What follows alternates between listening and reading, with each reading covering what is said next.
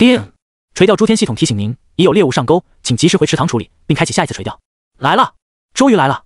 正躺在床上胡思乱想的林然眼睛一亮，当即启动了自己的神识空间。随着神识的潜入，一处小巧玲珑的青草池塘便出现在了林然的眼前。这个地方7天前林然已经来过一次了，倒是不陌生。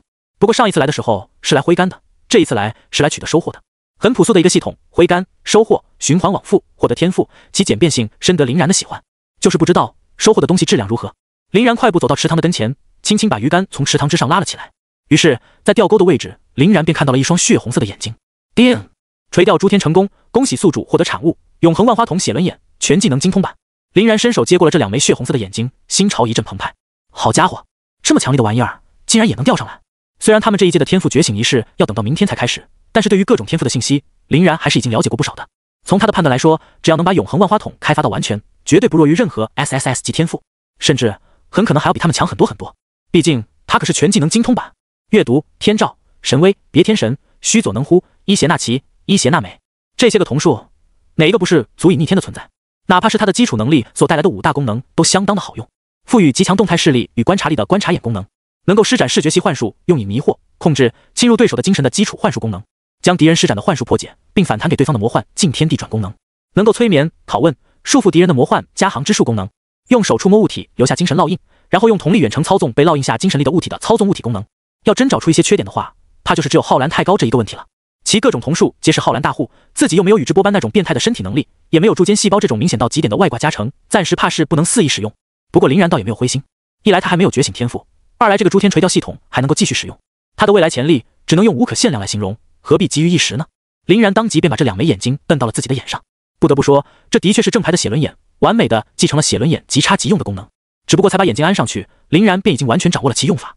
霎时间，这片青草池塘之中，其能量的流动、微风的吹拂、青草的摇晃、池中的涟漪，全都尽收眼底，简直比没有插入写轮眼之前清楚了100倍都有余。既然如此，那自己干脆在这里试一试各种瞳数的效果好了。天照！林然将魔力凝聚在右眼当中，瞄准了池塘旁边的一棵大树。轰！这棵大树当即浑身上下燃烧起了黑色的火焰，火焰疯狂地蚕食着大树的生命力与活力，才仅仅过了不到10秒，大树便被烧得连渣都不剩了。不过这片神识空间乃是由系统所化而成，不管林然在里面搞出怎么样的破坏，不久都会修复如初的，所以林然倒是对这里一点都不担心。神威！林然发动了左眼神威的攻击性效果，一处空间撕裂的漩涡当即从刚刚恢复如初的大树树干处拧出，直接将它碎成了2段，其许多的碎屑也被传送到了神威空间当中。神威！林然又发动了右眼神威的转移效果，经过一段并不漫长的时间等待，林然便把自己传送进了神威空间当中，脚下刚好就有那些树木的碎屑。不过这些碎屑不过是系统能量所化成的产物，不久后应该便会逸散，同时应该是受制于自己能力的原因，目前的神威空间并不大，而且荒芜的厉害。林然摇了摇头，又把自己转移回了神识空间。回来之后，林然重新把目光投到了再次被系统修复的大树身上。须佐能乎！林然将魔力贯穿全身，一个深蓝色的骨架手臂当即从他右胳膊后浮现。在林然的指挥下，这只手臂灵活自如，可攻可守，真是极为的好用。随着攻击指令的发出，其一记手刀便削断了这棵直径1米的大树。呼！收回了须佐能乎后，林然揉了揉有些发痛的眼睛，深深吐了口气。看起来以自己目前的能力，使用须佐能乎的话，最多只能召唤出一只骨架手臂而已。想要施展出整个骨架以及血肉、经络、专属武器、专属盔甲，甚至于完全体和微装形态，还有很长的路要走。而且刚刚这短暂的一小会儿，便已经差点把林然体内的魔力储备掏空了，同时对眼睛的负担也不小。看来自己想要尽情挥使这永恒万花筒的种种能力，还需要尽可能的扩充自己的回血回蓝手段才行。既然如此，赶紧再钓一竿才是王道，说不定就能钓出这种东西呢。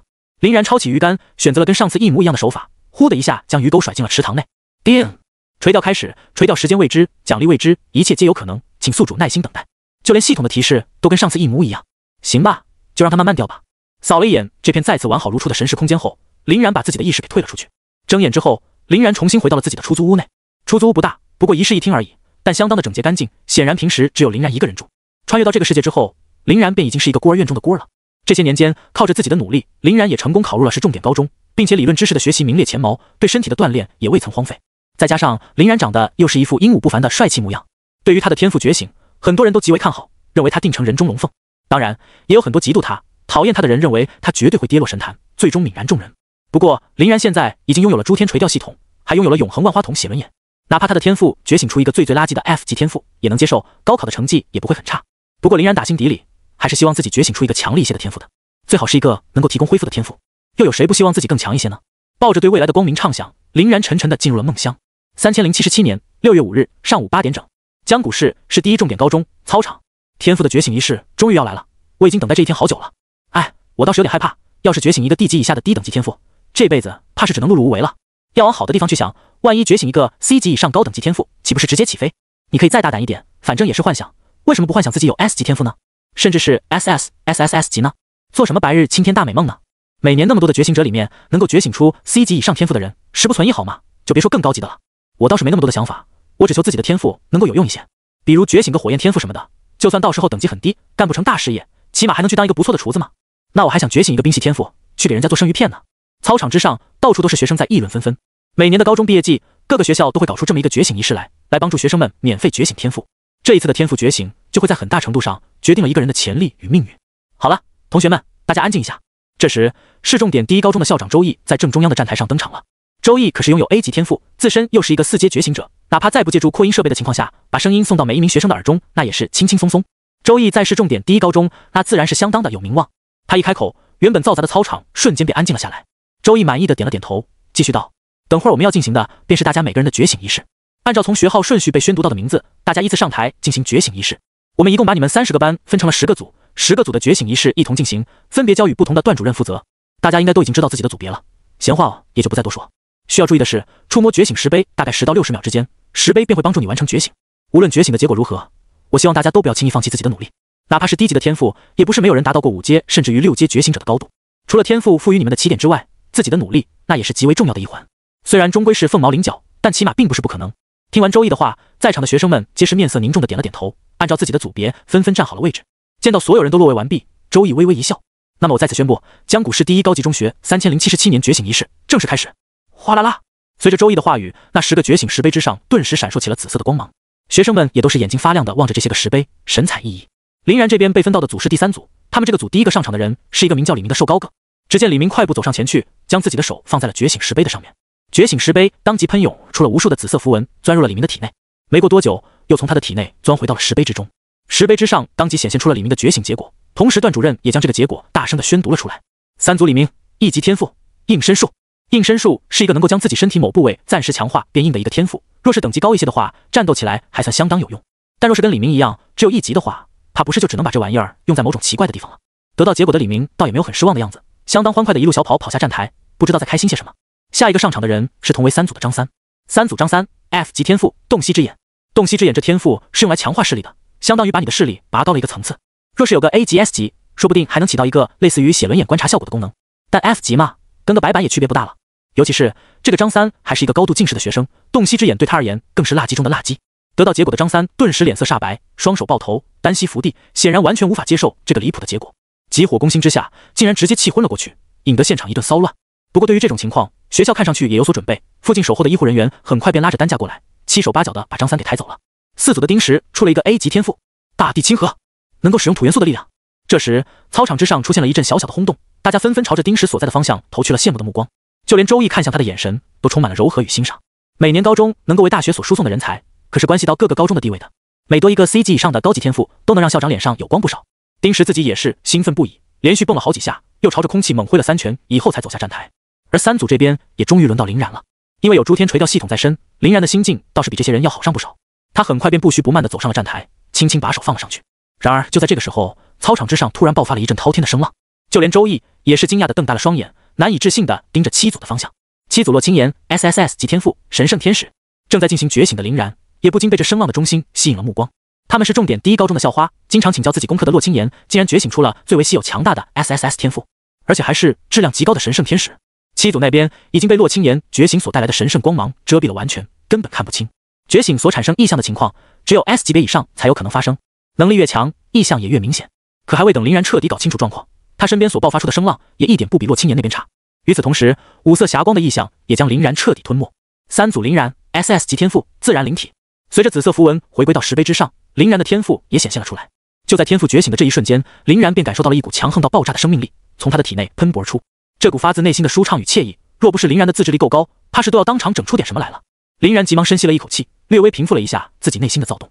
很快，林然便从学到的知识当中想到了自然灵体的存在。这是一个恒定等级为 SS 级别的逆天存在。自然灵体能够超大幅度强化自身的生命力、体力、生命恢复速度，并对所有自然元素拥有极高的亲和力与抗性。亲和力这玩意儿用处说大不大，说小也不小，主要还是看你未来会选择何种的发展方向。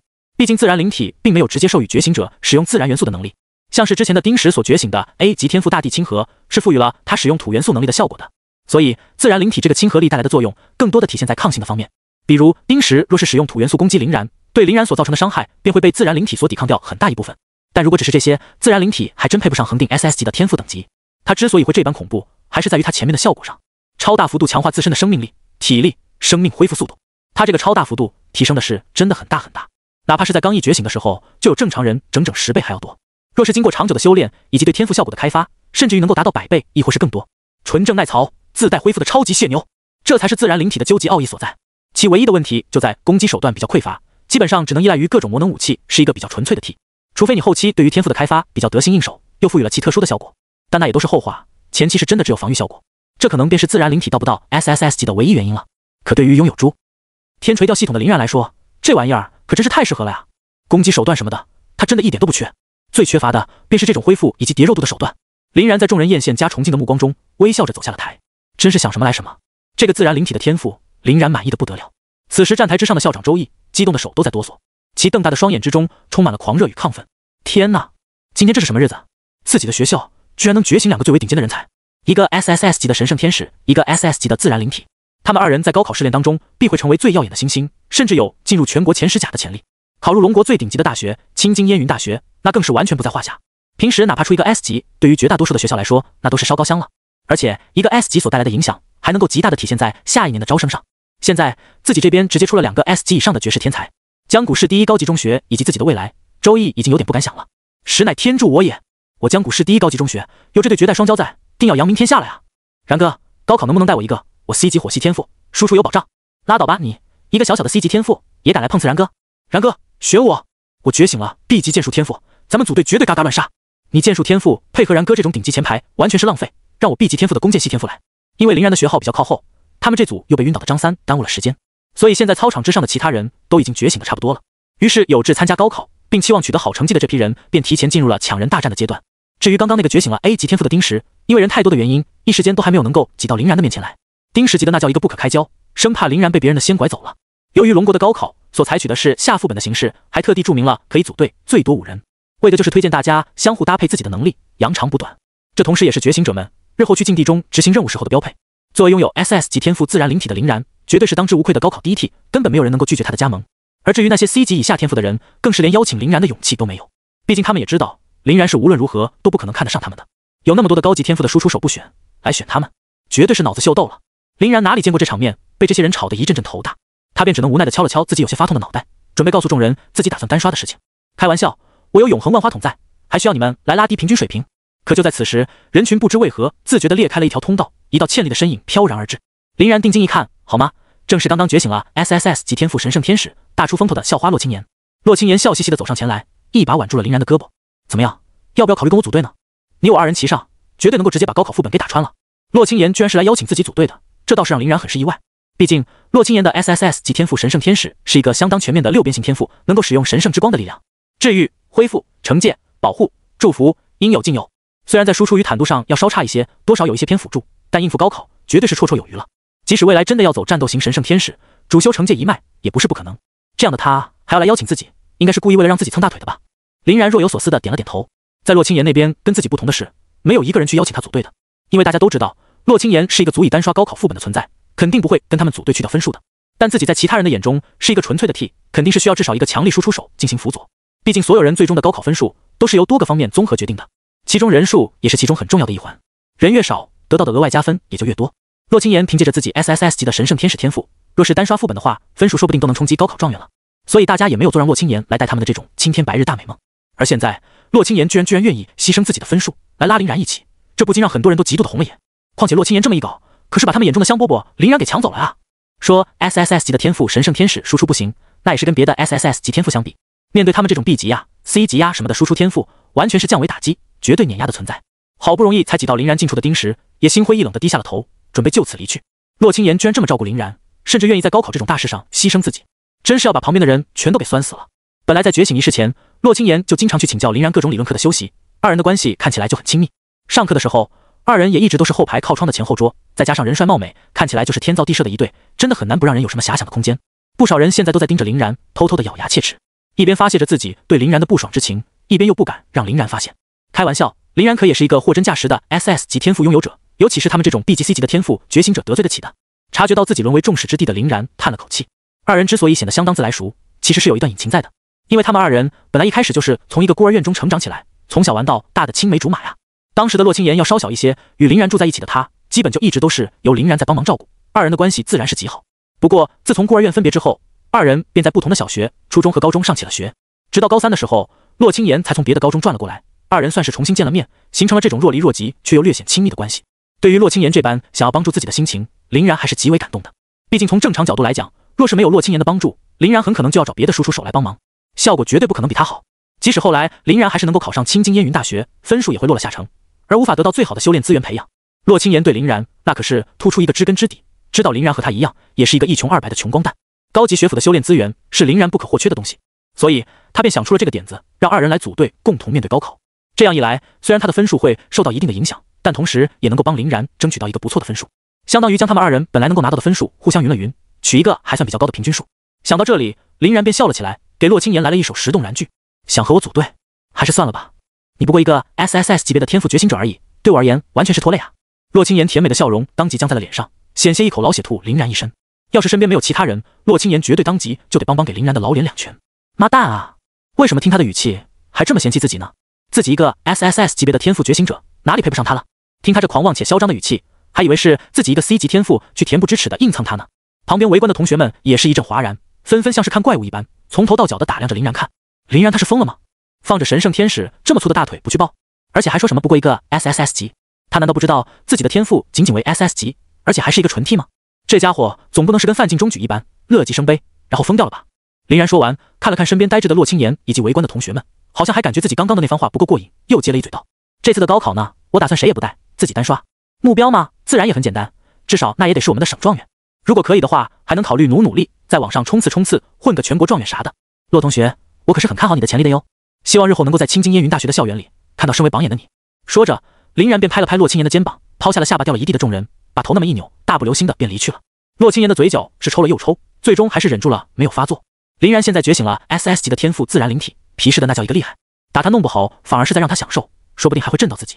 不过洛青言倒也不是什么笨人，他很快便想到了林然这般气自己，应该是拖累到自己才故意而为之的，不然原本有可能成为状元的他，若是竞争激烈一点，可能都会掉出前百。林然他一个大男人本来就很好面子，肯定有属于自己的骄傲，软饭自然不可能吃得这么硬朗。这种事情勉强不得，也只能随林然去了。但至于林然说的什么要单刷的话，洛青言也只能当林然是在放屁了。这应该不过是个托词而已，林然肯定会找到一个至少为 A 级的打手来一起的。谁又不知道自然灵体这个天赋没有什么进攻能力呢？而且很有可能那名打手便是那个觉醒了 A 级天赋大帝清河的丁石。只要能进到青津烟云大学里面，修炼资源再差也不可能会差到哪里去，毕竟是整个龙国 Top 1的觉醒者大学，哪怕有点边角料撒出去都够很多人吃饱的了。实在不行的话，大不了自己把自己高名次所拿到的修炼资源假装用不完再塞给他好了。既然如此，那自己就得好好努力，争取拿到一个上好的名次，为俩人争取到更多更好的修炼资源。虽然想清楚了这些，但洛青言气倒是没怎么消，而是气鼓鼓的看了一眼林然离去的方向，转身朝着另一边走去。毕竟一码归一码，林然当着这么多人的面甩了他的面子，这笔账日后肯定是要讨回来的。洛青言一边走还一边嘟囔着：行吧，既然你不愿意陪我一起高考，那就算了吧。哼，等到了青津烟云大学，有你好看的，老娘倒是要看看你还能傲娇到什么时候，早晚打烂你的这张比铁还硬的臭嘴。只剩下原本站在此处围观的吃瓜群众们凌乱一地，他们俩这是什么情况？鬼知道呢，真是像极了闹别扭的小两口。哎，咱们也散了吧，说不定人家就床头吵架床尾糊了，最终俩人还是要一起高考，真是羡慕死了啊！我什么时候能有一个强大的女票愿意带的我呢？行了行了，兄弟，人家那也是 SS 级别的天赋觉醒者，长得又帅，才能被大腿女神看得上。你一个1级的喷火异能，老老实实干你的厨子不就完了？操！提起这个我就生气，本来我在觉醒之前说能当个厨子就行，结果还真就当个厨子。老天爷，再给我一次机会吧，我想当火神。做梦呢，还当火神？当锤子火神？清醒清醒，回家烧炕去了。很快，林然便折回了自己距离学校并不远的出租屋中。3天之后的6月8号便是高考的日子。当然，除此之外，还有一件更重要的事情要做，那便是神识空间中的诸天垂钓系统又在呼唤自己了。叮！垂钓诸天系统提醒您，已有猎物上钩，请及时回池塘处理。在觉醒仪式刚刚结束，林然就收到了提示声，于是他便赶紧甩开了这一行人，急着回来看收获的结果。没想到仅仅才过了1天不到，就有了第2次的收获。自己第一次拿到永恒万花筒写轮眼的时候，可是整整等了1个星期呢。看来这个诸天垂钓系统真的是很他妈随机。看到熟悉的池塘出现在自己眼前，林然果断上前一步，拉杆收线。叮！垂钓诸天成功，恭喜宿主获得产物灵魂之戒。哦，灵魂之戒，这是什么东西啊？林然疑惑地看向自己手中那个镶嵌着恶魔头骨的橙黄色戒指，随后戒指的具体属性便出现在了林然的眼前。灵魂之戒，类别特殊，特效1，器物储藏，具体效果内含一个长500米、宽200米、高10米的储物空间，能够自由收纳绝大多数非活物。特效2，生命献祭，具体效果能够以消耗使用者少量生命力为代价，立即恢复使用者 25% 的最大魔力值的魔力，冷却时间25秒。特效3，灵魂认主，具体效果此物限定持有者林然，无法舍弃，无法转让，无法销毁，无法改造，无法干涉，永恒不灭，他人无法开启储物空间，每逢丢失可在神识空间中将其呼唤而归。看完这玩意儿的3大特效，林然的呼吸都不由得粗重了起来。好强的戒指，就算只有最上面那个特效都足以让他卖出一个天价了。空间储物的器皿向来都是有价无市的东西，哪怕是一个不到10立方米大小的空间戒指，想要用龙国的基础货币龙币买的话，最起码也要数千万之多。更别说林然的这枚戒指，其内部空间整整有100万平方米之大，要是说出去，绝对是惊世骇俗般的存在。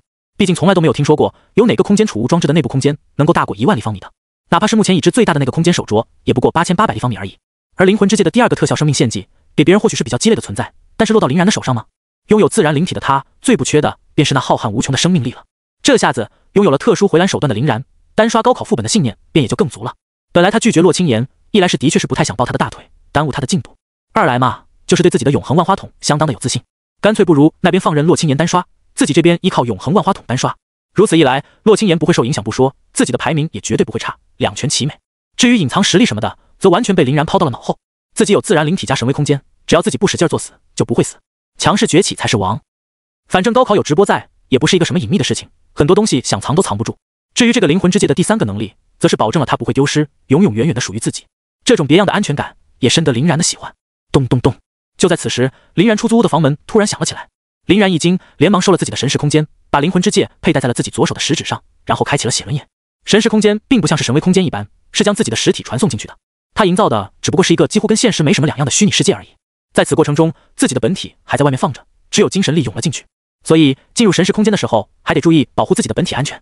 而林然之所以要在此时开启写轮眼，也是有他的打算在的。自己和洛青言各自觉醒 S 级以上天赋的消息，绝对已经传遍了整个江古市。现在的他不是什么小人物了，牵扯到各方的利益相当之多，来拜访的人未必会安什么好心。不过在窥探到来人的能量脉络之后，林然才稍稍放了点心下来。这股脉络他见过，正是重点第1高中的校长周易。自己对周易来说，那可是宝贝疙瘩，周易应该不会对自己不利。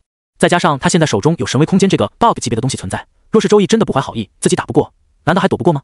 往神威空间里面一藏，别说身为4阶觉醒者的周易，就算是10阶的觉醒者来了，拿他那也是没有半点的办法。空间与时间这2项法则就是这般的高贵。闭合了写轮眼的林然装作没事人一般，推开门后顿时露出了惊喜的笑容。啊，是周校长，您怎么来了？周易连连摆手，哎呀，小然不必客气，我年纪也不大，你叫我周叔叔便好，校长什么的太见外了。林然立马便是上道的笑了笑，把周易给让了进来。那周叔叔里面请，我这里小。此时倒也是显得有些寒酸了。周易也笑道，正所谓龙潜于渊嘛，也就是这样的环境才锻炼出了你这种优秀的人才。轻轻掩上门后，林然与周易分别在客厅中的木椅上坐下。周易有些迫不及待地开口道，往年总是听说别人家的学校出了什么什么天才，可给我羡慕坏了。没想到今天咱们江古市第1高级中学竟然出了你和洛青言这一对绝对双骄，真是给我们学校大大争光了。刚刚觉醒仪式结束之后，你俩都走得急，我都还没来及见你们一面，不得已啊，这才冒昧的追了上来。现在再仔细一看，小然你果真是天生的人杰，坐拥 SS 级天赋，还能保持平常心，不卑不亢。我之前果然没有看错人。这周易倒是没有在虚夸，平日在学校里，他就对林然这个励志的典型多有褒奖，也经常因为经济的问题对林然颇有照顾，这就使得林然对他的印象一直都蛮好的。说到这里，周易又继续道，考虑到3天之后便是高考，你和洛青言都属于贫苦家的孩子，我代表我本人以及江古市第1高中，给你2人1人准备了一份小礼物，帮助你们备战高考。这些都是一些基础的东西，并不珍贵，小然你就别推辞了。说着，周易便从他的空间戒指当中取出了一个不大的小木盒，推到了林然的面前。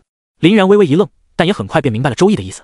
他和洛青言身为 S 级以上天赋的觉醒者，前途无可限量，在高考之上大放异彩，踏入青金烟云大学平步青云，基本上已经是板上钉钉的事情了。现在不赶紧投资，等到日后2人发达了，想投资那都没有门路呢。于是林然倒也没有推辞，而是大大方方的把他收下了。那我就在这里先谢过周叔叔和咱们学校了。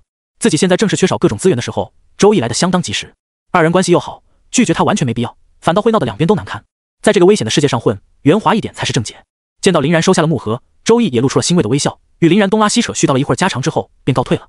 从他的口中，林然还了解到，他们的那个女副校长同时也去找上了洛青年。周易走后，林然将木盒拿在手中，轻轻将其开启。木盒之内的东西说简单也简单，但各个道具都相当不凡。首先映入眼帘的便是5支银蓝色的终极基因强化液，这玩意儿可是好东西。配合训练服用之后，能够加速对自己天赋的开发改造，同时也能起到强化体魄、振服精神力的效果，多多服用大有裨益。除此之外，还有一枚生物智能芯片，这东西的价值便更大了。在这个未来时代，生物智能芯片基本上是每一个人都不可或缺的东西，其功能非常繁多且强悍。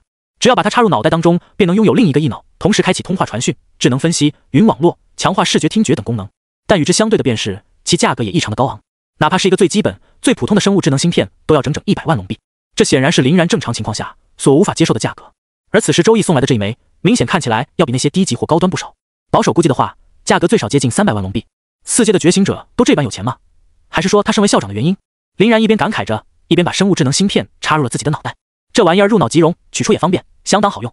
下个瞬间，他的视野又清晰了不少，而且也能够使用芯片的各种功能了，其中便包括一项战斗力测量功能。林然立马便先对自己进行了一个检测 ，BB 战斗力500点，自己一个 SS 级的天赋拥有者，此时的战斗力居然只有500点吗？林然郁闷。虽然500点在一众刚刚觉醒的觉醒者之中，绝对已经是极高的那一档了，但林然却依旧有些不满足，毕竟自己可是有永恒万花筒加身的呀。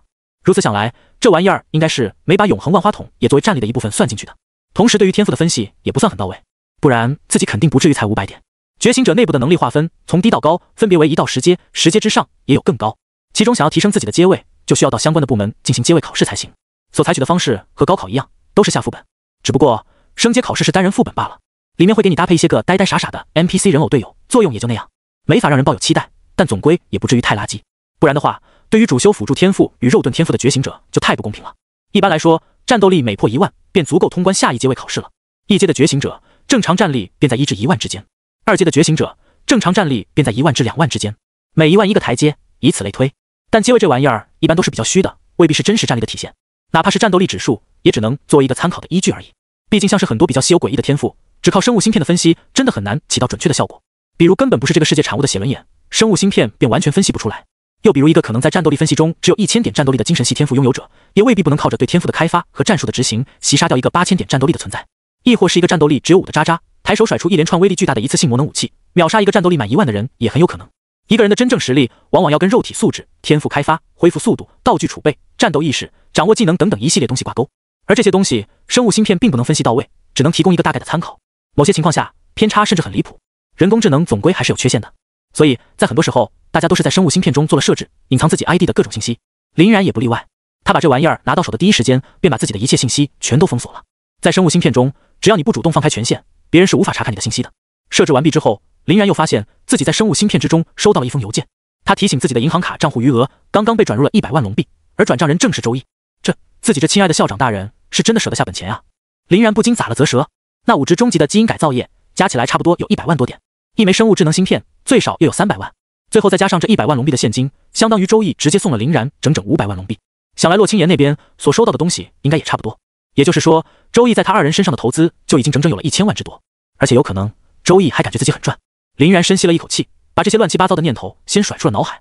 这些东西目前都跟自己无关，现在需要他操心的也就只有高考而已。想要继续得到别人的优待，资源的倾斜，就必须挤过这个千军万马的独木桥才行。3天之后的6月8号，便是决定命运的时刻了。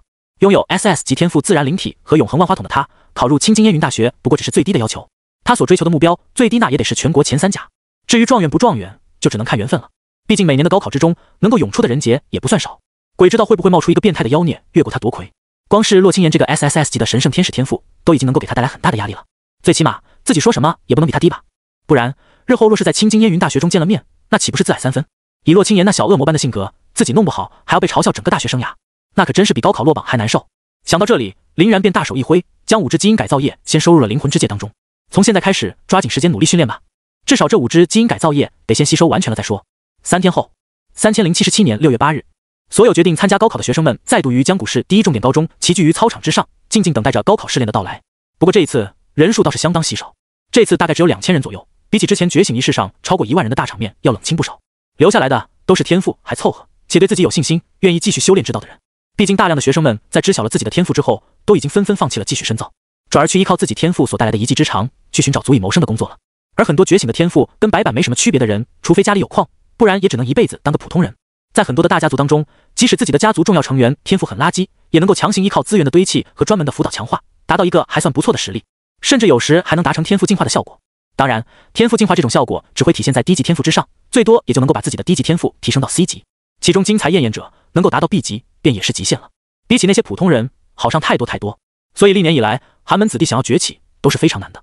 只有觉醒了强力天赋，并且在高考中出色发挥，才有那么一丝契机。很残酷，但也很现实。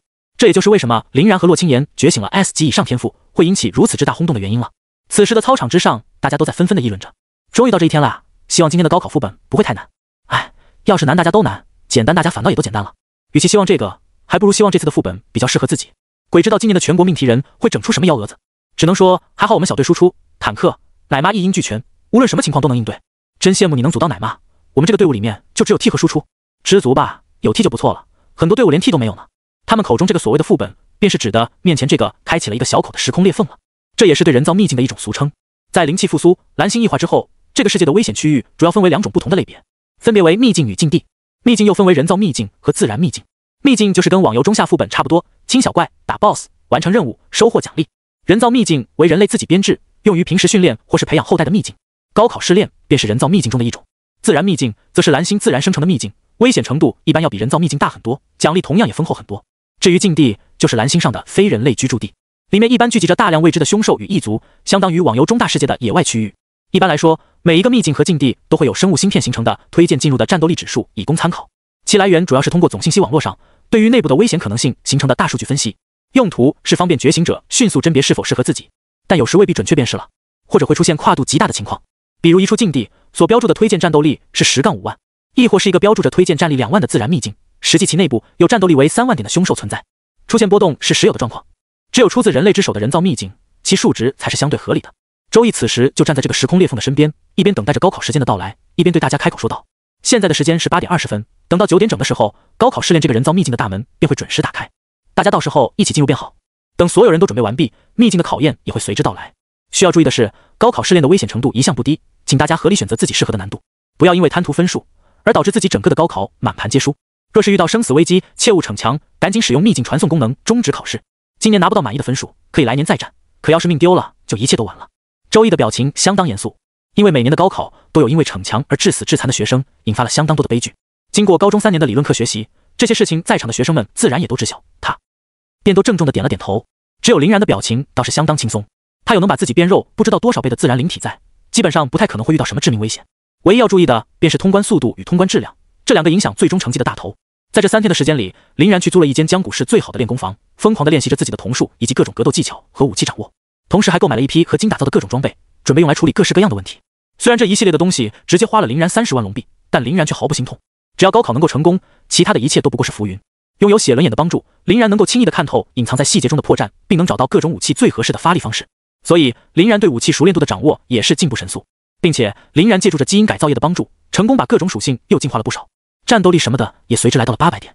基因改造液这东西，人体所能够接受的程度在一定的时间段内是有极限的，具体多少也要跟境界挂钩。比如现在的林然，5至中级的基因改造液基本上就已经把它撑饱了，估摸着1个月之内都没法再继续吸收基因改造液。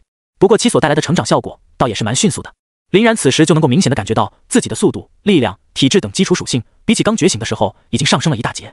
这种不断变强的感觉相当美妙。就当林然还继续在这里想着高考与成长之事的时候，一道熟悉的身影带着香风悄然而至。喂，真的不考虑跟我组队吗？有这种躺着进青金烟云大学的机会，你居然一点都不珍惜。洛清言双手抱胸，朝着林然扬了扬脑袋。林然无奈一笑，摊了摊手道：你还没有放弃啊？都说了我自己要单刷，还非得过来问。那么我先给你打预防针，你可千万别因为操心我的事儿导致你自己心乱了，最终高考发挥失常了。要是在青金烟云大学看不到你的身影，我可是会很伤心的。洛清言脸一黑，当即便朝着林然挥了挥拳头。你当你谁啊？怎么可能惹得本姑娘心乱？自恋狂也没有你这样的好吗？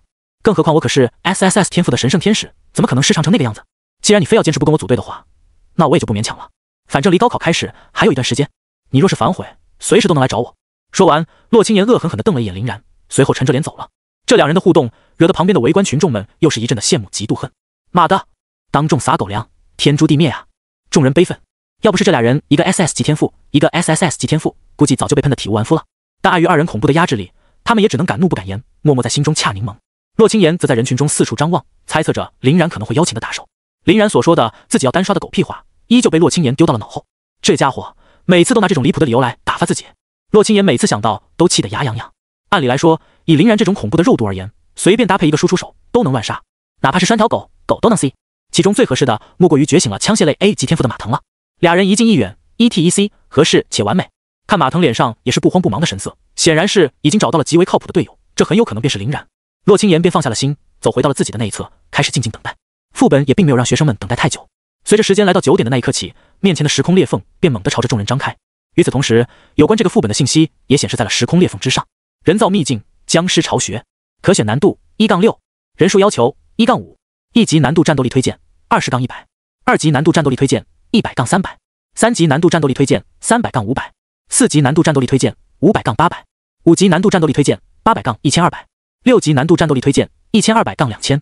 副本介绍：充满各种僵尸的幽暗密林，危险重重，难度每提升1级，僵尸的基础属性便会得到增幅，僵尸的数量也会得到提升。除此之外，2级难度及以上，僵尸攻速移速额外提升 50%； 3级难度及以上，密林之中的草木将会异化，协助僵尸作战； 4级难度及以上，部分僵尸获得远程攻击的能力； 5级难度及以上，最终 BOSS 僵尸王一变为冰霜僵尸王； 6级难度，最终 BOSS 冰霜僵尸王全属性额外上升 100%， 并获得特殊被动效果双动光环。无数备考的学生们皆是倒吸了一口凉气，这么恐怖的难度，当真是给学生设计的？今天的命题人未免也太不当人了吧？最高难度都已经飙到2000点战斗力了，哪怕是拥有 SSS 神圣天使天赋的洛倾城，现在也绝无可能能达到2000吧？那么他这个第6级难度设置的意义何在呢？纯粹是为了恶心人？在场人的脸色都没有很好看，然后现场便开始了沸沸扬扬的讨论。老刘，你说我们刷哪个本好？4级难度都勉强，我们僵尸能够远程攻击，这还打个锤子？3级难度会不会分有点低啊？就3级吧，我可不想复读再来1年。就是听说为了高考的公平，复读生还会被施加各种各样的 debuff， 所以很少有人会选择复读的。稳妥一点就3级吧，我们4个人只要通关3级，就肯定能有大学上。哎，有人已经进去了，还是孤身一个人。洛清言啊，人家可是 SSS 级神圣天使天赋，单刷是肯定的呀。又有一个人进去了，也是自己独自一人啊。林然怎么自己进去了？他不是一个肉盾天赋吗？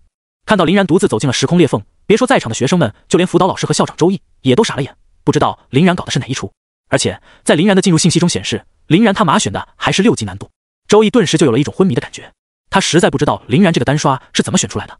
本来以他的实力来说，只要随便搭配一个像样的输出，绝对都是乱杀。现在一个纯粹的 T 决定单刷，不是在暴殄天物？难道林然决定靠自己的肉度把怪物肉死，硬顶过去？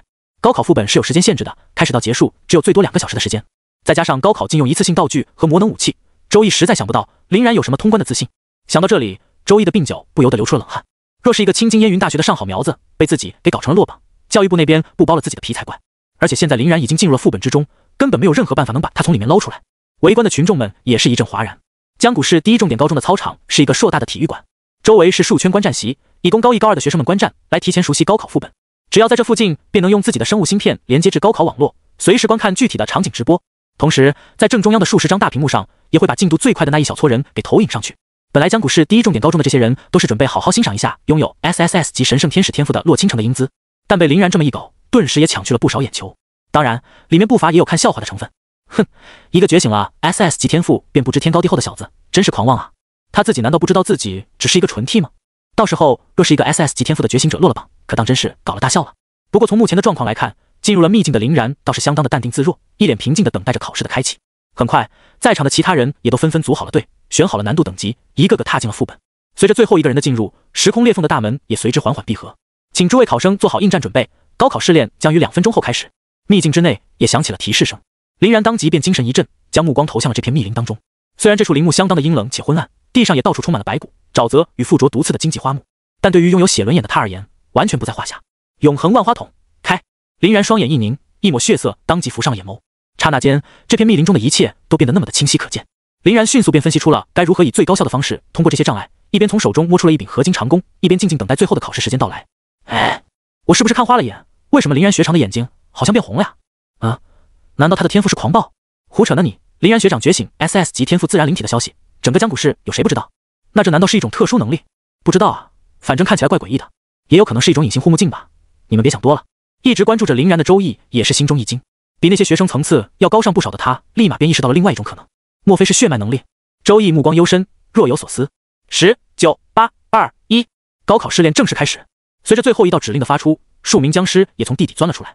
当其他人还没有反应过来发生了什么时候，林然手中的箭矢便已经射了出去。嗖嗖嗖嗖嗖，一连串精准到极点的箭矢连射，分别命中了面前5个僵尸的脑袋、脖颈、前胸、右肩和小腹。5名僵尸应声倒地，连挣扎都没怎么挣扎，便已经丧失了作战能力。这些地方可不是林然乱选的，都是从血轮眼中看到了这些腐朽僵尸身上最大的破绽，才悍然出手。而且他还在这些个箭矢的身上附着了神威之力，形成了类似于子弹一般的旋转攻击，但其空间扭曲所带来的创伤威力还是要远远大于子弹的。射完箭之后，林然一刻都没有停留，脚步轻点，化作一道灵动的黑影，在沼泽与荆棘中敏捷地穿梭着。那些所谓的异化植物与沼泽根本就没能把他阻拦分毫，突出一个万花丛中过，片叶不沾身。周围正在观摩的人全都傻了眼，连周易这个见多识广的4阶觉醒者也不例外。高考不是禁用魔能武器吗？林然学长的箭矢威力怎么会如此之大？对啊，而且现场如此昏暗，他是怎么做到看这么清的？而且你们没发现吗？最离谱的是，林然学长居然好像预判了僵尸从地底钻出的位置一般，提前就瞄好了位置。总不能林然学长其实是一个神射手吧？简直跟开了挂一般。大家议论纷纷，却始终都没有得出一个确切的答案。别人都还在默默摸索地形，小心翼翼判断僵尸方位的时候，林然就已经杀完走人了，还走得那么迅捷。开了透视也不过如此吧？什么时候 SS 级的天赋自然灵体还有这种变态的功能了？要知道，目前即使是 SSS 级的天赋觉醒者，拥有神圣天使加身的洛青岩，现在都还处于拿着光剑砍杀僵尸的阶段呢。不过副本之中的林然却不会因为他们的惊呼而停下，很快便来到了下一个阶段。这处区域的僵尸数量已经达到了8只之多，而且在此之中还夹杂着好几只血红色的饥饿僵尸，是能够使用远程魔法攻击的。面对这一处大麻烦，林然却丝毫没有减速的意思，依旧保持着急速的移动，在疯狂的奔跑中拿起了手中的弓，嗖嗖嗖，先是应声而出的3箭下去，射穿了饥饿僵尸们的瞳孔。这样一来，饥饿僵尸便无法顺利汇聚魔力了。随后林然把弓收回到灵魂之戒当中，又掏出了一把开了刃的合金唐刀，将神威之力赋予其上，一刀便斩下了面前僵尸的脑袋。这些僵尸的腐朽程度要比之前低不少，很难再依靠弓箭去秒杀了，林然便只能用刀。在斩下脑袋之后，林然轻轻往旁边一侧，避开了这个僵尸喷溅而出的血液，又立马扑向了下一个僵尸。灵魂之戒，林然也在此时激活了灵魂之戒的生命献祭效果，为自己补充了一发25%的魔力。随着一阵微微的刺痛感从手指上传出，他的魔力储备瞬间又恢复到了满值的程度，而灵魂之戒所消耗的生命力也同时被自然灵体迅速补充完毕。几个闪身过后，剩余的僵尸也被林然迅速斩首。看到通往下一个区域的大门已经打开，林然在又磕了一发灵魂之戒后，奔向了下一处区域。面对林然这狠辣又霸道的攻势，围观群众也只能呆滞了。是不是信息出错了？林然学长实际上觉醒的天赋是 SS 级的浴血魔神，为什么他一个防御型的天赋，攻击力什么的却这般变态啊？绝对是哪里搞错了吧？最重要的是，他的速度虽然没有特别快，但每一步都精准异常。是的，刚刚我仔细观察了一番，林然学长在砍杀僵尸的时候，甚至都还能有余力去躲避喷溅的血液，而且他躲避血液的时候，还完全不耽误去狩猎下一个僵尸的路径。为什么林然学长每次不过看一眼，就能立马制定出最合理、最省时间的战术呢？这也太离谱了！是啊，简直就跟未卜先知一般，精准且优雅，看哭我了。这就是林然学长的实力吗？真是又帅又潇洒呀！此时这些高1高2的学生们再瞅瞅其他人的进度，便只能用欲哭无泪来形容了。大部分队伍甚至都还才刚刚与第一个区域的第一只僵尸交火，甚至还因为第一次面对这种超自然生物而胆战心惊。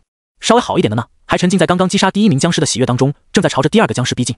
哪怕是圣光加身，大杀四方的洛青岩，也才刚刚处理完第1个区域。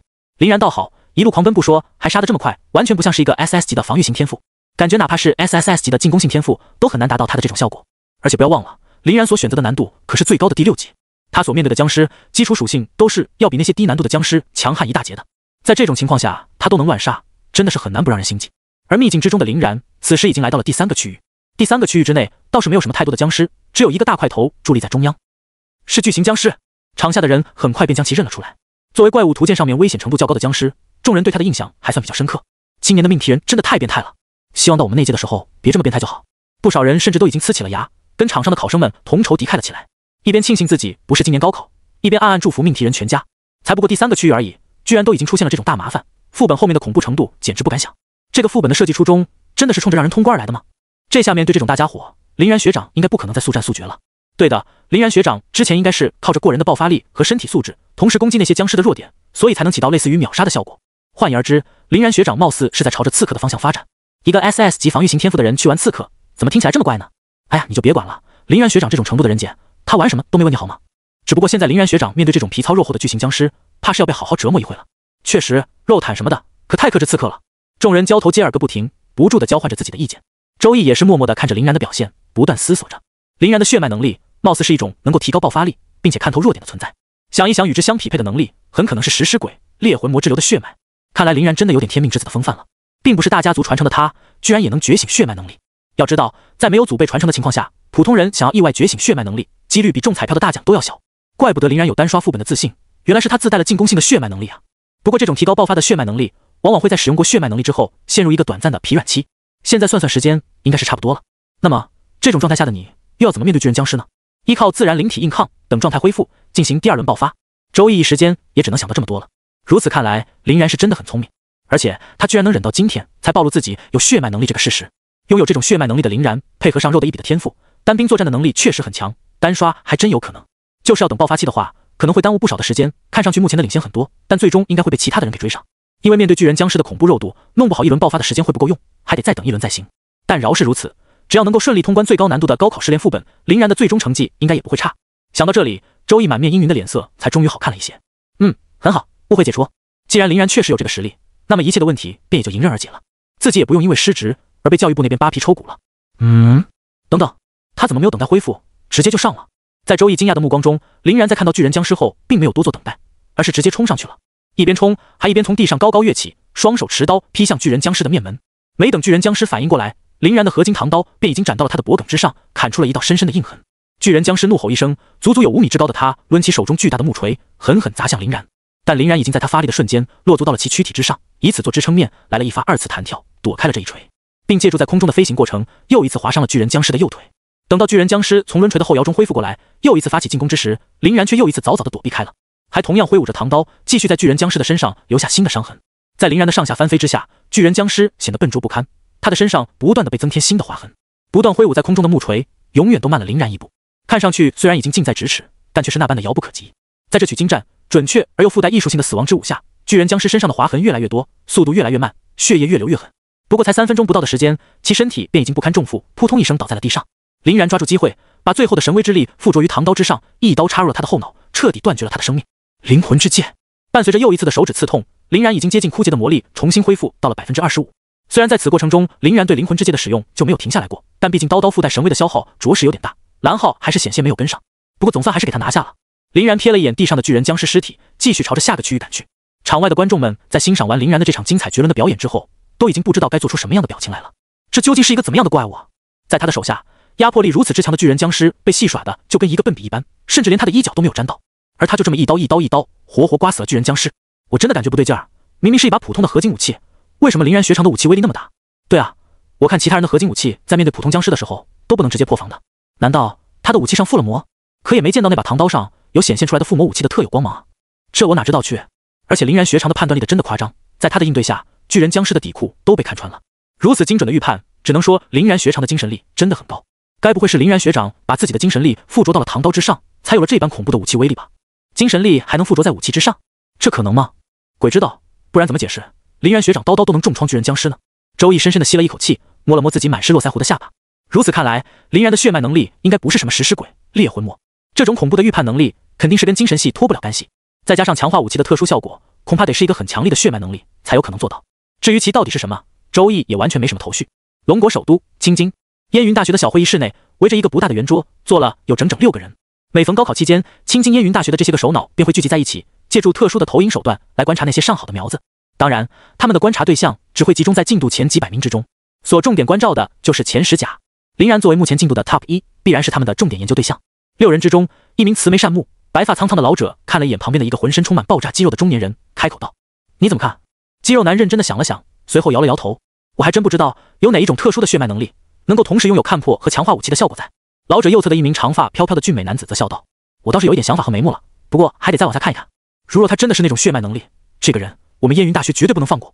他的培养潜力可能比那位暂时屈居第2、拥有 SSS 级神圣天使天赋的小姑娘还要大。”肌肉男冷哼一声：“凭他这么优秀的表现而言，即使不是你心中所想的那般，我们也不可能放弃的。”长发男则是没好气的瞥了他一眼：“你专程来这里看高考，就是来挑我毛病的？我那是表强调好吗？反正这个叫林然的小子，若是来了，肯定得分到我名下。刚好我这个系里还缺一员大将，看来是非他莫属了。”听长发男这么一说，除了老者之外的其他4名成员齐齐变了脸色，一起呵斥道：“做梦呢！必不可能！林然这小子必须来我们系！来你们系！来我们系！”高考秘境之内，为了应对第4区域出现的将近30个僵尸，林然已经掏出了第2把唐刀。轻巧游走在僵尸群中的他，双刀如飞叶般挥舞，不断收割着僵尸们的生命。僵尸们不管怎么撕咬抓挠，甚至是使用远程的魔力攻击，全都无法命中林然哪怕分毫。在很多时候，简直都要让人忘记林然其实是一个肉盾天赋的觉醒者了。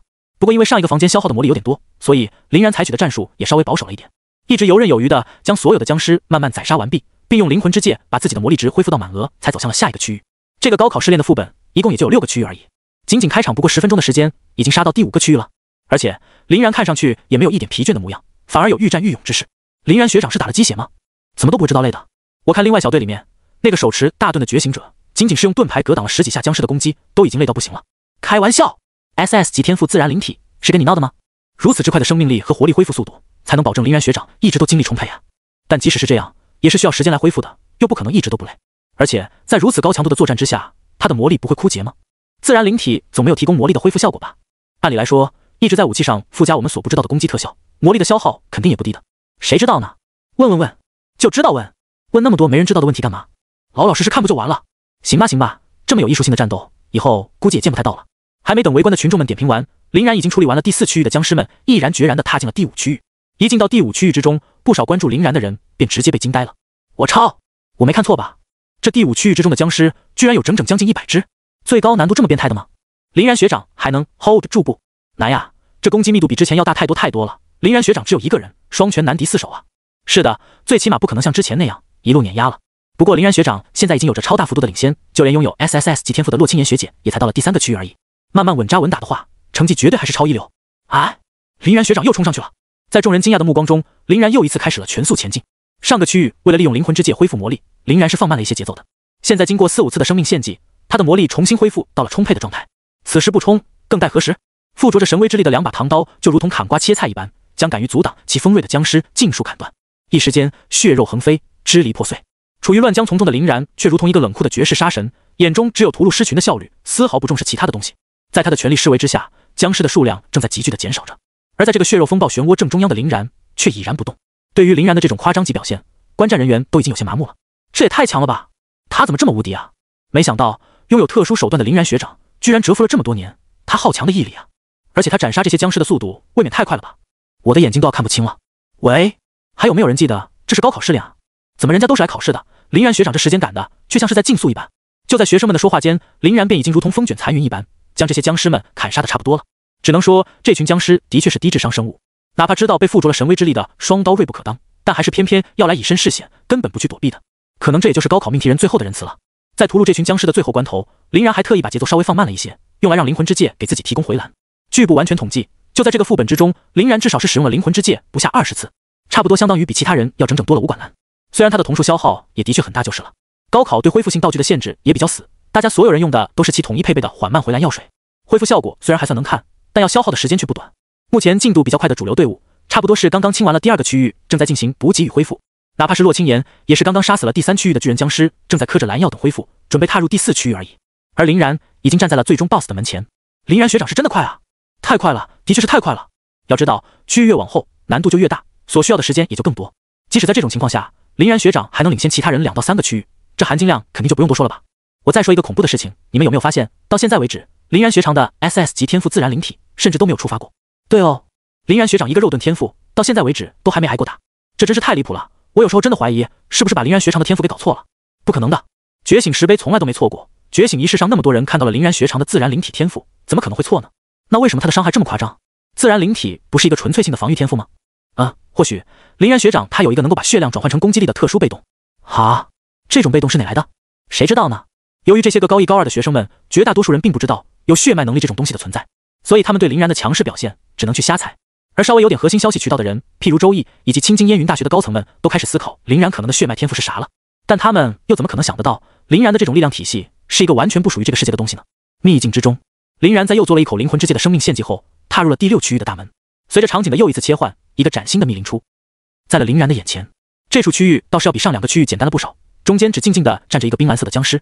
这名僵尸的体型也是正常的体型，不似巨人僵尸那般庞大，但它带来的压迫感却要远远强于巨人僵尸。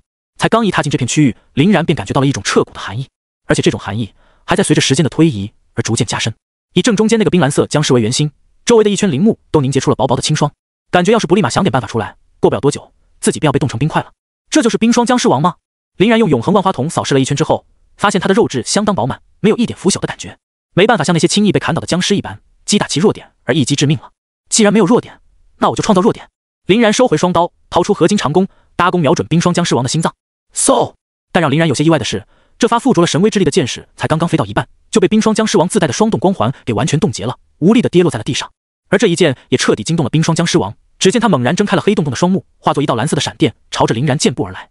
冰霜僵尸王的突然举动，引得台下的观众们一阵惊呼：“我的天，好快！他这个霜冻光环的冰冻效果也太变态了吧！离这么远都能把箭给冻住。今年的出题人是真的不当人，看来明年我高考的时候绝对不能选择让最终 BOSS 变异的那个难度。”林然学长现在速度落了下风，估计是要陷入苦战了。对的，一会儿万一被冻住了，麻烦可就更大了。场上的林然也是露出了严肃的表情，不愧是被强化了100%属性的最终 BOSS， 这家伙的速度快到有点离谱了，自己的常规武器未必跟得上他。既然如此，那就只能在露点底排出来了。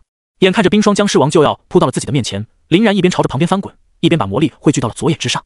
哼，最起码在永恒万花筒的加持下，我的眼睛还是跟得上的。天照！一击未中的冰霜僵尸王甚至都还没有从这攻击的后摇当中反应过来，便已经发出了一声凄惨至极的悲鸣。吼！只见他那冰蓝色的皮肤之上突然就跳出了一朵炽烈燃烧的黑炎，黑炎在冰霜僵尸王的身上迅速的扩散着，不多时便将他的躯体彻底覆盖。在黑炎的燃烧中，冰霜僵尸王的生命力、魔力和体力都在疯狂的流逝着，就连他那强悍无比的霜冻光环都显现出了溃散的趋势。这下子别说围观群众与周易，就连青金烟云大学的圆桌会议6人组脸色都在急剧的变化着。肌肉男最先猛拍了一下桌子，难以置信道：“我没看错吧？这小子居然能够操纵黑色的火焰，他是怎么做到的？我怎么从来都没有听说过还有这种能力？”一名绿色长发的女子也是好奇的摸了摸自己的小圆脸。这朵黑炎爆发的方式也很奇怪，她和僵尸王之间并没有出现任何的接触，既没有先在手上凝聚黑炎，也没有用其他的方式进行催动。要说她能够只靠眼睛的注视就能发出，我可是说什么都不信的。另一名黑色短发的女子则是皱了皱眉头，而且她的这朵黑炎并没有让我感觉到有任何不舒服的地方。黑炎的能量形式很纯粹，并不邪恶，也不污秽。正常来说，碰到这种东西，我都特别想要将其净化。如此看来，或许他的血脉能力还要远远超出我们的预料。一直都保持着沉默的面具男也是忍不住开口道：“本来我以为他会涉及到奥数系，现在看起来倒也是相差甚远。好奇怪的技能，不管我怎么回想，都想不出血脉图鉴之中有什么比较接近他能力的血脉。”就连正中央的白须老者都不禁目光闪烁，不断若有所思地晃着脑袋，也不知道在想些什么。看到在场的众人皆没什么头绪，长发男终于忍不住得意的哈哈大笑起来。早说让你们这些人多读书了吧，一个个的还好意思自称是龙国 Top 1大学的系主任，连这都不知道啊！我看除了老大之外，你们是一点头脑都摸不到呀！肌肉男脸色当即便是一黑，若是平时被长发男这般嘲讽，他的拳头此时绝对已经出现在长发男的脸上了。但现在由于操心林然到底是什么血脉能力，便暂时把这个仇给忍耐了下来，从牙缝之中蹦出了几个字：“那你说说他是什么血统？”长发男微微一笑，潇洒地撩了一下自己右侧的头发后，伸了个懒腰道：“这还不够明显？中立阵营，冷静头脑，超神预判，黑色火焰，恐怖的武器切割力，再加上那标志性的黑红双瞳，除了失传已久的神级血脉永夜君王之外，还有别的可能吗？你们呀，真是散漫的太久了，都把以前的那个让人恶心的他给忘记了。就这么说吧，我在这里直接下判断了，如果这个叫林然的小子不是永夜君王血脉，我直接给当着大家的面现场表演一个倒立旋转洗头，够不够强势？”看着不停嘚瑟的长发男，除了白须老者之外的4人皆露出了无奈的表情。麻蛋，还真被他给装到了。不过永夜君王这个血脉的确是沉寂的有些太久了，在历史上仅仅就出现过一次，而且这一次还是在上千年之前。拥有永夜君王血脉的那个人是一个臭名昭著的雇佣兵，什么也不管，就只认钱，谁给的钱多谁就是爷。至于背叛和翻脸更是常事，也就是实力强大，能力恶心又神出鬼没，才一直没有被人清算。后来因为得罪的人实在太多，再加上自己贪心，终于是被人给设套镇杀在了海底。饶是如此，临死之前还带走了一撮人给他陪葬，可以说是相当强悍了。听长发男这么说，白须老者笑眯眯地摸了摸自己的胡子，然后便不知道从哪里摸出来了一个林然的学生档案，先在大学那一栏上面填上了青金烟云大学的名字，然后在血脉能力上面又写了一个永夜君王，最后掏出一个印着绝密的档案袋，把这份档案给塞了进去。见状，长发男不禁摊了摊手：“老大，人家可是还没有答应来我们这边呢。虽然咱们青金烟云的确是国内的 Top 1大学，但也不是完全没有竞争对手啊。万一人家去了别的地方，这档案……”白须老者笑了起来：“那就是你们这些系主任需要考虑的东西了。反正我档案已经写好了，若是人没有弄来，就扣你们每人5年的绩效。在家取消所有的假期。对，就这样。”其余5人都是面色一苦。老大，白须老者摆了摆手道：“我意已决，你们不必多言。现在他成为高考状元，基本上已经是板上钉钉的事情了。我要是你们的话，就不会继续窝在这里浪费时间和生命，继续看后面那些人无意义的打斗。这个时间应该差不多都已经在路上了。”看着白须老者笑眯眯的模样，5人这才意识到自己的老大好像不是在说笑，便急忙纷纷起身朝着门口跑去。秘境中，冰霜僵尸王顶着身上熊熊燃烧的天照，已经追击了林然约有2分钟了。一开始靠着他恐怖的速度，还能把林然逼得有些狼狈，但随着时间的推移与天照的灼烧，冰霜僵尸王的速度越来越慢，生命力越来越少，魔力也越来越微弱，甚至都变得有些奄奄一息了起来。对于僵尸这种精神力比较弱的存在，天照的效果还是异常明显的。察觉到冰霜僵尸王都已经快要跑不动了，林然便笑了笑，反手抽出唐刀，为其施加上神威之力。先是一刀斩飞了冰霜僵尸王的脑袋，又来一刀刺穿了冰霜僵尸王的心脏。连遭重创的冰霜僵尸王终于是连站都站不住了，颓然的倒在了地上，被天照烧成了一团灰烬。随后秘境的提示声也是适时响起。叮！恭喜江谷市第一高级中学的考生林然成功通关高考试炼。下面进行评分录入。通关难度等级6，通关时间17分42秒。通关次序1，市排名1，省排名1，全国排名。您的高考成绩已被录入库中，最终评估分数为750分。高考通关最短时间记录已刷新，上次记录为30分28秒。通关专属成绩奖励已发放，请于邮件中查看。1分钟后，您将会被自动传出副本，请耐心等待。市排名第一，省排名第一，全国排名第一，再加上750的绝对满分，林然最先捕捉到的便是这个最劲爆的消息。那岂不是意味着自己成为了高考状元，而且还是一个打破了最短时间记录的状元？林然顿时便兴奋了起来。好，很好，非常好。这样一来，自己不仅能够得到最优异的修炼资源，日后所有的一切也都不再是什么问题了。拥有自然灵体的肉度加神威空间的保护，天下之大，大可去得。自己的飞速成长已经没有什么东西能够阻拦了。现在时间已到，也是时候该出门去见见外面的空气了。唰！随着一道白光的闪过，林然的身影顿时便出现在了操场的中央。哗！迎接他的乃是学弟学妹们漫山遍野的欢呼声，以及周易的热情拥抱。好，很好，非常好。周易激动的险些老泪纵横。他们江谷市这种小地方的第一高中，竟然也能出状元，而且还是全国状元，甚至还是满分，且大幅度破了记录的全国状元。自己的飞黄腾达，学校的光明未来，甚至是江谷市的起飞，基本上都是可以预见到的了。被一个老男人抱住，还被抢了台词的林然不禁有些尴尬，赶紧不留痕迹的钻了出来，笑道：“周叔叔，不必激动，不必激动，小事情，小事情而已啦。”周易也意识到了自己有些许的失态，赶紧轻咳2声掩饰一下，随后道：“小然好样的，没有辜负我们大家的期望，替我们江谷市第一高中狠狠地争了光。现在你的成绩如此优异，怕是过不了多久，各大高校便会找上门来。不管你最终选择去哪里，我们都最终会尊重你的意见。现在教育局那边已经在着手接待高校老师们的事宜了，最多不过2天的时间，他们应该就会找到你。这种人生大事，小然你一定得慎重考虑。关于招生的问题，你尽管问我，我保证知无不答。”林然笑了笑：“没问题，多谢周叔叔关心。那咱们刚好可以在这里聊一聊，我确实有很多的问题需要咨询，而且我还有一个人要等。”说着，林然便瞥了一眼旁边的时空裂缝之上，进入者那一栏中洛青言的名字。周易顿时会意的也笑了起来：“行，我先来给你讲一讲各大高校的优势所在。”叮！恭喜江谷市第一高级中学的考生洛青言成功通关高考试炼。下面进行评分录入。通关难度等级6，通关时间29分53秒。通关次序2，市排名2，省排名2，全国排名。您的高考成绩已被录入库中，最终评估分数为743分。高考通关最短时间记录未被刷新，目前记录为17分42秒，您的成绩为历史第2。通关专属成绩奖励已发放，请于邮件中查看。1分钟后，您将会被自动传出副本，请耐心等待。手持光剑，满身圣光，被生金色双翼的洛青言好不容易砍死了冰霜僵尸王之后，手腕都有些脱力了。不得不说，洛青言的运气是真的很好。这一次的高考副本是怪物组成，全部都是僵尸，属于黑暗生物，天然便被洛青言的圣光之力克制，能够大幅增加技能打在他们身上的威力。再加上神圣天使这个天赋，续航能力很强，所以才这么一路杀了出来。甚至如果不是出了林然这个妖孽，他都已经破了记录了。看到自己排名上面那一连串的2，洛青言不禁有些恍惚，这什么情况？若是全国之内出了一个比他强的人，倒也不是不能接受。但是看这个排名的情况，此人明显就在他们江谷市啊。可问题是，整个江谷市之内，除了他和林然之外，其他最高的天赋觉醒者也不过就是 A 而已啊。林然这个防御型天赋的人，暂时先不考虑。一个 A 级的天赋觉醒者，怎么可能通关的速度比克制副本怪物的他还快？洛青言不理解。而且更让他觉得离谱的是，在高考之前，他也查阅过相关的资料。之前这个最高难度副本的通关时间，若是自己没记错的话，明显是在30分钟之后的。现在怎么莫名其妙被人给刷新到17分钟去了？这速度快到是否有些离谱了？这个副本的难度，没有人能够比一路靠着圣光光剑和惩戒法术砍过来的洛青言更加清楚。难道在高考中还能有人开挂不成？洛青言郁闷地揉着自己酸痛的手腕，略微有些不爽。不管他怎么想，都百思不得其解，也只能先出副本再看了。唰，又是一道白光闪过，洛青言的身影也出现在了操场之上。迎接他的欢呼声一点也不比之前林然的小。至于林然，也正在出口处站着，笑嘻嘻地看着他。不错不错，洛同学果然没让人失望，而且还这么听话，真是太乖巧了。之前我让你考个榜眼，你还就真的照做了。神圣天使这个天赋，当真是又美又能打呀。洛青言万万没想到能够在外面看到林然，一时间连还嘴都忘了。咦，你怎么会在外面？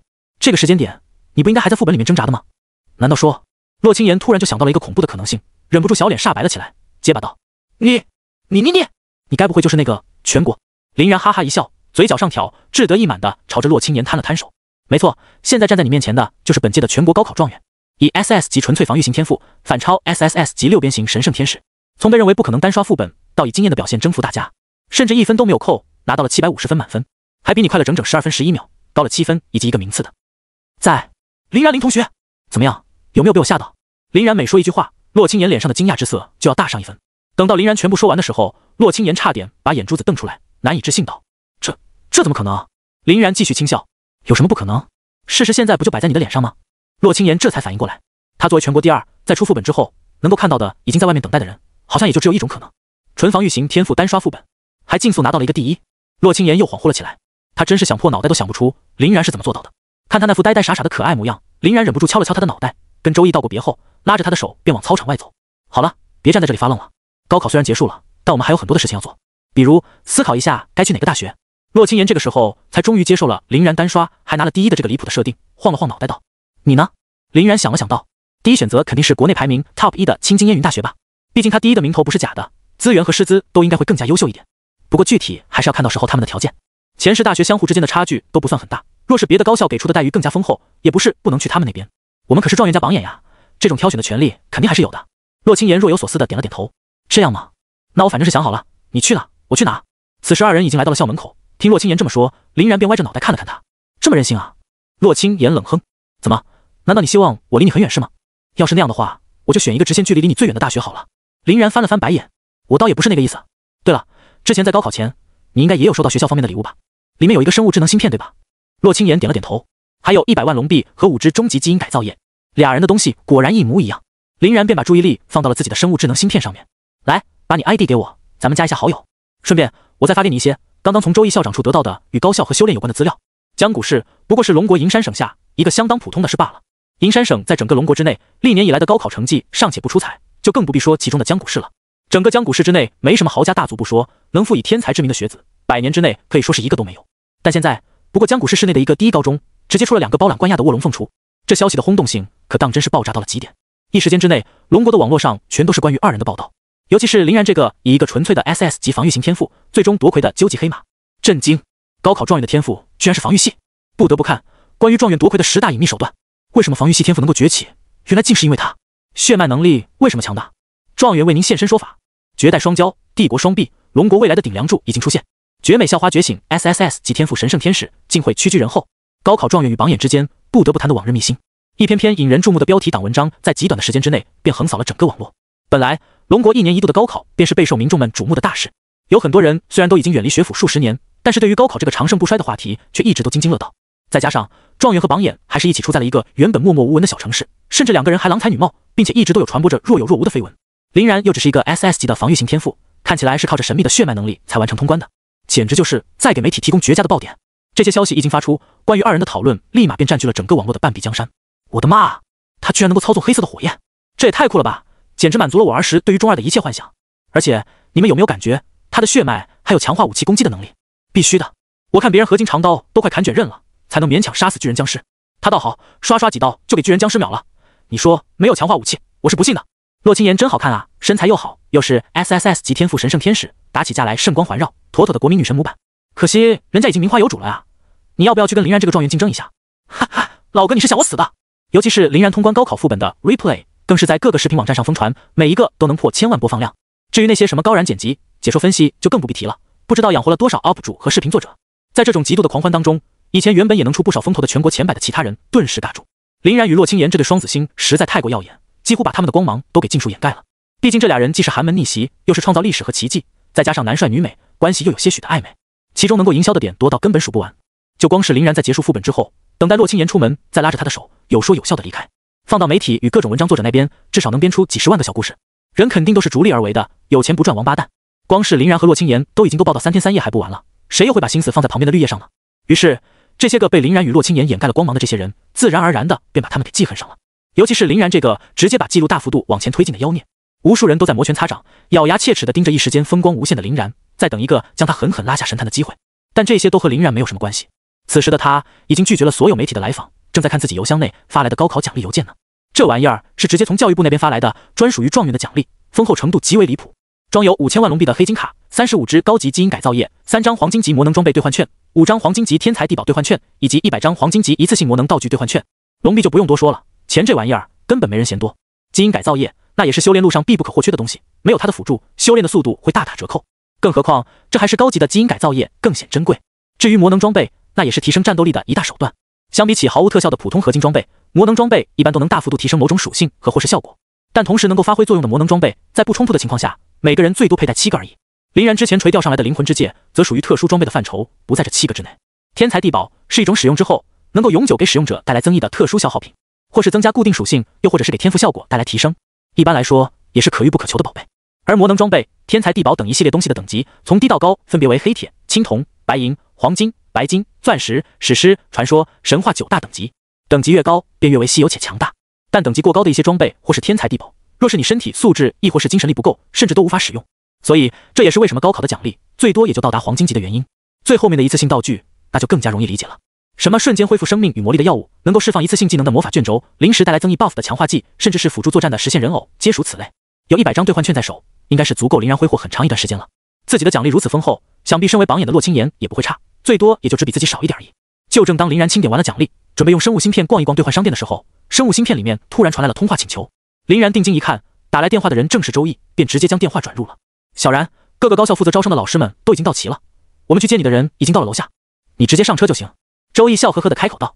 林然有点惊讶，这么快吗？他们效率好高呀，才不过1天而已，就已经到齐了。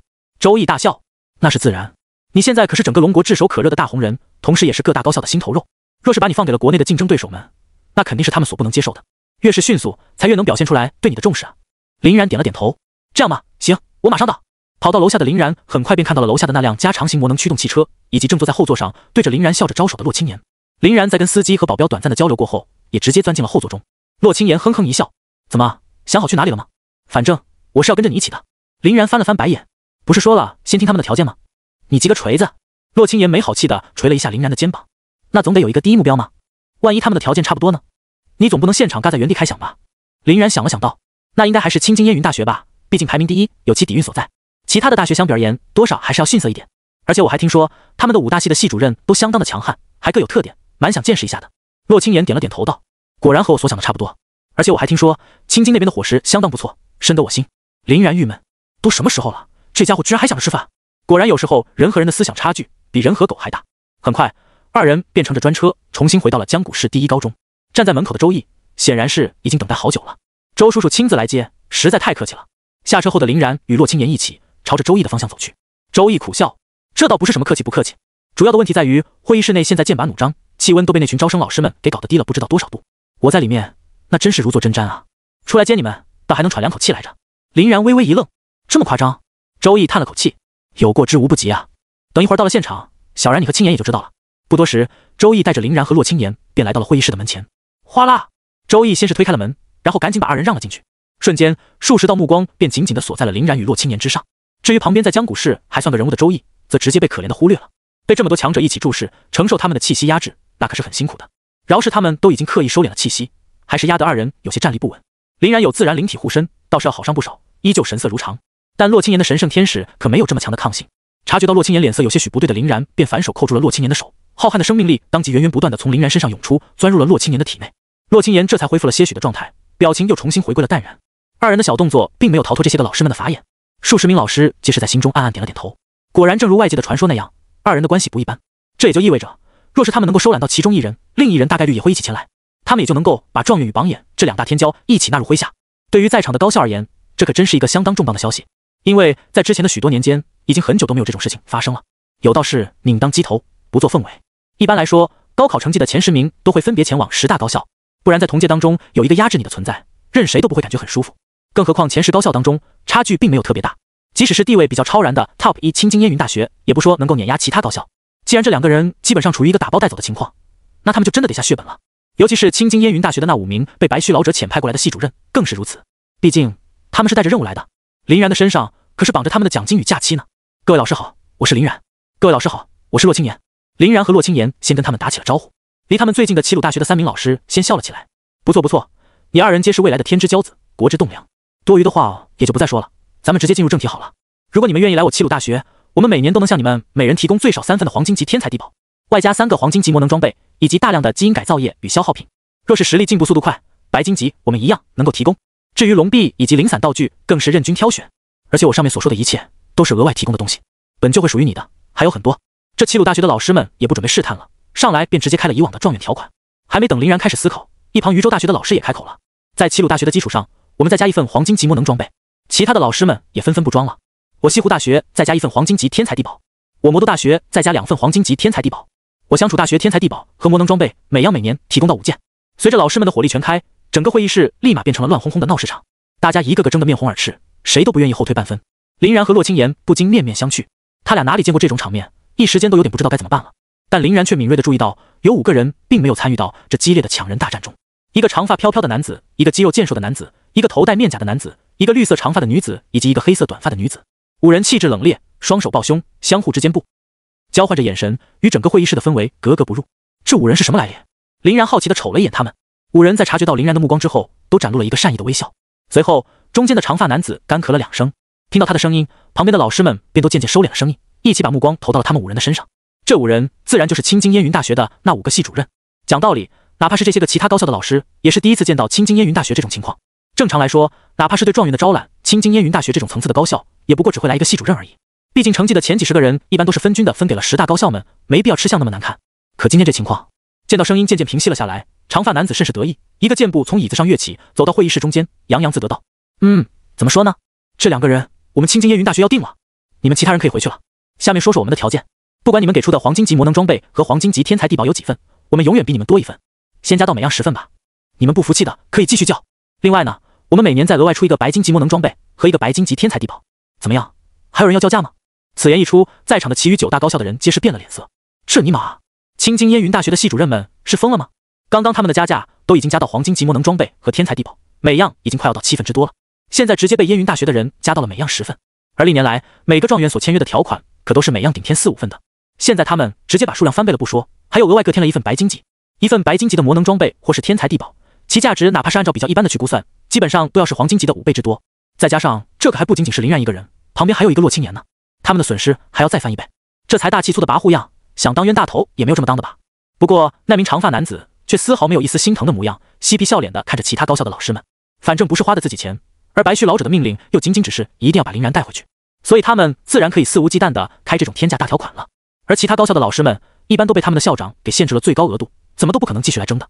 果不其然，也就正如长发男子所想的那般，他这些话一出，剩余9大高校的老师们只能不住摇头，感叹烟云大学的人全都疯了。林然和洛青言的确都是1等1的人才，但也不至于如此破财，毕竟也并不是每一个好苗子都能成长成参天大树的。历史上也并不是没有出现过被高校大力培养的天才提前于秘境和境地中陨落的情况，或者是拥有强横天赋的人最终泯然众人，亦或是走入邪道。若是这2人出了意外，青津烟云大学岂不是血亏？恭喜烟云大学收获2名天骄，我们就告辞了。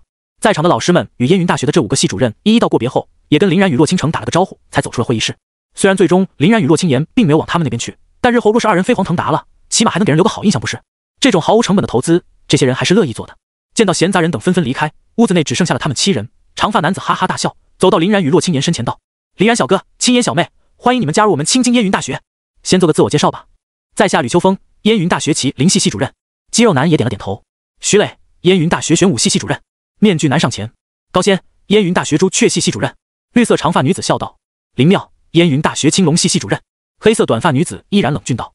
林商晴，烟云大学白虎系系主任。林然与洛青言也朝着他们抱了抱拳。各位主任好。吕秋风大手一挥。好了，咱们一切从简，具体的那些个东西就等到入校后再说。说着，吕秋风便从空间储物器中取出了2张黑金卡，递给2人，继续道：1人1000万龙币，算是咱们大学资助你们的基础路费。10天之内来青津，先在烟云大学报个到。你们这些被我们提前招揽的特招人员，需要去的早一点，希望2位不要介意。到时候我们再详谈。对了，林然小哥，到时候你选系别的时候，可一定要选我们麒麟系哈。徐磊剑眉一挑 ，SS 级防御型天赋去你们麒麟系。姓吕的，你没喝多吧？林然和我们玄武系绝对是天作之合。林商晴冷笑，林然在高考副本里面的表现，你们没见过，如此凶厉的攻杀手段，明显适合我们白虎系。面具男慢悠悠地走了过来。我要是没猜错的话，林然在高考副本里所使用的黑岩，应该是依靠精神力催动的。黑岩作为他的主要输出手段，肯定非我们朱雀系不选啊。看着又开始争吵起来的4人，林然有点傻眼。好吗？才刚刚打发走其他学校的人，他们自己内部又开始了新一轮的抢人。自己这个状元竟然有如此的抢手吗？而唯一没有掺和进来的林妙则是笑了笑，走上前拍了拍洛青言的肩头道：“不管林然那个小子去哪个系，青言妹妹可一定得来我们这边。毕竟对你这个天赋，估计全世界都找不到比姐姐我更懂的了。”洛青言微微一愣：“姐姐你也是？林妙微微一笑，当即展开了自己的天赋领域。她的背后便出现了10只光色羽翼。姐姐，我的天赋是 SS 级的圣光天使，天赋开发到尽头应该能有12亿。虽然比不上你的 SSS 级，最终能够抵达18亿的神圣天使，但多少也算有点这类天赋的修行经验。跟你那绝对是专业对口呀。洛青言的眼睛一亮，笑道：多谢妙姐，我会认真考虑的。看到林妙的这一手后，其他4人当即便是脸一垮。对啊，差点都忘了林然和洛青言这俩人基本上是绑定的了。只要能够讨好到洛青言，林然肯定也跑不远。不过毕竟是在同一个学校，系别什么的应该也不至于非要选一样的吧。可无论如何，林妙便已经在竞争中占得先机了。4人郁闷，不过郁闷归郁闷，该做的事情那还是要做的。作为本次行动的主导者，吕秋风又拍了拍林然的肩头。好的，林然小哥，那么就先这么说好了哈。马上就是新生开学，我们5个还有事情要处理，就先走一步了。到时候校园见。说着，5人便和林然与洛青言一一告了别，离开了会议室。守候在门口的周逸见终于得到了机会，便赶紧钻了进来，笑道：小然、青言怎么样？高校的选择还顺利吗？林然笑了笑，我们已经被青津烟云大学提前特招走了，各种事宜也都商量完毕，就等着10天之后赶去报道了。周逸当即竖起了大拇指，全国 Top 1高校，有眼光。不过他们这开学的时间是不是有些太早了？洛青言笑道：各大高校的正式招生都还没有开始，去这么早的，应该就是只有我们这些特招人员而已。估计是为了更早更快的进行人才培养吧。毕竟现在龙国之内的很多境地都不太平，边境也时有冲突，正是人手紧缺的时候。我们越早成为战斗力，就能越早为国家分担压力。周逸点了点头，感叹道：你们能有这种思想，我就放心了呀。那么我也就在这里祝你们能够一飞冲天，平步青云了。2人皆是抱拳笑道：那就借周叔叔吉言了。这10天之内，林然在疯狂的修炼着。从高考那边获得的邮件奖励已经被他从储物局中取出，并把券给兑换成了实物。35支高级基因强化液，3张黄金级魔能装备兑换券，5张黄金级天才地宝兑换券。第1件黄金级魔能装备，黑石项链，类别项链，品质黄金，装备效果提升装备者 10% 魔法抗性， 10% 物理抗性， 10% 魔力最大值。第2件黄金级魔能装备，黑石甲胄，类别胸甲，品质黄金，装备效果提升装备者 30% 物理抗性。第3件黄金级魔能装备，黑石护腿，类别护腿，品质黄金，装备效果提升装备者 20% 物理抗性， 10% 魔力最大值。这3件装备下去，整整提升了林然 10% 的魔法抗性， 60% 的物理抗性， 20% 的魔力最大值。再加上林然10几倍，至于正常人的生命力与生命恢复速度，肉度突出一个恐怖。尤其是物理抗性翻到了原来的 1.6 倍。主要输出手段为物理攻击的觉醒者或是凶兽与异族碰到林然，是绝对要吐的。而且这些个装备并不需要穿戴在身上，只需要放到神识空间的物品栏中，便能够发挥具体效果。除了武器，里面能够发挥效果的上限为7个装备，所以林然也不至于会看上去很奇怪。当然，你要是外穿，倒也没人拦你就是。那5份天才地宝，林然选择的则都是青冥甘露。青冥甘露，类别天才地宝，品质黄金，服用效果提升使用者的最大魔力值，具体效果与品质相关。把这些个青冥甘露一吃，再加上这10天的训练，林然的战斗力得到了一次飙升，直接从800涨到了整整2700。之所以还去刻意的堆了一下自己的最大魔力值，就是因为灵魂之界的效果极其霸道，是按照最大魔力值来恢复的，而且其代价对于林然来说几乎就相当于没有，简直是舒服的不行。目前他的最大魔力值在青冥甘露的提升下，再算上魔能装备的增幅，差不多已经来到了之前的3倍有余。配合上灵魂之界的恢复效果，若是不开须佐能乎的话，用神威和天照的时候不那么奢侈，基本上已经不会太缺蓝了。这对林然来说又是一个大提升。毕竟 CD 25秒一次恢复 25% 最大魔力值的灵魂之界，差不多相当于每秒恢复 1% 的最大魔力值，使用的节制一些就相当于无限蓝。现在再让他去单刷那个高考的副本，估计3分钟就杀穿了。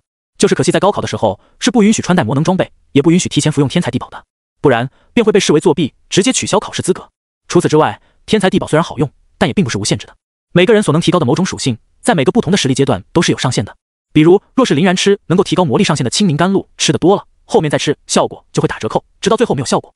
这相当于往容器里面倒水，倒满了就不能再倒了。要么选择提升实力，让自己这个容器变大，要么就只能去吃提升其他属性的天才地宝。所以，想要仅仅依靠天才地宝就无限变强，也是不可能的。但由于天才地宝是一种极为稀缺的资源，获得的途径极少，一般人根本不用去考虑吃满的这一点。不然，各大高校也不会拿这种东西来吸引在高考中发挥优异的天才了。此时的林然刚刚结束完上午的训练，正洗完了澡，躺在床上休息，惬意地舒展着自己的身子。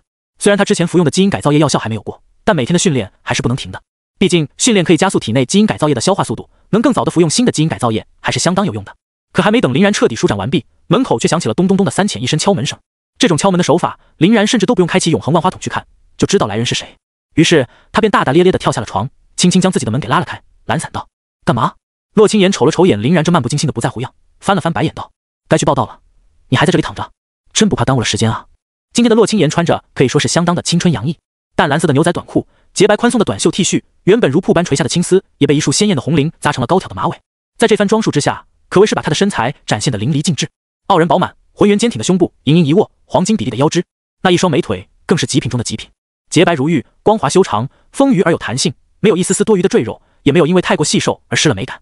至于容貌的含金量，则更不必提，这可是全校公认的校花。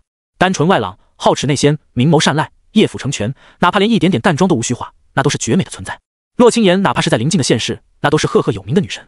若不是因为江谷市实在太小，名气太低，林然感觉她都能竞争一下全国最美校花榜的榜首。也就是林然与她相处的久了，定力已经修炼到了相当超脱的境界，不然乍一见肯定是要失神一会儿的。于是林然便笑道：“不是托你去买票了吗？怎么已经买到了？飞机还是高铁？”洛清言得意地转了转手中的黑金卡。我说：“你真是一点暴发户的气质都没有。现在咱们俩加起来身价都妥妥的过亿了，谁还去买票啊？”林然眉毛一挑，所以洛清言更得意了。所以呢，本姑娘去租了一个小型的飞行器，所以把我们安全带到青京了。林然的脸当即就是一歪，小型飞行器，那玩意儿你会开吗？还安全？还是说因为你有翅膀能飞的缘故，准备中途跳机把我给摔了？洛清言没好气地捶了林然一拳。你可真是个二傻子，人家现在的飞行器那都是人工智能自动操纵好吗？只需要设定好飞行的路径就能抵达目的地了。这个时候谁还开手动挡啊？林然这才松了口气。这样呀，那我就放心了。你东西都收拾好了？怎么没见你带行李呢？洛清言闻言便兴奋地把小手伸到了林然的眼前，朝他晃了晃。锵锵！妙姐临走之前偷偷塞到我手上一个空间手镯，内部空间足足有20立方米之大呢。我的东西放完都还有一大半的空余。林然有点惊讶，他还真的舍得下血本啊，这个手镯的价值恐怕都快要破亿了吧。而且他的手好快，咱们站得这么近，我都没发现他什么时候塞给你的。说完，林然便可惜地咂了咂嘴，当时自己要是开着写轮眼就好了，刚好能测试一下自己的瞳力。若是有永恒万花筒在，不知道能看清不？洛清言轻蔑一笑，啊，那是自然，也不看看人家是什么阶位的人，你又是什么阶位的人？怎么样，要不要考虑把东西放在我这里，让本姑娘帮你提着？林然也轻轻一笑，得意地反朝他挥了挥手，给他看自己的灵魂之戒。区区空间储物器而已，我又不是没有，而且我这个空间还要比你的那个略微大那么一点点，哪里需要你帮我提？洛清言一愣，可这玩意儿我可是看你高考前就带上了呀，也就是说不是燕云大学那些人塞给你的，你哪里搞来的？林然笑呵呵地朝他摊了摊手，某天路过菜市场，在一个大妈的脚底下捡到的。洛清言脸一黑，又给了林然一拳。去死吧你，理由编的可真是够烂，把东西收一收，咱们先出发吧。洛清言还是相当有分寸的，出于对林然的绝对信任，既然林然把这件事打了个哈哈过去了，那应该就是暂时不想说，他自然也不会去问。这不禁让洛清言想起在高考完的那天复盘林然通关 replay 的他，也是被林然的种种特殊能力惊得不轻。当时他便感觉到了林然绝不像平时看上去那般简单，散漫洒脱爱笑面容之下的他身上可能隐藏着什么不为人知的惊天大秘密。后来网络上便掀起了林然可能存在的血脉能力大讨论，但一直都没有得出什么结果。毕竟关于之前那个跟林然永恒万花筒最为相像的血脉能力永夜君王资料是属于机密资料的，再加上年代久远，连现任的燕云大学校长白须老者都不知道，也就只有吕秋风这个平时喜爱钻研古籍的人才偶然得知。他们唯一得出的结论就是林然的来历绝对不凡，甚至其背后都可能站着一个神秘的隐士家族。对于这种言论，洛清言一开始是嗤之以鼻的，毕竟作为和林然一起待了挺久孤儿院的他，对林然可谓突出一个知根知底。但今天看到这个神秘的橙黄色戒指后，他不禁又重新开始思考这个问题了。莫非林然这个人身上当真背负着大故事？隐士家族、转世魂灵、神秘玉瓶，亦或是戒指里的老爷爷？看到洛清言恍惚的样子，林然也大概猜到了他在想些什么，便笑道：“好了，东西我早就已经收拾完了，咱们直接走吧。关于我和我的戒指，你也别瞎胡猜了，肯定不会涉及到什么危险的东西，就是无论对我还是对你，乖哈。”说着，林然便摸了摸他的脑袋。洛清言轻轻一扭，便挣脱了林然的抚摸，双手抱胸冷笑道：“这些不用你说，本姑娘也知道。难道你还能对我图谋不轨不成？”说着，洛清言便轻轻握住了林然的手，目光前所未有的柔和与坚毅。不管日后你要与谁为敌，我永远都会站在你身边。林然被突然中二的洛清言搞得有些哭笑不得。啊，赶紧走吧，你的脑补能力太夸张了，这中二的我都不知道该怎么接了。洛清言脸一歪，恶狠狠地朝林然比了一个抹脖子的动作，然后拉着林然的手便走。大好的煽情氛围都被你给搞臭了。走吧走吧。哎，真是个木头。看着在前面拉着自己走的洛清言，林然一时间也恍惚了起来。他不禁想起了自己第一次见到洛清言的场景，那是一个还算凉爽的傍晚，刚刚穿越到这个世界不过10几天的林然，正因为自己突然变成了小孩子而怅然若失。平时在这个时间段，他都喜欢一个人待在孤儿院的大门口，一边望着外面的世界，一边思索着未来的路。那天正在沉思，却听到了急切的犬吠声以及女孩的尖叫。虽然林然的身体已经变成了小孩，但他的脑子与胆量可没变，当即便跑出去看了一眼，然后便看到了一个追着女孩不停跑的大狼狗，以及一个如同瓷娃娃般可爱但却满身污泥、慌不择路的女孩。女孩此时已经跑到了他的近前，不过电光火石之间，林然便做出了他的选择，一手拉过女孩往院里跑，一手去拉孤儿院的铁门，想要把狼狗关在外面。可惜对于新身体的不适应性成为了此行的障碍。毕竟他当时的力量实在太小了，根本不足以拉动那沉重的铁门。眼看凶恶的狼狗就要发动扑击，林然只能抱着女孩来了一招侧滚，算是勉勉强强躲掉了第一击。但是跌倒于地的他却真的没力气站起来了。好在这时闻声赶来的门卫一脚踢开了狼狗，救下了险些被咬的二人。这名女孩自然也就是洛青言。在之前惊慌失措的狼狈以及劫后余生的喜悦刺激下，洛青言抱着林然放声大哭，直到院长赶来将其安抚，才在疲惫与困倦下入睡。后来洛青言便也就留在了孤儿院，与林然相依为伴。因为他说他也是无父无母，已经流浪了许久，唯一能证明其身份的便是随身携带的一块铭刻着洛青言三字的玉石。洛青言在他那个年纪已经是特别早熟了，心智要远超同龄人，很多时候都会习惯性的撒一些保护性的谎言。可林然貌似表现的却要更加的深邃一些。二人平时皆是一副心事重重的模样，每天的月色降临之际都喜欢在一起望着月亮发呆。但特别有默契的是，林然从来都没有问过洛青言为什么会特别不合理的出现在那里，洛青言也从来都没有问过林然的来历，甚至他们之间话都很少说，交流的时候竟然是以眼神居多。林然只记得从那次之后，洛青言便再也没有掉过一滴泪了。这些日子里，孤儿院仿佛一切都依旧如常，并没有因为洛青言的加入而产生一丝波澜。除了那个踢倒狼狗的门卫在跟尊贵的狗主人低声下气的道过歉后，还是迫于压力被孤儿院给开除了。再到后来，二人分别到不同的学校接受义务教育，也就慢慢疏远了联系。直到高三那年，洛青言转学而来。等林然恍惚完了，兴奋的洛青言也已经拉着他的手，把他带到了自己租的那个飞行器旁边，得意的拍了拍道：“怎么样，是不是很帅？”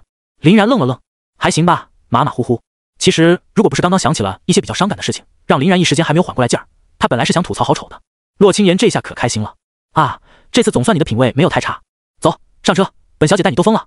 看着在空中自由翱翔的飞行器，林然也只能感慨科技的力量了。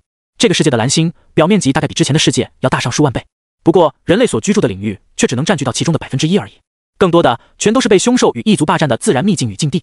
而且人类的居住点也并不像是之前世界的那样之间相隔得非常近，除了少部分的居住点，其他的城市与城市之间距离还是相当遥远的。毕竟受制于野外凶兽的威胁，居住地面积铺得过大的话，防守的压力就太大了。所以人类尽可能去做的便是打通了相互之间的联络，修筑了一些个比较安全的交通通道。正常来说，地底通道应该是最安全的，飞行也不差，前提是只要不途经危险境地的禁飞区。地面由于凶兽最多的缘故，已经很少有人会选择这种比较传统的出行方式了。看着做都不做，一脸兴奋的东瞅西望，跑来跑去，看到点什么稀奇古怪的东西就大呼小叫，只给他看的洛青言林然不禁也笑了起来。他和自己这个20为人的穿越者还是不太一样的，即使过早的经历了很多的事情，但仍旧难掩小孩子心性。之所以他会选择飞行器，应该大抵也是与此有关吧。林然先瞅了一眼飞行器的路程与时间，江谷市距离清境的路程并不是很远，根据人工智能的推算来看，他们大概有个2-3小时左右，差不多就能赶到了。毕竟这飞行器的速度是真的快，又特别的平稳，坐在上面都没有一丝晃动的感觉，而且还能顺势欣赏沿途的风景，瞅一瞅附近的地貌。只能说这10W 龙币的租金花的并不算亏。就在这时，林然的脑海中突然响起了来自于系统的提示声。叮！垂钓诸天系统提醒您，已有猎物上钩，请及时回池塘处理，并开启下一次垂钓。哦，又有新能力来了！林然精神一振。现在旁边仅有洛青言一人，他的注意力差不多也全在下面。自己此时进入神识空间，相当合适。虽然这个诸天垂钓系统的时间是完全随机的，但能够尽早的把空钩甩下去，上钩的时间应该也会随之提前吧。心念一转，林然的意识便潜入了神识空间。看到正在不断晃动的鱼竿，林然也没有犹豫，3两步便冲了上去，一把就将竿子给拉了起来。随后他便听到了来自于系统的提示声。叮！垂钓诸天成功，恭喜宿主获得产物手术果实无副作用版。看着自己手中出现的宛若荔枝状的心形果实，林然倒吸了一口凉气，居然是手术果实，而且是消除了副作用版本的。这个果实的能力那可是相当的 bug， 只要吃下这枚果实，便能够创造出一个名为 Room 的全球体亦或是半球体的专属空间。在这个空间之内，能力者简直就是如同神明般的存在，不仅能够随意的切断、交换、拼接所有的东西，甚至还能达成心灵交换的作用。若是把这一招用在洛青言的身上，自己就可以开启愉快的自摸了。嗨嗨，林然先把这些乱七八糟的念头甩出脑海，继续往下想去。手术果实的这个能力最离谱的地方在于，被能力者所斩断的生命并不会死亡，甚至不会流血，依旧能以一个完整生命的形式活着，就跟在做一场豪华的外科手术一般。所以用这个果实的能力进行体内子弹的剥离、身体毒素的排出，亦或是针对病原体的反噬，效果也都是极好。这种治伤治病的效果放在现在绝对是降维打击般的存在，任何一个医生也不敢说自己的医术能有这般高明。除了切割之外，在空间之内，能力者还能够进行无视墙壁等阻碍的空间交换与空间转移，也可以对物体进行操纵，以及释放出高频率的电击。总而言之，身处手术果实 room 范围之内的人，就相当于被推上了手术台病人，只能任由能力者宰割，相当完美且全能的果实。如果非要说缺点的话，那大概使用这颗果实能力的时候，对于魔力与体力的消耗都太大了。基础技 room 屠宰场 room 指挥棒 room 扫描 room 移植，电击技心脉休克高频手术刀伽马刀，特殊技手术刀心灵交换注射发射死亡之刀抗菌武装，觉醒技 K room 麻醉 K room 冲击波动 K room穿刺波动消音止。哪个不是一个吞蓝大户啊？林然叹气，只能说还好拥有可以疯狂回血的 SS 天赋自然灵体，以及能够疯狂回蓝的特殊装备灵魂之剑，不然自己真的就是坐拥黄金山，而只能饿死了。至于这枚果实的究极能力，以牺牲能力者生命为代价，给其他人做一个永生不死的手术，则直接被林然抛到了脑后。自己有病啊！牺牲自己让他人永生。总的来说，对于这个垂钓系统的新产物，林然还是相当满意的，张嘴便把手术果实给吃进了肚中。想来应该是去除了恶魔果实负面作用的原因，手术果实一点都不难吃，反倒是有些可口。不过3两下，林然便已经把它给完全吃下了肚。随后，林然便感觉到了这股奇怪的能力在自己体内沸腾开来。Room 屠宰场，伴随着林然的操纵，以他自己为中心，一个淡蓝色的球体空间应声而出，直接把整个神识空间尽数笼罩。林然瞥了一眼不远处已经被当成木桩很多次的大树，心念一动，便将其切割成了数块。而且被切割开来的大树里面没有一滴的树叶流出。Room 指挥棒，林然手指轻抬，大树被切割成数块的残骸还真就按照他的意思移动了起来。星脉休克，附带有冲击波效果的高频电压当即从林然的手中迸发而出。林然前踏一步，直接将电压扣在了其中一节树干的上面。滋啦啦啦，溢散来开的强力电击直接将树干完全电焦，其内部的各种组织结构全部大规模受损，然后被后续到来的强大冲击力给碾成了碎屑。真好用啊！若是一个活生生的人正面吃下自己这一招，即使没有当场魂归天外，怕是也会立马休克吧。测试完手术果实部分能力的林然，先是挥了一下鱼竿，重新让鱼竿进入垂钓状态，然后将自己的意识退出了神识空间。回到飞行器上之后，林然才发现洛青岩的兴奋劲儿到现在都还没消退，还在那里叽叽喳喳的指东望西呢。不过林然倒是没那个心思了，略感疲惫的他轻轻侧躺在宽大的座椅上，舒舒服服的进入了梦乡。也不知过了多久，林然便被人给从睡梦中轻轻晃醒了，一睁眼便看到了洛青岩那张完美无瑕的俏脸。死猪，别睡了，马上就到地方了，快起来看看青金，我们马上就要到青金的上空了。林然先是眨了眨眼，稍微恢复了一点神智之后，才慢悠悠地走到了窗边，朝着下方一看，也是相当的震撼。哪怕是这座城市的冰山一角，都有些一眼望不到尽头的感觉，而且其区域的繁华，简直不知道能把江古市甩出多少倍那么远。这就是青金吗？果然不是一个小小的江古市能比的。林然喃喃自语。洛青岩也走到他身边，一脸期待地趴在了窗边。那是自然，毕竟这可是我们龙国的首都啊！刚才我已经查过资料了，哪怕是只算上市区，青金的大小也要超越近1000个江古市了。光是烟云大学这一所大学，占地面积都比江古市大。林然惬意地伸了个懒腰，那确实是有够夸张的。咱们在哪里降落？洛青岩用自己的生物芯片查阅了一下地图，然后道：青金与江古市不同，是不允许飞行器什么的在天上乱飞的，所以我们只能先降落在郊区，然后乘坐他们地铁之类的交通工具再赶往市区。落地之后，飞行器的租赁交易也就算完成了，它也会自动再飞回江古市，所以咱们只需要先赶到学校就行。具体的行程路线我已经提前制定好了，你跟着走就行，其他的事情倒也不用你太操心。林然点了点头，笑道：挺好，有洛青岩操这份心，他自然就乐得当这个甩手掌柜了。不多时，二人的小型飞行器便降落在了青金外围的一处前哨站中。驻守前哨站的基本上全部都是龙国用来防守城市边境的士兵们。在看到二人的燕京大学报到单之后，士兵们也是肃然起敬，很快便在审核通过后，让二人搭乘上了军车，将二人送到了通往市中心的地铁处。与士兵们道了个别，又乘坐了好一阵子地铁，二人才终于来到了青金烟云大学的门前。真不是一般的大啊！林然在心中感慨。之前在飞行器上听洛青岩说起，心中只有个相对的概念时，还没有感觉到这种震撼。现在一见，光是这个大门，那都是气派无比。由于这个时间段赶到学校的只有被提前特招而来的天才新生以及在校修炼的老生，所以门口处的报到点倒也没几个人。二人很快便来到了这个小小的报到点，将自己的报到单递了上去。坐在那个报到点的，从面貌判断，她应该是一个大2或者大3的学姐。在看到二人的报到单后，学姐眼神一致，抬头望向他们：你们就是林然和洛青岩？林然有些奇怪的看了他一眼：没错啊，就是我们，有什么问题吗？学姐古怪的笑了笑，一边开始为二人填写着报到单上面的信息，一边解释道：你们俩可以说是已经在咱们烟云大学出了大名了。林然眉毛一挑：为啥？学姐叹了口气：因为现在外界都在传言，说是你俩跟烟云大学签订了前所未有的天价合同，学校方面所承诺的待遇呢，要远远超出其他人，已经达到了一个相当不合理的程度。这让其他人又怎么能不嫉妒呢？都别说是这批特招进来的大一新生了，哪怕是很多大2大3的，怕是也对你们颇有微词呢。听他这么说，林然便笑了起来：我还以为是什么事儿呢，原来就这样。那既然他们不服气的，就让他们随时来找我便是。听说咱们学校不是也鼓励切磋吗？反正我这边是来者不拒，他们想要下战书，我还求之不得呢。这下子别说正在填表的学姐了，旁边的洛青岩都是惊讶的看了一眼林然。好吗？你小子狂小然是吧？平日里也没见你有这么嚣张呢，怎么这一到青金，整个人都不一样了？看来他所拥有的血脉能力，当真应该是强横到没边的那种。学姐尴尬的咳嗽了2声：林然学弟，真不是学姐说你，既然你能成为高考状元，且拥有特殊血脉加身，的确是绝世天才。但咱们烟云大学作为龙国的 Top 一高校，最不缺的就是天才。招生的最基本条件，那都是 A 级天赋且高考成绩优异，又或者是特别强力的 B 级天赋才行。你们这批走特招进来的更是如此，一般最低那也是个 S 级天赋。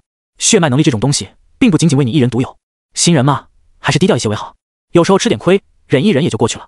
林然看似认真的点了点头，多谢学姐的好意，我会尽可能的收腰脸账的。自己有无敌的神威空间在，怎么可能会有所惧怕呢？学姐这才笑了笑，继续帮二人完成报道单的填写工作。而相当了解林然的洛青言则是在旁边翻了翻白眼。林然这家伙肯定是没有听进去，明显是在敷衍这个学姐。毕竟学姐也是一番好意，肯定没必要在这里跟她驳面子。若是之后遇到了前来挑衅的人，林然肯定会直接动手的。又是经过了一番细细的交流，二人也是对这所燕云大学多出了很多的了解。在燕云大学之中，一共分为5个系，分别为重鏖战拼杀的麒麟系，系主任吕秋风；重恢复续航的青龙系，系主任林妙；重爆发攻伐的白虎系，系主任林商情；重魔法秘术的朱雀系，系主任高仙；重防御耐久的玄武系，系主任徐磊。这5个人，林然和洛青言也都已经见过了，印象都还算不错。当然，这些系的区别虽然大体上是这样，但也不是没有靠爆发吃饭的人去玄武系，靠防御守护吃饭的人去白虎系的情况。只要你够强，系主任愿意要去哪里都无所谓。所以系别的划分并不是绝对的。不过现在毕竟学校之中大一的新生只有特招生来了而已，正常途径报考大学的人都还没到，所以系别的选择暂时还未开始。另外一点比较重要的情报就是在燕云大学之中最硬的硬通货并不是龙币，而是学分。这也是 TOP 级高校与别的高校所不一样的地方。学分基本上可以用于学校内的一切开销，食物、药物、装备、天才地宝、基因改造业，可以说全都是重金难求的好东西。想要获得学分，一个途径是做任务，去任务大厅揽接学校发放的任务，任务难度越大，所能够获得的学分也就越高。另外就是每月依靠学生之间的实力排名来发放，以及入校时有一个根据高考成绩而来的基础奖励。比如现在的林然，由于是高考状元的原因，一进入学校便拥有了1000点的基础学分，再加上现有排名为第1的缘故，每个月还能额外获得100学分。至于比他少一名洛青言，是950的基础加95的每月，最低的保底就只有100加10了，最少也要进入前500名才能超出保底的范畴。学分也可以在学生之间自由流动，交易、赌约什么的，只要不强买强卖，那都是允许的。唯一严令禁止的，便是用学分购买完物品之后，拿到校外倒买倒卖。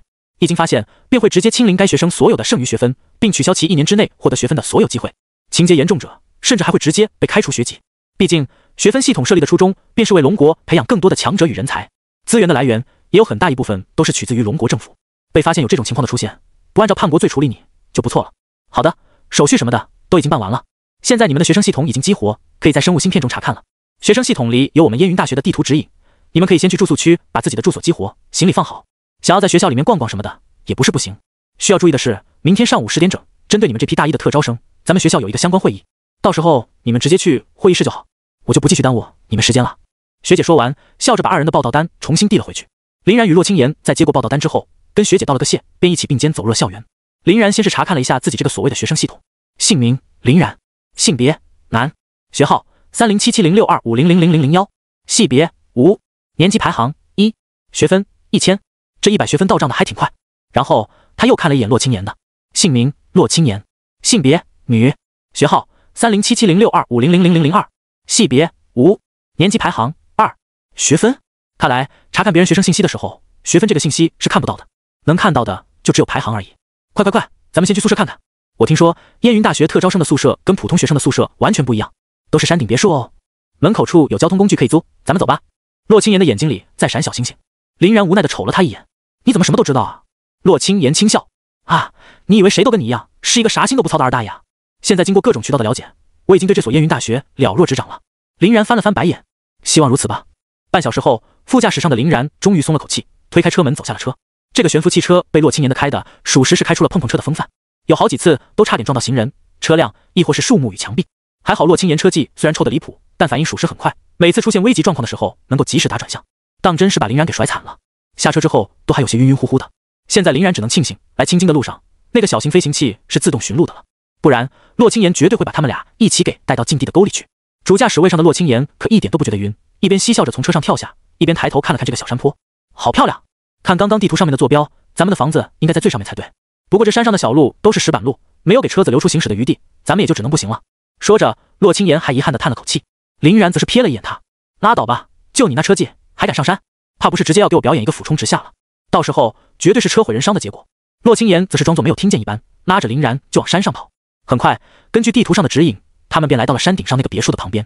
好壮观，这占地面积怕是都要有2000平方米之大了，而且还是一个4层带天台的别墅。不过我怎么记得之前查阅到的资料，燕云大学的顶级特招生别墅面积应该不到1000才对吧？洛青言不禁感叹。而就当林然张了张嘴想说点什么的时候，一封邮件突然发到了他的生物芯片中。林然定睛一看，落款居然是麒麟系的系主任，那个长发飘飘的男子吕秋风。小然，青言，这是一封自动邮件。检测到你们应该是来到别墅的门前时，邮件便会自动发送。本来嘛，这一届的新生宿舍、状元和榜眼的别墅是分别的2栋，每栋的面积大概都在1000平米左右。不过我知道你们要来之后，便托人把那2栋别墅进行了一番改造，形成了目前你们所看到的双子别墅。2栋别墅连在一起，内部有通道可以自行往来，当然也保留了你们每个人的私人空间。反正你们关系那么好，住得近一点，也方便多多一起交流运动，不是？而且这2栋别墅各种设施经过改造，那也是相当的奢华。你们若是想要玩的花一点，也没问题。好了，不用感谢我了，只需到时候选择系别的时候，多多考虑我们麒麟系便好。吕秋风、洛清言应该也是收到了吕秋风的这封邮件，看完之后不禁俏脸一红，立马用粉拳捶了一下林然的胸口。怎么，这是你委托他干的好事儿？林然哈哈一笑，那自然不是。不过吕主任倒也的确是真的有心了，反正我是挺满意的。我也还没有跟强者交过手呢，咱们确实应该多多进行交流才对。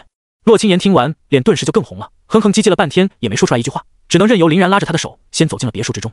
在短暂的参观完毕之后，林然满意的点了点头。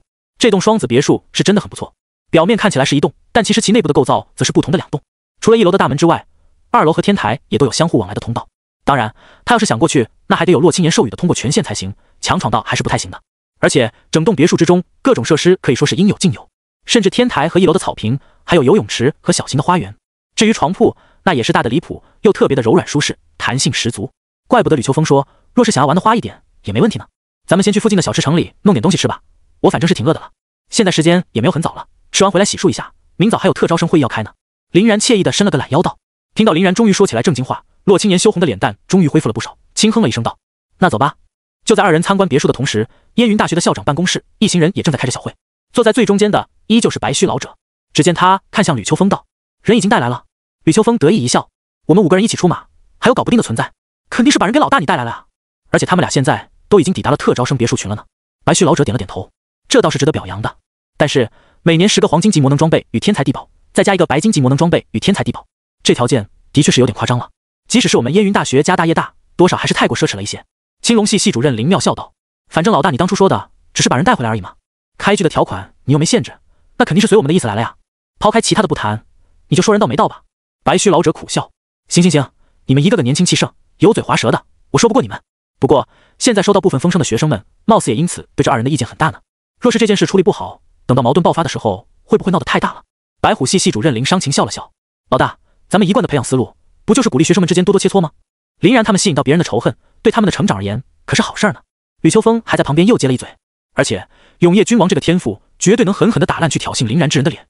现在他已经笃定林然所拥有的神秘天赋为永夜君王了，替林然自信的不行。”林妙也突然神秘一笑：“而且啊，洛清言这个小丫头也相当不一般，在她的体内，除了比我还要强的 SSS 级天赋神圣天使之外，我还感受到了另一股力量的存在。最离谱的是，这股力量貌似还是黑暗系的。”玄武系系主任徐磊的眉头当即便是一跳：“什么？你是说洛清言也有血脉能力，而且还是黑暗系的血脉能力？”林妙想了想道：“不一定就是血脉，反正是黑暗系的特殊能力，准没错。拥有圣光天使的我，对圣光与黑暗的力量是最为敏感的，应该不可能会搞错。”朱雀系系主任高仙若有所思地摸了摸自己的下巴，那他竟然在高考中没有使用这种力量，这个小姑娘的定力与城府看来也是很深的了。而且最为难的是，林然和洛清言还都是寒门出身，勤奋努力，意志坚定，比那些跋扈膨胀的高干子弟们不知道要强了多少倍。林妙翻了翻白眼道：“大哥，人家表面的天赋能力都已经是 SSS 级的6边形天赋神圣天使了，打穿最高难度的高考副本一点都不难，肯定不需要像林然那样再暴露其他的东西了。”白须老者听5人这么讨论，眼睛都快笑成了一条缝。好呀，好呀，那么如此想来的话，我们在他们身上的投资可就一点都不亏了。今年的高校新生交流赛，我们燕云大学的把握真的已经很大了。既然如此，明天的特招生会议就由商情、高仙和徐磊去主持吧。秋风，你和林妙俩人就先别去了。俩人的脸色当即一变，这可是跟林然以及洛清言拉近关系的大好时机，他们还想把俩人弄进自己戏里来呢。吕秋风率先叫了起来：“老大，这不公平！为啥他们仨能去，我和妙妙就不能去呢？这种在特招生面前露脸的机会可是很珍贵的。”林妙也是急忙跟道：“就是，就算要让他们仨主持会议，最起码也得让我们俩到场吧。”白须老者屏虚大笑：“我都带你们这么久了，你们5个人我还不了解？小妙啊，你和秋风拉拢林然与洛清言的小动作，他们仨不知道，难道我还能不知道吗？你们俩人都已经走在他们仨前面很多了，多少也得让别人参与竞争嘛。”闻言，高仙、林商情和徐磊都是一愣，皆不怀好意的看了一眼吕秋风与林妙。行啊，你们鬼主意挺多，竟然还搞小动作。2人见被白须老者揭穿，又被同僚3人质疑，只得干笑2声，便也不再抱怨了。我们围观一下总行吧，不说话就是了。不行，你们俩人跟猴似的，根本就安分不下来，到时候谁看得住你们？冤枉，冤枉啊！山顶宿舍之上，此时的林然已经酒足饭饱完毕，正在别墅地下室的练功房里对着面前的假人拳打脚踢。他已经沉浸在这个练功房里2个小时了。这个练功房的配置可是比神识空间中的大树强多了，毕竟是用高级虚拟技术模拟的练习场景。不仅在这将近50平米的空间之内，一切的破坏都可以复原，而且可以随意模拟假人的战斗力、防御力，甚至还能为其输入模板，让他动起来。现在林然为其输入的模板，便是其中自带的一个战斗力约为5000的战士型模板。假人在吃了林然的3拳1脚之后，掏出一把竹刀悍然反击，一刀便砍在了林然的小腹上。别看这把刀只是一把普通的竹刀，但是在场景的模拟中，它其实是有黄金级魔能装备的强度的。不过这一刀却只能让林然感觉到一阵小小的痛楚而已。林然微微一笑，反手撑开手术果实的 room 领域，心脉休克，大量的高频电压汇聚于右手之上，林然一掌便拍在了假人的心口处。饶是这个假人的战斗力整整有5000之多，但面对这种特殊的攻势，依旧无法抵挡，当即便倒在地上，抽搐着动不起来了。神威！林然用左眼将假人锁定，并发动了蕴含于自己眼中的神威之力。霎时间，一个空间撕裂的漩涡便出现在了假人的躯干上，立马便将其撕成了粉碎。好强的攻击力，跟把神威之力附着在武器上进行攻击，明显还是直接用来破敌的效果要更为显著一些。唯一的问题就是神威之下众生平等，此招一出，非死即伤。平时学校之内的打斗还是不太好随意使用的。行了，各种技能也测试的差不多了，该洗洗睡了。在这2个小时里面，林然可是一直都没闲着，连续的测试着不同技能的技能威力，结果让他还算是比较满意。除了手术果实的那些个 K-ROM 一系的觉醒技能，由于对果实能力开发不够的原因，暂时用不了，其他的都很不错。而其中进攻性最大的，依旧是左眼的神威漩涡所带来的空间拧断能力。林然摁了一下墙上的恢复按钮，将练功房复原之后，伸着懒腰走出了练功房。第2日的清晨，林然起了个一大早，和洛青言一起前往附近的小吃城吃过早饭后，便来到了之前说好的那个会议室中。因为有生物芯片的烟云大学地图在，2人也不太可能走得丢。唯一有区别的便是，这次换了林然来开车。林然可不想自己刚吃的早饭被洛青言的碰碰车给晃到吐出来。2人来得很早，不过才8点半而已，距离约好的10点整还有一段不短的时间。林然和洛青言也是找了一个远离门口与讲台的位置坐下，有一搭没一搭的聊着闲话，一边偷偷的观察其他人。每年烟云大学的特招生都只有100个左右的名额，浮动点数也在5到10左右，多也不会太多。来的那些人显然都是把自己的资料给隐藏得非常好，林然唯一能够看到的便是他们的学生证信息。毕竟面对本校的学生，学生证还是隐藏不起来的。这些人怎么看起来一个个拽的都跟258万一样？洛青言小声嘀咕。林然翻了翻白眼，他们绝大多数的人都是家里有矿的存在，豪家大族的气质你懂不懂啊？你以为谁都跟我们一样，高考之前是一穷二白的穷光蛋吗？洛青言吐了吐舌头，老老实实的继续坐着发呆了。这时一道人影突然从旁边闪出，冲着林然一笑。林兄，你旁边有人吗？林然定睛一看，是一个笑容相当阳光、肌肉健硕的大男孩，学生证上的信息显示他的名字叫徐胜。林然也笑了笑，没人，徐兄请坐。洛青言是坐在他的右手边的，处于会议室最后一排的边角，而徐胜此时就坐在了他的左手边。徐胜笑了笑道，林兄可是大名鼎鼎啊，作为今年的高考状元，直接把历年以来的最高难度记录往前提了10几分钟。要知道今年的试题绝对是历年以来最难的那一档，这个记录的含金量高得可怕。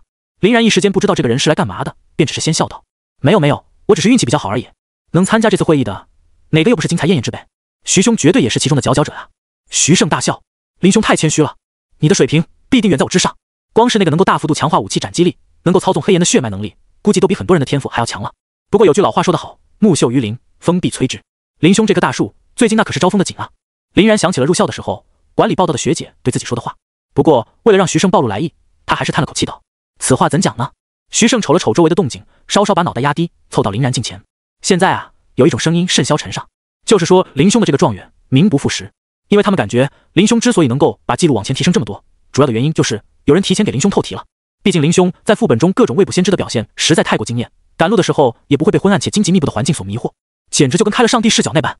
当然我是绝对相信林兄的哈，不过我也是能力有限，其他人的嘴咱想堵也堵不住啊。林然眯着眼睛摸了摸下巴，没关系，他们有这种质疑也很正常，之所以他们会这么想，主要是因为他们还没有亲眼见识过我的实力，等到我黑岩烧到他们身上的时候，他们估计就要换一个念头了。徐胜朝着林然挑起了一个大拇指，林兄好气魄。不过呢，毕竟林兄靠着高考成绩拿到了目前大一新生中的第1名，连学号也是第1，所以记恨林兄的人简直多到不能胜数。饶是林兄神通广大，也可能会双拳难敌4手呀。徐某不才，愿为林兄分担压力。若是日后有人想要来挑衅或是侮辱林兄，林兄只需要报我江东徐家的名号，定能保林兄无虞。说着，徐胜便把一张名片递到了林然的手中。江东徐家。林然看着手中的名片，心中也是起了些许波澜。作为江东省最负盛名的豪家大族，徐家家族的名声那是在整个龙国都能排得上号的，能与其正面叫板的家族，一只手都能数得过来。那么这么一个庞大且强横的家族，为什么要来找上自己呢？林然疑惑地看了一眼徐胜。徐胜笑着解释道，我们徐家家族跟其他的很多豪家大族都不一样，他们一般都不怎么喜欢吸收外界的力量，只是比较重视自己的家族成员而已。而我们最喜欢的便是招揽外界的人才。等林兄日后从烟云大学毕业，绝对是人中翘楚，能够独当一面的存在。带着洛小姐一起来我徐家任职，可真是太合适不过了。我保你们二人能够就此平步青云，一飞冲天。若是贡献够大的话，也不是不能担任我徐家外家的家主一职。到时候我父亲定会组织一场盛大而隆重的婚礼，让全城、全省，甚至是全国的人都为你们送上庆贺。嗨嗨咳！听完徐胜的话，林然不由得开始剧烈的咳嗽起来。坐在一旁一起听着的洛青言也是俏脸一红，芳心大乱，开始不住的用手揉搓着自己衣服上的丝带。等到林然咳嗽完毕，徐胜又展现出了他那极为阳光的笑容。林兄，洛小姐，不知你们二人意下如何啊？林然叹了口气道：多谢徐兄的好意，这种事情呢，我觉得还需要从长计议。徐家的名头，暂时我也不会去顶的。人嘛，在这危险的世道中挣扎，那还是得靠自己的。兵来将挡，水来土掩。若是其他人真的想要对我不利，那就任由他们来好了。前来挑衅之人，我必将给他们留下一个永生难忘的回忆。听完林然拒绝的话，徐胜脸上的阳光笑容却没有损失分毫，反而更加灿烂了。好，林兄，真不愧是被我看好的男人，够狂。不过这张名片还是先请你收好，你到时候若是有了这种念头，随时都能来联系我。而且就算咱们将来当不成家人，做个朋友，那也是蛮好的。我徐胜能交到林兄这样的朋友，绝对是脸上有光啊。说着，徐胜直接强行把名片塞到了林然的怀里，然后朝他抱了抱拳，直接转身离开了此地。林然哭笑不得地看了看自己手中这张沉甸甸的黑金名片，好吗？他这一张名片的价值，怕不是比很多人的银行卡都要珍贵得多。洛青言的脸上则有一些略微的失落。所以你为什么要拒绝他啊？这种豪家大族能傍上，不应该是挺好的吗？林然翻了翻白眼，你以为这个外家家主是那么好当的？他江东徐家的好处又是这么好拿的？所谓能力越大，责任越大。你要是不在家族之中发挥出自己的价值来，他们肯定会弃之如敝履。咱们好好的当两个潇洒快活的游侠不好，非要进家族里面累死累活。我可不想当这种牛马。洛青言张了张嘴，但是话到嘴边却又转了口。哎，你不会是对他所说的某项条款不满意吧？一边说着，还一边掐了掐林然的大腿。林然差点一口水喷出来。你说啥呢？怎么可能嘛？洛青言的俏脸这才舒展开来。哼哼，那就好，最好别让我发现你有什么小动作，不然……说着，洛青言便以手做刀，朝着林然的当下比划了两下。林然翻了翻白眼，没有再去接洛青言的话了。时间过得很快，没过多久，时间便来到了9点40分，100余名特招生也都已经来得差不多了。此时的会议室内可谓是人声鼎沸，大家都在找着老熟人，亦或是看起来比较投机的人聊着天。毕竟这波人里面可全都是未来潜力无限高的天才，多个朋友也多条路，提前跟别人打好关系相当有必要。只有林然的身边略显冷清，自从徐胜走后，除了洛青言之外再无他人。看起来他们确实都是对自己抱有敌意的。林然感慨，正常来说，自己这种状元的附近，不说人山人海吧，那也应该是络绎不绝。谁让自己风头太盛，同时又无权无势呢？就在这时，会议室的门又一次被打开了，迎面走进来的是一名黑色短发的冷冽女子，一名头戴面甲的神秘男子，以及一名身体壮硕的高大男子。感受到他们身上的淡淡威压，在场的学生们便纷纷闭上了嘴巴。正主来了！目送着这三人一路走上讲台，学生们皆在心中暗自揣测着他们的身份。不过对于林然和洛青言来说，他们已经极为熟悉了。这不正是白虎系系主任林商情、朱雀系系主任高仙和玄武系系主任徐磊吗？可还没等林然二人反应过来，又有2道黑影从门口处闪过来，速度极快，刷刷便坐到了林然与洛青言的旁边。长发男子和绿发女子，好吗？麒麟系系主任吕秋风与青龙系系主任林妙也来了。这一场特招生的会议，声势搞得还挺大。吕秋风见林然张开了嘴，明显有跟他和林妙打招呼的意思，连忙上来掩住了他的嘴。嘘，别说话，我们俩是偷偷来的，当我们不存在就好。林然有点傻眼，不知道这俩人在这里搞什么幺蛾子，便也只能先闭上了。不过吕秋风和林妙所做的这些掩耳盗铃的举动却根本没啥用，无论是台上的3人，还是台下的100多号特招生，依旧看到了他们2人。林商情、高仙和徐磊的脸色当即便是一黑。这2只老狐狸说着不来不来，结果还是硬蹭了进来，还跑去跟林然与洛青言坐在了一起。不过目前当这么多人的面，肯定也是不好把他们给轰出去的。至于那下面的100号特招生，则在好奇2人的身份。台上的林商情看了一眼自己的生物芯片，开口道：现在已经9点55分了，为了不耽误大家时间，我们直接开始会议。从现在开始封闭会议室大门，后到的人也不用进来了。先自我介绍一下，我是咱们青津烟云大学5大系的系主任之一，白虎系系主任林商情。这2位分别是朱雀系系主任高仙以及玄武系系主任徐磊。今天的会议就由我们来主持。咱们这一批的特招生一共有107人，今天10到104人。大家先按照学号的顺序来做一下自我介绍吧。就从大幅度突破副本记录，迄今以来的高考第1人，今年的高考状元林然开始吧。说完，林商情一向冷冽的脸上终于是挤出了一丝微笑，看了一眼坐在最后排的林然。林然苦笑着站了起来，他算是看明白了，烟云大学的系主任5人组里面，除了鬼精的吕秋风与林妙之外，剩下的3个人都是比较木讷的存在。林商情的那番话的确是好意，可他殊不知，如此有重量级的形容词，能帮自己拉到多大的仇恨啊！不过林然倒也没有说害怕，而是大大方方的站了起来，对在场的所有人展露了一个平和的微笑。林然 SS 级天赋自然灵体，1阶觉醒者，学号001。说完，林然便又重新坐了下来。他的介绍相当简短，但是却非常的有冲击力。会议室里面当即便开始了议论纷纷，一个是对林然没有介绍自己血脉能力的不满，一个是对林然强调学号001的不爽。他还不准备暴露自己的血脉是吗？大家都知道他其实就是靠这个血脉在打，没血脉就是个沙包，还继续藏着，真恶心啊！001有什么了不起的？应试教育下面的悲哀罢了。啊，恐怕要是没人给他透题，我看他是连燕云大学都来不了。等到1个月后的新生大比，某人就要原形毕露了呀！哈哈，这些人都是跋扈惯了的，对于林然的敌意也没有丝毫要的隐瞒的意思，哪怕是当着系主任的面也是如此。林商情的脸色当即便展现出了不悦，一股强横无比的杀伐之力瞬间便直接横扫整个会议室。这冰冷而又令人窒息的杀气，立马便让所有刚刚还在逼逼赖赖的人全部变了脸色。林商情冷笑一声：“这里是燕云大学，不是你们的家族产业，都给我老老实实的守好规矩，不然……重新做一下自我介绍吧。”林商情 ，SSS 级天赋杀戮之魂8阶觉醒者，白虎系系主任。顿时，剩下的所有学生都跟被人掐住了脖子一般，一句话也说不出来了。看到学生们的表现，林商情这才满意的点了点头，朝洛青岩使了个眼色，示意他继续。洛青岩便也会意的站了起来，微微一笑道：“洛青岩 ，SSS 级天赋神圣天使，1阶觉醒者，学号002。”因为自身那绝美的长相，洛青岩倒是没有收获太多的敌意。脸色比较不对的，基本上都是100人之中那10几名女学生而已。只能说，人的嫉妒对象果然往往还是同性。由于洛青岩也保持了林然的介绍格式，所以下面的所有人基本上也都是这样了。陆远 ，SSS 级天赋领风潮汐，1阶觉醒者，学号003。蓝若秋 ，SSS 级天赋残败灰谷，1阶觉醒者，学号004。晴天 ，SSS 级天赋银月之光，1阶觉醒者，学号005。不得不说，燕云大学这一届的特招生们含金量真可谓非常之高。前20之内，除了林然这个有些格格不入的榜首之外，基本上都是 SSS 级天赋的拥有者。后80名，那也是 SSS 与 SS 混杂，其中连一个 S 级都没有。毕竟这可是龙国的 Top 1高校，招生的最低标准都是 A 级天赋与超模的 B 级天赋。作为更加优质的特招生们，自然就更为夸张了。来自于全国几十个省、五湖四海的天才们，放到各自的省市，全都是大名鼎鼎的存在。但在来到燕云大学之后，反倒显得有些平庸了。起码在同阶段之内，能跟你相提并论的人都有整整100号之多，更别说更高阶段的一些学生了。随着介绍的进行，看到在场天骄们的脸色一个个变得惊讶、震撼，最后麻木。林商情、高仙与徐磊那都是相当的满意，让大家意识到人外有人，天外有天。可是此次会议极为重要的一个项目，里面有很多人未必就是实力不如，而是在高考中出现了失误，才使得暂时的排名低了。很多看起来特别强的 SSS 级天赋，排名反倒不如一些 SS 级天赋。1个月后的新生大考会将整个排名重新洗牌，他们自然会感受到莫大的压力了。毕竟谁也不希望自己在后面会出现排名降低的情况，在场的大家又全都是天才，想要不被超越，便只能加倍努力了。好，大家的自我介绍已经进行完了，我来跟大家讲讲其他的东西。此时高仙上前一步，微笑着对大家说道。有可能是因为戴了面甲的原因，高仙看起来要比动不动就气势外放的林商情和蔼不少，学生们的脸色也都好看了很多。排名机制这个东西，相信你们都已经了解不少了。入校时的基础学分奖励，以及每个月的补助奖励，亦或是后面能够享受到的福利待遇，全都与此有关。排名与实力有关，实力越强，排名自然也就会越靠前。不过你们中肯定有人感觉只靠一次高考定胜负，有些马虎了。毕竟副本这个玩意儿涉及到适应性的问题，会有些不服气。没关系，你们也都知道了，1个月后会进行新生大考。新生大考的综合性极强，无需有这种担忧，到时候你们便会知道了。听到这里，不少人的眼睛也纷纷亮了起来。综合性强的话，对于自认为有硬实力的人，那肯定是好事儿。此时，徐磊也张开了嘴。对的，而且学校之内鼓励打斗，鼓励竞争。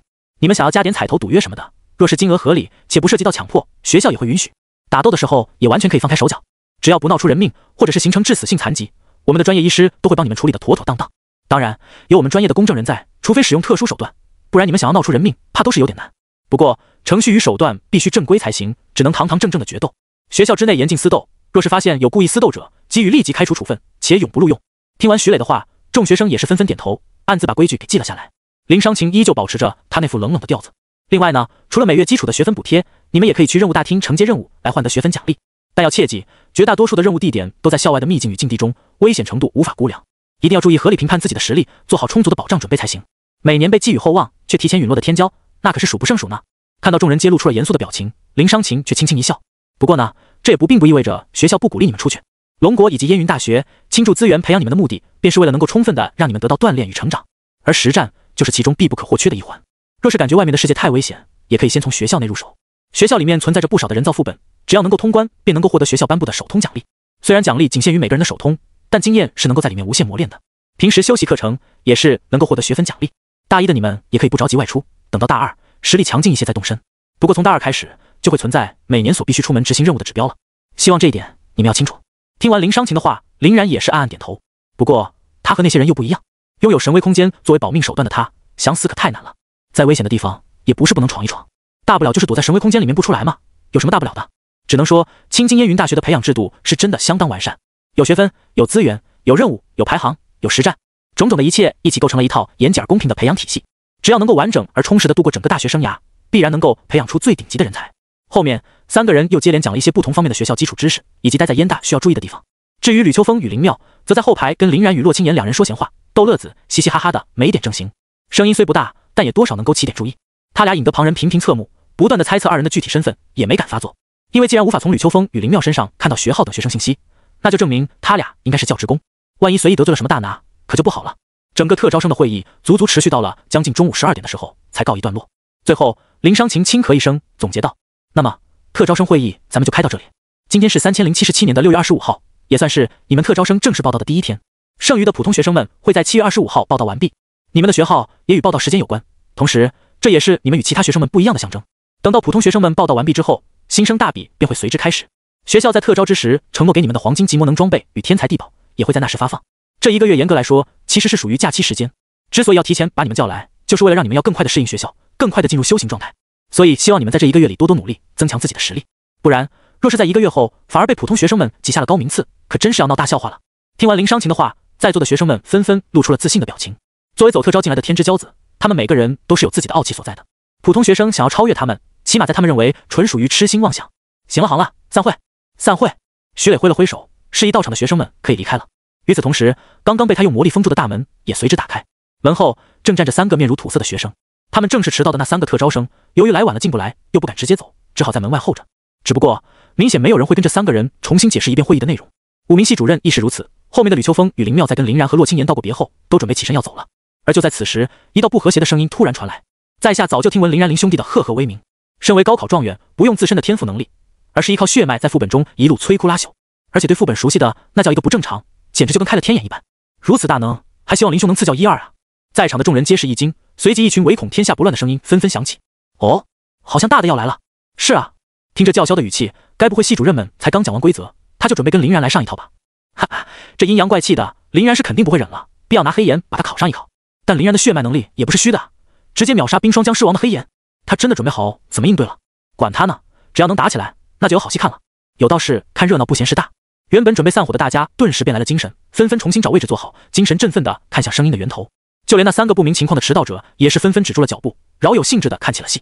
正准备拉着洛青言离开的林然也是微微一愣，不怀好意地瞅了一眼来者。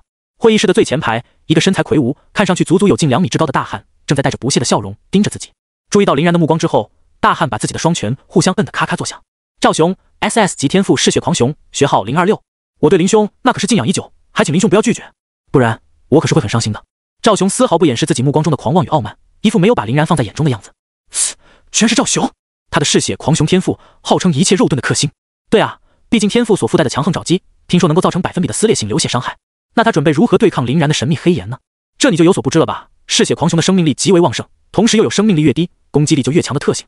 赵雄肯定是打算直接在黑岩落到自己身上之后，顶着黑岩强打林然，先行一步给林然打倒。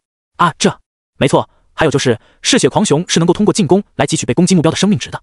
之前经过专家的研究，林然的黑岩灼烧的主要就是生命力，只要他的攻击够快，完全能赶在倒在黑岩之前就拿下林然。那听你这么说，林然岂不是麻烦了？嗜血狂熊的确是属于一个相当强悍的进攻系天赋了，主要的缺点就在于在战斗的时候，那股嗜血的欲望会逐渐蚕食神智，削弱自己的精神力。意志不坚定的话，很容易迷失，不然的话也是妥妥的 SSS 级天赋。再加上接近2米的赵雄，对于1米8的林然还拥有体型上压迫感，很难不让人自然而然的去看好他。听到附近全都是对自己的认同，赵雄的笑容更疯狂了。他一边笑着，还一边朝着林然身边的洛青言做作的秀了一下自己的肱二头肌，差点给洛青言看吐了。看到洛青言的嫌弃脸以及他刻意撇开的眼神，赵雄不由得脸一黑，把满是怒火的面庞对准了身边的林然。在这一届的新生当中，洛青言的人气也是毋庸置疑的高，绝美的容貌，完美的身材， SSS 级的天赋，还没有背后家族琐碎所带来的麻烦，简直就是无数人心中的完美配偶。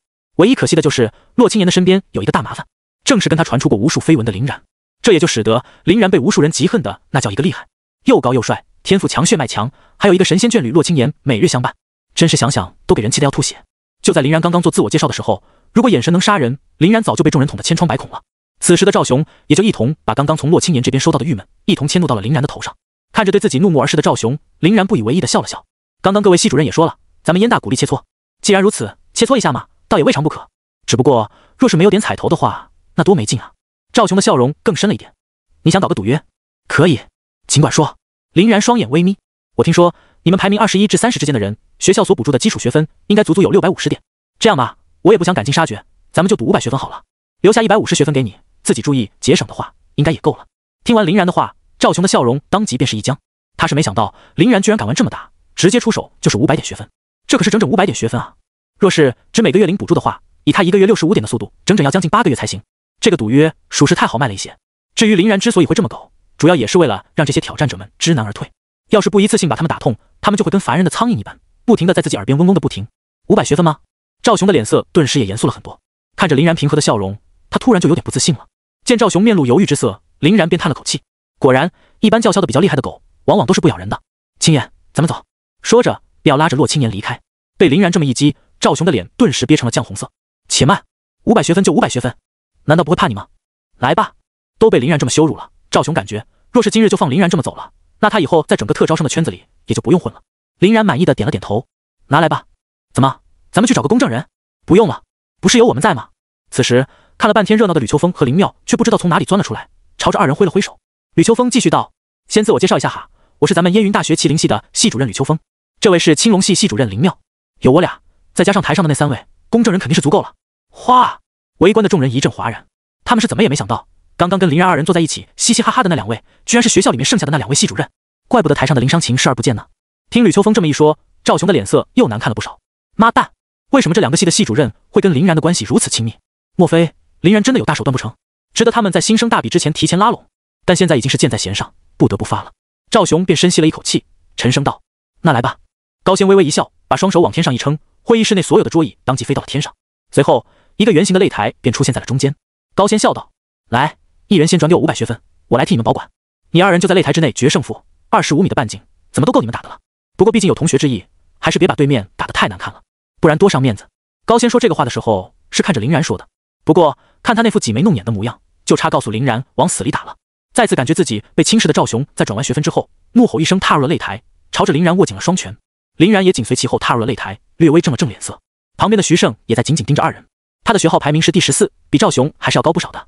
但是在面对赵雄的注视时，心头却难免有些打鼓。嗜血狂熊这个天赋的确是有其独到的地方所在的，那么主要手段黑岩未必起效，自身的肉毒又被克制，林然会怎么来打这一仗呢？若是自己又会采取什么样的战术呢？不过站在旁边的那5名系主任倒是貌似都比较看好林然啊。洛青言则也是老战狂了，看着擂台之上的2人不断兴奋地挥动着自己的小拳头，有些恨不得站在台上的人是自己。不过他的神圣天使天赋，哪怕是在所有的 SSS 级天赋里面都是属于最为变态的那一档，更何况神圣天使又是6边形的水桶天赋，输女人还丢面子，就更加没人想要来恃其锋锐了。林然看了看场上已经蓄势待发的赵雄，随意的扭了扭脖子：你刚刚说了自己要我赐教1-2，那我也就只赐教1-2，2招之内若是你还能站在场上，就算我输好了。因为过度的气愤，赵雄都已经激动出满脸的横肉了。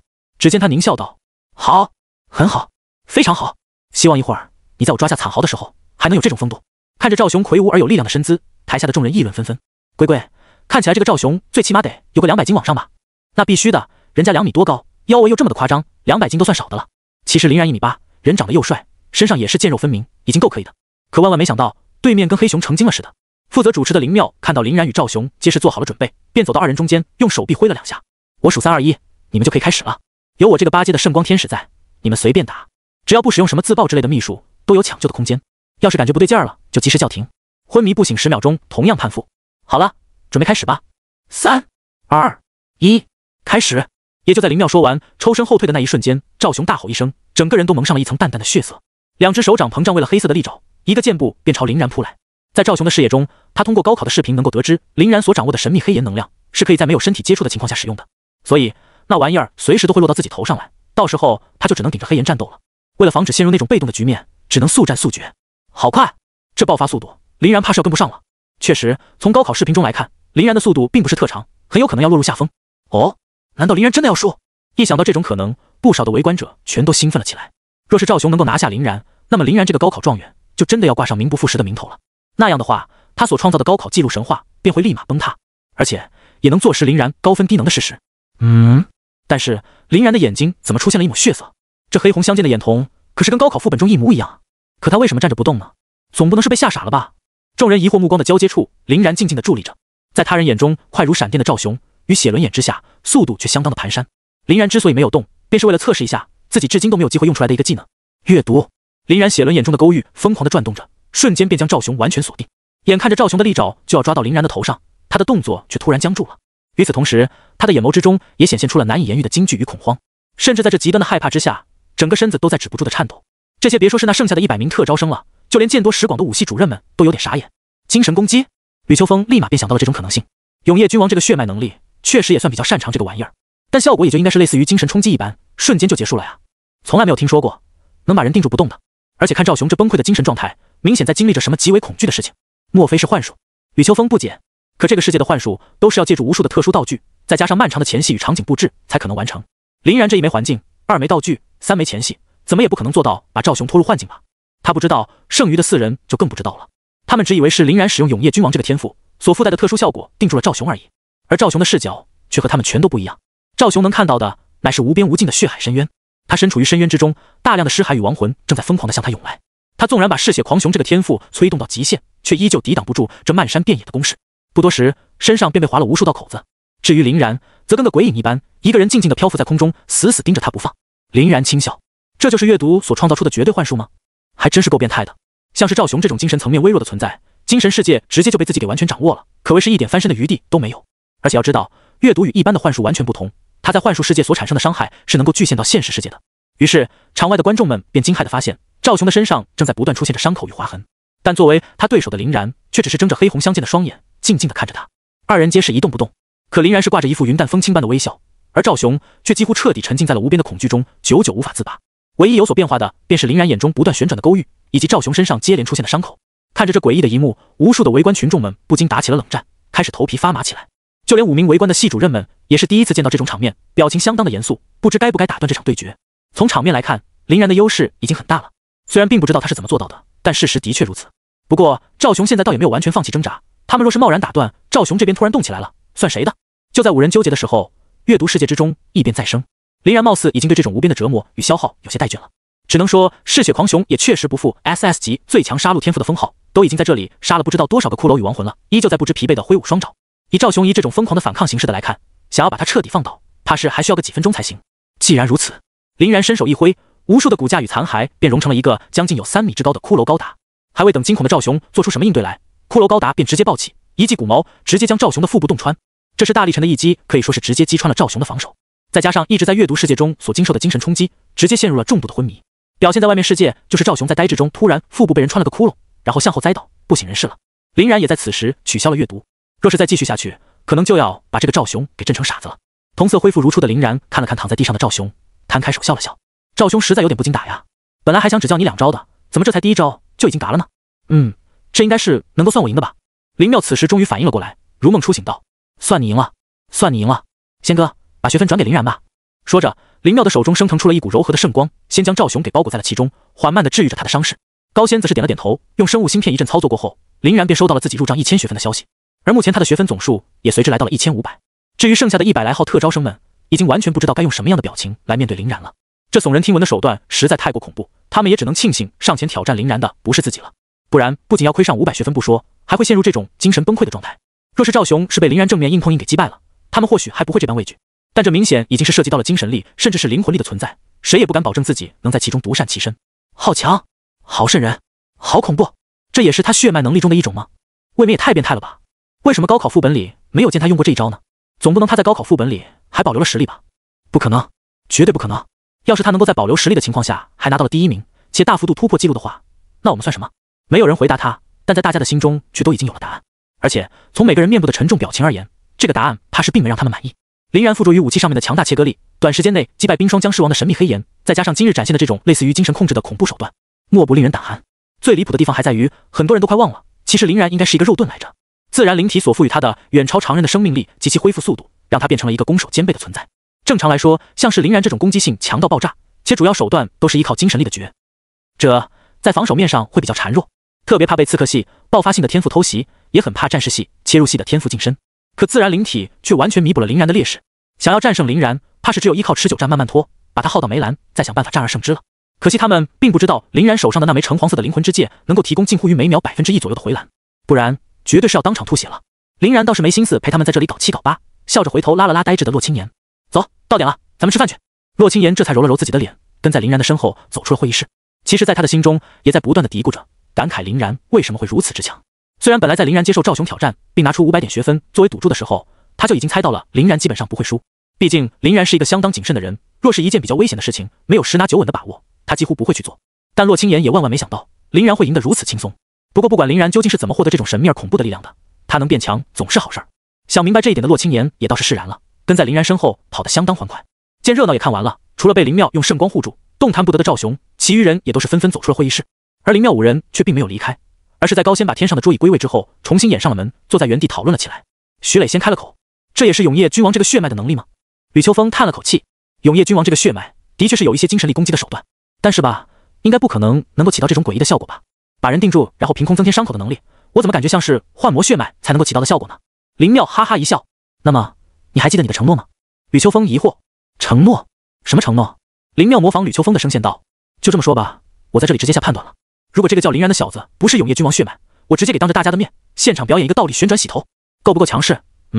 吕秋风的老脸当即就是一歪：“啊，但是我这也只是进一步的猜测嘛。其实按道理来说，还是永夜君王这个血脉能力的可能性大一些。毕竟黑岩与赤瞳这种东西，标志性实在是太过于明显了。没准也就是林然他天赋异禀，进一步把永夜君王这个天赋往上开发了呢。”林妙轻笑：“那反正你的道理洗头我先给你记在这里，你可别想着赖账。那么咱们下一步要干嘛呢？直接去问林然自己的血脉能力究竟是什么？”林伤情跟看白痴一样瞥了林妙一眼：“你难道不觉得自己这么做蠢得离谱吗？亏你还能张嘴说出来，直接去问林然会跟你说，就算说估计也是搪塞加敷衍吧，绝无可能是实话。”高仙却突然笑了起来：“我倒有了一个好主意，咱们之所以对林然的血脉判断不准确，就是因为对他的了解还是太浅薄了。所以要是给他安排一个稍微强力点的对手，唯一不太好的地方就是又得让老大出点血了。不过培养这种天骄嘛，老大肯定是不会心疼的。”说着，高仙便把他的计划讲了出来。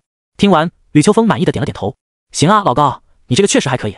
这样一来，刚好说不定还能让洛青言展现一下他体内的神秘黑暗力量。”徐磊也是嘿嘿一笑：“对的，反正奖励也是老大出，他这么看好这两个人，应该是无所谓的。”林伤情也是伸了个懒腰：“那走吧，一会儿人家吃完饭都溜了，咱们若是再想找，都不一定找得到呢。”而林然带着洛青言从会议室出来以后，却一直都是一副若有所思的模样。洛青言虽然看得有些奇怪，但想到林然有可能是在脑中复盘刚刚的战斗，倒也没有多说什么。可就在二人拐到一处偏僻的走廊，旁边没有其他的时候，林然却突然顿住了脚步。洛青言微微一愣：“怎么？”未等他第三个字说出口，林然突然猛地一回头，一把将洛青言摁到了墙上。之后，林然便把脸不断的向其靠近。随着距离的越来越近，二人都能互相感觉到对方的鼻息了。洛青言顿时一阵大惊，俏脸因为又急又羞而涨得通红，娇斥道：“哎呀，你干嘛啊？就算想要壁咚本姑娘，那也不能找个好点的地方吗？”话音未落，洛青言便看到林然的瞳色已经变成了之前与赵雄战斗的那般黑红相间，而且在此之中还有数枚交合在一起的勾玉缓缓转动，两股截然不同的力量当即从林然的瞳孔中涌出，钻入了洛青言的眼眸，左眼炽热，右眼阴冷。随后林然便得意地笑了起来：“这招叫转血封印，我把一左一右两个瞳术分别封印在你的眼眸之中了，只要满足条件，瞳术便会自动发动。考虑到咱们俩人日后可能会麻烦不断，我就先做打算了。这样一来，即使你遇到生死危机，我的瞳术也能强行保你无虞。”洛青言在听完之后不住地低声哼哼着，却一句话也没说出来。毕竟两人此时的体位有些许的交错，洛青言被林然这么强势地逼在脸前，感受着他这灼热的吐息，心猿意马的厉害，就连骨头都有些酥酥麻麻的，险些都站立不稳了。至于林然，在接连嗅到洛青言这淡雅清甜的体香之后，也不禁咽了咽口水，不由自主地把脸凑得更近了一些。而就在此时，风风火火的系主任五人组追逐着二人的脚步，也赶到了这个走廊拐角，看到了这暧昧的一幕。嗨嗨可嗨嗨，五人顿时感觉到了一阵尴尬，他们来的可当真不是时候，怎么就撞破了人家小情侣的恩爱现场呢？林然与洛青言也在此时恍惚了过来，各自散开，同样干咳了两声，调整了一下自己的状态。吕秋风先是尴尬地搓了搓手，随后道：“那啥，小然还有青言啊，我们五个来呢，是有事情要跟你们商量。”林然率先调整了过来，神色已经恢复如常，深吸了一口气，笑道：“什么事？”高仙道：“让我来仔细说吧。是这样的，我们之前来招揽你们的时候，不是说好了吗？给你们每人每年提供10个黄金级的魔能装备与天才地宝，以及1个白金级的魔能装备与天才地宝。现在呢，有一个奖励升级的机会，能够把奖励提升为白金级魔能装备与天才地宝各3个，不知你们愿不愿意啊？”哦，林然与洛青言皆是心中一动，这可真是一个大提升。虽然在计算价值的时候，往往会把5个黄金级魔能装备和1件白金级魔能装备相提并论，但在实际的交换中，根本就没人会跟你这么换。毕竟稀有度摆在那里，1件白金级的魔能装备可是要比5件乃至是10件黄金级魔能装备都难得。而且每个人除了使用的武器之外，身上最多也就是只能有7件魔能装备可以生效，分别为胸甲、肩甲、臂甲、护腿、靴子、项链与戒指。你的黄金级魔能装备再多，也不可能全都佩戴上。此时林然的身上胸甲、护腿与项链是已经有了的，其余的4个位置还在空着。若是把那3个位置填补上白金级魔能装备，战斗力绝对又有一个大幅度的提升。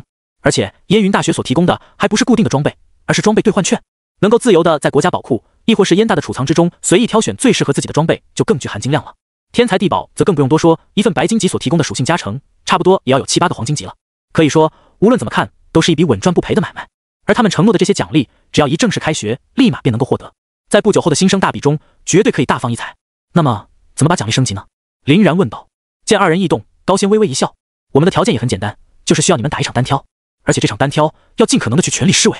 不要怕，我们的竞技场可是有专门的设备在，再加上有妙妙这个8阶的圣光天使在，你们完全不会遇到任何的安全问题。唯一的地方就在于，一定要打得精彩才行。若是打得不够精彩，我们也会视情况选择克扣奖励。之所以这么做，主要是因为一来是可以为我们日后的教学提供实战素材，二来嘛，也能够让我们看清你们这2个在本届特招生中最负盛名的2个人实际的战斗力究竟如何。而且我们可以公开承诺，本次战斗的视频版权费归你们所有。日后我们不管是进行教学讲义，还是实战分析，亦或是欣赏性的视频播放，其所有的龙币收益全部都归你们。怎么样？这条件还算能够接受吧？”高仙的这番话倒是蛮诚恳的，唯一有问题的地方在于目的那一栏，他小小的撒了个谎。实际上，他们撺掇2人单挑的真正目的，一来是为了分析林然的血脉能力，二来是为了研究洛青岩体内的黑暗能量才对。至于他刚刚说的那些原因，都是相当的次要。林然和洛青岩闻言互相对视了一眼，一起笑着点了点头。那有何难？即使没有版权费，我们为燕大做点贡献，那也是应该的。高仙大笑：“行，那咱们先去一起吃点东西，然后再去竞技场。”待到酒足饭饱之后，一行人才大摇大摆地朝着竞技场走去。不得不说，燕大的伙食还是很不错的，各大菜系都有，肯定不会倒了你胃口。而且其菜品里面还存在着潜移默化增强体质、促进天赋进化的能力，所花费的学分那也是极少，一顿饭基本上仅用0.01学分，就差不多足够一个壮汉吃饱了。身为国内的 Top 1大学，这些东西确实没得说。而且借着这次吃饭的机会，林然也是看到了高仙面甲之下的真面目，英俊帅气而白皙，哪怕是跟林然比起来，那也是丝毫的不遑多让。唯一美中不足的便是略显阴柔了些，不像是林然这般有阳刚的英武之气。这可能也是高仙一直戴着面甲的缘故。同时，林然也随着自己自然灵体这个天赋的开发与觉醒，自身的气质也有了很大的提高，逐渐身上都开始弥漫起出尘脱俗而又自然柔和的感觉了。搭配上本就出众的容貌，无论从什么角度望过去，那都是相当的完美无瑕。再加上身边的足以闭月羞花的洛青岩，以及身边容貌气质也都不差的5大系主任，他们这一行人一路上真是引得路人频频瞩目。不多时，在高仙的带领下，他们便来到了燕大4大竞技场里的其中之一。这座现代化的竞技场呈一个硕大的圆柱形，高度近100米，直径足足要有1000米。中间部分是镂空的设计，给学生们提供了露天的平台。一般情况下，学生们是不太容易遇到之前在会议室里那样旁边有系主任督战的情况，所以他们想要进行切磋、赌斗，亦或是恩怨较量，都只能前往4大竞技场的其中之一才行。此时的竞技场之内已然是人声鼎沸，到处都是呐喊声与厮杀声。看着这群生龙活虎的学生们，吕秋风不禁感慨道：“这就是青春呐！想我年轻的时候，那也是好与人争斗。现在年纪大了，反倒是出手越来越少了，身上都快要有赘肉了。”林妙哼了一声：“30出头就年纪大了，你还真是挺不要脸的。咱们5人同学的时候，你就是这般的油嘴滑舌，现在年纪渐长，心性倒是没有提升多少，还跟个小孩似的。老大都没说自己年纪大呢，你就别为自己的怠惰找借口了。”吕秋风被林妙一呛，只得尴尬的哈哈一笑，开始顾左右而言他起来。林然倒是捕捉到了他们谈话中的重点，真是没想到啊，燕云大学的这5个系主任居然都是同学，而且还相当的年轻，30出头就有整整8阶觉醒者的修为，放到哪里，这都是天纵奇才的程度呀。高仙倒是没他们那么多的心思，很快便轻车熟路的带着众人来到了一处空余的擂台前。就在这里吧，咱们的擂台材质够硬，又被施加的防御型法阵以及虚拟技术支持，安全性你们尽管放心。而且在这擂台之上，也不需要我们来当裁判了，擂台自然便会裁决落败者并保护，不需要有什么后顾之忧，尽管来吧。闻言，林然和洛青岩都是认真的点了点头，一左一右走上了这个半径50米的擂台。但他们不知道的是，此时整个竞技场之内轰动正在迅速的传播着。卧槽，我没看错吧？怎么了？刚刚路过的是不是咱们燕大的5大系主任啊？他们怎么来竞技场了？啊，莫非他们之间也要切磋吗？说不定还要更刺激一点，是赌斗啥的。龟，这必须得围观一下吧？高手过招，分外难得啊。就是，我看他们刚刚是朝着117号擂台走过去了，咱们快跟上去瞅瞅，是谁要跟谁打。走。于是还没等林然和洛青岩开始做好热身准备，一大群的吃瓜群众们便蜂拥而至，里3层外3层的坐在了这个擂台的观众席上。而没能挤进来的人，便只能赶紧用生物芯片连接上竞技场的网络，观看117号擂台的现场直播了。这一看不要紧，所有人皆是吃了一惊，因为从场上的2人并不是5大系主任的任意两位，而是2个陌生的学生。那5个搞得全竞技场沸沸扬扬的系主任，居然在座位上观战。更离谱的是，从场上2人的信息显示来看，他们的学号竟然是3077开头的，这也就证明了他们是这一届的新生。2名新生之的打斗，居然能引来5大系主任的瞩目，这不禁让围观群众们更感兴趣了。现在来的新生应该都是特招生哎，打起来应该挺激烈的。这男帅女美还是特招生，有时候是真的只能感慨，人和人的差距，有时候比人和你的差距还大。你说尼玛呢？狗叫个锤子，不是比人和你的差距还大，能够引来五大系主任的围观，他们必然在特招生中都是极强的存在了。那肯定啊！卧槽，我想起来了，这个小哥是今年那个把记录大幅度提高的状元 ，SS 级自然灵体天赋加神秘血脉附体。女的呢？女的是今年的榜眼 ，SSS 级神圣天使天赋。龟龟，全明星啊，这是，怪不得系主任们如此重视。徐雷左右瞅了瞅人山人海的观战席，有些哭笑不得。看来我们下次来的时候应该低调一点。高仙则是大手一挥，无所谓的，反正此二人的交战视频最终肯定会成为以后新生们的经典教程。现在让这些人提前见识一下，倒也没有什么不好。至于场上的林然与洛青言，暂时则是没有把心思放在外面。二人皆是在不断的提升着自己的气势，双目紧盯着对方。此时，来自竞技场擂台的系统提示声也顺势响起。叮！竞技场117号擂台将于10秒钟之后开打，请交战双方提前做好准备。唰！林然当即便开启了自己的血轮眼，并稍稍压低重心，打算在倒计时结束的第一时间进行突袭。而洛青言那边则是圣光闪烁，一双璀璨而耀眼的天使羽翼生成在了他的背后。不仅如此，洛青言的气质也有了一个很大的改变，从清纯可爱的甜美校花变成了一个正气凛然的圣光女神，眉宇之间也多了些许冷冽与清高，隐隐约有圣化的趋势。林然也是第一次在如此近距离的情况下观察展开天赋之后的洛青言，看到他这一副不容侵犯的冷傲模样，林然今天本就躁动的心中突然燃起了一种别样的冲动，那就是想要把洛青言狠狠地抱在怀中，亦或是摁在身下肆意蹂躏一番。洛青言展现的越是圣洁，他的想法便越是邪恶。等等，此时大战在即，我在想些什么呀？林然赶忙晃了晃脑袋，把这些有的没的的念头甩出了脑海，然后深吸了一口气。3、2、1，开始！就在系统提示结束的瞬间，原本与林然相距20米的洛青言借助翅膀与自己脚力的加速度，犹如一道金色闪光扑向了林然的面门，而且他的手中还紧握着一柄利用自己的圣光之力所凝聚而成的光剑——圣光十字斩。洛青言娇喝一声，当即在空中画出了一道大大的圣光十字，将林然的身影尽数笼罩。这可是他身为神圣天使一个超强力的爆发手段，又快又狠。当初被他消耗至半血左右的冰霜僵尸王，便是死在了这一剑之下。不过在林然的血轮眼面前，这一招可就有些稍显缓慢了。只见林然微微一笑，在右臂的催动下，一道银蓝色的圆形光幕顿时便膨胀开来，将整个擂台场地尽数笼罩。Room 屠宰场。下一瞬间，洛青言引以为傲的翅膀、光剑，甚至连刚刚画出的圣光十字，全被莫名其妙的力量斩断开来。但是被斩断的那些能量却并没有就此消散，而是依旧在空中缓慢的漂浮着。林然这招一出，别说周围不明所以的围观群众们，就连五大系主任那也是纷纷傻了眼。林伤情结巴道：“秋风，这也是永夜君王的能力吗？”吕秋风闭口不言，他已经不知道该怎么说才好了。而前来看热闹的学生们则已经开始了不断的惊呼：“这尼玛真的是人能做到的？这个神秘空间是什么？他血脉能力的进攻手段难道不是黑岩吗？时间力量、空间力量又好像都不是啊！卧槽，该不会玩意儿还能把人的躯体展开吧？妈的，别说了，我已经开始害怕了。”处于空间之内的洛青言体会的则更为清晰一点，这是一种相当奇怪的感觉。明明那些被林然斩断的能量已经没有跟他联系在一起了，却依旧能够从感知中感知到他们的存在。非要打个比方的话，那就跟自己的身体部位被斩断之后，他却依旧能够自由操纵一般。这种诡异的力量简直要把洛青言的鸡皮疙瘩给整出来了。他非常有理由怀疑林然是放了水的，没有直接斩断他的身体，不然他说不定都已经变成2段了。该死，竟敢如此小瞧我！洛青言美目中凶光大盛，神圣庇佑。随着一道淡金色的护罩从洛青言的身上浮现出，林然当即便感觉到空间之内的洛青言已经不再能被他随意拿捏了。恢复过来的洛青言也没有丝毫的犹豫，又一次对林然发起了冲锋。哦，这个神圣庇佑所起到的效果好像还可以呢。不过林然虽然失去了对洛青言身体的控制权，可刚刚被斩断，此时正漂浮于空中的神圣能量还是随他挥使的。Room 指挥棒。林然把拳头一握，下个瞬间，之前从洛青言身上剥离下来的羽翼、圣光十字和光剑便凝聚成了一团炽烈的光球，反而冲着洛青言而去。洛青言根本没有闪避的意思，仗着自己顶着神圣庇佑的关系，重新召唤出了一把更长更宽的光剑，斩向林然。以子之矛攻子之盾，好强大的空间掌控力！我算是看出来了，在这个银蓝色的空间之中，这个小哥好像能够对里面的物体进行操纵，好强悍的能力！即使是 SSS 的天赋神圣天使，在他面前显得也是有些狼狈。不过神圣天使所爆发出的圣光威能，也是别样的恐怖啊！龟龟，有谁还记得这俩人只不过是大一的新生而已？真是长江后浪推前浪，一代更比一代浪啊！二人只不过才刚刚一开打，便已经吸引了无数的目光。虽然对于二人的手段，他们并不是很清楚，但是从能量的捕捉以及技能的威力上，已经不难看出林然和洛青言的可怕。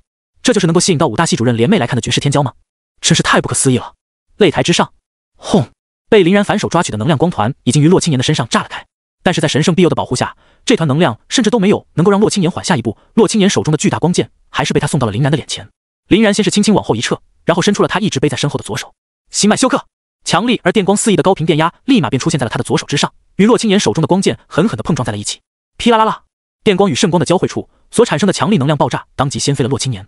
若不是有新长出的圣光羽翼作为支撑，洛青言怕是就要以一个极为愚蠢的姿势跌倒在地面上了。而与之相对的林然却连颤动都没有颤动半分，看着已然不动的林然，洛青言一时间不禁有些恍惚。随后他才猛然想起，林然的天赋可是 SS 级的自然灵体啊，号称纯防御性天赋的天花板。这种程度的攻势在自然灵体面前确实略显不够看。此时台上的观众们也是才反应过来，他奶奶的，这 SS 级天赋自然灵体就是赖，这么强大的冲击力，动都不带动一下的。啥？那个小哥是自然灵体，但是自然灵体不应该没有一点攻击性才对吗？是不是傻？人家有血脉能力，你还要我说几遍啊？但是真的有一种血脉能力，既能操纵空间，又能操纵雷电，还能挥使黑炎的吗？鬼知道啊，反正他的能力总得有源头吧？不是天赋，那肯定就是血脉呗。你要是这么说的话，那倒也确实。看着表情严肃的洛青言，林然笑了笑。青言，小心了，我可要认真喽。洛青言咬了咬嘴唇，刚想说点什么的时候，林然的身侧突然钻出了一个蔚蓝色的能量骨架。这个能量骨架呈一个手臂状，看上去硕大而坚固，手中还握着一柄蔚蓝色的能量剑。须佐能乎，林然直接发动了写轮眼的另一个究极瞳术。原本他是打算只利用手术果实的能力，便把洛青言战而胜之的，但后来发现洛青言的圣光浓郁程度远远超乎预料。如果是只靠一个 SSS 级天赋神圣天使，想挣脱控制真的很难。这个小丫头身上大概率是存在着一个强化自身圣光力量的血脉能力的，而且她神圣庇护所制造的魔法屏障又相当的克制自己的 room 领域。只用手术果实的话，她要是想赢，怕就是只能慢慢耗尽洛青言的魔力，再战而胜之了。靠着灵魂之界的续航，只用须佐能乎的话，也足够坚持很久。所以不如直接干脆一点，上须佐能乎算了。我的天，这是什么玩意儿？这么大的一个能量手臂，真的是一个大一新生能够具现出来的？好壮观，我看傻了。而且你们有没有发现，他这个能量手臂的尽头还有一圈淡淡的肋骨，把他的本体也包裹住了，居然还是一个攻防一体的技能，这也太变态了。不过从外表就能看出来，这一招对于魔力的消耗应该是极为夸张的，这可能也就是这一招唯一的缺点了。至于吕秋风五人，那也是面面相觑，不知道该说什么好。最终还是由林妙先开了口。秋风啊，现在你还感觉自己对林然血脉能力的判断是正确的吗？吕秋风深吸了一口气道，那如果不是永夜君王，林然的血脉能力究竟是什么呢？没有人回答他，几个人只能默默望着林然的须佐能乎沉思。擂台之上，洛青言面对着夸张的须佐手臂，咬了咬牙，低喝一声天使真身。伴随着洛青言的这一声呼唤，他的身边居然也具现出了一个类似于须佐能乎的圣光手臂，手持一柄完全不比须佐能量剑小的光剑，身后还隐隐有天使之意的辉光浮动。看着洛青言也召唤出了莫名其妙的大玩意儿来，围观群众们已经不知道该摆出一副什么样的呆滞表情来了。这又是啥呀？怎么我们还在玩真人对打，他们却已经开上高达互殴了呢？天啊，现在他们由于实力不济的原因，还只能具现一个手臂而已。要是将来等到他们阶位高了，岂不是可以具现出完整的高达？到时候他们往高达里面一钻，那妥妥的就是杂鱼粉碎机啊！这种技能在对抗大规模的凶兽与异族时，绝对是一等一的大杀器。确实，感觉这两个人绝对要得到学校的全力栽培了。武明系主任那边，不懂藏的其他4人脸上只是有些惊讶而已，但是懂行的林妙却已经失声尖叫起来。天使真身，他居然能以一个异阶觉醒者的身份使用这一招。吕秋风奇怪地看了林妙一眼，这有什么可奇怪的吗？林妙没好气地白了他一眼，你懂个锤子！即使他的天赋是 SSS 级的神圣天使，想要使用天使真身这个具现技能，那也得至少有个6阶觉醒者的强度才行，不然体内的圣光质量根本就不足以支撑天使真身躯体的构建。现在青岩能够以一个异阶觉醒者的身份使用，只能证明他是有一个强化圣光力量的血脉能力的。林伤情惊讶地看了林妙一眼，那么若是他的血脉能力是与强化圣光有关，青岩体内所隐藏的黑暗力量又会是什么呢？林妙叹了口气，这我就不知道了。林然和洛青岩这俩人身上隐藏的秘密实在太多了，说不定我们现在看到的都只是冰山一角而已。与忧心忡忡的林妙不同，高仙倒是释然地笑了笑，无所谓的，他们反正是咱们燕大的学生，隐藏的东西自然是越多越好了。反正他们越强，咱们燕大也就越强，都是好事儿。徐磊被他给气笑了，你倒是挺乐观。高仙哈哈一笑，不然呢？难道咱们收获了这2个绝世天才，还能哭不成？擂台之上，此时的林然已经操纵着须佐能乎与洛青岩的天使真身站在了一起，二者一个挥舞能量剑，一个挥舞光剑，砍得那是当当作响，能量碎屑四处溢散。不过就2个操纵者而言，林然的表情倒是要轻松不少。这主要是因为，一来他的身体素质在自然灵体的加持下要远胜于洛青岩，二来他的须佐能乎的具现完整度也要在洛青岩的天使真身之上。毕竟此时的须佐能乎除了手臂之外，已经能够隐隐约约看到肋骨了，而天使真身却只有一个孤零零的手臂而已，颜色也要比林然的须佐淡不少，在能量的质量上明显是有点比不过的。当当当，才没一会儿，双方的具现化手臂就已经连续互砍了数十刀。这一阵交锋下去，洛青岩的脸色开始变得有些煞白了。维持天使真身对于现阶段的他来说还是有些太过勉强。此时在魔力的大幅度消耗下，洛青岩的续航明显是已经跟不上了，他天使真身的光芒在不断的变暗，最后都已经快要彻底失去了光泽。至于林然这边，由于一直依靠灵魂之戒进行魔力的补给，完全没有出现一丝的颓势。洛青岩也敏锐地注意到了这一幕，便无奈一笑，收了天使真身道：没魔力了，是我输了。老实说，你的这个巨线手臂是不是故意在防水？不然以你的这种质量碾压而言，应该能够在10招之内把我打碎吧。林然哈哈一笑，并没有回答他的问题，而是来了一句：“没那么夸张，没那么夸张。”洛清言冷哼一声，不满地鼓起了腮帮子：“没那么夸张，怕是林然全力示威的话，比这还要夸张吧？自己也真是蠢，居然到最后才发现这一点，郁闷呀！”林然胜利。在接收到洛清言的放弃信息之后，擂台也是宣布了此次比试的结果。看着走出场外的林然与洛清言，5个系主任都没按捺得住，呼啦啦的就围了上去。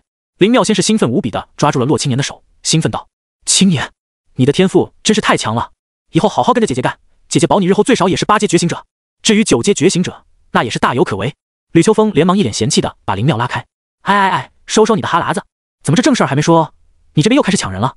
高仙则是上前笑了笑：“太厉害了，真不愧是本届高考最强的2个人。那么咱们的交易成立，你们的奖励都可以升级为3个白金级天才地宝以及3个白金级魔能装备。不过因为这些兑换券要等到正式开学之后，学校才会发给你们，时间还有1个月之久。这样吧，我先把这一共12张券借给你们，你们到时候领了奖励再还给我就好。”说着，高仙便从自己的空间储物器中摸出了这12张券，递给林然和洛清言每人6张。林商情脸一黑：“好啊，你个高仙，没想到你这个浓眉大眼之人也开始耍这种小聪明了，怪不得你要提出这种奖励升级的建议，原来是早有准备，提前把奖励拨给他俩，真亏你想得出来。”高仙得意的扬起了脑袋：“哼，可是我提议的时候，你们不是也同意了吗？自己没脑子怪谁？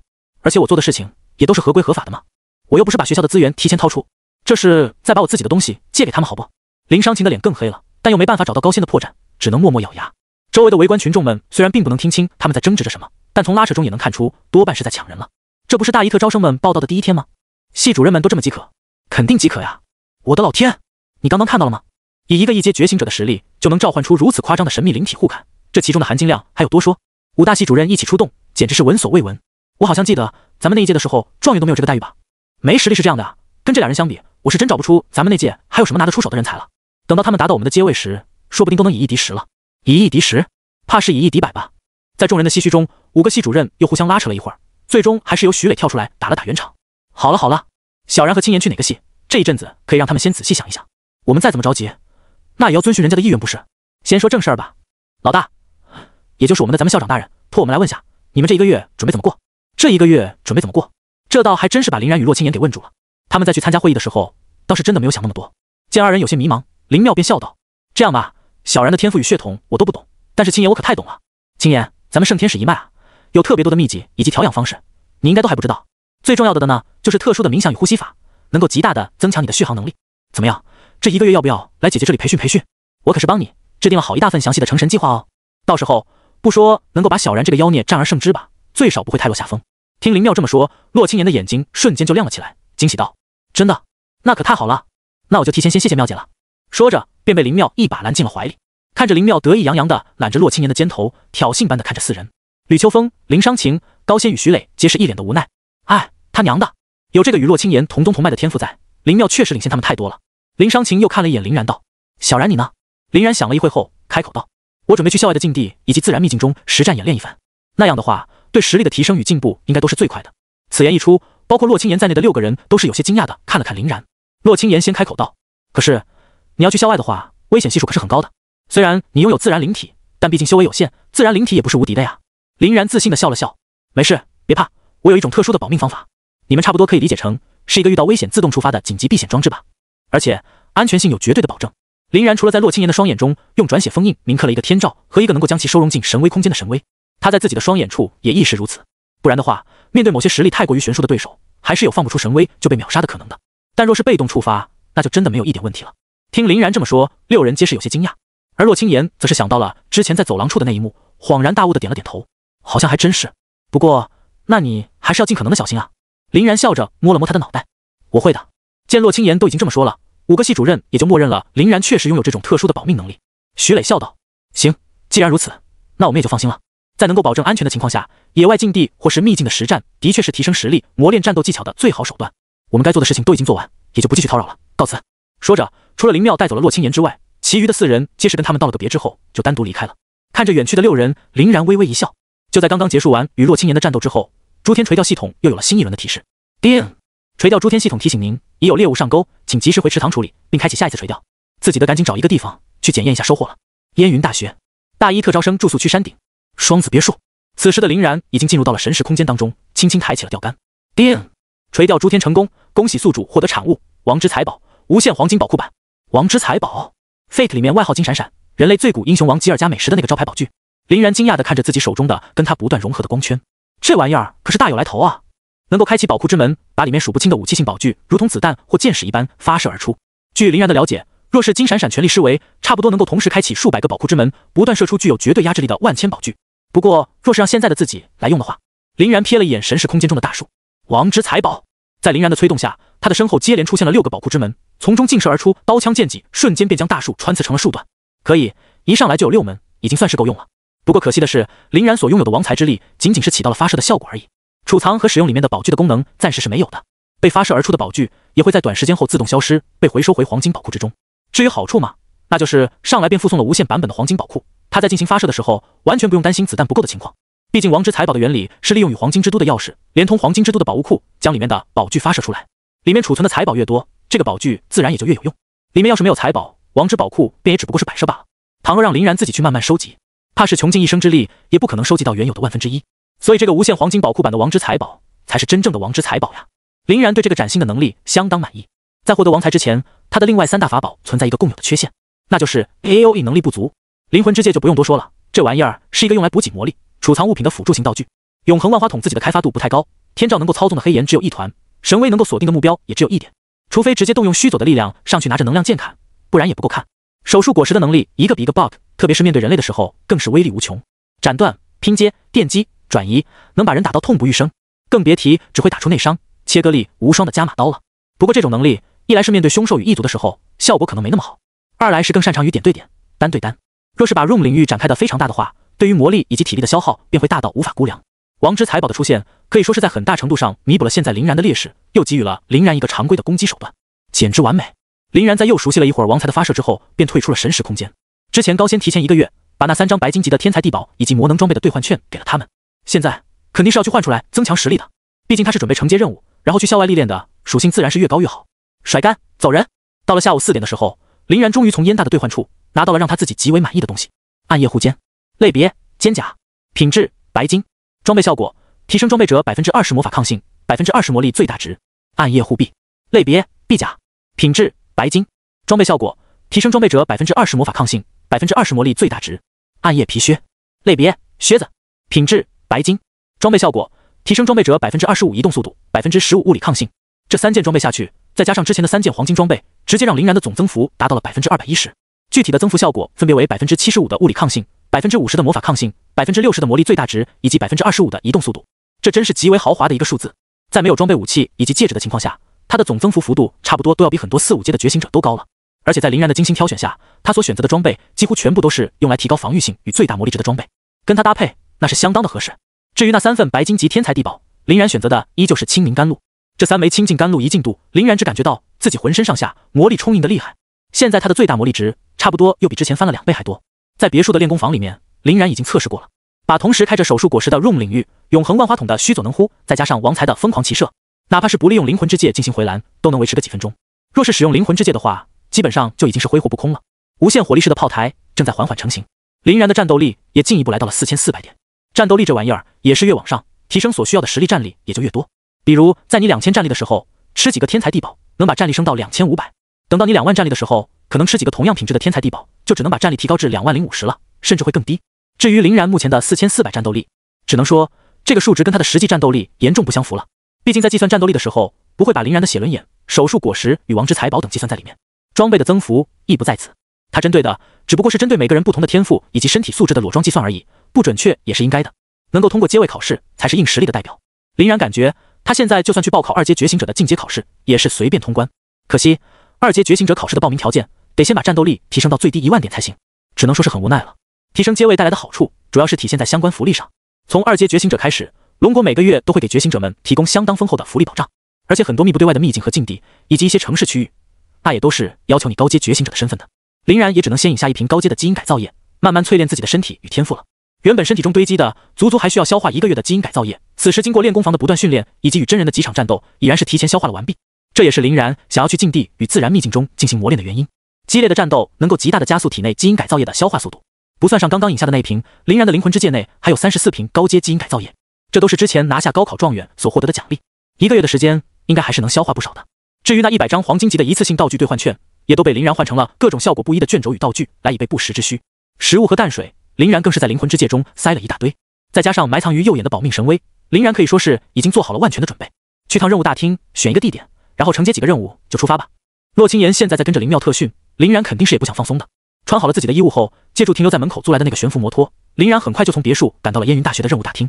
要是第一次前来承接任务，就必须先登记信息，注册为执行者才行，不然的话是不能登录任务大厅的信息网络，自由承接任务的。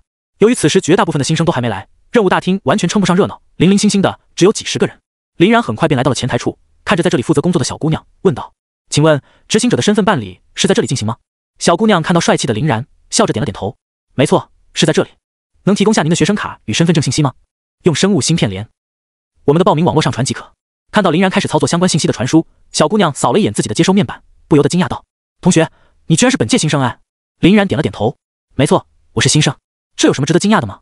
小姑娘眨了眨眼睛。一般来说，大一的新生很少会有来申办成为执行者的，毕竟外面的世界可是很危险的，生命又只有一次，身为天之骄子的大家，谁又会不去珍惜呢？林然不禁哑然失笑：“那你的意思是我比较不珍惜吗？”小姑娘急忙摇了摇头，一边在办理手续，一边说道：“没有没有，我反倒是比较佩服你的魄力。一般大一就敢于申办执行者，并外出狩猎的，绝对都是最顶尖的那批存在。你们这些人只要能够顺利毕业，那都是人中龙凤，前途无限光明啊！对了，获得执行者身份之后，有几个需要注意的地方，我得跟你先说明白了。”林然认真道：“姑娘请讲。”小姑娘又笑了笑，开口道：“是这样的，执行者内部也是分等级的，低级的执行者只能执行低级的任务，高级的执行者才能执行高级的任务。执行者的等级从低到高的划分跟天赋是一样的，从低到高分别为 F、E、D、C、B、A、S、SS、SSS 这9个等级。想要提升自己的执行者等级，就得多做任务，积累经验，逐步升级才行。除了咱们学校呢，外面也有一些社会上的任务，不过那些任务就没有办法获得学分奖励了，而且很多还都是个人发布的，这一点你要清楚。”林然点了点头：“这些我都了解了，还有其他的吗？”小姑娘继续道：“还有最后一点就是，在获得执行者身份之后，你的身份信息上会多出一个名叫狩猎点数，以及一个名为军功点数的东西。这俩玩意儿跟凶兽以及异族有关，毕竟我们目前人类最主要的对手便是凶兽与异族，异族亡我人族之心不死，而凶兽老是会引起兽潮冲城，严重威胁着我们的生命财产安全。至于这2种点数的统计，你也无需担心，有系统帮忙计算，完全不用担心自己的狩猎点与军功点被吞。击杀的凶兽与异族数量越多，实力越强，能够获得的狩猎点与军功点自然也就越多。这2个点数的作用跟我们燕大的学分很像，都是用来兑换各种物品以及道具的，就是兑换的渠道从学校变成了国家与军队而已。只不过呢，论兑换物品的珍贵性，他们肯定是没办法跟咱们燕大的学分比的。顶级资源的稀缺性导致了这一点，他们能够兑换的东西都是一些比较常见、不那么珍贵的。但要是能把数量堆上去的话，收益还是相当可观。或者是你把自己的执行者等级或是军衔提升得很高，也有可能能够接触到国家以及军队的顶级资源。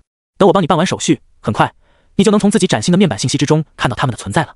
林然若有所思地摸了摸下巴，原来如此，这个世界的蓝星存在着很多的禁地与秘境，在部分大禁地当中还有着时空裂缝的存在，那些时空裂缝所沟通的另外领域便是异族们生存的地方。据不完全的统计，蓝星上目前已知的时空裂缝约有近100个，而不同种族的异族大概也有数十种，他们往往都凶狠且残暴，经常无理由的猎杀人类，甚至很多时候都还有组织大军攻进蓝星的念头。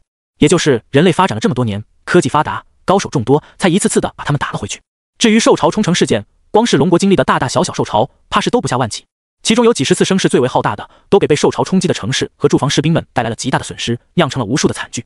每每看起相关的资料，林然那也都是心神震撼。等到小姑娘完成了所有的手续，帮林然完成注册之后，林然先是笑着跟小姑娘道了个谢，然后走出了任务大厅，打开了自己的个人面板。这个个人面板跟那个显示学号学分的学生证还不太一样，姓名林然，性别男，现有身份龙国公民，青津燕云大学3077届特招生，身份代号306002290000083567觉醒者等阶1，战斗力4400，执行者等级 F， 军衔下士，狩猎点0，军功点0。只要能够考上 TOP 级高校并成为特招生的学生，就会被直接授予龙国下士的军衔，这也是 TOP 级高校特招生的另外一大特权。要是想要在网上提升自己的军衔，那就得朝军队的方向去努力了。林然想到这里，又看一眼自己的学生证信息，姓名林然，性别男，学号30770625000001，系别无，年级排行1，学分1500。这2个面板加起来，共同构成了林然目前最重要的信息组成部分，那就是学分、狩猎点与军功点这3个。毕竟这3个是目前林然搞到修行资源最为重要的渠道，没有他们，自己的修行之路就无法继续，其他一切的东西都没法再继续提升。所以这仨，那必然是多多益善了。而只要出去执行燕大的校内任务，弄不好就能够同时提升这3个。先看看任务系统里面都有什么样的任务吧。林然依靠着燕云大学特招生和 F 级执行者的这两大身份，成功连接了燕云大学的任务网络，开始扫视起具体的任务来。F 级的执行者最高能够承接的任务被限制在 D 级，同时接取的上限也被限制在3个，所以林然的目光也基本上集中在 D 级之上。很快，他便挑好了3个任务，选择了承接。第一个任务为任务名称：猎杀魔角蜥，任务等级 D， 任务目标：于禁地或自然秘境中寻找成年凶兽魔角蜥，并将其猎杀，取回心脏、皮毛与魔角进行任务的交接。特殊要求：需同时提交猎杀魔角蜥的相关视频，作为承接者亲自完成任务的证明。注：录制的视频时间需在承接任务后，且任务时效结束前方可有效。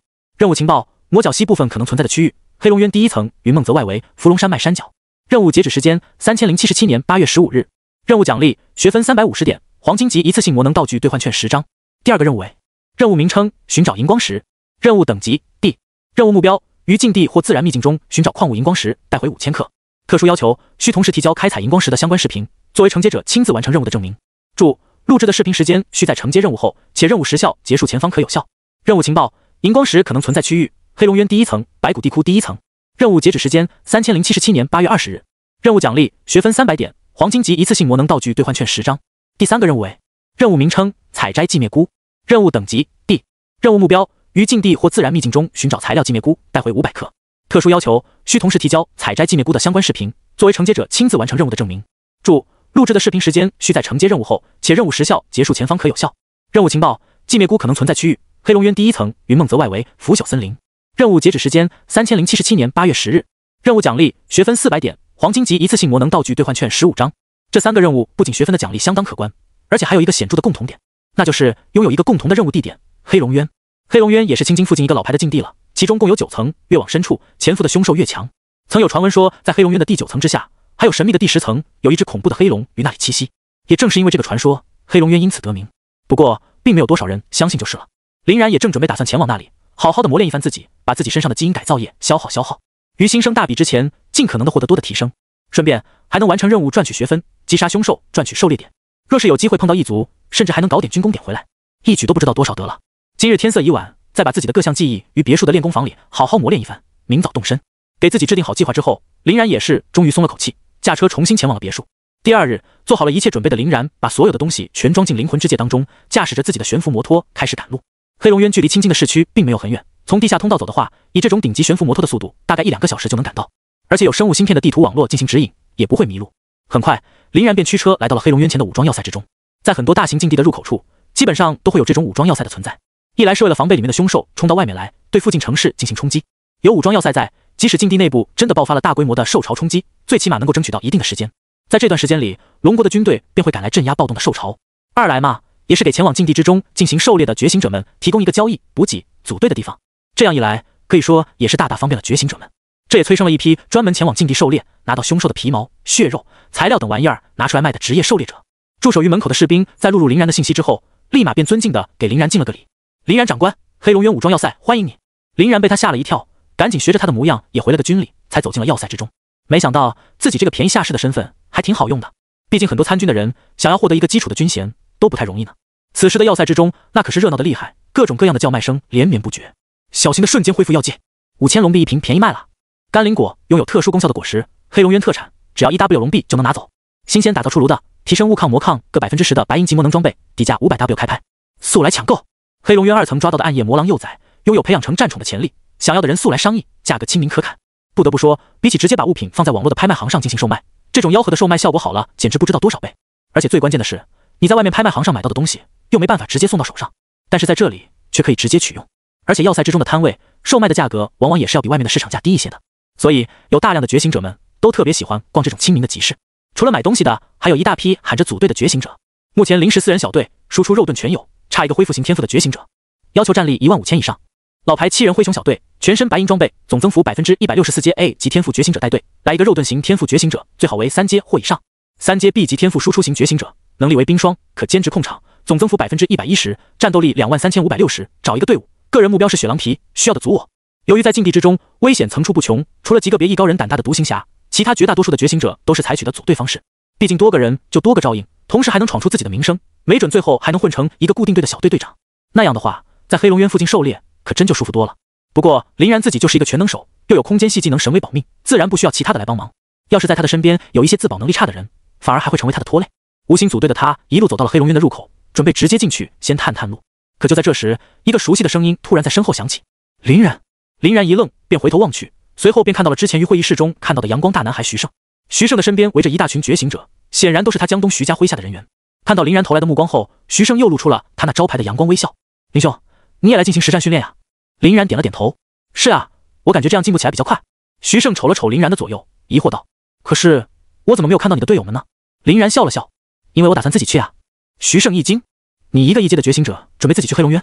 这风险也太大了。要知道，哪怕是最外围的黑龙渊一层，那也经常会出现一些战斗力破万，甚至是破2万的凶兽。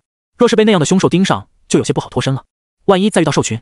林然不在意的挥了挥手：“还好还好，我自己比较肉，又有一些保命的手段和道具，也不至于太过冒险。”徐胜这才恍然大悟：“哦对，之前看你秒杀赵雄，以及在擂台上跟洛青岩的那场打斗，都差点让我忘了你是一个自然灵体天赋了。有自然灵体加身的话，的确会安全不少。”林然在擂台上与洛青岩的那一战，才刚打完，就已经在燕大的论坛上传疯了，包括高年级的学生在内，纷纷惊叹于这2人的逆天手段。至于表现更为夸张的林然，隐隐约都有了被封神的感觉。这个没有人知道的神秘血脉能力，实在是太让人害怕了。而拥有版权费的林然与洛青岩，也是靠着流量收益于此赚到了不少的龙币收入，算是一个意外之喜。徐胜说完这句话，却突然话锋一转：“不过，自然灵体的存在也并不意味着无敌。对于你这种绝世天骄，哪怕是存在一丁点的可能性，我也不会让你冒风险的。你若是出了意外，那绝对是我们燕大的一大损失，不，绝对是我们龙国的一大损失。所以这个2样东西，还请你一定要收下，切莫推辞。这也算是我江东徐家以及我徐胜本人给咱们燕大、给咱们龙国所做的贡献了。”说着，徐胜便把一张封存完好的卷轴和一个白色的光球交到了林然的手上。林然微微一愣，赶紧扫了一眼卷轴与光球的属性：紧急避险卷轴，类别一次性道具，品质钻石，道具效果使用后，使用者的物理抗性与魔法抗性提升100%，持续10秒。10秒之后，使用者将被传送至事先设定好的地点，最大传送直线距离25千米，超出范围后，卷轴无法使用。圣光之幕，类别一次性道具，品质钻石，道具效果使用后，创造一个半径为10米大小的防御型光幕，能够阻挡一切来自于外界攻击，直到防御能量或是时间耗尽，持续时间30分钟。2个保命型的一次性钻石级道具。看着手中的东西，林然只能感慨，豪家大族的底蕴确实可怕。在各种等级的一次性道具之中，最为珍贵的便是这种保命型的道具。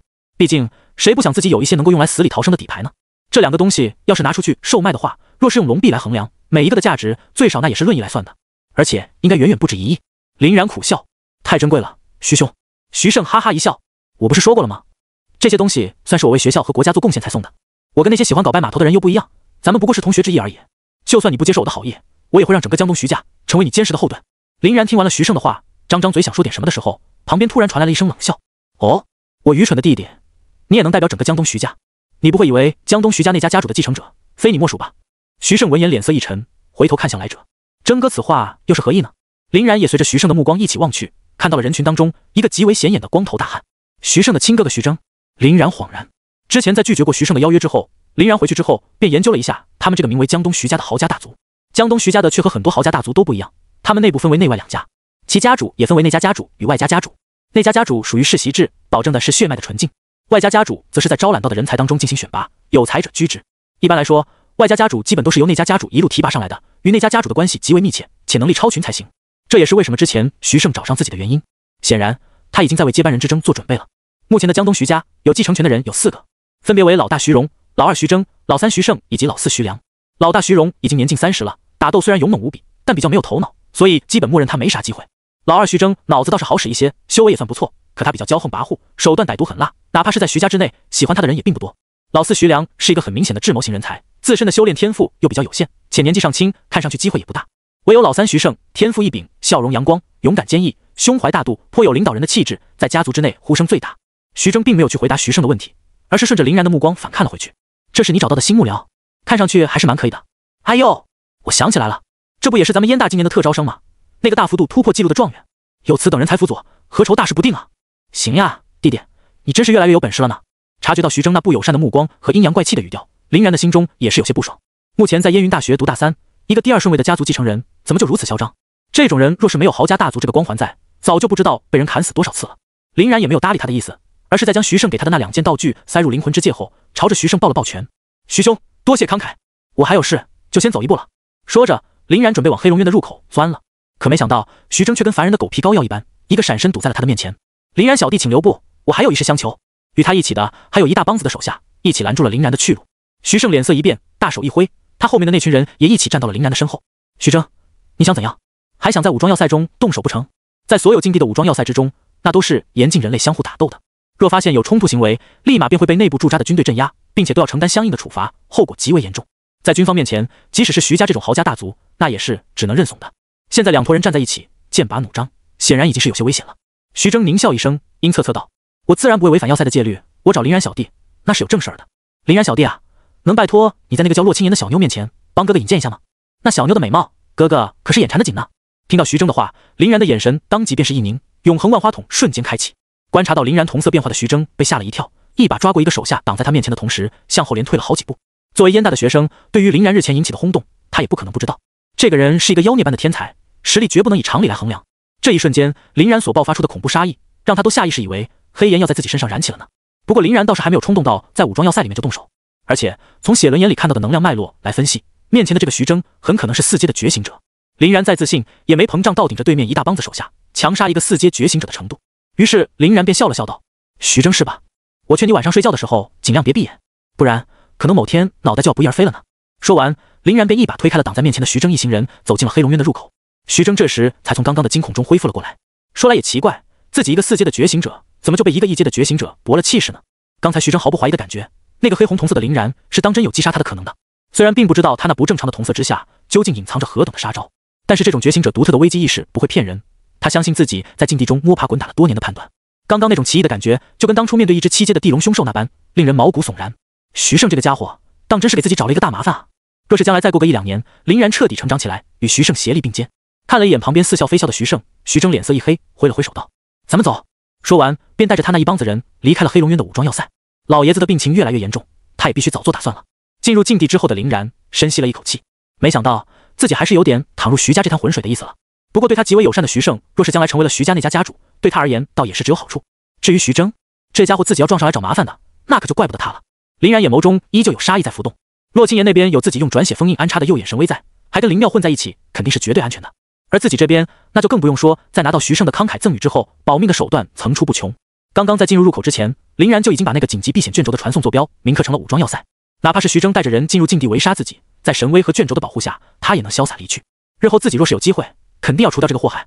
想到这里，林然便先打量了一下面前的黑龙渊，应该是因为此处为入口的原因，林然一只凶兽也没有看到，看到的只有人来人往的狩猎者。于是林然便选了一条与他们都不同的小路，开始了独行之旅。过了有好一阵子，林然终于能够听到来自于凶兽的咆哮了。开启着永恒万花筒的他，以黑暗为主基调的黑龙渊完全无法遮掩他的视线。部分想要依靠黑暗作为掩护的凶兽，依旧只能被林然无情贯穿。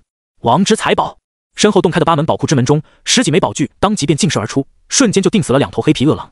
随之，林然的狩猎点也上升了 1.3。由于王财的金光过于耀眼，产生的动静也属实不小，受到吸引而奔向林然的凶兽又来了不少。来得好！林然纵身一跃，便跳上了一个石柱之上，利用王财对着下方的兽群疯狂扫射。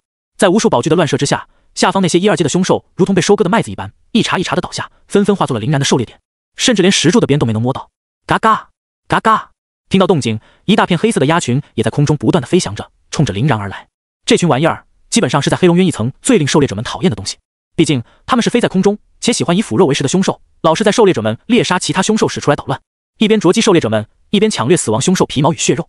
你要是去攻击他们，他们也只会以躲避为主，等到你开始新的狩猎了，他们就又来了，属实恶心的厉害。可惜这群黑鸭们却遇到了林然这个杀神。Room 屠宰场，银蓝色的光幕以林然的中心展开，当即便把黑鸭群们尽数照了进去。随后黑鸭们的翅膀便纷纷被林然切断。这种切断虽然并不会让黑鸭以及它们的翅膀失去活性，但也已经能够达成不让它们肆意飞行的目的了。Room 扫描，林然掏出合金唐刀，轻轻一挥，与刀刃上凝聚出了绿色的激光，遥指坠落于地的黑鸭群。下个瞬间，黑鸭群便被林然利用手术果实的空间之力传送到了石柱的底下，并窝成了一团。动弹不得的黑鸭群只能眼睁睁地看着从王之财宝中射出的宝具将它们碾成血沫。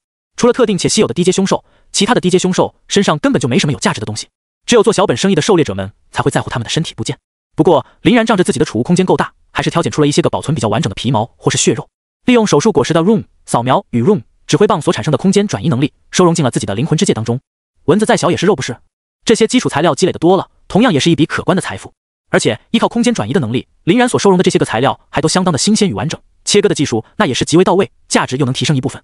更何况有手术果实在，林然简直已经达成了全自动狩猎的效果。唯一的问题就在于，在额外利用手术果实进行切割收容的时候，也大大加重了林然魔力消耗的负担。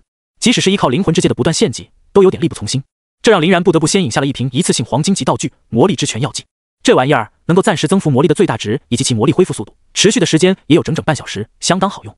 就在林然把这些来袭的凶兽射杀的差不多的时候，一头4阶的罡宗灰熊突然冲了过来，一脑袋便顶翻了林然站立的石柱。林然瞥了一眼这只数米之高、皮糙肉厚的灰熊，微微一笑，在半空中来了一个潇洒的后空翻，然后将魔力汇聚于左眼之上。天照，唰！一大团黑炎瞬间便从罡宗灰熊的身上燃起，炽烈的高温烤的灰熊嗷嗷直叫，杀性大发，如同疯了一样冲向了林然。好快，这就是4阶魔兽的速度吗？在刚刚落地的林然眼看自己无法闪避，便干脆也不躲了，反而向前踏出了一步。须佐能乎，蔚蓝色的手臂骨架应声而出，手持能量剑与灰熊来了个硬碰硬。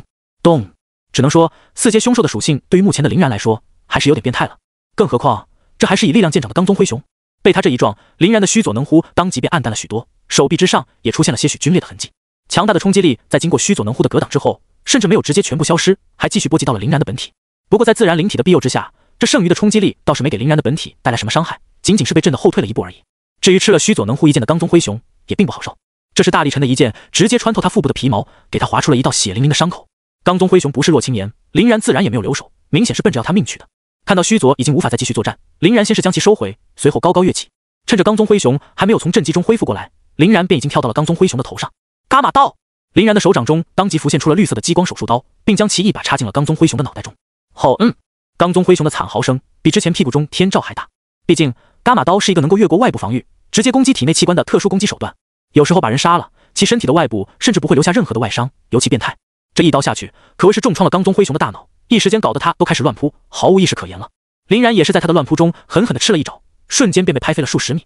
但是在强大的防御力下，林然虽然看上去比较惨，其实也就有点血气上涌，摔得有点头晕眼花而已，实际受到的伤害微乎其微。毕竟他在拥有自然灵体的情况下，还把自己豪华的黄金与白金的魔能装备全都选择了防御增幅啊。很多输出型天赋的觉醒者，为了保证自己的输出能力，往往都会选择一些带有什么物理伤害增幅，亦或是魔法威力增幅之类词条的装备。这样一来，他们的防御力就相当孱弱了。而林然的输出手段对于这个世界而言，有些过于降维打击，所以哪怕是在没有一点点输出型增幅的前提下，依旧能够打出恐怖的破坏力。堆肉自然就成为了性价比最高的选择。也就是因为这样，他才能硬吃4阶罡宗灰熊的爪技。不过刚刚连须佐都能破坏的冲锋，应该还是不能靠脸去接的。那个明显是罡宗灰熊的一个冲撞型技能，拿脸吃的话，自己估计也会被伤得不轻。可惜现在罡宗灰熊怕是已经没有机会再次释放技能了。神威！一个撕裂空间的漩涡当即便从罡宗灰熊的其中一条腿处生成，瞬间便将他的腿连着骨头一起全部拧断。咔嚓！失去一条腿作为支撑的罡宗灰熊顿时连站立都做不到了，憋屈的伏倒于地，不停地用自己剩余的3条腿在地上扒拉着。看到大局已定，林然这才喘着粗气从地上站起。在释放完最后的神威之后，他的魔力已然是全部打空了，靠着冷却完毕的灵魂之界续了一口，才稍微缓过来了一点。好家伙，真不愧是4阶的凶兽，自己这等级越的还是稍微有点多了。在这种高压之下，魔力的消耗也是被大幅度增加。不过在手段频出之下，笑到最后的依然是自己啊！看着大脑受损、前腿断裂、屁股着火、腹有剑痕的罡宗灰熊，林然慢慢走到了他的面前。手术刀！林然伸手朝着空气一抓，罡宗灰熊那颗硕大的心脏便来到了林然的手中。而且这枚心脏是连着附近的肌肉组织被一起取出的，甚至在离开罡宗灰熊的躯体之后，心脏都还在不断的跳动着。心脏被装在一个利用手术果实生成的小型空间立方体当中，以活物的形式给保存了下来。至于罡宗灰熊，也没有因为心脏被取出而直接死亡，只是无力的瘫倒在地，心口处出现了一个菱形的伤口。很好，罡宗灰熊身上最有价值的东西已经被取出，剩余的器官就没那么重要了。正常来说，一枚4阶的罡宗灰熊心脏售价一般不会低于300W 龙币，心脏越新鲜，售价也就越高。像是林然这种以特殊方式保存的鲜活心脏，1000W 龙币也不是没有可能。自己这个狩猎者可比一般的狩猎者赚钱赚太多了呀！超大储量的储物空间，加极具效率的猎杀手段，加神乎其技的保存方式，这钱还不是花花的来？继续吧，起码刚刚跟罡宗灰熊的那一战，已经证明了自己在面对4阶的凶兽时，也是能够将其猎杀的，而且还算轻松。毕竟往往凶兽的阶位都有些虚高，真实战力相对而言比人类要少一阶或是更多，他们又没办法携带增幅几身的魔能装备。4阶的凶兽差不多相当于3阶的 A 级天赋，全身白银装备的觉醒者，而且凶兽在智商上一般也是要低于人类。再加上按道理来说，4阶的凶兽与黑龙渊一层已经算是罕见的存在了，所以自己完全无需害怕。接着开杀，看着附近已经被自己屠戮一空的区域，林然继续往深处走去。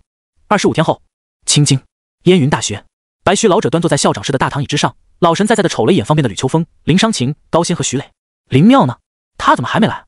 吕秋风挠了挠头，他最近一直都在带着洛青岩跑东跑西，搞什么天使特训，应该挺忙的，估计是距离有些远，所以来得晚了一些。话音未落，风风火火的林妙便咣当一下推开了门。老大，我来了。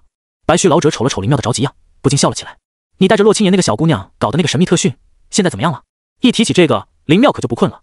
哈哈，效果那是相当的好。青言跟着我混，才是最明智的选择。现在他不仅战力飙升，对神圣天使这个天赋的开发同样极为优异。我还把自己之前收集到的所有天使一脉的资料全都给了他，各种秘术奥义、修炼法则、冥想方式，那叫一个数不胜数。对天使真身这种巨蟹能力的掌握，那也是大有提高。若不是本界出现了林然这个妖孽，青言绝对妥妥的新生第一人，甚至会是有史以来的新生第一人。白须老者满意的摸了摸自己的胡须，那听你这么说，林然那小子就更夸张喽。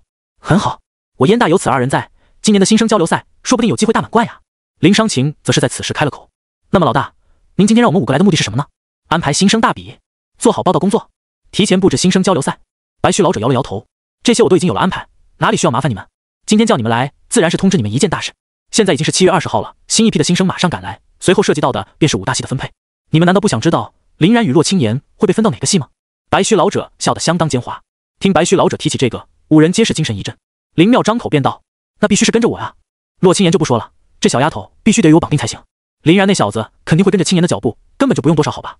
吕秋风连忙摆了摆手：“哎，你胡说什么呢？谁也没规定这俩人必须在一个系啊。我看林然还是跟我最合适，他的战斗风格明显是和我差不多的，我对他的血脉能力了解也最多，谁能和我比啊？”林商情冷笑：“你还血脉能力？不管怎么看，林然的血脉能力都和你之前提到的永夜君王完全不沾边吧？你还欠大家一顿倒立洗头呢。林然那强力的进攻能力，除开我白虎一系，还有谁能教导？”徐磊咳嗽了一声：“商情，这就是你的不对了。你们不会都已经忘了林然他的天赋是啥了吧 ？SS 级自然灵体啊，这不是标标准准的玄武一系顶梁柱，他呀，非我玄武一系莫属。”高仙叹了口气，且不说林然他各种神秘莫测的手段与我朱雀一系的奥义有多么相像，就我2人这对美男子组合，都是你们望尘莫及的存在好吗？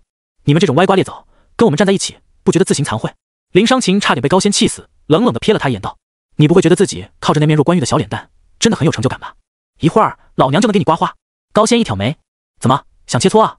行，竞技场你挑个地方，我肯定奉陪。”看着逐渐又要吵成一团的5人，白须老者笑呵呵地拍了拍手：“好了好了，你们也莫要争执了。我早就料到，若是不做一个特别的安排，你们5人肯定会抢破头。所以呢，我决定啊，他们2个人哪个系也不去，直接挂名在我名下好了。你们5个呢，若是想要教导他们，随时也可以来。这样一来，我们6个人那就都算是林然与洛青言的老师了。你们应该也能接受。”听白须老者这么说，5人便都是一愣，互相望了几圈之后，吕秋风道：“可如此一来，不会把他们俩显得很特殊吗？其他特招生们的意见，怕不是就要更大了。”白须老者摸了摸自己的胡须，正色道：“我们的责任和义务是帮助龙国培养人才。现在凶兽沸腾，异族骚乱，就连我们人类内部，国家与国家之间，那也是相互猜忌，各怀鬼胎。像他们2人这种将来必能为龙国撑起一片天空的大秦，本就应该特殊。反正分析的时候是会在新生大比之后的，2人的优异成绩绝对能堵住他们的嘴，堵不住嘴的，就让他们去挑战2人呗。”高仙闻言便笑了起来：“老大所言极是，这的确也是最好的处理方式了。我听说林然他这20几天里，一直都窝在黑龙渊中进行着与凶兽的实战，想必等他再回来的时候，也会跟青言一样，得到一个质一般的飞跃吧。”会议结束后，重新见到洛青言的林妙瞪大了眼睛，难以置信地看着他：“你也要去黑龙渊？”洛青言坚定地点了点头。差不多在1个月前，林然就已经进入了黑龙渊。我感觉经过妙姐你这20多天的特训，我的实力也有了很大程度的提升，差不多也该到禁地中进行实战提高了。黑龙渊的话，一来能够顺便承接一些学校的任务，赚取学分；二来嘛，看着洛青言那有些害羞的脸庞，林妙笑着替他说了出来：“二来也能趁机去找林然是吧？而且还不会成为他的拖累。”这下洛青言更害羞了，娇嗔道：“妙姐。”林妙哈哈大笑：“行，那你也去吧。不管怎么说，在禁地中进行搏杀，都是你们成长所需的必修课。不过你要是想去的话，必须得答应姐姐一个条件。”洛青言一愣：“什么条件？”林妙笑嘻嘻的从储物空间中拿出了一张卷轴和一个光球，把这2个带在身上，我就允许你去，不然别想。洛青言接过来一看，竟然是2个史诗级的一次性道具，紧急避险卷轴，类别一次性道具，品质史诗，道具效果使用后，使用者的物理抗性与魔法抗性提升200%，持续10秒，10秒之后，使用者将被传送至实现设定好的地点，最大传送直线距离50千米，超出范围后，卷轴无法使用。圣光之幕，类别一次性道具，品质史诗，道具效果使用后，创造一个半径为10米大小的防御型光幕，能够阻挡一切来自于外界攻击，直到防御能量或是时间耗尽，持续时间60分钟。林妙继续笑道：“你和林然那小子还不太一样，林然他有自然灵体在身，遇到生死危机的可能性太小了，就更别提他的那些古怪至极的种种手段了。你在肉度上要差他很多，若是遇到太过强力的凶兽，很可能会有性命之虞。到时候直接把这2个道具一起用，有史诗级的圣光之幕在，10秒钟的时间里，就算让我来，也未必打得破。配合上紧急避险卷轴，相当于多了一次极为宝贵的容错。”洛青言拿着这2份沉甸甸的道具，不由得叹了口气。但是这2个东西还是有点太过珍贵了一些，史诗级的一次性道具，价值怕都已经不是能够用龙币来衡量的了。妙姐真的要给我保命道具的话，感觉最多白金级也就够用了。林妙哼哼一笑，傻丫头呀，你难道不知道自己的性命比这些所谓的道具要珍贵100倍吗？快拿着它们去吧，妙姐等你大杀四方的好消息。只要你未来能够成为龙国的顶梁柱，我们的苦心也就算值了。黑龙渊一层，一处清泉附近，一名英武帅气的男子正在泉边清洗着自己的身体，在他那健硕而有力的肌肉之上，还有一张极为英俊的面庞。此人自然不是别人，正是在这里已经度过了25天之久的林然。林然一边惬意地享受着泉水的浸泡，一边打开了自己的个人面板。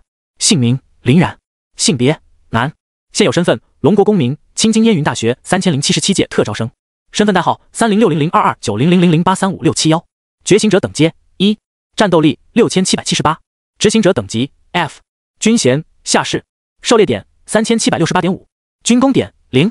经过这20余天的狩猎，他此时已经成功消化了整整9瓶高级基因改造液，依靠着这些个改造液的效果，战斗力也一路飙升到了6778。在身体素质的提高以及对各个天赋的不懈开发之下，林然又获得了一次全面的升级。现在他的王之财宝能够同时开启的宝库之门已经来到了12门，输出火力得到了进一步的提升，而且对王之财宝的控制力也大幅度进步了，不仅能够达成一些个曲射、歪射以及旋转射击的效果，还能够自由的控制王财的力道了，不会出现想要活捉的时候依旧全力发射的情况。对手术果实和永恒万花筒的开发也同样有了差不多的效果，无论是质量还是控制力皆有了质的飞跃，甚至现在连天照这种玩意儿林然都能很好的控制起火候，虚走的肋骨也进一步明显了不少。若是再出现4阶的罡宗灰熊来碰瓷的情况，绝对不会再被其撞散了。自然灵体也在持续的提升着，目前他所提供的生命力、体力以及生命恢复速度，差不多约有正常人的13倍左右了，比刚获得此天赋的时候又多了3倍。现在的林然肉的就更为离谱了一些，除了这些个人能力的提升之外，林然也收获了整整3768.5的狩猎点，死在他手下的1、2阶凶兽差不多有近万只了都快。依靠自然灵体与灵魂之界带来的近乎于无限的续航能力，王之财宝的大规模骑射和手术果实的操纵能力，以及写轮眼的观察能力，林然屠戮凶兽的速度简直比收割机还快。择取死亡凶兽身上的战利品，那也是相当的有效率。等到出去之后，都不说这3768.5的狩猎点能换多少东西了，光是这些低阶凶兽身上的材料都能卖出一个相当不错的价格。靠着手术果实带来的空间保鲜能力，他的材料质量上乘绝对非常好卖。至于他近来时所承接的那3个任务，也已经完成了2个，荧光石与寂灭菇都被找到了许多，提交任务绰绰有余，并且还利用生物芯片录上了有头有尾的视频，作为自己亲自完成任务的可靠证明。唯有那一只魔角蜥暂时未能寻得其踪迹，不过林然倒也没着急，反正任务失败也没有惩罚，能完成2个几百学分的任务，自己的运气已经是相当可以了。这黑龙渊的一层如此之大，想要在里面找到一只特殊的凶兽，哪有那么容易？更别说现在的黑龙渊一层之内可能都没有魔角蜥了。林然在把自己的衣物清洗完毕之后，很快便换上了一身崭新的衣物，看了一眼生物芯片中的地图，在一通乱杀之下，自己现在这个位置已经距离黑龙渊的2层入口相当接近了。而且今天已经是7月20号，距离新生大比也没剩几天了，自己差不多也该回学校了，不如去瞅一眼黑龙渊2层的入口究竟怎么样，然后再返回吧。拿定主意的林然当即便朝着黑龙渊2层的入口赶去。经过了一段时间的赶路，林然很快便发现了那个有些深不见底、斜着向下的大洞。此时的洞口处，别说觉醒者，连一个凶兽都没见到，也是挺奇怪的。林然跑到洞前，朝着里面张望了几下，在发现还是没有什么收获后，便叹了口气，准备就此离开。可就在此时，他却听到了不远处的一声低鸣。林然瞥眼一看，立马便在自己的身后发现了一个皮肤通紫色、头前有一根硕大的魔角的犀牛。魔角蜥，林然当即便是一喜，真乃踏破铁鞋无觅处，得来全不费功夫啊！自己苦苦寻找了这么久的魔角蜥，居然直接出现在了面前，那还能放你走了不成？林然当即便压低了重心，身后宝库之门闪烁，立马便做好了战斗的准备。从写轮眼的能量分析来看，这个魔角蜥体内能量极为庞大，很可能是一只5阶的凶兽，而且由于魔角蜥是一种稀有凶兽的原因，战斗力还要比普通的凶兽高上不少。自己若是不认真应对的话，弄不好要吃大亏。按理来说，这种超过4阶的凶兽应该是不会出现在黑龙渊一层的，可能他是从2层乱跑到1层来，现在又打算回2层了吗？不过不管怎么说，林然都是要把他留下的。王之财宝，可让林然万万没想到的是，自己身后的12门王财不过才刚刚流露出了一点要发射的意思，眼前的那个魔角蜥居然掉头就跑起来，而且奔跑的速度相当之快，这可真是给林然看傻了眼。他之前在黑龙渊这处境地之中遇到的不管是何种凶兽，那都是采取的主动攻击意图，从来没有说有像是魔角蜥这般一枪不开直接掉头开跑的存在。自己的气息应该是比魔角蜥弱很多的，从他的视角来说，他明明是大优势，为啥要跑？林然不解。可这魔角蜥要跑，他肯定不能就此放过，只能跟在后面拼命开追，一边追一边操纵着王财对着魔角蜥的屁股开射。不过魔角蜥一来皮糙肉厚，二来变速极快，林然的攻击一直都没有起到太过明显的作用。妈的，直接上神威算了。看着这魔角蜥一时间没有停下来的意思，林然将魔力汇聚在左眼之中，准备用神威拧一下魔角蜥的腿，看看打断你的腿之后，你还能往哪跑？在利用魔力将魔角蜥的左腿锁定之后，林然直接发动了神威。难道我这空间错裂的切割效果还能破不了你的防？可林然没想到的是，也不知道是受什么神秘力量的影响，他这一发神威居然奇迹般的落空了。沈巍并没有按照预先设计好的轨道命中魔角蜥的前提，而是命中了一旁的铃木。铃木受到神威的影响，当即便被凝成了粉碎。而被神威所影响到的那处区域，复原的速度要快上很多。不对，这很不对。自从来到这个黑龙渊第2层的入口附近，林然就一直有一种怪怪的感觉，仿佛是这里的空间是跟其他的区域割裂开的一般，相当违和。莫非是自己中了别人的套？而且很像是一种特殊的幻术，魔幻惊天地转。察觉到这一点的林然，急忙发动了这一个用来破解并反弹幻术的瞳术。咔嚓！笼罩于林然身上的这个虚假的世界，当即如同镜子一般碎裂开来，顿时便显现出了一群青黑色皮肤的类人生物。他们正痛苦地捂着自己的脑袋，倒在地上惨叫不止。至于刚刚的那些陵墓、土地、魔角蜥，全部都是被幻术所创造出来的产物。黑暗精灵。林然看清这群异族的面目之后，心中一惊。要知道，黑龙渊是一个比较纯粹的凶兽型境地，里面由于没有与异界沟通的时空裂缝，异族想要进入黑龙渊，只有2条路可选。其一是选择与林然他们一样的道路，大摇大摆地从武装要塞中走进来，这个显然是不可能的。其二便是于黑龙渊之中召唤出一道小型的时空裂缝，偷偷把族人送进来一部分。而此时出现在自己面前的这些个黑暗精灵，显然就是这么进来的。那么他们进来的目的是什么呢？不过黑暗精灵也确实喜欢搞这种神神秘秘的小动作，且擅长使用这种阴人的手段，幻术与幻阵更是他们的拿手绝活。可惜啊，碰到了自己这个幻术界的祖师爷。若是说起幻术来，谁敢跟永恒万花筒叫板？林然看着这群倒地不起的黑暗精灵，冷哼一声，阅读。借助刚刚把这个场景型幻术反弹给他们的机会，林然直接发动了阅读，彻底接管了这个小型幻阵的主导权。于是这几十只黑暗精灵便惊恐地发现，在他们所处的那个幻术世界中，出现了一群肮脏而可怕的兽人。精灵跟兽人那向来都是极为的不对付，被膀大腰圆、气势汹汹的兽人所包围的他们，只能不住的因为害怕而颤抖。精灵，说出来意，饶你们不死，否则格杀勿论，我们还要将你们全部生吞活剥。嘎嘎嘎！兽人们粗鲁地笑了起来。黑暗精灵们哪见过这架势，本就贪生怕死的他们只能不住地求饶。我说，是我们的小首领凯丹派我们来的，他让我们再在此布置幻阵，围杀人类觉醒者，并趁机使用号角策划兽潮。看在我们有人类这个共同敌人的份上，放我们一条生路吧。林然被他们的话吓了一跳。好家伙，围杀人类觉醒者，策划兽潮，这群黑暗精灵们的心是真的大啊！既然如此，就更不能留他们生路了。由阅读接管的幻阵也继承了阅读能够把幻术伤害局限到现实的能力。在林然的意念授予下，在场的兽人们很快便把所有的黑暗精灵全部砍杀。看着返回现实世界之后倒在血泊之中的黑暗精灵们，林然大手一挥，撑开手术果实的 room 领域，便把他们身上携带的装备收入了灵魂之界。不过异族们所携带的装备并不是人类能够从中获得力量的魔能装备，他们有他们的力量体系，人类无法使用。不过把他们的装备熔炼之后，却可以打造出崭新的魔能装备来。所以收集这些材料，那还是相当有价值的。扫了一眼自己已经长到 17.3 的军工点，林然打开地图，朝着武装要塞飞奔而去。现在自己得赶紧把这个消息传递给武装要塞才行，不然万一被黑暗精灵们策划的兽潮已经启动，武装要塞立马便会沦为众矢之的。仅仅靠着要塞中如今的防守强度，很可能会存在跟不上的情况，必须尽早向外界的驻军求援。这里就是黑龙渊的武装要塞吗？还真是壮观啊！洛青岩好奇地扫视着武装要塞中的一切，不停地驻足围观。而他的到来也吸引了武装要塞中很大一部分人的目光。这种程度的美女，自然走到哪里都是人群中的焦点。洛青岩此次出门着装相当的干练，除了一身白色的战斗服之外，再无他物。而这紧身的战斗服反倒正好完美地勾勒出了洛青岩的玲珑曲线，当即便涌上来了一堆打算搭讪的人。不过无心于此的洛青岩很快便微笑着挥舞着手中的光剑，把他们全都赶走了。卧槽，这小姑娘的气势好强，看年纪应该是燕大的学生吧？从她手中炽烈的神圣光剑就能看出修为绝对相当不俗。是的，而且天赋也是顶级天赋。真不知道是有固定队还是来寻找队友的。还寻找队友？想太多了，都拿着光剑赶人了，100%固定队。在武装要塞中溜达了一圈之后，洛青岩差不多也搞清楚了这里的功能与构造。他一边把灵庙送给他的那个紧急避险卷轴的传送点铭刻在此，一边朝着入口处走去。要怎么才能找得到林然呢？要不给他用生物芯片发个邮件问问？可那样的话就一点不浪漫了。洛青岩特别想在黑龙渊之中跟林然来上一次偶遇，最好还是林然受困于兽群，被张开双翼的他手持光剑而救。那样的话真是想想都美滋滋，以后再跟林然聊起天来，就多了一个都能呛他一脸的谈资。就当洛青岩慢悠悠地走到入口，站在大门前正要往里踏的时候，突然就注意到了一个无比熟悉的身影。洛青岩当即便是瞳孔一缩，这不是林然？看着疾驰而来的林然，洛青岩一时间都不知道该怎么办才好了。打招呼，笑一笑，还是装作不经意般的偶遇？可还没等他想清楚，洛青岩就发现林然居然直接晃过了他，朝着他身后的要塞大厅冲了进去。洛青岩变化不定的纠结表情当即僵在了脸上。这个人走路不长眼的吗？与自己擦肩而过都没注意到自己。洛青岩有些气恼地瞅了一眼林然的背影，拔腿便追了上去。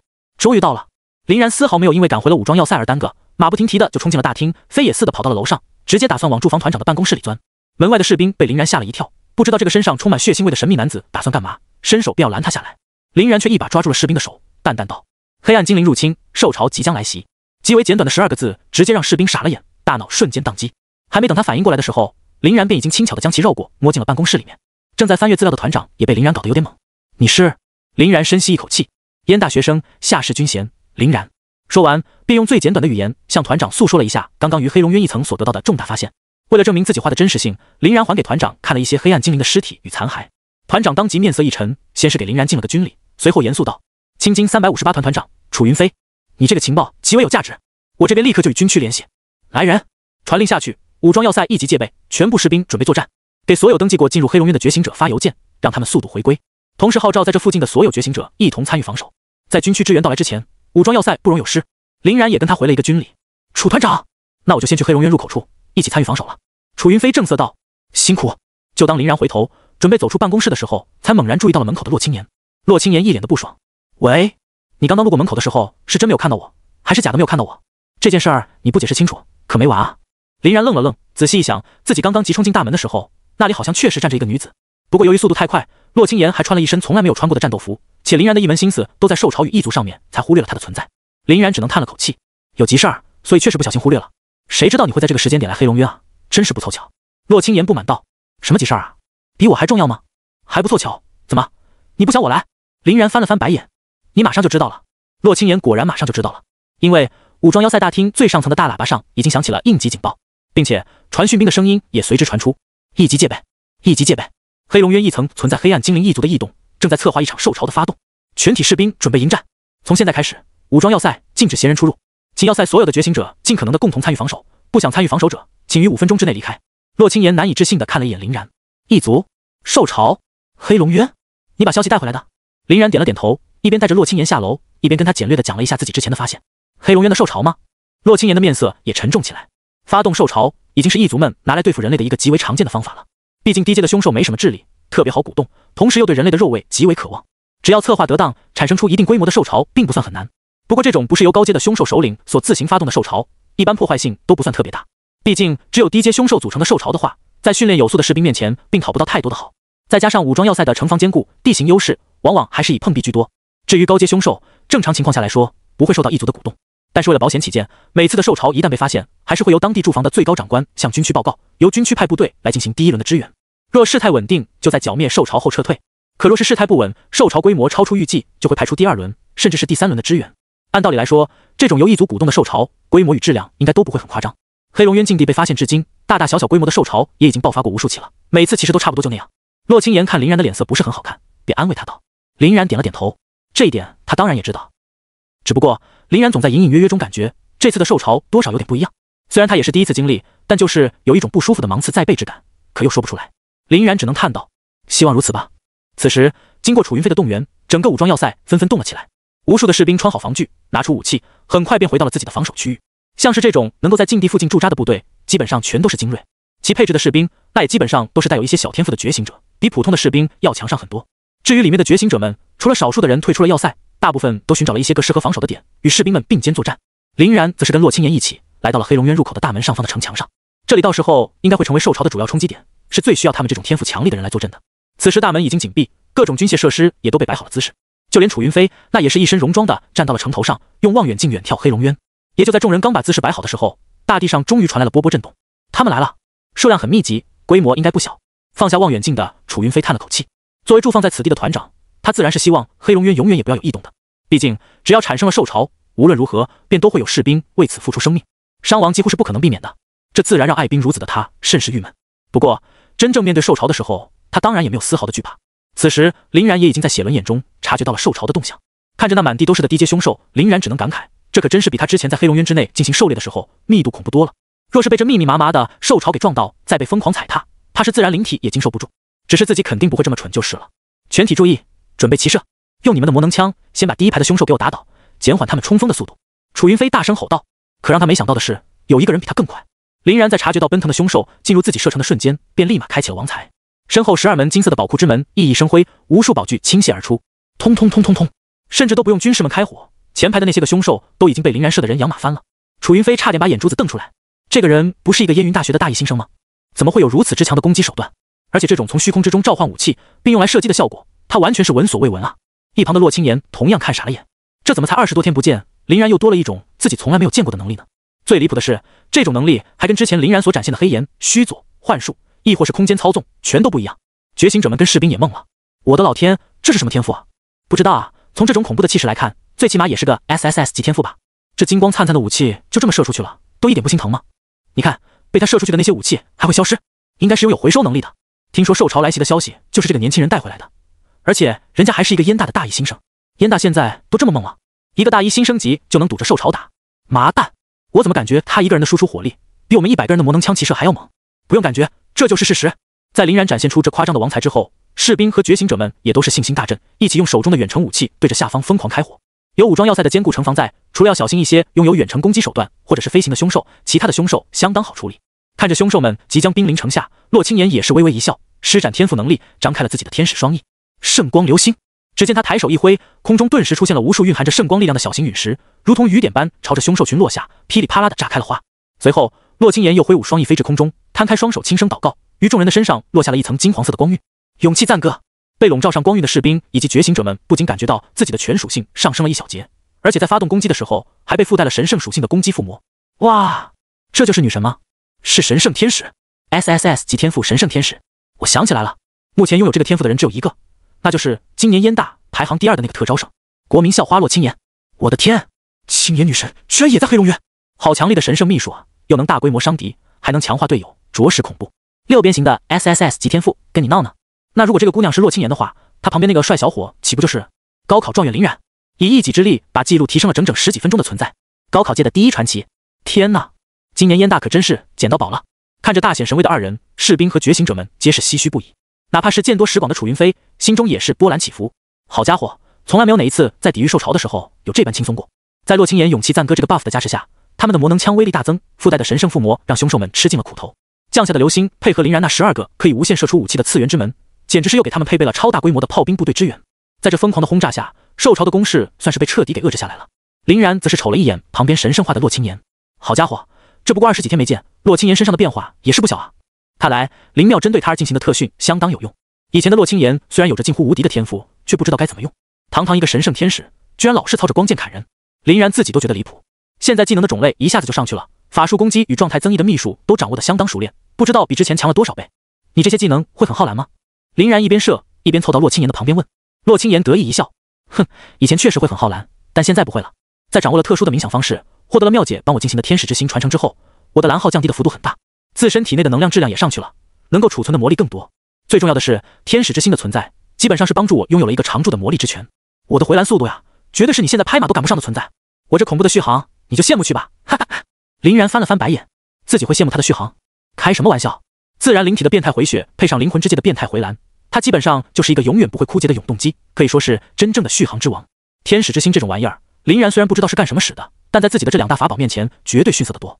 楚云飞看到林然与洛青岩已经聊上了天，知道他2人还留有余力，也知道本次的受潮只有这2人在，已然是10拿9稳，便笑着来到了他俩的面前。这就是状元与榜眼的实力吗？实在是让楚某羞愧啊！我区区一个2阶的觉醒者，在你们面前能力都有些拿不出手呀。林然笑了笑，楚团长言过了，你身为一团之长，指挥能力与领导力绝对也是碾压我们的，没有你的及时应对，我们也不可能得到这么好的发挥空间嘛。楚云飞哈哈大笑，林然兄弟年纪轻轻就有了这般实力，还如此的谦逊低调，实属难得。将来你2人一飞冲天，成为龙国的2大核心，绝对是能够预见到的。放心，此次你们2人的守城之事，以及林然兄弟带回来的重要情报，我军方都会给你们记上功劳的。没有你2人在，今日武装要塞怕是又要出现规模不小的伤亡了。可就在楚云飞的说话间，一根极不显眼的黑色利剑突然从远方摇射而来，直指楚云飞的头颅。楚云飞大惊，眼看就要闪避不及，一晃神之间，那根利剑却不知道怎么回事，便被林然抓到了手上。Room 指挥棒，利用手术果实把利剑拦下之后，林然赶紧把目光投向了剑矢飞来的方向，然后他便看到了一幕黑压压的场景，无数的黑暗精灵骑着角鹰兽，手持长弓与短剑，直扑武装要塞而来。黑暗精灵的角鹰骑士数量很多，大家注意闪避！林然一边怒吼出声，一边将王才对准空中，开始攻击起黑暗精灵们来。怪不得自己之前老是有一种不安稳的感觉，黑暗精灵们果然留了后手，而且这个后手还相当的可怕，居然是他们亲自带兵来犯，而且还配备了大量的角鹰骑士。角鹰兽是精灵一族的常见驯养战兽，飞行速度快，空战能力强，还能平稳搭载精灵弓手，可谓是相当的恶心。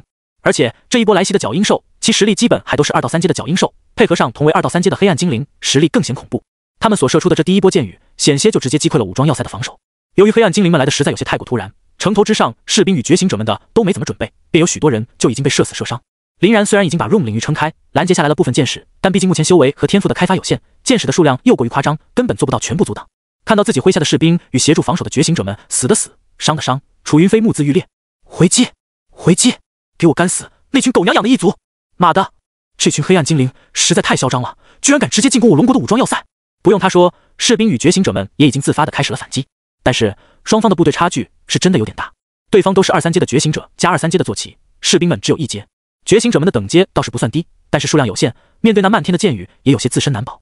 见自己的 Room 领域并不能特别有效的拦截箭雨，林然咬了咬牙，看向楚云飞。楚团长，军区的支援大概什么时间会到？楚云飞叹了口气，最快也要半个小时。若是军区调动频繁，部队人手不足的话，可能要1个小时。不过刚刚我已经又跟军区那边联系了一下，把这次受潮掺杂异族进攻的消息告诉了他们，应该会引起他们的重视。驰援所用的时间应该是最快的那一档了。林然笑了笑，那也就是半小时是吗？这样吧，楚团长，先让士兵与其他觉醒者们进行躲避吧，咱们正面以保存有生力量为主，这些可恶的异族与凶兽交给我们就好。楚云飞面色一白，连连摇头，不行，不行，哪有军人让民众在前厮杀，自己跑到后面躲藏的？你们虽然实力高强，但对方数量太多，终究是双拳难敌4手啊！我们留下来，多少能够为你们提供一定的火力支援。林然摇了摇头，正色道：楚团长，我是不想看到徒增无谓的伤亡，才这么说的。士兵与龙国公民们的性命，难道还比不上面子？我和青岩续航能力强，防御高，最擅长的便是拉锯战。而且，我也只是想让你们退到要塞的建筑物之中进行巷战，不再固守城墙而已。剩下的交给我们就行。说着，林然便没有继续跟楚云飞争论，而是站在城头上，血轮眼金光大闪。他要用实际行动来征服楚云飞。须佐能乎！在林然的操使下，蔚蓝色的能量手臂与骨架当即浮现出，靠着硕大的躯体，立即便撑起了一道坚实的挡箭牌。而洛青岩则是低喝一声，仗翼而飞，双手托着光剑的燕尾，自下而上的一记挑斩，便直接洞穿了一只黑暗精灵。圣光十字斩！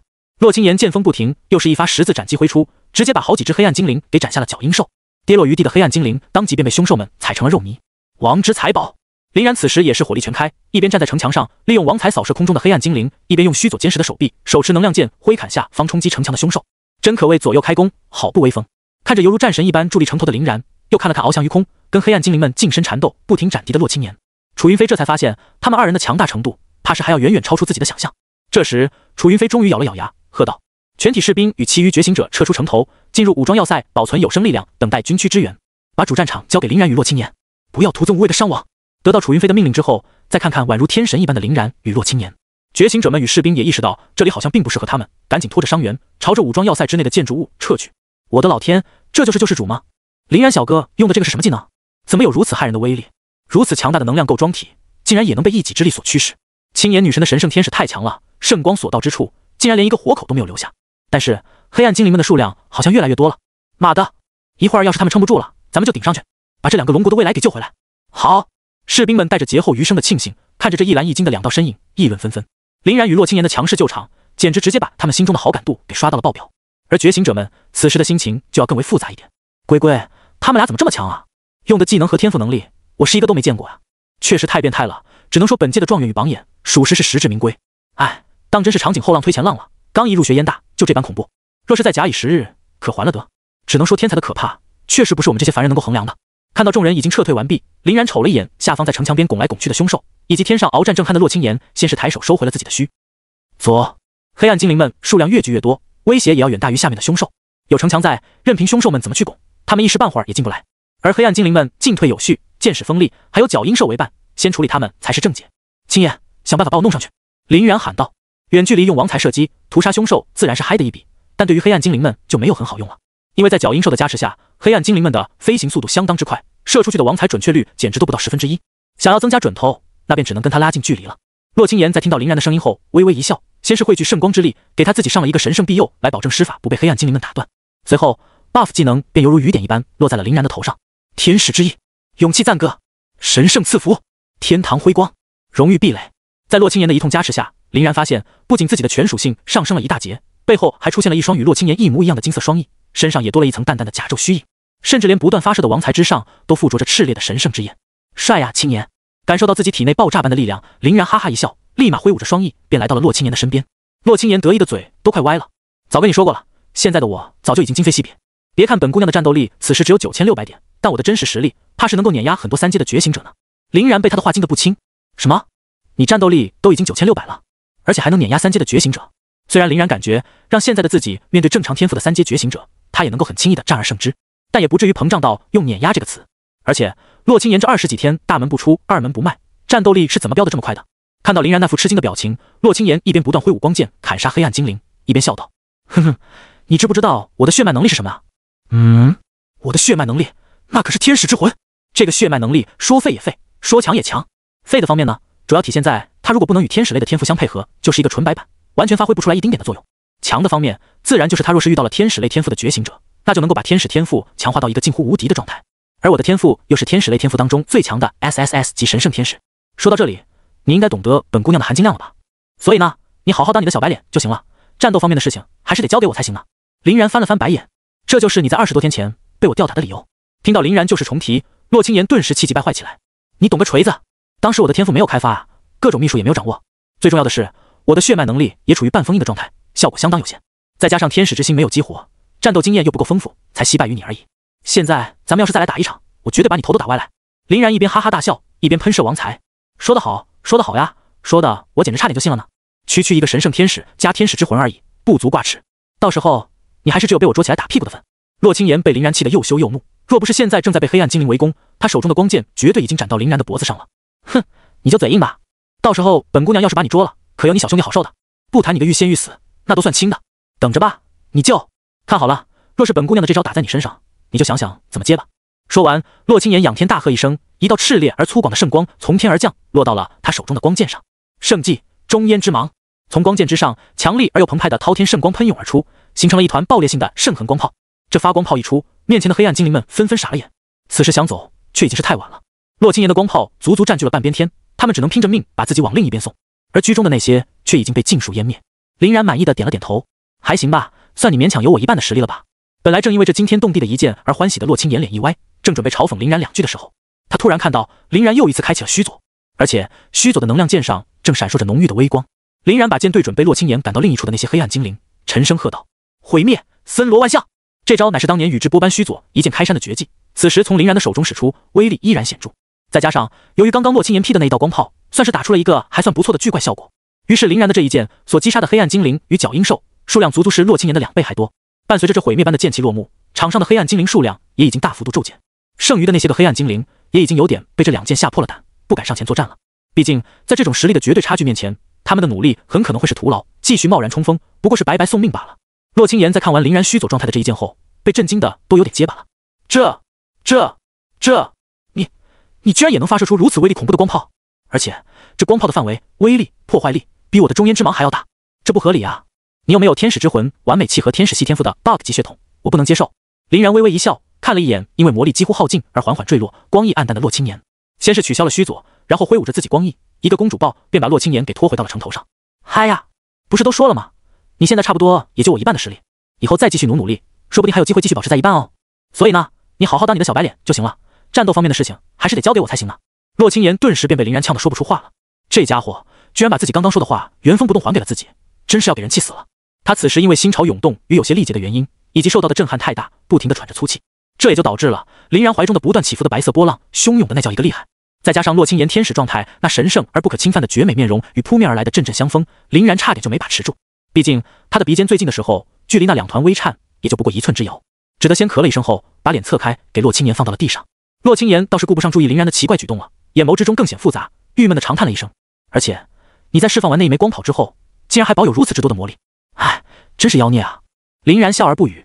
其实刚刚在那一炮打完之后，林然自己的魔力也被消耗的差不多了，只不过他及时的磕了一口灵魂之戒，直接又给魔力恢复到了25%，所以才能如此潇洒的把洛清言带回城头，狠狠的装了一个大臂。而且他刚才的发挥如此惊艳，其实也是仰仗了洛清言的那一连串 buff 的。如果没有那一堆 buff 的加持，林然的毁灭森罗万象威力要打一个不小的折扣。看到林然与洛清言2人一人一枚光炮，给空中刚刚还蛮横无比、气焰嚣张的黑暗精灵纷纷干成了灰烬，城中的士兵与觉醒者们纷纷爆发出了欢呼。我的天，这都是啥呀？一个技能就秒杀了成片的黑暗精灵，太强了，真的太强了！燕大特招生的含金量着实恐怖。是啊，而且他们俩还不是一般的特招生，分别是本届高考的状元与榜眼，能不变态吗？哎，不对啊，他们如果是本届的状元跟榜眼的话，岂不是证明他们是新生吗？怎么？新生有什么不对吗？当然不对啊，新生的话不是今年高考前才觉醒的天赋吗？怎么可能这么厉害啊？从他们的技能威力来看，纵使是4阶的觉醒者，能做到不？你说的好像也有点道理。楚团长肯定知道，咱们去问问吧。说着，几个士兵和觉醒者组团，很快便来到了楚云飞的面前。楚云飞现在都还瞪大着双眼，紧紧盯着被林然与洛青岩一人一炮肃清的天空发呆呢。听到众人的问题后，长叹一声，虽然我也感觉很离谱，但他们的身份信息上确实是目前燕大一的新生，在今年的6月5号才觉醒的天赋，而且觉醒者的认证上显示他们俩都是一阶觉醒者而已。周围的人看了看城头之上宛若天神的二人，都险些把眼珠子瞪出来。一阶觉醒者？可是我他妈也是一阶觉醒者呀，这人跟人的差距真的有这么大？我他妈还是3阶觉醒者呢，感觉要是让我去，根本连这俩人的一招都接不下来。你还想接一招？太贪心了，老哥。我也是3阶的觉醒者，我感觉自己只要能在他们的气势面前不被直接震慑的抬不起手，就已经很满足了。操！那个小姑娘刚来的时候，我居然还想去搭讪，真是滑天下之大稽了。没想到仅仅依靠2个人就能把一场由异族策划的兽潮化解于无形啊！对的，而且这2个人还是一阶的觉醒者，兽潮之中还夹杂着黑暗精灵攻手的进攻，他俩日后必成大器啊！我们能够在这种日后的顶级强者面前露个脸，以后那也是有了个跟别人吹牛逼的资本了。确实，你以后可以说自己跟赵子龙一起在长坂坡7进7出。此时的武装要塞之外，由于黑暗精灵们的溃败以及那2枚光炮的威慑性影响，奔腾的兽潮仿佛也冷静了许多。被黑暗精灵鼓动而起的他们，现在好像意识到了有些不太对劲儿，纷纷打起了退堂鼓，不愿再向前一步了。危机好像解除了呢。洛青岩看了看空中站立不已的黑暗精灵，以及城下不再乱拱的低阶凶兽，不由得松了口气。林然也点了点头，确实好像是这样。哎，对了，刚刚我就有个问题一直想问你了，那个所谓的天使之心。可还没等林然说完话，一支凌厉至极的暗箭突然从一个诡异的角落爆射而至，直指洛青岩的脖颈。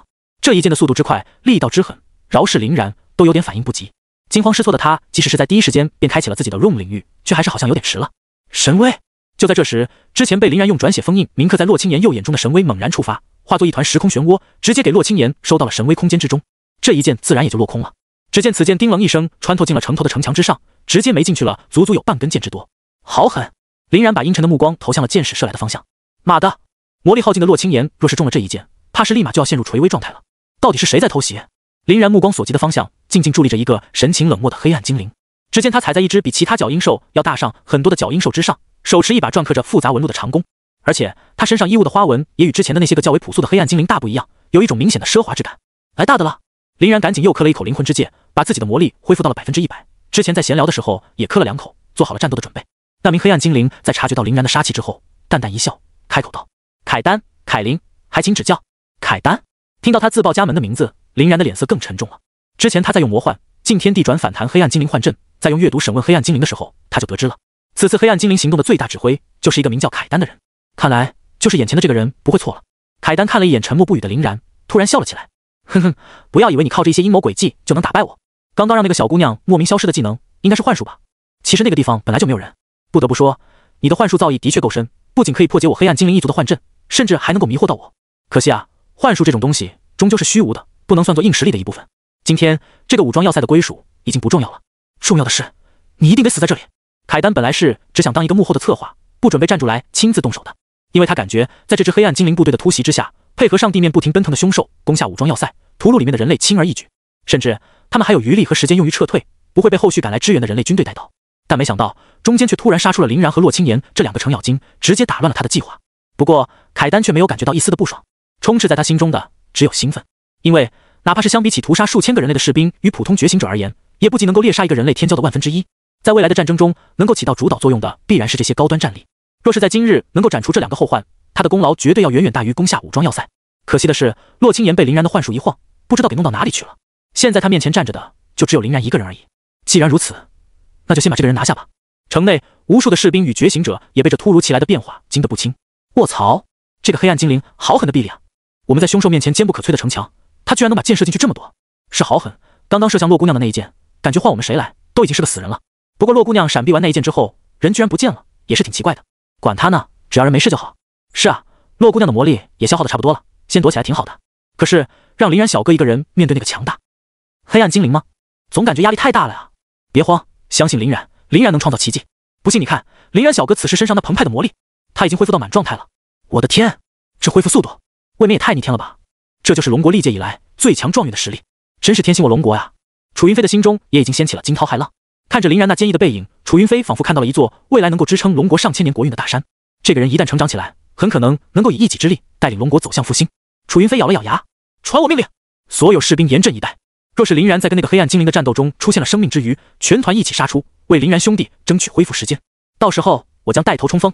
城头之上，林然已经用永恒万花筒的左眼偷偷锁定了凯丹，神威早已蓄势待发，所等待的就是一个下手的机会。至于洛清言，现在就先让他在神威空间里面待着恢复状态吧。凯丹则是面带兴奋而残酷的微笑，重新举起了自己手中的长弓。你知道吗？在黑龙渊的一层之内，我这把弓已经带走了至少100名人类觉醒者的生命，所有人皆是一剑封喉。所以呢，我也很想看看你这个所谓的人类天骄，能够一个技能秒杀我数百名族人的存在，能否坚持到我的第2箭发射吧。听完凯丹的话，林然的眼神更加阴冷了一点。虽然他在发现黑暗精灵阴谋的第一时间便已经全速赶回来报告消息了，楚云飞也是立马就给所有在黑龙渊武装要塞中报备过的所有觉醒者们发送了提醒撤退的邮件，但由于可能部分人在黑龙渊里比较深入的原因，直到兽潮爆发也没能成功赶回武装要塞，显然已经是九死一生了。而面前的这个凯丹，从实力上来看，最低也是一个4阶觉醒者强度的一族，而且可能还不止。那只大角鹰兽可能也跟他差不多，毕竟凯丹作为黑暗精灵的一个小统领，武艺、技能什么的必然不是一般的黑暗精灵所能比的，可能会有点麻烦了呢。想到这里，林然突然嘲弄的一笑，戏谑的瞅了一眼刚刚被凯丹射入墙壁的箭矢，说什么大话呢？你自己这一箭还在墙壁上钉着呢，就开始不认账了？请问尊敬的凯丹统领，你的这一箭封的又是谁的喉呢？哦，不好意思，可能是我没看到，半路上绝对有一只可怜的小飞虫被我们从未失手过的凯丹统领封喉了，抱歉，抱歉，那就是我的。被林然这一顿阴阳怪气的嘲讽，喜好面子的凯丹瞬间就有些挂不住脸了，恼羞成怒道：找死！一个靠着幻术坑蒙拐骗的无能之辈也敢大放厥词。说着便搭弓射箭直指城头上的林然，而林然也就抓住了他这一刹那的契机，启动了早已准备了多时的瞳术神威，唰！撕裂空间的漩涡当即在凯丹的右臂处生成，吓了他一大跳。饶是凯丹已经在第一时间反应过来，指挥脚下的角鹰兽进行撤退，但还是有点晚了。毕竟被愤怒充盈了大脑，又因为刚刚射箭而收力的他，各种操作都受到了不小的影响。在恐怖的神威之下，饶是凯丹实力高强，却还是被其的空间漩涡给来了一下狠的。他的右臂此时已经是鲜血淋漓，无数的血液顺着手臂流下，滴在了下方的土地上，而且神威所带来的伤口还都特别的深，甚至有些刮伤到了他的骨头。在如此惨烈的伤势之下，凯丹的右臂也只能无力垂下了。至于这边被凯丹箭矢锁定的林然，也没有选择去硬碰硬。开玩笑，这一箭的威力他已经见识过了，哪怕是拥有自然灵体，怕是也要伤得不轻。所以他便采用了与刚刚洛清言一模一样的躲避方法。神威，右眼处生成的空间漩涡直接把林然也收纳其中，消失于无形的他自然不会被凯丹的利箭所命中。当凯丹的这一箭又一次定在了城墙之上，正身处于神威空间之内，迷茫而不知所措的洛清言突然看到林然的身影出现，顿时便惊喜道：林然，你……可还没等洛清言说完，话便已经被林然打断。别急，时间紧迫，快给我上 buff， 外面的那个黑暗精灵统领还等着我去杀呢。看到林然那一身的杀气，洛清言微微一愣，立马便反应了过来，无数璀璨的金光开始在林然的身上闪烁。神圣庇佑，勇气赞歌，天使之翼，神圣赐福，天堂辉光，荣誉壁垒，圣迹，创世神光。相比上一次洛清言丢在他身上的 buff， 这次多了一个大幅度加强抗性的神圣庇佑，以及一个让全属性得到飞跃的终极技能圣迹，创世神光。在无数增幅的共同作用下，林然只感觉自己身上充盈的力量都要把自己给撑爆了。好，等我回来。林然也没有耽搁一点点的时间，在得到洛清言的所有 buff 后，立马再次施展神威，把自己给传送了出去。而洛清言则因为对魔力的过度消耗，则已经是连站都站不住了，无力的瘫倒在了神威空间的地上，低吟道：加油啊！此时外面的凯丹正因为林然的突然消失而警戒四周，突然发现在自己的正后方传来了一阵空间波动的能量，警觉的他急忙回头，然后便看到了开启虚佐，浑身冒着圣光与蔚蓝骨架的林然。呵呀！在林然的操纵下，虚佐的能量剑从高空中重重劈下，直指右臂被伤的凯丹。怎么不过一瞬间不见，林然体内的能量就变强了这么多？在近距离面对如此澎湃的能量的情况下，凯丹也是大惊失色，赶紧跺了跺脚，示意脚下的角鹰兽赶紧载着他离开。但这一次，他的角鹰兽却连动都没动一下。凯丹的脸色一白，急忙望了一眼自己的角鹰兽，只见角鹰兽双眼无神，目光呆滞，一副中了幻术的模样。这个人是什么时候给自己下的套？看着凯丹那副难以置信的司马脸，林然则是笑了起来。他在出现在凯丹背后的一瞬间，所做的第一件事情便是用阅读固住了角鹰兽。凯丹的精神力很强，阅读直接丢在他身上未必有用，但是角鹰兽就不一样了，这种被驯服的呆笨坐骑，精神力往往都是其的一大弱点，很容易就被林然控得死的。见到这一幕的凯丹此时也顾不得形象了，把牙一咬就要跳车而逃。现在他右臂有伤，自己又不擅长近战，不跑不是等着被这个蔚蓝色的庞大神秘给活活砍死。可惜这一步也被林然给算死了。 Room 指挥棒扩散开来的 Room 领域虽然并不能把实力过强的凯丹直接转移，但是想要将其稍微束缚一下还是很容易做到的。而且林然还用手术果实封闭了这附近的空间，凯丹纵使已经跳到了半空中，却依旧由于重力缺失的缘故而尬在了原地。这下子凯丹是真的傻眼了，他还是第一次遇到自己脚下什么都没有，还默默漂浮在空中的情况。我难道已经中了幻术吗？凯丹第一次感觉到自己的存在是那么的不真实。然而须佐能乎那已经压到身前的恐怖剑气却不断的刺痛着他的脸庞，是真实还是虚幻？凯丹懵了，但毕竟他身为一个身经百战的黑暗精灵统领，最基础的战斗意识还是存在的。面对这看似无法阻挡的一剑，他还是用自己没被伤到的左手抽出了背后的短剑，架在了自己的面前。看到这一幕的林然，则是露出了反派们经典的轻蔑一笑。就你这点力道，还想阻止全胜状态下的我？毁灭森罗万象！须佐手中的能量剑总算携着滔天的能量光柱劈砍而下，在恐怖而爆裂的波动中，把凯丹那渺小的身影彻底掩盖。凯丹嘶吼着，咆哮着，不甘的怒吼着，却无法改变自己被逐渐湮灭的事实。给我死！在林然这惊天动地的一剑之下，直接把天边都映成了一道银蓝色的辉光。一时间，后方正在紧张着观战的士兵与觉醒者们便全都看不真切了。这也太耀眼了吧！刚刚发生了什么？谁知道啊？我就看到那个黑暗精灵连射了2箭，都被他俩用瞬间转移躲掉了，然后就不知道了。不过在那一瞬之间，我好像看到林然带着翅膀和那个蓝色的骨架出现在了黑暗精灵的后面，那就是林然砍到那个黑暗精灵了。龟龟，我感觉这一剑比之前那个秒杀一大片黑暗精灵的一剑还要更夸张一点啊！好像是的，林然的魔力值也太恐怖了，这种程度的技能还能连放2个，是有点变态了。而且听说他的天赋还是号称肉中之王的自然灵体，他这才是真正的完美6边形啊！那股耀眼的光芒中，林然这一剑当真是用尽了所有的力气了。不仅吃到了洛青岩的所有 buff， 利用永恒万花筒与手术果实的配合禁锢了凯丹与角鹰兽，还在劈出剑气的时候及时磕了一口灵魂之剑。于是还没等林然的魔力彻底被毁灭，森罗万象耗光的时候，林然又给他补上了一口，相当于是把近乎于125%的魔力值都在这一剑中打了出去。再配合上林然吃到的一大堆 buff， 可以说是彻底把输出给拉满了。随着剑光散去，尘埃落定，林然的身影也终于显现了出来。呼呼，林然不停地喘着粗气。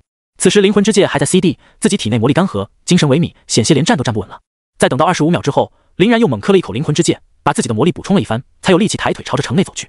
此时由于洛青岩的那一发光炮，再加上林然的这2发，连凯丹带他那群黑暗精灵弓手与角鹰兽已经全都连渣都不剩了。至于下方的凶兽，被光炮溅射死一大片之后，剩下的也都做鸟兽散了。所以城外这片坑坑洼洼的土地，现在那叫一个干净的彻底。这时城内的眼尖之人终于看到了林然的身影，兴奋地大吼了一声：是林然！他真的做到了，一击秒杀黑暗精灵统领！人群之中顿时爆发出了热烈的欢呼声，无数的士兵与觉醒者们冲将出来，七手八脚地打开了大门，给林然迎了进来。林然小哥太强了，你就是我们的骄傲！哎，今日要是没有你们在，我们肯定是没得活了。轰灭异族军队，秒杀异族统领，林兄，你就是黑龙渊的传奇！林然老弟，以后我就是你铁杆粉丝了，有用得着老哥的地方尽管开口。楚云飞更是笑容满面，一把握住了林然的手。林然兄弟，你之大才与今日的救命之恩，云飞没齿难忘。走，我看你脸色也不是很好，咱们先回要塞休息一下吧。楚云飞倒是也没有乱言，如果林然与洛青岩不在的话，他们武装要塞中的这些人怕是都难逃凯丹带领的那群黑暗精灵的毒手。不过林然此时脑袋疼得厉害，只得先无力地笑了笑。有自然灵体在，林然的生命力和体力都不成问题，魔力有灵魂之戒作为保证，也随时都很充裕。但是这一仗由于使用了太多的瞳术与手术果实的空间能力，精神力的消耗着实有点大。如果可以的话，他真想现在就倒头开睡。轰隆隆隆隆隆！就在这时，武装要塞通往城区的入口处突然传来了密集的响声。还没等林然搞清楚发生了什么，他就看到了一支庞大的军队冲了进来。为首的2人，一个是不认识的穿着军装的男的，另一个则是他和洛青岩都无比熟悉的林妙。林妙的脸上充满了焦急与不安，直到看到林然的身影，脸色才稍稍舒缓了一些。2人皆是快步来到楚云飞与林然的面前。楚云飞立马就敬了个军礼。杜司令。林然抬了抬眼皮子，有些惊讶，没想到一场兽潮的爆发居然引来了驻青京的最高军区长官杜军。杜军也严肃地回了他一个军礼。楚团长，情况怎么样了？楚云飞微微一笑，回禀长官，兽潮之危已解，来犯的异族也已经被尽数歼灭。杜军的脸上顿时流露出了惊讶之色。你们在报告中不是说异族的部队等阶高，攻击猛，不可力敌吗？怎么这才一会儿不见就把他们全歼了？楚云飞虽然面色有些尴尬，但还是把刚才的情况开始一五一十的向杜军进行着汇报。而林妙则是快速的把林然拉到了一旁。你没事吧？林然笑了笑，没事没事，本就枯竭的情况下，他又连续给林然上了7个 buff， 其中还包括一个圣级级的强力 buff， 透支的那叫一个厉害。现在魔力和体力都恢复了不少，除了精神力略有欠缺。不过既然林然依然在抱着他，洛青岩倒是也乐意于此，继续舒舒服服的躺在林然的怀中不动弹。只见他笑嘻嘻的开口道：妙姐真是太有心了，不过呢，那些异族已经被我们给全杀了，完全没必要这么紧张。林妙的眉目之中流露出了极为讶异的色彩。啥？被你们全杀了？还没等洛青岩继续回答，旁边的杜军则是走了过来，对着抱着洛青岩的林然敬了个军礼。请允许我代表青京第1兵团向黑龙渊的2位英雄致敬。若是此次黑龙渊的异动没有你2人在，怕是真的就要血流成河了。而且精锐部队358团也会被全歼，至于后续的影响更会大到无法估量。比如攻占黑龙渊武装要塞之后，继续设立传送阵，传送更多的异族过来攻击城区。你们2人的功劳，我必会呈送龙国最高议会，替你们申报嘉奖的。林然笑了笑，杜司令太客气了，协助武装要塞防守本来就是龙国公民应尽的义务，至于嘉奖什么的，杜军面色一正，包括军功在内，这些都是你们应得的。云飞已经把详细的情况全部告知了我，英雄2子，你们也是绝对担当得起。2人退万军，一将消敌手，你们英勇无畏的光荣事迹，本就应该被民众所熟知。林妙更惊讶了，2人退万军，一将消敌手，你们这么厉害了已经。可是之前杜司令还告诉我，来袭的一族，哪怕是小兵，都足足有2到3阶之高，更别说统领了。他们的统领，怕是都有5阶了吧？他一时间都因为不真实的感觉，有点开始恍惚了。林然摇了摇头，没那么夸张。2人推万军还算属实，至于1人枭首，这个我之所以能够秒杀那个大约在5阶左右的统领，那也是有原因所在的。首先嘛，我并不是单兵作战，亲眼给到的 buff 极为关键，差不多都让我的输出翻倍了。也正是因为如此，他才陷入了虚弱状态。而且那个统领只是实际的战力达到了5阶而已，弱点还算蛮多的，比如对我能力的不了解，身为攻手的脆皮性，瞧不起我2人的自大，做下脚阴兽偷偷被我控等等等等，把他和脚阴兽一起算上，才能称得上5阶。实际只有他自己的话，也不过4阶巅峰而已，其实也就一般了。林妙则是呆滞地捕捉到了林然话中的重点，2人推万军属实，秒杀大约5阶的统领，4阶巅峰不过一般。林妙现在只感觉自己的3观受到了巨大的冲击，以前经常被他们用来形容林然的妖孽儿子，好像都有点配不上他了呢。看了看林妙那呆若木鸡的模样，洛清言都被逗笑了，急忙拉了拉林妙道：“妙姐，把嘴巴合上，咱们先回去吧。我跟林然的精神力消耗都很大，现在疲倦的厉害，真的很想休息一下。”听洛清言这么说，杜军则在一旁笑了笑，说得对，不能让2位英雄一直站在这里啊，搞得跟我们在审问一般。走，坐我军车，我送你们回燕大，正好咱们路上还能好好交流一下。青京燕云大学这2日，学校算是彻底被林然和洛清言给引爆了。由龙国政府协龙国军方亲自颁布的黑龙渊英雄的奖章，2人推万军，一将消敌手的江湖传闻，黑龙渊入口处那3道一道比一道恐怖的滔天剑痕，秒杀一族统领的惊世一剑。每一个讨论的话题度都只能用爆表来形容，哪怕是在外界，热度也同样不低。人们纷纷惊叹着，感慨着，龙国又有2位绝世天骄，已经在以一种无可阻挡的态势崛起了。而此时已经成为了舆论风暴中心的林然，正在自己的别墅内舒舒服服地泡着澡，真是惬意啊！这一趟黑龙渊之行的收获简直大到无法估量。光是龙国政府与军区共同发放的奖金，他和洛清言每个人就有足足5亿龙币之多，再加上之前打到的各种材料的售卖价，林然的身家差不多都已经来到10亿龙币的程度了。至于其他的东西，则也是相当的恐怖。姓名林然，性别男，现有身份龙国公民，青京燕云大学3077届特招生，身份代号306002290000083567觉醒者等阶1，战斗力8790，执行者等级 A， 军衔3级军师长，狩猎点23768.5，军功点17456.8。可以说面板上的所有东西都得到了一个变态的升华。连番的鏖战配合上高阶的基因改造液，使得林然的战斗力暴涨约有2000点。而由于在黑龙渊打出了极为恐怖的战绩，经过任务系统的评判，直接破格拔升了林然的执行者等级，从 F 一路飙到了 A。 一个1阶的觉醒者却有着 A 级的执行者等级，说出去当真要吓死很多人。军衔也由于立下卓越军功的原因，连跳3级，从下士一路越过中士、2级上士、1级上士，达到了3级军师长的程度。狩猎点和军功点也因为那一阵的疯狂屠戮，完全涨疯掉了。毕竟死在林然手中的异族与凶兽的数量简直多到根本数不清。最后的那个将近达到5阶的黑暗精灵统领凯丹，更是给2人提供了大量的军功点。系统在计算军功点与狩猎点的时候，都是按照贡献度来算的。比如有一只3阶的凶兽被杀了，基本上全都是由张3打伤的，可最后被李4补了刀，最后在发放狩猎点的时候，就会是9-1开，张3 9，李4 1，这种分配方式还算比较合理。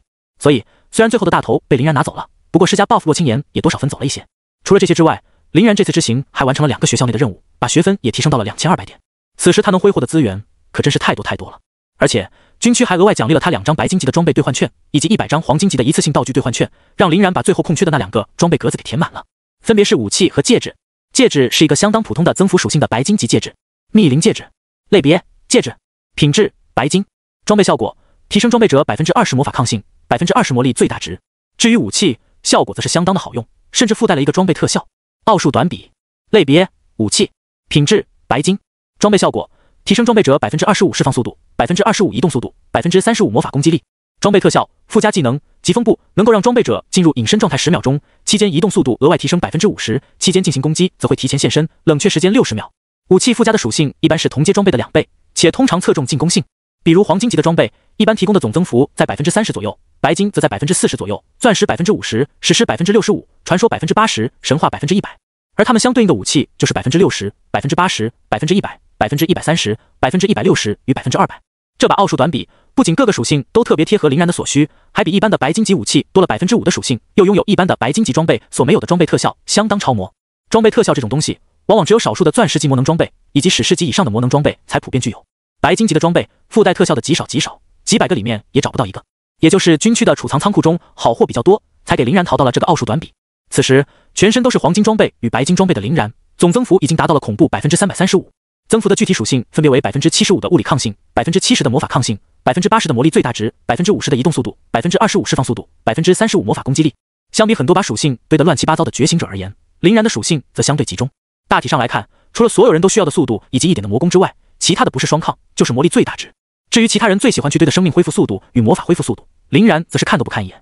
毕竟，由于自然灵体与灵魂之界的存在，林然根本就无需去堆叠这两种属性，也能够在这两种属性的对比上轻松碾压他们。也正是因为这两种变态天赋与道具的存在，从林然堆叠的属性就能看出，他打算走的是防杀流与续航流。所谓防杀流，就是把防御堆叠到一个对方无法破防的超高境界，然后只要你能破对面的防，就能够很轻松的将其防杀掉，自己还不用产生任何的损失，简直是无懈可击的绝对钢板。不过，如果只是相对单纯的猛堆防御，还是比较难以做到这一点的，所以林然还考虑到了自己的恢复。比如他现在在拥有自然灵体的情况下，对面即使能够破防，但对他造成的伤害完全比不上自然灵体的被动恢复，也能够算是防杀流的一种。至于续航流，那就更好理解了。在灵魂之界的帮助下，林然能够以极低的生命力为代价，获得约等于每秒 1% 的魔力恢复效果。毕竟灵魂之界的特效是恢复最大魔力值的 25%，CD 也是25秒。这样一来，他的魔力只要不在短时间内急剧耗尽，就能够很轻松的弥补上来。同时再借助自然灵体的生命恢复、天照的灼烧、阅读与手术果实的控制、王之财宝的无限射击、神威的躲避，就能够把很多比自己强的人活生生磨死。而且在此过程中，还可以把他们恶心吐。若是没有跟其他的东西对比，林然一时间还感觉不出灵魂之界这个回蓝效果的变态。但是当他看到洛青岩的天使之心后，才发现灵魂之界的生命献祭技能是真他娘的超魔。天使之心，神圣，类别特殊，品质史诗，装备限制唯有自身天赋为天使系且主体能量为圣光的女性觉醒者方可携带。装备效果提升装备者 65% 的全属性。装备特效附加技能天使自愈，为装备者提供每秒最大生命值 0.2% 的生命恢复，以及每秒最大魔力值 0.1% 的魔法恢复。不过话说回来，洛青岩的这枚天使之心也是变态的没话说，主要变态就变态在了其装备效果上，提升装备者 65% 的全属性，这可太夸张了。要知道这个世界的属性如果细分的话，能够分为1、20种是有的。全属性提升的意思就是把这些玩意儿全部提升，综合来看，把个人的实际战力翻个几倍都是有的。而且更夸张的是，洛青岩的这个天使之心还是一件特殊装备，是他妈不占用7个装备格子与1个武器格子的，相当于平白无故的变强了好几倍，属实是离谱他娘给离谱开门，离谱到家了。至于他所提供的恢复效果，则是远不如林然的自然灵体与灵魂之界。不过这玩意儿是林妙直接白送给洛青岩的，理由是放在其他人那里屁用没有，而他自己还有更好的天使之心。话说回来，天使之心虽然强的离谱，不过在佩戴不了的人手中，怕是用处也基本没有。更何况天使之心还特别限制了属性的类别，想找到一个适合自己的，真是难如登天。所以珍贵程度还是打了不小的折扣的。这也是为什么林然在重新见到洛青岩之后，洛青岩所展现出来的战斗力飙升到了一个恐怖境界的原因。与那次单挑的时候完全不可同日而语。但就是拥有这般变态级增幅的洛青岩，在实际战斗中的表现还是要逊色林然很多很多。毕竟若是说起金手指的话，谁也不可能够跟拥有诸天垂钓系统的林然比啊。顶级远程物理 AAOE 输出手段王之财宝，拉扯偷袭打暗伤，还附带驱邪聚会效果的操纵能力手术果实，全面无死角，能够开高达且洞察效果无双的眼睛永恒万花筒。之前不停提到的超强魔力续航，还附带100万立方规模储存空间的特殊装备灵魂之界，以及未来仍旧拥有无穷可能的成长效果。随着时间的推移，自己只会越来越强。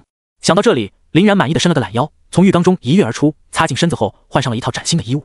可还没等他走出浴室，便听到了那一声令人无比兴奋的电子提示声。叮！垂钓诸天系统提醒您，已有猎物上钩，请及时回池塘处理，并开启下一次垂钓。来了！说曹操，曹操到。时隔这么多天，自己终于要获得崭新的能力了。林然也不耽搁，直接便来到了神识空间当中，走向鱼池掀竿起。叮！垂钓诸天成功，恭喜宿主获得产物，其实不死于徒手，随能力者成长版。没等林然反应过来，这股被垂钓上来的能量碎屑便融入到了林然的身体内，居然是这个来自于 Fate 的兰斯洛特宝具能力。所谓骑士不死于徒手，就是能够赋予自己所使用的武器以自己宝具的属性，将其完全掌控并使用。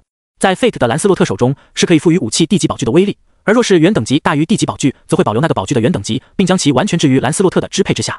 而林然获得的这个加强版，则还没有局限宝具的等级，是能够随能力者实力无限成长的。换句话说，这就相当于把林然变成一个全武器精通大师的同时，还能够赋予手中有武器意义的东西以不弱的威力。只要自己的实力足够，拿一根普通的树枝都可以斩断对方的神兵利刃，飞花摘叶皆可伤敌。林然当即就从旁边的大树上折下了一根树枝，发动了骑士不死于徒手的宝具能力。霎时间，林然手中的那根树枝就被他体内的那股自然能量所覆盖，充满了古朴而祥和的力量。林然轻轻将其对着大树一挥，树身顿时就被斩成了两段，真是好用啊！林然只感觉现在拿着这根树枝所发挥出来的效果，甚至比之前奥数短笔还要好。反正在这个世界里，想要发挥出魔能武器的属性，并不需要把武器拿在手上，只要塞在物品栏里就行。所以林然当即便打算去购置一批普通的合金装备，毕竟有这个骑士不死于徒手在，再辣鸡的武器在他的手中都是超凡的存在。自己现在又是一个全武器精通的大师，什么种类的武器都用得来。于是林然便退出了神识空间，准备出门骑上悬浮摩托去学校的兑换处看一看。但没想到才刚一开门，就看到了洛青岩那副笑嘻嘻的脸。你已经恢复好了，还挺快的嘛。林然叹道。洛青岩哼哼一笑，那是自然，我可是有天使之心在呢，只需洗个澡睡一觉，把精神力养回来就好了。这次来呢，是妙姐来托我跟你说点事儿。林然翻了翻白眼，行吧，不过我有事要出门。来，上车，咱们边走边说。洛青岩听林然这么说，顿时眼睛一亮，那就别骑摩托了，来坐我的车。说着，也不管林然同不同意，就把林然给拉到了他的悬浮汽车上。想起上一次的碰碰车经历，林然无奈地敲了敲额头，去最近的兑换处。说吧，什么事儿？洛青岩倒是相当的兴奋，光速系好安全带后，一边启动引擎，一边瞅了一眼林然。咱们燕大的5大系当中，你本来想去哪个系来着？林然没想到洛青岩会这么问，不禁挠了挠头。其实我是真的没想好。对我来说吧，哪里的差别都不是很大。不过你跟妙姐这关系，你俩又是同一类别的天赋，你应该是准备去青龙系的吧？洛青岩点了点头。本来嘛，我的确是这么想的。不过妙姐告诉我说，因为他们5个系主任都不愿意放弃我们的原因，所以呢，最后他们开会决定把我们俩单独挂在校长的名下。不过日常的教导呢，则是由他们5人一起负责。林然眼神中闪出了一丝讶异。那也挺好吧，不然选择其中一个系，总感觉会有点对不起其他4个人。这样一来，问题就完美解决了。除了有点拉仇恨之外，其他也没什么别的了。洛青岩点了点头，继续道：拉仇恨什么的都是小事，我倒也不太在乎。另外就是妙姐还关心一件事情，问我俩能不能继续保持年级前2。毕竟再过几天，所有的大一新生就要报到完毕了，新生大比马上就会开始。若是被挤下前2，那多丢面啊！而且那样一来，校长把我们挂在名下了。林然嚣张大笑，就那群新生蛋子，我分分钟就给他们干碎了。他们普遍现在和我们一样，都不过是一阶的觉醒者而已，一个凯丹都能把他们全部杀穿，更别说是我了。反正我肯定是没问题，到时候就让妙姐他们看我花式虐菜就好。不过一想到虐菜，我还有点小期待呢。洛青岩歪了歪脸，真是人间之谢啊！想来我拥有史诗级的天使之心，以及完成激活的血脉天使之魂，属性碾压他们问题也不大。还没等洛青岩说完话，他就突然看到副驾驶上面的林然突然把脑袋凑到了他面前。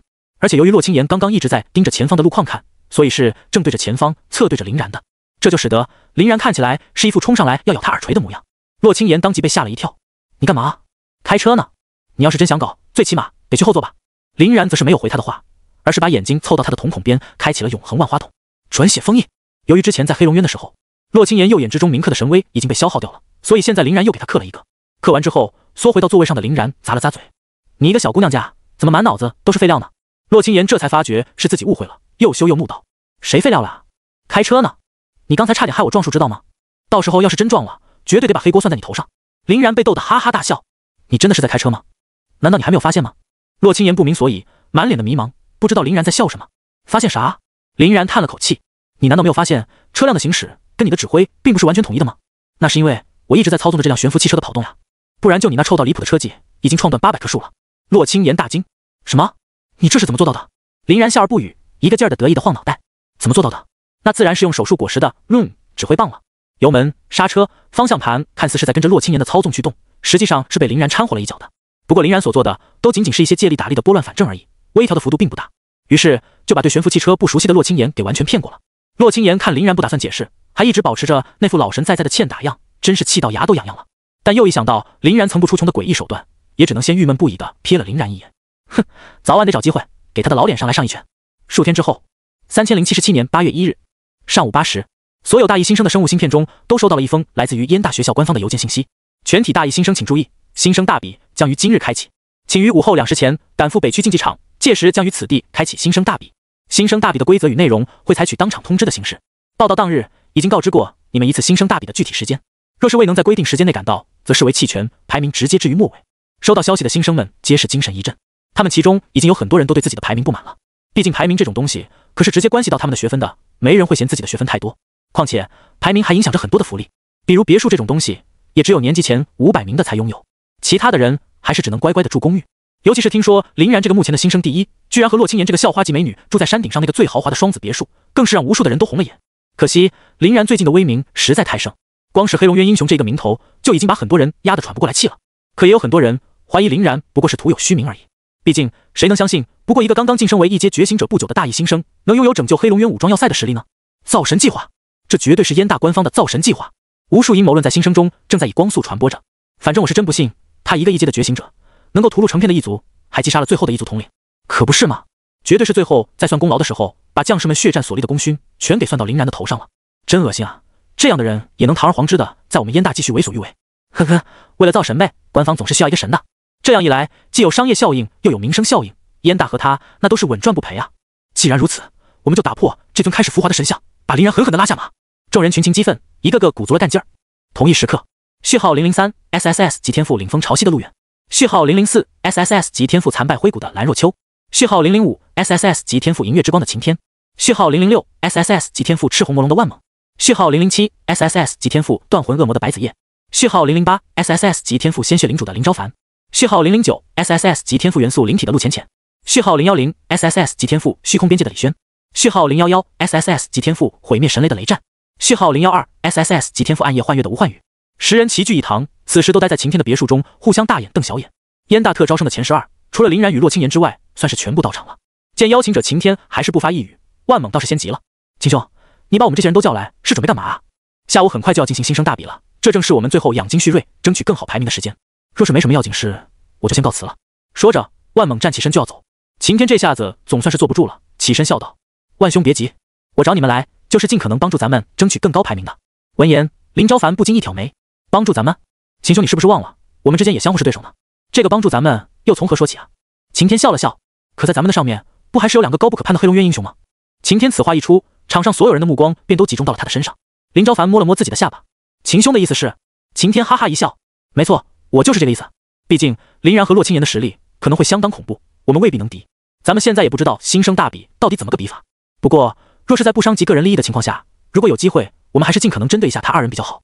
你们说呢？”“当然了，这不过是口头约定而已，大家都当我说个笑话，没什么约束力，更算不上联盟，所以大家也没必要太在意。”众人没有人搭话，不过每个人的脸上都在流露着思索的表情。很快，林昭凡便笑着朝晴天抱了抱拳：“秦兄再见，你说的这些我会考虑的。”说完便直接走出了别墅。在他的带动下，剩余的人也纷纷与晴天告了个别，带着颇为凝重表情离去了。晴天望着他们这一行人的背影，满意的笑了笑。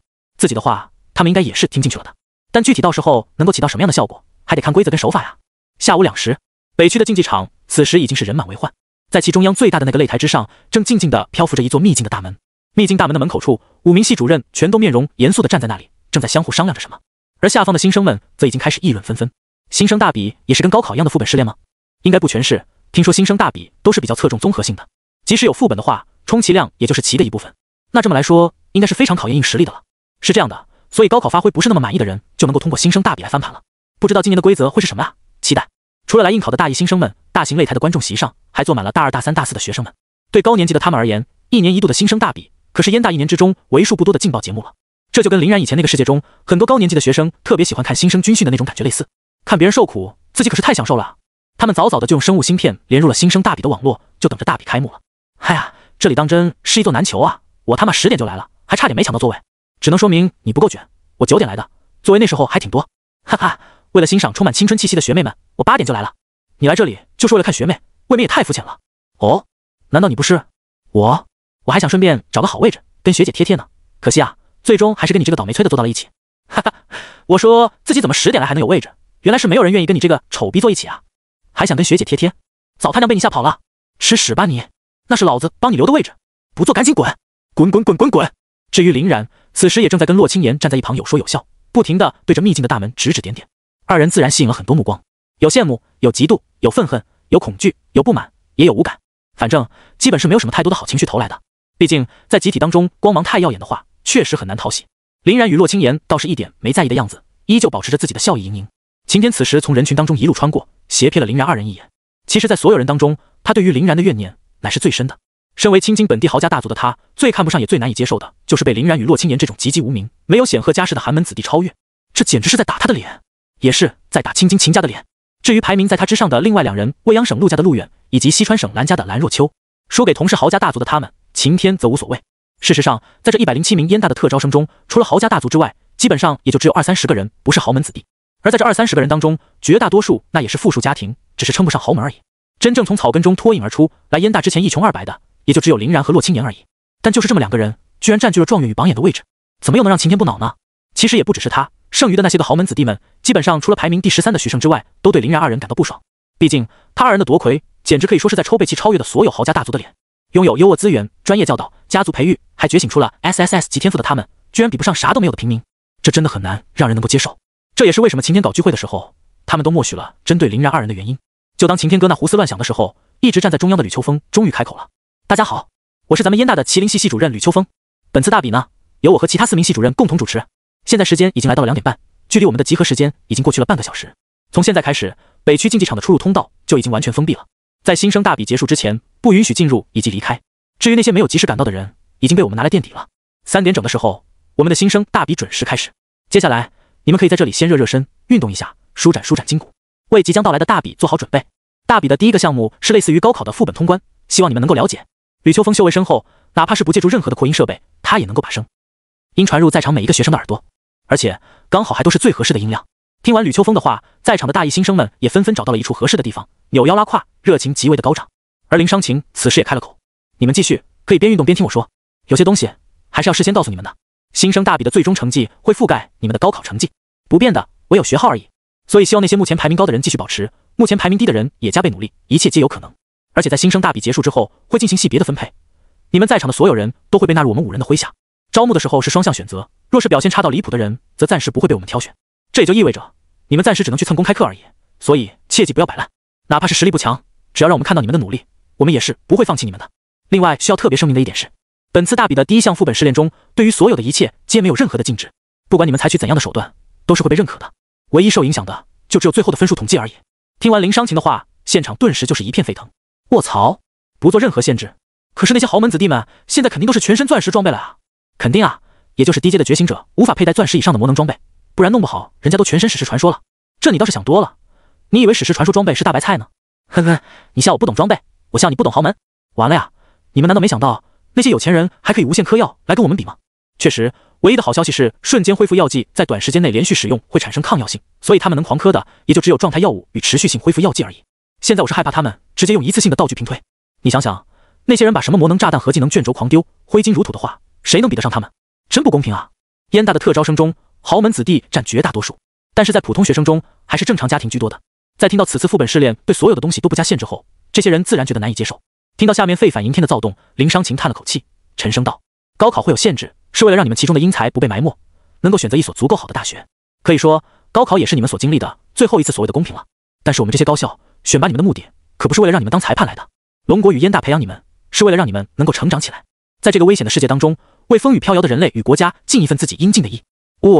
你们总不能奢望在日后面对凶兽的受潮时，或是在战场上与异族的战士相遇时，他们会守着规矩，安安分分的跟你们玩吧？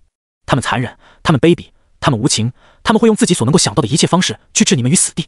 财力本身就是实力的一部分，你们若是还想像婴孩那般生活在襁褓之中的话，随时可以离开燕大。”林商情的这一番话一说完，在场的所有躁动的人都沉默了。在面对敌人时，无情的现实从来都是没有什么规则与限制的，异族与凶兽根本就不可能会有丝毫的保留。无情的现实是他们早晚要面对的东西。大约又过了约有10几分钟，吕秋风看了一眼竞技场上那个已经敞开的秘境大门，笑道：“好了，诸位，还有2分钟就到3点了，到时候你们直接进入就好。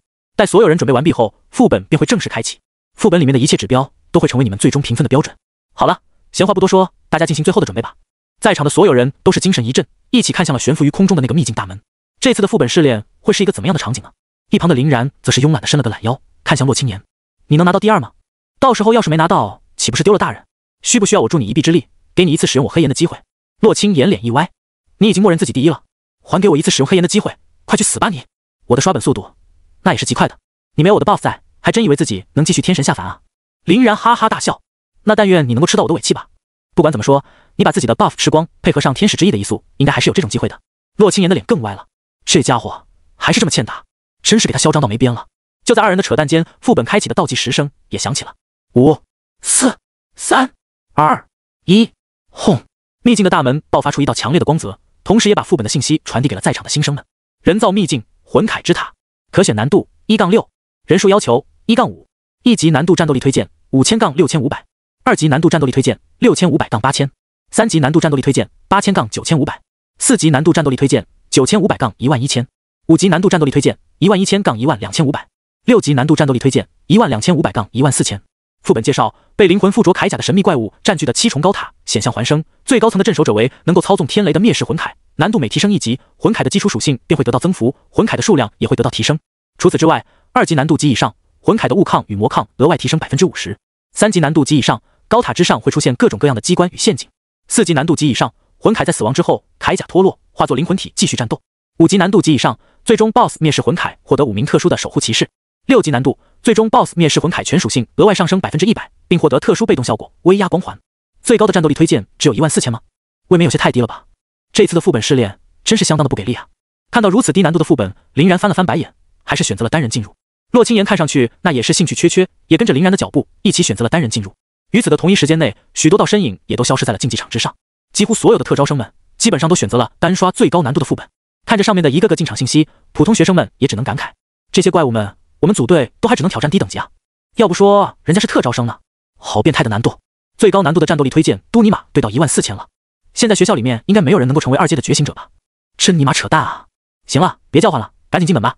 说这些有的没的有锤子用，人家牛比的人还是能单刷。妈的，怎么会有那么多的变态啊？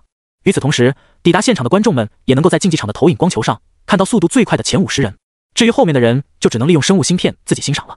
毕竟，为了保证良好的投影效果，投影光球的数量也只能维持在这么多。进入副本之后的林然，先是扫了一眼自己身边的环境。这里的确是一个圆柱形的高塔，灰黑色的石砖，乳白色的石柱，最远位置的上层通道。当然，路上也有无数的未启动的魂铠在守护。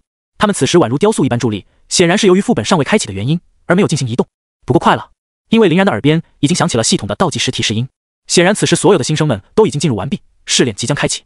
在最后的默数过后，雕塑们终于开始有了解锁的迹象。可还没等他们彻底动起来，林然那铺天盖地的王财却要更快一点。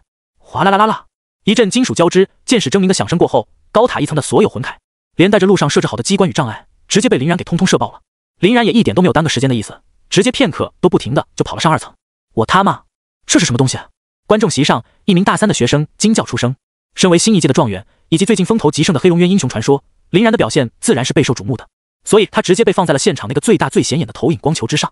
反正林然的初始排名本来也就是第一，这样做当然也没人能说什么。而林然这一上来，便颠覆了在场几乎所有人的认知。他们呆滞的看着林然身后出现了10几门次元通道，通道不断把各式各样的武器爆射而出，不过数秒之间便把整个高塔的一层给打了个稀巴烂。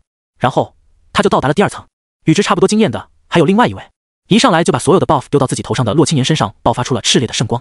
背生双翼，手持光剑的他，也几乎是在片刻之间就风卷残云一般扫荡了整个一层。而在看向林然的时候，林然居然都已经把第2层也通通射爆，正在赶往第3层的路上了。此时别说那些观众，就连吕秋风都已经开始目瞪口呆了。旁边的林妙泽嬉笑着问他：怎么样，看傻了吗？现在你不会还要嘴硬说林然是永夜君王这个血脉吧？这金灿灿的漫天飞矢，怎么也不可能跟永夜君王扯得上关系吧？吕秋风惨惨一笑：行吧行吧，确实是我看走眼了。他这个神秘的血脉，应该是一种从未被人发现过的神秘血脉，而且血脉的能力众多，又会随着实力的提升而不断解锁。如此看来的话，应该是迄今为止人类所发现过的最强血脉了。高仙大笑：那么秋风啊，你的倒立旋转洗头什么时候安排一下？当着我们和老大的面前发的誓，你该不会要反悔吧？吕秋风则摆出了一副认命的表情：行吧行吧，安排就安排，区区倒立旋转洗头而已，根本难不倒我，到时候直播给你们看就是。但你们得保证不许把视频外传，不然我有预感自己绝对要被做成鬼畜视频，在燕大疯狂传播了。徐磊憨 GM 后遭一笑：我们肯定不划掉，会外传啊，这点你放心就好了。只能说林然这个未知的神秘天赋的确带给了在场的人莫大的震撼。光是靠着身后次元之门无限爆射的一路平推，林然都已经以极快的速度杀奔到了第4层。洛清言稍微慢点，正在清理第3层的杂兵。至于目前排名第3的陆远吗？依靠着他领风潮汐的强力 AOE 效果，此时正在大显神威，压着一层的那些个可怜的魂铠们猛打呢。高年级的观众们只能面面相觑。我怎么有一种不真实的感觉呢？只能说黑龙渊的传说的却所言非虚，这2个人的硬实力好恐怖。是啊，就算让现在大3的我上去打这个副本，感觉都未必能做到这么快。而且最恐怖的是，林然他打到现在为止用的还都只是这一种射击的手段而已。那些什么蔚蓝色的骨架、秒杀同阶的幻术、诡异莫测的黑岩、撑开的领域光幕，可真是一个都没见到。对啊，最起码洛清言是一直在用技能的，他这只靠平 A 就这么快，着实是太离谱了。看着林然单单依靠王财这一种手段就一路火花带闪电的碾压副本，高年级观众们只能不停唏嘘了。甚至有个人暗暗在脑中模拟了一下自己在跟林然进行1v1单挑的状况，也是相当的不乐观。毕竟哪怕是只从目前林然已知的手段来看，都极为难以应对。光是幻术那一点都已经可以把很多人卡死了，要是不想和赵雄一样被林然一个眼神就秒杀，起码得有很高的精神抗性才行吧。然后要面对这铺天盖地的王财，你还得拥有非常快的速度和过人的体力来不停的进行着闪躲。另外想要应对林然的黑岩，又得过人的火抗亦或是抵御黑岩的特殊手段，而在那个光幕领域当中，还得想办法不被林然的意志所操纵。最后又要留一手恐怖的爆发，能够把保护林然的那一层蔚蓝色的骨架打爆。就算终于把这些东西全都给做完了，不得不考虑另一个方面，那就是林然的天赋是他妈的 SS 级自然灵体，这个在纯防御端甚至碾压了不少 SSS 级天赋的变态级天赋。一般来说，在面对自然灵体的时候，并不会让人感到难受，因为大家都知道这个天赋的进攻性约等于0，你可能打不动他，但是他也打不动你。慢慢耗的话，在魔力用完之前，鹿死水手犹未可知。可偏偏林然是一个另类，在拥有自然灵体的同时，还拥有数不清道不尽的灵力进攻手段，这让别人还怎么玩？看着已经来到第5层，继续着自己射爆之旅的林然，大多数的观众们都已经有些麻木了。他们现在只感觉，哪怕林然从裤裆里掏出一枚核弹，把高塔直接炸平，都在他们的承受范围之内了。而林然在这个第5层的时候，也确实遇到了一点麻烦，那就是越往上，高塔之内出现的魂铠，其物理防御力也就越高。自己的身上是没有什么强化物理攻击力的增幅的，王才的扫射并不能像是在前几层那般的摧枯拉朽了。虽然造成的伤害已经是相当的不俗，但对于追求速度的林然来说，还是不够完美。既然如此 ，Room 屠宰场，银蓝色的光幕撑开，顿时便把第5层的这些个魂铠们纷纷笼罩了进去。然后在手术果实的作用下，直接帮助他们提前一步完成了灵魂与铠甲的分离。在副本难度的强化中，4级难度及以上的副本，魂铠在死亡之后会变成灵魂体继续战斗。但由于在下面几层的时候，魂铠在面对王才的时候脆弱的离谱，可以说是一碰就碎。王才绞杀他们，甚至都用不上力气，很轻易便连他们的铠甲带灵魂体一起给射烂了。在第5层这种稍微有点抗性，没那么容易被击碎的魂铠面前，林然便使用起了这种宛如开挂的能力。在手术果实的操纵下，直接强行把铠甲与灵魂体分了个大开。铠甲在破碎之后，灵魂体能够继续战斗，可灵魂体一旦灭亡，铠甲也只能沦为一团死物，给也死。面对处于铠甲分离状态的灵魂体们，林然没有一丝的留手，直接又是数轮王才骑射下去，再次将他们碾碎。之后便马不停蹄地赶赴第6层。虽然被领域的展开以及分离的过程耽误了点时间，但他的速度却依旧是一骑绝尘般的存在，勉强算是处于同一阶级的洛青岩，此时也不过刚刚处理完第4层的残兵而已。其他的那些人都还正在第1层挣扎呢。卧槽，这尼玛还能这么玩？哎，要不说林然难对付呢，他的手段又多又诡异。若是用在这些副本怪物的身上倒还好，要是用在我们身上，简直不敢想啊！干！别说了，我的鸡皮疙瘩已经起来了，害怕，我也已经在害怕了。哈哈，你们竟然还在操心这种事情，我倒是一点都不担心呢。哦，看来这位兄弟也是个高手啊，那能够传授给我们一点对付这种恐怖手段的心得吗？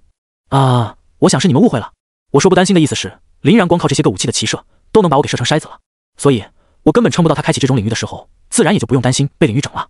你他妈的阿 Q 是吧？同样在下方观战的高仙则是笑了起来。林然这小子不仅天赋过人，血统变态，连战斗的智商也都是顶级。看起来他对自己血统以及天赋能力的开发都相当迅速，各种技能的配合也是极为到位。这1个月里，先是在黑龙渊实战了20多天，回来之后又泡了很久的练功房，拥有最顶级的天赋与血统在，还这么努力，让别人怎么玩啊？真不愧是历届以来的最强状元，连心境都是水与争锋的强者心境。林妙点了点头，青岩身上有我给的史诗级天使之心在，只论基础属性的话，在新生当中那肯定是第一。又有与天赋完美契合的血统天使之魂，大幅度增强了技能的威力，降低了技能的消耗。SSS 级的神圣天使更是要强于我 SS 级的圣光天使。当初老大在收我为徒的时候，就说我这个圣光天使的天赋极为超模，面对强力的 SSS 级天赋都不逞多让，就更别说更高层次的神圣天使有多变态了。日后青岩的实力绝对是要远胜于我的，但就是这么一个绝世天才，都比林然这家伙慢这么多。林然未来的成就，我已经都有点不敢想了呀。林伤情笑了起来，林然越强，我的几个人燕大和龙国那都是越受益的。林然最难得可贵的地方在于，他还有一身良好的品质，知恩图报又不圣母滥情，平静随和而又爱恨分明。当朋友绝对是最靠谱的存在，成为敌人怕是一辈子的梦魇。有他在，我们即使是一群没有丝毫武力的普通人，那也是养老无忧了。吕秋风翻了翻白眼，才30出头就想着养老，大姐你可真是目光长远啊，或者是说你在暗示某个人？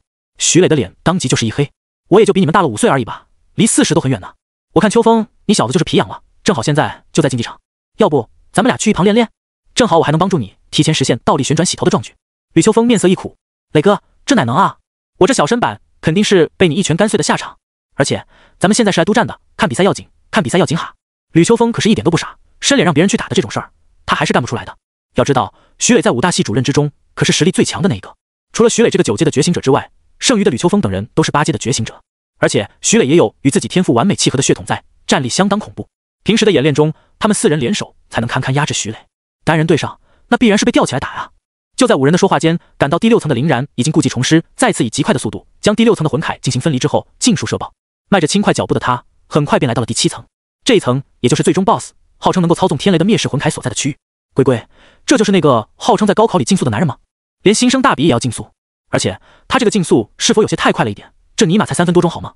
这何止是竞速啊，简直就是尼玛在跑酷！不就是说嘛，排名第2的洛青岩现在在第5层，还算勉强说得过去。排名第3的陆远都他妈才刚出第1层啊！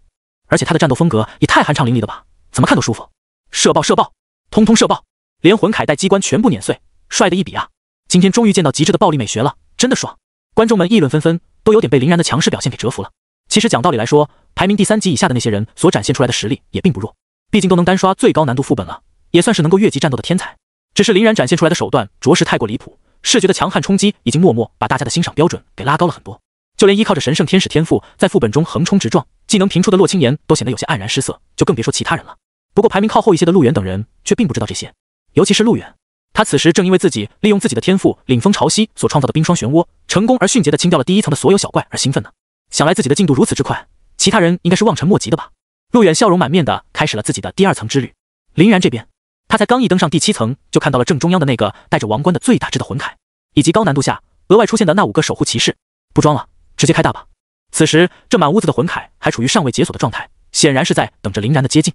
不过林然却站在原地，直接开启了虚佐，并高举手中的能量剑，毁灭森罗万象。那日在黑龙渊亮起的滔天剑气又一次出现，以锐不可当之势扫向了这满屋子的魂铠。这一次林然并没有吃到来自于洛青岩的种种 buff， 威力并比不上在黑龙渊的那一剑。不过面对的对手倒是也比那一天的对手要弱不少，所以作用在怪物身上时，依旧展现出了摧枯拉朽般的气势。轰！澎湃的剑光之下，前方普通的魂铠小兵们直接被尽数湮灭，连铠甲带灵魂体突出一个渣都不剩。那5名守护骑士的铠甲也瞬间被击穿，只剩灵魂体继续为战。唯有最中间的灭世魂铠才展现出了一点点最终 BOSS 的风范。铠甲虽然被林然的这一剑砍得残破不堪，但毕竟没有直接白给不是。我看傻了兄弟们，这等威能的光炮真的出自一个大义新生之手，好夸张的一剑啊！这要是砍在我身上，我岂不是也要当场去世？而且你们注没注意到，林然所具现出的这个蔚蓝色的手臂与骨架，看上去比他之前视频中的那次要浑厚多了。人家也在进步啊，只不过他这个进步的速度确实有点太快了吧？他怎么一会儿能用黄金色的飞矢进行攻击，一会儿又能用神秘的领域进行操纵，现在又从裤裆里掏出一个大型能量体来？他的血脉能力到底是啥？这他妈谁知道啊？反正这个血脉绝对非常变态就是了。不过这一剑好像也把他的魔力给耗光了，不知道还能不能后继有力。由于林然在黑龙渊的战斗并没有被太多的人目睹，观众们都还是第一次见识到这一招毁灭森罗，一剑秒杀这么多的魂铠，加重窗后面的那几个精英怪和 BOSS， 光是这一点都足以让无数人为之惊叹了。5名系主任们则是转着脑袋相互看了看，目光之中皆流露出了震撼与无奈。林然这家伙是真的不准备给其他所谓的天才活路了啊！只能说老大的判断完全没问题，这俩人不管被分到哪一系，都会对其他的系产生降维打击，把他们挂到老大的名下，确实是最好的选择。但是这小子好像有点拖大了，这一招把他的魔力消耗的未免有点太多了，他现在体内的魔力好像都有点10不存1了，应该是要嗑药了。虽然嗑药会稍稍降低一点最后的评分，但是在他这么快的速度之下，也无伤大雅。确实，这种开挂般的速度基本上已经锁定第一了。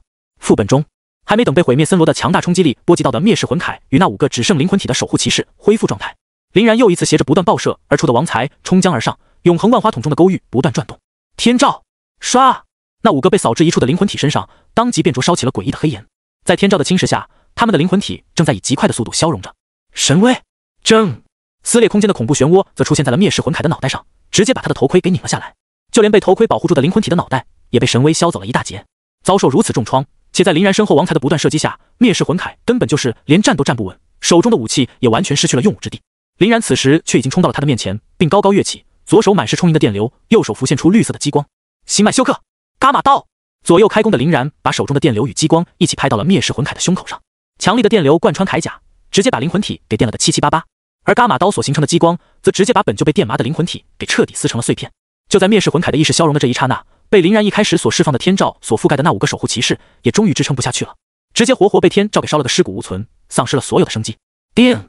恭喜您成功通关青金烟云大学新生大比最高难度副本，具体所用时间为4分47秒，最终评估分数为1000分，满分1000。1分钟后，您将会被自动传出副本，请耐心等待。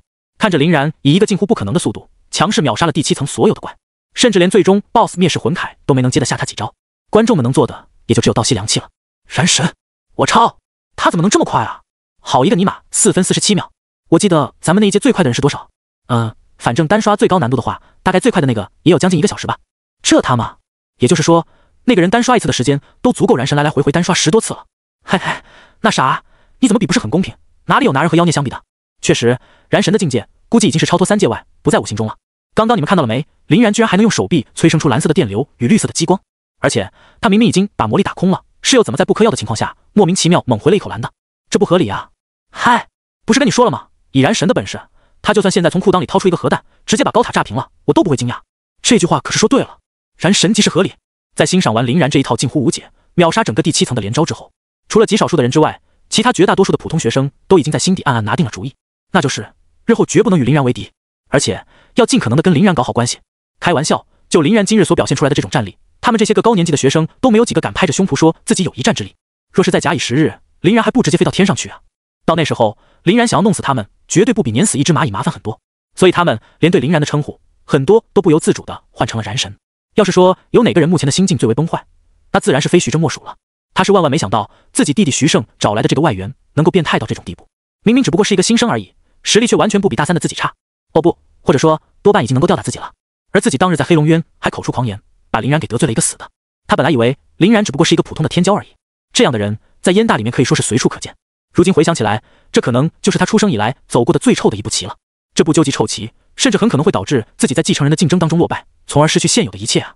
徐峥真是要把自己的肠子都悔青了。他面色阴沉地揉着自己发痛的额头，不停思索着对策。现在后悔已经太晚了，自己既然已经走出了这一步，就只能跟林然死磕到底了，不然等待自己的绝对没什么好果子。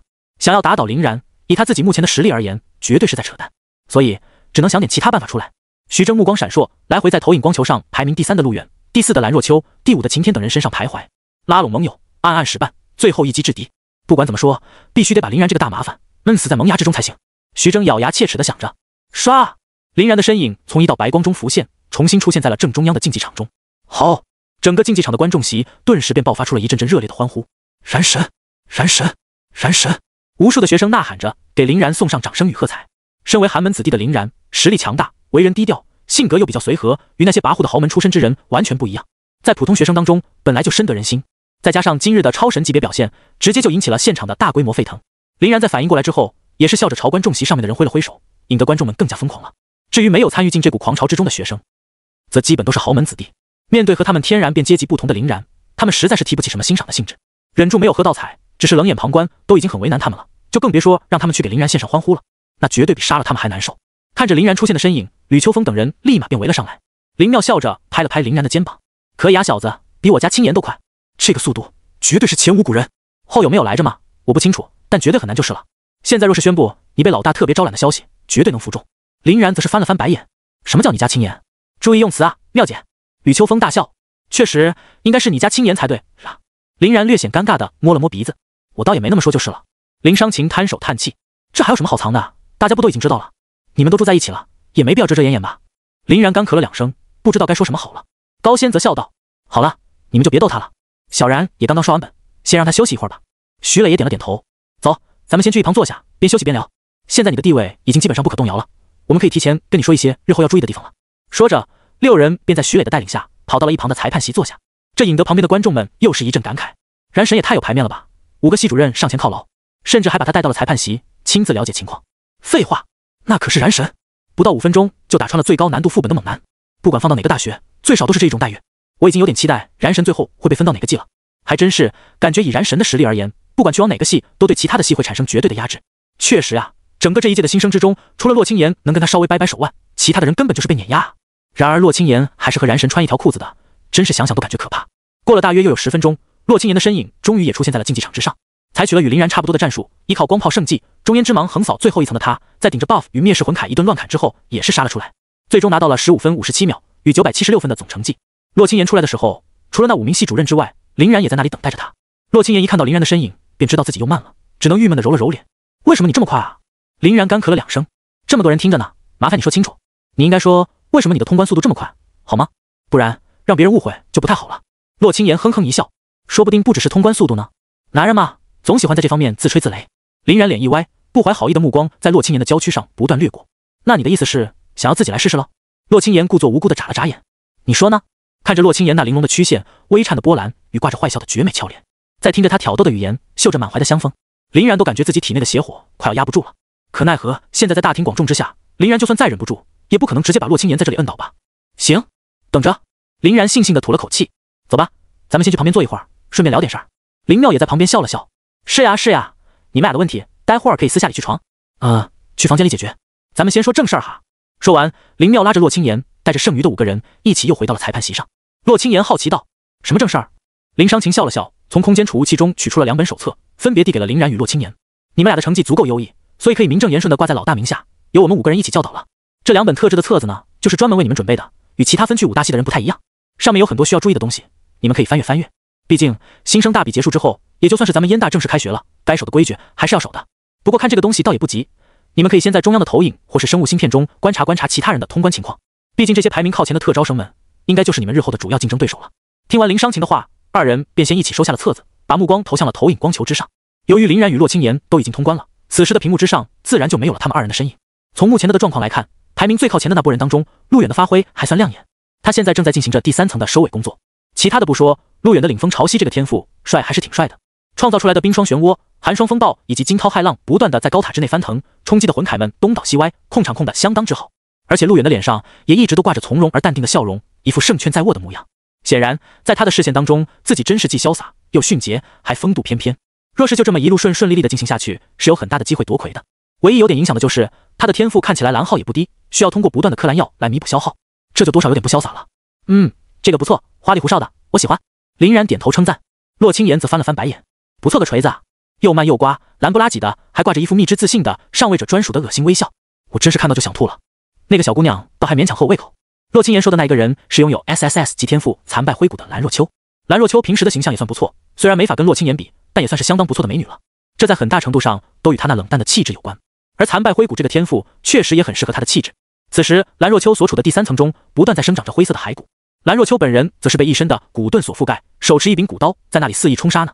林然摸了摸下巴，真意外啊，神圣系的你居然会欣赏亡灵系的他，还是说你在他这种把全能法师当狂战士玩的战斗风格身上看到了自己的影子？洛清言知道林然是在吐槽他喜欢开着羽翼拿光剑上去砍人，便冷哼一声道：你懂个锤子，神圣天使这种全能型天赋近战也不差好吗？相比于躲在后面丢法术而言，本姑娘就是喜欢刀肉的打击感不行。不过说来也的确奇怪，按理来说我和他这种属性相斥的觉醒者之间的确应该会互相感到不舒服，但我却好像没有这种感觉，反而说来你们可能不信啊，就是我对这种亡灵系的觉醒者呢，反而有种说不出的亲切感。虽然我也不知道为什么。林妙有些惊讶的看了一眼洛清言，作为一个纯粹的神圣系天赋的他，是有洛清言所提到的那种排斥感的。比如面对蓝若秋的亡灵之力，林妙就会感觉到有一种相当不舒服的感觉，这也是极为正常的现象。可洛清言却是相当的不正常。若是对蓝若秋无感，那也就算了，可能是洛清言对他自己天赋的适应力比较强，能够克制住这种天然的威压与排斥。但洛清言居然会对蓝若秋这种亡灵系的天赋感到自然而然的亲切。再联想到之前于洛清言体内所感受到的那股黑暗系的能量，林妙已经完全搞不懂状况了。此时由于洛清言的实力增长与属性的提高，哪怕是林妙都也已经不能再感受到之前的黑暗能量了。这股能量被他自己无意间很好的隐藏了起来。不过那股能量确实是货真价实存在过的。可洛清言的血脉能力也已经被发现了，是神圣系的天使之魂。那么那股黑暗能量的源头到底还能是什么呢？林妙不解。几人就这么一边闲聊，一边对着投影光球上剩余的那些人指指点点，来回点评着这些人更适合哪个系。可以看出这一届的特招生质量明显不差，战斗的手段与意识都算可以。不过这些人的速度相比起林然与洛清言二人来说，倒是慢的有点多了。直到50多分钟的时候，排名第3的陆远才总算磨死了灭世魂铠，成功通关了副本。只能说他的天赋领风潮汐群伤控场都相当好用，唯有在单体对战的时候显得有些乏力，一度被灭世魂铠的天雷劈得满地乱滚，好不狼狈。幸好前面的小怪层节省下来的时间够多，才保证了陆远第3的位置。从副本中出来的陆远长出了一口气，刚刚灭世魂铠发狂的时候，那漫天的天雷属实骇人，还好自己坚持了过来，不然要是被劈到一下，弄不好要被电麻，通关的时间就会被大幅度延长了。陆远站在竞技场秘境的出口处左右看了看，发现附近居然一个人也没有，顿时一抹得意的微笑便悄然爬上了他的嘴角。我是第一。如果不是在众目睽睽之下，陆远都恨不得仰天大笑3声，来好好抒发一下自己的兴奋，真是爽呀！这就是所谓的大难不死必有后福吗？不过陆远知道，越是在这种时候，越要表现出自己的淡定与风度。于是陆远便故作姿态地拍了拍身上的灰尘，装出神色淡然的模样，望着秘境的出口一言不发。听着旁边观众们嘈杂的窃窃私语，陆远感觉那一定是对自己的赞扬与褒奖，心中的爽度更大了几分。哼，那2个所谓的黑龙渊英雄，果然也只是徒有虚名吗？这一下子自己真是狠狠地打了那些给林然与洛清言造神之人的脸。可惜陆远并不能听到观众们所议论的究竟是什么，不然他可能要破防的。这个人在干嘛？装逼无比的往那里一站，都没有系主任上去接他。废话，燃神和洛清言那都是大幅度超越了常规时间才引来了系主任们的重视，他这个将近1小时属于是历年以来的特招生正常速度，系主任当然不可能来了。那他现在没在附近看到人，不会以为自己是第一了吧？那我可真的就要笑死了。肯定是，你看这个人这副自信满满的吊样，膨胀的他嘛都不一定认得出他来。哎，同样是人，再看看燃神的格局，只能说差距真的大。这傲慢的微笑看上去真让人恼火呀。不过一想到这家伙要被狠狠打脸，我就已经有点绷不住了。陆远就这么在自以为的风度翩翩中等待了约有1分钟后，蓝若秋的身影也浮现了出来，紧接着便是晴天。这2人的时间相差无几，不过晴天的药磕的要稍微多点，可能会影响一部分的评分。陆远笑着朝2人抱了抱拳，蓝姑娘、秦兄，恭喜恭喜啊！看起来咱们3人应该就是此次新生大比副本试炼的前3甲了。蓝若秋与秦天皆是一愣，在左右看了看后，发现确实没有其他人的身影，尤其是林然与洛青言后，才把紧皱的眉头舒展了开来。秦天也笑了笑，只能说我的实力比起陆兄与蓝姑娘还是略有差距啊，恭喜二位了。陆远大笑，承让了，咱们三人的名次皆有不小的提高，这明显是同喜之事嘛，尤其是还把某些人给远远甩在了身后。秦天点了点头，抬头望向上空的那50个投影光球，待到他的目光从光球上一一扫过之后，秦天的笑意已经快要收拢不住了，因为这50枚代表目前通关速度最快的投影光球之上，也没有林然和洛青言的面孔，那岂不是意味着他们俩的排名已经彻底烂掉了吗？此时排名稍后的万猛、白子夜、林昭凡、陆浅浅等人也纷纷完成了副本试炼，一起站在竞技场中讨论了起来。在得知没有人看到林然与洛青言的身影之后，皆是有些惊讶，但也很快就释然了。毕竟寒门子弟哪怕凭借着一时的天赋之优，暂时领先了他们这些豪门，很快也会被豪门子弟们靠着丰厚的家产与无尽的资源所反超的。这在蓝星上可是太常见了，并不会让他们感到太过意外。而排名10几的徐胜脸色就有点难看了，他不知道林然那边到底出现了什么状况，居然在整个前列之人当中都没有见到林然的身影。这样的话，想把林然拉拢到自己家族麾下，怕是要面临很大的压力了。除非自己能够提前登上家主之位。徐胜是江东徐家最近的数百年来出现的天赋最高的一个人， SSS 级天赋破军剑舞，再加上徐家代代流传的血脉之力江东铁壁，攻防两端皆是天花板级别的存在。手持大刀的他很轻松便杀穿了最高难度的魂铠之塔。唯一的问题是，由于目前的修为并不高，所以徐胜的 AOE 能力相当匮乏，大大拖慢了徐胜的通关速度，这才使得徐胜的速度没有那么快。不过家主之位的竞争可不是只看天赋与实力的，最重要的东西是势力与统御。在这两个方面，身为老三的徐胜还是不太能和他那两个哥哥比的。本来考虑着找林然与洛青言这两个没有根基的强大助力来充当外援，可他们若是表现拉胯了，在家族议会中根本就通不过呀，真是让人头疼。现在竞技场上的人已经越来越多了，但始终都没有看到林然与洛青言的身影，这也使得陆远等人的笑意越来越浓厚，徐胜的内心越来越不安。终于，当所有的光幕逐渐散去，新生大比的副本试炼将要结束的时候，林然与洛青言却依旧没有出现。直到此时，很多等待着看林然笑话的人才隐隐约约感觉到了些许的不对劲。这要是林然弄个几十名，亦或是100-200名出来也就算了，感觉算是正常。但之前表现得如此强势的他，连前60%甚至是前80%都没有，这也太不现实了。依靠着黑岩、领域光幕与蔚蓝色能量骨架，就算闭着眼打也不可能这么慢吧？究竟发生了什么，才导致了这种结果的出现？总不能然与洛青言是干脆就没有来参加大比吧？但是之前在竞技场中明明有人看到他们俩了呀，这一直都没有看到二人，搞得排名靠前的特招生们反而有点惴惴不安了起来。蓝若秋此时终于忍不住了，陆兄，你当真是第一个出来的？你在出来的时候确定前面没有其他人？陆远此时也有点不自信了，苦恼道，其实我也就比你和秦兄快了1分钟而已，但是我出来的时候你们应该也能看到，这竞技场中确实没有其他人的身影啊，除非有人的速度能够大幅度领先于我，然后在通关之后直接跑到其他地方去了，但这样他必须领先我特别多才行，感觉不是很现实。秦天摇了摇头，想要大幅度领先陆兄基本上是不可能的，我自认为在副本中的通关速度已经够极限了，而陆兄绝对比我还要极限，再想要比陆兄极限根本就是不可能的事情，除非他能开挂。万萌也在此时凑了过来，嘿嘿一笑，就是说嘛，大家不用担心，没准就只是单纯的林然发挥失误了而已呢。在场之人全都是燕大的学生，这一次也是顶级 B 级天赋的拥有者，谁又比谁差多少？林然出点失误被甩到后面去也未必不可能吗？白子夜则叹了口气，但是他和拥有 SSS 级天赋神圣天使的洛青言一起出现重大失误的几率，我感觉无限接近于0啊。神圣天使这个天赋大家应该都知道吧，绝对的6边形战士，没有任何短板的存在，完全没啥失误的空间啊。听完白子夜的话，其他的几个人也不知道说什么好了，只能面面相觑起来。就在这时，旁边瘦瘦小小的陆浅浅则突然惊叫一声，看，是林然与洛青言。其他几人也都是一愣，连忙跟着陆浅浅的手指的方向望了过去，果不其然，还真是他俩。这俩人不知道在什么时候趁乱偷偷混进了大部队之中，正在那里有说有笑呢。哼，什么成绩啊，还好意思笑得出声？万猛不屑地哼了一声，秦天则是笑了笑，咱们去试探一下如何？陆远此时是最焦急的一个，听秦天这么说便立马点了点头，大手一挥道，走，趁着现在副本试炼还没有正式结束，咱们刚好可以先探探底，这样一来我们也好心中不那么慌了。说完带头就先朝林然走了过去，万猛与秦天自然是紧随其后的。听到动静的蓝若秋、林昭凡、李轩、徐胜等人也不想错过，白子夜则是在和陆浅浅耳语了一番后，瞳孔猛地一缩，急忙也拉着陆浅浅跟在了大部队的后面。很快一行人便来到了林然的身边，突然被这么大一行人乌泱泱的围上来，林然警惕地瞅了他们一眼，干嘛？想打架？陆远虽然心中急切，但还是尽可能的把这股子急切给克制住了，故作平淡道，林兄说笑了，只是我们刚刚没有看到林兄的身影，所以好奇林兄是在什么时候从副本中出来的。林然恍然一笑，原来如此啊，那么你们真正想知道的也就应该是我的最终评分吧。陆远尴尬一笑，并没有接话，不过从他的神态来看，显然是被林然给说中了。林然玩味的看了一眼陆远的脸，那么陆兄能先告知我你的分数吗？一提起这个，陆远当即就不困了，昂首得意道，也就只有897吧，不是很高。林然点了点头道，才897啊，那的确不算很高。哦，对了，咱们的满分是多少来着？听完林然的话，陆远险些一口老血喷出来。我他妈谦虚一下，你他妈倒是很会借坡下驴，一点都不谦虚啊，还隔着问最高分，搞得跟你有多高一样。不过虽然陆远已经在心中把林然骂了个狗血淋头，但表面上却还是一脸的平静。满分当然是1000分呀，这个在每个人从副本中出来的时候，系统不都是会给提示的吗？林兄的忘性也太大了。林然点着头笑了笑，哦，原来最高分是1000啊，那么我也想起来了，我是多少分了？很明显也是1000嘛。我当时只记得自己得了满分，真不记得具体是多少了。诸位见谅，见谅哈。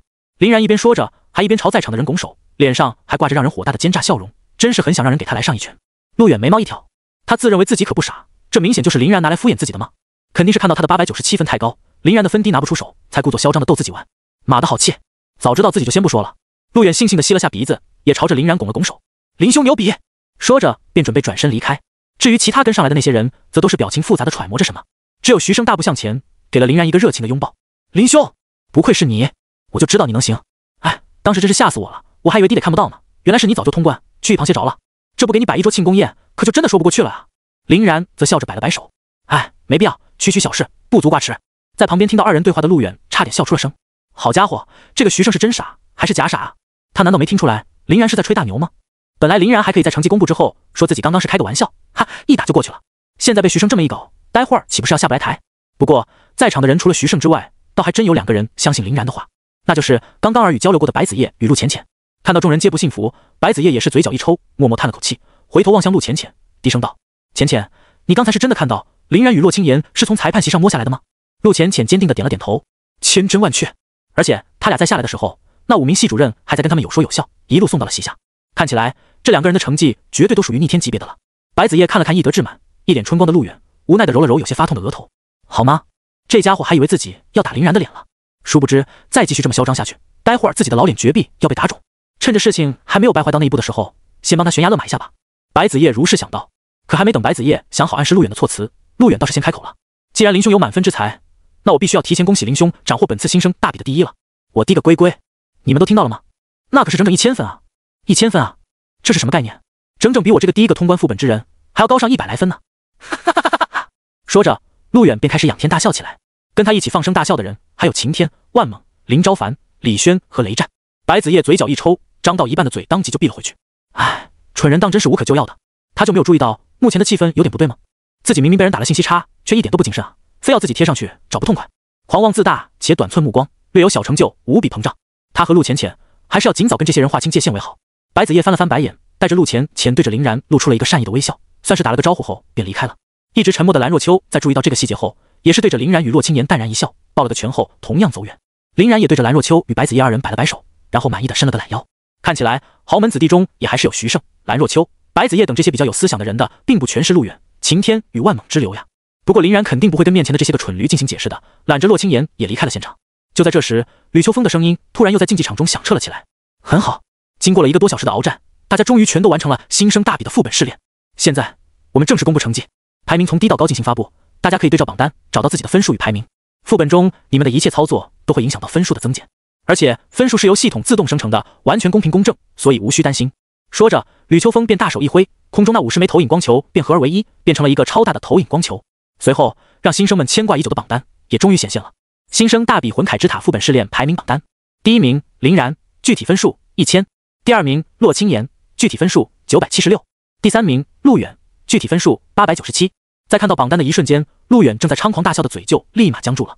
林然他真尼玛是1000分，这绝对是哪里搞错了吧？那么自己刚刚当着那么多人的面对林然进行的阴阳怪气与嘲讽，岂不是变成了在打自己的脸？而且还他妈是自己把脸凑上去给人打的。陆远手掌颤抖的贴住了自己的脸，在上面感受到了火辣辣的疼。完了呀他妈的！如此一来，自己岂不是只要在燕大混，就会被人给贴上这一个脑残的标签？这怎么能接受的了？至于晴天万猛等人，也纷纷尬在了原地，甚至连嘴都有点忘了合上。小丑啊，真是太小丑了！这林然还真他娘的是1000分。如果现在旁边有地缝的话，他们绝对是要赶紧抢着钻的。就在刚刚的那一瞬间，几人都可以感觉到的，旁边目睹了刚刚那一幕的学生们投来的滑稽的微笑了。这玩意儿一被证实，还让人怎么继续在燕大待？他们真是沦为纯纯的杀口了。此榜单一出，别说他们，很多本届的新生也纷纷被震惊了。乖乖，那可是1000分的满分啊！燕大自从建校以来，都从来没有发生过这种事情，而今天却被这个叫林然的人给做到了。黑龙渊英雄，难道当真名副其实？本来怀疑黑龙渊那一战是燕大官方造神计划的人，很多都沉默了。而有些极端的阴谋论之人，甚至开始气急败坏到开始怀疑榜单的真实性了。这系统是不是在给林然评分的时候出 bug 了？你别说，我也感觉像。呵呵，说不定不是 bug， 而是黑幕呢。反正燕大的造神计划都已经进行到这一步了，也不差再多添点手段，对吧？有道理。尼玛，作假都不会做，非要搞个满分出来，谁信啊？就是，他要是弄个999来，我都不会这么怀疑。真恶心啊！非要惦记着他这逼造神，谁说不是呢？而且造神也不选我来造，我都要给气。Swan 死了！看着下面一片沸腾的竞技场，吕秋风笑了笑。他先是咳嗽2声，吸引到众人的目光后，然后道：“嗨嗨，那啥，虽然刚刚我已经提到了，评分是由系统自动生成，完全公平公正，但是我想呢，你们其中的有些人应该是不太愿意去相信的，哪怕是面对系统，你们也抱有不切实际的怀疑。不过没关系，我们的新生大比还有一项追加规则，那就是接下来要进行的新生擂台赛，你们可以寻找你们认为的分数虚高之人，对其发起1对1的擂台挑战。只要挑战成功，则双方的排名将会产生互换，而且成功越级之人还会得到学校额外的嘉奖。毕竟咱们燕大一向是鼓励竞争的吗？”吕秋风此言一出，无数的有心之人顿时便躁动了起来。只要挑战成功，就能够排名互换，而且还有学校的额外嘉奖，这条件简直优厚到难以置信啊！那么，有没有人愿意站出来打个头阵？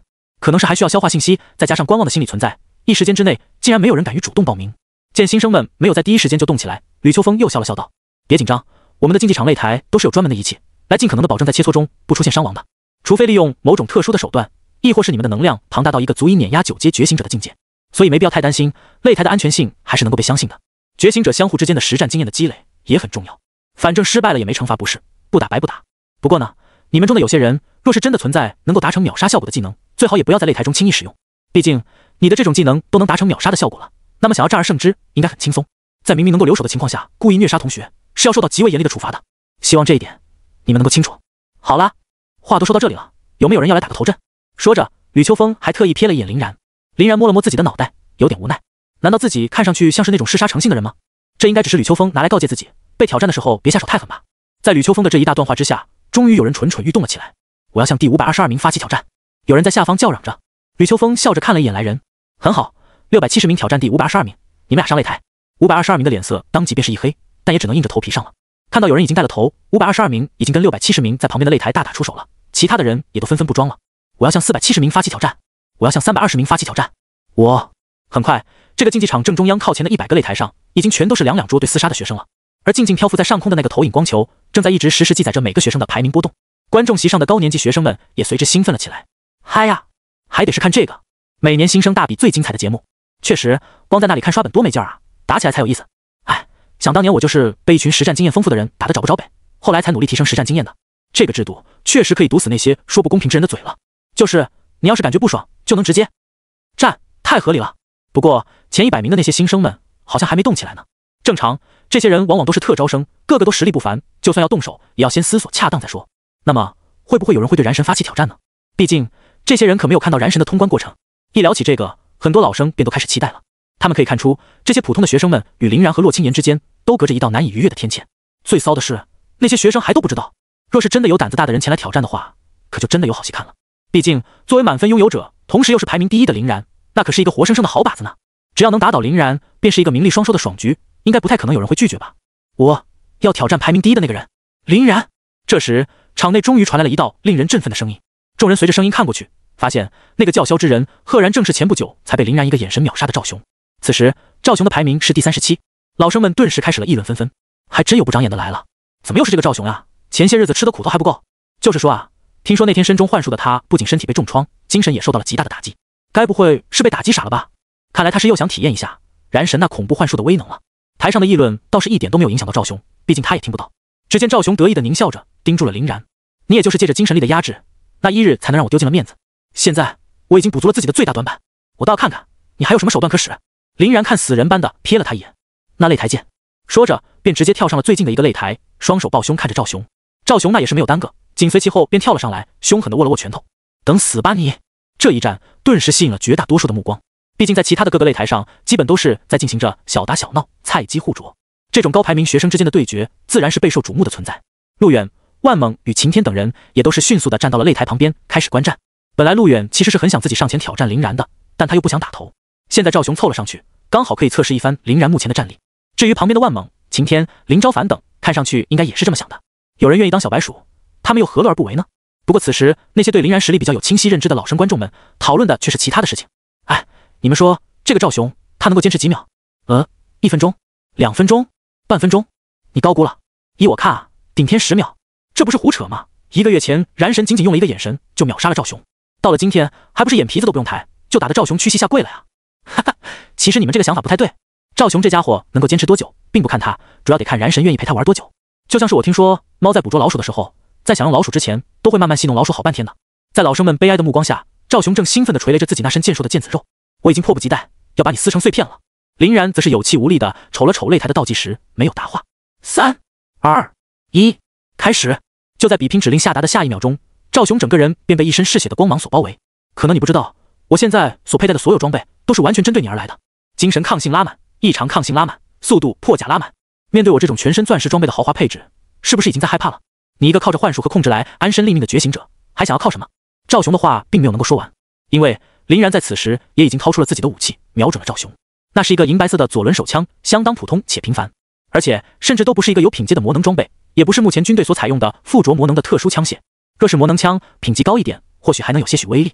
可这个通体由合金打造左轮手枪，所发射的是一般的火药子弹，即使做到顶峰，能破刚刚觉醒的一阶觉醒者的防，都已经是奇迹。更别说面对赵雄这种皮糙肉厚、全副武装的猛男了。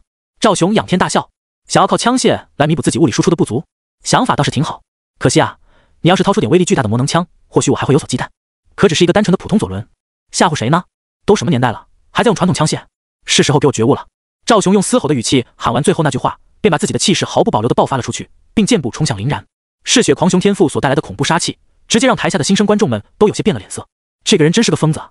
嗜血狂雄这个天赋之所以只能被排到 SS 级，就是因为此天赋的副作用也不小，其拥有者都会受其影响，从而变得癫狂且失心。不然，绝对是顶级的 SSS 级输出天赋。不过林然掏出一个普通的手枪，是打算干嘛？他不会真觉得光靠一把手枪就能打穿赵雄的防守吧？可能是之前听到了赵雄说自己堆叠了精神抗性，所以才不得已尝试使用物理手段吧。那柄手枪可能已经是他为数不多的物理输出了。这么惨啊！这个赵雄真的卑鄙，居然还整出了一套专门针对林然的装备。没办法，谁让人家家大业大，钻石装备唾手可得呢？这就是超能力的强大之处啊！那林然岂不是已经凶多吉少了？多半如此。没想到星神甚至都还没能把屁股坐稳，就要这么陨落了吗？砰砰！这时，耳边突然传来的枪声打断了众人的谈话。随着这枪声的响起，高速移动中的赵雄当即就停滞了下来，因为他的腹部之上已经出现了2个黑洞洞的枪口。这怎么可能啊？好快的枪，好狠的穿透力！明明只不过是一个普通的合金手枪而已。赵雄嘴角带血，无力的垂倒在地，满脸不甘的嘶吼着。林然则是面无表情的走到他身边，拿枪把赵雄指住。普通的合金左轮，但他持有者的名字可是林然啊！说着，根本不给赵雄反应的时间，对着其腹部又是4枪，把左轮中剩余的子弹全部倾泻而出。砰砰砰砰，又是连续4下洞穿腹部的射击，彻底击溃了赵雄的心神与防御。接连的重创与强大的精神压力，让他的眼眸中都失去了神采。爹，胜负已分，此次擂台胜者为林然。擂台的系统播报声适时响起。与此同时，从地底浮现而出的一道绿光，也将赵雄给笼罩其中，送到擂台之下抢救去了。台下的新生们这一下可是彻底的看呆了，这尼玛什么手枪，怎么会有如此之大的威力？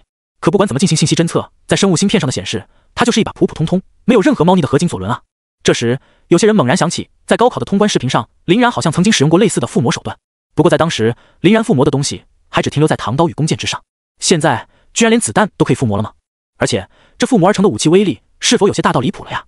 连赵雄的嗜血狂雄都可以贯穿的话，那若是打在自己的身上，想到这里，不少有意挑战林然的新生纷纷变了脸色。林然在看到系统播报的胜利语音之后，也没有打算向众人解释一二的意思，而是潇洒的把左轮在手中转了个圈，然后犹如西部牛仔一般，用嘴吹灭了枪口的硝烟，不屑道：“就这，他之所以能够用这把普通的左轮把全身钻石装备的赵雄打穿，自然是有原因的。其一，自然是骑士不死于徒手这个技能了。在这个技能的加持下，合金左轮瞬间便被强化成了一件足以媲美林然全力一击的神兵利器，而且还大幅度升华了该武器的质量。再加上为了保险起见，林然还开启血轮眼，给这6发子弹附上了神威之力。要是再打不穿区一个赵雄的防守，那才叫说不过去呢。除此之外，林然的永恒万花筒也让他的动态视力得到了一个不小的飞跃。在旁人看来动若猛虎的赵雄，于林然眼中反而满是破绽了。不仅如此，由于拥有手术果实的能力，林然还能够对发射而出的子弹进行相当程度的操纵，从而达到类似于之前世界的某些战争神剧当中所谓的枪斗术效果。子弹能够拐弯，对他而言也不过轻而易举，所以林然的命中率也会极为恐怖。即使是高速移动下的赵雄，依旧还是不能摆脱被子弹打成筛子的命运。林然若是想要取他性命，只需全对着脑袋或是心脏开枪，赵雄怕是立马抢救，都很难说是能活了。除非林妙这种等级且带恢复能力的超强觉醒者出手，才有那么点机会。直接暴毙的可能性也是不小的。见到这一幕的老生观众们则直接沸腾了。我操！燃神，这就是燃神的实力吗？妈的，被燃神附魔的一把小手枪都这么夸张，后面燃神会发展成什么样子，我已经不敢想了。哈哈，那个赵雄果然是心里没有逼数，上来搞笑的，给人砰砰几枪就干碎了。感觉燃神的附魔好变态啊，比很多专职附魔的附魔型天赋都厉害得多，不然怎么称他是燃神呢？燃神啊，什么时候来附魔一下我啊？别在这里发癫，燃神又不是南通，附魔那也是附魔妹子好吗？哎，可惜了，燃神要是看得上我的话，我把自己嘎了也不是不可以啊。听着这漫山遍野对林然的欢呼，再看看旁边犹如死狗一般的躺在地上的赵雄、陆远等人的脸色已经是难看到极点了。这他妈到底是何种恐怖的手段啊？居然能够只靠普通的左轮就把赵雄打成那个吊样。要知道，哪怕是他们这些个排名更高的人，在面对赵雄的时候也不敢说稳吃，毕竟嗜血狂熊拼起命来实在太厉害，引得不少人都相当畏惧。可就是这么一个令人闻之胆寒的天赋，居然在林然的面前连一个拼命的机会都没有，直接就被秒杀了，这让人还怎么跟他交流？看着擂台下面这些排名靠前之人的脸色，林然大致也猜到了他们在想啥，便笑道：还有人要来挑战我吗？先一起站上来吧，省得一会儿我还要上来下去的，想想都麻烦死了。同时也希望你们能快一点，别磨磨唧唧的浪费时间，反正在我手下，你们应该也走不过10秒。说完，林然便朝着陆远等人摊了摊手。被林然这么一挑衅，陆远等人真是鼻子都要被气歪了。秦天最先接受不了，一个小跳跃上擂台，休要嚣张，你是很强，但我同样也不弱，我会让你知道过于膨胀的代价的。与此同时，万猛、林昭凡、李轩、雷战和吴焕宇也跳了上来。林兄的实力超群，我几人也想领教一二。陆远左右看了看状况，把牙一咬，也一起跟着众人上了台阶，还请林兄不吝赐教了。哗！不论是台上还是台下，此时瞬间都齐齐炸开了花。卧槽，这些人想干嘛？搞车轮战是吧？多少有点不要脸了，属于是。见单挑打不过，准备玩局外招，笑死我了！就这还豪门子弟呢，打一个出身寒门的人，还需要靠人数优势取胜，而且他们应该是早就商量好了的，不然哪能这么凑巧的一起跳出来？见正面拼不过，开始玩阴的了，哈，真是被打急了。这些声音没有丝毫避讳的意思，自然也就传到了台上几人的耳朵中。不过他们显然已经是不准备在乎那么多了，只是默默地站在一起，对着林然怒目而视，仿佛抱成团能让他们的勇气增加一些似的。秦天在深吸了一口气后，张嘴道：既然是由我先上台的，那就还是由我来第一个挑战林兄吧。林兄你……可还没等秦天把话说完，便被林然开口打断。没必要吧，秦兄，你们一个个的来送死，那多耽误时间啊。虽然解决你们不会很费劲儿，可光是那倒计时都得走个1分钟呢。不妥，这样吧，你们干脆也别装了，直接一起上好了。如此一来，应该还是可以把时间压缩在1分钟之内的。听完林然这笑呵呵的一番话，秦天真的感觉自己要犯脑溢血了。妈的，凭什么他如此嚣张？如果不是规则受限，他真的很想现在就跑上去给林然的脸来上一拳狠的。旁边的陆远、万猛等人也皆是感觉到自己被羞辱了，一个个面色涨红的厉害。裁判席上看热闹不嫌事儿大的吕秋风则在此时开了口：嗨，那啥，你们的话我也都听到了，既然林然同学打算1打7的话，我们这边那也是支持的，谁让他排名高呢？是不，哪怕是你们一起上，只要能够赢下林然，你们的排名将会一起上升。怎么样，这条件你们双方应该都能接受吧？听完吕秋风的话，林然先是朗声道：我没问题。陆远等人纷纷互相看了看后，也纷纷咬牙切齿道：我们也没问题。反正当他们准备车轮战的那一瞬间，就已经是把脸面弃之于不顾了，现在能够更干脆一点，直接装都不装的7打1，又何乐而不为呢？他们此时对林然的恨意显然已经超越了很多的东西，到达了一个相当夸张的境地。此时心中显然只剩下杀意了。不过嘛，台下的舆论可不会惯着他们。哈哈，好不要脸，还搁那我们也没问题。不知道的还以为他们吃亏了呢。没办法，第1名的利益那么丰厚，相比较而言，脸面又值多少钱呢？说得对，这些豪门子弟啊，向来都是卑鄙阴狠，吃人不吐骨头的，这波属于是正常发挥了。这次林然的麻烦倒是真的有点大了，7个 SSS 级天赋的特招生联手围攻，这谁能受得了？不过林然既然敢这么说，那应该还是有点实力的，不然哪敢呀？但我还是不太看好他，一个人的实力终究是有上限的，面对7个同样很强的对手，翻车的概率也一点都不小。说的也是，感觉林然确实有点嚣张过头了。而观众席上老生们的讨论，则完全与新生们不是一个画风。哎，这次直接多了6个人，你们猜他们能坚持多少秒？不是之前说了吗？他们能够坚持的秒数，取决于燃神愿意陪他们玩耍的秒数。就是那个赵雄的下场，你又不是没看见，我起了1枪秒了，有什么好说的？可这7打1要是一输，他们岂不是连带着自己的家族都要一起丢大人？谁让他们不要脸呢？活该罢了。可以说，林然自己这边都还没开始得意，懂行的观众们已经替林然开启了香槟。毕竟双方的实力差距，从副本的表现来看，完全是有目共睹的。在老生们的讨论中，若是想要战胜林然，怕至少还需要再来几10个路远才行。而最可怜的是，这个绝大多数人都知道的秘密，台上的那7个人却是一无所知，以至于很多老生们在看向7人的眼神中，都已经出现怜悯之色了，就跟看马戏团的小丑一模一样。不过场上的那7个人可是完全不知道，他们也在偷偷的给自己开着香槟。7打1还不稳，只要能把林然给锤下去，无论从实际收获还是精神收获来说，对他们而言都是一件天大的好事儿。为你的狂妄付出代价吧！陆远在心中呐喊道。刚刚被当众羞辱，让他现在已经是极其的气急败坏了。他现在只想狠狠地把自己的拳头夯在林然的脸上，给自己找回点面子回来。其他的6个人也基本都是这么想的。此时台上的7人已经是自顾自地摆好了姿势，随时准备动手。见场上的所有人对这一战都相当的重视，吕秋风5人也是赶到了擂台的旁边，亲自当起了评委，开始主持了起来。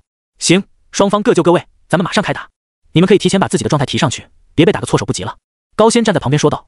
站在林然对面的7人一听，纷纷都点了点头。首先是陆远，只见他把手一招，无数的冰霜风暴顿时汇聚在了手上，凛冽的寒风席卷着空气，声势骇人。晴天则是呼唤出一团银白色的微光，将自己的身影全部包裹，在若隐若现中用光芒瞄准了林然的脑袋。他这个银月之光的天赋虽然看上去挺虚的，但实际上这缕缕的银光都带有强烈的破坏力与腐蚀效果。在刚刚副本的观摩中，林然都已经了然于胸了。万猛的天赋是同为 SSS 级的赤红魔龙，一个明显的主肉搏腐修火焰法术的天赋。身披龙铠，手持龙刃的他，此时看上去简直就如同睥睨于世的战神一般。林昭凡则是鲜血领主，精通鲜血法术，善使血液破敌的他，已然唤出了大把大把的血雾，对着林然虎视眈眈。李轩的天赋名为虚空边界，紫黑色能够操纵空间波动的虚空之力正在他手中的长刀上浮现，饥渴难耐的长刀甚至都发出了兴奋的狰鸣。雷战的天赋是他们黑江雷家一脉相承的毁灭神雷，只不过雷战的天赋等级远超家族的其他成员，足足达到了 SSS 级之高。手中不断闪烁，电流不断激荡的毁灭神雷，其威力可见一斑。至于最后一个无幻羽，拥有的天赋则是暗夜幻月，这是一个标准的幻术系监控场暗杀天赋，差不多算是永恒万花筒的低配版。不过无幻羽并不知道这些，从他志得意满的表情来看，他还是对自己的能力相当自信的。毕竟幻术系在面对很多精神抗性较弱的敌人，很容易打出碾压的局势。就算遇到了精神抗性过强的人，也能凭借层出不穷的手段与之缠斗，慢慢消耗，徐徐图之。可以说，这7个人的组合看上去就已经是非常夸张的存在了。其中随便单拎出来一个人，都能打得一众普通学生找不着北。但就是这么一群天之骄子的存在，林然居然托大到敢于直接正面一打气，只能说林然真的很嚣张，就是不知道他有没有嚣张的本钱了。8人还没开打，底下的新生们不少都已经为林然捏了把汗。7人一起上，这可是团队赛的标准配置，林然只凭他一个人，真的能够做到？对啊，而且这7个人也不是什么臭鱼烂虾，说是燕大新生界的全明星都不过分。哎，他要是1打2、1打3，我觉得真的有机会。毕竟同样不弱的赵雄，在林然的手下也只是被秒杀的结局而已。但是1打7真的有点太狂了，这7个人配合起来，绝对不是普通的叠加那么简单。不过就算输了，林然那也是虽败犹荣，那7个人胜之不武。就是车轮战都已经够卑鄙了，现在干脆直接搞起了群殴。新生们议论纷纷，普遍还是不太看好林然的。毕竟林然所面对的强者数量实在是多得有点离谱。如果林然连1打7打的还是这种 SSS 级天赋的天才都能做到，那么各大高校之间的新生挑战赛的团队赛，干脆直接让林然直接自己上不就完了？怎么想都不至于那么夸张吧。不过他们的想法却并不能改变这场战斗的结果。待到场上的8个人准备完毕后，吕秋风便已经在擂台上启动了竞技场开打前的10秒倒数。等到这倒数一结束，战斗立马便会开始。相比较于那7个各显神通的 SSS 级天赋拥有者，林然这边甚至连武器都没有掏。刚刚秒杀赵雄所用的左轮也被林然收回了灵魂之戒中。看了看各个紧张无比的对手，林然突然笑了起来。你们知道你们和我最大的差距在哪里吗？这差距错就错在你们得到800分，那是因为你们只能得到800分，而我得到1000分，那是因为试炼的满分就只有1000而已。说着，林然把手一挥，他的身后顿时便显现出了10几门蠢蠢欲动，已经显露出了一半的王才。是时候给你们见识一下什么叫做神的力量了。陆远7人皆是大惊，这抬手之间便召唤出了10几个吐露武器的次元之门，又是什么诡异的新手段？声势未免有点太浩大了吧？林然这家伙怎么每次一阵子不见就能整出点新的东西来？台下的新生们也是第一次见到林然的王才，同样惊得不轻。这就是林然自信1打7的杀手锏吗？撕裂空间召唤武器的手段，真他娘的闻所未闻啊！3、2、1，开始！不管陆远等人如何惊骇，可时间又不会等人，最后的倒计时依旧如约而至了。也就在这倒计时结束的一瞬间，林然身后王才所形成的次元之门纷纷爆射而出，直指陆远7人。好快！这是陆远等人最直观的感受。好在林然和他们之间的距离并不算太近，拼命躲闪的话，还不至于躲不开。然而，刷刷刷，一波未平，一波又起。还没等7人从林然的第一波王才攻势中缓过劲儿来，林然的下一波王才立马又到来了。被接连扫射的7人皆是变了脸色。可第2波王才甚至都还没有射到跟前，他们又惊恐地发现第3波王才再次降临。台下的新生们也完全傻了眼。这尼玛，林然他真的是人类吗？我不知道，但这种逆天手段真的已经完全超脱了我的认知范畴。我从来没有听说过有什么血脉能力是可以操纵黄金次元之门与漫天飞矢的。那么空间屏障和神秘黑岩以及那个蔚蓝色骨架，你听说过吗？啊，当然没有。怪不得他当时要说让对方品尝一下什么叫神的力量，这种手段的确太不像是人了，好变态啊他们呆滞地看着林然背后的次元之门中无限喷射着数不清的飞矢，将陆远7人逼得连连后退。没想到原本被寄予厚望的这一行人上来就被压制得这么惨烈，甚至于体能较弱的陆远、晴天和吴幻宇都已经被王才刮伤好几下了。无论是领风潮汐还是银月之光，亦或是幻术屏障，在不断发射的王才面前都显得那般的脆弱无力。台上的老生们则已经司空见惯了一般的嘻嘻哈哈起来。哈哈，果不其然，这7个小丑一上来就被吊打。就是下面那群没见识过燃神之威的新生蛋子们还搁那大呼小叫，他们肯定不知道，燃神在通关副本的时候输出火力甚至比现在还要猛。估计在开打前，这些个新生都没什么人看到燃神吧？只能说他们的目光实在是太短浅了。没办法，毕竟燃神的恐怖又岂是一般人可以揣测的。吕秋风5人也都是笑眯眯地看着这一切，显然这场景已经被他们预料到了。而洛清言则一直目不转睛地盯着林然，用手比划着王才的轨迹，口中念念有词，不知道在心里搁那盘算着什么。再看场上被无限压制的万猛不由得发出了一声怒吼，若是这样拖下去，他们迟早要死在林然的剑雨当中。而且林然所发出的飞矢还并不是一般的弓箭，而是各式各样的武器，威力更加夸张。不能再拖下去了，直接搏命吧！随着万猛的怒吼声，他整个人直接化作了一团赤红色的烈焰，挥舞着那柄硕大的龙刃一跃而起，并在空中形成了一个急速的向下的变向，直指林然的胸口处。既然你远程无敌，那我就跟你玩近战。看着这团元素化的火焰，林然微微一笑，你以为元素化就能躲过我的攻击了？天照！在永恒万花筒勾玉的急速转动下，万猛所形成的赤红色火焰突然就多出了一团暗黑。天照所引起的黑炎在那燃烧的一瞬间，便生生压制了万猛的赤焰，疯狂吞噬着他体内的生机。啊！万猛当即发出了一声惨嚎，已然元素化的躯体开始显现出人形轮廓，看起来是准备变回来了。就在万猛冲锋所形成的这个空档里，陆远和晴天也终于找到了一点还手的余地，齐齐发难。在2人的操纵下，猛烈的寒霜漩涡与耀眼的银月光辉一个拔地而起，一个从天而降，封死了林然所有的逃生之路。然而令他们没想到的是，这2个技能居然他娘的对林然没起效。这个没起效的意思可不是说技能被林然躲掉了，或者是硬抗下来没受伤这么简单，而就是单纯到极点的字面意思，没起效。林然仿佛没有和他们处于同一个维度空间一般，无论是咆哮于地的冰霜漩涡，亦或是宛若天罚的银月之光，连林然的一丝衣角都没有掀起。这2股能量竟然直接穿过了林然的躯体，狠狠地撞到了一起，引发了剧烈的爆炸。处于爆炸中心的林然毫发无伤，可在其身边已经恢复人形的万猛，以及同样开始冲锋手持虚空长刀的李轩和正在进行雷霆积蓄的雷战，当即被这爆炸所引起的风浪给掀飞。2人顿时如同见鬼了一般，难以置信地嘶吼道：这怎么可能？若是这一击没有命中，亦或是命中了，但是被林然依靠自然灵体给硬挡下来了，他们都还算可以接受。可偏偏在2人的夹击下，出现了一个最诡异的情况，眼看命中了，实际却穿体而过。这尼玛不是在搞人心态？别说是他们，就连台上台下的观众以及吕秋风5人也纷纷看傻了眼。我刚刚是眼花了吗？应该没有吧，反正我是很清楚的看到燃神被那2股能量上下夹击，还击中了他。那他为什么一点事儿都没有啊？就好像是，你是想说就好像燃神变成了一个鬼魂，是吗？确实，虽然很扯淡，但事实貌似就是这样，不然根本无法解释处于爆炸中心的燃神为什么根本就没有受到哪怕一点点的影响呢？离谱！燃神真的太离谱了！见林然就跟永远抖不完的百宝袋一般，又一次拿出了崭新的手段，他们也只能无奈的惊叹了。林妙则在此时眨了眨眼，看向一旁的吕秋风：你有什么见解吗？吕秋风也眨了眨眼：你猜？林妙翻了翻白眼：就知道你这猪脑子不知道，现在不嘴硬林然的血脉能力是永夜君王吗？吕秋风叹了口气：我现在只能庆幸老大当时确实有独到的见解与眼光，让我们不惜代价的把林然与洛清言给招到了燕大来，不然怕是今年的各大高校之间的新生交流赛咱们又要记了。老天，有着不可捉摸的虚无之躯，谁能伤到他啊？擂台上被林然搞了这么一手之后，晴天和陆远都是大受打击，一时间都不知道还要不要继续攻击了。而就在他们愣神的这个刹那，数枚王才瞬息而至，直接钉穿了他们的身体。林然则发出了大反派的得意笑声：你们难道不知道，在战斗的过程中，无论出现何等的状况，也不要分心吗？若真的是2军相交的战场之上，你们现在怕是已经沦为一具真正的尸体了。他刚刚躲掉晴天与陆远攻击的招式，自然就是来自于右眼神威的虚化效果。神威的虚化效果极其变态，若是对方没有空间系技能，跟无敌基本也没什么两样，完全可以达成伪无敌的效果。其缺点吗？有2个。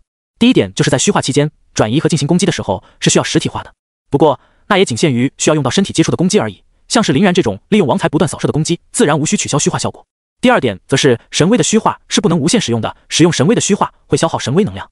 以目前林然的实力而言，大概一直保持虚化状态的话，顶多有个1分钟左右，他的神威能量就会耗干，到那时便只能等待神威能量恢复了。所以林然在使用神威虚化的时候，都是开关关着用的。快被打的时候，利用虚化躲避一下，躲完之后就结束虚化。这样一来，体内神威能量的可持续作战时间便会大幅度增加。毕竟这玩意儿又不是出租车，是没有起步价的说法的。至于其的另外一个破绽，则完全算不上弱点，那就是虚化的原理是把自己的肉体传送到神威空间当中，然后把自己的虚影给投影到主世界里。也就是说，如果其他人有拥有进入神威空间的办法，就能够直接在里面攻击他的肉体了。这显然是不可能的，因为林然的永恒万花筒2只全在他的眼睛里，又不像是卡卡西与戴土那般1分为2的。这个世界上除了他之外，根本没有人能够跨入神威空间。综合来看，这个能力简直变态到了极点，对这个世界的人再次形成了降维打击。此时被王才钉在地上的陆远与晴天已经丧失了战斗力，但其他5人还没有放弃。首当其冲便是浑身灼烧着天照与林然距离极近的万猛，他并没有看到刚刚林然躲避夹击那一下的诡异操作，再加上身上被林然炙烤的死去活来的，已经完全是豁出去了。万猛咆哮着，在身上唤出了一片片赤色的龙鳞用于防护，然后又一次朝着林然发动了冲锋。不过由于此时他体内的生命力已经被天照吞噬了大半，速度大不如前，甚至连脚步都已经有些虚浮了。所以面对他的攻势，林然根本就不闪不避，反而伸手朝他抓了去。Room 指挥棒，在林然的空间操纵下，再借助血轮眼的超强动态视力，轻而易举的便夺过了万猛手中的龙刃，然后为其注入了骑士不死于徒手的力量。赤红魔龙，对吗？看着失去武器的万猛惊慌的脸，还有心情挑衅他的林然，反手便是一刀。在林然的手中，那柄龙刃反而爆发出了更强的魔焰与威能，一记挥砍下去，不仅在万猛的腹部留下了一道深可见骨的伤疤，还差点都给他的腰子剁出来。遭此重创的万猛终于再起不能，无力的躺在了地上。为了防止他直接被自己烤死，林然先用眼睛收回了天照的火焰。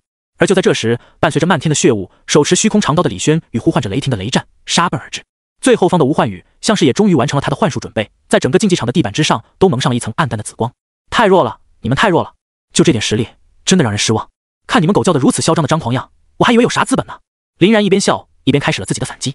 王之财宝，本来正在四散着射击的十几门王财都猛然调转了枪口，一起对着雷战喷射起来。而且这些王财的锋刃上还被林然附着了星脉修克的强力电流，这一下子就打了雷战一个措手不及。为了防御，他只能不得已的把手中的雷电迎向扑面而来的王财与电流。然而这么多王财的一起集火，电流的能量密度又远超雷战，又岂是区区雷霆能够阻挡的？扑哧扑哧，滋了，伴随着金属刺透血肉的沉闷响声，不过瞬息之间，雷战便被砸成了筛子，然后被电了个通体焦黑。原本闪烁在雷战手中的雷霆，也在同一时间失去了光彩。不过雷战的落败倒也不是没有意义的，起码为李轩跑到林然的面前争取了一点时间。虚空结界，李轩嘶吼着释放了自己的杀手锏，深蓝色的半圆形结界瞬间把林然罩在了中央。在这个结界当中，林然只感觉连时间的流速都被变慢了不少，就更不要提自己的动作了。不过同样身在其中的李轩倒是一副没有受其影响的模样，挥舞着长刀便要去削林然的脖颈。林然冷笑一声，在我神威面前玩空间之力，虚化神威。林然先是利用右眼的虚化解除了李轩的结界带来的迟缓效果，随后果断就是一发左眼的神威漩涡拧出。这一记神威漩涡直接把李轩的空间结界彻底给撕裂了不说，还将他的肉体扭了个血肉模糊。这下子出局的人又多了一个。至于剩下的血雾与幻兽 Room 屠宰场，在手术果实的作用下，本来已经分解成血雾的林昭凡当即吃上了一发分子重组，那漫天的血雾顿时就被林然重新给恢复成了林昭凡的模样。还没等复原如初的林昭凡搞清楚状况，下一瞬间林然的天照便烧了上来。不得不说，林昭凡还是挺有一个吸血鬼的风范的，起码在被烧烤的时候发出的滋滋的叫声简直像极了大蝙蝠。而准备了半天才终于结束前戏的吴焕宇就更简单了，一切的幻术在血轮眼面前只不过是虚妄而已。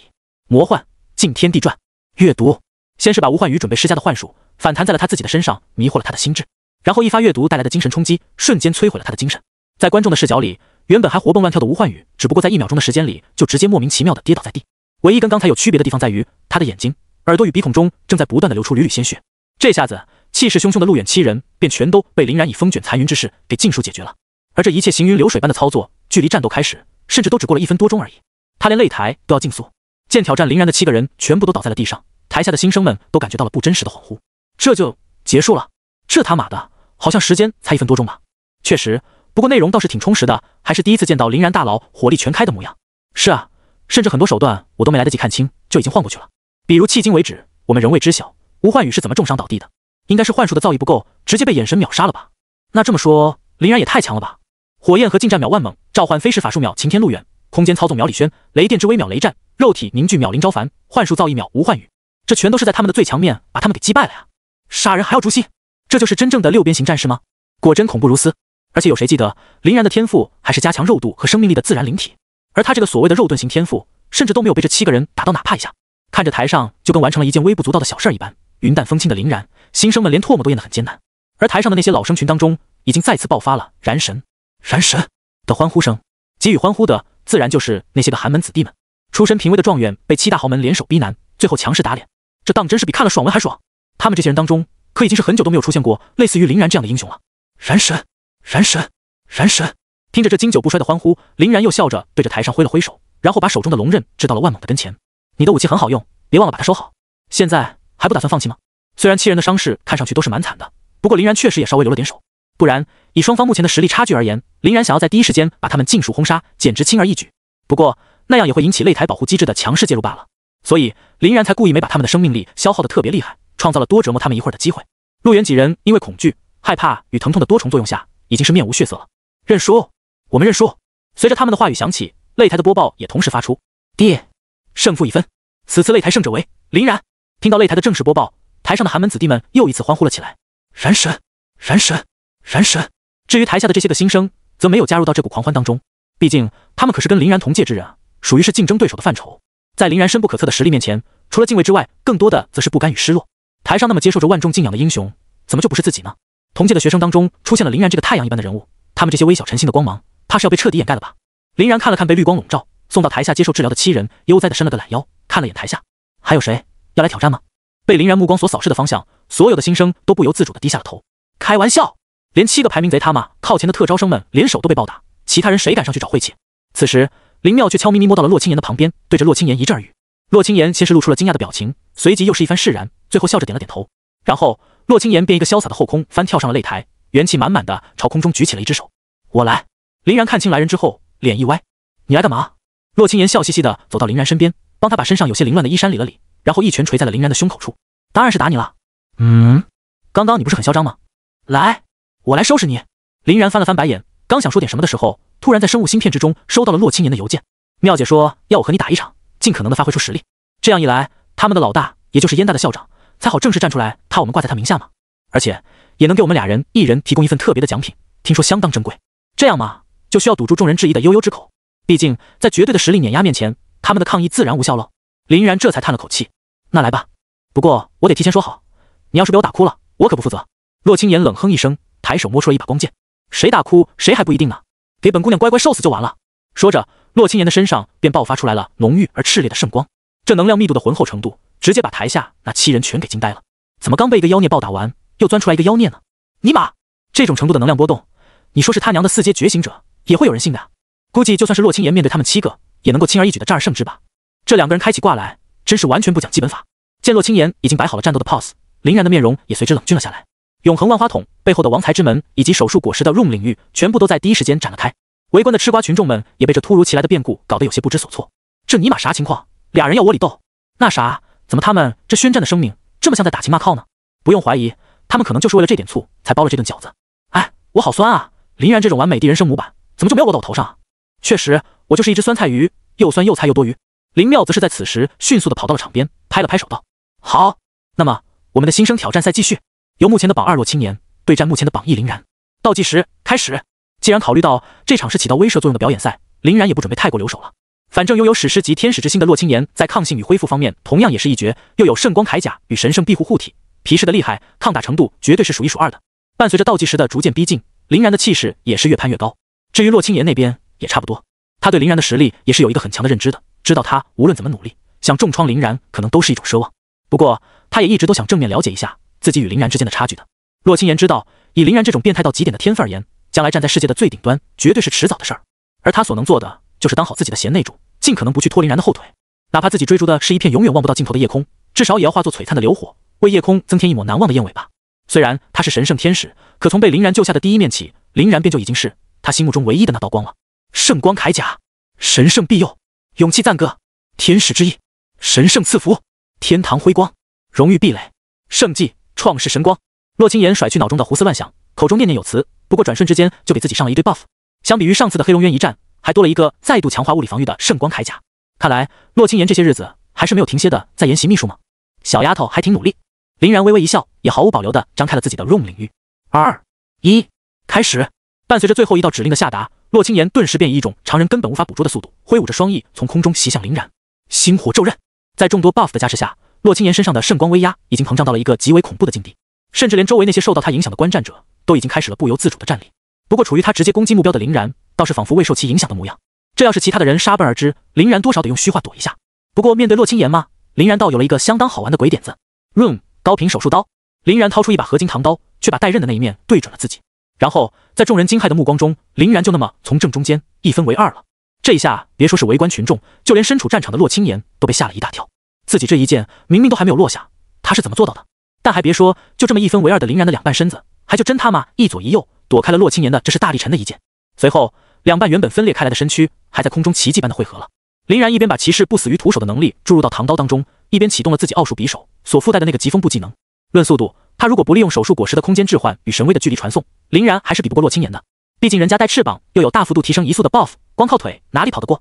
但这么一个突然合体的隐身背袭，却让洛青言的速度优势完全没能发挥出来。等到洛青岩转过头来的时候，林然的唐刀已经斩到了他的纤细的脖颈之上。洛青岩连忙收剑格挡，可林然手中那把普普通通的合金唐刀却如同切豆腐一般划断了他的光剑，溶解了他的圣光铠甲、神圣庇护以及荣誉壁垒，直接扫过了脖颈。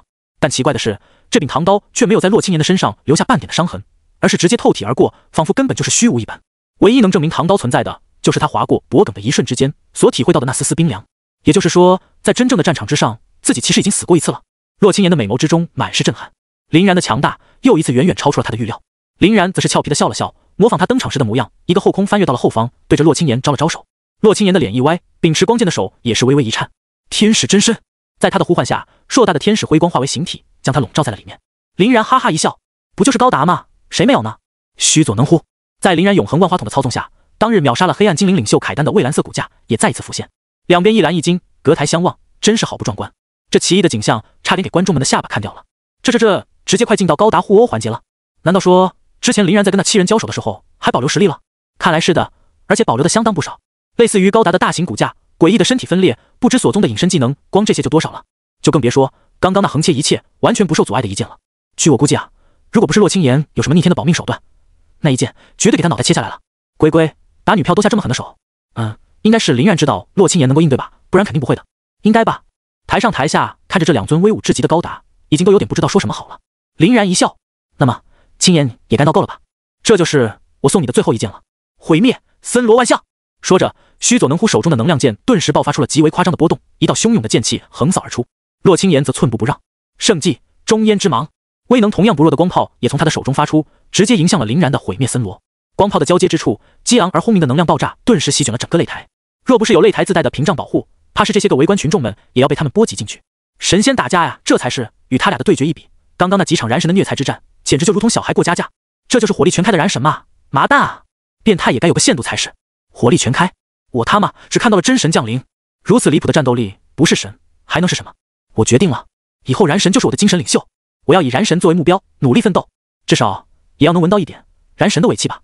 一个大4的学生说要把一个大1的新生当作榜样，这原本是一件很搞笑的事情才对，但在这个激情洋溢、宛如林然脑残粉的咆哮者面前，却没有人笑得出声。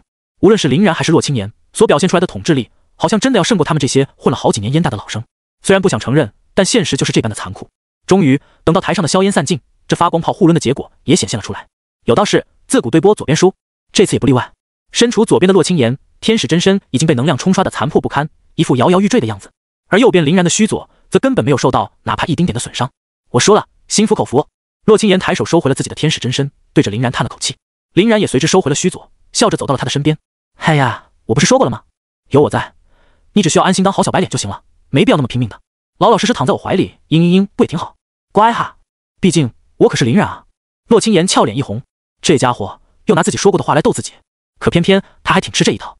不过洛青岩心里这么想，嘴上倒是没这么说。哼，等着，早晚我得把你摁在地上打。林然无奈的摊了摊手。行，那我等着。就在俩人搁着当着不知道多少人的面大撒狗粮的时候，一阵苍老而爽朗的笑声从远方传来。我燕大有此2人，可保今年大赛无虞了。来，孩子，让我好好看看你们。众人随声望去，便看到了一个白衣白发白须的老者踏空而来。是马校长。眼尖的学生立马就发现了来者的身份，包括老生在内的不少人皆是倒吸了一口凉气。这次的新生大比居然引起了如此之大的轰动吗？连马校长都来了。燕大校长原名马特，别说在龙国境内，纵使放眼整个蓝星，那也是赫赫有名的存在。主要原因在于他可是一名货真价实的10阶觉醒者，还无限接近10阶觉醒者的巅峰。只论单人战力的话，是这个世界当中最为顶尖的那一批。而且马特已经执掌了燕大快有500年，为人又相当的和蔼可亲，在校内威望极高，哪怕是那些豪门子弟也对其都非常尊敬。毕竟这个豪门大家整个家族绑起来，都未必是他老人家一个人的对手。见马特出面，几乎所有的新生全都随之激动了起来。马特在众人的注目礼当中，凭空落在了洛青岩与林然的身边，对着2人笑道：好，很好，非常好。考虑到你2人与其他新生们形成的实力断层，校方决定就不把你们2人规划到咱们的5大系之中了，你们就直接挂在我名下。从今天开始，燕大特立新系混沌系，系主任由我亲自担任。今年呢，混沌系暂且招生2人，分别为林然与洛青岩。马特一上来也没说闲话，直接就爆了个猛料出来。虽然这样一来，把林然和洛青岩显得极为特殊，他们明显要受到特别的优待，不过却没有任何人上来出声质疑，毕竟那可是马特啊，龙国的英雄。当日在一处大型时空裂缝之中，一人战退10万异族大军，强行保下龙国一座城市，拯救了100万人的事迹还历历在目，乃是无数人心中的龙国最强者。再加上林然与洛青岩所表现出来的实力也确实骇人，面对他们，无论谁都能呈现出绝对的碾压之势。能够被马特亲自教导，虽然很多人酸的牙都要掉了，但却还是只能捏着鼻子认了。见在场的新生老生都没有出现异议的声音，马特又笑：“行，既然没人反对，那么这事儿就这么定了。刚好你俩还是此次大比的1、2名，我就在这里先把你们的奖励给了吧。顺带着的还有一点小小的入学礼物，毕竟你们俩也算是我混沌系的开山鼻祖，日后混沌系想要发扬光大，还是得看你们呢。”说着，马特便如同变戏法一般，翻手摸出了2沓厚厚的兑换券，塞给林然与洛青言一人1沓。魔能装备秋风他们应该都给你们给的差不多了，想必你们也不会很缺。这些都是一些基础的天才地宝以及一次性道具的兑换券，你们收下便是。旁边的新生们差点把眼睛都瞪出来，这尼玛也太豪迈了吧！那1沓兑换券不用细数，最少那也是数百张，这1、2名的奖励是不是有点太离谱了啊？还没等他们从惊讶中走出来，马特反手又摸出了3枚果实，一金一黑一七彩。青言有天使之心了，我就不另外再给了。这2枚分别是史诗级的光明圣果与黑暗禁果，你收下好了，它们能够帮助你开发自己的天赋能力，效果还是相当突出的。说着，马特便把这2枚果实塞到了洛青言的手中。一旁的林然也不由自主地瞅了一眼这2枚果实的属性：光明圣果，类别天才地宝，特殊，品质史诗，服用效果大幅度帮助使用者开发神圣系、光明系天赋，并能使低阶天赋的等级向上进化，高阶天赋得到进一步升华。黑暗禁果，类别天才地宝，特殊，品质史诗，服用效果大幅度帮助使用者开发诅咒系、黑暗系天赋，并能使低阶天赋的等级向上进化，高阶天赋得到进一步升华。林然有些好奇地瞅了马特一眼，给洛青言光明圣果也就算了，这黑暗禁果是怎么给出来的？属实离谱。不过马特也并没有打算解释的意思，又把另一枚7彩色的果实塞给了林然。你小子就只有1枚了，所以说呢，我就稍微提高了一点这枚果实的质量。林然看着手中的果实，心中已经掀起了万千的波澜。自然灵果，类别天才地宝，特殊，品质传说，服用效果大幅度帮助使用者开发自然系、恢复系天赋，并能使低阶天赋的等级向上进化，高阶天赋得到进一步升华。虽然自己只得到了1枚，但这1枚自然灵果的价值，怕还是要远胜于洛青言的那2枚。这可是传说级的特殊类天才地宝啊，能够直接强化天赋力量的存在，其珍贵程度根本都不能用常规价值来衡量。没有在深层裂缝亦或是异界本土浴血作战的经历，根本就不可能获得这种至宝。就算是以物易物，都很难找到市场。毕竟传说级的品质可能还要10倍于史诗。林然相信，只要服下这枚果实，他的自然灵体天赋又能够得到一次大幅度的强化，他的生命力与体力也会得到进一步的攀升，从而达到一个极其变态的程度。走，先别急着享用果实，那个你们可以回去再慢慢吃，先跟我来。哎，对了，秋风，你们5个继续组织新生大比吧，这2个人我就带走了。反正前2名的名次已经注定，先走一步也没什么太大的关系。大比结束完，你们直接进行分析仪式便好。说完，马特大手一挥，携着一股强横而温和的能量，带着林然与洛青言冲天起，朝着他的住所处飞去。看着悠然远去的马特3人，场上的新生们不禁满嘴的苦涩。这就是他们2人的实力吗？马校长亲自接见收徒，独立划分一系，赠送贵重礼物，还提前带走教导。没办法，谁让人家有那个资本呢？你要是能同时吊打7个排名靠前特招生，你也可以。拉倒吧，还让我去吊打7个特招生，7个我被特招生吊打还差不多。感觉光是一个路远，随手一道领风潮汐下来，我就已经记了。那你还说个锤子？仍旧在绿色光芒中接受治疗的路远7人也已经被整得沉默不语了。他们终于认清了现实，那就是林然此时对于他们来说，完全就是一座不可攀登的高峰。若是想找回面子，就必须先尽可能的提升自己才行。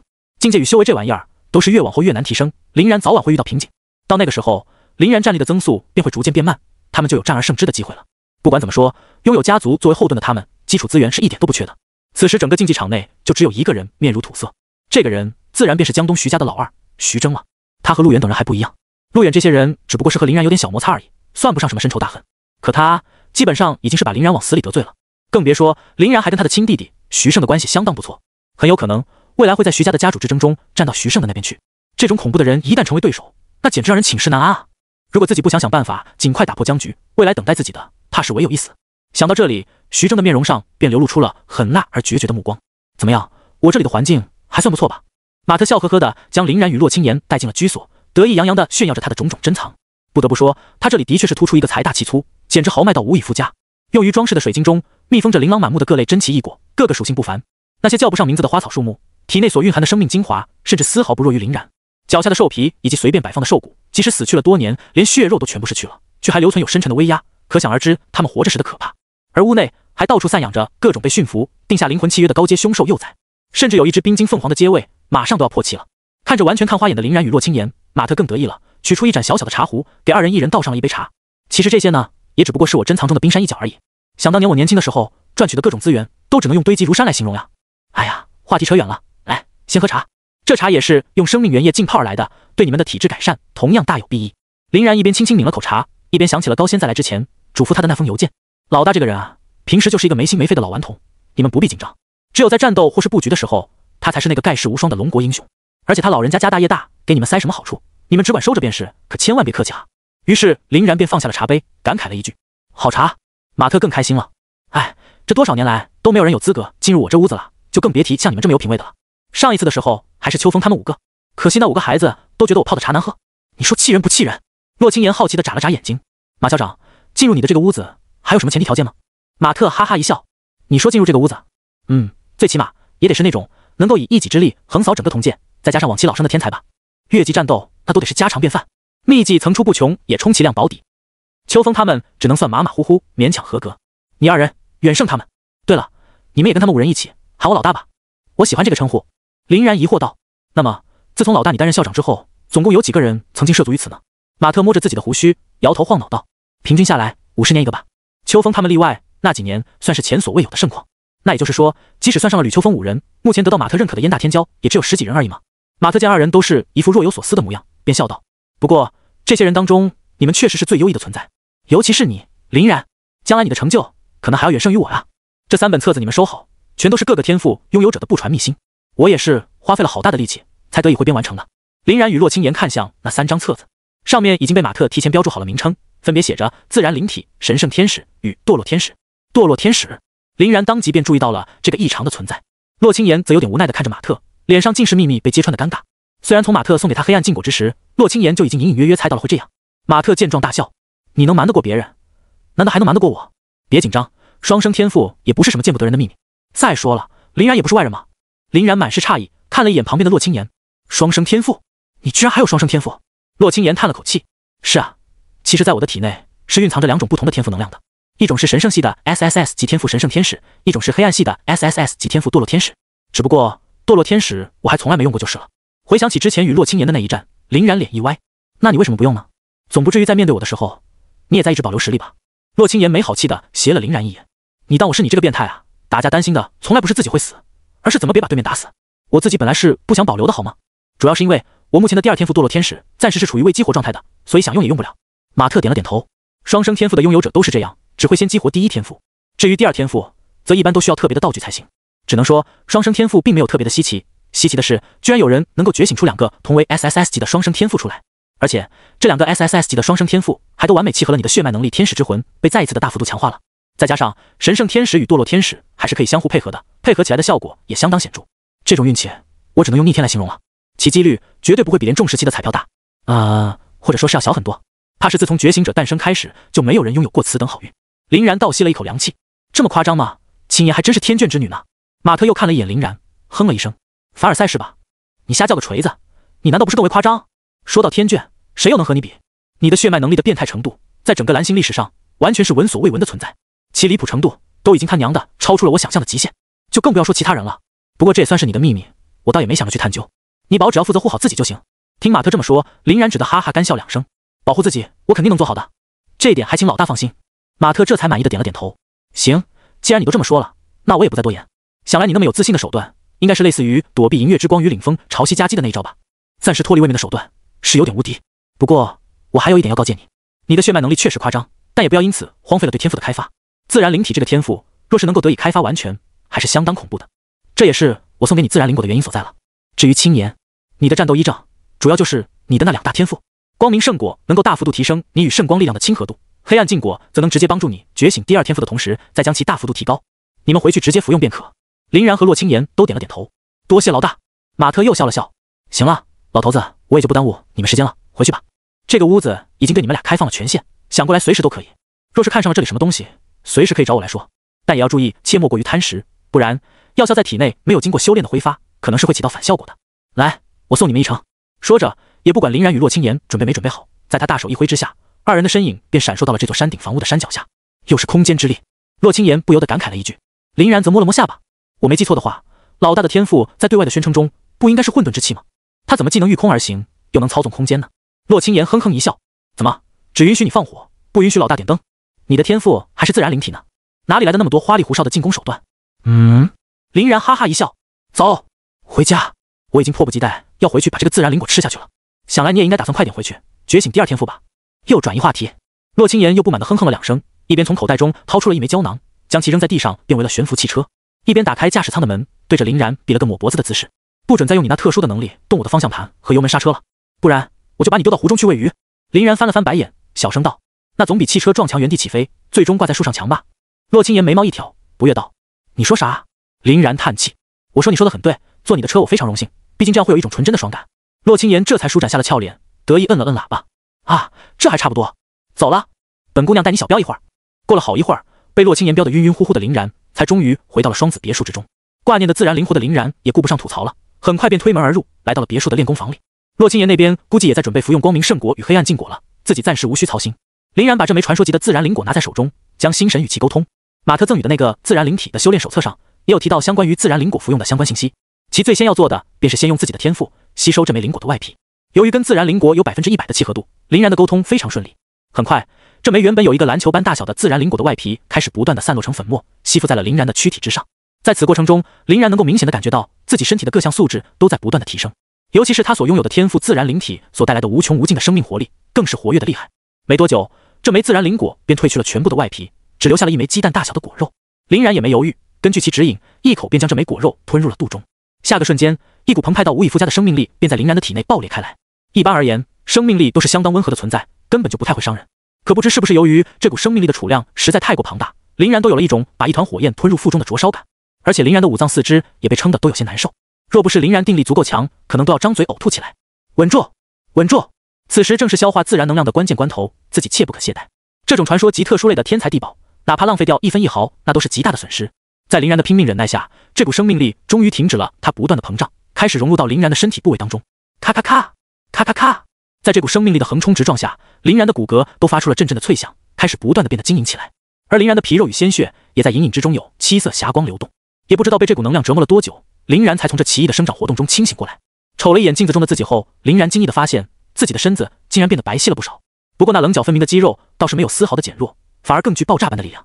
而自己体内那不停奔腾的生命活力，以及对所有自然元素全部增长的感知，都证明着一件事，那就是林然又一次的脱胎换骨了。最直观的感觉就是自然灵体带给自己的生命力增长幅度，从原先的10几倍已经飙升到了30多倍。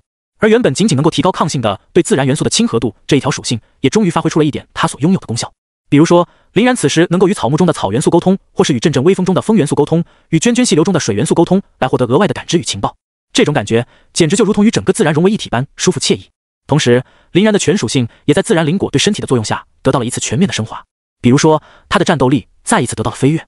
姓名：林然，性别：男，现有身份：龙国公民，青津烟云大学3077届特招生，混沌系，身份代号3060229000083567觉醒者等阶1，战斗力12796，执行者等级 A， 军衔1级上士，狩猎点23768.5，军功点17456.8。这一枚果子下去，直接让林然的战斗力从原先的8790暴涨到了如今的12796。此时他已经获得了去通过2阶觉醒者试炼的机会，只要通过，便能正式成为一名2阶觉醒者了。以他如今的实力而言，再想碾碎路远7人，怕是只需数轮王才的骑射便能够轻松做到。而且林然目前手中还充斥着近100张黄金级的天才地宝兑换券，都是之前马特塞过来的。把这些天才地宝吃一吃，战斗力还能进一步提升。不过这一次就没必要全部兑换成提高蓝量上限的天才地宝了。蓝号这玩意儿，林然基本上已经实现了无限续航，暂时不会太缺。把全属性拉上去才是正解。想好这些要做的事情后，林然深吸了一口气，走到练功房的外边来，瞅了瞅窗外的光景。好家伙，没想到自己居然冥想了那么久，此时外面天都已经黑透了。再看看生物芯片中的时间显示，居然都已经到了9点半。那么洛青言那边怎么样了？林然本来只是想站在窗边张望1、2，可没想到在1楼连通2人双子别墅的那个通道前，洛青言的房门居然是开着的。这还等什么？直接进去看看呗。林然连1秒钟都没有犹豫，便顺着通道钻入了洛青言的别墅。按道理来说，洛青言的练功房应该也在一层才对，就是不知道他会不会选择在练功房里进行服用就是了。双子别墅的构造基本是按照相对的结构来的，林然很快便找到了洛青言的练功房，探头往里面一瞅，当即便看到了一副惊人的景象。背生2只黑色羽翼的洛青言斜靠在一张躺椅上，浑身闪烁着淡紫色的能量波动。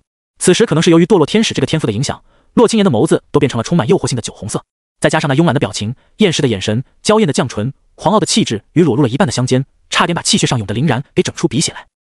你来了，我刚才吸收完那2枚果实，还有点不太清醒，来扶我一把。在沙哑而磁性的声线中，洛青言稍稍把自己的坐姿调整的雅观了一点，直勾勾地盯着林然，俏脸微红。显然看着林然那目不转睛的视线与吞咽口水的动作，洛青言就知道自己刚刚的姿势有多么诱人了。林然深吸一口气，甩甩脑袋，让自己清醒了一点，然后走到洛青言的身边，把他揽了起来。可没想到，洛青言却突然脚下一软，那就那么直挺挺地倒在了林然的怀中，感受着满怀的香风与身前的柔软，林然已经不自觉地燥热了起来。洛青言则挂着勾人的浅笑，伸手抚住了林然的面庞，扶我去躺一会儿，好吗？再被这吐气如兰、如幽如媚的气息一感染，林然算是彻底失了智，鬼使神差地抱起洛青言，便朝着楼上的卧房处走去。洛青言一边倚靠在林然坚硬的胸口前，一边用手指在林然的身上不住地抚摸着，此时真是一张俏脸羞得通红，芳心更是小鹿乱撞的厉害。若不是在今日觉醒了堕落天使天赋，多少被这天赋的邪魅传染了一些，他胆子肯定没这么大。而且堕落天使带来的黑暗与燥热，也极大地影响了他的心境。现在看起来，林然貌似也被自己传染了。于是没过多久，洛青言便被林然丢到了铺盖之上，感受起了林然别样的粗糙。小然，次日清晨，等到林然清醒过来的时候，都已经是日上三竿了。瞅了瞅旁边依旧如小猫般熟睡的洛青言，林然柔和地笑了笑，替他掖好被褥后，翻身下床穿起了衣服。这小丫头昨晚可真是把自己折腾得不轻，也就是自己的自然灵体赋予了强大的体力与恢复力，不然今天能不能从床上爬起来都是一个很严重的问题。不过话说回来，昨晚林然也确实是尽了大心。现在的洛青言有3个不同的形态，分别为清纯可爱、元气活泼的初始形态、光明圣洁、不可侵犯的神圣天使形态、邪魅勾人、诱惑妩媚的堕落天使形态。于是昨晚林然算是来了招一鱼3吃，所以直到现在脑子都有些昏沉呢。在简单的弄好了一点食物后，林然才把洛青言给叫了起来吃早饭。洛青言现在也显得有点不是很清醒，不过再回想起昨夜的种旖旎后，整张脸都红得厉害。自己昨晚怎么就跟喝醉了一般，做出了如此大胆的举动呢？为了缓解尴尬，洛青言只好先行开口：那啥，我刚刚看了一下，今天下午2点左右有一节课是妙姐的，我们还是要去的吧？现在已经不早了，吃完直接出发好了。由于马特给予2人的特权，他们可以只上部分由系主任亲自教授的课程，那些普通老师们的指导课、实战课、练习课统统可以不用去。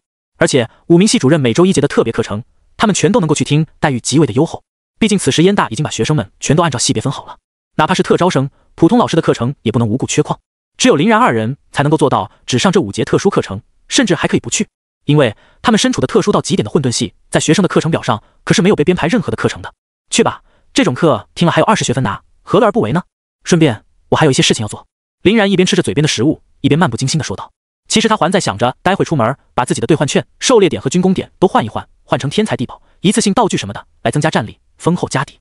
顺便再把自己的2阶觉醒者试试练给过了。道具的储备量也是衡量一个觉醒者综合实力的一项指标。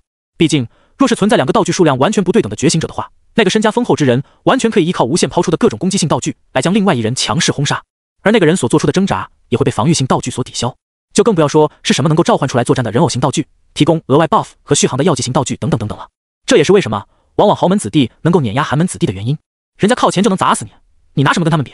而且豪门子弟们也往往能够用家族提供的各种天才地宝额外获取实力，并把天赋的等级至少给提高至 B 级巅峰。也就是在校园中相对公平一点，擂台上不允许使用道具，试炼比赛中使用道具则会被扣除一定的分数，扣的虽然不多，但也在一定程度上限制了道具的使用数量。若是出了校园，那自然就更不用提，只能说现实真的很残酷了。这也是为什么寒门子弟想要出头难如登天的原因。洛青言倒是没想那么多，是啊，我也一样，现在我的战斗力马上都快够得上3阶觉醒者了，这2阶的试炼还没过，像话吗？林然则在旁边翻了翻白眼，洛青言战斗力的膨胀速度属实离谱，比他还要快了好一截。这也没办法，毕竟洛青言的实力组成基本上全都是来自于他的天赋，而林然则是来自于垂钓系统赋予的各种能力，是不被计算在战斗力之内的。这也就导致了林然的实际战斗力要远远超过他所显示的那个战斗力的数值。这天算是燕大正式开学的第1天，可以清楚地看到来来往往的路上多了很多的人，所以说洛青言那种在路上不管不顾的狂飙车技肯定是行不通的了，不然都等不到跑到教室，最少得连人带车撞飞几10个。林然也只能重新干起了他的老本行，利用手术果实暗中操纵，接替洛青言的指挥权。在实力的增长之下，林然对于手术果实的掌控力也高了好多。比如此时战斗力比他还要高不少的洛青言开得一脸开心，完全没有发现这其中有林然的暗自捣鬼。当然，这也有可能跟林然对洛青言的节制并不是特别多有关。林然只是保证了他不会撞到东西，并没有去限制他的跑速与狂飙，这就使得洛青言一路上把不少人都晃得惊心动魄，想忍不住破口大骂。可是当他们在看到了那辆悬浮汽车上面的人之后，又全都没有了脾气。经过了新生大比的试炼与战斗，林然和洛青言的大名在整个燕大都是声名赫赫的，很多老生都完全不敢招惹，自认为实力不济，就更别提新生们了。很快，在忙完了一系列的操作之后，洛青言就载着林然赶到了教室。林然和洛青言都花去了大量的兑换券、狩猎点和军功点，换得了让他们满意的道具。顺便，2人在此期间还去了一趟考核点，以风卷残云之势直接打穿了2阶觉醒者的升阶副本。林然现在都还记得，他在不使用副本内部提供的人偶的情况下，1分钟之内连 BOSS 一起平推后，负责考察的督察者那呆滞的脸。妙姐！从车上一跃而下的洛青言一眼便看到了站在教室门口的林妙，兴奋地跟他打起了招呼。林妙可真的算是洛青言的恩师了，一手把洛青言从一个懵懵懂懂的小姑娘变成了一个凶猛无畏的女武神。林妙在看到二人之后，也笑着跟林然与洛青言挥了挥手：“小然、青言，你们也来了呀？”武大系主任的特殊课程是仅对年级排名前500开放的，毕竟燕大的正常教室也就只能容纳500人而已。想要获得在网络上搜索不到的修炼秘辛与不为人知的情报，更高额的课程学分奖励，甚至是系主任青睐之下的额外嘉奖等，就得努力先把自己的排名提升才行，不然根本就没有入场的资格。一旁进进出出的学生们在注意到林然二人的身影之后，纷纷心中一颤。饶是他们已经踏入了前500的范畴，但在面对林然与洛青言之时，心中升起的唯有无奈。方方面面的差距都太大了呀。林然则对着林妙问道：“妙姐，咱们的这个特殊课程究竟是要讲些什么呢？”林妙抱着一沓资料，神秘一笑：“一会儿你就知道了，反正绝对物超所值就是。你们先进去找个位置随便坐，待会儿课程就要开始了。”洛青言笑嘻嘻的点了点头，跟林妙告了个别后，拉着林然就钻进了教室。此时的教室中，绝大多数的位置都被占满了，只剩下一些个前排的座位还有空余。林然也只能跟着洛青言一起，一路走到了前排。二人几乎吸引了全班所有的目光，他们神情复杂的注视着林然和洛青言，却又不知道作何表情。对于很多豪门子弟来说，这简直都是以前无法想象的事情。什么时候他们被一介寒门骑在头上吊打过？简直离谱！就在二人于前排落座之后，一道熟悉的身影便摸索了过来。紧接着，林然便看到了他那招牌式的阳光微笑。林兄，别来无恙啊！林然翻了翻白眼，仅仅才过去了1天不到好吗？徐胜哈哈一笑，紧接着便是神情一冷，凑到林然的身边，用只能他3人听到的声音低声道：“我哥徐峥，近期很可能会对你不利。”林然眉毛一挑：“啥？”徐胜继续道：“还记得那日在黑龙渊吗？徐峥对你出言不逊，然后反被你威胁，从此之后，他便记恨上了你，而且现在他还把你当成了我的党羽。以徐峥的狠辣手段来说，是不可能坐视你这个可怕的威胁继续发展的。他肯定会想尽办法，要么让你永远不能与他为敌，要么就会让你默默的死去。”听到这里，林然的目光也渐渐冷了下来。哦，他有那个实力吗？徐胜摇了摇头，但又点了点头。他自己肯定是没有的，但是江东徐家有。所以林兄，这些日子里，你可一定要当心了。如若不嫌弃，我愿为林兄提供2个江东徐家的护卫，皆是7阶觉醒者的强度，虽然不算特别高，但用来应付暗算的话，应该也是勉强够用了。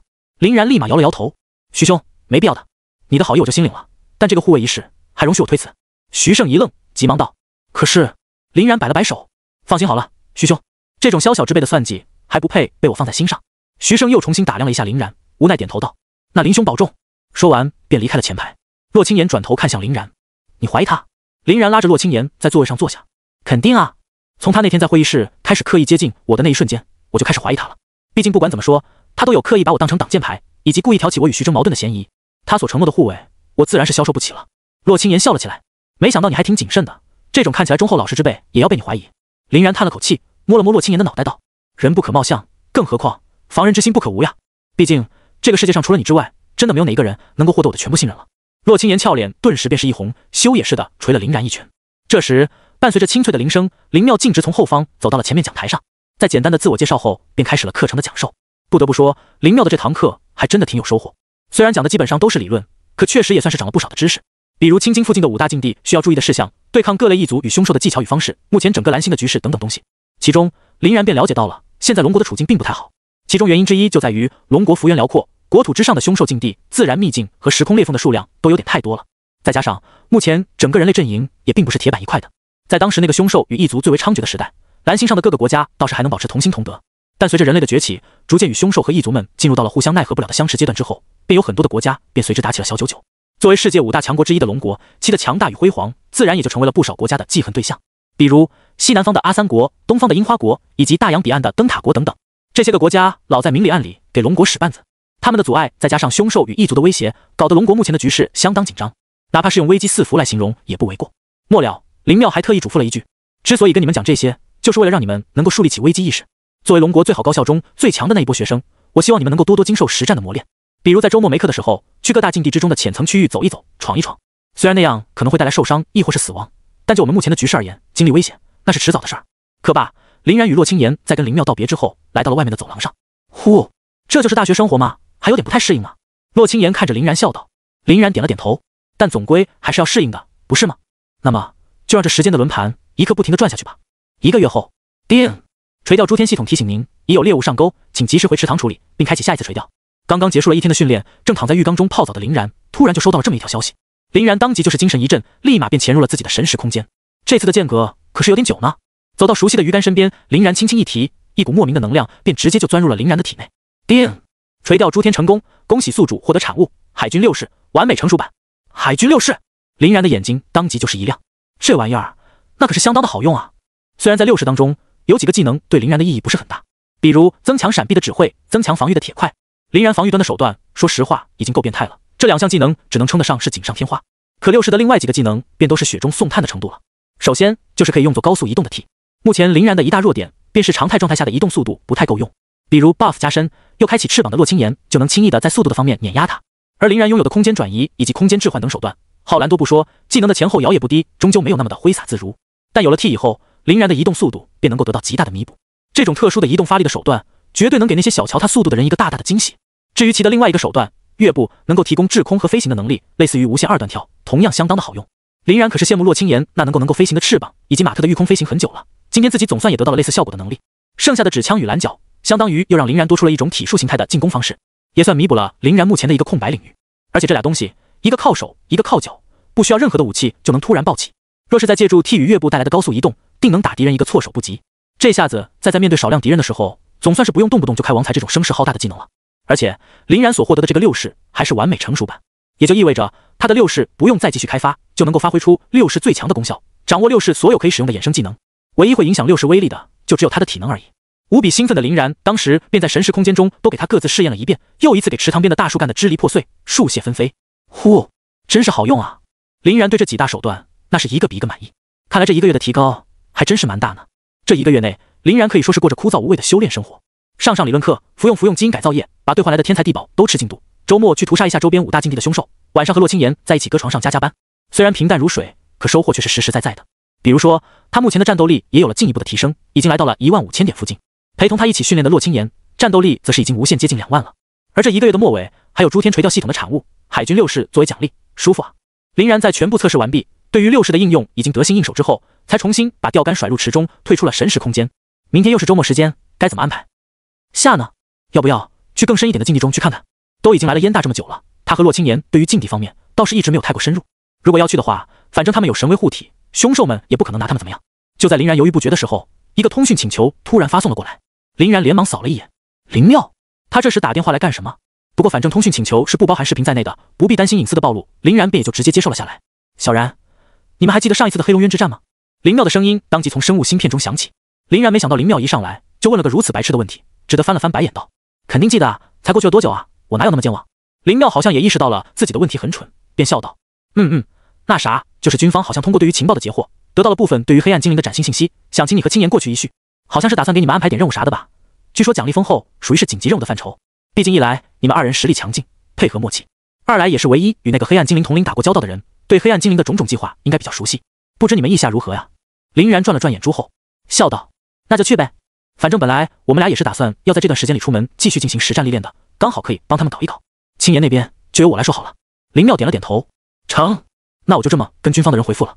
你们今晚之前动身，赶赴咱们青金的第9军区，那边会有专人接待你们，后面的东西就靠你们跟他们聊了。3077年9月5日晚上7时，青金第9军区司令部。杜军笑着看着2人，欢迎2位黑龙渊的英雄啊！有你们2人的加入，此次行动绝对是事半功倍。林然则在敬了个军礼后笑道：杜司令说笑了，军队之中人才济济，应该是不缺我们这种战力之人的。杜司令之所以特意把我们喊来，主要就应该是为了磨练我们，帮助我们更好的成长吧。杜军不言而喻的笑了笑，其实他还真差不多是这个意思。作为龙国最年轻的将军，军坛的风云人物，各大将帅之中最为闪亮的那枚星星，杜军一直都是极为有想法的一个人。他天生的敏锐嗅觉告诉他，林然与洛青岩2人将来必成大器，甚至很有可能会是他一生的贵人。他的确是抱着一点培养2人同时拉近感情的思想来的，顺便看一看有没有机会在2人毕业后把林然和洛青岩拉进军队，纳入自己麾下。背后没有任何势力的又潜力巨大的寒门子弟，到了哪里都是香饽饽的存在。再加上林然和洛青岩也确实跟那些黑暗精灵打过交道，算是对他们比较熟悉，这个任务相当合适。好了，咱们闲话少说，我先跟你们说一下任务安排吧。前些日子，我们通过对一族情报的拦截，发现那群黑暗精灵在黑龙渊的计划失败之后，依然贼心不死。这段时间里，他们又跑到了青金5大禁区之一的芙蓉山脉搞事情。由于有了上一次的教训，为了防止他们再一次引起兽潮，袭杀我们的武装要塞，我们决定派遣一支特别行动小队，进行一下提前的侦查。小队的目的就是在芙蓉山脉的各个关键节点上布置上隐形雷达和干扰切断装置。只要这次任务能够顺利完成，不仅我们军区会授予你们每人1万点军功点以及1件特别的宝物，燕大方面也会额外授予你们3000学分。除了你们之外，这支小队还有7人，4名战斗人员，3名技术人员。这位就是此次行动的队长，灰熊特种部队的赵无敌，你们可以熟悉一下。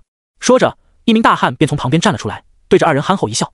赵无敌， S 级天赋金刚之躯5阶觉醒者。林然二人也都是一笑，跟赵无敌打了个招呼。赵队长。赵无敌是一个将近有1.9米的壮汉，身材魁梧而黝黑，一张看上去毫无心机的国字脸，看上去就让人讨厌不起来。赵无敌微微一笑，二位的英勇事迹，我早就是如雷贯耳了。咱们要在今晚天黑之前潜入伏龙山脉，所以尽早行动吧。具体的任务细节由我在路上告知你们。林然也是点了点头，成，那咱们出发。10分钟后，在赵无敌的带领下，林然与洛青岩登上了一架中型的军用飞行器。比起之前洛青岩载着林然赶赴青金的那一艘来说，简直不知道要强烈了多少倍，其各种性能也都是最为顶尖的那种。在飞行器上，林然与洛青岩也见到了其他的6名成员，3个4阶觉醒者的战斗人员，以及3个身为普通人的技术人员。赵无敌一边启动了飞行器，一边转头看向众人。这次任务的目标，大家应该都已经很清楚了。下面我将说一下细节。此次需要进行布置隐形雷达和干扰切断装置的地点，总共有13处。我已经在你们的生物芯片上标注了地点以及行进的方向和轨迹，大家按部就班的去完成便可。需要注意的是，毕竟涉及到异族与兽潮，此次任务事关重大，所以一切的行动都以完成任务为最高目标，尽可能不要节外生枝。会引起大规模轰动的技能，能不用也尽量别用。说着，赵无敌便瞅了一眼林然和洛青岩。这也不外乎赵无敌会担心，当日在黑龙渊二人一人一发毁天灭地的光炮，在整个青金的军区都已经是传说般的存在了。万一这俩人一时间把握不足，没开2堵，吸引了大量兽潮的围堵，可就不太好了，弄不好任务都完不成。林然自然知道他在担心什么，便笑了笑道：“这点还请赵队长放心，我们会有分寸的。”赵无敌闻言不禁点了点头，很好。那么待会儿我们的飞行器便会在伏龙山脉的武装要塞内降落，那边也已经打好招呼了。会有专人来接应我们，给我们提供物资与设备，我们直接进入便可。今天的任务便是在12点之前赶赴第一个目标点。听完赵无敌的话，林然不禁看了一眼自己的生物芯片，在生物芯片上被标注出的那13个目标点，基本上都是在伏龙山脉的内层边缘处，可以说是相当的危险。伏龙山脉并不像是黑龙渊那般，从1层到9层之间循序渐进，属于炼级的天堂。整个伏龙山脉只有外层、内层与山顶之分，外层的凶兽多半会在4阶以下，内层的凶兽最高的都可能达到7阶，至于山顶，则连10阶的凶兽都有可能存在。而且有时还会有一些特别强悍的凶兽下山来巡游，所以伏龙山脉这个境地真的很不受觉醒者们欢迎。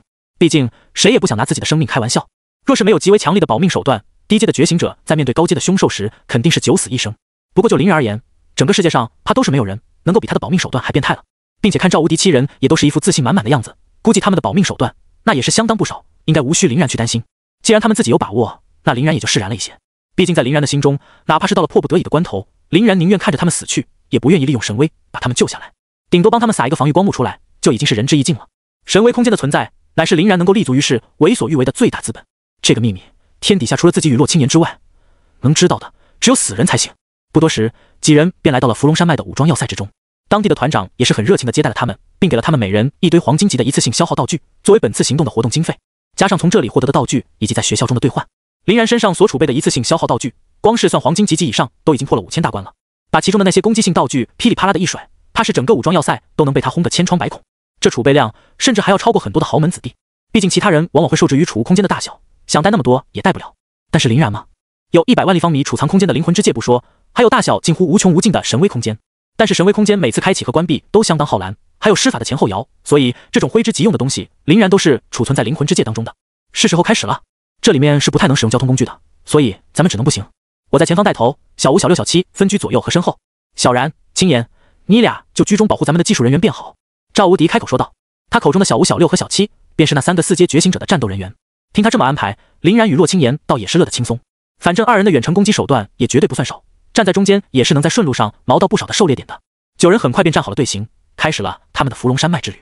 值得一提的是，为了让那3名负责布置仪器的技术人员能够跟上大部队的速度，还额外给他们仨配备了机械化的代步工具。这种代步工具有8条机械腿，能够平稳地越过各种地形，移速还相当可观。再加上他们身上的其他机械类道具，估计都能把这几个普通人的战斗力升华到2阶觉醒者的强度。虽然林然并不知道这些玩意儿的具体价格，可想来这种军用的设备怎么都不可能便宜。跟黑龙渊一样的是，伏龙山脉的入口处也没有什么凶兽，几人顺顺利利的就朝着第一个点位奔去。在之前周末的几次外出中，林然倒是没有来过这里，他还是更加青睐黑龙渊和云梦泽这种有机会找到珍稀矿物与植物的地方。伏龙山脉可是出了名的穷，里面基本上除了凶兽就是凶兽，各个区域又都有可能会遭遇高阶凶兽，着实不讨人喜欢。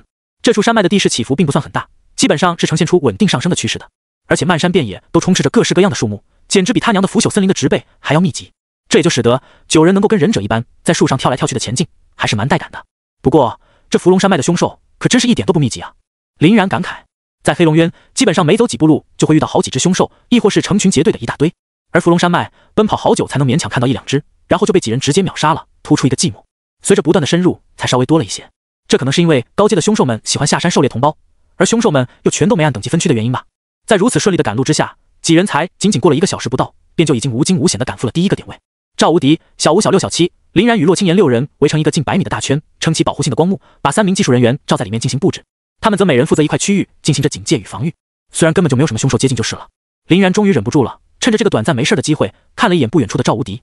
赵队长，平时的伏龙山脉凶兽一直都是这般稀少吗？赵无敌自从进入伏龙山脉以来，不知为何脸色就一直很沉重。只见他摇了摇头道：“不，比今天要多很多。今天的情况属实有点反常，真不知道是我们运气太好的关系，还是发生了什么不为人知的状况。”林然开着永恒万花筒往旁边扫了扫，倒是也没有发现什么诡异的能量体，便也只能先郁闷地接受了这个设定。不得不说，这技术人员的布置效率着实不算高，足足半个小时的时间才终于完成了第1个点。见到技术人员们收工完成，赵无敌便点了点头。今天就到这里吧，现在都已经快要大半夜了，再继续赶路的话风险太大，我们先就地于树梢上休息，明日清晨再继续吧。如果明天也这么顺利的话，2天都用不了，我们就可以顺利搬尸了。见其他的几人都没有反对，林然便也带着洛青岩跃上了树梢，挑选了一块还算合适的区域。洛青岩笑嘻嘻地拍了拍自己的大腿，用只能被2人听到的声音小声道：“来，躺姐姐腿上，姐姐哄你入睡。”望着那修长匀称而没有一丝赘肉的美腿，林然连1秒钟都没有犹豫，直接大大咧咧地躺了上去。不仅如此，他还极为舒适地深吸了一口气，摆出了一副享受至极的表情。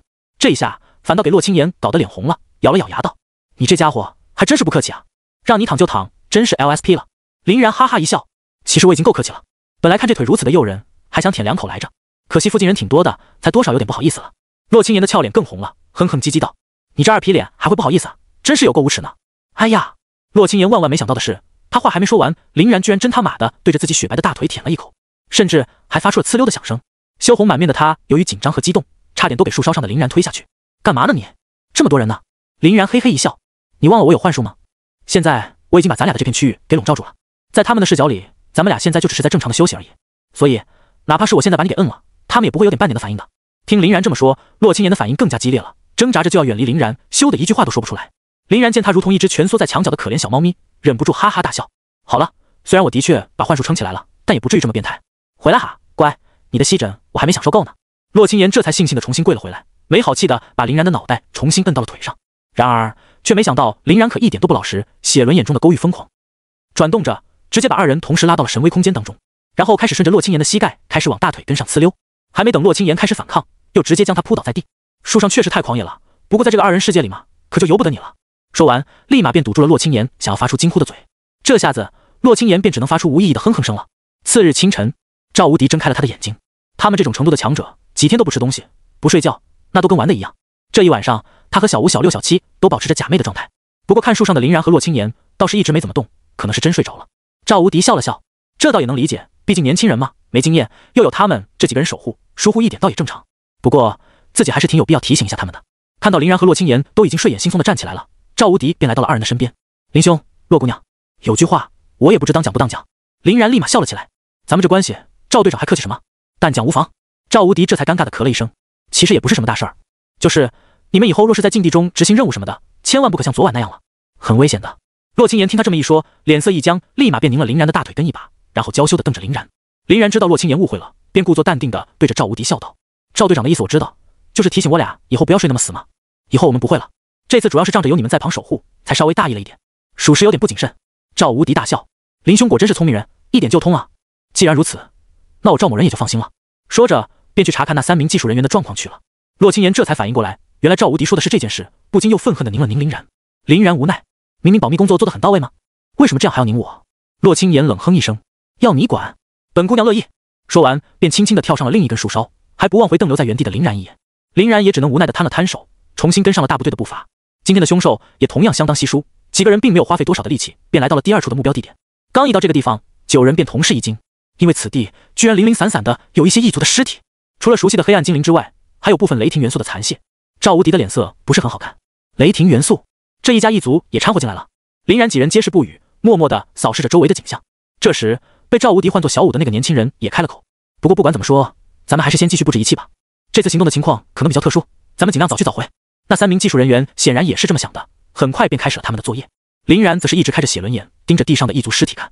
不得不说，这些尸体出现的相当奇怪，因为这周围既没有打斗的痕迹，也没有凶兽的踪影与气味，第一时间的战场绝对不是在这里，所以这些尸体很有可能是被人故意丢在这里的。至于是谁在做这些事情，他们的目的又是什么，林然暂时还没有想到。至少可以确定的是，有人在暗地里捣鬼。林然目光闪烁地注视着周围的一切，若有所思。很快，技术人员们又一次无惊无险地完成了自己的任务，9人再度向第3个地点逼近。可等到了第3个地点的时候，赵无敌的脸色更加难看了，因为此处地点除了黑暗精灵和雷霆元素的尸体与残屑之外，还多了很多人类的尸体，而且这些人类的皮肤之上还有一连串的青绿色荧光纹身。堕落者！赵无敌狠狠握住了自己的拳头，险些把牙咬断。所谓堕落者，便是人类之中的叛徒，人人得而诛之。他们为了力量与财富不择手段，甚至选择以效忠异族为代价，疯狂残杀自己的同胞，劫掠觉醒者的财富，向异族献媚。这青绿色的荧光纹身便是他们的身份的证明。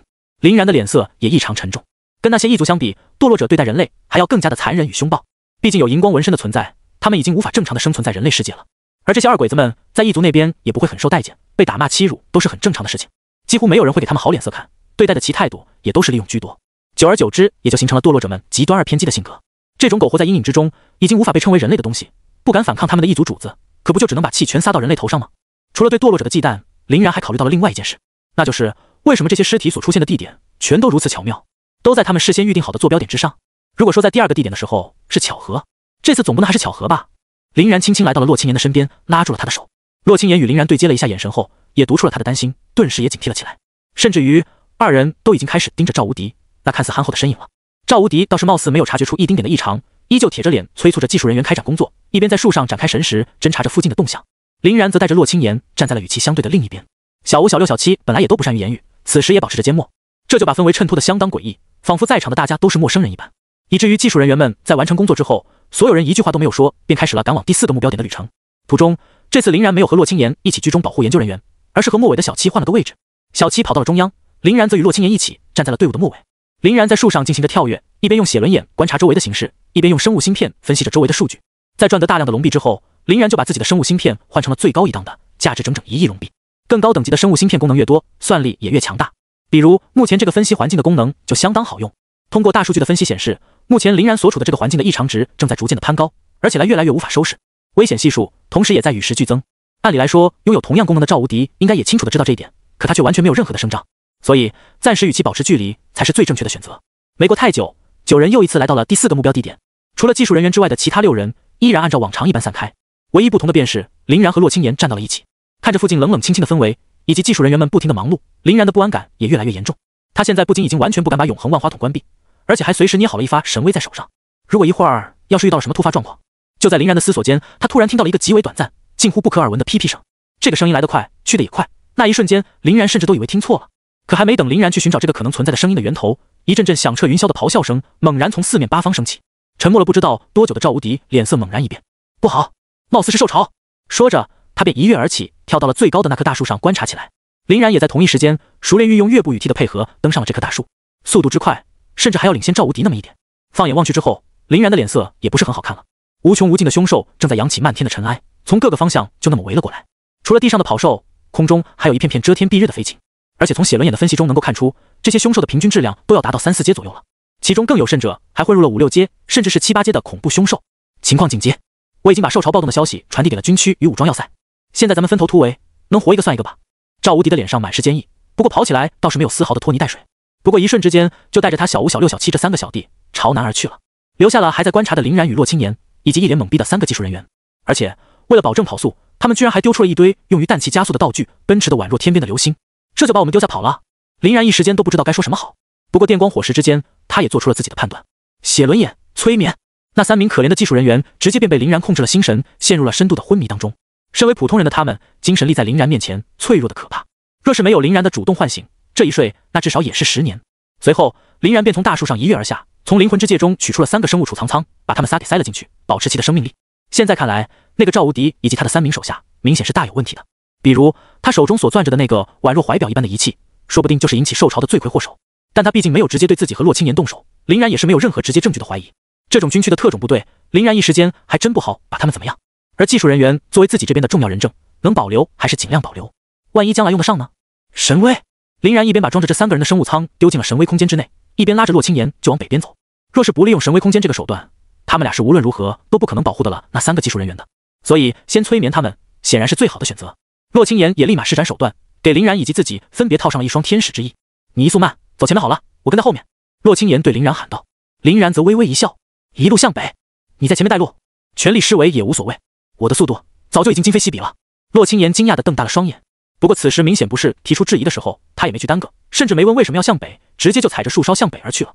林然则利用 T 的爆发加速和月步的制空能力，紧紧跟在了洛青岩的身后。一开始，洛青岩还感觉林然有些许的拖大，只使用了自己60%的速度，看到林然跟得极紧之后，才慢慢开始加速。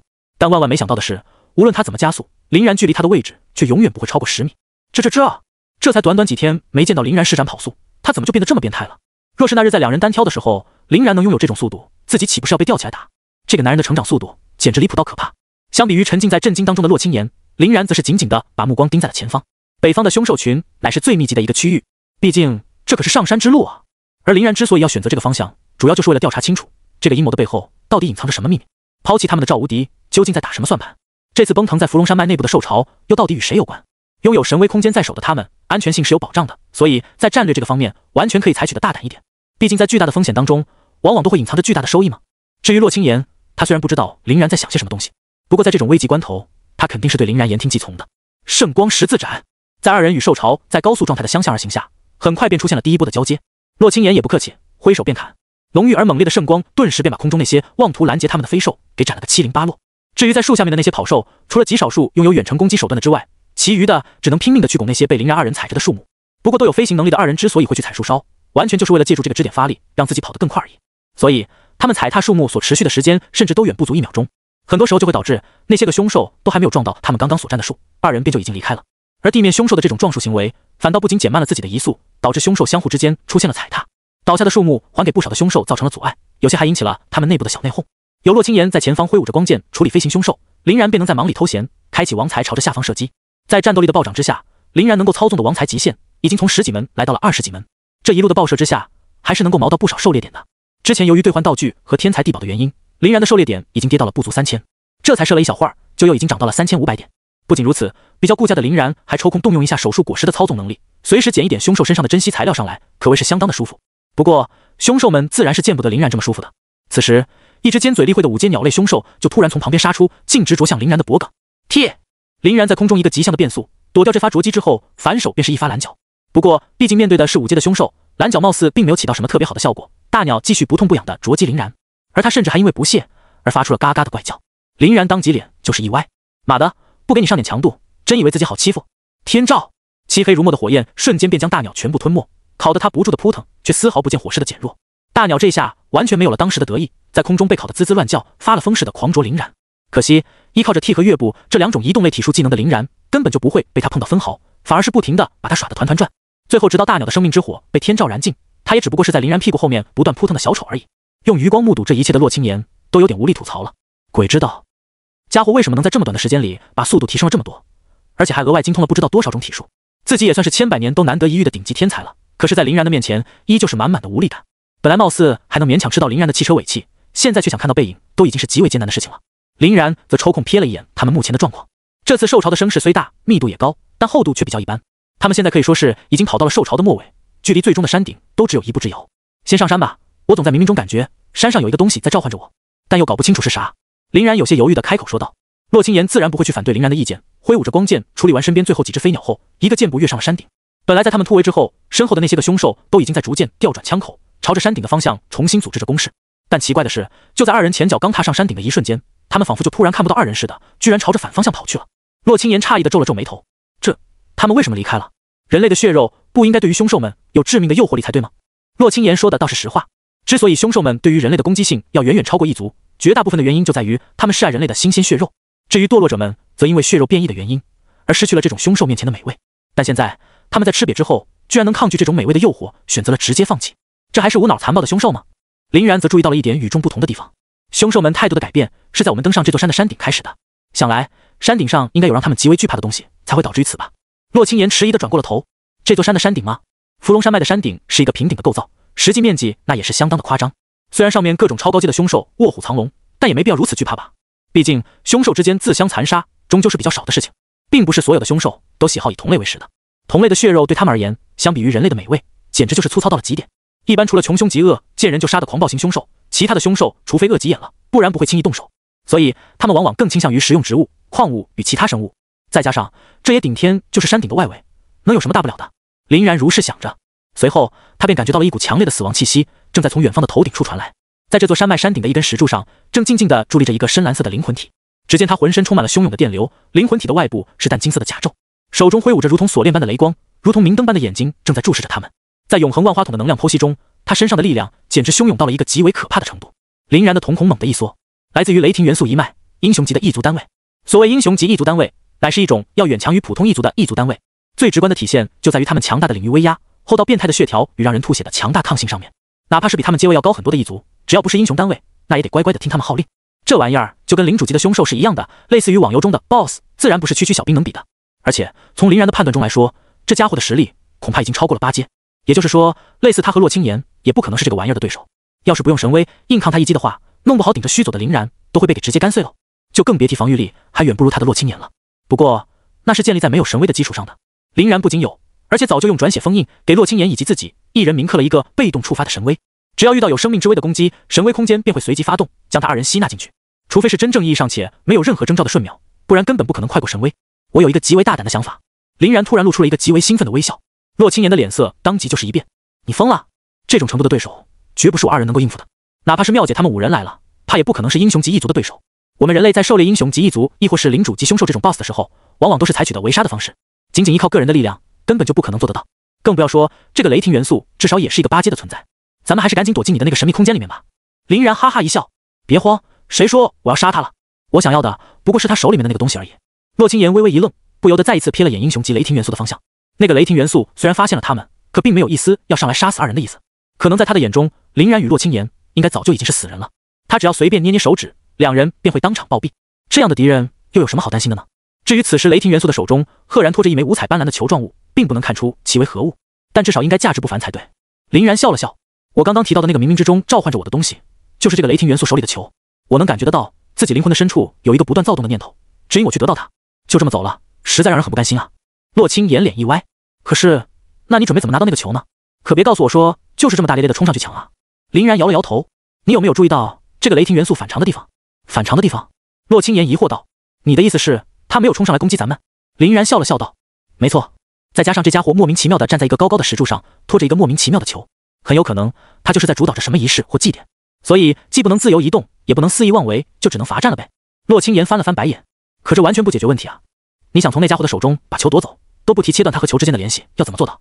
哪怕是想要接近于他，好像都是一种奢望吧。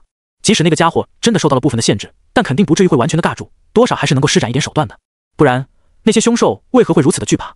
林然突然自信的一笑，轻轻揽住了洛青岩的腰。我还真的有一个还算不错的计划，虽然成功率可能只有5%不到，但总归值得一试。你马上就会知道了。洛青岩果然马上就知道了。林然把他抱在怀中，脚尖轻轻点地，一个踢就朝着雷霆元素奔去，差点给洛青岩直接吓傻。这种突然的高速移动，貌似瞬间便引起了那个英雄级雷霆元素的暴怒。一个犹如水桶般粗细的雷电顿时从其另一只手中奔腾而出，朝着二人呼啸而来。神威！林然立马便释放了这个早已准备好的技能。不过这发神威的既不是用来攻击雷霆元素的，也不是用来保护自身的。攻击雷霆元素肯定是没戏的，在绝对的实力碾压面前，即使是空间撕裂，威力也会大打折扣。神威的目标选择的是那发雷电的路径，看似汹涌且奔腾的雷电，不过转瞬之间便全部涌入了神威之中，被吞没的一点都不剩。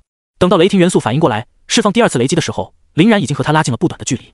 不过目前的这个距离，林然已经快不过雷霆元素了，再想靠主动释放的神威进行躲避，自然是奢望。但是他还有被动的在，汹涌的电流自然触发了比林然稍前一个身位的洛青岩眼中被封印的神威，强力的空间漩涡在触发之时，林然顺带着一起钻了进去。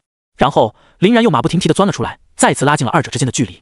等到第3次雷电崩腾而至的时候，林然故技重施，利用自己眼中所封印的那发神威，再一次进行了躲避。这次出来之后，林然终于露出了满意的笑容。这一次他的怀中倒是没有洛青岩了。很好，距离够了。移植，借助手术果实创造的短距离瞬间移动效果，林然转瞬之间便来到了雷霆元素的身边，并在此同时把手扣在了雷霆元素拖着的那个七彩球体的上方。这雷霆元素哪里认得了？这枚七彩球体明显就是他的逆鳞。雷霆元素浑身上下顿时爆发出了把一切全都吞没的电流，横扫了附近的整个区域。不过眨眼之间，这里的一切都被毁灭般的电流尽数湮灭，唯留下了他身边已然不动的林然。林然甚至还有笑嘻嘻的跟雷霆元素挥了挥手，打了个招呼。没想到吧，也把虚化一直留到现在才用，可不是没有原因的。雷霆元素怒不可遏，身上的雷光更胜了几筹。凡人，安敢挡我天雷之威？可不管他怎么努力，林然却一直保持着已然不动。林然看着雷霆元素怒目圆睁的疯狂样，漫不经心的咂了咂嘴道：“别那么生气嘛。对了，我还没问你名字呢。”雷霆元素吼得震天响，说出无名，吓入一跳。吾乃雷霆英雄，毁灭剃刀是也。林然哈哈大笑。雷霆英雄毁灭剃刀，那为何奈何不了我分毫啊？就这，毁灭剃刀又被气了个不轻。本来想要进一步加大雷霆的输出，但在片刻的犹豫后，反而是取消了这漫天的电流。他也是第一次遇到这种诡异的情况，完全不知道林然施展了何种手段。若是林然被雷霆命中，毫发无伤也就算了，可不停的透体而过，仿佛二人完全不在同一个次元的失落感，属实是太离谱了。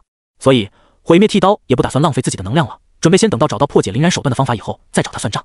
毕竟目前所进行的这个仪式对魔力的需求可是一点都不低，要是因为驱赶林然这只可恶的小虫子，反而耽误了他们族群的大事儿，那可就不太好了。可他不知道的是，林然之所以这么激他，就是为了让他在前面的那段时间里疯狂甩技能，然后毁灭剃刀一发现自己奈何不了林然之后，就会感觉血亏而停手。如此一来，林然的机会就到手了。在战斗力又一次上涨之后，林然能够维持的虚化时间增长到了1分半。刚刚毁灭剃刀整整疯狂输出了1分钟，还给他省下了半分钟的时间。林然在这个毁灭剃刀收回神通的瞬间，直接取消了自己的虚化状态。要知道，林然的手可是一直放在毁灭剃刀那个七彩光球之上的。屠宰场依靠着手术果实带来的切断效果，林然直接暂时斩断了七彩光球与毁灭剃刀的联系。不过这种斩断效果只是暂时的，而且需要保持在 Room 领域之中才可以。可毁灭剃刀哪里知道这些，在七彩光球与他联系被切断的一瞬间，就猛然暴起，又一次绽放出了那漫天的雷光。无耻小人，安敢夺我宝物！林然微微一笑，重新启动了自己那剩余半分钟的虚化，成功躲过了毁灭剃刀的第一波攻势。不过同时也因为虚化开启的原因，那枚七色光球从林然的手中脱落而下，朝着石柱的底下坠落。此时毁灭剃刀也算是反应过来了，林然在这种无法被选中的状态下时，貌似他也选中不了别人。既然如此，那就说明七色光球依然还是自己的囊中之物。毁灭剃刀连1秒钟都没有顾得上停留，抛下了漂浮在空中的林然，跳下石柱去追那个七色光球去了。可惜林然一直在等的也就是这么个时刻。置换，眼见自己就要触摸到那枚七色光球的毁灭剃刀都还没反应过来到底发生了什么，就惊恐地发现他的位置居然与林然做了一个对调。于是乎捧住了那枚七色光球的就变成了原本在石柱之上的林然，而本来马上就把七色光球捞到手的他却直接回到了石柱上。啊！毁灭剃刀发出了一声歇斯底里的悲愤怒吼，赶紧呼唤雷电，想要把他打入虚化状态。但林然既然早就想好了这个战术，又岂会让他得逞？大手一挥之下，林然就把七色光球抓入了手中。骑士不死于徒手，林然此时只希望这玩意儿之上存在着能够被识别为武器的属性，不然他这一大圈子的显象环生可就真是白忙了。伴随着噼里啪啦的响声，林然还就真的在这个紧要关头成功与七色光球建立了联系。成功了！林然大喜，拿来吧你！神威！抓着七色光球的林然立马便转动写轮眼，想要把自己纳入到神威空间当中。可这个计划唯一出乎林然预料的一点便是，刚刚与毁灭剃刀在进行置换时，相互转移所消耗的能量实在太多了，直接把满魔力的林然彻底掏空。甚至他如果不是在中途磕了一口灵魂之界顶一顶，满蓝都不可能做得到。所以林然后面的这一个骑士不死于徒手，也是拼了老命去挤蓝才能放出来的。在魔力极度干涸的情况下，这发神威也是憋得勉强异常，以至于毁灭剃刀发出的雷霆都已经打到了脸上，林然的神威空间也才刚刚张开。哗啦啦，狂暴无比的雷电携着林然的肉体，一股脑地涌进了神威空间当中。神威空间里面正在借助这里的对外窗口，紧张地看着战况的洛青岩急忙迎了上去，把一系列的防御 buff 统统丢给了林然，同时还用自己的圣光之力去保护林然的躯体。可万万没想到的是，这样一来反倒是引雷上身了，漫天的雷霆连锁而至，瞬间就把洛青岩给电晕了过去。至于林然，则凭借着过人的抗性与生命力，把剩余的雷电能量全都给用身体硬吃了下去。呼！林然大口大口地喘着粗气，自己可当真是被点了个麻的，现在只感觉这浑身上下奔腾着的雷元素简直就要把他给融化了。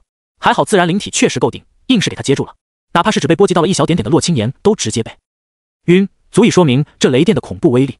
不过洛青岩给自己施加的那一连串的防御型 buff 也确实起到了不小的效果。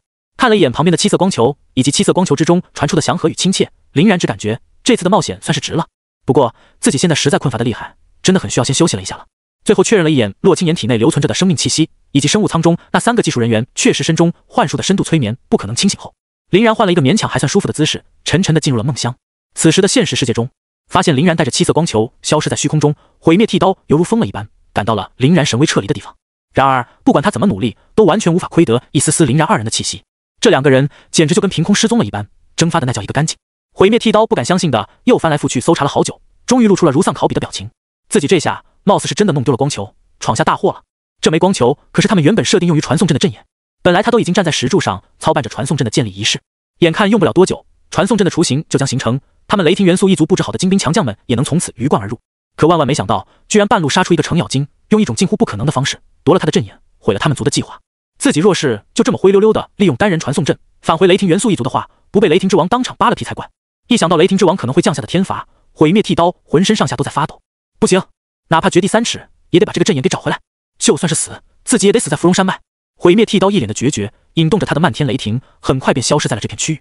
青京第9军区司令部，看着身前满面悲怆的赵无敌，杜军的脸色已经难看到了极点。你说林然和洛清言失散于受潮，那3个研究人员也已经全部阵亡了。赵无敌的声音更低了一些，而且我和小七他们还侦测到了一个更为恐怖的消息。杜军咬了咬牙，说。赵无敌从怀中掏出了一个宛如怀表一般的装置，交到了杜军的手上。杜军接过一看，猛地一拍桌子，难以置信道：异族专属的受潮暴乱与定位装置，你从哪里找来的？赵无敌叹了口气，我们小队在被受潮冲散之后，属下于一个阴沟之中偶然发现的。这玩意儿应该就是此次受潮暴动的真相了。除此之外，属下还曾经配合技术人员截获了一段黑暗精灵异族发给雷霆元素异族的秘密邮件。说着，赵无敌又掏出了一个电子信息盒，放在了杜军面前的桌子上。杜军点开上面的光幕一看，心中顿时便是一沉，坐回到椅子上，揉了揉发痛的额头，喃喃道：支持100万雷霆元素大军的传送阵，这怎么可能？他们根本就不可能找得到支撑这股庞大能量的阵眼道具。赵无敌轻轻摇了摇头，杜司令，其实是有的。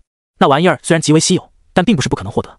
况且这些个雷霆元素们很可能还对那玩意儿进行过改造，改完之后应该还是勉强可以支撑1、2的。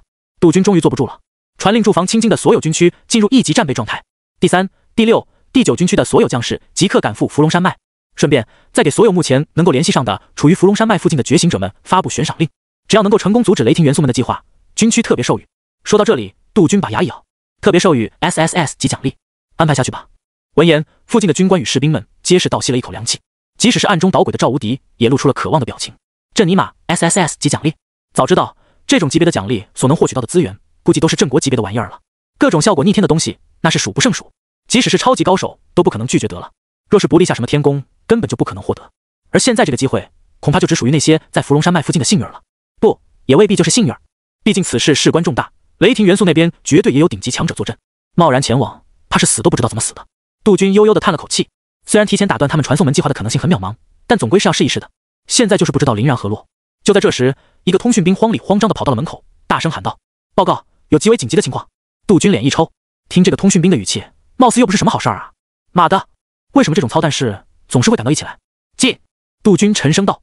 通讯兵先是猛喘了几口气，然后满面悲伤地说道：杜司令，就在刚刚出现了一个极为不妙的状况，在我们的信息网络监控中，大约在10分钟前，参加特别小组的那2名燕大特招生林然与洛清言这2个人失去了生物芯片反应。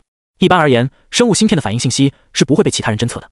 不过这次出任务的时候，林然和洛清言也跟着一起，按照军队的惯例进行了一个生物芯片的保质期为1星期的信号备份。杜军脸色巨变，瞬间便拍案而起：你说什么？我听说这2人都有一身使不完的保命本领，还有各种逆天道具护身，怎么可能会这样？通讯兵又喘了2口气后苦笑道：我们也不知道发生了什么状况，但事实的确如此。不过杜司令，你也不要太担心，他们现在也未必就是已经牺牲了，有可能只是遭受到了极为剧烈的打击，导致脑中的生物芯片损坏了。生物芯片这种极为智能的东西，即使损坏了，也只会化为流光从脑中流出，不会伤及大脑的。毕竟他们在安装的时候也是化为流光进入大脑的。杜军深吸了一口气，先联系燕大那边吧。就算现在人没有真的死去，估计状况也不会太好。2人若是真出了什么意外，我们估计就要准备面对马校长和那5名系主任的怒火了。一想到马特这个无敌护短的人，杜军就有些头皮发麻。别看他是目前龙国军坛之内最为闪耀的一个新星，但是在马特面前，可能连提携的资格都没有。到时候他若真是发起火来，龙国根本就没有人敢出面保他。自己当初怎么想起撺掇出这件事儿来呢？非要2人去芙蓉山脉冒险，本来想着是一个轻松至极的镀金的活，可万万没想到事态的发展完全超乎了他们的预料。奔腾的高阶兽潮，100万的异族大军，以及可能已经建立完毕的超大型传送门，每一件事的危险程度都是足以引起整个龙国重视了，更别说他们一个青京了。而在所有人都没有注意到的角落，赵无敌则在默默憋笑。在这么庞大的危机情况面前，林然与洛清言果然很有可能已经遭遇不测了。活该，在兽潮奔腾的时候，居然还敢往山上反跑。这2人一消失，可真是给自己减少了很多麻烦啊！不然他还得想办法把自己给摘出怀疑对象的范畴，想想都不轻松。青京烟云大学校长室，校长马特与5名系主任皆是正襟危坐，一脸的严肃。马特见大家都不言语，便先开了口：最起码现在能知道的就是2人还没有死，毕竟他们当初铭刻在学校的灵魂印记还在，事情还没有糟糕的最坏的情况。烟云大学在入学之后，都会给每一名学生在档案室中铭刻一个为期4年的灵魂印记。这样一来，最起码当他们在遭遇不测的时候，学校方面不会一无所知。徐磊的脸上却不减忧愁，但也已经很不乐观了。他们的保命手段确实都相当之多，不过显然也并没有脱离险境。紧急传送卷轴这种东西，他们身上肯定储备了不少。既然他们没有使用，那就很有可能说明那群该死的雷霆元素们已经把空间给封锁了。更别说林然与洛清言脑中的生物芯片也已经被打碎。林妙听他们这么说，更不安了。那我们还等什么？赶紧一起赶往芙蓉山脉，冲进去把他们救出来吧！每多浪费1秒钟的时间，他们可能遇到的危险也就大上一分。马特却摇了摇头道：非也，目前伏龙山脉内部形势混乱，各路人马鱼龙混杂，你们贸然前往的话，可能不仅不能帮到他们，反而还会害到他们。毕竟人类高手齐聚伏龙山脉的话，异族那边也不可能无动于衷。若是引来异族的第二波驰援，反倒不好。再加上你们8阶9阶的个人战力，在数百万单位的混战当中，能够发挥的作用也就那样，也不能过于拖大呀。高仙皱了皱眉头，那我们总不能就这么窝在家里等吧？那岂不是意味着把逃脱的压力全都给到了他2人身上？马特笑了笑，别怕，他们俩可是很有能力的。既然遭受重创且生命无虞，那就说明他们此时绝对十分的谨慎。林然的那种神奇的免疫攻击效果的空间能力，你们肯定还没忘记吧？所以我们只需先赶到武装要塞坐镇，准备防御事宜，剩下的就等他们凯旋而归便可。吕秋风目瞪口呆，老大，你对他们俩是真的自信啊？那边马上一族凶兽和我们的士兵就要打成一团了，你还感觉他们俩没问题呢？马特轻哼一声，屏虚道：林然是什么样的一个人，你们应该比我更清楚。能够杀死他的人，估计都还没从石头缝里蹦出来呢。又岂是你们这5个俗人能比？别说他，就是洛青岩，再假以时日，都是暴揍你们的存在。当真是心里没有一点避暑啊！林伤情翻了翻白眼，老大你还真是说翻脸就翻脸啊！当初你带我们那几阶的时候，可不是这么说的。现在有了更为优异的人才储备，就得意的不成样子了，这像话吗？马特哈哈大笑，好啦，别扯皮了，咱们赶紧走，先赶往武装要塞去给军队压压阵，稳定一下军心再说。另外呢，虽然我们这边坚信林然2人不会有任何的问题，但是在军队那边则一定要表现出愠怒、不满和责怪，把这件事情的责任归结到他们的身上，这样一来也好帮他们争取到一份相当不错的补偿，不是？林妙无语了，老大，你的奸商风格还真是丝毫不减当年啊！神威空间中，林然正在疯狂地挥使着自己手中的能量，利用骑士不死于徒手这个手段，正在疯狂地解禁着7色光球之上的限制。洛青岩则静静地倚靠在林然的肩头，看着这神奇的一幕。无数的魔法符文正在不断地从光球之上脱落，7色光球的光芒也愈发耀眼。毁灭剃刀和他们不在一个空间之中，所以哪怕是在7色光球的上面烙下了灵魂印记，也无法阻止这一切。而且他的灵魂印记也已经早就被林然的天照给烧掉了，就更不可能进行能量的传输了。所以说，林然把这个7色光球内部的禁制全部消磨完毕，也是迟早的事罢了。终于，随着最后一道禁制锁链的崩解，7色光球终于显现出了它原本的面目，璀璨、晶莹而夺目。搭配上这光球上面不断流转的7色霞光与自然能量，光是看着就让人心生祥和之感，好美！而且这东西和当初妙姐给我的那个天使之心好像，只不过我的那一枚是金色的罢了。这一个难道也是那种类型的特殊装备？洛青岩喃喃自语道。林然则是面色一正，盯住了这枚7色光球。这枚光球居然还不是一枚普通的特殊装备，它的上面除了它原本存在的能量形态之外，还蕴含着澎湃的时空之力。显然，雷霆元素一族是花费了超高的代价，才把这枚光球打造出来的。那么，它的属性，心念一动之间，其属性便出现在了林然的面前。自然之心，其属性，时空之力。类别，特殊。品质，传说。装备限制，唯有自身天赋为自然系全系，且主体能量为全部自然能量的觉醒者方可携带。当装备者天赋为自然灵体时，额外激活附加技能2。装备效果，提升装备者 80% 的全属性。装备特效，附加技能1灵体自愈，为装备者提供每秒最大生命值 1% 的生命恢复效果。装备特效，附加技能2属性操控，能够以消耗生命力为代价，暂时获得冰、雷、火、木、土、风、金7大元素其中一种的操纵能力。若本身就拥有7大元素的操纵能力，则可以依靠生命力去补充元素能量，需要天赋自然灵体激活。装备附魔，附魔技能时空之门，能够消耗自然之心中储存的时空能量，开启时空传送门。所消耗的能量根据传送门的大小与距离来判断，时空能量会随着时间的推移自动弥补，亦可通过消耗魔能装备与道具的方式进行补足。目前剩余时空能量 99%。这下子别说是洛青岩了，就连林然都已经看呆了。只能说这玩意儿的属性简直是变态到了无以复加的地步，而且还完美契合了林然。林然几乎连1秒钟都没有犹豫，就把这枚自然之心给吸收进了体内。然后他便感受到了自己浑身上下爆炸而出的磅礴之力。全属性提升 80%， 本就已经是超级质变了，更不要提这个自然之心带来的额外的3个逆天级技能。1%的每秒生命恢复，给别人或许相当的不起眼，可要知道，林然的体内的生命力差不多都要达到正常人的30倍还多，在超高的上限之下，这1%也就弥足珍贵了。相比较而言，那个属性操纵的能力就显得略有鸡肋。毕竟林然的进攻手段已经属于是相当繁多了，这种不带特殊效果的元素攻击，效果估计相当一般，除非自己日后获得了能够操纵属性的能力，活了下一个可以依靠生命力去补充元素能量的效果，才有点意义。等等，自己好像还真有一个元素能力在。兴奋的林然从地上一跃而起，永恒万花筒之中勾玉流转，天照，漆黑的火焰毫无预兆般升起，直接创造出了大约有1立方米的范围，这也是正常情况下林然所能操纵的最大魔力限度。不过现在嘛，在林然对这个崭新能力的适用下，他的生命力正在源源不断地变成天照的火焰元素。这团漂浮于空中的天照越变越大，越变越大，正在以一个极快的速度膨胀着。才过了没多一会儿，天照便已经差不多有原先的10几倍的大小了。而此时，林然的生命力倒是没见到丝毫的减少。你的生命力和体力是真的可怕。见过自然之心属性的洛青岩自然知道林然在做着什么事情，已经是完全看呆了。林然眼眸一转，先是收回了天照之后，随即对洛青言嘿嘿一笑。生命力那个暂且不谈，我无穷无尽且充沛的体力，你不应该比其他人更为清楚吗？洛青言俏脸一红，没好气的哼哼了2声。你从睡醒开始就在干这个吗？林然点了点头。不然呢？我其实也就比你早醒了几天而已。不得不说，毁灭剃刀的雷霆威力的确恐怖，差一点都给我电没了，搞得我直接昏迷了5天，你差不多有个10天。这些个禁制的手段也是相当的精妙。若是在主世界中，我还真不太可能这么轻松的夺下自然之心。一来，它能源源不断的给自然之心继续添加抵抗能量；二来，可以通过自然之心来确定我们的位置。但是可惜啊，在我的神威空间里面，它就无计可施了。现在，自然之心已经完全属于我了。洛青言翻了翻白眼，瞧给你美的。不过话说回来，这个自然之心既然被附魔了时空之力，且出现在了刚刚那个英雄级异族的手中，那就应该说明，其实他来此地的目的就是为了召唤传送门吧？林然点了点头，差不多。不过这东西应该是他们布置大型传送阵最不可或缺的一件道具。他们虽然不能使用这件装备，但是仅仅把自然之心当作阵眼的话，再另外布置其他的东西，倒也不是不能用。但是既然这玩意儿已经落入到了我的手中，我就断不可能再给他们寻回的机会了。他们的传送计划也就彻底宣布失败了。可惜我们立了这么大的一个功劳，却因为没人知道，无法获得奖励，也是蛮气人的。一景夜行的感觉还是相当的不爽啊。洛青言瞥了林然一眼，你就知足吧，有什么奖励还能比这玩意儿好？已经算是赚到盆满钵满了，好不？那可是拥有空间传送能力的特殊宝物啊，完全没有人能够拒绝这个诱惑。林然这才笑了笑，也是，哪怕只有这一个收获，我也相当满足。有空间传送门在，以后我们不管去哪里，都可以称得上是来去自如了。走，先回到外面的世界去看一看吧。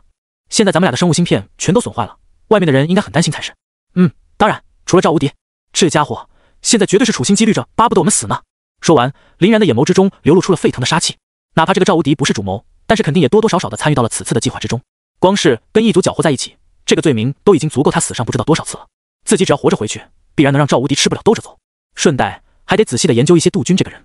若是他真的全程被蒙在鼓里，也就算了。如果不是，身为龙国驻青金的军区司令的他，怕是要引起轩然大波了。神威！林然带着洛青言从距离之前进入神威空间大概数百米的位置上显出了身形。利用神威空间在现实世界进行位置的转移，是一个非常消耗魔力的事情。这不过是几百米的路程，就把目前属性大幅度强化过的林然消耗了一半。若是没得到自然之心，之前的林然估计都已经被给掏干了。还好新得到的这个自然之心里面蕴藏的传送门，不需要消耗自己本身的魔力，只需要消耗它的内部能量而已。不然林然还真有点顶不住。而且想来，能够被当成超大型传送阵眼的玩意儿进行长距离传送，应该也不是难事儿。二人这才刚从神威空间中出来，就不禁开始恍惚了。这还是他们之前进入神威空间的那个地方吗？周围的石柱与林木全被夷平，就连这块山头都出现了一个硕大的缺口，缺口之中还不停地奔腾着电闪雷鸣，声势甚是可怕。看来那个名叫毁灭剃刀的雷霆元素一族的英雄单位，在我们消失以后颇为无能狂怒呀。林然笑得很开心。洛青言点了点头，应该是了，而且他很可能现在都还没有离开芙蓉山脉呢。这个附魔了时空之力的自然之心，在雷霆元素一族那边绝对是至宝级别的东西，就这么平白无故丢失的话，肯定不能接受。他就这么落魄回家的话，计划失败加丢失至宝，能不被处死，应该都可以偷着乐了。林然满不在乎的伸了个懒腰，反正我们也不怕他，咱们俩的神威我也已经都用转写封印，又一人给咱们铭刻了一个，哪怕他现在出现在了咱们的面前，我们也可以轻松逃脱。洛青言则是兴奋地摇了摇林然的胳膊，既然如此，那还愣着干嘛？赶紧把你的那个时空之门拉出来溜溜！活了这么大了，我都还没有乘坐过长距离的传送门与传送阵呢。林然嘴角抽了抽，你以为是拴了条狗啊？还拉出来溜溜？不过正好我也想先试试他的能力，就勉为其难的给你瞅瞅好了。说着，林然便张开了手臂，做出了一个呼唤的姿势。洛青言仿佛突然想到了什么似的，急忙喊道：等等，那啥，现在可没有生物芯片了，你摸得清楚路径吗？可千万别一个传送阵开到地底下去了呀！林然用看白痴的眼神看了一眼洛青言，不要老是拿你的铸币程度来揣摩我，我是能够与大自然沟通的，怎么可能迷路？你就乖乖看着就行了。说着，林然一边聆听着风雨草木的声音，一边从虚空中召唤出来了12颗淡紫色的宝石。这12颗宝石围成一个圆形，缓慢而优雅地转起了圈，紫色的荧光从他们的身上闪烁而出，逐渐勾勒出一个半径约有2米大小的圆形传送门。有点慢啊，这速度，5分钟了都才把这扇传送门创建出来。林然对这个速度并不是很满意。洛青言无奈地看了林然一眼，大哥，你不会以为建立传送门是一个非常简单的事情吧？讲道理，这玩意儿的速度已经是属于快到匪夷所思的那一种了。任何与时空相挂钩的东西都非常的消耗时间与魔力，你的那个所谓的神威，居然能够在1秒钟之内完成转移，完完全全是一个 bug 好吗？不要因此觉得其他的时空能力很菜啊。林然哈哈一笑，那先走吧，正好试验一下这玩意儿的平稳性如何。说完，林然便拉着洛青言一起踏入了紫色传送门中，汹涌的时空隧道顿时就将他们吞没。大概过了约有10秒钟左右，二人便出现在了林然之前设定好的位置。传送的速度倒还可以，林然这次倒是露出了一个还算满意的表情。洛青言则是有些诧异的瞅了瞅周围的状况，这不还是在芙蓉山脉之内吗？你确定方向没错？林然笑了笑，方向肯定没错，毕竟从一开始的时候，我的传送目的地就不是芙蓉山脉之外啊。跟一个老朋友的恩怨还没有解决，怎么可能就这么轻易离开呢？洛清言一时间有点没反应过来。你是说？林然把手指向不远处的一处小山头，当然是赵无敌赵队长了。本来我在利用各种自然元素去寻觅外出的道路时，却突然发觉了一个熟悉的气味。赵无敌居然没有离开芙蓉山脉。哦不，我们在神威空间里已经待了有10几天了，他可能是去而复返了。毕竟，要是不出去汇报一下情况的话，又怎么能洗清自己的嫌疑呢？洛清言闻言也是眼神一凝，在那处山头之上是吗？那我们怎么说？冲上去把他宰了？好像也不太好吧。在没有直接证据的情况下，直接动军区的人，弄不好要引起大纠纷。林然摇了摇头，并不在山头之上，而是在山的里面。那里有一个山洞洞口，不过被他用幻阵隐藏了而已，可惜骗不到我。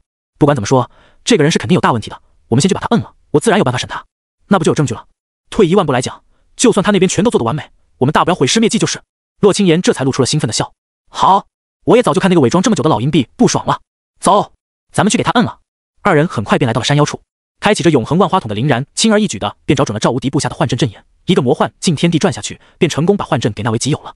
转血封印，由于有自然之心提供的能够把生命力转化为元素力的效果，林然也是奢侈了一把，在赵无敌幻阵的基础上，所有节点全部铭刻了一发天照上去，最后又在阵眼处种下了一枚神威，才满意的拍了拍手。搞定，咱们进去吧。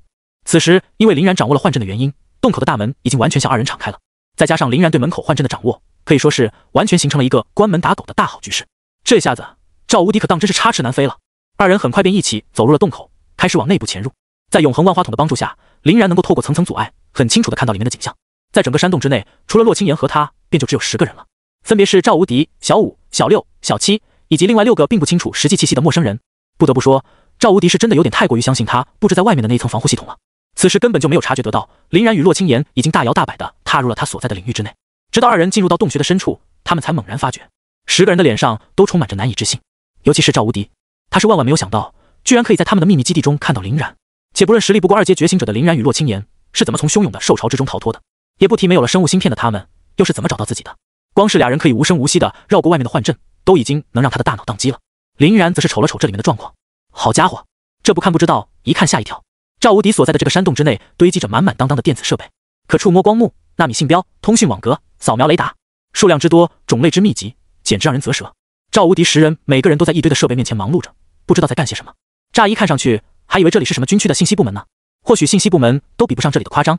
赵无敌在注意到林然的目光后，终于醒悟了过来，大手一挥，便把所有的电子设备收回到了他的空间储物器当中。这一片山洞的内部顿时便空旷了起来，眨眼间便不剩下了多少的东西。赵无敌的脸上还是摆出了一副勉强的微笑。林然，你们俩怎么到这里来了？兽潮一别之后，我和杜司令都相当担心你们呢。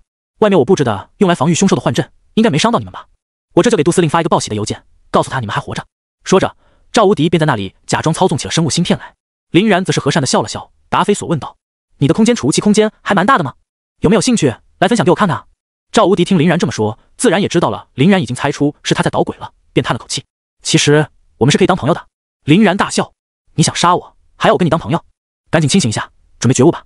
赵无敌终于忍不住了，怒声道：“就算你们2个是拥有传奇世纪加身的顶级特招生，但未免也太过狂妄了。真以为就凭你2个人也能稳吃我们？”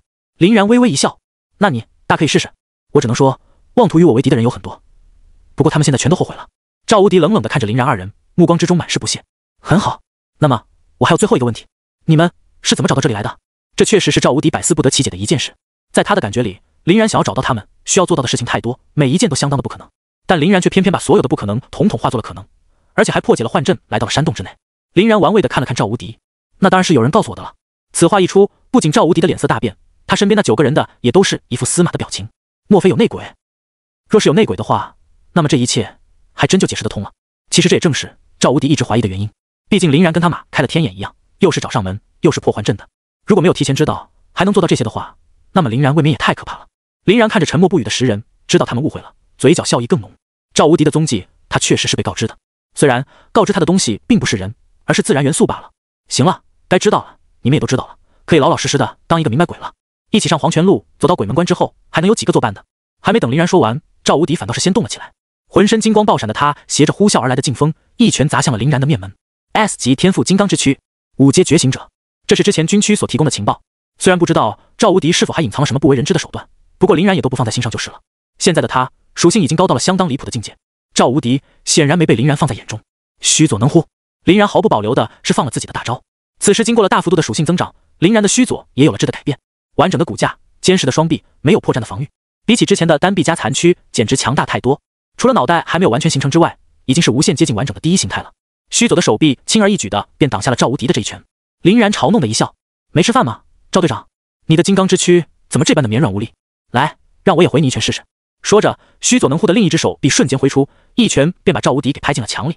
面对宛若高达的须佐能乎，赵无敌的9个小弟倒是没有丝毫的惬意，也不知道是不是为了向赵无敌证明自己清清白白，一股脑的便冲向了林然。这时，洛青岩却突然从旁边杀出，一发附着着星火咒刃的挑斩，直接给9人逼得当即就是一顿。趁着这个机会，林然的须佐唤出能量剑，一记是大力沉的横劈，给他们9人也全都尽数斩飞。赵无敌惊骇地走出了刚刚被他砸出的大洞，咬着牙死死盯住了开着须佐，宛如天神下凡一般的林然。这家伙到底是一个怎么样的怪物？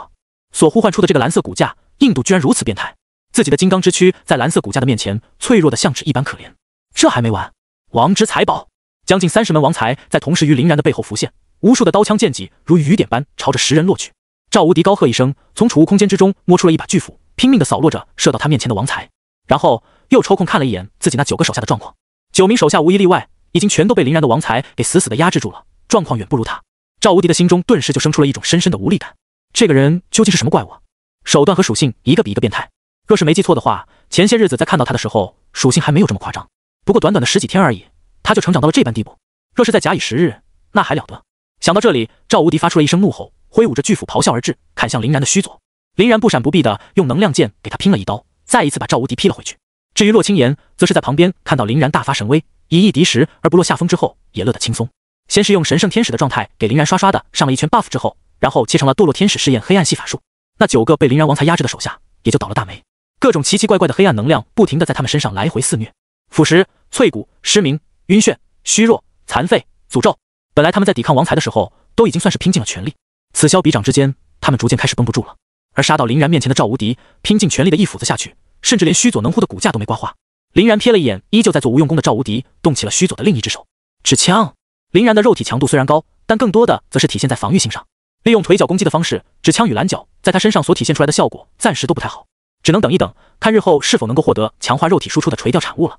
不过现在可是在须佐的状态下，须佐所发出的指枪的威力，那还用得着多说？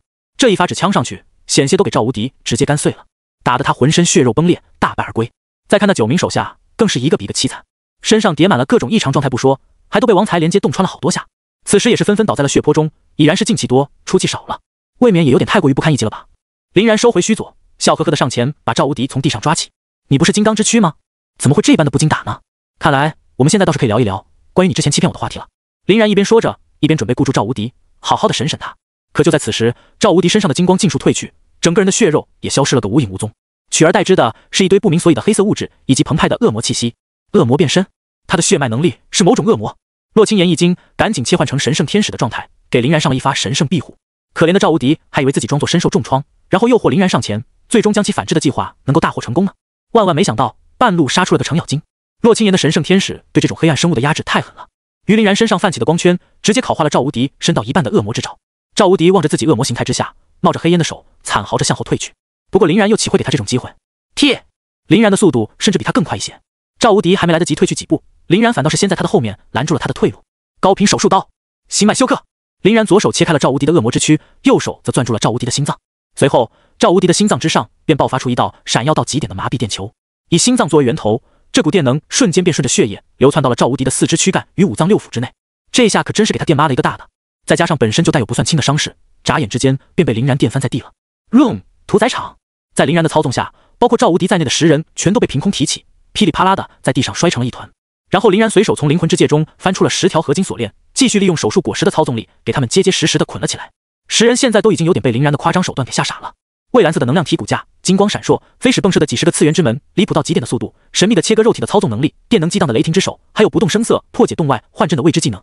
这个人为什么能如此之强？赵无敌苦笑，认命似的抬头看了看洞顶，黑龙渊英雄的含金量的确是足到不能再足了。你之前说跟你为敌的人全都会后悔，一开始我还不信来着，没想到小丑竟是我自己。林然笑了笑，不过你好像还没放弃努力呢，偷偷在往外输送情报是吗？现在在这里拖延时间等增援，可惜啊，这种手段早就没用了。你们该不会忘了，你们布置在外面的那个幻阵还有屏蔽信号的作用吗？本来是为了防止自己被侦测到才这么布置的，但是那个幻阵早就已经为我所用了，所以说你们从我一进门开始就发送的那些个信息，已经全都被幻阵给拦截了下来。说到这里，林然看了一眼面容已经没有血色的赵无敌，又笑了笑说道：“不过也托你们妄图联系外界的福，倒是让我知道了很多不得了的信息呢。”听林然这么说，赵无敌的脸色瞬间变精彩了起来，不禁冷汗直冒。你把所有的东西都拦截下来了？林然嘿嘿一笑，老神在在的念道：“让我看看哈。”先是跟军区的灰熊特种部队发了个邮件，说是要进行驰援。如此看来，整个灰熊特种部队就应该都在你的掌控之内了吧？又给江东徐家的徐峥去了条消息，说我们俩其实没死。牛的，这就应该是你想故意用受潮害死我们的真正原因了。是徐峥先找到了你们。可以。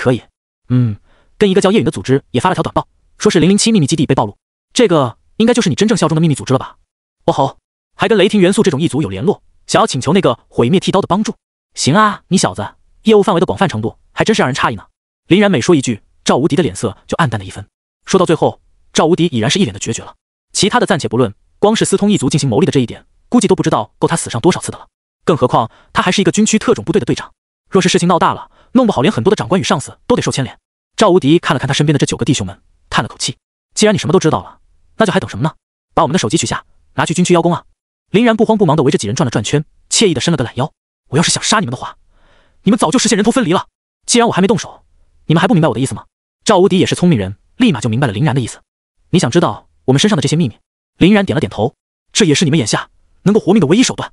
身边一直沉默不语的小七突然来了一句：“现在我们处于绝对的下风，就算告诉了你们，也未必就能活下来。你们随时可以杀人灭口，我们根本就没法反抗。”林然冷笑：“你也知道你们没法反抗啊？那你们又从哪里来的谈判资本呢？我这是在给你们下命令，而不是在跟你们商议。不接受的话，那就去死好了。有我的幻术和青年的黑暗系法术在，就算你们死了，我也有信心把你们做成灵魁，依然可以知道一切。虽然有点麻烦，但至少很安全，不是吗？至于你们，则失去了唯一一次的活命机会，而且灵魂还会被我拘束一辈子。如何？”此话一出，赵无敌10人全都不说话了。是啊，在绝对强势、手段层出不穷的林然面前，他们根本就毫无反抗的余地，甚至连被利用的价值都只有帮林然省去制作灵魁的麻烦，这可怜的一点点而已。赵无敌眼中金光一闪，咬牙道：“行，我全都告诉你就是。等我说完，我这条命，你可以拿回去找军区领赏。只求你能放过我的这些兄弟们。”其余9人皆是大惊，一起失声道：“大哥！”林然不耐烦地摆了摆手，说：“饶你们一命，我自然会饶你们一命。别在我这玩什么兄弟情深了，我不吃这套。待会儿要是还在这里煽情，就别怪我反悔，把你们一起埋葬。而且我的幻术已经把你们全部笼罩，千万不要撒谎哦，不然你们就只能以灵魁的形式才能与我重新见面了。”10人顿时面色一僵，悻悻地闭上了嘴。好家伙，软硬不吃，看来自己的煽情之计也还是失败了。在这个人的面前，就真的只能放弃一切的小聪明。赵无敌也是感觉到一阵阵的头皮发麻。这个林然的难对付程度，在他这么多年出生入死的历练中，都属于极为少见的那一档。当然，这不仅仅指的是林然的实力，还有他的手段、心性、智谋与机敏，完全不像是一个刚上大学的毛头小子，反而像是一个极为难缠的老狐狸。果真就正如林然所说，谁要是选择了他作为敌人，绝对会是一辈子的噩梦。赵无敌不知不觉间已经再替徐峥捏了把汗了。在心理防线崩溃之后，赵无敌也就没有了半点的保留，把他知道的一切全都告知了林然。原来赵无敌所带的这个名为叶允的组织，是一个臭名昭著的究极雇佣兵军团。他们办事的原则只有一个，那就是只认钱不认人。只要你有足够的钱，几乎没有什么活事他们不敢接的。覆灭组织、刺杀首脑、灭门豪族、屠戮同胞，甚至是勾结异族引发受潮、出卖情报，只要能挣钱，就没有这群胆大妄为之徒们不敢做的。虽然不像是人人唾弃、投效异族的堕落者们那般臭名昭著，也基本上属于人人喊打的存在。这次的赵无敌便是接受到了来自于徐峥的任务，密谋害死林然，所以他才撺掇杜军假意提供了一个简单轻松而回报丰厚的活，用来讨好林然与洛青年。杜军本来就特别想尽早的与林然和洛青年拉近关系，好在未来搭上他们的大船，立马就喜出望外的同意了赵无敌的建议。而赵无敌的身上本来还就正好有另一个辅助雷霆元素一族开启大型传送门的任务，于是他就把这2件事结合在了一起，带着林然与洛青年来到了伏龙山脉，打算借助异族与受潮之手将2人铲除。他所引发受潮的机器便是毁灭剃刀亲自交到他手上的，而因为一个莫须有的由头带来的那3个研究人员便是彻头彻尾的炮灰了，沦为了无人在意的牺牲品。可万万没想到，林然与洛青年的战力简直强到可怕，不仅能够在汹涌的受潮之中突围而出，甚至还能在毁灭剃刀的手下走过几个回合。七色光球被夺一事，赵无敌是不知晓的，毕竟毁灭剃刀想来也不可能把如此丢人的事情宣扬出去。但是他远远的在天边是看到了毁灭剃刀所发出的雷霆的，结合上军区那边2人生物芯片损坏的消息，才笃定了2人的死讯。你胆子大的确实有点可怕，林然叹道。勾结异族释放传送门，谋害龙国燕大的顶级天才特招生，前者带来的后果很可能是伏龙山脉武装要塞的沦陷，驻防部队与异族大军的血战，最终不知道要死伤多少人。而后者则会导致龙国损失2个冉冉升起的闪耀新星，导致龙国未的潜力折损，属实是一个比一个离谱。赵无敌都已经把话说开了，自然也就没有了一点要隐瞒的意思，便冷声道：没办法，在这个危险而又无情的世界里，我能相信的只有钱。杀异族、屠凶兽的单子我也没少见，不然我又怎么可能在军区里面混成特种部队的队长呢？我不是什么豪门子弟，也没有什么远大抱负，但我有一大帮子的兄弟们要养活，他们全都是受尽了屈辱与冷眼的。林然突然咳嗽一声，够了，你的故事我一点都不感兴趣，说正事儿吧。你还有没有什么有价值的情报？若是有的话，就赶紧说出来，别让我去把你们信息库自己找，否则你们还是只有死路一条。赵无敌把手一挥，刚刚消失在林然面前的那些个信息设备又全部出现在了这里。确实还有最后一件最关键的事情，虽然我感觉这件事情你们俩并没有能力去解决，除此之外就没有其他的了。若是不信，你们自己去看便是。林然眉毛一挑，什么事情？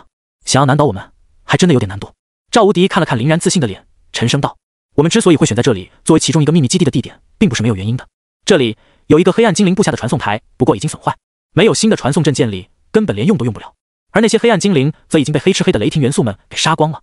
雷霆元素们这么做，就是为了截胡黑暗精灵的一项特别研究。我们目前能知道的就是这个传送台如果能重新建立的话，它所沟通的通道可是通往黑龙渊第10层的。林然惊讶地看了赵无敌一眼，黑龙渊第10层？黑龙渊真的有第10层？赵无敌点了点头。根据黑暗精灵们的研究来看，黑龙渊确实有第10层，而且黑龙渊的第10层还储藏着一个价值巨大的宝物，那就是一具完整的且在黑龙渊当中汲取了无数年龙元精华的黑龙龙尸。这个消息确实让林然和洛青言都是心中一震。两人互相看了看之后，林然转头看向赵无敌，传送台在哪？赵无敌苦笑，传送台就在我们这个洞窟的最底下。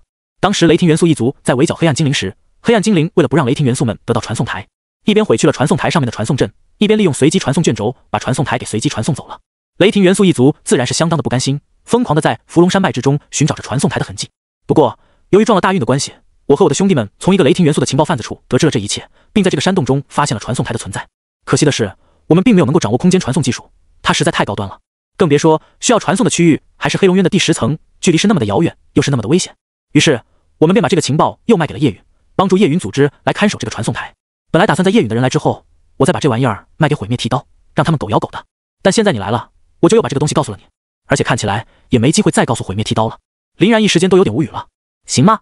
干你们这一行的，嘴可当真是严实的紧，传东传西的，简直比村口的老太太都快。赵无敌只得尴尬的咳嗽了2声。生活所迫，生活所迫。林然一边点了点头，一边扫了一眼赵无敌的那些通讯设备，确定没有信息的遗漏后，说道：行，这个情报倒还算是相当的有价值，我就不杀你们了。你们这种雇佣兵的秘密，我也可以帮你们保守，不过作为代价，你们也得在我需要的时候免费帮助我调查情报，执行任务。而且有一件东西要先寄存在我这里。赵无敌愣了愣，什么？林然又露出了他那招牌式的和善微笑。你们的心脏我就先收下了。说着，林然便把手一挥 ，Room 领域当即展开，手术刀，唰！数声轻响过后，赵无敌10人的胸口处皆被划开了一个口子，随后他们的心脏便应声飞出。这10枚心脏连同着心脏附近的肌肉组织一起被取出，全都被密封在一个晶莹剔透的神秘立方体当中。而他们被取出心脏的地方，都被冻开了一个菱形的伤口。手术刀，林然第2次释放了这个技能，唰！又是一声轻响，10人胸前的菱形伤口也已经愈合。唯一与之前不同的便是，他们的心脏正在林然的手中不停地跳动。看着这诡异而又瘆人的一幕，赵无敌10人脸色已经是差劲到了极点。林然变态至极的手段又一次超乎了他们的预料。这种凭空取出心脏并能让心脏保持活力的能力，别说闻所未闻，简直是想都不敢想。而林然则跟个没事人一般，充当起了马戏团的杂技演员，在手里不停地把装着10人心脏的立方体抛上抛下，让他们在空中围成了一个圆形。看着目不转睛盯着自己并心惊胆战的10人，林然笑了笑：别担心，你们的心脏放在我这里，反而只会更有活力，我会好好善待他们的。这玩意儿在我手上，跟在你们胸口里其实是一模一样的，供血也会有保证。这也只是为了保证你们的忠诚吗？毕竟跟你们这种人合作，若是没有一点反制的手段在，怕是晚上觉都睡不好。赵无敌在惊骇中喘了2口粗气后，发觉自己虽然少了心脏，但好像还真没啥不一样。唯一有点不同的就是他已经感受不到自己心脏的跳动了，但其他的好像还真没有什么太大的问题。正常呼吸，正常输血，正常运功，简直就好像是自己的心脏只不过是换了一个位置，却还在为自己工作一般。这种诡异到让人发疯的不适感，属实恐怖。魔鬼，你简直是魔鬼！9名手下的其中之一，看上去一个相当年轻的小伙子，已经率先忍不住惨嚎了起来。看他的面容，已然是完全被吓破了胆的模样。赵无敌先是呵斥了一声：小三，冷静。随后望向林然，咬牙道：阁下的手段确实足够逆天，我等佩服之极。殊不知要做些什么才能讨回我等的心脏？林然笑了笑：这个嘛，等会再告诉你们，先休息一会吧，别抵抗哦，不然我可不能保证你们会不会被变成白痴。说着，林然的意识一分为10，分别入侵到了他们不同的精神世界当中。赵无敌等人已经被林然给完全折服了，此时自然不敢反抗，乖乖便被林然给控制了心神。于是他们便也如同那些个研究人员一样，陷入了深深的沉睡当中。走吧，咱们去那黑龙渊第10层看一看那具传说中的龙尸。林然的表情相当兴奋，洛青言则是有些惊讶的看了他一眼。可是赵无敌刚刚不是说那个传送阵是处于损坏状态的吗？莫非你的那枚自然之心还能做到修复传送阵的这种事情？林然摇了摇头，修复传送阵自然是做不到的。不过依靠着传送阵带来的空间坐标的定轨效果，足以让我锁定黑龙渊第10层的传送位置。同时，借助于损坏传送阵的残留的空间能量，也能极大的减轻自然之心时空能量的损耗。不然，他这一来一回所消耗的能量，我们很可能负担不起的。洛青岩闻言也兴奋了起来。那还等什么呢？赶紧出发吧！黑龙龙师身上绝对全都是好东西，咱们赶紧去看一看。而且有你的神威空间在，咱们说不定可以直接把整条龙都给带回去。林然点了点头，很快便带着洛青岩继续朝着洞底的深处走去。至于赵无敌等人，就先让他们在这里睡着吧。反正外面有被自己注入了天照与神威的幻阵用于守护，常人是根本不可能入内的。二人一起并肩行走了没多久，就在洞穴的底部发现了那个赵无敌口中的损坏的传送阵。郭振业就如同他所说，这个传送阵上面的空间纹路已经严重破损了，想要单单依靠他的力量进行传送，那显然是不可能的。不过嘛，林然果断动用起自然之心的时空之力，开始直接通过传送台定位的空间坐标与远方的另一头进行沟通。就这么足足等了有5分钟之后，林然才终于露出了满意的笑容。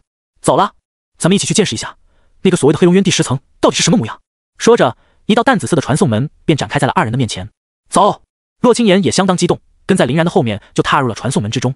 伴随着时空隧道的一阵穿梭，二人很快便来到了一处漆黑不见五指的谷底。不过拥有永恒万花筒的林然以及能够开启堕落天使形态的洛青岩，夜视的能力都相当不错，还是看清了此地的样貌。黑龙渊的第10层并不像是他的一到9层那般的浩大无垠，反而相当狭小。周边是一圈黑褐色的土壤，中间有一个深不见底的池塘，除此之外再无他物。而这个池塘的底部赫然躺着一条货真价实的黑龙龙尸。二人赶紧跑到了池塘的边上，纷纷望向下方的龙尸。林然可以清楚地感知到，这具龙尸的确是一个死去的黑龙，而且应该已经陨落多年了。但是现在他的体内居然正在不断地恢复着生机，隐隐约约有了重生的味道。洛青岩从水池中捧起了一团水，不禁倒吸了一口凉气。这水里面蕴含着纯粹而无邪的黑暗能量，正在帮助龙尸重塑生命力。如此想来，这潭池水应该就是黑暗精灵一族的至宝黑暗之泉了。不仅如此，他们还在这潭池水的底部放置了一枚黑暗之泉的活力泉眼，能够不断地为黑暗之泉补充泉水的活力。这样最终做到极限，虽然不可能帮助龙尸迎来真正的复活，但是把它变成一个没有神智的打手与傀儡还是足够了的。黑暗精灵们当真是大手笔啊！咱们此行哪怕只是把这些黑暗之泉带回去，就绝对是不虚此行的了。更别说这里还有一具黑龙的龙尸。洛青岩一边说，一边都要流出口水来了。黑暗之泉以及黑龙龙尸对于堕落天使形态下的他，诱惑力显然是致命的。林然听到这里，顿时心中一动。那你说咱们有没有机会把这条黑龙给截胡过来？这具龙尸的战斗力绝对是无可估量的存在，若是能发挥其的全部实力，怕是时间都有点少了。洛青岩愣了愣，你的胃口居然比我还大，竟然想全面接盘黑暗精灵们的计划，这不太可能吧？据我推想，黑暗精灵们操纵这具龙尸的方法，应该是利用一个强大的法师团共同施展死尸操纵法术，而提前注入到黑暗龙尸之中的活力，也能大幅度帮助他们减轻魔力消耗。操纵死尸这个法术虽然我也能用，但是我一个人的魔力是绝对不可能做得到的，那实在是太浩然了。而且这具龙尸在不被使用的时候，也需要一直接受着黑暗之泉的浸泡，这怎么可能全部做到？林然笑了笑，好像也不是很难吗？洛青岩一开始还以为林然在说确实很难之类的话，下意识嗯了一下。等他反应过来林然在说什么的时候，才惊呼出声：啥？不是很难？林然得意地瞥了一眼洛青岩，也不看看我是何人，有神威空间在，还能有我带不走的东西。我最开始看到这个黑龙渊第10层的时候，就在想着把他们全都打包带走的事情了。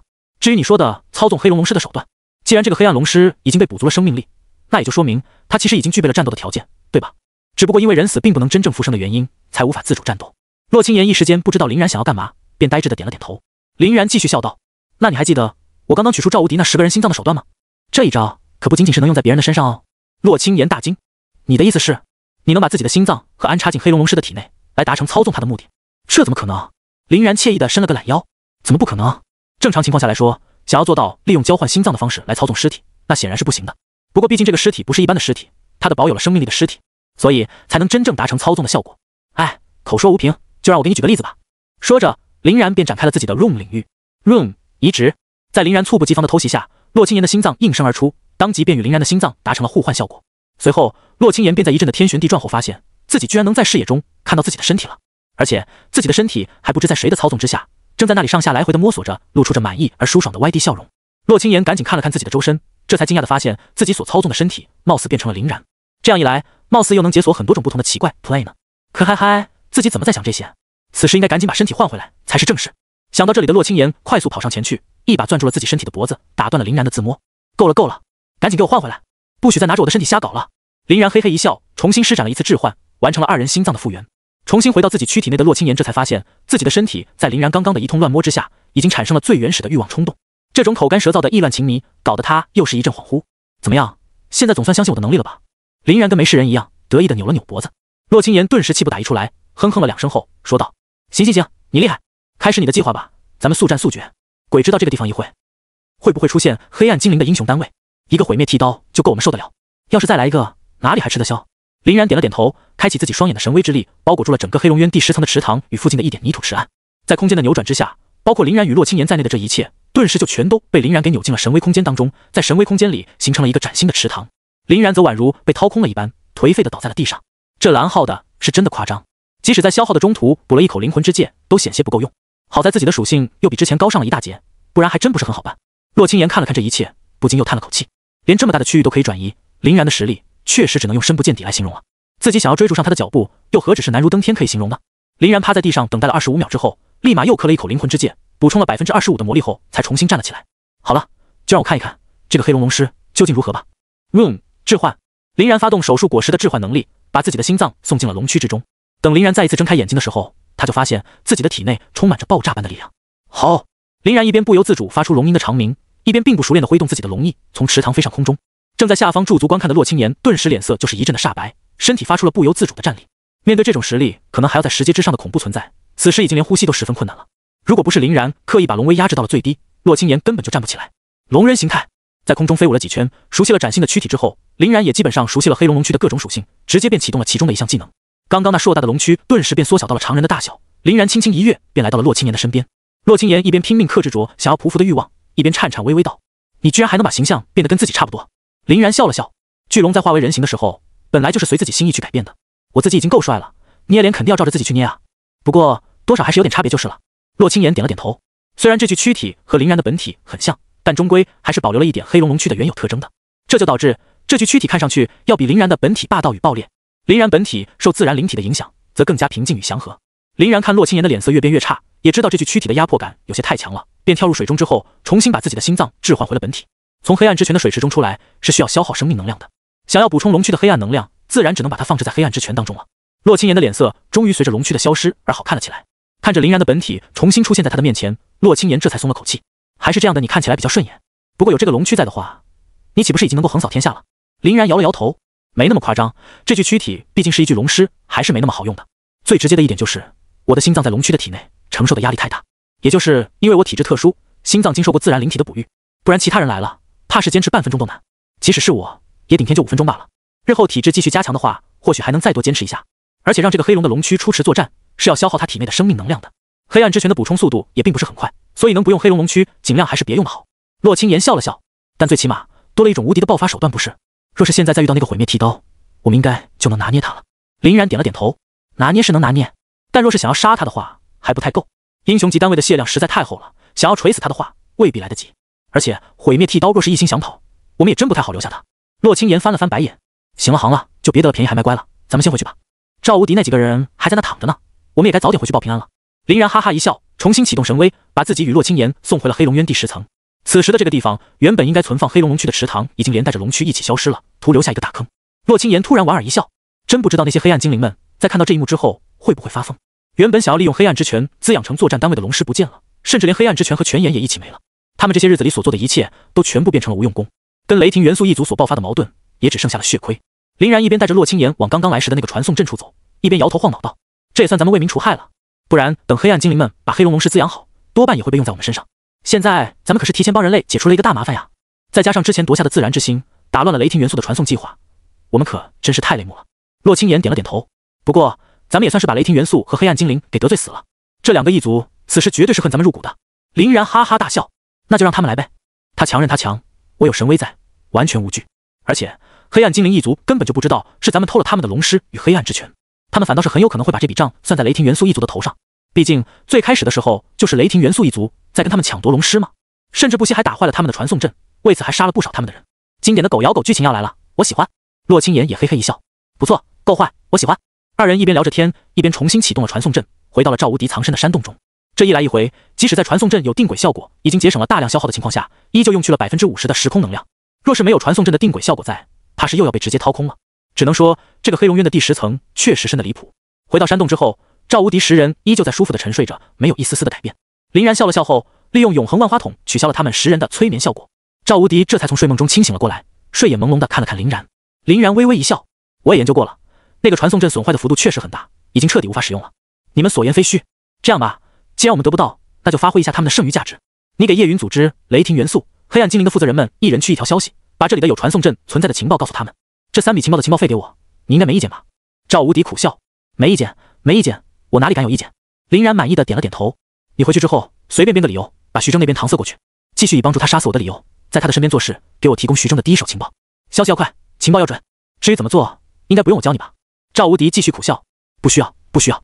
林然又笑了笑，你跟夜云组织的联络也不要断，关于这个神秘而嚣张的组织，我也是大有兴趣呢。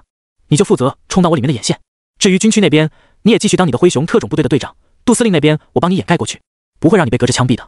而代价吗？赵无敌叹了口气，我懂，有用得上我们灰熊的时候，您尽管提。林然见赵无敌如此上道，不禁连连点头，还是跟聪明人说话舒服啊，自己只要开个头，后面的所有东西他就都可以自己脑补，甚至有时候比自己直说的效果还要好上不少。于是林然便一边用手术果实的能力取消了对他们10人的束缚，一边带着洛青岩朝洞口走去。门口的幻阵我会在5分钟之后解除，到时候你们便可以直接离开了。情报的报酬在拿到手的第一时间打给我，偷偷隐藏的后果你应该明白。帮助我把这几件事情全都做好之后，我会把你们10个人的心脏还给你们。至于现在，他们就先寄存在我这里吧，毕竟他们放在我这里，成长的速度说不定比在你们体内还快呢。说完，林然和洛青岩就扬长而去，朝着伏龙山脉武装要塞的方向赶去了。青京，伏龙山脉武装要塞，马特带着吕秋风5人，此时正站在城头之上，目光凌厉地扫视着在场的各个军官。这些军官包括杜军在内，全都连大气都不敢喘。马特给的压力实在太大，他们都不知道该怎么做好了。马特则先把目光对准了最前方的杜军。杜司令，我要是没记错的话，此次的行动应该是你批准的吧？杜军的额头顿时就留下了丝丝冷汗。马校长，此次行动确实是由我批准的，但是……马特突然抬高声音，打断了杜军下面的话。既然如此，那你就应该对此次行动有一个清楚的认知了。可是，你却还是批准了，莫非你是想谋杀林然与洛青岩这2人？杜军被马特吓得面色一白，急忙解释道：“没有的事儿，没有的事儿。马校长，误会啊！这次我确实存在一定的失察，没有估算到此次行动居然会遭遇如此之大的危险。可这谋杀2人，那绝对是不可能的，而且主要的原因还是在异族的暗中行动身上。他们想要搞事儿，这确实远远超乎我的预料了。”马特的脸色这才好转了一些，瞥了一眼杜军道：“那你们军方有没有颁布相关的悬赏令啊？”杜军面色一苦：“这个，我们军方确实颁布了相关的悬赏令，而且还是 SSS 级的悬赏令。只不过，悬赏令针对的是可能到来的兽潮与异族侵袭，并不是林然与洛青岩的踪迹。虽然杜军很想撒谎说自己其实也颁布了针对林然与洛青岩的踪迹悬赏，但若是撒谎被拆穿的话，下场绝对比老老实实直说还惨很多。既然马特已经赶到了这里，并带了一副兴师问罪的态势，情况已经够糟糕了，自己直接摆烂算了。至少有马特与5名系主任的增援在，伏龙山脉的武装要塞应该是安全了。”马特冷冷一笑：“怎么，我燕云大学今年的高考状元，特招生里面的第一，以一己之力拯救了黑龙渊的英雄，在军队当中口口相传的存在，还不值得一个悬赏令？莫非这2个龙国未来的巨擘，我们国家与民族的希望，重要程度比尚未到来的兽潮与异族差？”杜军也知道这个时候说其他话是完全没有用的，便直接把牙一咬：“来人，传我命令，颁布一道新的 SSS 级悬赏令，悬赏林然与洛青岩的踪迹。若是有人能够把他2人安全无恙的带回来一个，就奖励一个 SSS 级的自选奖励；若是带回来2个，再每人额外奖励一个 SSS 级自选奖励。”旁边的军官们皆是倒吸了一口凉气。好家伙，杜司令这是又上了大手笔啊！短短的半个月之内，连续颁布了2道 SSS 级的悬赏令。上一个悬赏就已经刺激了无数想要撞大运的觉醒者，天天泡在伏龙山脉，妄图阻止雷霆元素的传送阵建立。这个悬赏令再颁布的话，赶赴伏龙山脉的觉醒者，怕不是要比里面的凶兽还多了。所谓重赏之下必有勇夫吗？而且看着杜军那副畏畏缩缩的模样，他们也是顿感好笑。大概有多久没有看到龙国这个最年轻的司令如此狼狈的模样了？还好有他在前面把马特所有的压力全给扛了下来，不然怕不是倒霉的就是他们了。在听到杜军新颁布的悬赏令消息，马特这才满意的点了点头，继续屏虚眺望远方。马特站在城头上不走，杜军自然也只能陪着，跟着他一起眺望远方。只是他十分不解，为什么马特与那5个系主任如此担心林然2人，他们不自己进入找，或是派遣军队进行搜索呢？表现的并不是很急切啊，但又逼迫着自己颁布这种天价悬赏。虽然在杜军的念头里，刚刚的天价悬赏也并没有什么意义。林然和洛青岩可是连生物芯片都已经断联了，就算没死，也绝对受了相当之重的伤。又过了这么多天都没有一点消息，基本上就是遭遇不测了，或者就是沦为了异族的俘虏。可为什么马特还能继续带着系主任们潇洒地坐在武装要塞里面？属实不知道他们在搞些什么。莫非是担心随时可能到来的异族与兽潮的攻势，所以不敢如此冒险，选择了驻防于此？为了一点近乎不可能的希望，放弃整个青京的大局，想来确实不算很值。可是又为什么还要自己颁布这种天价悬赏呢？总不能就只是单纯的为了面子吧？或者是为2人能够讨得一笔足够丰厚抚恤金？但这2人也没亲没故的，抚恤金又能抚恤谁呢？杜军的确有点想不太明白。就在他低头沉思的时候，突然发现马特与那5名系主任全都转过了头，一脸惊喜地望着武装要塞的内部。那些其他的军官们也都把目光集中到了一起，刚好是他们几个人看去的方向。杜军虽然并不知道究竟发生了什么，但还是随着众人的目光一起看向了武装要塞的内部。然后他就发现一个淡紫色的传送门展开在了武装要塞里面，而从这个传送门中走出的正是失踪已久，搞得他刚刚才颁布了天价悬赏的林然与洛青年。林然在从中走出之后，左右张望了一下在场的目瞪口呆的军官，最终把目光落在了马特几人的身上，跑过来笑道：“老大，我们回来了。”马特看了看完好无缺的两人，哈哈大笑：“好呀，你们能够平安回来就比什么都好。不过你能先解释一下这个传送门是怎么回事吗？总不能这也是血脉能力的一种吧？”林然笑了笑：“其实也没什么大不了的，我只不过做了一点微小的事情而已，不值一审，也就破坏了雷霆元素的传送计划，当着8阶的英雄级单位抢走了他们的传送阵眼，最后又破灭了黑暗精灵的龙狮行动，最终潇洒归来而已嘛。”这一连串的说辞直接把杜军给整晕了，惊声道：“你说啥？”林然这才装作一副刚刚看到杜军的模样，朝着杜军拱了拱手：“杜司令，是这样的，在受朝中与赵队长等人失散之后，我和青岩就一路往山上走嘛，结果就在半路上发现了一个8阶的雷霆元素一族的英雄单位毁灭剃刀。他当时正在那里举行着不知道是什么的仪式，身上时空之力乱飞，身前还放着一个用于构建传送阵的阵眼。然后我一琢磨，这不就是想在咱们伏龙山脉构建一个大型传送门吗？看它的规模，怕是至少也有100万之众。身为一个极具正义感的龙国公民，我自然是不能坐视此事发生的。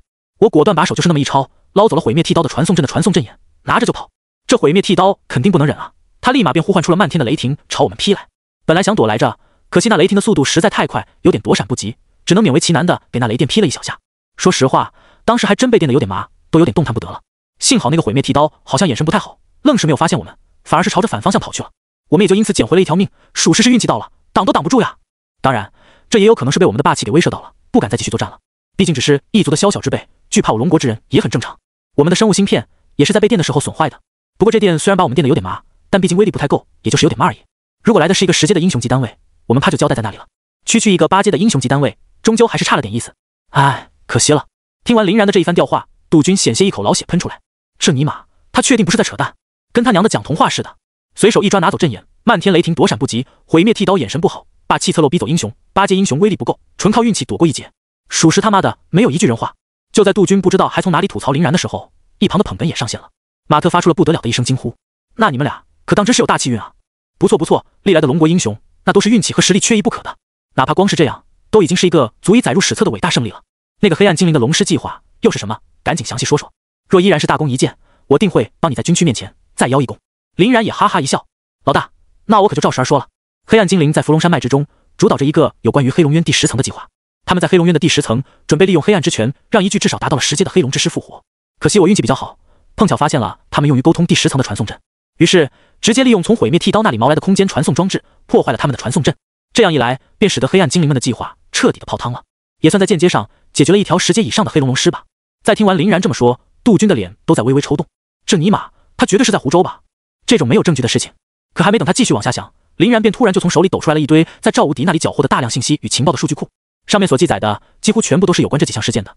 林然还很贴心的把有关于雷霆元素一族破坏黑暗精灵传送阵以及传送阵被黑暗精灵一族送走的消息给保留了，所拿出来的只有那些传送阵被破坏的消息以及其他方面的情报，刚好都能用来证明林然的言论。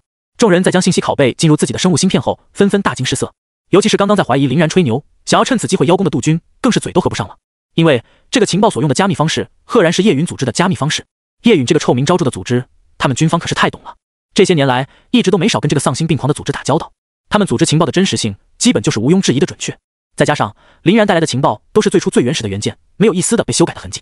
杜军咽了咽唾沫，看向林然，这些都是从哪里搞到的？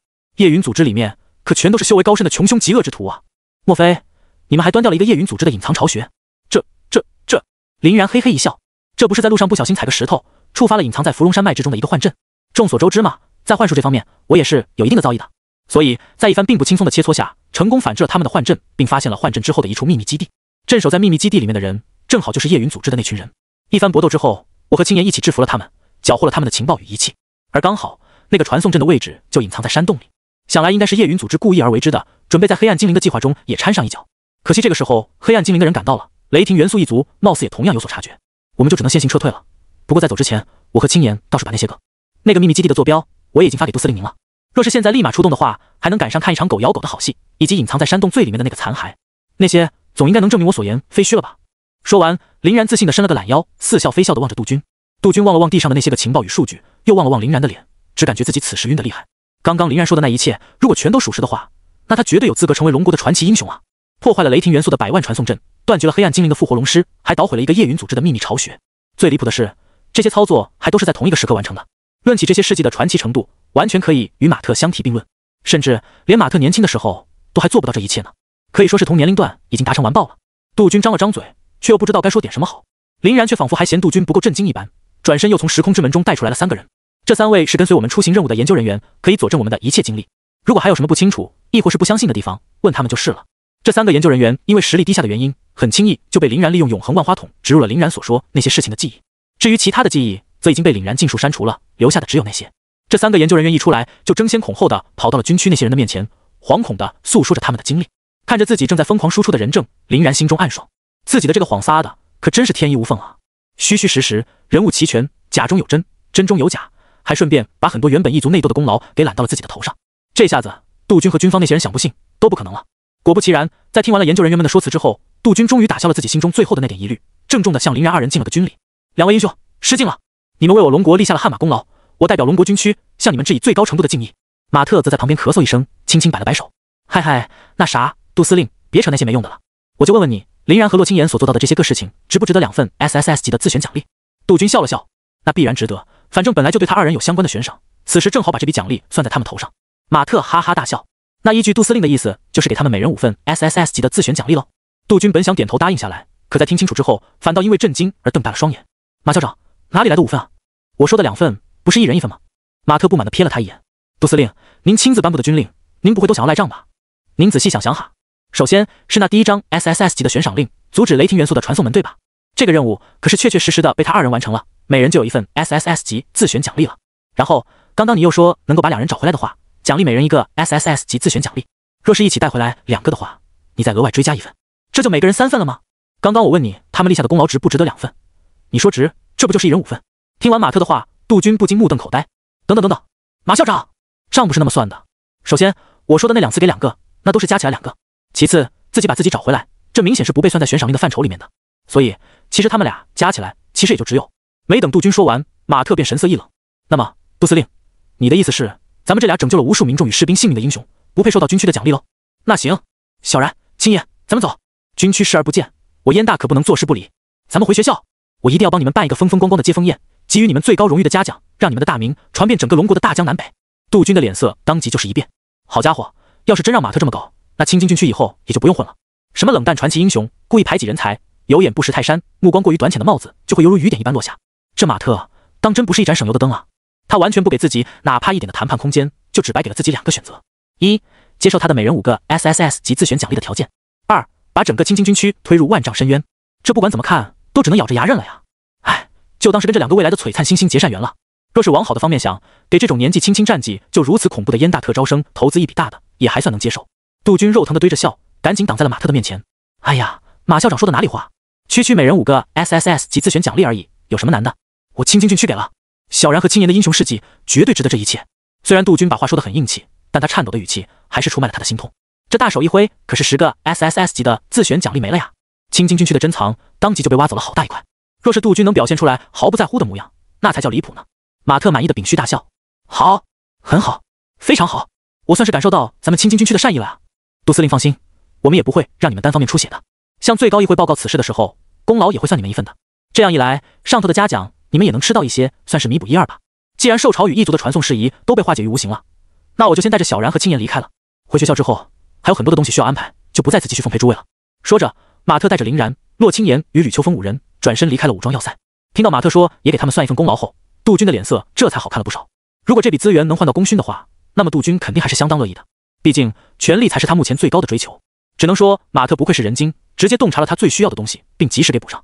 想到这里，杜军便招了招手，给林然与洛青言1人送去5张 SSS 级自选奖励兑换券，同时对于他们的伟大形象与英雄事迹也要加大宣传。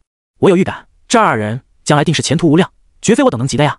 数月后，3077年12月20日，青金烟云大学双子别墅。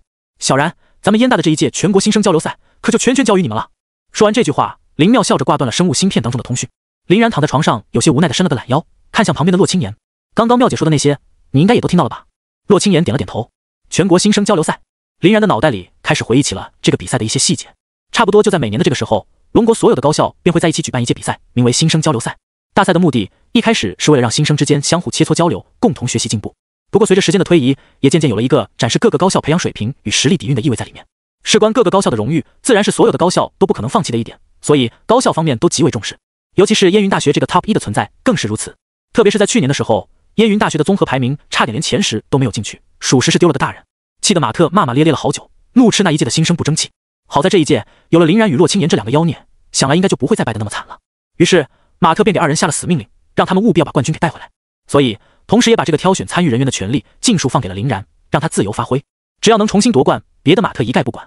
想到这里，林然便瞅了一眼自己的个人面板，姓名林然，性别男，现有身份龙国公民，青津燕云大学3077届特招生混沌系，身份代号306002290000835671，觉醒者等阶3，战斗力24780，执行者等级 SSS， 军衔上尉，狩猎点12342.6，军功点22343.7。这几个月的时间里，他也一直都没有停歇提升自己的脚步，实战修行，营养液淬炼，天才地宝的滋养与洛青言的双人运动一直都在潜移默化中提升着他的实力。而在林然于伏龙山脉的那些个传奇经历被宣传出去之后，任务大厅直接把林然的执行者等级拉到了最高。毕竟能够单枪匹马为人类解决2大危机，这种夸张的战绩便是 SSS 级最好的佐证。而军衔也又一次完成了数级的跳跃，直接狂奔到了上尉级别。哪怕是杜军这个龙国军坛最耀眼的新星，年轻时都没有林然的升迁这么快。而且林然的赫赫战功可以说全都是他一点一点打出来的，含金量更是十足，别人哪怕想质疑都找不到角度。另外在此期间，林然的战斗力暴涨了约有1万点，也已经过掉了3阶觉醒者的试炼，把自己的觉醒者等阶提升到了3。至于从军区那里获得到的5张 SSS 级的自选奖励兑换券，则被林然换成了3个史诗级装备以及2个史诗级的增加蓝量上限的天才地宝。第一个装备为青霜甲胄，类别胸甲，品质史诗，装备效果提升装备者 50% 物理抗性， 15% 的魔法抗性，装备特效附加技能双冷光环，减缓80米范围内敌方单位 8% 的移动速度， 8% 的攻击速度， 8% 的释放速度，同名特效削弱属性可叠加。第二个装备为青霜护腿，类别护腿，品质史诗，装备效果提升装备者 45% 物理抗性， 20% 的魔法抗性，装备特效附加技能双冷光环，减缓80米范围内敌方单位 8% 的移动速度， 8% 的攻击速度， 8% 的释放速度，同名特效削弱属性可叠加。第三个装备为青霜项链，类别项链，品质史诗，装备效果提升装备者 65% 的魔法抗性，装备特效附加技能双冷光环，减缓80米范围内敌方单位 8% 的移动速度， 8% 的攻击速度， 8% 的释放速度，同名特效削弱属性可叠加。由于林然吃了2个史诗级的用于增加蓝量上限的天才地宝，现在在灵魂之界的补给之下已经是完全不缺蓝了，所以根本就不需要再在装备上去增加蓝量上限，这一部分的属性也就被林然给腾了出来，给到了防御面板上。此时林然身上唯3剩余的黄金装备也被他给替换了下来，换成了史诗。于是林然目前装备所带来的总增幅极为夸张，已经达到了 450%， 具体属性为 110% 的物理抗性， 170% 的魔法抗性， 60% 的魔力最大值， 50% 的移动速度， 25% 的释放速度， 35% 的魔法攻击力。若是再算上自然之心的全属性 80% 增幅，林然实际的总增幅绝对已经破千了。只能说跟自然之心这种逆天级别的神物相比，史诗装备多少还是不太够看了。但即使如此，史诗装备那也已经是能够从军区的军械库当中可兑换的最高等级 SSS 的装备。林然与洛青言在把东西带走的时候，杜军的脸上满满的都是难掩的心痛，只能说自己现在确实豪迈了起来，托战斗力增长与装备更新换代，属性暴涨的福，林然对于各个能力的掌握效果那也是与日俱增。只不过自己的垂钓系统居然已经沉寂了这么久，不知道什么时候才能再来一个新能力啊！叮，垂钓诸天系统提醒您，已有猎物上钩，请及时回池塘处理，并开启下一次垂钓。就在林然站在原地沉思的时候，系统的提示声恰好响起，来了！林然精神一振，看了一眼蜷缩在床上慵懒着打哈欠的洛青言，假借上厕所之名溜到了外面的练功房，然后潜入了神识空间。不过任凭林然的实力如何增长，他的神识空间倒是一直都没怎么改变，该是什么样子就是什么样子，甚至连一直被他无限摧残的大树也依旧是那副调样，不管被林然如何折腾，始终都能恢复如初。虽然已经几个月没来了，不过林然倒也没有惆怅太久，还是快步走到池塘前，一把将杆子从里面捞了起来。叮，垂钓诸天成功，恭喜宿主获得产物黄金龙武魂全魂技掌握版。叮，垂钓触发暴击，额外追加产物黄金龙枪灵魂绑定版。黄金龙武魂，黄金龙枪，这不是某某大陆的产物吗？而且自己居然还运气爆棚，触发了垂钓暴击，一次性得到了2个，甚至得到的这2个玩意儿还是有配合的。还没等林然从惊讶中走出，一团灿金色的金龙之气便从鱼钩上飞跃而出，钻入了林然的体内。随后林然的体内便逐渐升腾起一种极为澎湃的霸道之力，直接把林然的肉体强度向上拔高了不知道多少倍。与此同时，一杆通体灿金威武霸气的龙枪也出现在了林然的手中。林然不禁回想起了关于黄金龙武魂的一些细节。黄金龙武魂拥有罕见的极致力量属性以及金龙感应，若是纯粹的力量对拼，怕是很难能有可出其右者。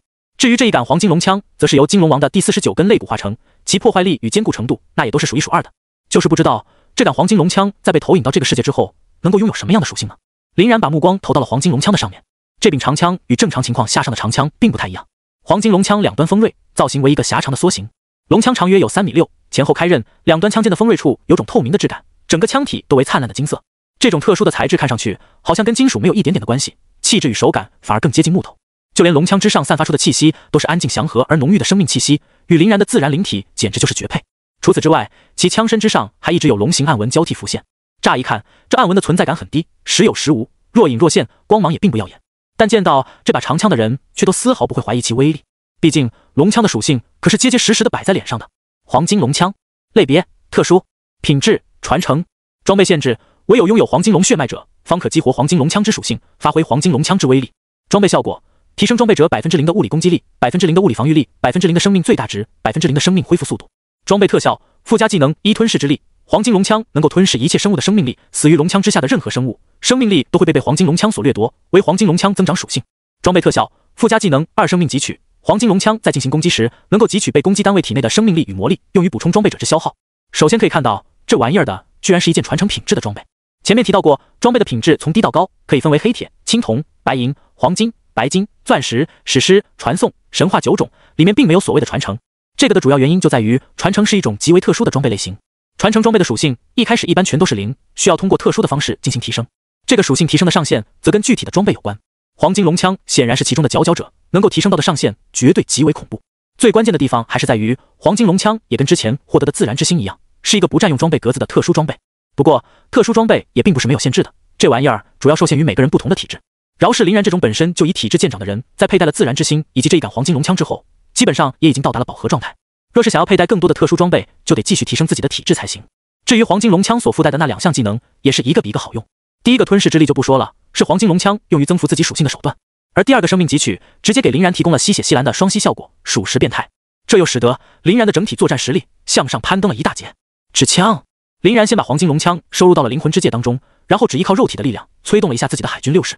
只听唰的一声，神识空间之中的那棵大树当即便被林然一指洞穿，其整个树干直接被强大的压迫力击飞了数百米远，甚至于弹到了神识空间的尽头，湮灭在了无尽的虚无当中。自己的肉体力量果然已经今非昔比了。林然忍不住仰天大笑起来。在刚刚获得海军六式的时候，真正称得上有用的技能，也就是月不合替这2个增强机动性的。铁块和指挥这俩一个增强防御，一个增强闪避，对于本就是大肉臂的林然来说意义不大。特别是铁块这个技能还相当的不吉利，林然着实不太乐意去使用。而指枪与蓝角的话，则受制于林然并不突出的物理攻击，在面对高强度的对手时，跟挠痒痒也没啥区别。只有平时虐菜的时候还能用一用，除非开着虚左用，不然意义还真就一般。但是现在一切都不一样了。在得到了黄金龙的武魂之后，在肉体强度方面，林然绝对是笑傲群雄的存在，分分钟就能以力破巧，用最极致的暴力摧毁一切。再加上指枪和蓝角这2个大幅度增强肉体爆发的技能，破坏力绝对无情。而且别忘了，林然还有黄金龙枪在手，这玩意儿现在虽然没有什么属性的加成，可无坚不摧的材质还是在那里摆着的，用来捅人可是再好不过的了。除此之外，拥有骑士不死于徒手这个宝具能力的林然，在使用黄金龙枪的时候，能发挥出比很多枪术大师更为娴熟的枪技。在这么多的配合之下，所谓吕布配赤土也莫过于此了。林然发现，随着自己能力的不断增加，总能凑到一些可以产生出化学反应的能力的。自己的这个垂钓系统，随着时间的推移，只会越变越强。等到自己身负几十上百个能力的时候，这个世界怕是都找不到能够阻止自己的人了。新能力也测试的差不多了，自己也是时候回到现实世界去了。林然心念一动，便退出了神识空间，重新返回了现实世界。现在他还有一件事情要做，既然马特都已经把话说得那么明白，将整个新生挑战赛的担子交予了他们，林然也肯定不能让他失望，不是？这件事儿可不仅仅关乎于燕大的门面与荣誉，跟林然那也是息息相关的。毕竟他作为一个高考状元的身份，若是在经历了几个月龙国排名 TOP 1的高校的培养，反倒弱于旁人了，想想都觉得丢人。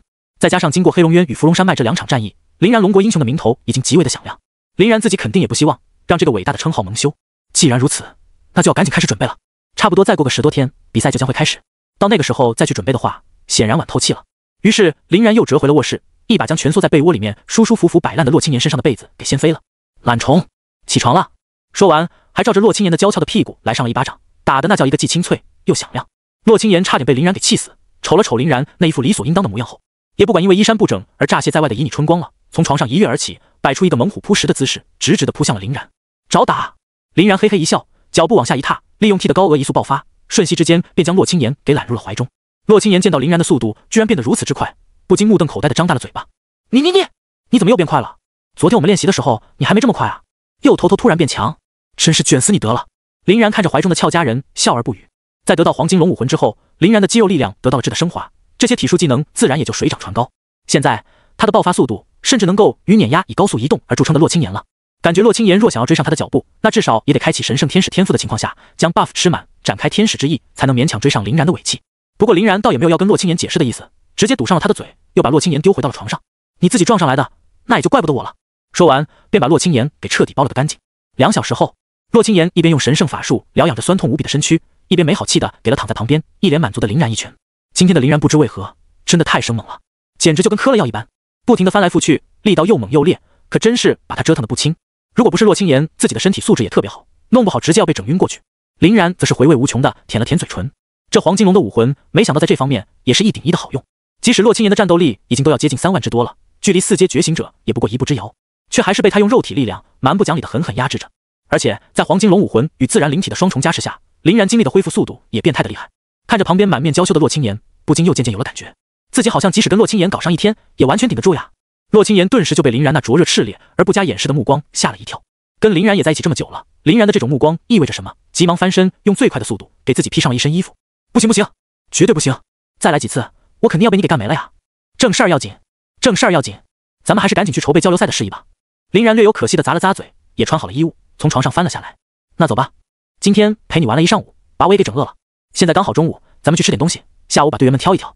虽然我感觉只要你把 buff 都丢给我，我就可以一己之力杀穿对面整队，不过那样多少还是太狂妄了一点，准备点替补也不错。最起码在咱们大发神威的时候，也能有点欢呼喝彩的人不是？洛青岩哼哼唧唧的瞥了林然一眼，瞧把你狂的！其他的事情我不反对，但你说这个陪我玩了一上午，明显是在扯淡好吗？明明是你一直跟个泰迪一样在那里狂拱不止，从头到尾我都是被动的，搞得我连个休息的时间都没有。现在提上了裤子，反倒想把锅甩到我头上了。林然叹了口气，遗憾道：其实我原本都不想提裤子呢，玩上一天，明天再去筹备新生交流赛才是我最初的打算呢。再说了，你说你一直被动，可叫声也没怎么停过呀，不知道的还以为是你主动呢。洛青岩的脸简直都要羞成了红霞。你闭嘴吧你！再跟本姑娘说这些有的没的，我待会儿就开车把你从座位上甩下去。下午时分，林然与洛青岩很快便赶到了会议室，拿到了本次新生交流赛的第一手资料。本次的新生交流赛依旧是全体高校参加的一次盛宴，赛制也是如往年一样，分别为个人赛、团队赛、生存赛以及一个每年都不同，最后关头才会公布的神秘大比。每个赛事都会占据一定的分数比重，最后通过计算来得出新生交流赛参与学校的高校排名。而这次的比赛，每个高校能够参与其中的人只有10人而已。一般来说，各个高校在进行选人的时候，都会暗搓搓的在内部进行比赛，通过综合考量确定最后的参赛人选。当然也有例外，比如今年的青津烟云大学就干脆是把权力全部下放给了林然，让他去进行选人。不过这种特例，别说在烟云大学的历史上，哪怕是在整个龙国的高校中，都是从来没有出现过的情况。那我们另外8个人究竟选谁比较好呢？洛青岩歪着脑袋看向林然，林然笑了笑，拿出了一份目前燕大的排名名单。简单，遵循2个原则就行。傻子不要，事儿精不要，从上往下捋呗。陆远，傻子一个不要，蓝若秋还行，晴天事儿精一个不要，万萌傻子加事儿精肯定不要，白子夜还行。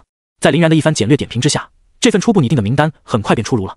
除了他和洛青岩之外，剩下的8个人分别为序号004 SSS 级天赋残败灰谷的蓝若秋，序号007 SSS 级天赋断魂恶魔的白子夜，序号009 SSS 级天赋元素灵体的陆浅浅，序号013 SSS 级天赋破军剑舞的徐胜，序号015 SSS 级天赋荆棘之舞的孙云天，序号016 SSS 级天赋穿天神功的黄冲，序号018 SSS 级天赋虎奔甲胄的熊远，序号020 SSS 级天赋星海云雾的郭宇宙。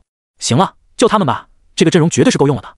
既然老大说让咱们全负责，咱们就直接把名单对外公布好了。林然挥了挥被他拿在手中的名单，洛青岩点了点头，成。被你淘汰的那些性格确实太恶劣了，确实不能带上他们。就是不知道那些排名更好却丧失了参赛资格的人会不会来我们这边闹。妙姐他们那边这些人肯定不敢，至于我们，林然不在意的挥了挥自己的拳头，敢来我直接把他们脑壳锤烂。一群蝼蚁而已，又何必在意？别说是他们了，拥有神威空间与能够暂时操纵黑龙龙区的我，就算是他们的老子来了，我也能将其暴打。怕个锤子！洛青岩翻了翻白眼，行，你天下无敌行了吧？不过你在这份名单上署名的时候别带上我就是了，你不怕麻烦，我还挺怕麻烦的。当日下午，这份让所有人都期待已久的新生交流赛名单终于出炉了。令人震惊的是，此次的名单居然并不是跟以前那样按照排名从高到低的顺序依次往下，而是相当的随心所欲，莫名其妙跳过了一大截的人。当即燕大的论坛上就掀起了轩然大波，人们到处都在议论纷纷。特别是失去了资格的陆远，晴天等人更是气得跳脚。尤其在看到这份名单的颁布者署名居然是他们林然的时候，几个人很快便聚在一起开启了小会。林昭凡最先愤愤不平，林然这狗东西绝对是在公报私仇，仗着马校长拨给他的特权为所欲为，直接把咱们这些得罪过他的人全都踢出了名单，简直欺人太甚。除了陆远、晴天、万猛、李轩、雷战、吴焕宇这些老熟人之外，还有因为过于跋扈嚣张而被林然排除在外的序号014 SSS 级天赋忽经幻视的钱庸，序号017 SSS 级天赋幽影鬼魅的宋明，以及序号019 SSS 级天赋红中之声的梁非凡，也都露出了恼怒之色。这对于他们这些最好名望与荣誉的豪家大族而言，简直就是奇耻大辱。可我们又能怎么办呢？马校长颁布的文件当中已经正式指明了林然为此次比赛的最高负责人，哪怕是随队的老师们都要听从他的安排，更何况是我们这些闲散人等。李轩叹了口气，又继续道：更何况林然现在在燕大的声望简直如日中天啊！黑龙渊一战与芙蓉山脉的功勋，直接把他塑造成了龙国此时的传奇英雄。大家都说林然就是马校长年轻时的模板，甚至还有过之。在这样的舆论压力下，我们即使不满，可又有什么办法呢？听完李轩的话，其余的9个人也都沉默了。是啊，现在情况对他们而言相当的不利，他们就算想要反抗，可也找不到契机啊，只能坐视林然骑着他们的脖子作威作福，真是要给人气到吐血。从小就在豪门光环中长大的他们，什么时候受到过此等的屈辱？万蒙咬了咬牙，现在的情况确实极为不利，但我们却也不是完全没有办法。如果能证明林然的眼光确实出了问题，就可以打破目前的僵局了，而且还能趁此机会狠狠地削弱一下林然的声望。现在他在燕大的声望属实太吓人了，不仅在那些蝼蚁般的寒门面前一呼百应，就连很多豪门都有意亲近于他。这些人简直就是我们豪门之中的败类。啊呸！众人默然。事实也正如万蒙所说，那些没有跟林然结仇的豪门，对林然那都是多有亲近。尤其是以徐胜为代表的江东徐家，则更是如此，简直都是林然的天字第一号大舔狗了。毕竟徐家跟传统的豪门多有区别，一向喜欢吸收外来力量为家族所用，甚至还专门设立了权力极大的外家家主一职，就是为了海纳百川。现在林然唯一的弱点就是根基太浅，背后无权无势。可看徐胜这副热乎劲儿，若是林然将来真的成为了江东徐家的外家家主，那谁还敢去动他？历代以来传承着破军剑舞天赋、江东铁壁血统的徐家，本就生性好斗，在豪门当中数一数二的强势，再加上一个浑身是刺的林然，那么徐家真的很有可能会借此机遇一跃而上，成为龙国的第一豪门啊！只能说，习惯于吸收外界力量的徐家，比起他们这些个传统豪门而言，优势还是太大了。此时，一直沉默不语的吴焕宇终于开口了。如此看来，我们就只有一个办法了，那就是在新生交流赛到来之前，想办法证明我们的实力要比那些被林然挑选走的队员们更强。如此一来，才有机会利用舆论的压力，逼迫林然重新调整名单。宋明眉头一皱，怎么证明啊？和他们打单挑？吴焕宇点了点头，然后又摇了摇头。那样确实是一个办法，不过效果却未必可靠。毕竟在咱们这个实力层次上，谁也不敢保证能稳吃谁。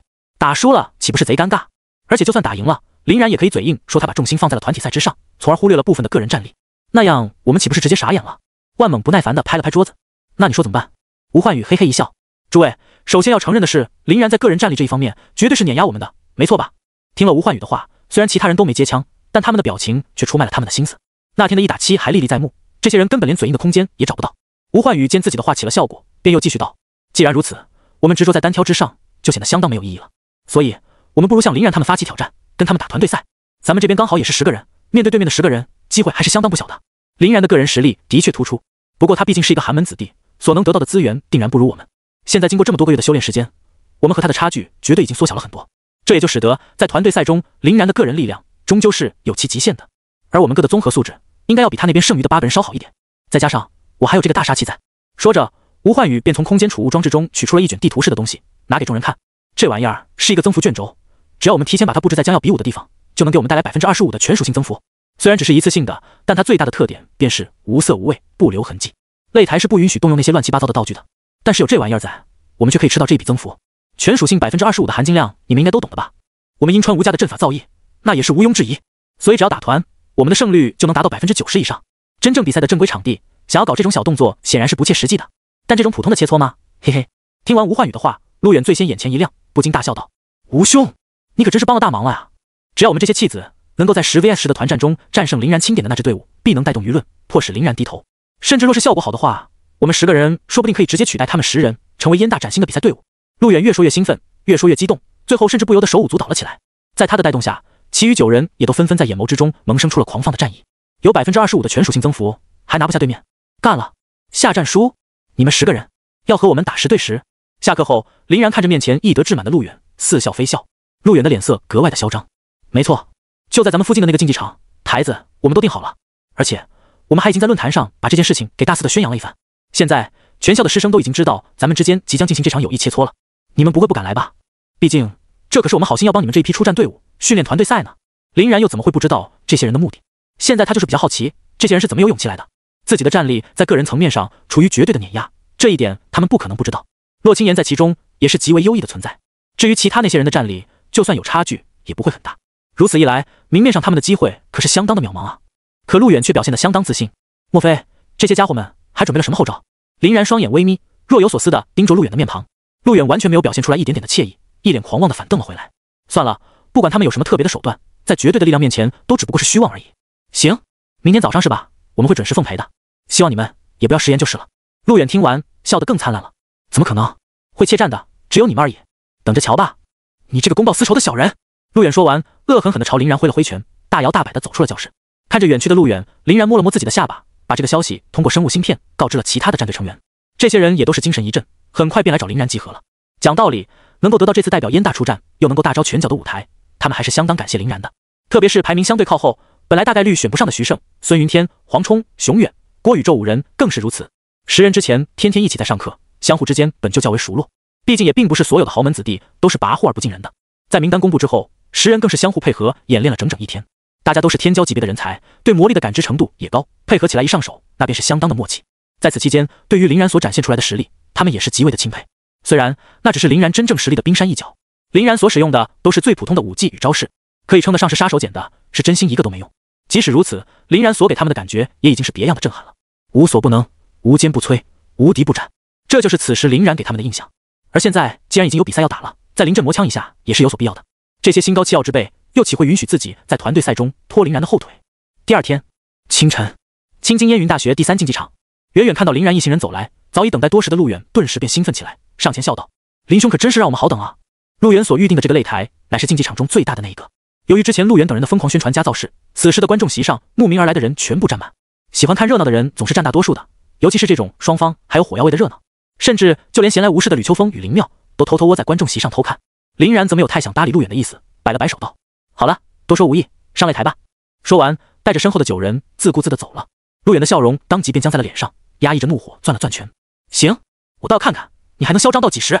上擂台。很快，双方便分别在擂台的两端站立完毕了。跟单挑擂台所不同的是，团队赛的擂台很大很远，初始的间隔距离也是相当的长，这也是为了让双方的选手有足够多的拉扯阵型与空间相互配合的准备。很好，现在貌似并没有人发现，己方的10个人都已经在吴焕宇的那张卷轴之下被加强了 25% 的全属性。现在大家的阶位同是3阶，能够佩戴的不占物品栏的特殊装备能力也有限，能够提升个 30% 至 40% 都已经是变态了。至于那7个物品栏，基本上最多也就是钻石与史诗的混搭，所以属性方面应该相差无。在这种情况下，他们白捡的 25% 的全属性额外增幅就非常打破平衡了。他们完全可以凭借着高人一等的属性，迅速击败林然周围的羽翼，最后再合而击之战胜林然。他们所有的战略与准备也都基本上是围绕着这个策略存在的。看着屏幕上10秒的倒计时已经开始，陆远舔了舔嘴唇，给身后的吴焕宇投去了一个赞赏的眼神。吴焕宇则是朝着他嘿嘿一笑，这次的作弊行动看起来大成功啊！不管是林然一行人，还是场外的观众们，通通都没有发现。这也就意味着他们可以放开手脚去打了。只不过让他比较意外的是，林然居然站在了队伍的最前排，手中还拎着一把看上去材质非凡的黄金长枪，真是奇了大怪了。林然给他们的印象，正常来说应该是一个更偏向于远程输出手的存在。毕竟林然之前的王才、黑岩和空间掌握能力也都是这么用的。而拥有着极强防御力和物理攻击力，天赋为 SSS 级虎贲甲胄的熊远却站在了队伍的末尾，这他妈又是一个什么情况？2、1，开始！不过倒计时并不会等人，未等陆远10人想明白，林然便掐着时间点，化作了一缕耀眼的金光，奔腾而出。黄金冲锋！林然在心中默念：快，好快，太快了！陆远等人是一个也没想到，几个月前明显拥有速度短板的林然，居然会快到这种程度，甚至他们的眼睛想要捕捉被林然甩在身后的残影，都极为困难。掩护，掩护！作为队伍最前排的万猛被吓得一激灵，莫名产生的心悸让他急忙呼唤队友的帮助与支援。下个瞬间，来自于陆远的冰霜漩涡，来自于晴天的银月光辉，以及来自于梁非凡的声浪冲击，便一起替万猛打起了掩护。可惜这一切都没有用，林然就仿佛魔法免疫一般，毫发无伤的从3人的集中当中穿行而过，甚至连速度都没有被影响到半分。开玩笑，自己此时已经把魔抗堆到了170百分号加80百分号的增幅，自然灵体还自带着相当恐怖的各元素抗性，此时又处于黄金龙所带来的黄金冲锋的超高速移动之下，会被阻挡那才是有鬼了呢。话说回来，自然灵体所附带的抗性提升，针对的基本都是些冰、火、土、木等这些自然元素，对于光暗这2项神秘元素来说，则是没有提升的。也就是说，洛清言这个光暗共生体理应是极为克制林然的存在。可即使如此，洛清言在平时跟林然的训练中，也都是被无限戏耍的 RBQ，纯纯的单方面吊打。就更不要说这些个还被林然反克制的攻击了。给我破！林然挥动着手中威武无比的黄金龙枪，自下而上扫向万猛。万猛把牙一咬 ，SSS 级的赤红魔龙天赋毫不保留地释放了出来，掏出一柄闪烁着红光的大砍刀，迎向了林然的枪尖。魔焰挥砍，当啷！在一声清脆的冰刃交鸣过后，万猛顿时拔地而起，便被林然高高的扫飞到了天上。与此同时，他的左胸之上也出现了一道斑驳的血痕，血痕所渗出的魔龙之血，有不少都被黄金龙枪给吞噬其中，能量反哺到了林然的体内。真是美味啊！体会着这种掠夺他人生命力的快感，林然的笑容也开始逐渐变态。下一个是你！看着被林然一枪掀飞的万猛，钱雍不禁瞪大了眼睛。拥有 SSS 级天赋呼金唤石的他，本来是与万猛共同组成队伍前排，去一起破阵杀敌的。但现在万猛居然坚持了连一个回合都没斗，便被林然给挑到了天上，这可完全不在他们的计划当中啊！可是面对气势汹汹朝他扑来的林然，即使钱雍的心中满是惧意，也只能硬着头皮上了。挥黄金臂！钱雍双手合十，在地面上呼唤出了一扇通体黄金的墙壁，想要挡住林然的来路，可惜却没有起到一点点的作用。神威！林然也不准备跟他们在这里嘻嘻哈哈，直接把神威之力附着在了黄金龙枪之上。本来黄金龙枪对于这种普通的晶石就有一些降维打击的材质碾压的味道，此时再被神威一强化，顿时便如同切豆腐一般，把那扇黄金之臂一枪扫断。指枪黄金龙拳，借助海军60之一指枪的发力方式，林然用出了黄金龙的另外一项魂技。硕大的黄金龙头当即在林然的左拳之上浮现，以迅雷不及掩耳之势一拳殴打在了钱雍的小腹之上。钱雍顿时便如同一枚发射而出的炮弹一般，咚的一下弹了出去。陆源满目震惊地看着这一切，他们队伍2个能够抗线的前排，在一瞬之间就被全部扫飞，这可不在他的计算当中。剩下的8个人基本上都是更擅长中远程作战的天赋，近距离很容易被直接打烂的。我来！此时浑身上下闪烁着耀眼雷光的雷战主动朝着林然迎了上来，用自己手中的雷枪捅向林然。还敢跟我主动上来碰瓷？林然面带淡淡的笑意，也朝着雷战的方向迎了过去。在永恒万花筒的凝视下，雷战这随便的挥击简直到处都是破绽。更不要说林然在拥有黄金龙武魂之后，足以碾压他的身体素质与骑士不死于徒手所带来的精湛枪技了。这是一次毫无悬念的交锋。黄金龙枪在林然的全力催动下，枪身之上顿时展现出了一条若隐若现的龙身，更是极大的增幅了林然的这一枪。给爷碎！没有任何技能附加的一记普通攻击，直接把雷战的漫天雷光全部驱散。目光所及之处，唯有代表着盎然生机的金黄。被林然攻击锁定的雷战这才意识到大事不妙，知道此等状态之下的林然完全不可力敌，急忙抽身要跑。可惜这个时候再想离开，显然已经是太晚了。荆棘之劳，林然的队友们自然也没有干站着看戏。孙云天第一个跟林然配合了起来，准备逃离的雷战当即傻了眼。从地底突然钻出的无数荆棘疯狂地生长着，顿时将他的四肢全部紧紧缠住。还没等他开始挣扎，林然的黄金龙枪却已经杀到了面前。噗嗤，这一枪可是把雷战给捅了个爽的，直接从他的小腹处将其贯穿，甚至黄金龙枪的枪尖还透出体外足足有30公分之多。刚刚神气无比，想要跟林然上来过2招的雷战，此时可谓是没了一点脾气，无力地挂在林然的长枪之上，就好像是一个随风飘扬的可笑旗帜。而且黄金龙枪的特性也在此时开始触发，疯狂地汲取着雷战体内的生命力与魔力。不过才3秒不到，雷战就被吸得双眼发黑，一脸的枯槁与衰败。他的队友们根本就来不及救援，雷战便因为体内生命力的流失而触发了竞技场擂台的强制保护机制，在一团绿光的笼罩之下，被送到了场外接受紧急治疗。不对，他手里的那杆枪有很大的古怪，大家一定要注意，别被那杆枪捅到了。看着林然在击败雷战之后，不仅没有表现出一丁点的颓势，反而更加精神了，陆远不禁冷气直冒。对能量流动极为敏感的这些人，又怎么会看不出黄金龙枪的恐怖？这杆长枪明明看上去那么的光明，怎么能力却如此的邪恶？居然还能吸取被攻击对象体内的生命力与魔力。你怎么看？吕秋风望向旁边的林妙，林妙看得不住摇头，太可怕了，这小子实在太可怕了，真不知道他是怎么做到每过一段时间就能掏出一个我们以前从未见过的崭新能力的。这种可怕的可塑性与成长性，我从来没有在任何一个人的身上见到过，尤其是他的种种能力属性还都不一样。小然的血统能力究竟是什么啊？吕秋风笑了笑，这个秘密应该也就只有他知道了。还好小然是我们龙国人，也是我们燕大人，更是一个有着伟大品质的人，而不是什么穷凶极恶之徒，见利忘义之辈。不然就他这危险到极点的可怕能力，怕又会是一个夜陨大魔王的雏形啊！见吕秋风提到这个夜陨大魔王，林妙的脸色也暗淡了一些。这个所谓的夜陨大魔王，其真名已经被封印很久了，人们只记得他这个闻名于世的代号夜陨。一手创立了以自己名号命名的夜陨组织，并差点给人类带来毁灭之祸的他，原本也是一个龙国的绝世天骄。凭借着碾压所有同辈的无敌之姿，他一路纵横于世，还在各种世界性的赛事上给龙国带来了莫大的荣耀，并亲自带队帮助龙国解决了无数起受潮与异族入侵，是当时龙国最具盛名的伟大英雄。然而就当他的声望达到最高点，个人实力也来到世界顶峰的时候，他却突然背叛了龙国，也背叛了人类。1000年前，在无数高手的围攻之下，自大的夜陨终于肉身陨落，被轰击成了一团肉渣。围攻他的那些个觉醒者，也是因为夜陨的临死反扑而死伤惨重。唯一值得庆幸的是，夜陨总算是死了。不过夜陨虽然死去了，夜陨所留下的夜陨组织却一直保留到了今天。这个组织无视一切，只以利益为先的风格与夜陨如出一辙，隐秘据点与暗中的成员更是遍布整个蓝星。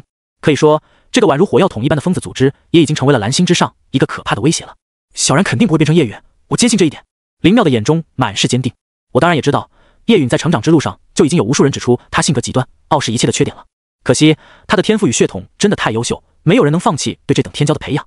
小然的性格那还是相当清新的。吕秋风伸了个懒腰，笑呵呵道：“你说叶允真的死了吗？”林妙的眼中却不减忧愁，眨了眨眼问道：“最终一战，叶允他按理来说是有足够的逃跑空间在的，可他却选择了死战到底。而且在叶允战死之后，叶允组织却没有消亡，甚至都没有出现发展倒退的趋势，反而越来越庞大了。这可一点都不像是突然失去了最高领袖的样子。”吕秋风倒是不怎么在意的模样，笑呵呵地回答道：“肯定死透了，他可是当着无数人的面被活生生轰成了肉渣啊！而且那些肉渣还被咱们龙国带回去密封了。叶允再强，也不可能死而复生吧？”林妙翻了翻白眼，但愿如此吧。台上的观众们倒是一时间没想那么多，他们只看到了林然以一种无可阻挡之威势，孤身冲入敌阵，接连重创二人以后，一枪秒杀了雷战。我的天，然神他什么时候变成这种战斗风格了？我起了，一枪秒了，有什么好说的？好恐怖的一杆枪啊！然神这完全就是虎入羊群，要开始大开杀戒了，真的离谱，简直就跟一个暴龙兽似的，横冲直撞，看着豪爽。哈，真不知道这个10个人是怎么有勇气来挑战然神的，自己没被选上参加比赛，觉得不服呗，现在又被世事无情打脸，笑死人了。众人议论纷纷，对着场内的路远10人大肆的嘲笑着，而场内的这10个人已经完全腾不出空当来思索其他的东西了，因为林然又一次带着不可一世的姿态杀奔到了他们的面前，而且这一次的林然还带着队友们的帮助。蓝若秋在地上铺设了一地的白骨，不停地利用骨牢与骨刺在封锁着对面剩余9人的走位。白子夜化身为恶魔，飞至空中，对着下面不断地喷吐着恶魔之息。陆浅浅则操纵5行金木水火土5大元素旗帜，让骨牢与骨刺更具威能。徐胜持刀，熊远披甲，二人一左一右跟着林然进行冲锋，互成犄角之势。孙云天荆棘控场，黄冲进攻压制，郭宇宙的星霭云雾护住众人，同时迷惑对方的视线。唯一在摸鱼一个技能都没有丢，甚至连天赋能力都没有开的，就只剩洛青年了。对于林然的可怕实力，他是最有认知的。看到林然此时根本就没有全力发挥，甚至连那种种的特殊能力都只用了2、3种，他就知道林然是在抱着玩乐的心态在打了。既然如此，他若是变身神圣天使，给林然加上一排的 buff， 再变身堕落天使，给对面加上一排 debuff， 那就直接把他们给撵过去了，完全没必要。所以还是合理摸鱼比较快乐。林然的下一个目标乃是距离相对较远的梁非凡，这个人的 SSS 天赋声若洪钟所创造出来的声浪攻击威力还是相当可观的，而且不管是林然亦或是林然的队友们对这种攻击都没有什么太好的抗性，所以优先处理一下他还是很有必要的。在万猛与钱庸被击溃，雷战被打出场外之后，陆远几人这边的阵脚已经有点乱套了。此时又吃了一波林然队伍的 AO 压制与控场，不得不开始各自为战了起来。于是林然便毫无阻碍地杀到了梁非凡的面前，轻轻举起了龙枪，雷霆震赫。为了自保，梁非凡赶紧使出了自己的拿手绝技，准备在阻挡林然攻势的同时让自己向后方跳去。可林然又岂会如他所愿？面对着扑面而来的声浪冲击，林然不退反进，金龙气息萦绕于身，也发出了一声高昂的龙吟。黄金龙吼！在强大的属性增幅与肉体增幅之下，林然轻而易举的便利用自己的声浪盖过了梁非凡的声浪，并直接将他吼得头晕目眩起来。随后黄金龙枪再度发威，一枪又将梁非凡也同样贯穿。同样在不到3秒钟的时间里，梁非凡也直接被黄金龙枪给吸干，接受着绿光的照耀，遗憾离场。幽影束缚。就在此时，已经找了很久机会的宋明终于抓到了一个他自认为的完美空当，利用一团黑影捆住了林然的四肢。与此同时，陆远凝聚了好半天的寒霜风暴也当头落下，不偏不倚地盖在了林然的头上。中了！陆远与宋明的心中皆是一喜。在看到林然10人的战术都是在围绕着林然一个人展开的时候，他们也跟着一起变换了战术。既然你们玩9保1的话，那我们只要击溃了这个1，剩余的9个人就会因为失去战术核心而混乱，到时候再徐徐图之，未必就没有机会。宋明影子能力带来的束缚能够削弱目标的全属性，而陆远领风潮汐的天赋效果也会降低被他命中单位的所有速度。总这样钝刀子磨肉，叠加异常状态的方式去消耗林然，应该是最好的。录了。然而还没等他们去幻想后面的剧情如何展开，林然却又一次动了起来。就这，没吃饭吗你们？这都是什么垃圾能力啊，打在我身上不痛不痒的，下次记得吃饱饭再来哈。说着，林然于地面高高跳起，将手中的龙枪对准了下方的宋明和陆远。黄金龙舞。林然把手中的龙枪那么一挥，顿时便掀起了一阵席卷着黄金龙之力，以自己为中心的毁灭性风暴。风暴瞬间便将2人全部卷入，撕碎了2人所有的防御武装，并在他们的身上划出了无数血痕。伴随着黄金龙枪所带来的生命汲取效果，2人直接便瘫倒在了地上，也被绿色光芒给送出了场外。吃我一拳，看我这刀！此时被林然之前打飞的万猛和钱庸终于缓过了劲儿来，一起从后方袭向了林然的后心。而林然只微微一笑，甚至连头都没有回，潇洒的继续冲向下一个目标晴天。至于万猛与钱庸，也被他红果果的无视了。铁！在超高速的爆发移动下，不过须臾之间，林然的龙枪便贯穿了晴天的身躯。晴天垂死挣扎之时所打出的那些个银月之光，根本就没有对林然造成什么像样的伤害。而身后的万猛与钱庸在一击不中之后，惊恐地发觉他们的面前居然展开了将近有40门王彩。对啊，怎么把林然的这一项招牌技能给忘记了？之前看林然这么肆无忌惮的冲锋陷阵，他们都下意识认为林然也是一个纯粹近战了呢。刷刷刷，刷刷刷，这40门的王财骑射，又岂是这2个负伤人员所能够抵挡的？二人当场便被王财给射成了筛子，也在绿光的接引下下场休息去了。至于潜伏了许久的吴焕宇，则更为凄惨一点。在战斗刚开始的时候，他就利用幻术去侵蚀林然的意识，然后就被林然用魔幻进天地转给反弹了。于是他就一直陷入在自己创造的幻境中不能自拔，直到现在还没有反应过来。毕竟在反弹的时候，林然还暗搓搓的往里面注入了一点点的阅读之力，这压根是吴焕宇所无法抵抗的。所以吴焕宇直到现在都还以为林然在他的控制之下呢，沉浸在自己的幻术世界中嘿嘿傻笑个不停。直到林然又接连捅穿了林昭凡和李轩，场内只剩他一个人，也依旧是那副嘴脸。这老兄是不是傻了？徐胜左右看了看身边空无一物的擂台，有点无奈道。熊远摸了摸鼻子，可能是因为太过悲痛，所以给气疯了吧。白子夜则有点无奈的摊了摊手，明显是中了幻术嘛。不过这家伙不是 SSS 级幻术天赋暗夜幻月的拥有者吗？居然也有被幻术所伤之时。然哥可真是太强了。场上的观众此时也被这滑稽的一幕逗得哈哈大笑。完了，这家伙好像是装比不成反被草，在幻术的控制里面走不出来了。是啊，看他那笑得一脸淫荡的模样，绝对已经一淫爽了。哈哈，在他此时所处的世界里，不会是燃神在被他们压着打吧？肯定是啊，而且大概率还是他在 C 呢。别尬黑，我觉得人一般还是有自知之明的，就算沉浸在幻想中，他应该也想不出来自己能吊打燃神的场景吧？扯淡，他要是想不出来，他就不可能来挑战燃神的队伍了。还真是，而这挑战的结果却是被完完全全的吊打，甚至燃神这边还让了他们一个人，哈哈，笑死了。场内看到众人纷纷围在深陷幻术的吴焕宇面前，洛青言总算也来了兴致，兴冲冲的挤到了吴焕宇的面前。来来来，把他交给我，总不能摸鱼一整场吧？还是要整点作用出来的。洛青言都开口了，众人这个面子肯定是要给的，很快便四散开来，把这个舞台交给了洛青言。洛青言嘴角一挑，神圣天使天赋开启的同时，一柄用圣光之力凝聚而成的光锤也出现在了他的手中。破克烈，洛青言一边一字一顿的喊出自己的台词，一边奋力朝吴焕宇挥出了这一锤。咚，咔嚓咔嚓咔嚓，猛烈的锤响伴随着骨头的碎裂声，直接把吴焕宇给锤出了幻想。吴焕宇整个人都不好了，瞬间高高飞起，狠狠地摔落在了冰冷的地板上，笼罩在绿光之中，被送下去接受治疗了。爹，胜负已分，胜利者林然小队。擂台的播报机器人一丝不苟地向众人播报着比赛的结果。好耶！陆浅浅欢呼一声，迅速跑到洛青言的面前，看着他问道：青言姐，刚刚你喊的那声是技能名字吗？感觉好奇怪啊，这发音总感觉不像是中文。洛青言哈哈一笑，摸了摸陆浅浅的小脑袋，没有，那个是林然教给我的。他说在使用神圣类技能的时候，这样喊一句会非常的有气势。虽然我觉得挺蠢的，但既然是他说的，那我也就暂且信了吧。怎么样，有气势吗？对于陆浅浅这种瘦瘦小小又白白的小萝莉，洛青言也是颇有好感，跟陆浅浅的关系也是相当不错。陆浅浅听洛青言这么说，只能擦了擦额头的汗珠，马马虎虎吧。此时的场外对于林然10人的欢呼声已经热烈的响了起来，其中自然不乏夹杂着对陆远10人的奚落。陆远等人虽然被气到想要吐血，但也实在是无可奈何，毕竟这个场面实在太经典了，只能让人想到诸如螳臂挡车、不自量力、浮游撼树、以卵击石等经典成语。那25%属性加成所带来的优势完全没被发挥出来，在他们的感觉中，简直就跟对面被加强了25%一般。吴焕宇尤其郁闷难受，从天堂被人一锤子砸回了地狱不说，这个幻术层面的吃瘪乃是他最不能接受的。妈的，自己一个 SSS 级幻术天赋的拥有者，怎么就会在幻术层面被林然吊打呢？而且还是那种毫无反抗能力的吊打。林然的幻术之恐怖，简直都已经对他形成了降维打击式的碾压。他每次只要一跟林然进行幻术的交锋，无一例外都会被林然所整体掌控，然后就被林然给随意拿捏。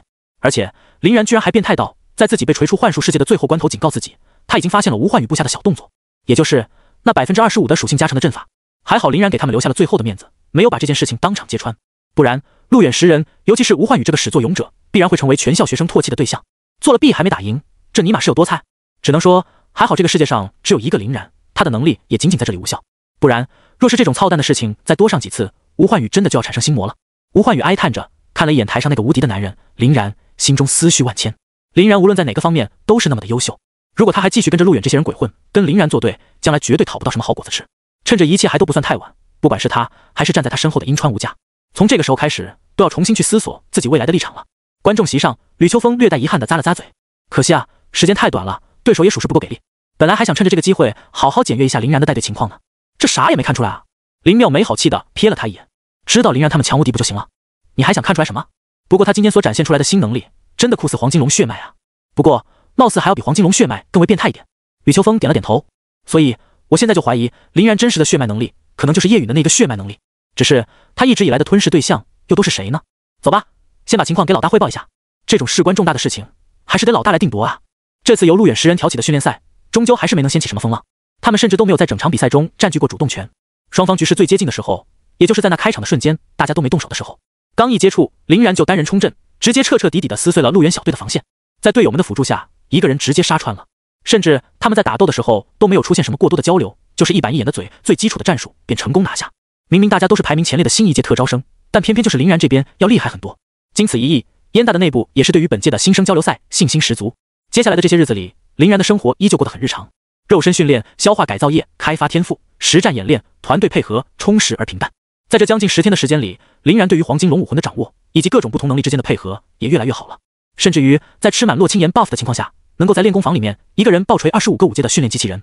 讲道理，这种程度的战力，别说放在新生里面，哪怕是放在老生当中，都已经是变态级的存在了。而且这一阵子，林然还在狂吃各种天才地宝，平时出任务赚得的学分、狩猎点与军功点太多，再加上有事儿没事儿从马特的那间小屋子里嫖来的资源，完全能够保证他体内的药效不断，所以他的成长速度是完全被拉到最快的那种。即使是那些完全不用担心资源问题的豪门子弟，也顶多做到跟他持平而已。次日清晨，林然这天起了个大早，瞅了瞅自己的日程表，今天已经是过了元旦的第2天，时间来到了3078年的1月2日，距离新生挑战赛的开幕仅仅剩下3天的时间。本来林然还想着趁这个机会去研究一些未来可能会遇到的对手们，可没想到此时一封邮件却突然发到了他的邮箱中。邮件的来源是马特：小然啊，来我屋子一趟，有一个挺重要的事情，应该能够帮助你进一步提升自己的实力。若是没什么事情的话，尽快前来吧。哦，莫非老大他又找到了什么好东西？洛青岩今天早上很早便出门去找灵庙进行特殊训练了，没在双子别墅。林然正好也没什么正经事儿做，果断便骑上悬浮摩托出发了。时间并没有过太久，林然便如约赶到了马特的那间小屋旁，凭借着自己的刷脸，轻松走进了屋子。此时的马特正一身素衣，坐在正中间的茶案上品茶呢。见到林然来了，便微微一笑道：“来，坐，先喝口茶，咱们慢慢说。”林然也不跟他客气，大咧咧的往对面一坐，举茶便喝。马特这里那可基本上全部都是好东西，别的不说，光是这些茶水在饮用之后，就有着潜移默化改善体魄、增助体内药效消化的作用。在林然饮用完毕之后，马特也是不着正形的，一边翘着二郎腿，一边晃着椅子道：“这次的新生争霸赛有没有信心夺冠啊？”林然闻言自信一笑道：“老大放心，个人赛、团队赛、生存赛以及最后的那个神秘加赛，这4个冠军我会一个不少的带回来。”马特大笑：“既然你有这个自信，那我也就放心了。咱们燕大在这种比赛中，那也是已经很久都没有怎么展露风采了，今年有你和青年，应该是足够了的。好了好了，说说正事儿吧。”说着，马特便从口袋中摸出了一个紫黑色的圆球，放在茶几的中间。看看这个，林然好奇地把目光对准了紫黑色圆球。这枚紫黑色圆球之中，有一个闪烁着白色云雾的光团，正在散发出柔和而又坚毅的星光。星光所及之处，还有数不清的点点星辰在闪烁，乍一看上去，简直就跟一个微型宇宙一般。林然赶紧查看了一下紫黑色圆球的属性，然后他便看到了一片混沌。星运魔运，类别天才地宝，品质服用效果。这林然一时间不知道该说些什么了。马特看着蒙圈的林然，并不意外地笑了笑：“如果我所想不错的话，你的血脉能力应该是一种极为特殊的血脉，它有如下2个特点：第一，可以不断地获得崭新的能力；第二，它所获得的能力固化性比较强，想要促使天赋进一步进化相当困难，对吗？”林然没想到马特会突然问这个，不过他也老老实实地答道：“差不多吧，只要不是瞎子，那肯定都能发现这一点，所以林然也没必要隐瞒什么。”马特又笑了笑：“现在你也应该知道了，觉醒者所获得的天赋与血统，不论是什么等级，都是可以不断向前进化的。而且越高品质的天赋和血统，可进化的空间也就越大。进化虽然不能改变天赋与血统的品质，但可以让他们获得更为强大的能力。就比如说青年的神圣天使这个天赋，能够从双翼天使不断向上进化，变成4翼天使、6翼天使、8翼天使，直到最后的18翼大天使。当然，这只是最简单的例子，还有很多异化与改变的特例。继续拿青年举例的话，那就是当他把天使之魂这个天赋增长到最强，神圣天使与堕落天使的天赋也开发到完全，光与暗的交汇之下，说不定能够滋生出混沌之力。林然点了点头，这些我还是知道的。听林然这么说，马特又继续道：“自然灵体这个天赋我们有经验，给你的那本小册子便是最好的修炼之路。但是你的血脉能力就比较麻烦了，一来是相当的杂乱繁多，二来是完全没有经验，属于是崭新的一个血脉。不过呢，你那双血红色的双眼，我应该还是能帮你的。”哦，林然有些诧异的看了马特一眼。讲道理，他的永恒万花筒可不是这个世界的产物啊。虽然说永恒万花筒之上确实还有进化的空间，比如轮回眼、6勾玉轮回眼以及9勾玉轮回眼、轮回血轮眼。难道说这个世界的天赋进化效果也能够作用于他的垂钓产物吗？若是那样的话，自己岂不是可以加大对于每种不同天赋的开发力度？看着思绪万千的林然，马特得意的把椅子转了个圈。这一枚星陨魔运，乃是我当年孤身杀入时空裂缝之中，击到一族其中之一的恶魔族领土上，强行击杀了一个奄奄一息英雄级的血瞳恶魔，用他的恶魔本源炼化而成的神物。血瞳恶魔有一双与你极为相似的眸子，能力也有所关联。你若是把这玩意儿服下，说不定就能促使你的双眼产生进化呢。当然，星陨魔韵消化起来那还是相当艰难的，即使被吃进了肚子，可能还需要很长的一段时间才能消化完全，但总归还算有用吧。说着，便把星陨魔韵推到了林然的面前。林然有点不知所措的把星陨魔韵拿在手中，可是这玩意儿要怎么服用呢？总不能就真的张嘴把它吃下吧？马特又转了一圈椅子，拍了拍椅子的把手道：“不然呢？总不能是从屁股里面塞进去吧？随便动脑子想一想，也知道这玩意儿是用来吃的。”林然翻了翻白眼，无奈的捧起了星陨魔韵。这玩意儿是一个球状物，半径足足有20厘米之长，怎么看也不像是能够吃进肚子的东西，而它的里面仿佛是一种特殊的液体，同样也不像是可以咬着吃的存在。妈的，要不然直接利用手术果实的能力，直接把星陨魔韵置换进肚子里。就在林然搁那胡思乱想的时候，马特又开口了：“天赋与血脉的进化嘛，无外乎就是借助外物促使升级，以及自主开发自由进化。前者更容易导致天赋与血脉产生异变，后者则容易让天赋与血脉回归本质。但不管是哪条道路，对能量物质的需求都是巨大的，而能量物质本身就是一个相当有灵气的东西。你只要张大嘴巴，把星陨魔韵放在嘴边，它便能识别你是否能接受它的力量。若是可以，它便会自己动的。”听马特老神在在的说完，林然便按照他的吩咐，举起星陨魔运到自己的嘴边，轻轻张开了嘴巴。林然没想到自己仅仅是这么一个轻微的举动，竟然引起了星陨魔韵的剧烈变化。这个原本还硕大无比、难以下咽的光球，转瞬之间便化为了一道邪异的流光，被他整个吞入了口中。与此同时，一股又一股澎湃而爆裂的能量气息便在林然的体内扩散开来，迅速填满了林然的五脏六腑。林然当即便产生了一种想要呕吐的感觉。于是，在下意识的反应之下，林然急忙紧紧地闭上了嘴巴。开玩笑，这种好东西都已经入了口，又怎么能让他这么轻易逃脱？自己就算是被他撑死，也得当一个饱死鬼。不过，毕竟旁边有马特护航，肯定不会出什么事就是了。果不其然，在看到林然将星陨魔韵一饮而尽的时候，马特眼中便金光一闪，从座位上一跃而起。好啊，小子，你这血脉真的可以，居然能够把星陨魔韵勾动得如此兴奋，我还是第一次见呢。看起来他与你的契合度应该是很高的了。既然如此，那就放心吞服，大胆消化，旁边有我护法，你不会怎么样的。有了马特的保证，林然就更放心了，一边拼命地抵抗着身体的不适，一边努力运功消化体内的星陨魔韵。这股强横无比的能量，此时正在林然的体内横冲直撞着，把他搅动的可真是一刻不得安宁。也就是拥有自然灵体与黄金龙武魂，身体素质堪称变态的林然了。换了旁人来，免不了要落得一个内腑受损、身体崩坏的下场。在这狂暴无比的药效之下，林然发现自己之前服用的那些留存于体内、尚未被消化完全的基因改造液与天才地宝，全都被化作体液流出了自己的体外。与他们一起流出的，还有不少林然体内的杂质。这自然又引得林然好一阵心疼。要知道，平时林然因为功勋卓越、学分、狩猎点和军功点储备丰厚的原因，吃的改造液那都是特级的，天才地宝也都是黄金级打底，这可是一笔相当不小的财富了。而现在却因为这枚星陨魔韵的关系，全部给浪费掉了，真他娘的可惜。只能说还好不是林然在消化那2个从杜军处坑来的史诗级天才地宝的时候吃的星陨魔韵，不然那可真是要给林然亏晕过去了。看着林然那痛苦的表情，马特不禁撇了撇嘴：“我给你吃了星陨魔韵这等神物，你居然还在担心你体内残留的药力，真是小家子气啊！若是能够消化掉这枚星陨魔韵，岂不是比你吃那些玩意儿有用多了？”马特一边说，一边把手放在了林然的额头之上，时刻监测着林然体内的情况。随着时间的推移，星陨魔韵的狂暴药效终于出现了好转的趋势，林然也逐渐恢复了对自己身体的掌握权。又过了一段时间之后，林然终于彻底清醒了神智，浑身上下都爆发出了一种惊人的气势。呼呼，林然喘着粗气，渐渐从椅子上站起了身形。因为过度的竭力与疲惫，汗水都已经浸透了他的衣衫。旁边的马特倒是没有在意这种细节，而是哈哈大笑了起来，看起来大成功呢。小然，你小子真的可以啊！这么多年过去了，我还是第一次看到有能够完美吸收这种恐怖能量的人。来，给你个镜子，你自己看看吧。林然接过马特手中的铜镜，看了一眼自己此时的面貌，这时他才发现自己的永恒万花筒双眼居然变成了2种不同的形态。自己的左眼，其中蕴含的勾玉图案跟宇智波斑类似，有一条圆形的线头把散落的勾玉连接在了一起，而右眼的图案则像是右的那种，连接散落勾玉的是一条若隐若现的虚线。诸如天照、阅读、双眼效果不一的神威等等一系列的瞳数，全都被划归到了右眼的使用范畴，而左眼则给他带来了相当夸张的力量与速度的提升。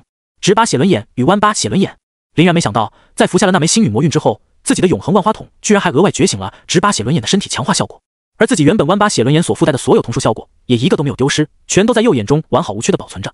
这还没完，林然能够清楚地感受到自己左眼的那枚直拔血轮眼依旧在悄无声息地发生着进化，其所进化的方向赫然是6勾玉轮回眼。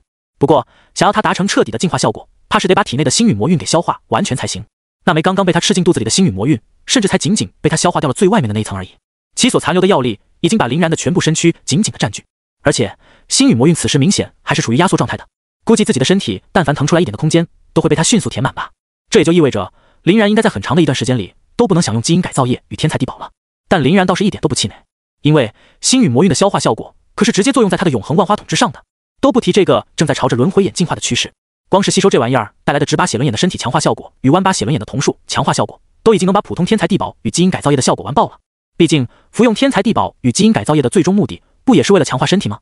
星陨魔韵既不需要额外的消耗，还另外又附带了同数的强化，效果属实逆天。看着一脸欣喜，肉体素质又有飞跃的林然，马特满意的屏了屏胡须。看来你的收获应该是相当完美了，那我就放心了。起码这个星陨魔韵没有给亏，最终他还是落在了最合适的人手中。林然嘿嘿一笑，赶紧朝着马特抱了抱拳。多谢老大的礼物了。马特不在意的摆了摆手。无妨无妨，不必客气。不过只有一件事，还请你万万要注意。林然点了点头。老大但讲无妨。马特颇为认真的看了一眼林然。小然，你还小，实力又那么强劲，本来应该是件好事儿。不过这也可能会成为你走火入魔的一大诱因呀。讲道理，你真的像极了叶雨年轻的时候，一样的统领无敌，越级争霸，一样的手段繁多，血脉逆天，一样的精彩艳艳，横压当世。唯一不同的便是你的心性要远远好于叶雨，这一点可务必保持住了。林然难得见到马特如此认真，便也严肃的点了点头。叶允的事情这么有名，他当然也是知道的。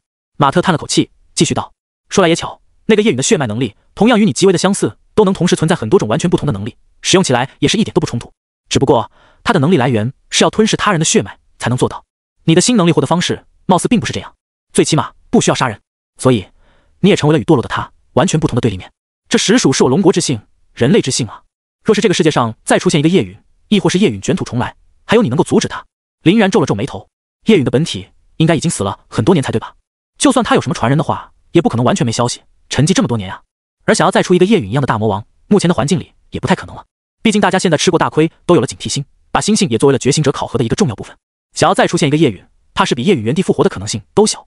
马特苦笑，貌似想说点什么，却又临时改了口。但愿如此吧。在跟马特又聊了会天之后，林然便先行告辞了。毕竟很快就要迎接即将到来的新生挑战赛，林然手头上还有很多的事情要做。比如说，可以趁现在的空当，把燕大准备的那些人造秘境刷一刷，既能培养实战经验，测试直8写轮眼赋予的增强效果，又能趁机拿走奖励，进一步积累学分与道具，还能消化体内星陨魔韵的药力，加快写轮眼的蜕变速度，顺便再给黄金龙枪吞噬一些属性出来，一举不知道多少得。而燕大所提供给大一的人造秘境一共有5个，每一个都拥有他的手通奖励与记录奖励。手通奖励对于此事的林然而言，自然是看不上太的眼的，所以林然来到这里的目的便也只剩下了一个，那就是破纪录。叮，成功进入人造秘境血影城堡，你所挑战的等级为最高等级6级，目前记录保持者的通关记录为14分21秒，请加倍努力。副本倒计时正式开始。10、9。林然倒提着黄金龙枪，看着眼前那座残破的堡垒，微微一笑。就自己目前这变态的身体素质，又加上了直8写轮眼的强化，还不是分分钟就把城堡拆上的七零八落。动手！就在副本倒计时刚刚结束的那一刹那，林然便如同离弦之箭一般冲上前去，把面前的敌人全都碾成了渣子。叮！恭喜你完成了6级难度的副本血影城堡，通关时间为3分22秒。手通奖励与破纪录奖励已经从教务处通过快递的方式寄回了您的住处，请于2小时后查收。走出副本之后，林然也没有去管被他这恐怖的记录吓傻的管理员，马不停蹄的又赶赴了下一个副本。数日后，大家都把队服换好，我们要出发了。吕秋风看着以林然为首的这10个人，开口说道。10人皆是点了点头，去往了不同的休息室内更换衣物。他们刚刚已经进行完了最后一次的实战模拟，准备提前赶赴比赛场地踩点了。这次的比赛场地是同为 TOP 10高校，目前综合实力排名第4的相处大学，同时这也是上一年的新生挑战赛最终的总冠军队伍所在的大学。新生挑战赛的传统便是如此，哪一所高校成为了上一年的总冠军，便会成为下一年的主办方。只不过一般有这个争夺总冠军实力的队伍，基本上只会在 TOP 10高校中产生。毕竟 TOP 10高校的生源与资源都要比其他的高校强上不少，其他高校想要弯道超车的话，几乎不可能。没过多久，10人便纷纷换好了衣服，重新来到了吕秋风的身边。今年燕大的比赛服装还是保持着历年以来的传统，青葱的嫩绿色辅以洁白的花蕾，相当的具有青春气息。这一点在本就身材姣好的洛青言身上体现的则要更为明显。如若不是这个地方实在不合适，全都是人，林然就又想搞出一点新花样来玩了。好，人已经到齐了，咱们登机。这次的相处大学之旅就由我和林主任一起带你们前去。咱们学校的飞行器还是很给力的，大约只需要2个小时，我们便能赶赴相处大学。而且由于我们已经事先报备过了，可以直接在相处大学的内部降落，还是很方便的。吕秋风说道。与此同时，正在飞行器之上调试设备的林妙笑了笑，对众人招了招手。来来来，大家快来！到了相处以后，可千万别留手，给我狠狠的打，争取把他们的头全都给我打烂。跟着众人一起走上了飞行器，点击了起飞按钮的吕秋风翻了翻白眼。现在就跟他们说这么残暴的话，会不会有些不妥啊？林妙冷哼一声，不妥个锤子，干就完了。反正新生挑战赛绝对不会死人，随便打。旁边的白子夜闻言不禁惊讶道：绝对不会死人，这么厉害吗？吕秋风笑了笑，这本来也是我们要在路上告诉你们的消息之一。既然现在都已经聊到这里了，那我就先提前说了吧。毕竟新生挑战赛也算是咱们国家最重要的竞技类比赛之一嘛，所以手笔之大，自然不是那些小比赛能媲美的。在团队赛与个人赛之中，其所用到的擂台检测机制是蓝星最高端的那种，不仅能够100%帮助你们免疫致死一击，安全送你们下场，还可以杜绝所有的作弊行为。当然，当你们被免疫效果所笼罩的时候，那也就意味着失败。所以，我还是不希望你们能体会到那种感觉的。林然摸了摸下巴，100%，这么强？林妙笑了笑，龙国最高议会直接审批下来的装置，你说呢？威能之强，甚至能够阻止10阶强者的全力一击，就更不要说你们能够打出来的攻击了。其内部的智 AI 也是顶级，历年来也是一次都没有出过意外。洛清言则是敏锐地抓住了另一个重点，只有团队赛和个人赛吗？那生存赛以及最后的神秘大比呢？吕秋风摊了摊手，生存赛吗？就是把你们这些所有的参赛选手一起随机投放到一处大型区域当中。现在相处大学还没有对外公布今年大型区域的选址，所以细节方面我们还不知道。届时，你们将凭借从这片大型区域之中获得的稀有资源、击杀所投放的凶兽数量等等一系列能够量化的指标当中获得积分。每个学校的10名参赛人员的积分会合计一处，计算出最终的得分。每年的积分细则与竞技事项也都略有差别，到时候你们听主办方安排便是。需要注意的是，里面你们不仅要小心凶兽与陷阱之类东西，更要小心来自其他学校的觉醒者，毕竟他们才是你们最大的竞争对手呀。也正是因为区域过大的原因，最顶级的保护装置并不能做到全覆盖，效果会被稀释不少。所以你们一定要保护好自己。当然，故意杀人要承担相应责任，甚至会背负刑事案件。不过，意外永远都是可能存在的，务必小心为上。听吕秋风这么说，林然顿时便有了一种既视感。好家伙，吃鸡真人版是吧？就是不知道里面还会不会涉及到毒圈以及资源的抢夺。林妙接着吕秋风的话茬继续说道。至于后面的那个神秘大比，我们就更加不清楚了。鬼知道今年相处的那批人会搞出一些什么新花样。不过你们只要硬实力足够的话，怎么都没问题的。切记，在参与生存赛这种危险程度不要主动杀人的同时，也务必保护好自己，以免悲剧的发生。每年都有死在生存赛里面的学生，这也是无法避免的一件事情。而且生存赛在进入的时候是随机落位的，所以你们也大概率不会被分配在一起，相互之间没有照应，只能靠自己。众人皆是肃穆的点了点头。吕秋风笑了笑，好了，也别那么严肃就是。你们可算得上是咱们燕大历年以来直面实力最强悍的一支队伍了，只要好好发挥，稳住别浪，问题应该都不大的。会死在生存赛当中的人，往往都是那些既没实力又心比天高的膨胀之辈，只能说是自寻死路了。况且毕业以后，真正的异族战场和汹涌兽潮，以及堕落者的偷袭与夜云组织潜伏者的背叛，可比这些生存赛什么的危险多了。连这种坎都过不去的话，日后也只能当一个庸碌之辈。你们这些傲然于世的天骄，肯定是不能接受自己会这样的吧？所以说，干就完了。龙国南部区域，相处省相处大学外围的跑道之上，一架铭刻着青金燕云的小型飞行器缓缓降落，于事先预定好的位置停下。是青金燕云，燕云大学的人来了。第一时间接到消息的相处代表团立马便跑过来，于飞行器旁候好了位置。飞行器的门才刚一打开，相处代表团为首的那个中年男子便一脸笑意的迎了上来。哎呀，吕主任、林主任，好久不见了，我们在这里可是恭候多时了。这边请，我们给诸位已经安排好了住宿的地点以及丰盛的晚宴，希望大家不要嫌弃。吕秋风也回了一礼，同样笑道：韩主任客气，咱们边走边说。那名被称为韩主任的男子也是微微一笑，带着吕秋风一行人便往前方走去。趁着吕秋风与韩主任闲聊的时候，林然也开始打量起了相处大学的外围设置。不得不说，相处大学不愧同为龙国的老牌 Top 10高校，底蕴也是相当的过人。就光说摆在外围的那些个魔能大炮，若不是吕秋风申报了降落权，他们的飞行器早就被识别为侵入领空，而被轰成渣子了。除此之外，相处大学的景观设计也是非常具有南方特有的碧水墨宣之锦绣河山的美感。整个大学依山傍水，甚至还设置有无数溪流瀑布穿校而过，水汽朦胧，树影摇曳，简直就是一个天然的水乡景点。好漂亮，难得来南方一趟，来的还是相处大学这种地方。正好今晚没什么事情，比赛还要过几天才开，咱们吃完饭去逛一逛吧。洛清言的眼睛里满是小星星，挽着林然的胳膊兴奋道。林然翻了翻白眼，倒也没有拒绝，而是低低的嗯了一声。虽说他们是来比赛，而不是来郊游的，但毕竟自己有绝对的实力与自信在，林然倒是也一点都不慌。而且看着穿着这种比赛制服的洛清言，林然这一路上都有点心痒难耐，好像有什么奇怪的 XP 又觉醒了。不如今晚找一个景致上好的地方搞一搞野外 play。林然一边搅动着自己脑内的黄色废料，一边跟着大部队来到了一处别墅群前。这里在这段时间里就完全属于你们燕大了。建筑群的主导权我也已经在生物芯片中交予了吕主任你，出入的通行权和防御设置、训练设施等权限都在里面。吕主任，你直接给学生们授权便好。相处大学的实时地图我也通过邮件发给诸位了，大家下载完毕即可使用。除了你们之外，这周围还有一些其他高校的参赛学生们，想要社交或是参观，都随诸位的便。今晚的晚宴采取的是自助餐形式，地点设置在别墅群中央的那个大厅中，凭学号信息即可进入。届时所有高校的参赛选手都会齐聚一堂，正好方便了你们熟悉。当然，能够在这些别墅群当中的，也都是排名前列的高校。至于后面的那些，就在另一个区域了。韩主任指着那些别墅群，向众人介绍着。吕秋风满意的点了点头，多谢韩主任了。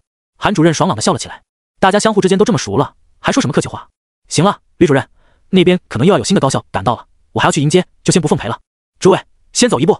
看着离开的韩主任，吕秋风大手一挥，走吧，我刚刚大致数了一遍，这些别墅至少也有17、8栋，你们随意挑吧。我和林主任到时候捡你们剩下的。千万别客气。至于这些天的安排，也随你们便就好。反正只要能把成绩带回去，怎么搞都无所谓。哪怕你们现在去把中间那个即将用来吃饭的大厅拆了，我都不会反对。林妙白了吕秋风一眼，瞧把你狂的，毕竟是人家的地盘，还是别那么嚣张为好。当然，若是有人来欺辱或是故意寻衅，那必须得给我狠狠地打对方的脸。无论什么时候都不能掉了自己和学校的身价，都明白吧？林然哈哈大笑，放心吧，妙姐，我已经迫不及待的要去把那个大厅给拆了。拆完之后，我还要在他的废墟上写下燕大这2个字。林妙嘴角一抽，又瞪了一眼吕秋风，你教得好啊，小然，你若是真的想拆也行，不过署名的时候不要署燕大，署吕秋风就是。林然那也是相当的配合，没问题，妙姐，我今天定要让峰哥他一战成名，明天的各大报道上绝对都是以吕秋风这3个大字打头的。看着两人一唱一和的调侃起自己来，这下子就轮到吕秋风脸歪了。到了晚上6点左右，身穿长服的林然与洛青言在选定好别墅后，如约来到了正中央的大厅处。通过下载到的地图可以看到，这个大厅的周围大约有100个别墅群，这也就意味着所居住在此的高校大约有100个，而且这100所高校还全部都是龙国排名最前列的那100个。龙国幅员辽阔，省份众多，高校数量自然也是居高不下。光是这一次前来参加新生交流赛的高校就有5000左右，很多学校综合素质稍微差一些的，根本就是连参赛的资格都没有。5000高校本就是龙国的中坚力量了，这前100更是精锐中的精锐。除了这100高校之外，剩下的那些已经算是高校之中佼佼者的高校，甚至连居住别墅的权利都没有。接待他们的就是正常的6人宿舍以及普普通通的量化式盒饭。在这个一切以实力说话的世界中，就是如此现实。同时也就意味着有资格来参与此次晚宴的人，全都是来自于五湖西海的年轻天骄，在同辈中惹人羡慕的存在。其中更是有 Top 10高校这种最为顶级的大学，可谓是含金量十足了。每年新生交流赛前100高校的自助晚宴，也早就是一项传统了。虽然说把这么多个心高气傲的年轻天才们聚在一起，想不出点火花都不可能，但没有哪个主办方的高校会放弃这场晚宴的。这也一直都是龙国培养人才原则之一，在矛盾与竞争中成长。毕竟这个战火连天的世界所需要高校培养出来的是合格的战士，而不是温室中的花朵。尤其对于目前局势并不乐观的龙国更是如此。强者心性也是要在人与人的交接以及一次次的磨练中成长出来的，不给天骄们提供这种勾心斗角的平台，反而是在害他们呀。提前成熟很有必要，早点吃亏也是一种福气。过于单纯的人，早晚会在凶兽、异族、他国、堕落者、叶云等恐怖组织的压下被碾成碎片的。相比那样而言，还不如栽在自己人手里，起码不会太惨，不会送命，还能积累经验。当林然和洛青言来到大厅的时候，大厅早就已经堆满了形形色色的学生们，数人一组，10几人一团的交流讨论着，不乏眉飞色舞，喜笑颜开之辈，真热闹啊！洛青言感慨道。林然点了点头，没想到他们相互之间还挺熟络的，这些人平时应该也没什么交集，初次见面就能聊得这么开心啊！洛青言哼哼一笑，这你就不知道了吧？能够跻身此处的人，那些豪门子弟们可是占据了绝大多数的。他们虽然相互之间并不是很熟悉，但应该都或多或少的在长辈嘴里或是网络报道中听说过彼此，而且呢，相互见过面也不是不可能。毕竟这些豪门的交际圈嘛，也基本都是他们自己那撮人。龙国之内可以数得上名号的豪家大族，充其量不过几十家。至于次一等的那些个家族，也相互有他们的圈子，甚至很多豪门与豪门之间还有着世代联姻的传统，关系那肯定就更好了。比如联手称霸魔都白家与陆家就是如此。如若我料想不错的话，咱们队伍里的白子夜与陆浅浅就有着娃娃亲的关系。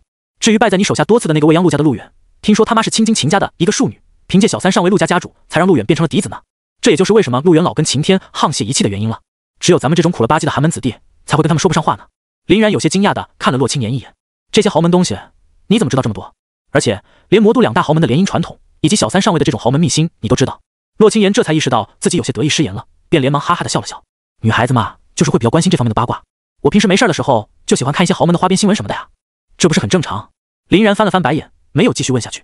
二人很快便穿过人群，来到了中间的那一大圈圆形的取餐处，拿到了自己的餐盘。洛青言平时因为双天使天赋加天使血脉能力的原因，饭量极大，差不多能顶得上10个壮年男子。而林然在觉醒了黄金龙武魂之后，饭量后来居上，甚至比洛青言还要高上那么一点点。俩人平时在私底下吃饭都是吃得很狂的，不过这次毕竟当着无数人的面，不得不矜持了起来。洛青言的吃相变得极为淑女，林然也开始了细嚼慢咽，真是奢靡啊！光是这一顿饭的花销，怕是都要过数亿石龙币了。洛青言一边吃一边感慨，这顿饭所采用的食材基本都是由各种各样的珍奇异兽、显贵植株所构成，味道好的同时还兼具了补品的功效，全是在吃的这个方面给拉到最满了。毕竟请的这些人可全都是有头有脸的人物，不弄好点也太掉面了。反正相处大学身为国内的 Top 10高校，肯定不差钱，咱们吃就完了。林然倒是显得很开心，他和洛青言平时吃饭可从来不会如此奢侈，照他们的这个饭量去吃的话，即使二人拼命赚钱，怕是也不好弥补亏空。这些个豪门子弟们明显不是来这里吃饭的，林然和洛青言又怎么会跟他们客气？这也正是俩人来这里的最主要目的，吃。难得有白嫖如此之多美味的机会，自带吃货属性的他们肯定不会放弃。若是这里没那么热闹，就更好不过，不然免不了要受到他人的打扰。果不其然，就在林然和洛青言刚开始大快朵颐了1/10的时候，就有不开眼的人上来找事儿了。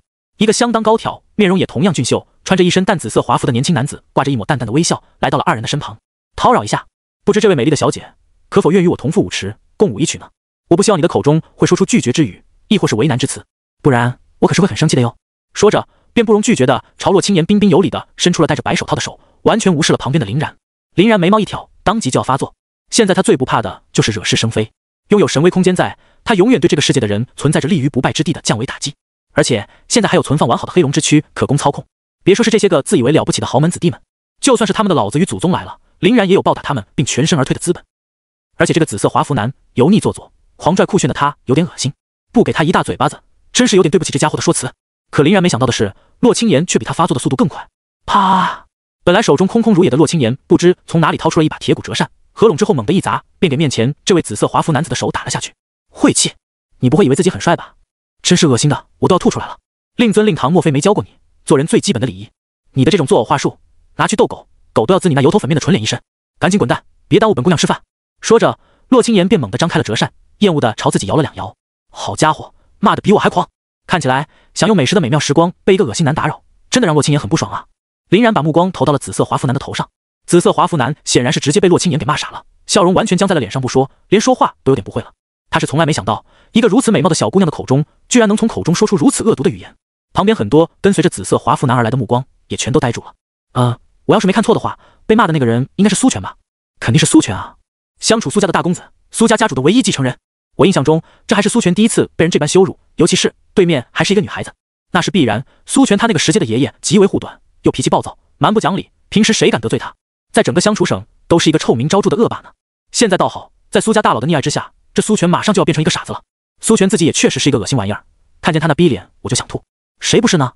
但苏家是大，在顶尖的豪门里面，那也是数一数二的存在，着实没几个人敢惹呀。这小姑娘骂的是爽，可估计马上就要倒大霉了。众人一边议论纷纷，一边对苏权指指点点，他们的声音极小，苏权没听到，可却躲不过林然的耳朵。他的自然灵体天赋在得到开发之后，利用风元素的特性，能够很轻易的倾听到很远地方的消息。相处苏家大公子苏权，林然笑了笑，并没有很放在心上。区区一个豪家大族而已，又有何惧？就算他那个极为护短的爷爷真来了，林然也是不介意开着黑龙之躯跟他好好过上几招的。苏权这边还没反应过来，旁边的一个狗腿子先发作了。大胆！你可知道面前站着的是谁？现在立马伏地道歉，事情还有挽回的余地。如若不然……这时林然却突然站了起来。相处苏家，苏权苏大公子，久仰久仰。说着便带着和善的笑容把手伸向苏权。苏权一时间有点没反应过来，但还是面色阴沉的跟林然握了握手。随后他便脸色大变，因为林然的手上正在源源不断的传来强大恐怖的压迫力。这股压迫力不仅仅体现在手上，而是通过手臂一路爬升到了全身。在林然刻意的劲道下，苏权只感觉到自己浑身上下的骨头都在发出着悲鸣的战栗。若是再不赶紧抽手撤离，自己的骨头都要被林然给摁断了。但凭借自己的力量，他根本就挣脱不出去。万般无奈之下，苏权只得惨嚎起来：“张叔，救我！”旁边一个正在拿着甜点享用的中年男子闻言迅速赶到，立马就发现了林然握手的不对劲儿。被称为张叔的中年男子顿时便怒吼起来：“收走你的臭手，放开苏大公子！”说着便用他的右手抓向林然的臂膀。这速度，这气势，是6阶的觉醒者！6阶觉醒者，苏权他好强力的护卫！不好，这下子这两个不知名的年轻人怕是要吃大亏了。旁人察觉到张叔的动作，不禁惊呼出声。是啊，虽说能够来到此地的人家里多少都有点东西，但也不能跟苏家比啊。就是苏家根本就不是常人能够惹得起的，就算是一般的豪族来了，也得乖乖的认着。这两个人看上去如此面生，想必应该是小家族才对。居然在来之前不做好相关的调查，苏权都不认识，年轻气盛啊！众人哀叹着，怜悯的看向林然。林然是在用右手跟苏权握手的，所以目前左手还处于空余状态。看着气势汹汹、咄咄逼人的张叔，只微微一笑，悍然用左手迎了上去。狂妄！张叔气得紧咬牙关，反手抓向林然左手的手腕。可就在这时，林然却突然送来了自己抓着苏权的右手，一拳夯向张叔。张叔不闪不避，正面跟林然对上了这么一拳。好！随着高昂的龙吟声响起，二人的拳锋交接处展现出一颗巨大的黄金龙头。张叔整个人顿时便被打飞出去，撞倒了无数的桌子碗筷。林然这边仅仅是后退了几步，就稳住了身形，甩了甩有些发麻的手掌。林然也只能感慨，真不愧是6阶的觉醒者，远不是5阶以下的杂鱼那么好对付的。觉醒者的等阶从6阶开始就已经从量变积累到了质变的程度，再想往上每提升一点战力，都会变得难度倍增。越往上看，高阶觉醒者和低阶觉醒者的差距也就越大。在这个阶段，还想越级战斗的话，非常之困难。毕竟属性的差距摆在那里，你想要逆天而行，还是太过艰难了一些。林然这一下之所以能够锤飞张叔，那也是蹭到了张叔轻敌，再加上自己肉体素质的确变态，偷袭一记重拳的原因。真正面对面的话，林然想要战胜他，除了黑龙之躯这种论外的存在，那得手段尽出才有可能。不过由于林然本身恐怖的肉肚在，那个张叔想要拿下他更是艰难。看着被林然一拳击飞的张叔，围观群众们纷纷傻了眼。他不是一个来参加比赛的新生吗？怎么可能能轰飞6阶觉醒者？我他妈也不知道啊，这是否有点太变态了？操！也就是我自己亲眼目睹了这一切，不然别人跟我说的话，我肯定不信。就是这也太离谱了，总不能那个6阶觉醒者其实是一个注水的存在吧？不可能不可能，气势是造不了架的，那绝对是一个货真价实的6阶觉醒者。可你口中这个货真价实的6阶觉醒者，现在刚被一个来参加比赛的新生一拳轰飞。我知道了，在新生里面还真有一个人可能能做到这一切。谁？青津烟云大学的林然，本届的高考状元，烟云大学新生大比的第1名，黑龙渊的英雄，芙蓉山脉的救世主，网络上被吹得很凶的同龄第1人。你别说，如果是他的话，还真有点可能。所谓人的名，树的影，在有人提到林然的存在可能之后，围观群众便从原本的震惊与质疑，开始变得合理和相信起来。如果他连受朝与异族的100万大军传送门都能解决的话，轰飞一个6阶觉醒者，好像就没有那么的让人难以接受了。而闻讯赶来，早就知道林然身份的蓝若秋与白子夜等队友，看到林然的强势表现之后，也还是咂了啧舌。知道林然变态，但还是没想到林然居然这么变态，正面硬刚6阶觉醒者，并且场面上占据上风，这硬实力真的扎实。喝呀！气急败坏的张叔从地上一翻而起，再度袭奔林然而来。他也深深意识到了自己是丢了大人了，想要赶紧找点面子回来。就在这时，宴会大厅的守卫们终于在察觉到不对劲后，哗啦啦的冲了过来。住手！都住手！大厅之内禁止私斗。本来林然正准备把自己的黄金龙枪摸出来，好好跟这个所谓的张叔过招，在听到守卫的叫喊之后，便心思一转，反手撑开了 room 领域。置换，在林然的偷袭下，苏全根本就没有什么反应的时间，就和林然一起来了个乾坤大挪移。林然出现在了刚刚苏全的位置，苏全则出现在了林然的位置。而那个饱含怒意而来的张叔却完全没预料到会出现这种惊天转变，手头完全来不及收力。等他反应过来的时候，他的拳头也已经结结实实的夯在了苏全那可怜的小白脸上。咚！咔嚓嚓！这结结实实的一记老拳彻底给苏全打懵了，把他锤飞了数十米不说，甚至还一路撞翻了无数的桌椅板凳与围观群众。而且从外表上来看，苏全脑袋貌似都有点被张叔锤歪了的意思，愣是一句话也没能说出来。苏大公子！作为打人一方的张叔却发出了比被打的苏全还惨烈的哀嚎。此时他也管不了那么多了，赶紧就要跑过去观察苏全的情况。可惜有人却提前一步拦住了张叔的去路。大胆狂徒，你是何人？竟然敢在宴会大厅大打出手，重创此次比赛的参赛学生！张叔抬头一看，才傻了眼。原来逼上来的竟然是相处大学的守卫。这些守卫虽然实力并不如他，但他可是说什么也不敢对这些守卫出手的。开玩笑，要是连相处大学的守卫都敢打，那岂不是意味着对整个相处大学宣战？纵使苏家已经是整个相处省最负盛名的豪家大族了，可是在相处大学这个庞然大物面前，却还是神气不起来的。不是我打的，是他，是那个人。一时间脑子混乱无比的张叔都不知道该说些什么了，急忙指着林然向众人解释道。守卫大怒，阁下是觉得我们这些人全都是瞎子吗？你刚刚那一拳打得如此声势浩大，还想把锅刷甩到别人的头上，我劝阁下还是尽早放弃抵抗，速速跟我们先走一趟，不然到时候可就真说不明白了。因为得到附近守卫的通讯讯息，更多的守卫也逐渐赶来，赶紧用治疗器械先护住了奄奄一息的苏全。更多的人则是不怀好意的围到了张叔的身边。张叔冷汗直冒的扫了一眼旁边的始作俑者林然，差点直接被气死。林然此时居然跟个没事人一样，带着洛青言又跑到了另一边去吃东西，瞅都不带瞅他一眼的，这可怎么办才好？惶恐畏惧之下，张叔真的感觉自己要晕过去了。现在的情况是他当场被这些守卫目击，逮捕了打人的行动。而若是看录像的话，同样也是他第一个抱旗打人。从守卫的角度而言，他打人的受害者还要多上一个林然，又罪加一等。苏全此时已经被打晕了过去，想要清醒，至少也要明天。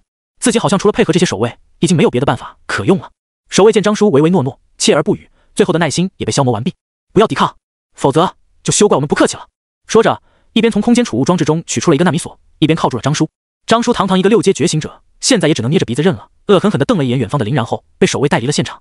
守卫的头领一边指挥守卫们带走张叔与苏全，一边向在场的学生们歉意地挥了挥手。防卫不当，让大家受惊吓了。我们很快便会把这件事情处理完毕，给大家一个满意的交代。大家继续吃好喝好，我们先行告退了。说完，又朝着众人鞠了一躬之后，小跑着离开了。在尘埃落定之后，原本鸦雀无声的大厅才重新热闹起来。乖乖，刚刚到底发生了啥？怎么一瞬之间挨打的就变成了苏全？鬼知道，肯定是林然他的手段吧。虽然我是一点都没看清，这他妈的速度也太快了吧！他总不能是先跑到苏全的身边，然后再把他丢到那个张叔的拳下吧？我操！肉体强度变态到能够与6阶觉醒者交锋的同时，还拥有肉体无法捕捉的速度。这个人是个怪物吧？其实我听过，他最强的攻击手段好像是一种操纵次元之门的远程攻击。对，还有一种神秘的黑色火焰，号称能够焚尽一切，永恒不灭。这还是人吗？我傻了。哎，你们说他刚刚那一下是不是也有可能是空间能力之类的？空间能力，那岂不是比单纯的速度快更为恐怖？不然你以为呢？林然他那骇人的传说事迹全都是靠实力闯荡出来的。要是没这么多的变态手段的话，早就死在异族与兽潮的手下了。这个人怕是本界最强的硬实力拥有者了。经过了凌然电光火石之间的那一连串惊天大秀，在场所有的人看凌然眼神都有点不对了，有畏惧，有钦佩，有担心，有友善，有敌意，有嫉恨，但有一点却是共通的，那就是都极为的认可凌然的恐怖实力。刚刚那个场景让他们来处理，根本就没有人敢说自己能做得比凌然更好。而凌然最后的智商压制与精妙操作，更凸显了他的逼格。这绝对是本届新生交流赛的一座大山啊！无数人感慨着。至于苏权，这个在豪门圈都蠢得独一档、惹人嫌弃的家伙，纵使背后有苏家撑腰，倒也是没人在意了。从刚刚守卫带走苏权的时候，居然没有一个人愿意站出来帮张叔解释，就能看出来，苏权是真的不得人心。而凌然的那些队友们也在此时纷纷围到了凌然的身边。徐胜先是大笑着对凌然抱了抱拳：“凌兄大才，真是让我们大开眼界啊！那个纨绔公子苏权背后的相处苏家虽然是大，可若是要为难凌兄，我江东徐家第一个不答应。别说其他人，就算是苏家的那个臭老头子亲自前来，我也定能让他大半跪。”徐胜说话的声音很大，一点也没有隐藏自己立场的意思。其他豪门子弟在听到徐胜的话语后，也都是心中一惊。好家伙，江东徐家居然会在不惜与苏家交恶的情况下强行站位，力挺凌然。难道说徐家打算吸收凌然为徐家的外家家主？若是那样的话，这龙国豪门的稳定局势，怕又是要变天了呀！江东徐家在整个豪门圈，那也是赫赫有名，无人敢于招惹的存在。一是因为徐家底蕴深厚，家族势力足够老牌，是能够在龙国之内排到前5家族；二就是因为徐家是豪门之中唯一一家会大胆吸收外来力量的存在。别的豪门虽然也会设置外家，招募那些非本家族的成员来充实门面，却都只是多半停留在相互利用的阶段，更不会有什么权力，甚至能够与那家家主相差不多的外家家主的存在。这也是为了防止家族在传承中大权旁落，反被那些外人得了便宜的设定。他们宁愿自己在腐朽中衰败，也不愿意被外人窃取家族的果实。固步自封的好处自然是保证了家族的传承与血脉的纯净，坏处嘛，自然便是落了那些敢于开自兴家族的下场。所谓有利必有弊吗？不过现在很多家族由于眼红江东徐家那夸张的发展速度，而修炼放开了对外来力量的吸收，想要进一步充实自己，但他们却还是不敢把权力下放到徐家的那种程度，依旧停留在表面。虽然比之前要好上一些，但还是远远比不上徐家。在徐胜第一个表示了自己的大力支持后，凌然的其他队友们也纷纷参与了进来。蓝若秋向前一步：“我西川蓝家也永远都是然哥你的坚实后盾。”白子夜与陆浅浅同样抱拳：“魔都白家、魔都陆家愿为然哥左右。”孙云天、黄冲、熊远、郭宇宙也不甘人后，汴州孙家、常山黄家、三晋熊家、金香郭家亦是如此。本来凌然在进行队友的筛选时，就已经剔除掉了那些性格恶劣的存在，所剩下的这些人基本上都是有头脑有思想的人，又经过这么多天的相处与配合，他们对于凌然这个人已经是极为的认可了。现在刚好有一个宣誓诚信的完美时机，傻子才不蹭呢。反正有江东徐家的徐胜带了头，单单是徐家就能压制苏家了。苏权这个人又是相当的不得人心，这种究极无敌的大顺风仗根本就不用犹豫嘛。这几人斩钉截铁般的发言一出，惹得旁人又是一阵惊叹。好家伙，这些豪门都这么看好一个来自于寒门的凌然？废话，有实力是这样的，你要是能够完成他的那些传说级成就，你也能被看好啊。讲道理，别说寒门了，就算是豪门子弟，都从来没有哪个人能够同时收揽到这么多豪门的青睐。仅仅凭借一己之力，便能让无数豪门为之倾心，凌然绝对是当之无愧，前无古人后无来者的第一人。这就是龙国英雄的人格魅力吗？太强了！众人羡慕的看着凌然一行人，不仅仅是羡慕凌然能够被诸多的豪门青睐，还有很多豪门的嫡子们羡慕的是那些能够与凌然扯上队友关系这些人。不过倒是也有不少的豪门依旧对凌然很不感冒，甚至是厌恶与愤恨，还把火气迁怒到了那些与凌然交好的豪门之上。在他们这些比较极端的人看来，豪门与寒门子弟交好本来就已经够掉价了，而这些个豪门居然还是单方面的在舔凌然，简直就是豪门之中的败类，是豪门界的奇耻大辱。可惜他们的愤怒却终究改变不了别人的意念。至于那些稍微次一些算不上顶级豪门的家族，则只能默默的仰望。他们知道，就凌然在此时创造出来的死亡漩涡根本就不是他们能够沾上的。因为凌然的存在，豪门现在明显分成了3种不同的态度：支持、观望与反噬。所谓神仙打架，凡人遭殃，明里暗里的顶级豪门都已经被卷进去了一大半，他们这个时候上去凑热闹，怕是死都不知道怎么死的。所以还是等到局势明朗之后再去站队比较好。那样虽然没办法在胜利者的庆功宴上大口吃肉，最少还能分到点汤喝，不是？总是有的赚的。不然要是押宝押错了地方，将来清算的时候还想逃过此劫？开玩笑呢！能够紧跟着顶级豪门的身后混成大家族的这些人，显然都是人精。夹缝之中的生存之道，他们最为门清，显然不会犯这种原则性失误。反正漩涡不会主动找上你，你又何必主动去往那里靠呢？除非真的有必胜的把握，不然不到分胜负的最终关头，他们根本就不愿意下注。1小时后，今日美景良宵，月光斑驳，此竹林之景正好。不知姑娘可愿与我同床共枕否？凌然左手持一只洁白的花束，右手轻轻揽过洛青岩柔弱无骨的腰肢，把脸凑到了他的耳垂旁。洛青岩的俏脸之上顿时泛起了一抹潮红。死鬼，干嘛呢？油嘴滑舌的，别闹，等回来别说。凌然哈哈一笑，也不答话，突然便往下面一顿，双手向前一拥，便抱住了洛青岩的小腿。还没等洛青岩询问出声，凌然便反手往上面一提，便把洛青岩给放倒在了这竹林里松软的土地上。嗨呀，哪有这么麻烦？难道这里的景致还不够好吗？被林然的灼灼目光所注视着，洛青言已经羞得有些说不出话了。不行吧？这里也太……林然不以为意的摆了摆手，无所谓的，反正我已经用幻阵护住了这里，外界根本不可能窥探到竹林中的动静。还有一件事儿，来，把它穿上，乖哈。林然不知从什么地方摸出来了一套衣物，丢到了洛青言的怀中。青金烟云大学的比赛服。洛青言看着手中的衣物，有点傻眼。莫非这是自己今天穿的那件？林然嘿嘿一笑，比赛服每个人有3套，我拿的是你新的那套。我暂时还没有变态到那个程度，好吗？来，搞快点！这件衣服可太符合我对青春的幻想了，完美！洛青言涨红着脸，显然相当的抗拒。我都还没答应你在这儿呢，你就直接快进到换制服了？没门！林然搓了搓手，把嘴角的弧度拉到最大。可惜啊，这件事那可由不得你。我决定好的东西，那还能做不了？说着，干脆直接动用了手术果实的能力，帮洛青言换上了比赛服。随后便舔了舔嘴唇，给洛青言摁在了土地上。至于洛青言的娇呼与推搡，则被他凭借着强悍的肉体力量被彻底无视掉了。次日，洛青言没好气的白了一眼一脸意犹未尽的林然，哼道：“现在好了，我的比赛服就剩2套了。”林然一边摇头晃脑，一边也翻身从地面上爬起。没事儿，起码剩下的还有。你有圣光之力加身，清洗衣物也就是一瞬间的事儿，无所谓的。昨晚我可能太兴奋了，体力消耗实在有点大。走吧，咱们弄点东西吃去，尝一尝相处的食堂怎么样？说着，嬉皮笑脸的凑到了洛青言的身旁。洛青言冷哼一声，一个圣光弹反给林然震到了一边后，开始净化起自己来。先是利用圣光洗涤了身上的泥土，又操纵黑暗能量湮灭了地上破碎凌乱的比赛服后，换上了一身新衣。林然也依照洛青言的样子穿好了新的衣物。又瞅了瞅常服状态下清纯可爱的洛青言，不禁再次舔了舔嘴唇。讲道理，洛青言最让林然满意的部分就是她的下半身，特别是那双质感如美玉一般洁白无瑕又不失肉感的腿。当把它们扛在肩上向前冲杀，那种与肩头和脖颈摩擦所带来的丝滑与冰凉，简直让人舒爽到了极点。在前方带路，准备跟林然一起前往食堂的洛青言，在回头看到林然的表情后，不禁歪了歪脸。对林然极为熟悉的他，又岂会不知道林然在想些什么东西？尤其是林然的眼睛一直都没有离开他刚刚换上的小裙子之下的双腿。于是洛青言便快步来到林然身边，掐了掐林然的脸。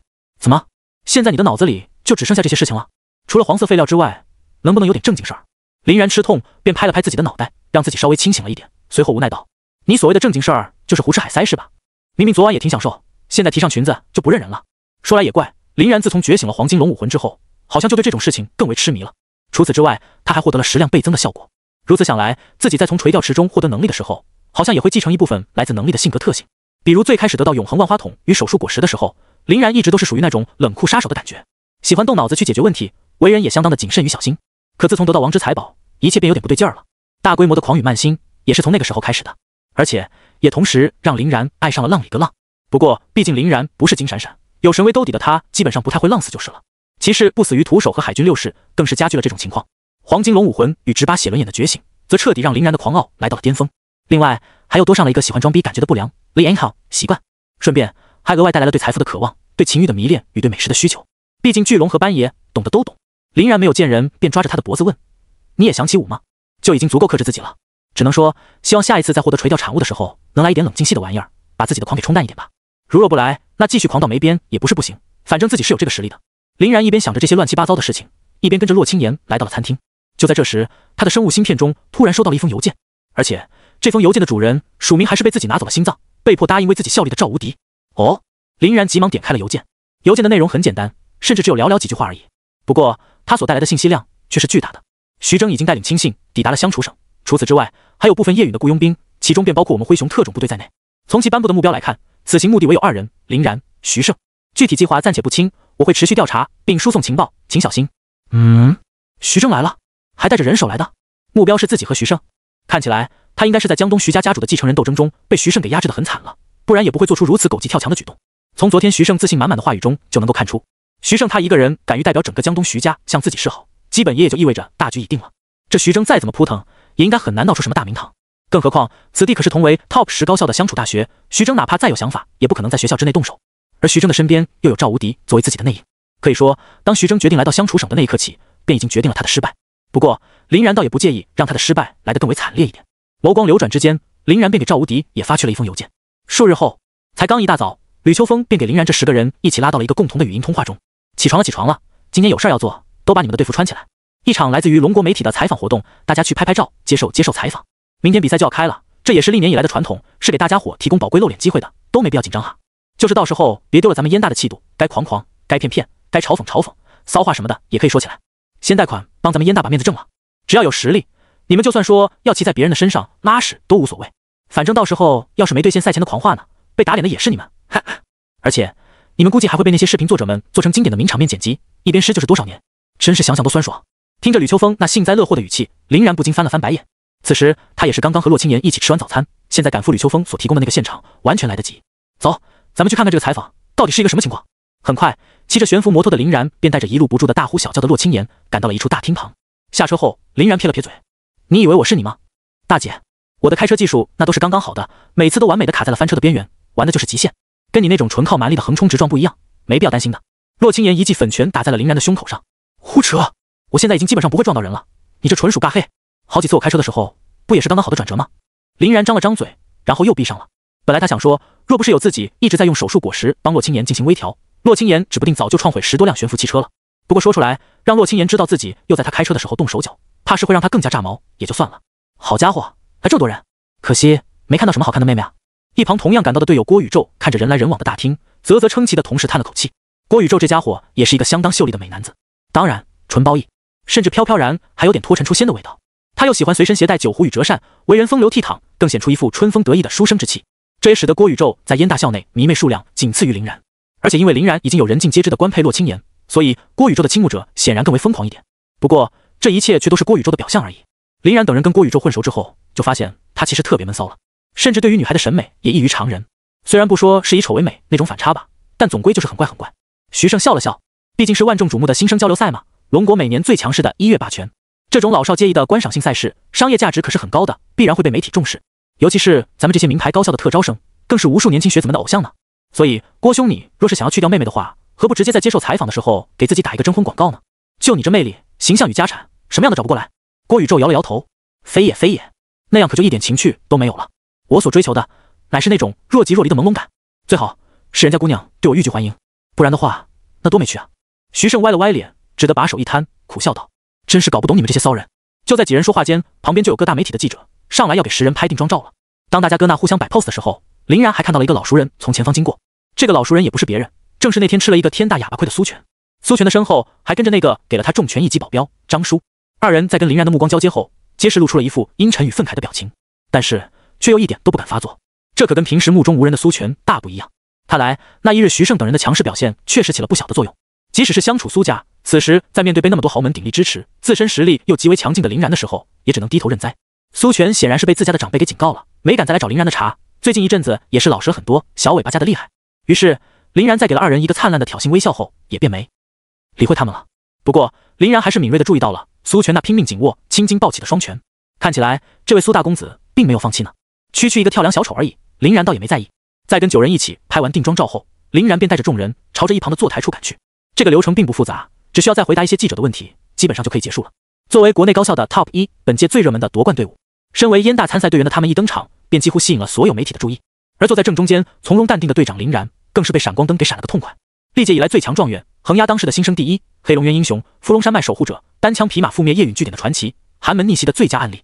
一想到能够采访这么多光环加身的林然，记者们的脸上便充满了兴奋。记者们前面的问题都很简单，基本都是一些诸如日常交流中你吃了吗的热场问题。等到林然等人逐渐适应了采访的节奏后，记者们才开始他们真正的刁难。林队你好，我们知道上一届的燕大代表队虽然实力强劲，同样为夺冠的最大热门，4大赛事最终却都倒在了4强，最终的积分相加至排名甚至没能跻身前6。而青津燕云大学这所综合实力排在龙国所有高校第一的大学，也已经3年无冠了。这是否意味着燕大第一的名头已经名不副实了呢？这名年轻的记者一上来便抛出了一个极为尖锐的问题。林然笑了笑，敢问阁下今年多大了？年轻记者愣了愣，虽然他并不知道林然为什么要这么问，却还是老老实实的答道：26。林然点了点头。那你知道青津燕云大学参加新生挑战赛已经有多少年的历史了吗？年轻记者眨了眨眼，好像是3000年。林然又点了点头，声音开始随着话语的诉说而抬高。那你猜猜，在你还没有降临人世间的时候，燕云大学拿了多少次冠军呢？是的，这你肯定也知道，不就是才刚过1000次而已吗？如果说包揽了从新生挑战赛建赛以来整整1/3的总冠军的燕大都要不配被称为第一的话，那么你心目中的第一是谁呢？你干脆别装了，直接说吧，打算把哪个高校架在火上烤？我今天都要看看你说的那个第一，他们自己敢不敢认？说完最后一句话，林然拍案而起，指着年轻记者的脸，目光凌厉。年轻记者顿时傻了眼，他是万万没想到林然身为一届新生，嘴巴和思路居然都这么厉害，直接把他反逼了一个哑口无言。正常来说，这些大学生们根本就不会有什么接受采访的经验，往往会被他们给问晕掉。然后就会给他们留下画饼，创造出选择性报道的标题党题材。但现在，看看那同样对着自己怒目而视的高校代表们，年轻记者也知道自己已经算是到头了。他的那番话不仅把林然一行人给得罪了个死的，还让那些不想被架在火上烤的高校对他心生不满。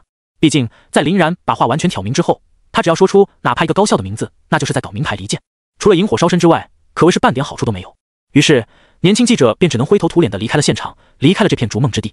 这种超大型的新闻活动，本来正是新人们一步封神的最好时机，所以急功近利的他才会出此下策，逼问了林然一个很尖锐的问题，结果却搬石砸脚，吸引了所有高校怒火的他，能够黯然离开，都已经算是还不错的结果了。看着狼狈不堪的年轻记者所留下的前车之鉴，其他的记者们也都是重新打量了一番林然。今年燕大的这个队长是真的不好惹呀，自己还是老老实实问吧，不然若是被林然给对了，可就连第一手的新闻报道权都失去了，那样才是得不偿失呢。那么请问林队，你们燕大今年的目标又是什么呢？在简单的状态调整之后，记者们也不敢给林然下套了，就老老实实的问起了这些正常问题。下方暗中观察的吕秋风看到这一幕，不禁笑了起来。这小子是真行啊，能文能武的，没看出他还有这一手。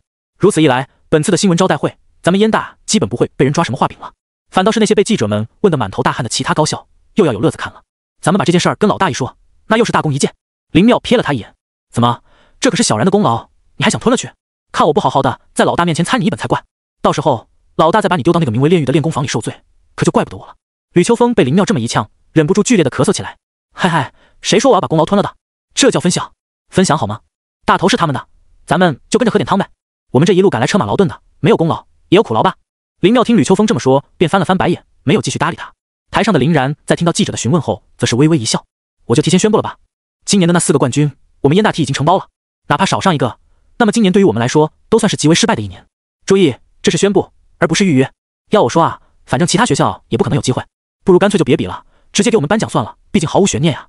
至于剩下的那些名次，根本就不重要，反正也不会有人记得第2名，抓阄就好。总而言之，从现在开始，凡是由我亲自登场参加的比赛，一场都不会输。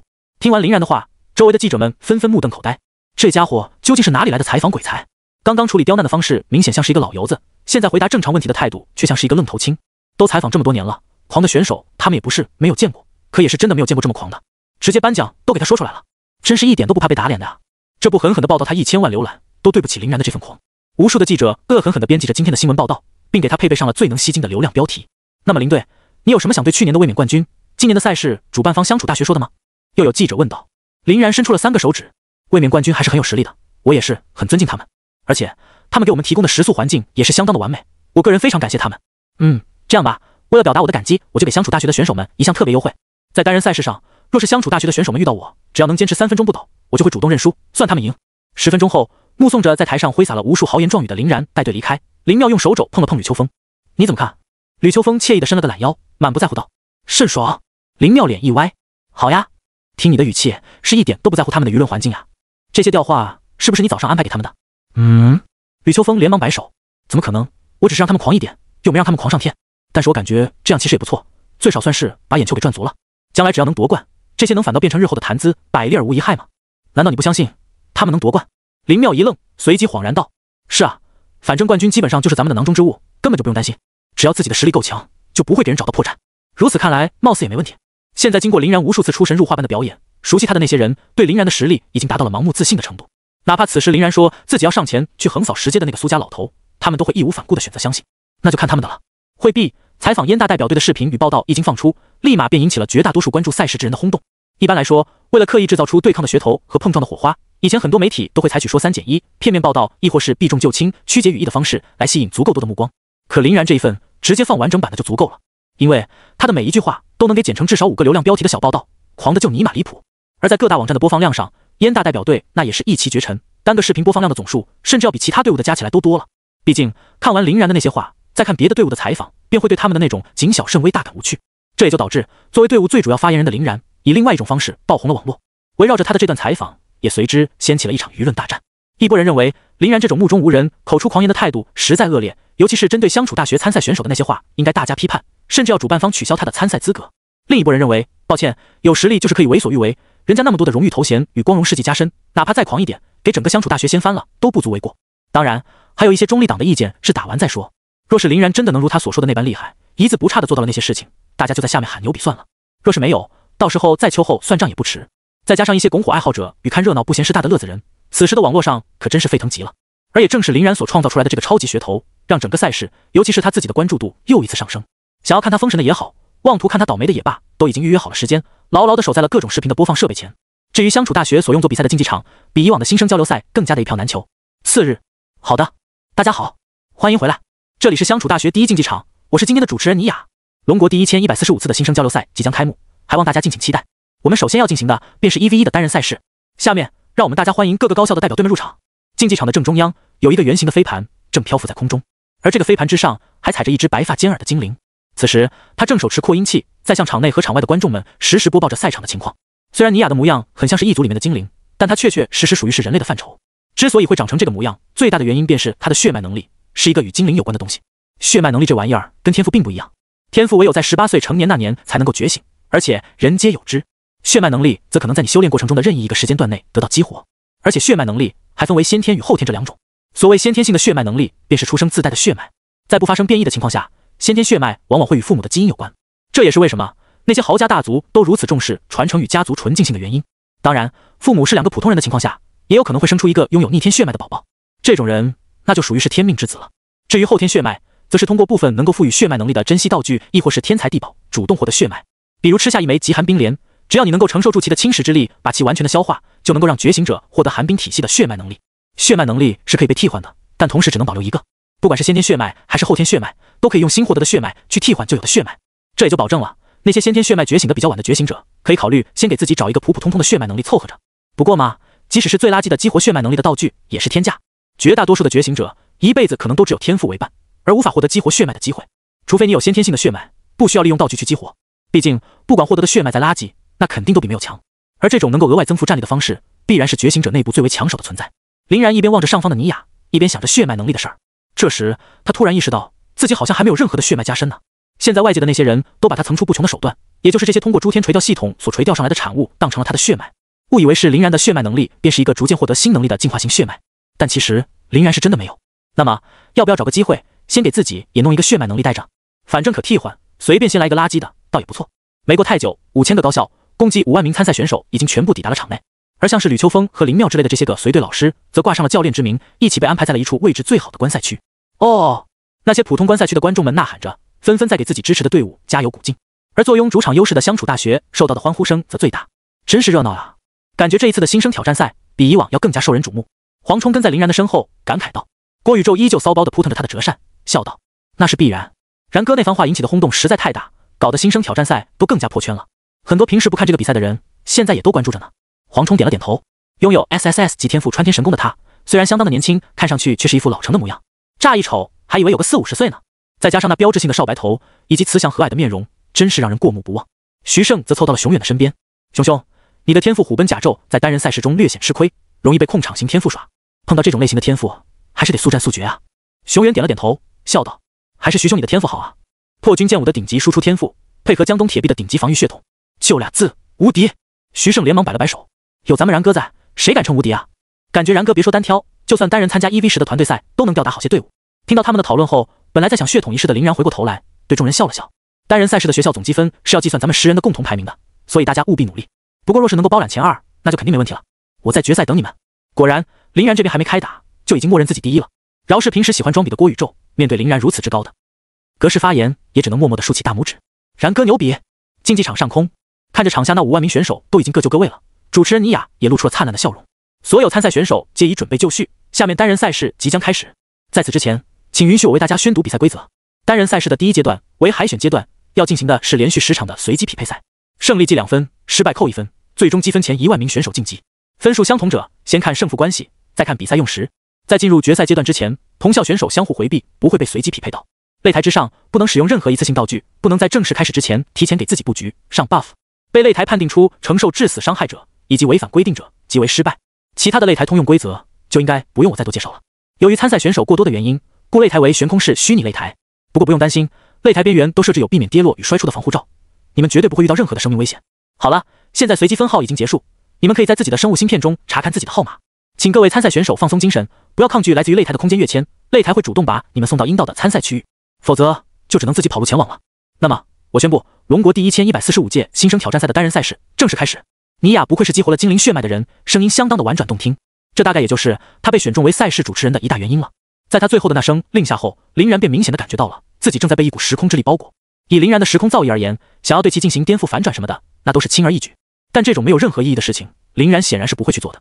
于是便也和其他人一样，任凭这股时空之力把自己传送到了一处擂台上。踩着这个浮于空中的虚拟擂台，林然这才抽出空来看了一眼自己的号码00250。林然的脸当即就是一歪。相处大学若是没有进行暗箱操作，是打死他都不信的。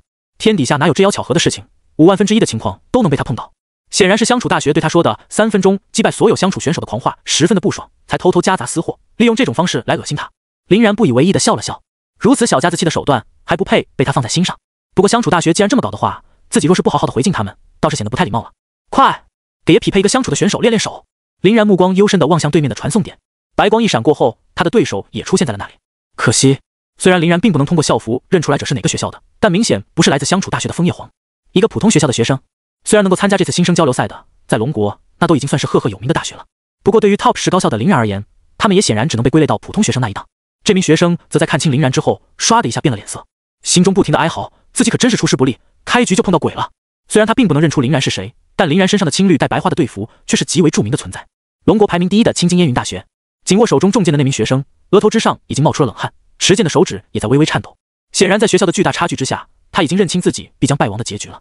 不过擂台的倒计时却不会随着他的紧张而减慢，依旧在1分1秒的流逝着。看着马上就要走到头的倒计时，林然和善的笑了笑，别紧张，很快的，乖哈。眼睛一闭一睁，这一场就过去了，杀你只需要1秒钟。说着，林然便从自己的灵魂之戒中取出了一柄合金左轮手枪。那名学生惊讶地看着林然手中的合金左轮，眼珠子差点没瞪出来。他已经不记得自己在入学之后有多久都没有看到合金武器的存在了，哪怕是再拮据的觉醒者，也不可能连青铜级的魔能武器都拿不出来吧？合金武器那是普通人才会选择去使用的玩意儿。而这个青金烟云大学的学生之所以会使用合金武器来迎敌，明显是瞧不上自己，打算羞辱于他。想到这里，那名学生已经是怒意盈天了。好，很好，非常好，就算打不赢你，我也要让你为你过度的自大付出惨痛的代价。都什么年代了，还在用合金武器？然后还没有等到他彻底把怒火点燃，他的怒火便已经消失殆尽了。因为倒计时结束了，林然手中的合金左轮也就卡在了倒计时结束的那个瞬间，喷吐出了一道绚丽的火舌。那颗子弹出膛的速度简直快到让人怀疑，其实它完全是一个高等级的魔能装备。砰！子弹准确无误地命中了那名学生的脑袋，把他打懵的同时，也顺利打出了他的紧急保护。于是他便在绿光的笼罩下去往了另一处擂台，而林然就继续在这里等待着新的挑战者。甚至由于林然这边结束的实在太快，因为一时间没找到新的匹配对象，还等在这里等了一小会儿。下一个被传送而来是一个短发女生，她同样在看到林然的队服之后，表情开始变得难看。对他们这种选手而言，遇到名校学生简直就是在提前宣布死刑。林然这次倒没有拘泥于他手中的合金左轮，而是从灵魂之戒中把武器换成了一把合金唐刀。相同的是，在倒计时结束的那瞬间，短发女生就吃了林然一个急速前冲之下的横砍，被送往了下一场比赛。有点不经打呀，我都还没开始用力呢。林然都不记得自己已经有多久没有碰到这么弱鸡的对手了，一时间还有点恍惚。他之所以没有去用黄金龙枪，永恒万花筒没有开启，Room 领域没有激活，王之财宝没有召唤，黄金龙武魂也没有显现，就是因为怕打起来太无聊。可没想到即使如此，依旧是砍瓜切菜。想来也是，他平时最亲密的陪练对手是拥有双 SSS 级天赋，且还拥有与这2个天赋都完美契合的顶级血统，又自带一个史诗级特殊装备天使之心的洛青年。前往禁地狩猎的时候，面对的也是成群结队、凶狠残忍的3、4阶、4、5阶的凶兽与异族。燕大校内所遇到的最垃圾的对手，那也是带着 SSS 级天赋的豪门继承人，甚至还都是以1敌多。想要让这些普通的学生在1对1里对他造成阻碍或困扰，确实有点太难为他们了。第3个被传送进来的学生倒是没像上2个人那样紧张害怕，看到林然的队服之后，他反倒兴奋了起来，还认出了林然是谁。于是他便不断在倒计时的时间里发表着自己不畏强敌、勇于亮剑的感慨。可惜林然对于他的啰嗦是完全没有兴趣的，依旧是卡着倒计时的那瞬间，利用新拿出来的合金大锤把他给砸出了场外。甚至在结束的时候，这个擂台中还能够听到来自于他演讲的回音呢，可以说是音容宛在了。观众席，因为之前让林然名扬天下的那番狂话，所以林然的表现那自然是最受瞩目的。能够直接看到林然擂台的那波人，自然是可以看个过瘾。至于看不到的那些，基本上也都会用生物芯片来毛两眼。然后他们便看到了这令人无比震惊的一幕：林然更换着完全不同的武器，以不同的方式与攻击角度连续瞬杀掉了3人。这3个选手，如果不算上开始比赛前的倒计时的话，加起来甚至连5秒钟都没能坚持。一枪一刀一锤，干净利落而又雷厉风行的无解3连 KO 了3名竞争对手。这都是啥啊？跟爸爸打儿子一样，这就又秒了。我滴个龟龟，好变态的速度与攻击力！妈的，要不是这个擂台是龙国最高议会亲自审批下来，不可能出意外的话，我都要怀疑这个擂台有问题了。是啊，跟他娘的擂台 AI 出问题了一般，对面一碰就碎，直接就被判定失败了。其实也合理，这快到让人心慌的速度，攻击威力也绝对恐怖。干，就是有点太快了，我还没看清，一切就全都结束了，没看过瘾的还。围观群众惊叹地看着这一幕幕，嘴巴都要合不上了。历年以来的强力学生虐菜，他们也不是没有见过，但可从来都没有像是林然这样杀人只需一瞬间的存在。最起码也得施展出来有关于天赋能力的一些元素吧？哪有跟林然这样的单纯靠肉体力量便把人给碾碎的？更离谱的是，林然所利用的还全部都是最为普通，他们每个人都能够买到的合金装备，可以说是已经在留手了。现在大量的民众们都已经可以理解为什么林然会在接受采访的时候那么狂了。此时他们扪心自问一下，都得出了一个结论：要是他们有林然的这种实力，他们绝对会比林然还狂。人们沸腾着，欢呼着，传颂着林然的威名。在慕强心理的驱使下，很多人已经被林然的强势表现征服，不由自主地把立场放在林然的这一边了。至于那些针对林然无可动摇的反对派，看着一时威风无量的林然，只能先在心中默默地咬牙切齿。给我等着，早晚有你好受的。只会锤这些个非名校的学生有什么了不起的？充其量也就是个虐菜大王罢了。就是，等一会儿真正有实力的来了，看你还如何嚣张！快给这家伙安排一个强敌，好好挫挫这厮的锐气。虽然那些人这么期盼着，却始终没能得逞。林然就这么一连暴虐了整整9人，才终于看到了一个像样的对手。他的队服正是属于相处大学的那抹枫叶黄，这是苏全。随着传送的光芒彻底消失，林然终于看清了来者的身份。真他妈是冤家路窄啊！居然能在1对1海选的最后一场碰到苏全。本来正感觉到万般无聊的林然，总算是精神一振，兴奋地狞笑起来。而苏全心中的兴奋却一点也不比林然差。在那天从昏迷中醒来，并得知了一切事件的原委后，他就一直想要去找林然报仇，甚至亲自去请求苏家那个最为疼他的爷爷来撑腰。然而因为徐盛、白子夜等家族嫡子的强势表态，苏家的家主立马反倒教训了苏全一顿，并严厉制止了他的这种行为。这也就使得苏全白碰了一鼻子灰，两头受气的感觉并不好受，更是急剧地加大了苏全心中对林然的怒意。而现在刚好就有一个出气的机会摆在他面前，他又怎能不欣喜呢？至于另一边的林然，则是不慌不忙地从灵魂之戒中取出了一把极为操蛋的武器。就连看到那玩意儿之后的苏全都不禁有些变了脸色，因为林然的手中赫然拿着一根鲜红透亮的马桶揣子，这东西可他妈太有年代感了。在这个一切都智能化、机械化、AI 化的今天，苏全上一次看到这东西，那还是在历史书上，而林然偏偏还就弄到了这东西，甚至要用它作战。苏全的脸色顿时就阴沉了起来，他想要羞辱我，所以才故意准备了一个这个，简直就是狂到没边了。用最普通的木头与皮革制成的马桶揣子，在觉醒者的碰撞中，还不是一碰就碎？趁着倒计时还没有结束，苏全恶狠狠地说道：“林然，你打算就用那玩意儿与我为敌？你到底知不知道我是一个多么恐怖的存在吗？”呵呵，苏家的传承天赋龙泉宝剑在我的手上显现出了最高的 SSS 级，再加上我拥有的剑魂血脉，斩你不过就是须臾之间罢了。林然一边用马桶揣子来回比划着，一边用骑士不死于徒手的宝具能力为其注入了强悍的威能。很好，经过我的仔细测量，他刚好可以完美的把你那张恶心至极的臭脸给全部封死，倒也不枉我前几天特意定制了一个这玩意儿出来了。正在大放厥词的苏全闻言一愣，怒极反笑道：“哈哈哈，想把他摁到我的脸上，那就得看看你有没有那个实。”苏全话还没说完，他就看到林然的眼眸突然泛起了一道血芒，而就在此时，倒计时也已经被擂台的 AI 宣读完毕。咚！林然脚尖轻轻点地，瞬间便爆发出了足以让空气为之轰鸣的速度。在开启了永恒万花筒之后，享受着直8弯8双加成的他，速度、力量、观察力都得到了一个飞跃。而苏全本身就是一个超大号的绣花枕头，一身修为全靠药物堆积而来，哪里抵挡得住林然的攻势？于是那个没说完的利字便永远地卡在了喉咙里，因为林然手上的那个马桶揣子已经牢牢地糊在了他的脸上。此时苏全的嘴巴里剩下的都是马桶揣子的味道，心中大震的苏全下意识赶紧挥动他手中的那柄剑，却被林然轻巧地躲过。好弱呀，苏大公子，你这战斗意识也太离谱了！我感觉就算一只可怜的小花猫在被逼到绝境时候瞎比乱扑，貌似都比你要给力一些呢。您这剑歪的都快要斜到你奶奶胯上了。林然的语气相当的嘲弄，甚至还凑到了苏全的耳边。苏全被林然气得浑身哆嗦，却一点办法都没有。视野被马桶揣子完全封闭的他，只能靠着那微弱的外界感知来感受林然的存在。且不说这根本就不是他的长项，要知道就算让苏全用眼睛去看，都未必跟得上林然的速度，更别说妄图去通过感知来判断林然的行踪了。可以秒杀！林然在心中已经对苏全的实力做出的判断。这家伙虽然属性还不赖，但是战斗意识和战斗素养都低下的可怕，一看就是娇生惯养出来的贵公子。别说生死拼杀什么的了，估计真刀真枪的实战演练，苏全都未必经历过，自己只需随便一个瞳术下去，就足够把他拿下了。不过那样的话，显然就没有东西可玩了。出去也是干等着其他人的比赛结束，自己都无聊了那么久，何不拿苏全来找点乐子呢？想明白这一点的林然不慌不忙，甚至还放慢了些许自己的速度，又从自己的手里摸出了另外一把武器。而此时向前俯冲，与林然成功拉开距离的苏全，则腾出了一只手来，去拽被林然摁到脸上的马桶揣子。这一拽不要紧，差点给苏全的眼泪腾出来。要知道，这个马桶揣子可不是一般的马桶揣子，它可是被林然利用骑士不死于徒手附过魔的，完全能够当成一把强力的魔能武器来看待。虽然在脱手之后，被骑士不死于徒手所附魔的能量会随着时间的流逝而消散，但是以林然目前的实力来说，保持个5分钟左右，那还是轻轻松松的。此时就因为林然在把马桶揣子摁到苏全脸上的时候，催动能量给其赋予了强大的吸附力，导致他内部宛若真空一般，死死地吸在了苏全的脸上。苏全想要靠蛮力就把他拽下来，显然不太可能。甚至由于嘴巴也同时被封的原因，苏全连疼痛而出声哭喊都做不到，只能折腾出宛若猪叫的动静。看到这一幕后，把心思放在林然身上的观战人员全都绷不住了。不行了，真要给我笑死了！这他妈都是啥啊？当然是林然的秘制小武器了，直接给苏大公子喂了个饱的。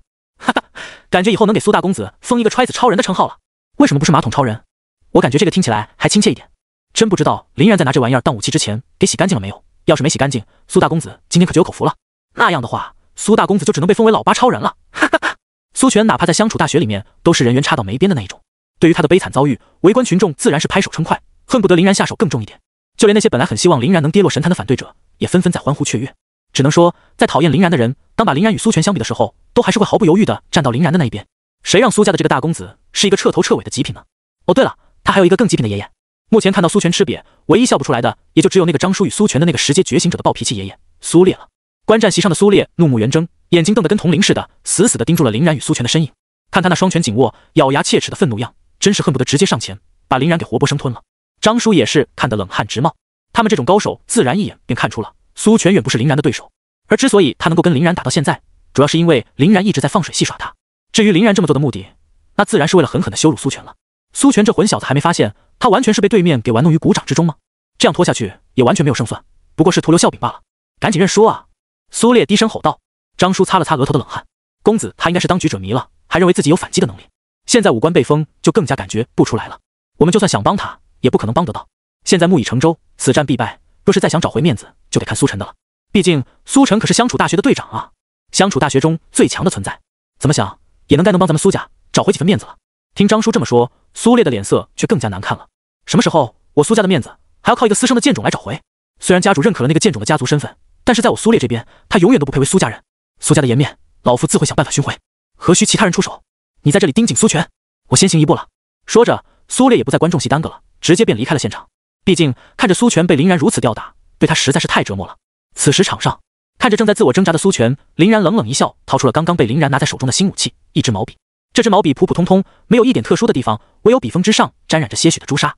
不过只要是被林然的骑士不死于徒手所附魔的武器，那必然就有不凡之处。看着死活拔不下揣子，宛如一个在不断旋转的陀螺的苏全，林然轻轻挥动了一下自己手中的毛笔，毛笔之上的朱砂瞬间便完成了时空的跃迁，直接踏印在了苏全的胸口前。而且这些朱砂在印上去之后，还剧烈的燃烧了起来，烧得苏全想嗷嗷直叫，却又叫不出来，唯有涕泪横流了。这些燃烧的朱砂伤害不大，痛苦却极强，被其灼烧到的地方又痒又疼又刺痛，还深入骨髓，进入皮肉，不停侵蚀着他的神智。不过仅仅10秒钟后，苏全就活生生疼晕在了擂台上。林然略带可惜的扫了一眼已经被绿光包裹住的苏全，真的弱呀！这个所谓的 SSS 级天赋龙泉宝剑，都还没见到苏全挥动一下，就这么没了。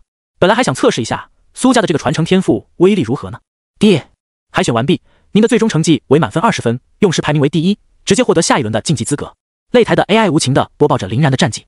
围观群众看到相处大学的苏全被林然活活戏耍致死之后，忍不住啧啧称叹起来。原来之前那种绝对碾压的盛况，并不是因为对手太弱，而是因为林然太强啊！连同为 Top 10的参赛选手都倒下了，林然的硬实力果然不容置疑。嘿嘿，我记得刚才还有人说要等到一个高手来制止林然，现在高手来了，却反被吊起来打。哎，你们看那个苏全的身上留下的灼烧印记，好奇怪啊！是啊，他这个形状与轮廓，怎么看上去那么像是250呢？还真是，而且这个250还被印在了相处大学队服的校徽旁，够狂！哈哈，这绝对是林然在报复相处大学，故意给了他一个250的号码吧？相处大学心眼小，跟人家一个学生赛前的垃圾话较劲，反被打脸了吧？就是我还从来都见过哪一届的主办方会去特意针对一个参赛选手的，还因为是垃圾话这种无关紧要的东西，也没准儿是相处大学负责这一块的人有私心呢。该不会那个负责人是苏家的吧？发现这一细节的观众们议论纷纷，一副看热闹不嫌事儿大的模样。至于目前相处大学的擂台负责人，则已经撕麻脸了。明面上来看，林然这个250是在针对苏全，但他的实际意义应该就是在讽刺自己了。好，很好，非常好，我倒要看看你小子究竟能狂到什么时候。还就不信了，这个比赛里难道没人治得了你？擂台负责人悻悻地看了看已经下场休息，等待其他场次比赛结果的林然，赶紧着手去安排下一场了。好小子，打得漂亮，这下子恶气算是出舒服了。吕秋风与林妙在看到林然结束比赛之后，已经从台上溜了下来，跑到他身边为其加油打气。林妙还兴奋地揉了揉林然的脑袋。林然跟苏全的恩怨，以及被相处大学恶意安排编号250的遭遇，也让二人同仇敌忾。见到林然如此出奇的终结比赛拿下第1，给了这两家一个大耳刮子，甚爽。林然嘿嘿一笑，得意地晃了晃脑袋，这有啥，不过是开胃小菜罢了，让他们等着吧，大的还在后面呢。吕秋风顿时便对着林然竖起了大拇指，帅，就要这样。我们要是忍气吞声的话，他们反而会蹬鼻子上脸呢。给我狠狠的打。那边要是找上事儿来，由我和林妙顶着，实在不行，直接把老大召来。以他老人家那护短的脾气，来了之后，弄不好都要直接把这个竞技场给拆了。听吕秋风这么说，林然不禁摸了摸自己的脸颊。本来以为自己已经够狂了，没想到马特居然比他还狂。现在这天底下敢行事如此嚣张，真敢来孤身一人拆乡处境。场的恐怕也没有其他人了。怪不得不管在什么时候对外提起马特，听到他名字的人都有些闻风丧胆，属实够顶。没过多久，林然另外的9名队友也纷纷被传送了回来。9人倒是没有碰到什么 Top 10的选手，也都是胜得轻松，一场未败。不过在下场之后的观战中，10人也发现了一些比较有意思的事情，那就是今年这一届的新生质量好像普遍偏高，甚至还出现了一些比较惊人的黑马，反杀高排名学校种子选手的势力。毕竟人都是会改变的，高考的失利可能也未必就能决定一切。在不错的先天基础之下，他们付出了足够的后天努力，又加上了一小点点的运气，顿时便脱颖而出了。能够真正稳坐钓鱼台的，也就只有那些 Top 10高校这种最具含金量的存在。看起来这几年貌似又是一次黄金盛世啊！吕秋风感慨道。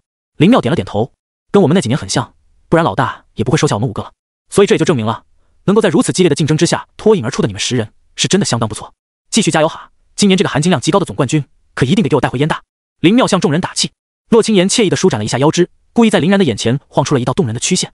放心吧，妙姐，有我们这群人在，冠军那是10拿9稳。敌人再妖孽，还能比得上这家伙？不管是谁来了，只要把林然放出去，定能咬得对面生活不能自理。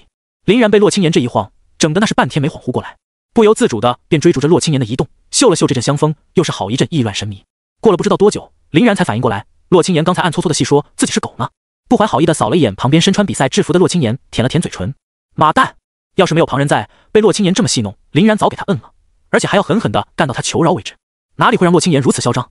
拥有了黄金龙武魂，力道十足，又自带自然灵体，恢复神速的林然是完全有这个实力的。就是现在，着实不是干这种事情的时候，林然也只能先把体内的邪火一压再压。洛青言也注意到了这一点，行事便更为嚣张了一点，紧紧地贴在林然的身边，一边扯着有事没事的闲蛋，对他吐气如兰，一边用那柔弱无骨的小手假称帮他放松肌肉，在林然的身体部位上来回下按。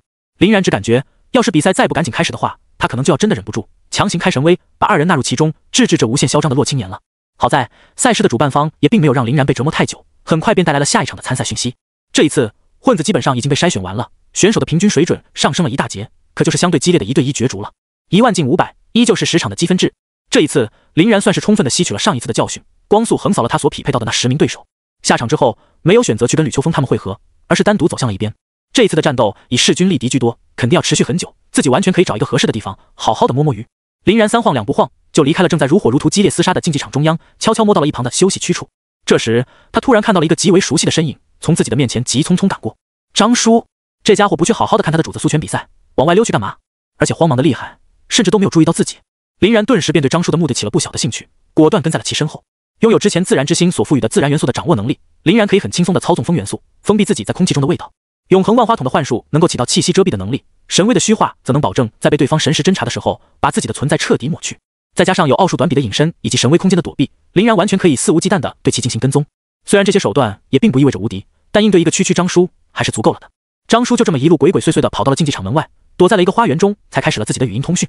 窃听本来就是林然的强项，即使躲在很远的地方，林然也能利用元素之力一字不落地听完。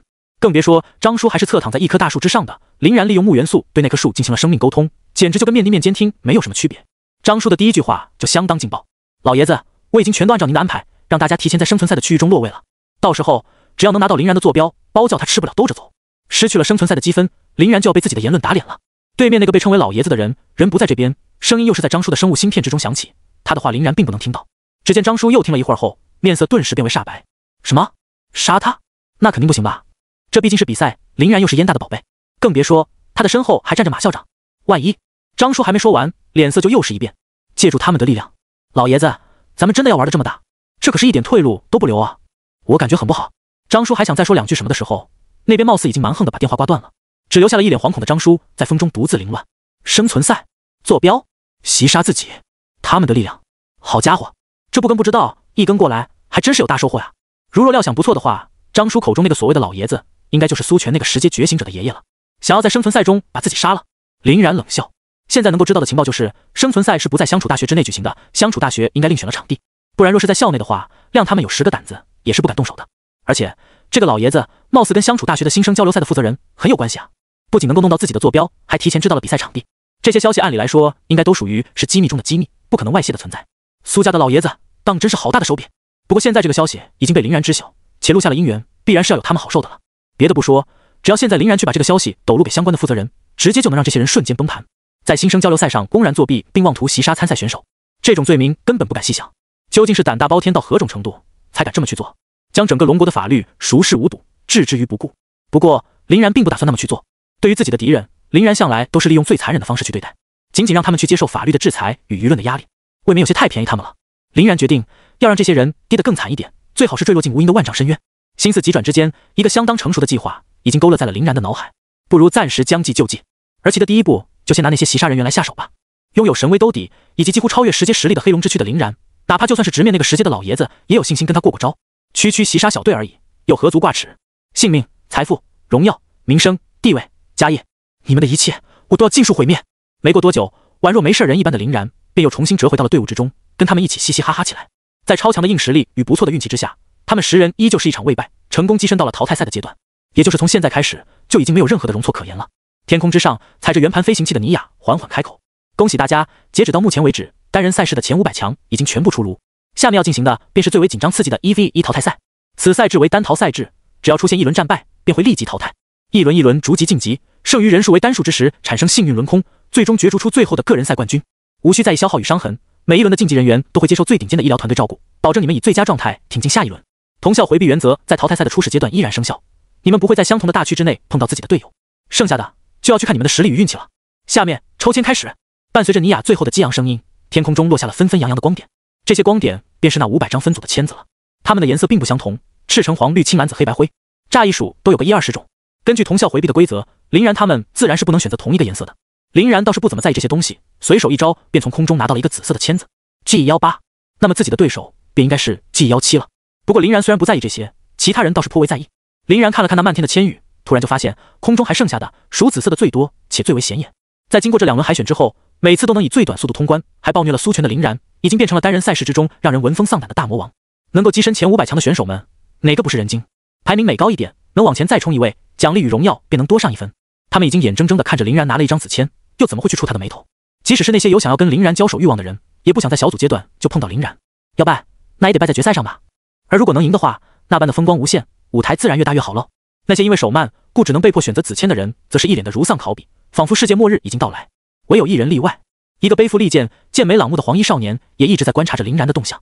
当林然从空中拿走紫色的签子后，他也立马拿走了一张紫签，而他身上的那抹黄色，也正是代表着相处大学的枫叶黄，甚至手臂之上还带着一个队长样式的袖标。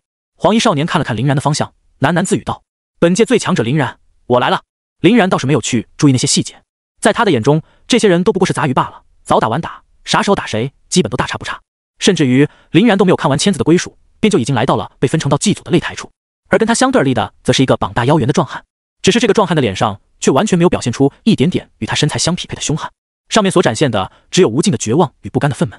对目前的参赛选手而言，任谁看到林然站在他们的对面，估计心情也不太可能好得起来。林然看了看大汉身上并不显目的队服，排除了他是 Top 10学校的可能，便叹了口气道：“怎么说，反正也没有任何的机会，你要不要认输算了？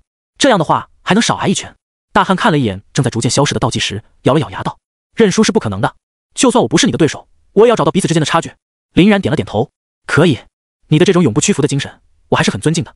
既然如此，就让我也与你认真一战吧。”说着，一声高昂的龙吟便响彻了整个赛场。林然整个人瞬间被笼罩在了一层金光闪烁的龙魂之下，整个人顿时爆发出了无与伦比的恐怖气势。大汉甚至都还没来得及看清楚刚刚发生了什么的时候，就仿佛被一个高速移动中的卡车撞了个满怀，如脱膛的炮弹一般爆射而出。一拳，仅仅一拳，在林然的这一拳之下，大汉直接便被打出了绿光笼罩的保护状态，随后重重的贴在了擂台的保护罩之上，以至于整个保护罩都在林然的这一拳之下出现了剧烈的震动。这就是认真出手状态之下的林然吗？果真是有够夸张的呢。大汉强忍着剧痛的身子，给林然比了一个大拇指后，才沉沉昏去。而擂台之上的林然也随之收到了自己继续晋级的提示，而一直关注着林然的围观群众们不禁都有些傻眼。妈蛋，这不对啊！在赛前林然的资料显示上，他所拥有的能力基本都是以远程为主的控场系技能，刚刚这强悍的肉体能力又是从哪来的？更别说那声高昂的龙吟以及身上龙神虚影与滔天的龙威了。很多 S 级以上的龙类天赋或血统的觉醒者都完全无法与之媲美啊！这未免也太过离谱了一点。原来林然他刚刚在海选之中所施展的那些个手段，全都是小打小闹吗？看起来貌似是的了。之前他身上那可是一点能量形式都没有出现的，这些笼罩于身的金光不过是第一次而已。真的变态啊！我看赛前的资料说，这家伙还有能够操纵黑炎以及召唤可以喷射武器的次元之门的能力，他究竟是怎么同时拥有这么多种能量形式的？你问我，我问谁去？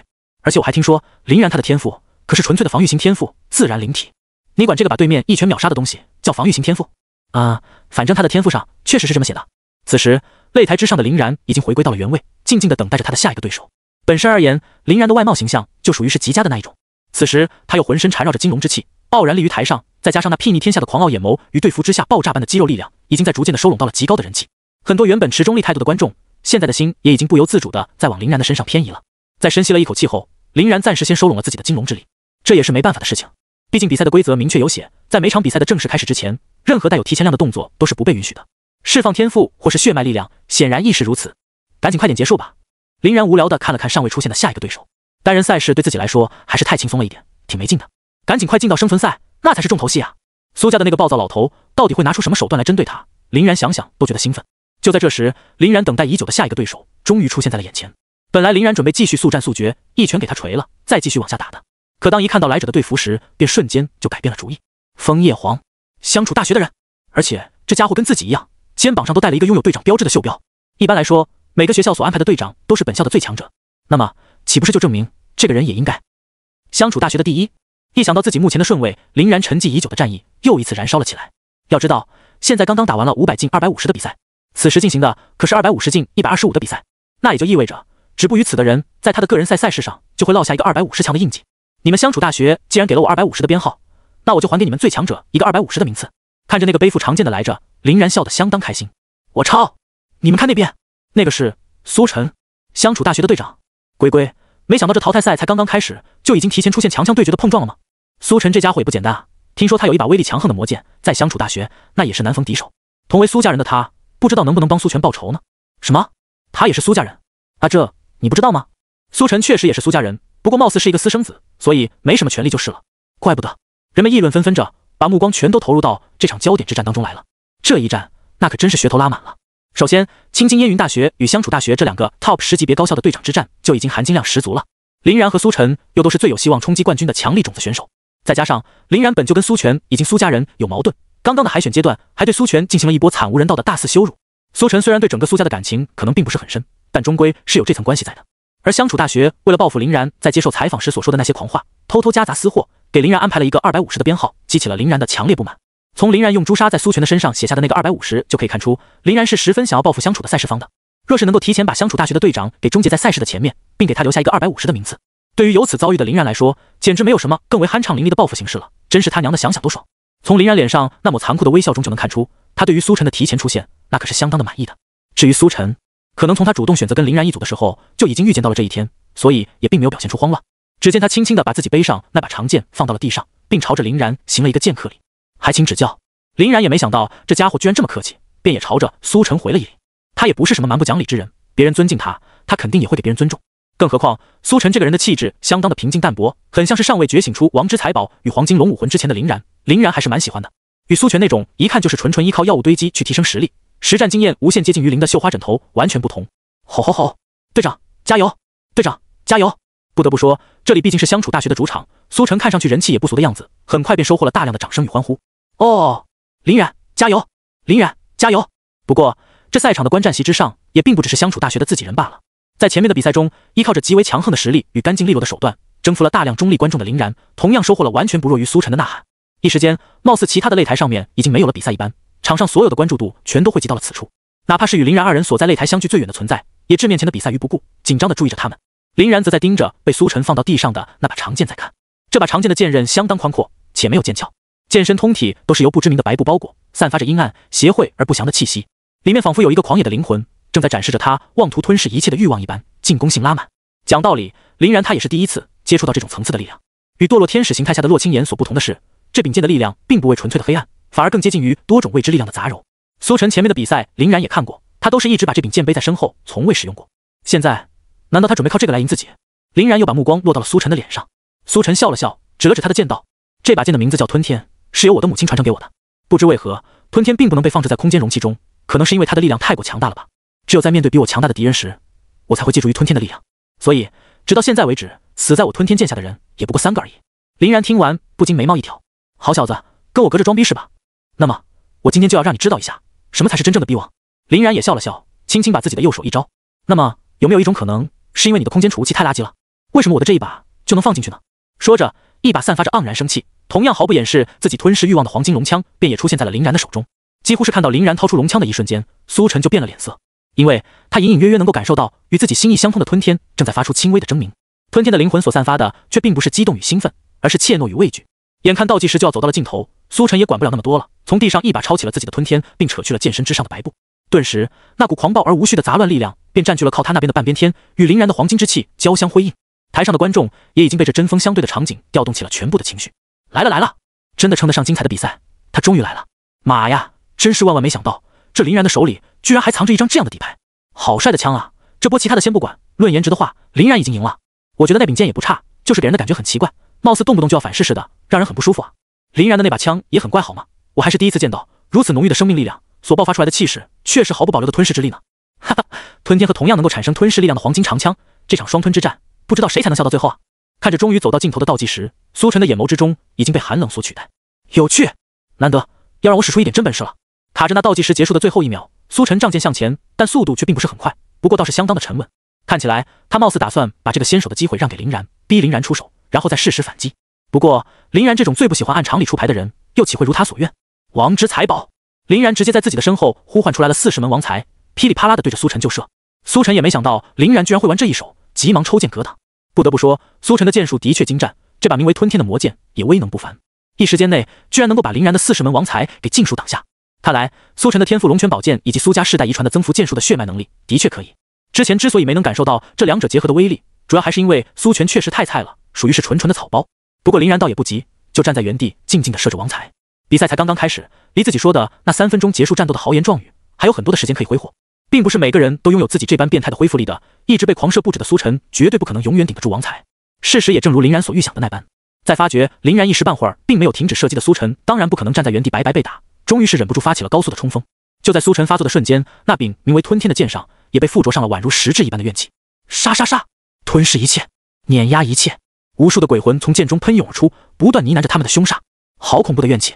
这柄剑之下到底死过多少人啊？看着不断逼近的苏晨，林然分毫不退，把龙枪那么一横，黄金圣龙破。林然体内的魔力疯狂涌出，凝聚出了2条黄金龙的虚影。黄金龙的虚影交错而出，高高的飞向了天空。苏晨眼帘低垂，反手一记自下而上的挑斩，毫不退却地斩向了空中的龙影。他手中那把名为吞天的魔剑之上，也随之飞出了无数的怨魂。可他万万没想到的是，这2条金龙之影居然被他接触到之前就已经自行溃散开了。暴力而出的强力冲击波在高昂的龙吟声之下，瞬间便席卷了整个擂台。哇！苏晨的脸上显现出了痛苦的表情，这扑面而来的强大的生命力，简直就是对他最大的伤害。在这金光闪闪的光芒照耀之下，苏晨感觉自己整个人简直都要被给净化了。而更为奇怪的是，此时那把与他心意相通的魔剑吞天，不停地在散发出战力的狰鸣不说，还不听指挥地收回了自己所有的气息与能量。看这个势头，简直就是要直接俯首称臣了啊！这怎么可能？苏晨的心头大震。从他获得吞天的那一天起，只要吞天开始发威，每次都是能够把对方的武器压制到完全无法发挥威力。而今天状况却突然反了过来，吞天反倒是被对面给死死压制了。他敢于提前挑战林然，想要一战成名的念头，基本上全部都来自于对魔剑吞天的信任。现在吞天不顶用了，那他岂不是必败无疑？一想到失败之后的可怕结果，苏晨不由自主地打了个冷战。这场战斗自己无论如何都要赢。好啊！眼看林然的黄金圣龙破越逼越近，苏晨突然发出了一声歇斯底里的嘶吼。透过过人的瞳力以及对于能量的敏锐感知，林然能够明显地注意到吞天的剑柄发生了某种奇异的变化，愣是在没有任何力量源头的情况下，凭空硬生生地多出了一大股能量。在这股能量的注入下，吞天总算暂时忘却了对于黄金龙枪的恐惧。漆黑如墨的光束喷涌而出，形成了一扇半圆形的屏障，挡下了林然黄金圣龙破的第一波爆发。妈的，这个币居然会无中生有！这种凭空获得魔力的手段之奇妙，唯有自己的灵魂之剑能够抗衡啊！跟他娘的开挂一样。林然被持龙枪，脸色稍微认真了一点。这家伙貌似是故意来祭祖找自己的，果然还真有点特殊的手段。首先不管怎么说，能量都是不可能凭空产生的，再怎么样，苏晨必然要付出一定的手段，哪怕是变态如灵魂之戒，那也是要付出生命力为代价的。虽然很少，但总归是有。林然相信，除了灵魂之戒这个别的世界的产物，在这个世界上是肯定没有如此划算的置换情况了。想要得到这股力量的援助，苏晨肯定是付出了相当严重的代价的。那么代价是什么呢？从表面上看过去，苏晨好像跟刚刚的时候没有哪怕一点点的区别啊。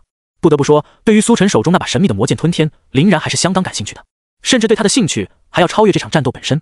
看着停在原地不再继续抢攻的林然，苏晨总算是松了口气。他现在气息不稳，又处于能量的空缺期。林然若是不放慢节奏的话，他恐怕要被压制得很惨。还好林然的过于托大，帮助他找到了一丝赢下比赛的契机。吞天是地，苏晨用尽自己所有的力气，把吞天高高的举过头顶。之前那一幕无中生有的状况再次出现，而且这一次还要更为猛烈且延绵不绝，一股一股又一股。林然默默地看着苏晨不断的无中生有，往吞天之上汇聚着自己的能量。天空中被他呼唤而出的协会能量，已经逐渐形成了声势骇人的恐怖漩涡。这个漩涡本体的能量，甚至已经远远超出了苏晨的本体，而且还有继续往上扩张的趋势。这家伙还真够疯狂的。林然眼都没眨一下，瞳孔之中的永恒万花筒不停地转动着，不断在对苏晨进行着分析。而此时的观众席之上，已经被惊呼和呐喊给充斥了。这他妈是啥啊？卧槽！苏晨是想要逆天啊？真他娘的离谱！新生挑战赛不是一个参赛选手平均等阶为3的赛事吗？怎么出现了这么一个神人？龟龟，这是3阶觉醒者啊！你说他是5阶，不6阶？你说他是6阶觉醒者的蓄尽全身魔力的一击，我都相信。这就是苏晨的终极底牌吗？果然是有够恐怖的。林然貌似危险了呀。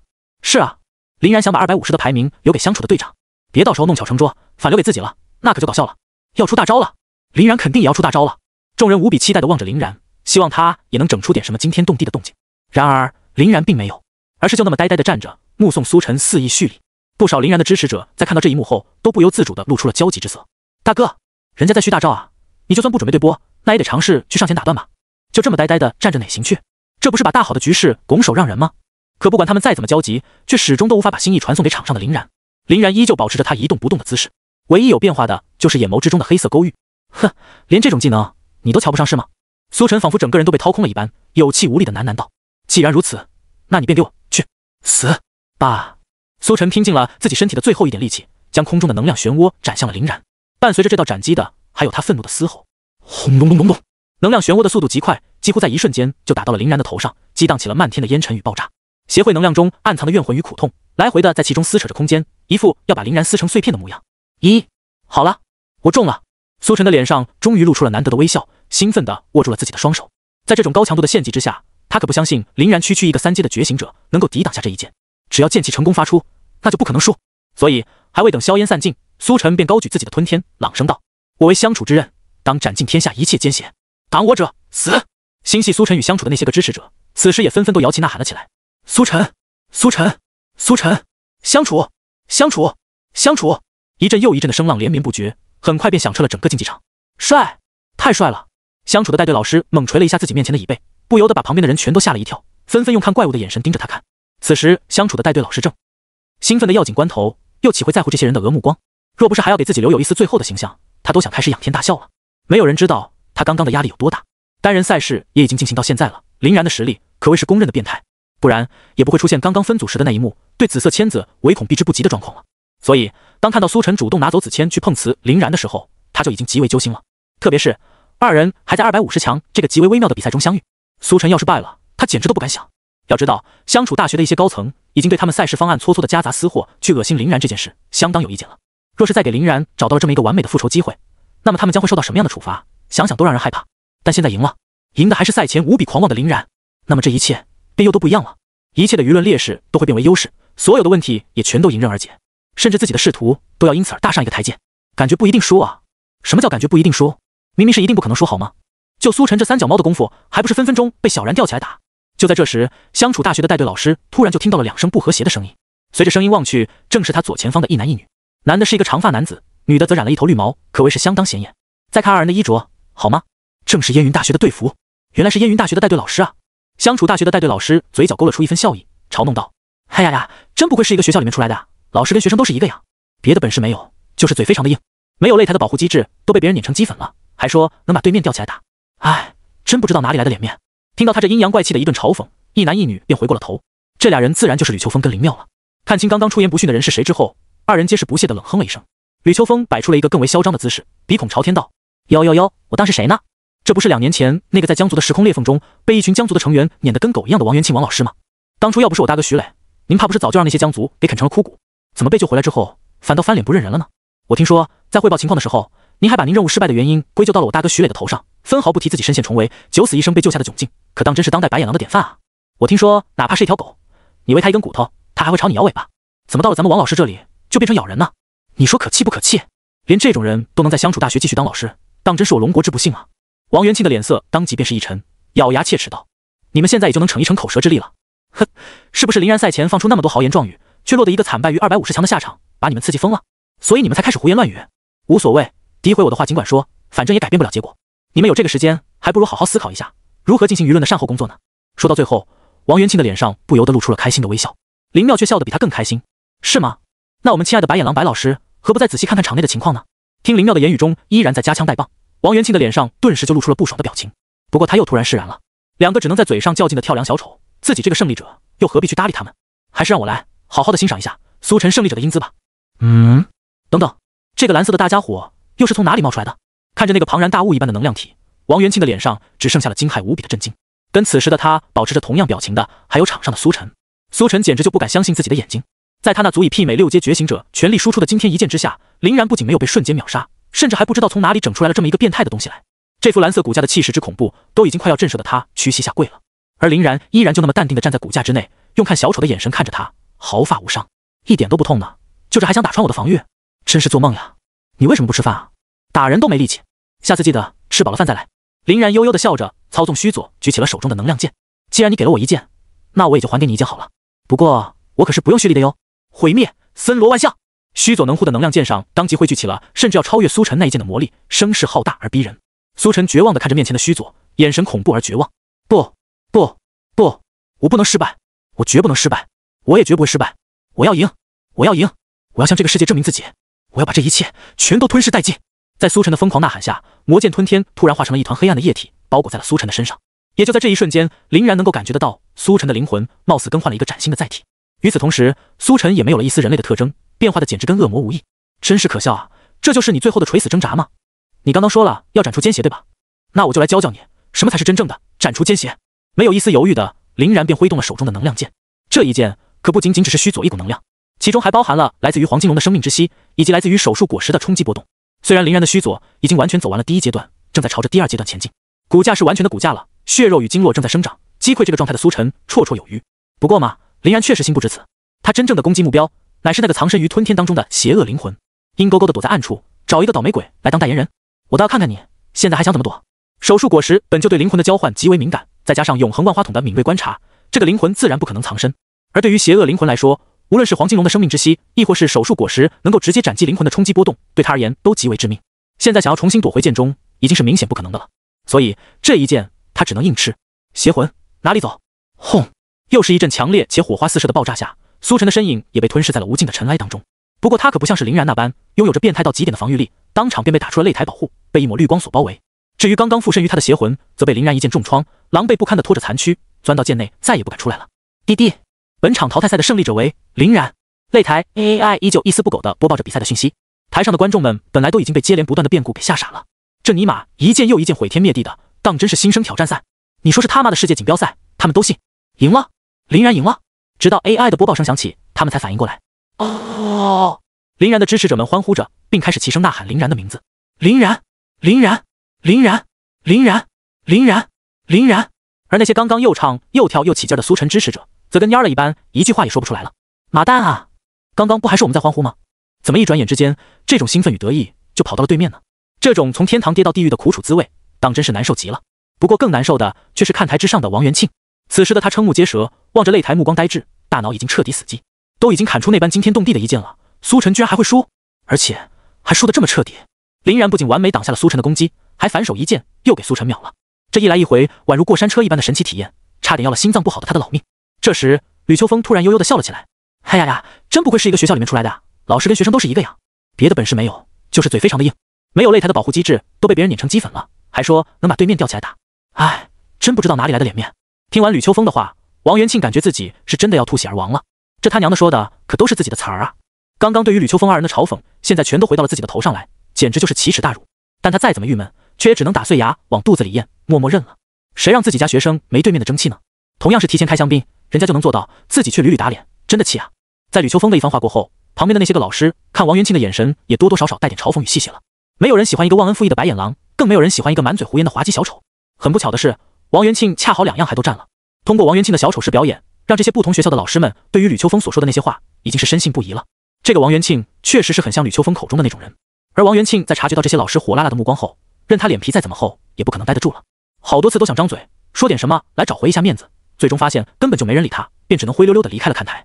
至于场上的苏晨，则陷入了昏迷不醒的状态，被拉走去场下接受治疗了。那把魔剑吞天也跟着一起被拿离了现场。看着离自己远去的魔剑吞天，林然倒是一点都不慌张。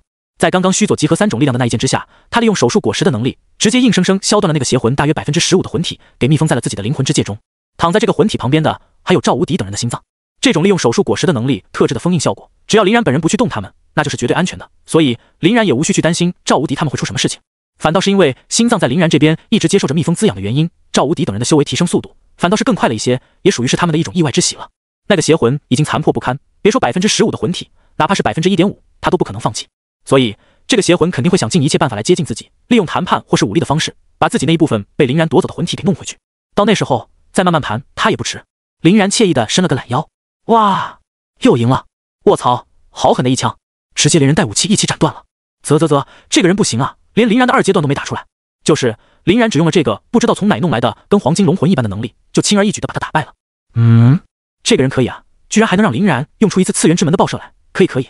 就是不知道还有没有人能逼出林然的3阶段了，怕是很难了。强如手持魔剑的苏晨都只能打出林然的5阶段而已，其他人能见到第3阶段，估计也就到头了。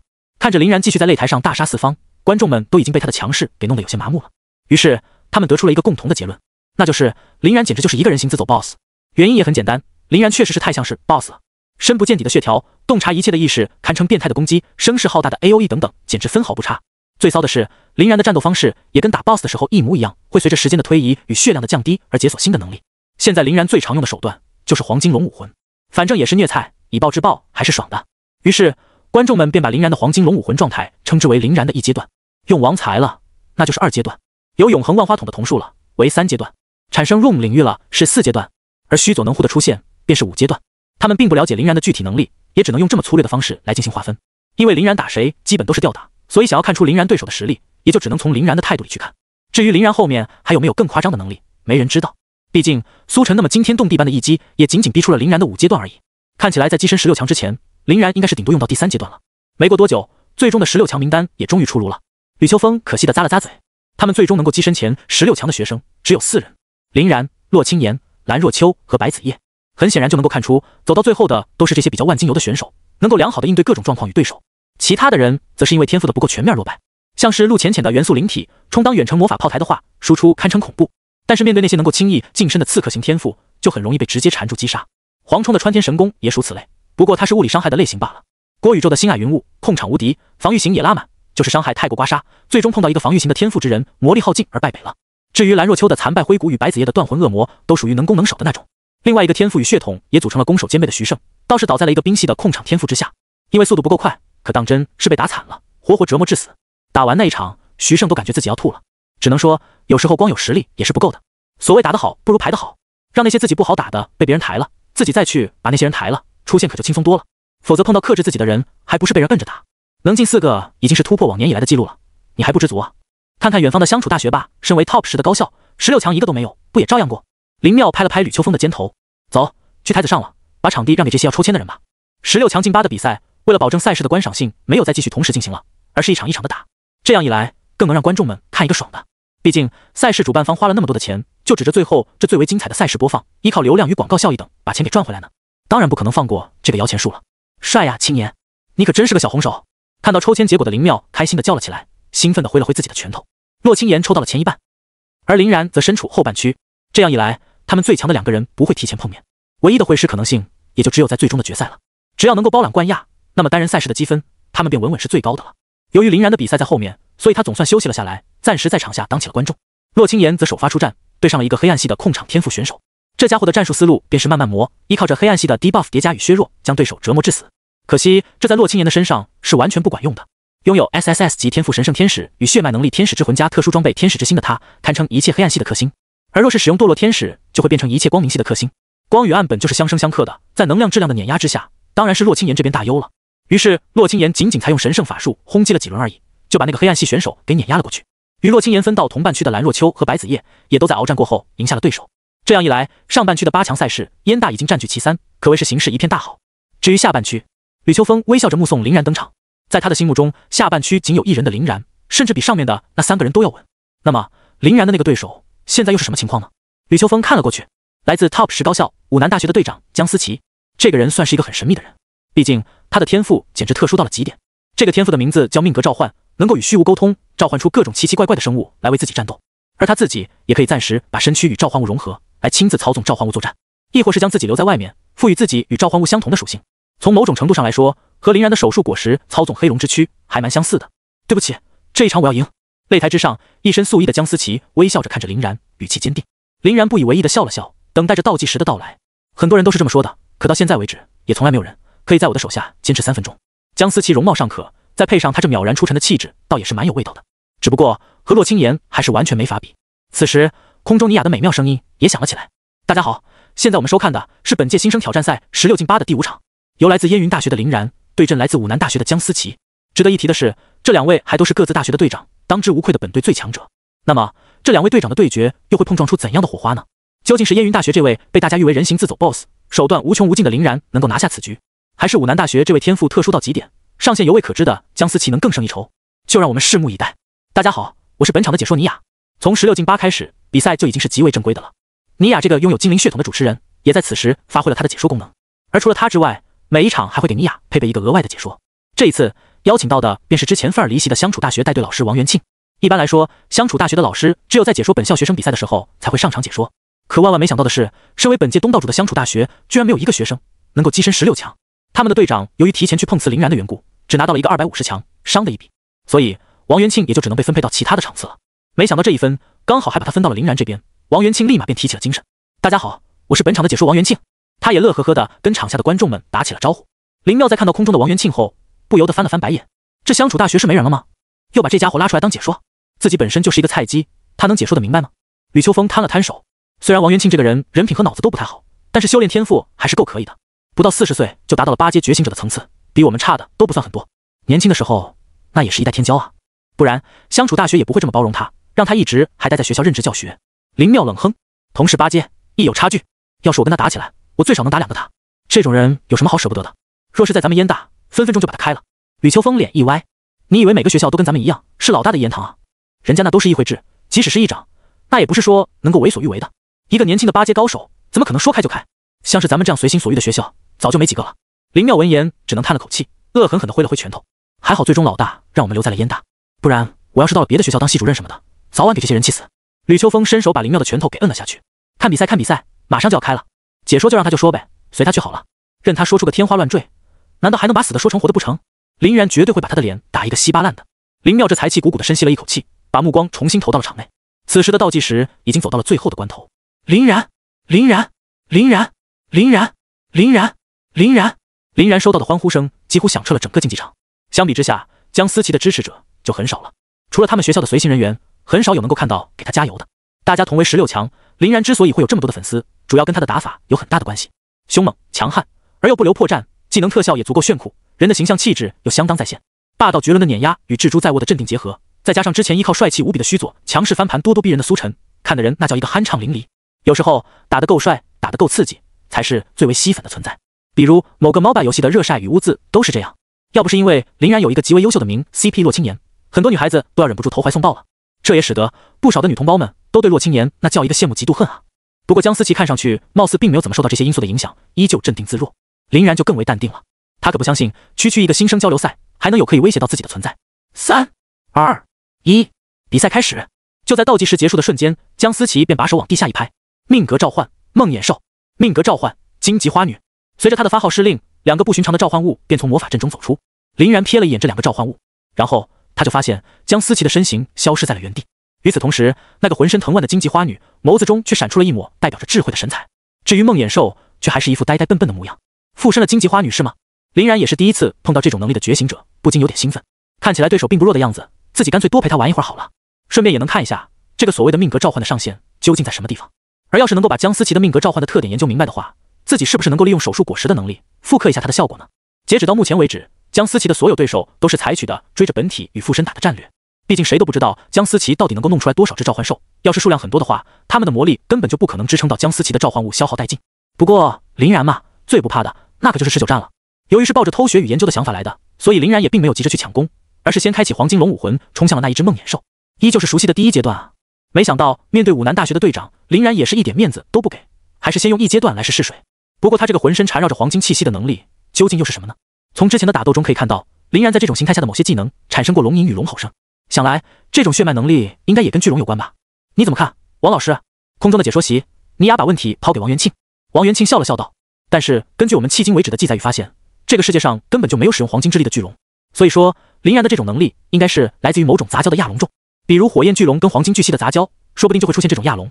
亚龙欺负起别人来自然厉害，可要是碰到真正的巨龙，怕是1秒钟就趴了。”王元庆现在可谓是对林然这个让他当着众老师的面沦为小丑的人恨之入骨，但毕竟此时是在解说席上，他也不可能把自己的厌恶表现得太明显，只能这么暗搓搓的夹杂私货来嘲讽林然了。尼雅点了点头，好像还真是，咱们这个世界的确没有使用黄金之力的巨龙。不过我看林然这种强横的状态，即使就算是亚龙，真正的巨龙也未必就会强过他的黄金龙吧？王元庆哈哈大笑，尼雅呀，这你就有所不知了。巨龙里面上位龙种对于下位龙种的压制也是很可怕的。林然的黄金龙再强，终究是一个亚龙罢了。若是江思琪能够召唤出一头真正的巨龙，弄不好我们就可以看到林然被碾压了。王元庆自己说着，自己都忍不住兴奋了起来。他越说越感觉自己的分析极为的有道理。对啊，林然这种亚龙血脉是会被巨龙压制的很惨的。如果江思琪的命格召唤真的能呼唤出巨龙作为打手赢下林然的机会真的很大，那样一来，林然就会因为自己赛前的豪言而身败名裂，而他的糟糕局势也会随之化解，真是想想都爽。听完了空中王元庆的话，观众席上的观众们也都是一愣，有不少人甚至都提前为林然担心了起来。不可能吧？那样的话，林然难道真的要落败？巨龙对亚龙的压制是吗？好像还真有点道理。别慌别慌，我可不相信那个江思琪能够召唤出巨龙。要是命格召唤真的那么变态，其他人还怎么玩？就是说啊，3阶的觉醒者能够召唤巨龙，是打死我都不信的。可问题是，江思琪根本就不用召唤出来太强的巨龙啊！你们想想看，如果巨龙对于下位龙种的压制是绝对的话，甚至江思琪只用召唤出来一头2阶的巨龙，都可以产生出极大的优势啊！这不得不说，王元庆的那番话，其他的不说，起码动摇到林然支持者们的心态了。被他这么一搞，场内林然的加油声都小了很多。不过场内的林然却是一点都没有受到影响的样子，反而还有点想笑。这个王元庆属实是无知啊，居然把黄金龙这种由龙神传承下来的血脉之力称之为亚龙。不过可能也是这个世界上真的没有黄金龙这种东西吧，所以大家也都不清楚。想到这里，林然反倒是有点期待江思琪能够召唤出来一条巨龙来给自己玩玩了。再看到巨龙匍匐于自己脚下的王元庆，表情绝对异常精彩。死！冲到近处的林然一枪挥出，直接把那只可怜的梦魇兽当场捅翻。随后梦魇兽便化作了漫天的星屑，消失在了场内。这时林然突然惊喜地发现，这种召唤物的死亡居然也能给自己的黄金龙枪叠加属性，而且效果还相当不凡。既然如此，那么自己慢慢宰杀召唤物的计划就又多了一个理由呀。现在附身于荆棘花女的江思琪，一边又用命格召唤搞出了2头猛兽，一边操纵荆棘丛去束缚和限制林然。可惜林然的速度实在太快，拥有 T 与直8血轮眼的他，在爆发移速这一方面，同阶之内根本就是无人能及。江思琪的那荆棘丛只能在林然的屁股后面吃灰不说，还再次折损了2个召唤兽。林然一边用黄金龙枪捅死了那2只召唤兽，一边用永恒万花筒紧紧盯着江思琪体内的能量流转。通过细致的观察，林然已经有点开始摸透江思琪命格召唤的能量运作方式了。操！此时正在下方观战的孙云天突然郁闷地捶了一下自己面前的椅子。已经被淘汰的他现在正跟着吕秋风几人一起观战，看到这一幕后，不由得感觉到非常的操蛋。其一是因为那个江思琪居然能够通过附身召唤物荆棘之女的方式来获得与他的天赋荆棘之无所类似的能力，虽然在效果上远不如他，但终究还是让人有了一种被盗版的感觉，很不爽。其二嘛，就是因为这一幕实在是太有既视感了。荆棘从在身后怎么追都追不到，这不就是自己打林然的时候最真实的写照吗？在阵容确定之后，他们相互之间也没少练习。而 1v1 中的林然完全是属于一个大魔王级别的存在，每次都是玩虐他们。除了洛清言拥有一定的还手空间，其他人基本都是被吊打。尤其是孙云天，他的荆棘之舞本就属于控场型天赋，伤害高，控制足，极为好用。唯一不太舒服的地方就在于速度方面稍微有点问题，打其他人就还好，勉强够用。但在面对林然的时候，林然若是直接全力出手抢攻，他3秒钟都不用就会被扫下台，输的那叫一个惨烈。看起来这个江思琪应该也是必败无疑了，除非他真的可以召唤巨龙。就在孙云天刚松了一口大气的时候，突然听到在江思琪的那一边传来了一声高昂的龙吟。在被林然跟割草一般连续斩杀10数个召唤兽后，江思琪终于忍不住了。他进行召唤可也不是白招的呀，那也是会产生损失和消耗的。林然看上去那可是一点力气都没有费，反而越战越勇，属实离谱。天游战术对于林然而言是完全没有意义的一件事。于是江思琪便在又一次呼唤出2头召唤兽之后，一个后空翻撤出了战斗的中心区域，甚至为了保险起见，他还在原地丢下了荆棘之女来为自己拖延时间。跳到后方的江思琪把双手往地上一拍，用在场之人听不懂的语言大声地吟唱了起来。不过他的这种语言林然倒还是略知一二的。龙语魔法，拥有黄金龙武魂的林然对于龙族的语言颇有一点无师自通的味道。在听到江思琪所发出的第一个音节时，就已经明白了过来，还真要召唤巨龙啊！林然差点直接笑出声。看起来他也是被那个王元庆蛊惑的厉害，对黄金龙是亚龙盟众这件事深信不疑呢？既然如此，今天就让我为黄金龙之血脉扬威正名吧！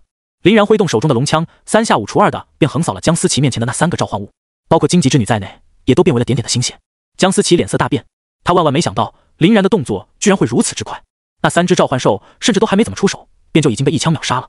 说来是真的奇怪，那杆龙枪不知道为什么对于召唤物好像特别的有伤害力，绝大多数的召唤物在他面前都是一碰就碎。现在自己这边的召唤仪式都才进行到一半而已，林然居然就已经杀到了，这还怎么玩？擂台赛对于他来说还是有些太不利了。江思琪脸色煞白，由于擂台赛中在正式的打斗开始前是不允许双方选手进行任何有关能量流转的动作的，而对于习惯了事先召唤好召唤兽再进行战斗的江思琪来说很是不利，这也就导致江思琪的很多场战斗都打得极为辛苦。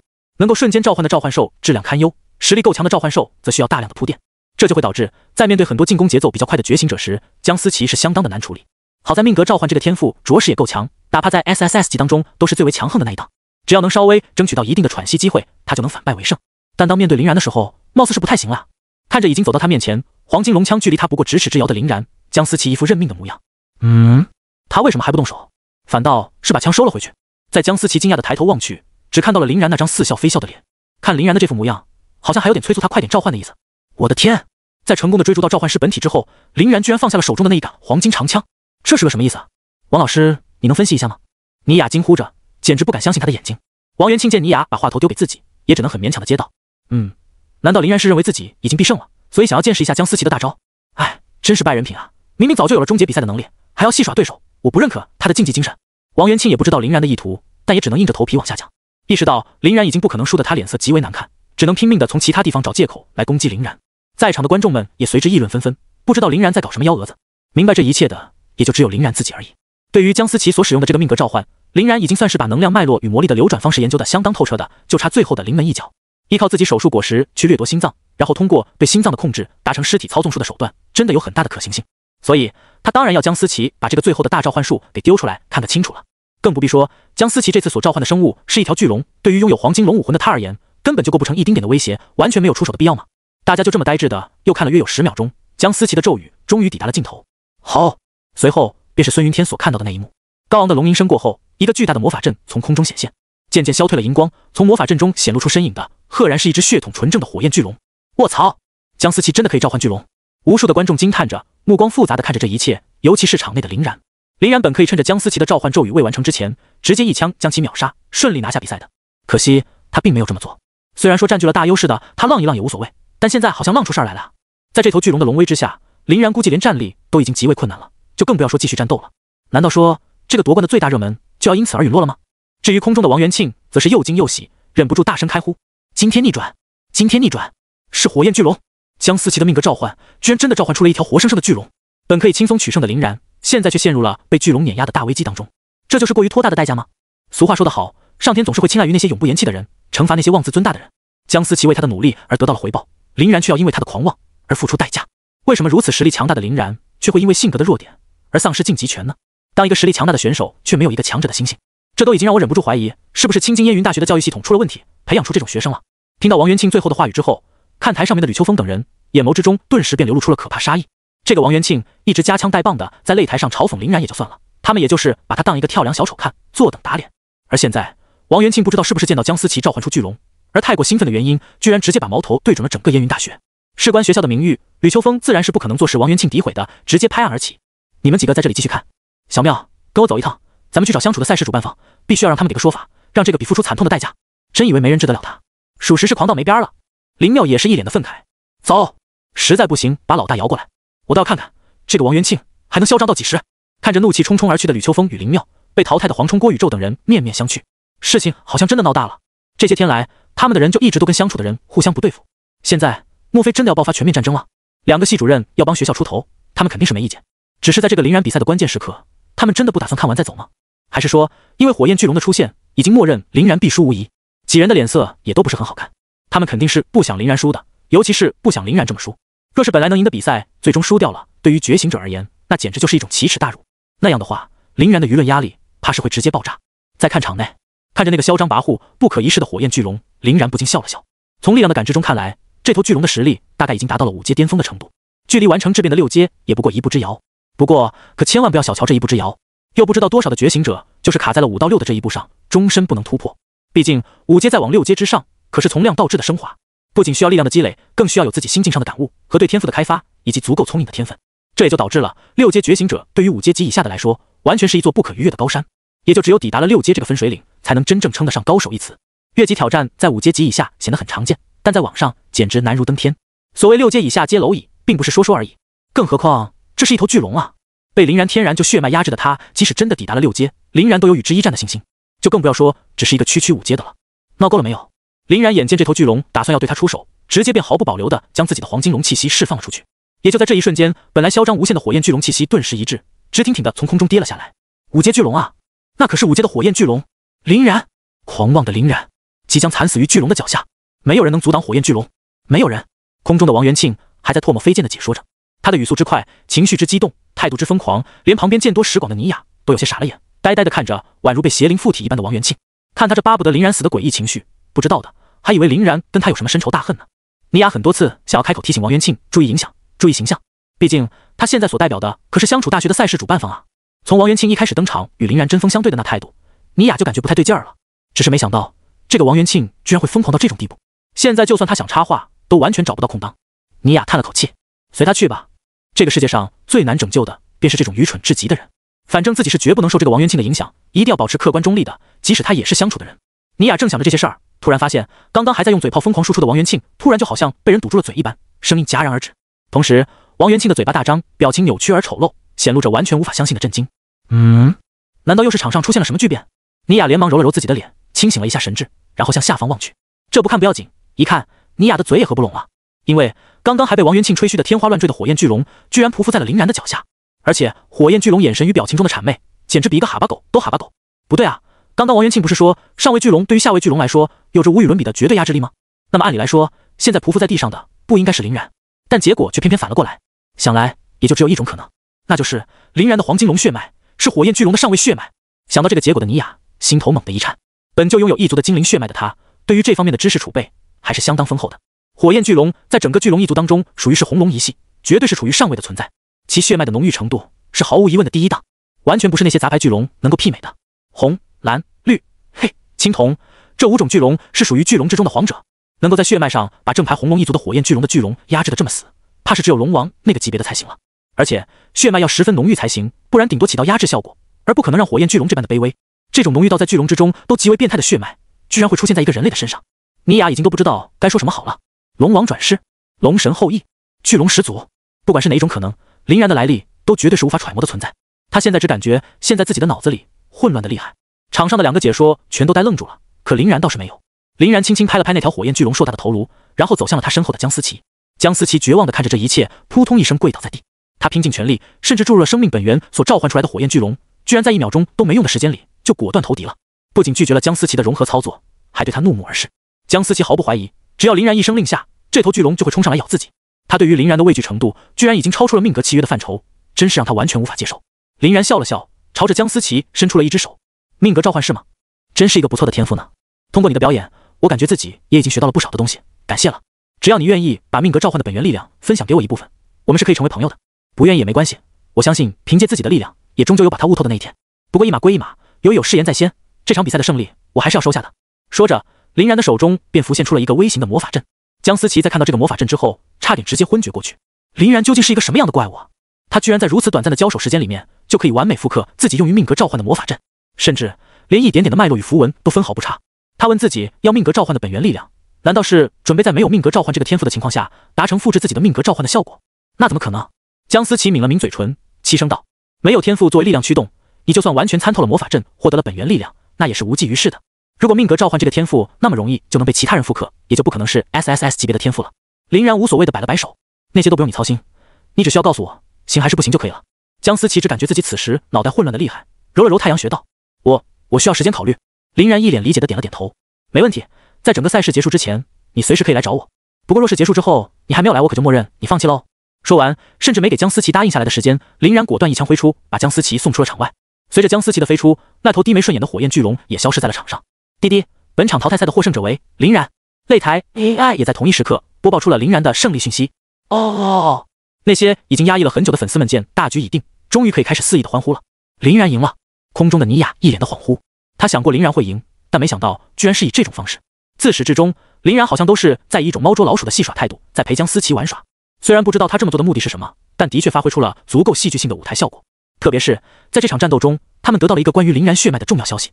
这家伙最起码也是一个巨龙之王的后裔，不然根本就不可能让火焰巨龙如此的卑躬屈膝。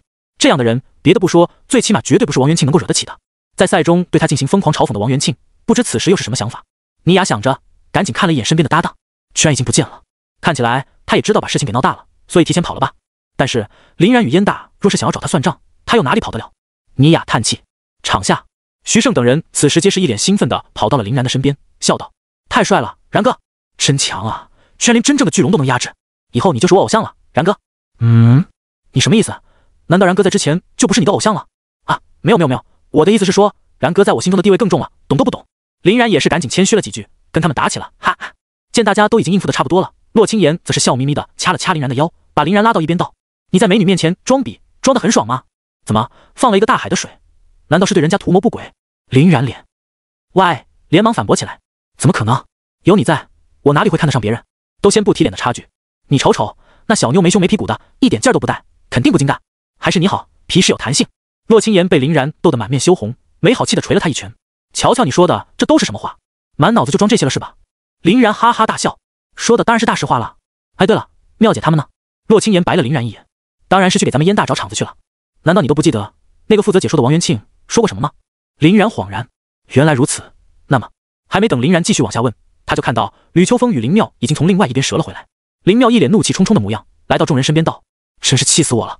相处这些负责赛事的家伙，无限搁那打太极。王元庆当着那么多人的面诋毁我们，他们居然还要强行去保，真是脸都不要了。哼，我倒要看看，等老大来了，他们还敢不敢再嚣张？”林然一愣，老大要来，他打算为了这事儿专门跑一趟。吕秋风点了点头，老大这暴脾气肯定不会惯着这群人的。上一次磊哥的事情就让他险些掀了相处的大门，更别提这一次了。不过他老人家现在在外域搞事情，赶回来估计还要一段时间，就让相处的这些人等着吧。林然几人相互看了看，白子夜疑惑道：“磊哥说的是徐主任吗？”吕秋风又点了点头，把几年前徐磊与王元庆的恩怨告诉了他们。听完吕秋风的话，众人纷纷义愤填膺起来，叫嚷着要让王元庆付出代价。林妙摆了摆手：“大家别急，不会让这个人一直这么便宜的。不过你们现在要做的就是把接下来的比赛认认真真打完，这些事情呢交给我们就好。去吧去吧，有比赛的快去准备吧。想要把腰杆挺直，那也得需要有足够硬的成绩才行。只要咱们能够成功夺下总冠军，必能让他们无言以对。能来到这个比赛的人，自然没有一个傻的。他们也知道愤怒是解决不了问题的，很快便也都冷静了下来。走，去比赛。”在林然的带动下，还拥有比赛资格的4人很快便又前往了备赛区。上半区有洛清言3人在，几乎已经是保送了冠军。尤其是唯一那个不属于燕大的选手，上来就被洛清言给打没了。神圣天使这个天赋不愧为最顶级的 SSS 级天赋，配合上与神圣天使完美契合的血脉天使之魂，遇到谁都是暴打。白子夜与蓝若秋的内战，则由蓝若秋胜出。这个看起一切都平凡无比的小姑娘，毅力惊人，在被白子夜先手拿到优势之后，还是硬生生的靠着残败灰骨的持续堆积，慢慢反败为胜。不得不说，她的这个天赋在持久战中还是相当可怕的。尤其是擂台赛这种不允许脱离场地的战斗，让能够不断叠加地上灰骨数量的她更加如鱼得水。至于下半区，则变成了林然的个人秀。单挑最为强势的苏晨与江思琪都已经败了，就更没人能阻止林然了。林然轻而易举的便一路碾压，连败2人，冲进了决赛。而跟他顺利会师的人，果然还是洛清言。洛清言甚至在没有使用他第2天赋堕落天使的情况下，就一路杀奔到了决赛。本来林然还以为自己又要再陪洛清言玩一玩的时候，台上的洛清言却突然吐了吐舌，把小手那么一举：“我认输了。”说完，笑盈盈的就跳下了台。好家伙，洛清言的突然弃权，可是严重的打乱了相处赛事方的计划。本来他们还想着有一场精彩至极的决赛能看，转播效果绝对爆炸的，但没想到比赛都还没有开始就已经结束了。就算决赛是你们燕大的内战，至少也要稍微装样子吧。你这么搞，我们宣传了那么久的最终决赛，可怎么收场？一时间，赛事的主办方都有点懵逼了。可这种不以他们意志为转移的事情，让他们也是无可奈何，只能捏着鼻子认了。到此，新生交流赛的单人赛事就以这么滑稽的方式结束了。冠军、亚军、4强、8强全都是燕大之人的身影，积分根本就不需要细算，就知道单人赛事的总冠军必然属于燕大。围观群众们看看这一地鸡毛，也是有点可惜的咂了咂嘴。他们其实也挺想看林然大战洛清言的，虽然也没什么人认为洛清言能赢，但有比赛看总是好的。毕竟林然在燕大的队伍里面担任的队长一职，就已经能够充分证明他在队伍里面不可动摇的地位了。从对战的表现中来看，林然也要比洛清言强势很多。他们只不过是在好奇洛清言能够把林然打到哪一种阶段。第4阶段、第5阶段，人们议论纷纷，却都不能相互说服。我们是冠军！林然带领众人捧着单人赛事的冠军奖杯回到了燕大的阵营中。林妙开心的笑了起来，真棒！狠狠地打了某些人的脸。可惜那个王元庆在解说完小然的那一场之后，就夹着尾巴躲起来了，不然必须得嘲讽他一个大的。吕秋风也点了点头，笑道：“走吧，团队赛后天才开始，我们还有1天半的休整时间，而且咱们单人赛事的个人积分已经足够我们直接保送8强了。前面的那些个无聊的虐菜战斗都可以不打，还是挺舒服的。咱们以逸待劳，坐山观虎斗，争取把团队赛冠军也一举拿下。走，请你们吃大餐去。”夜晚，与队友们和吕秋风2人聚过餐后，林然和洛青言回到了别墅中。洛青言在洗漱完毕之后，已经乖巧地躺在了床上，等待着林然的临幸。甚至为了保证情趣性，他还特意变成了堕落天使的状态，并穿上了一身特制的精巧睡衣。不过林然却貌似心不在焉的模样，一个人倚靠在窗边，静静地望着明月，不知在想些什么。洛青言不爽，拍了拍被褥道：“喂，那个月亮好看吗？”林然仿佛跟没听到一般，依旧保持着那副老神在在的状态。洛青言终于是忍不住了，从大床上翻身而起，悄咪咪地摸到了林然的后方，一个锁喉箍住了林然的脖颈。在感受到身后俏佳人的轻盈身躯后，林然总算回了个头，无奈地瞅了一眼洛青言。这一瞅不要紧，差点给鼻血整出来。只见洛青言身着一身黑色的丝质睡衣，若隐若现地遮住了自己那美妙的肉体。因为堕落天使而转变为酒红色的双眸带着无边的诱惑，那抹娇艳欲滴的红唇更是任人采撷。而且由于目前俩人这奇怪的站位，林然只需往后轻轻一推，就能尽揽娇躯，肆意妄为，几乎是差一点林然就要精虫上脑了。不过一想到还有正事要做，林然只能拼命克制着自己的欲望，并赶紧闭上了双眼。别闹别闹，赶紧去把外套穿上，待会儿很可能还有客人要来呢。洛青言一愣，闷闷不乐地往自己身上卷起一层外套，警觉道：“是谁？你该不会是把那个江思琪一起喊来看银趴了吧？”林然差点一口老血喷出来。你的小脑袋瓜里都在想什么呀？还记得苏晨的那把魔剑吞天吗？里面的那个邪魂被我夺走了一部分的魂体，肯定会来找我的。我们能够相互之间感觉到彼此，他应该已经跑到附近了。洛青言愣了愣，眸光之中闪出了些许的杀气。就是那家伙来坏咱们好事儿，让我来。区区邪魂，必要让他抵挡在我的圣光之下。林然更无奈了，我的姑奶奶啊，别这么大的杀气嘛！你以为这玩意儿真有那么好杀？更别说我拿它还有其他的作用嘛。别急别急，等他来了。已经到了。洛青言哼哼了2下，从背后抽出了一把漆黑如墨的光剑，警觉地观察了一下周围的情况。堕落天使一系的技能跟神圣天使来说差别不大，相互之间还是有不少的共通性的。不过有一个莫大的好处就在于，堕落天使所用的能量是储存在体内的黑暗能量，与光明能量并不冲突。也就是说，洛青言相当于同时有2个蓝条，哪怕在面对势均力敌的对手时，也能相当于是对方2倍的强度，优势大到无法想象。更别说现在除了林然，洛青言在同阶之中也碰不到什么势均力敌的对手。毕竟林然比起洛青言的双蓝条还要变态，他几乎是相当于无限蓝。灵魂之戒每25秒就能用一次恢复 25% 最大魔力值的生命献祭技能，实在太变态。配合上林然本身的超高蓝上限，给了他无限的可能。如果没有这玩意儿在，林然纵使有一身的能力，也用不出来啊！全力施为之下的他，怕是不用2分钟就会陷入魔力枯竭的窘境了。这也是为什么林然在战斗时表现得如此强势的原因之一。别人在打斗的时候都要考虑续航的问题，可能在释放技能的时候，只会给那个技能投入 1% 的魔力作为能量，甚至可能还不到。而林然几乎一出手就没有低于 5% 的，豪迈的简直有点过分。本来林然的魔力上限就比绝大多数的人要高，双方的差距也就更大了。更别说林然的能量质量还要高于对方，无论黄金龙、王财还是永恒万花筒，对于这个世界的能量层次而言，几乎都是降维打击一般的存在。所以说那些人要能是林然的对手，才能有鬼了呢。哗啦啦！就在这时，窗外的草丛处发出了一阵异响，一个鬼鬼祟祟的身影出现在了林然的视线当中。来了呀！林然跟来者笑眯眯地打着招呼。看起来你对苏晨的掌握程度比我想象中还要深。我一开始还觉得苏晨如果不主动寻求你的附身的话，你是不能把他怎么样的。原来是我低估你了。洛青言也随着林然的视线看过去，一眼就发现了站在那里的苏晨。苏晨桀桀一笑，这小子本就是我的傀儡，谁让他的生命精华如此的低劣呢？但是你就不一样了，浓郁鲜美无穷无尽，简直就是我的天作之合。洛青言听到这里终于忍不住了，大胆！你谁啊你？是公是母啊？会不会用词？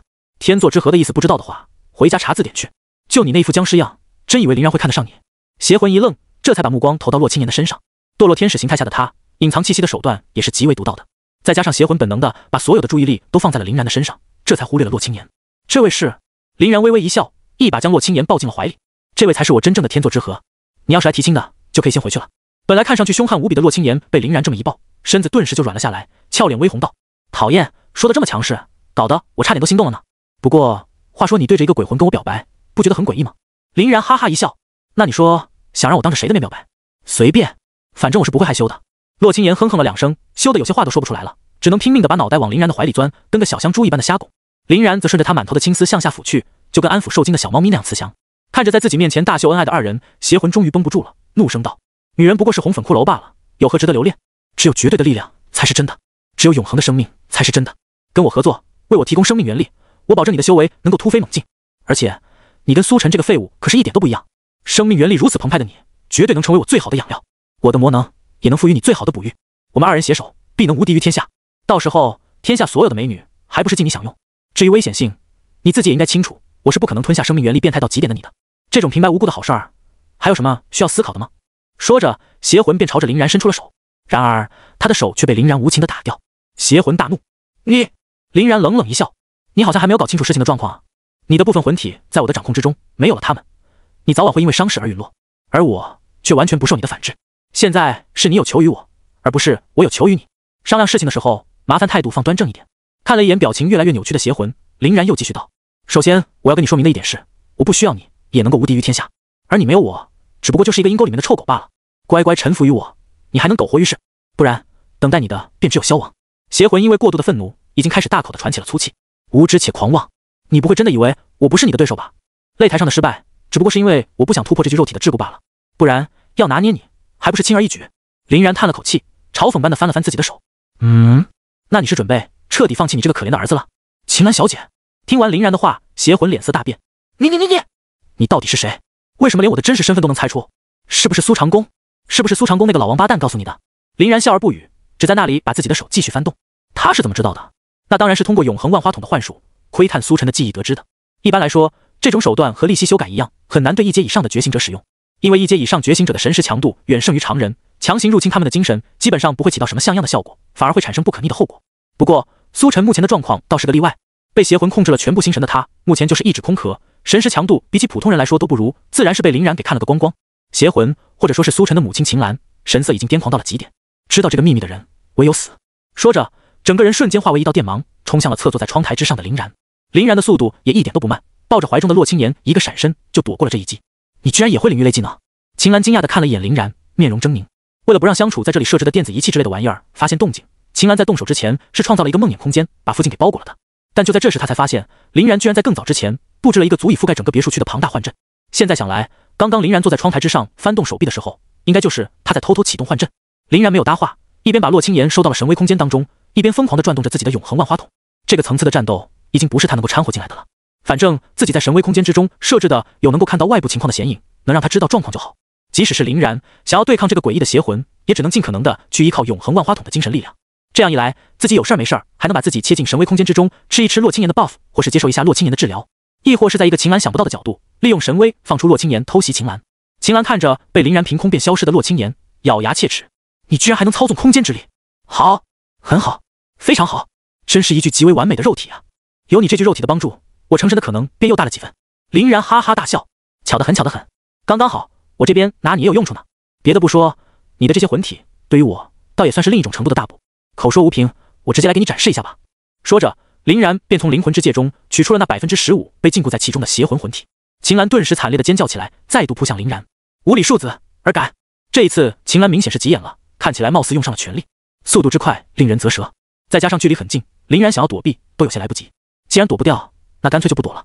林然站在原地动都没动一下，秦岚的爪击就那么直直的从他的身体中穿了过去。本来发觉攻击命中的秦岚正想大笑，却突然注意到他好似根本就没有半点受到阻力的感觉。再回头看向林然的时候，林然根本连动都没动。这怎么可能啊？秦岚只感觉自己的整个人都不好了。若是攻击命中，但是没有对林然造成什么太大的伤害，他也就认了。可现在的情况是，林然仿佛是跟他不在同一个次元一般，物理攻击完全失效了，那种空落落的未命中之感可是一点都不假的。难道说想拿下他只能依靠精神力手段？秦岚的心思疯狂地转动着。神威虚化。在秦岚思索应敌对策的时候，林然也没闲着，他正在一边利用天照灼烧那部分从秦岚身上割下来的魂体，一边再将其炼化为邪能精华。林然这么做当然不是没有目的的。从第一次见到秦岚这个邪魂的时候，林然就发现秦岚身上的能量类型与之前马特送给自己的那个级别的天才地宝星陨魔韵极为的类似。在上次吃下星陨魔韵之后，林然直接觉醒了左眼的直八血轮眼，并把血轮眼的所有瞳数全部转移到了右眼。现在又经过了这么久的时间，林然体内那个还剩余一大半的星陨魔韵又被稍微消化掉了一些，这使得林然的左眼正在不断的进化着。直到今天，林然终于感觉到了左眼距离下一阶段应该就差那临门一脚了。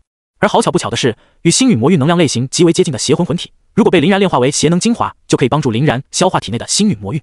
如此一来，在邪能精华的帮助下，林然想要踏出那临门一脚已经是板上钉钉的事情了。之所以没有在夺走魂体的第一时间就将其炼化，那是因为林然还抱着一个更为贪婪的想法。他所追求的可不只是这15%的魂体，而是整个邪魂的全部。若是吞得早了，邪魂便会因为失去与他的感应而无法找上门来。看看着自己在林然黑岩的摧残下不断消失的魂体，秦岚又一次忍不住了。刚刚林然那个躲避他攻击的手段，虽然不知道是什么，但总归肯定不是无节制的。自己要是就这么一直畏首畏尾的进行战斗，还不如直接投降算了。于是秦岚又一次对着林然发动了冲锋。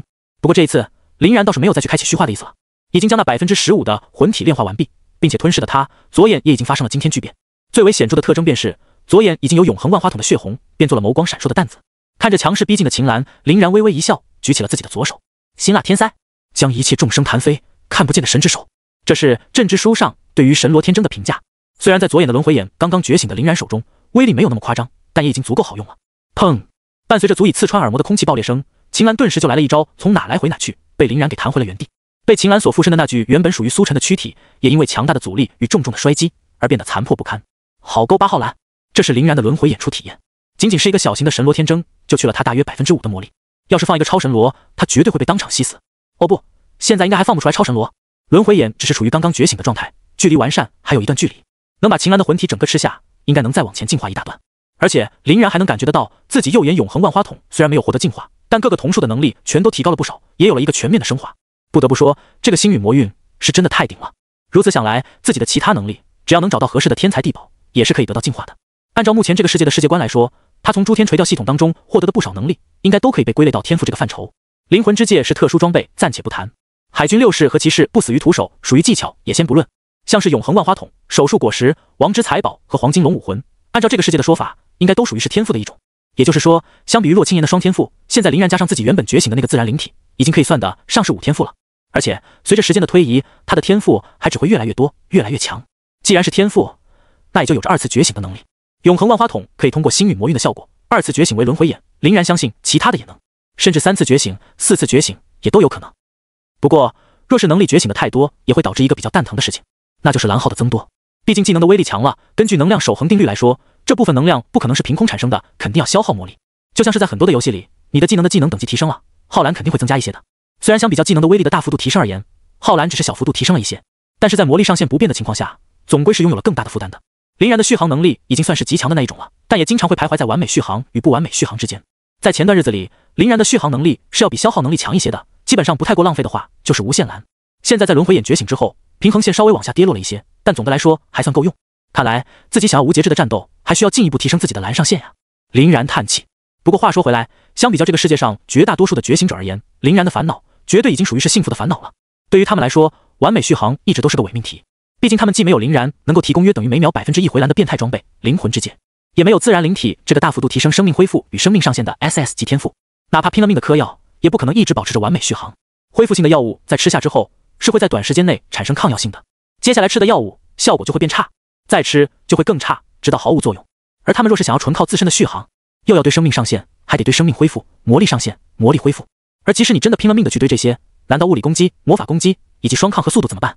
没有基础属性的支撑，再快的恢复也是一个杂鱼罢了。所以其他人一般都不会太过于重视续航，纯粹是随缘堆的。只有林然这个怪物才能达成可望不可及的所谓完美续航。想到这里，林然不禁得意地舔了舔嘴唇。唯一算是他劣势的地方，那就是因为天赋太多的缘故，对于资源的渴望与需求也是极大。到了现在，林然才发现，怪不得这个世界上5阶以上的高阶觉醒者万中无一，实在是在修炼的路上太过耗资源，根本就不是正常人能玩得起的。这也能解释为什么豪家大族之内高手云集的原因了。人家足够有钱，还有啥事儿不能办？嗨嗨，好像想远了。林然收回心思，重新把目光落在了秦岚的身上。刚刚由于觉醒轮回眼的原因，一时兴奋便想的有点多。好在他脑子足够好用，那么多的事情想一个来回也就不过5秒钟。此时被他用神罗天征轰趴的秦岚才刚刚站起来呢，倒也称不上延误战机。秦岚看了看自己破损不堪的身躯，自嘲的笑了笑。你居然能够通过吞噬我的魂体而成长，跟我这种异类简直就是一路人啊！失去了部分魂体我的，若是不能得到一个生命原力足够充裕的身躯，我也只会逐渐消亡。既然如此，也就只能放手一搏了。今日不是你死，就是我亡。说到最后，秦岚的声音已经变得坚定而疯狂。他拼命地挤压着这个原本属于苏晨的身躯，仿佛准备破体而出。林然目光一寒，你这是要牺牲自己的亲生儿子了？虎毒还不食子呢。苏晨那么的信任你，一直依靠着自己的生命原力滋养你，最终就落得这个下场。林然嘴上这么说着，但心里也清楚，这几乎是秦岚唯一的办法了。如果不破体而出的话，秦岚的实力会大受影响，很可能完全不是自己的对手。那样的话，苏晨或许能活，但他肯定逃不了被自己炼化的下场。可要是现在这么做的话，牺牲的就是苏晨了。秦岚听到林然的话，嘶吼着大笑。亲生儿子，他和苏长公那个老鬼一样，都不过是被我利用的棋子罢了。我当初接近苏家家主苏长公，为他出谋划策兴盛苏家，跟他在一起，给他生孩子，就是为了窥得永生之法。当然，苏长公也不是什么好东西，他同样是希望我帮他踩出前路，坐享其成的，所以才在苏晨的肉体之上下满了禁制，又亲自为他铭刻了无法背叛我的灵魂契约。可怜的苏晨到现在还以为我们俩人是在暗中帮助他呢，哈哈哈哈！现在永生机会就摆在我的眼前，我怎么可能不珍惜呢？看着苏晨即将彻底分崩离析的身躯，听着秦岚如此绝情的话，林然叹了口气，展开了自己的 room 领域。room 置换，在苏晨这具身体即将陨灭的最后关头，林然操纵空间把苏晨的心脏给捞了出来。有他的手术果实与洛青岩的神圣法术在，不说是活死人肉白骨吧，最起码苏晨消亡的短时间内还是有机会抢救一下他的。虽然林然也不知道救了这家伙对自己有什么好处，但可想而知，最起码现在的苏晨对于苏家、苏长公与秦岚那肯定是恨之入骨的。虽然心神被操纵了，但本体也会继承此时的记忆，秉着敌人的敌人就是朋友的念头，捞他一手也不是不行。就是真不知道等到苏晨恢复意识以后会是一个什么感觉。被亲生父母各种利用，还骗了不知道多少年，又何止一个惨字了得。看着林然凭空一掏拿走了苏晨的心脏，秦岚目光一凝，怎么你也想从我儿子的头上分一杯羹？哼，吃起人血馒头来，你也是分毫不差的吗？这个秦岚居然还以为自己是要拿苏晨的心脏提取精华吗？而且居然还有脸说自己。林然也懒得跟秦岚这种人废话，直接掏出了自己的黄金龙枪。秦岚现在已经完全崩掉了苏晨的肉身，显露出了自己的真实面貌，一个通体透蓝、银光闪闪的女性鬼魂。从这个鬼魂的轮廓中不难看出，人类状态之下的秦岚应该也是一个肤白貌美、大长腿的美人。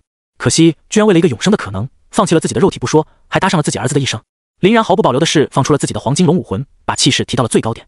虽然秦岚没有肉身，又被自己提前夺走了 15% 的魂体，能量也会因为没有寄宿的原因而持续减弱，但他绝对是自己迄今为止碰到过的最强的对手。如果不算上那个被自己偷走自然之心的毁灭剃刀的话，毕竟林然并没有与毁灭剃刀正面硬拼。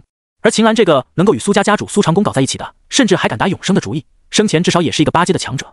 鬼魂状态的他，恐怕最起码也有一个6阶巅峰的水准，再加上魔剑吞天的帮助，实力更为恐怖。若不是被削弱了 15% 之多，林然可能还就真的只有利用黑龙之躯才行了。但那样的话，打斗出来的动静绝不是林然目前这个阶段的幻阵所能掩盖的，绝对会被人发现，惹出无穷无尽的麻烦。所以不到万不得已，还是别用黑龙之躯好了。秦岚显然是认为他自己必胜的一副志得意满的模样。可惜啊，你不愿意与我合作，不然都不说别的，我在重塑肉身之后，那方面的功夫绝对包你满意。欲仙欲死都已经是谦虚的说法了，我的经验之丰富，又岂是区区一个小丫头所能媲美的？看得出来，你应该也是嗜好于此，并擅长于此的人，绝对比苏长公那个中看不中用的银样蜡枪头爽多了。一开始跟着你的话，我也不用找那几百个情夫了，有时候我们还玩1v10呢。可惜啊。说着，秦岚的鬼魂还舔了舔嘴唇，显然是想到了一些让他回味无穷的事情。林然的脸则是歪了歪，好家伙，没想到跟秦岚聊天还能有这种劲爆的消息。已经只剩心脏的苏晨，现在绝对又受到了亿万点暴击，而苏长公要是知道了，弄不好直接会吐血而亡。甚至林然现在都开始，苏晨到底是不是苏长公的重了？以这个秦岚的放荡程度来说，还真的很有可能不是。不过一想到神威空间里面的洛青岩正看着这一切，林然果断义正言辞地斥责秦岚：呵，不以为耻反以为荣是吗？还妄图勾引我？啊呸！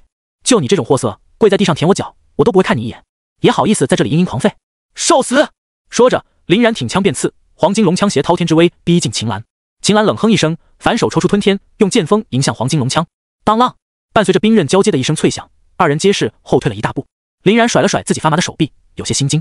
他奶奶的，自己自从获得黄金龙武魂以后，就已经很久没有在力量的对拼中出现过这种情况了。从来都是龙枪所过之处寸草不生。久违的硬茬子来了。林然的脸上毫无惧意，反而满是兴奋。自己正愁没有什么太大的压力来帮助自己测试出极限战力呢，这就来人了。既然如此，那就酣畅一战吧。豪龙破军，心脉休克。林然整个人化为一道璀璨的黄金流星，并在龙枪之上附着了一层厚厚的电光，再次冲向秦岚。秦岚也是仗劲儿力，口中念念有词，在身前呼唤出了一道鬼盾。咚！然而那层鬼盾却并不如他看上去那般的坚固，在矛盾接触的那一瞬间，就被林然的黄金龙枪给彻底捅穿。这怎么可能？秦岚惊讶地瞪大了双眼，难以置信地看着林然。这小子再怎么妖孽，也确确实实只是一个3阶觉醒者而已啊！自己召唤出的那层鬼盾，挡下5阶觉醒者的攻击都有余，又怎么会拦不下林然？被逼到身前的枪光所笼罩的秦岚无奈，只能抽剑格挡。但一个是早有预谋，一个是慌忙应对，秦岚又怎么可能挡得下来？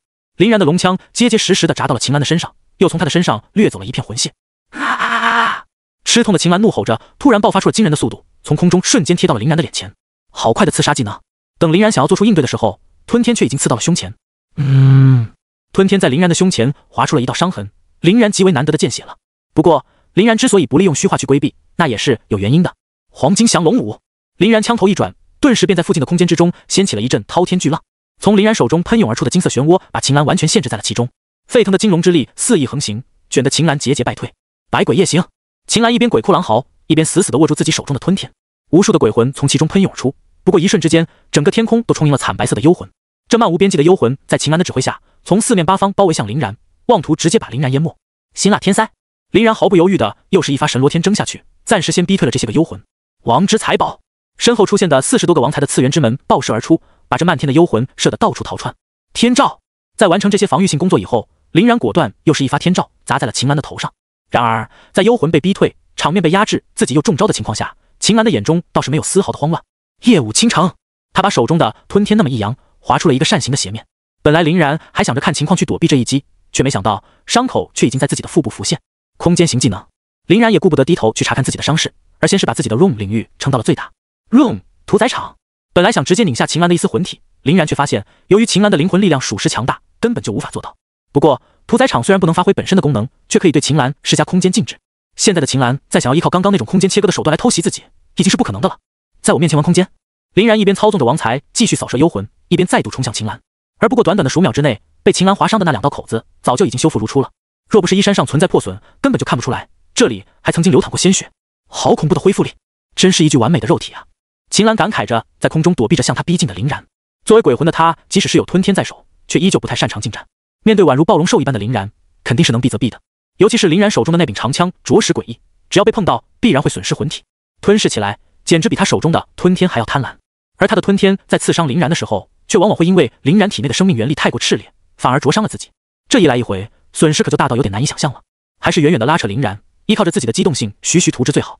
秦岚是这么想的，然而他却发现林然居然能在速度并不慢多少的情况下，在空中紧紧地追在身后。这家伙速度快也就算了，踏空而行这种高端技巧，他又是怎么实现的？唯一有点由头的，便是林然的双脚不断的在踏步，总不能说左脚踩右脚原地升天吧？看着没有如此离谱的林然，秦岚发觉自己好像已经跟不上时代了。秦岚无法理解林然的这一切，倒也正常，毕竟海军六式这种玩意儿本就不是这个世界的产物。在得到海军六式之后，经过长久的锻炼，现在林然对于每一式的掌握几乎都已经融会贯通了。说到底，六式这几项技能也就是特殊的发力方式而已。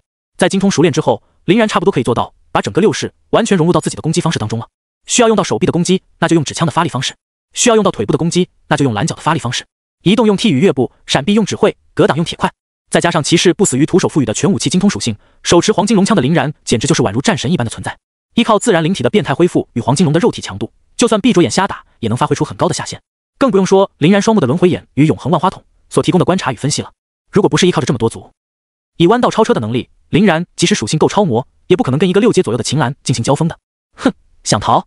看着妄图与自己拉开距离的秦岚，林然果断把手一张，万象天引，强大的吸附力顿时就扭转了秦岚的移动方向，把他直接硬生生扯了回来。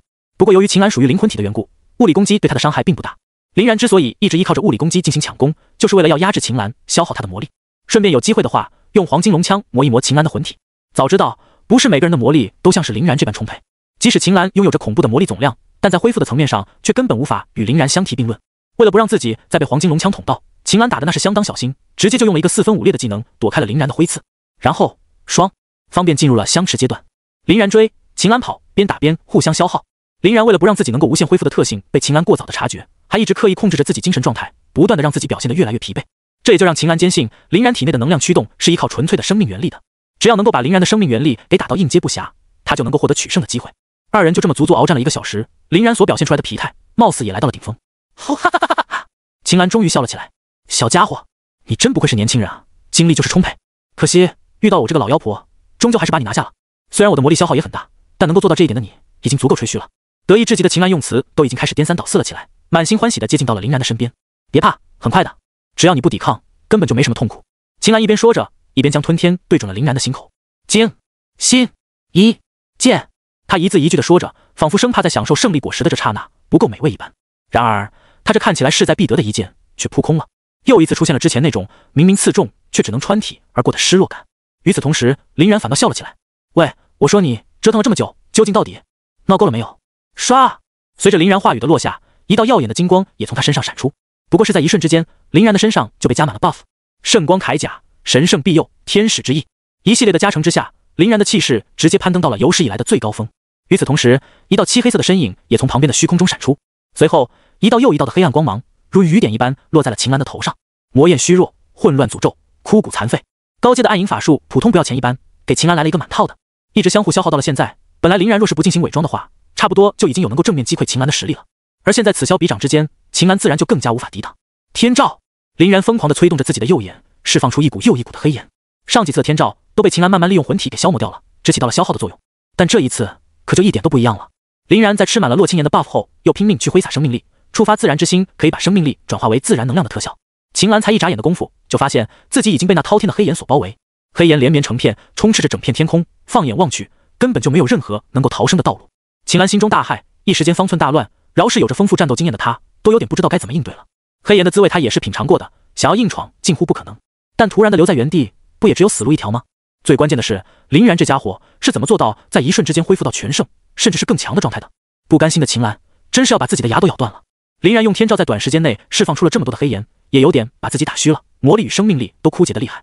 不过嘛，现在这漫天的天照大阵已经成型，配合上外围的幻阵，已经组成了一个坚固而棘手的囚笼。这下子你算是插翅难飞了，秦小姐。很高兴你在死去之后还能为我做出不小的贡献。林然疲惫地挥舞着自己背后的天使之翼，在空中缓缓坠落。察觉到林然精神萎靡的洛青岩则是一跃而起，展开堕落之翼，抱住了空中的林然。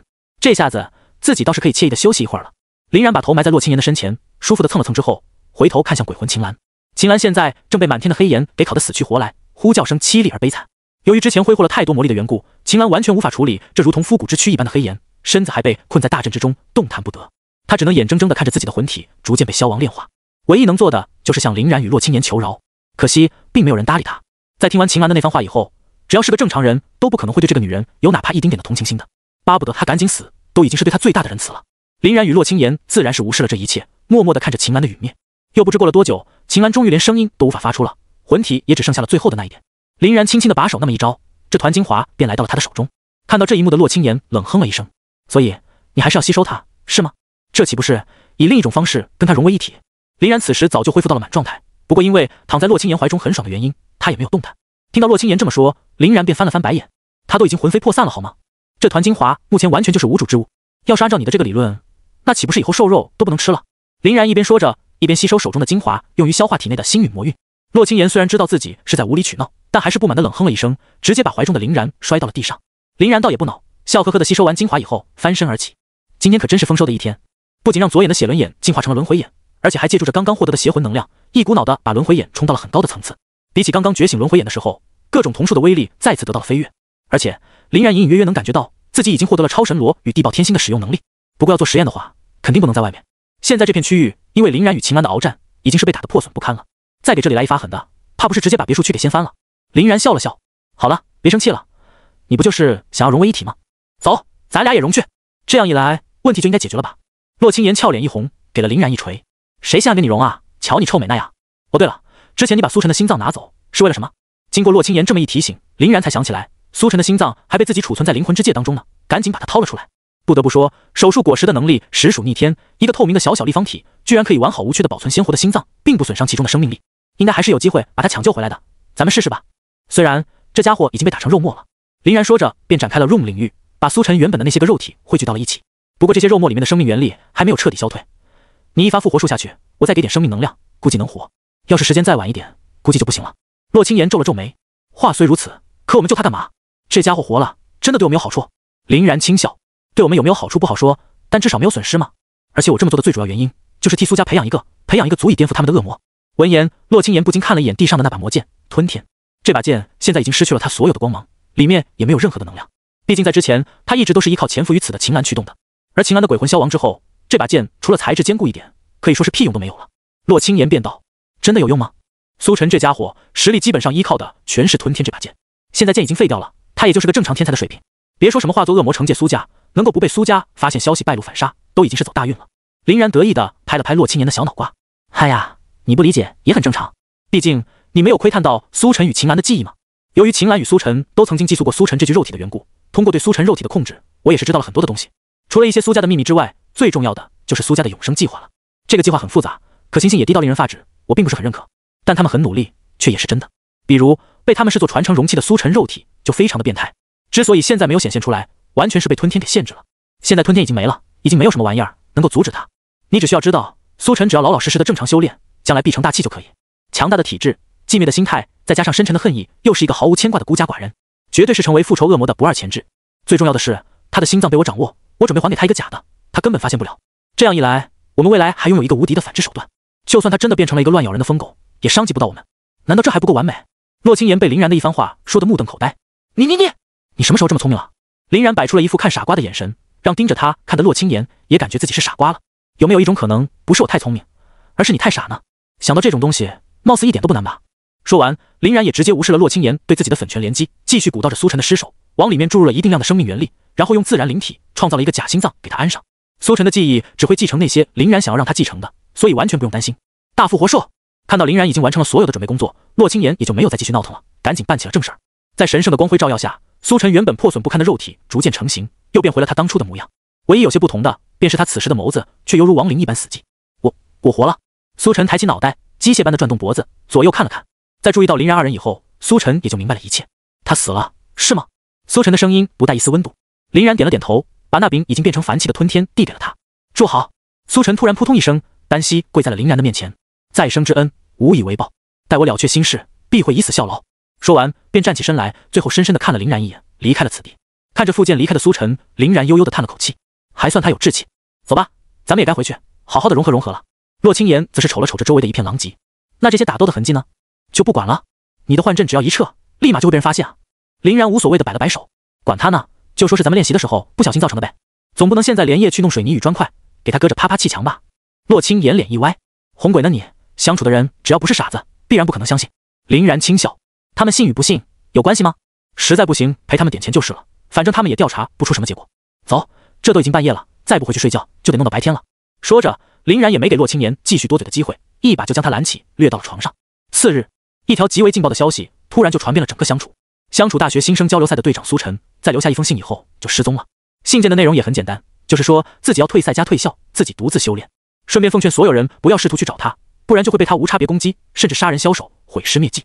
这条消息简直就是一记重拳，直接把相处的赛事方给打懵了。明天就是团队赛了，现在作为战术支撑核心，个人实力最为强大的队长苏晨跑了，还玩个锤子。但因为苏晨的流言，导致相处的这些人还真不敢去寻找。从苏晨那力透纸背的自己来看，他可一点都不像是在开玩笑。即使真有人找到了苏晨，苏晨要是拼命反抗的话，那个人和苏晨大概率只能活一个。这就导致相处的赛事负责人急得宛如热锅上的蚂蚁，却根本就找不到半点解决问题的办法。也就是因为这种情况，让另一件事情就显得极为可疑了，那就是林然的住处居然产生了战斗的痕迹。所以很多人都怀疑，是因为苏晨在单挑失利之后不服气，偷偷又找林然打了一场。显然苏晨没赢，于是接受不了这种刺激的他直接疯掉了，才做出了这种不合常理的举动。通过夜晚的录像能够发现，那一晚林然这里居然被神秘的气息所笼罩，录像完全无法窥得真相，这也就更加剧了他们的这种想法。不过林然却把他们的疑问给完全否定了，大大咧咧地说是因为练习的缘故才导致了这种结果。相处赛事方被林然气得半死，却拿他没有一点办法，只能再次默默的记仇。就这么闹闹腾腾的又过了一天后，时间来到了第3天，也就正式团体赛开幕的这天。相处大学的竞技场内已经站满了正在备战的参赛选手，甚至很多的竞技场之上已经乒乓的打了起来。不过这一切都跟林然他们暂时没什么关系。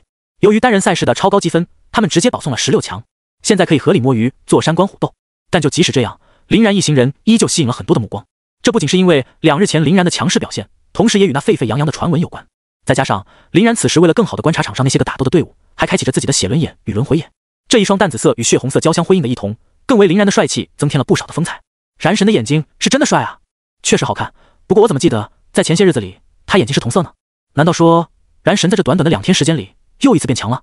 鬼，什么人啊这是？通过激烈的战斗无限变强，完全不给其他人留活路啊！就是这与生俱来的战斗质感实在夸张，要不叫他燃神呢？不变态何以为神？随着比赛的进行以及粉丝的带头宣传，沉寂已久的燃神这个称号又开始流行了起来。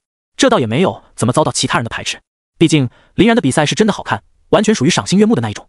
这也与他喜欢慢慢增加自己的战斗强度有关，就像那别人调侃他为人行自走 boss 一样，有着好多个阶段。这样一来，那些有实力的对手在碰到林然之后，往往都是手段尽出而颓然落败，充分显示出了林然的深不见底。差一些的对手在碰到林然之后，会被直接瞬间轰杀，也是相当的酣畅淋漓。再加上林然的技能特效又帅又带感，战斗中的技能组合也全都是数不尽的惊喜，属实百看不厌。淘汰赛这才刚刚开始，相处就败了啊！队友熊远感慨道。黄冲则是在旁边笑了笑，失去了苏晨的相处，本来就已经受到重创了，很多提前演练的战术失效了不说，还失去了最为关键的团队指挥。第10名队员又是从其他地方临时抽调上来的，形不成有效的战斗力，再加上运气不好，上来就碰到了一个强敌，止步1000强也实属正常。郭宇宙摇了摇自己的折扇，指向了另外一边。你们看那里，在单人赛事当中并不出彩的未央大学，好像在团体赛中格外的生猛呀。众人闻声看去，也都点了点头。未央大学属于是紧随在 Top 10高校后面的一流大学，实力同样不容小觑。不过他们今年的单人赛事成绩却并没有很理想，最高的一个选手不过也才100强而已。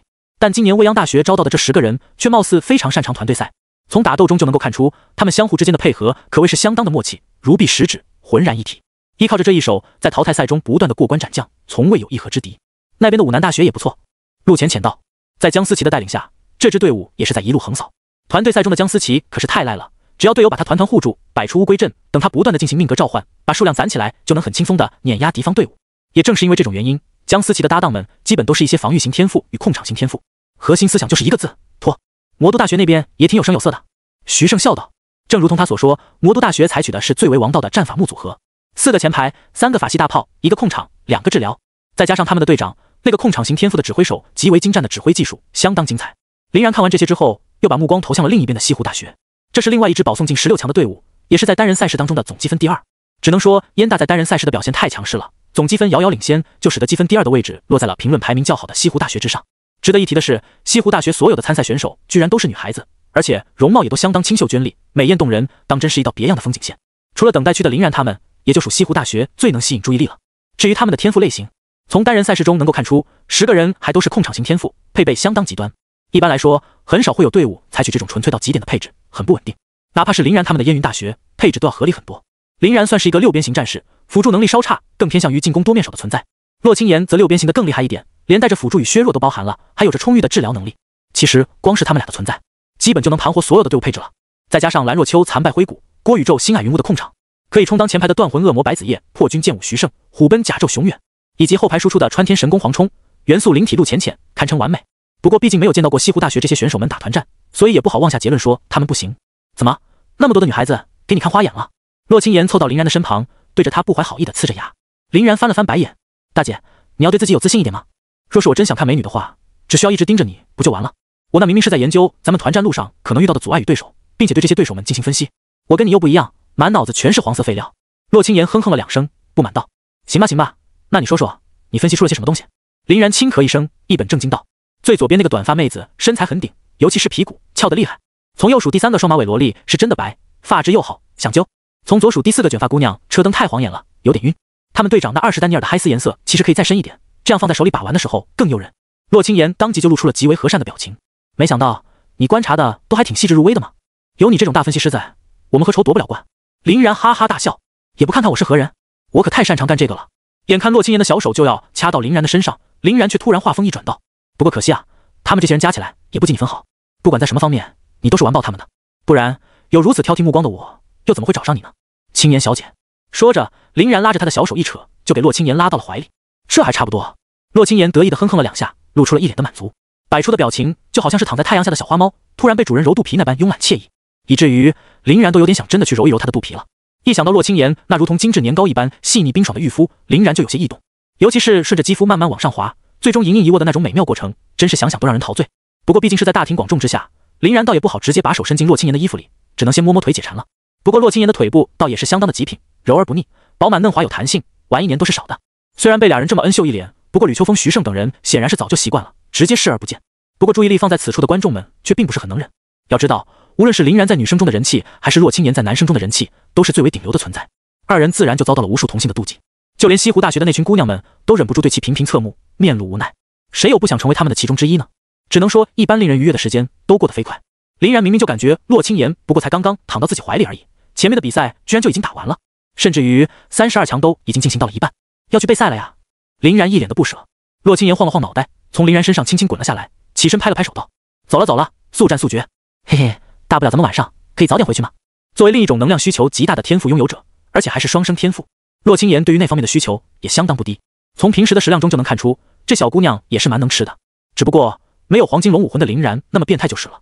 再加上体质的差距，每次都是洛清言先求的饶，但洛清言偏偏还嘴巴很硬，人菜瘾大，又喜欢欲拒还迎，有时整的林然也很无奈，只能用快准狠的无双枪术来教他做人了。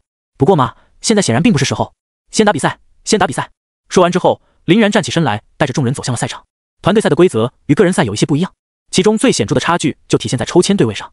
为了保持神秘感，淘汰赛阶段的团队赛每次在决出一个新名次之后，并不会立即宣布下一轮的对手，而是把代表着这些队伍的签子放在一个透明容器中，随机从里面抽出2个来对决，以获得更为紧张刺激的观赛效果。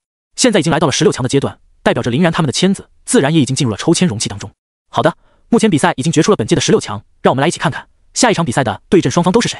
值得一提的是，享受保送权的2支16强战队燕云大学与西湖大学也已经进入抽签池了。尼亚在空中高呼着，飞到了透明容器旁。团队赛的解说到目前为止也就只有尼亚一个人。由于上一次王元庆事件的影响太过恶劣，相处的赛事主办方直接收获了大量的举报与恶评，观众们纷纷叫嚷着，解说不是胡说，分析不是放屁，与其听这种无知之人在那里狂吼乱叫，还不如听尼亚自己说单口相声。最起码尼亚是没有什么倾向性的，而且人好看声音好听，完爆王元庆之流。而王元庆也因为这个原因暂时被相处给雪藏了起来。迫于过大的舆论压力以及观众们对相处的不信任性，相处后面安排给尼亚的解说搭档就全部告吹了，只有在16强的阶段才给他安排了一个经验丰富的系主任作为搭档。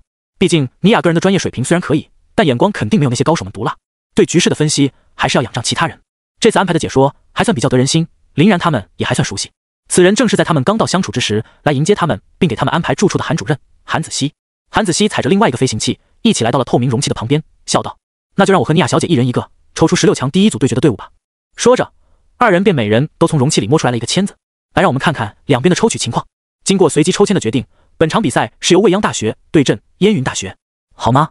这一上来就已经先行抽到了一支保送队伍，而且燕云大学这支队伍可是坐拥好几个单人赛事的高名次选手的，甚至还包揽了冠亚，可以说他们已经是把选手的个人战力给拉到满中满了。尼亚热情洋溢地介绍着，韩子熙微微一笑，顺着尼亚的话往下说。而另一边的未央大学似乎恰恰跟燕云大学相反。通过前面的比赛，我们就可以看到未央大学迄今为止采取的战术向来都是以团队协作为主，他们的默契程度与精妙配合让每一个落败在他们手下的队伍都心服口服。也正是因为极致的团队协作，才能够使得在单人赛事上发挥并不出色的他们可以一路杀到这里。那么在这场面对全明星阵容的燕云大学时，他们还能继续自己的神话吗？没想到居然第一个就是他们要打。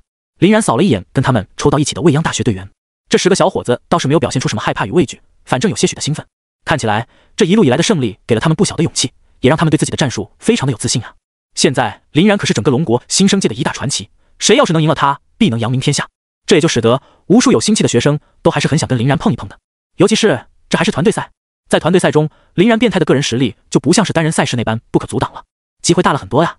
未央10人双眼发亮，相比于这些人的亢奋，林然一行人倒是都满不在乎的模样，也很快便在擂台上落位了。队友们对于林然的自信自然不必多提，哪怕是林然想要自己单挑对面10人，他们也会毫不怀疑的立即下场。河里摸鱼那多爽呀！团队赛的擂台要远比单人赛宽阔宏伟，在双方的预定位置站定的话，都只能看到对方很小的一撮人，这场肯定好看了。那必然啊，有燃神的比赛从来都是极为的精彩，而且这一场还是极致的团队配合与极致的个人实力之间的碰撞，观赏性绝对拉满。哎，那你们感觉谁能赢？肯定是燃神吧，硬实力搁那摆着，谁能碰瓷？我看未必，这可是团队赛，相比较个人实力而言，更讲究团队配合。1+1大于2的团队，肯定要比那些1+1等于2以及1+1小于2的团队靠谱太多了。更别说未央那边是一路杀上来的，手感火热。燃神他们虽然以逸待劳，但是没有练手，这一来一回，弄不好还真是未央的屠神之战。观众们议论纷纷，张牙舞爪，情绪相当亢奋。在他们叽叽喳喳的叫嚷中，比赛的倒计时却已经走完了。上了，兄弟们！在未央大学队长的带动下，未央大学10个人组成战阵，一起向着林然这边发起了冲锋。从他们的一举一动的小默契中就能看出，他们确实相当擅长团战。不过嘛，林然他们甚至连眼神交流都没有进行，便分成了2组人。林然一个人开启黄金龙武魂和永恒万花筒，一个人迎了上去，另外9个人则在洛青岩的带领下往后退去，不知道在搞些什么。未央大学虽然也不理解，但他们却很谨慎，没有选择他们最擅长的切后战术，而是把矛头准了独自前来的林然。不管燕大这边是怎么想的，起码林然一个人落单确实是真的，只要能先将林然拿下，他们的胜率就会暴涨。围杀！未央队长再次下令，未央全队几乎是听到号令的那一瞬间就立马调整了阵型，从刚刚的缩形阵变成了一只大口袋，好快的变阵速度。这就是未央大学一路走到现在的依仗吗？空中尼亚率先叫了起来。韩子熙笑了笑，这种恐怖的执行力简直比军队还夸张，真不知道他们平时是怎么训练出来的。这就是所谓的天道酬勤嘛，能够以一个个人实力并不算强势的水桶阵容跻身16强，未央大学确实有东西。林然在看到未央10人的举动之后，咧嘴一笑，从地面高高跃起。来得好，龙破山河！林然果断打动了自己黄金龙武魂的自创魂技，在黄金龙之力的催动下，林然整个人顿时就包裹在一层厚厚的耀眼金光当中，宛若一颗硕大的陨石从天而降。与此同时，无数的荆棘、灰谷与云雾也出现在了未央10人的脚下，把他们封在了正中的圆形当中。几大元素进攻强使，神圣辉光则从身后发出，替空中的林然打起了掩护。不急，不用散阵，防御冲击后继续围杀。他这种爆发手段过后必有疲软期，我们抓住机会猛烈攻击。未央队长只在一瞬之间就做出了自己的判断，并掏出了自己空间储物器当中的场景。哟呵，居然敢拿脸来接！林然万万没想到，这些人居然膨胀到比如程度，只能冷然一笑。既然这么瞧不起自己的攻击性的话，就干脆直接给他们来一个大的吧。林然脚下一踏，大幅加速了自己落地的速度。轰！这朝着地面捅出的一枪，捅得地面一阵皲裂不说，还扬起了滔天的气浪。无数的黄金能量伴随着呼啸而来的气浪，直接给未央的10个人全都冲到了半空。未央队长的脸色瞬间就不对了，看着一脸狂傲的林然，心中说不出的惊骇。在林然一开始释放这个技能的时候，他明明是感觉力道没那么足的，不然也不可能指挥他的队友们上来阻拦，试图围攻收力之后的林然了。而林然居然不知道通过什么方式，强行在空中又发了一次力，大幅度增强了他这次统计的威力，直接给他们10个人扬了，简直就尼玛离谱，这一点都不科学。林然看着空中未央队长惊恐的眼神，自然猜出了他在想些什么，便露出了一个冷酷的笑容。拥有海军6式作为发力方式的他，自然不是这个世界的人能够理解的。林然甚至可以大胆的放言天下，只要是在同阶位里，就没有人能够在肉搏战中战胜他。变态的肉体素质加上无敌且诡异的发力方式，不管遇上谁都是纯纯的吊打，更何况是这些小渣渣。就凭你们这些人的实力，也敢与我硬碰硬？那么就给我为你们的拖大付出惨败的代价吧。林然一边说着，一边对空中的未央队长举起了没有持枪的左手。万象天引，左眼淡紫色的轮回眼，一念之间，未央队长就像是被什么东西弹射了一下一样，朝着林然直挺挺的飞来。不，这不可能！未央队长惨叫着，根本就不敢相信自己眼前所发生的一切。这他妈又是哪里来的力量？竟然拥有如此强劲的吸引力！不可能！林然笑得更开心了。可惜啊，在我的手里从来就没有那所谓的不可能。怒龙穿心破！林然右手反持龙枪，对着未央队长狠狠地刺出。此时万象天引的吸力还没有完全结束，未央队长根本就是避无可避。至于抵挡，从林然手中浓郁到近乎于实质的金光，以及未央队长眼眸之中的惊恐，可以看出这根本就不可能。死！龙枪甚至都还没完全接触到未央队长，他的擂台保护便已经被先行打出，在绿光的缠绕中遗憾离场。看着林然再次以一种不可阻挡之势冲阵破军，斩敌消手，观众席上也有爆发出了热烈的欢呼。燃神！燃神！燃神！燃神！燃神！燃神！空中的尼雅也只能感慨，太强势了，林然他真的太强势了，这可是团队赛啊，怎么又被他完成了无双？单枪匹马冲入对面10个人的包围圈，打出控制效果的同时干掉了对面的主帅，这就是明星选手的强悍之处呀。韩子熙也连连点头，这下基本上算是本局比赛的胜负手了。队长对于一支队伍的重要性，应该不用我多说，在座的各位也都是懂得。更何况这还是一支以团队配合见长，而不是以个人实力著称的战队。这种队伍只要先于对方的队伍出现了减员，后面就很难打了。更别说他们失去的还是最关键的对象，看看他们能不能有所调整吧。如果应变够快，及时止损，甚至一举拿下林然的话，比赛还能继续。否则，韩子熙后面并没有明说，不过观众们也都听出来了他的意思。看起来未央大学已经是大劣势，如果不拼一把，那就记透了。尼雅接着韩子熙的话继续道：值得一提的是，未央大学的其他9人好像确实没有放弃战斗，依旧继续执行着自己的围杀战术。至于燕云大学的那一批人，怎么还不来支援，还躲在后面丢技能呢？哎，他们甚至技能丢的都没有很上心啊。看到燕云大学这支队伍的后排情况，尼雅已经有点傻眼了。在队伍已经取得优势，可以趁机把优势转化为胜势的时候，这9个人居然还在那里干站着，就更别说他们的队长林然还正在遭受对面9人的围攻了。除了蓝若秋、孙云天与郭宇宙这3个控场型选手还在持续不断的给林然提供帮助之外，其他的人多多少少有点摸鱼。本来负责远程输出之一的陆浅浅正在和洛青言兴高采烈的讨论着什么，显然是女孩子话题，不是吃的就是玩的，反正不是目前的战局。徐胜正在与黄冲互相交流一种卡牌游戏的心得，满嘴都是癫狂屠戮、无双、万军取手以及给冲而来刀狠的之类让人听不懂的话。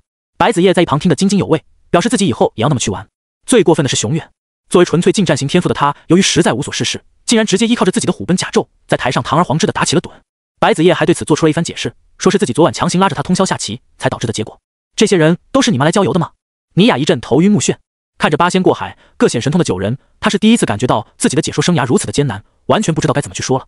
憋了半天之后才来了一句，只能说燕大这边的氛围是真的很不错。韩子熙倒是突然笑了起来，看起来燕大这边也是别样的默契呢。尼雅傻了，有点难以置信的看向韩子熙，韩老师，您说啥？韩子熙笑眯眯的指向燕大的阵型，他们作为单人赛事的冠军，实力肯定都是1等1的。据我了解，燕大的10名参赛选手，每个人的个人实力都极为强劲，他们其中的最差成绩都比很多学校的最好成绩还要好。这样的一群高手，对于局势的把握肯定不是无的放矢的。之所以大家都放心的摸起了鱼，并且在谈论那些有的没的，就是相信他们的队长已经拥有终结比赛的能力了。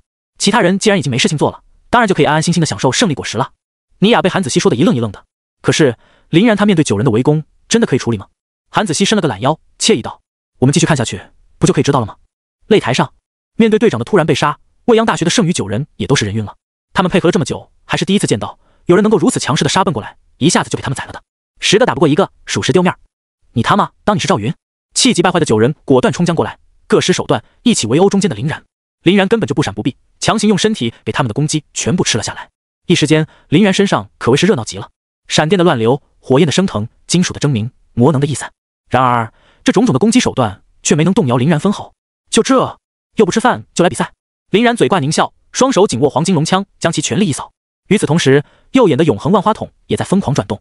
天照，黄金降龙舞，漫天的黑岩席卷在正流逆流交相辉映的黄金漩涡当中，不过一瞬之间就把半空中未央大学剩余的9名队员全部淹没。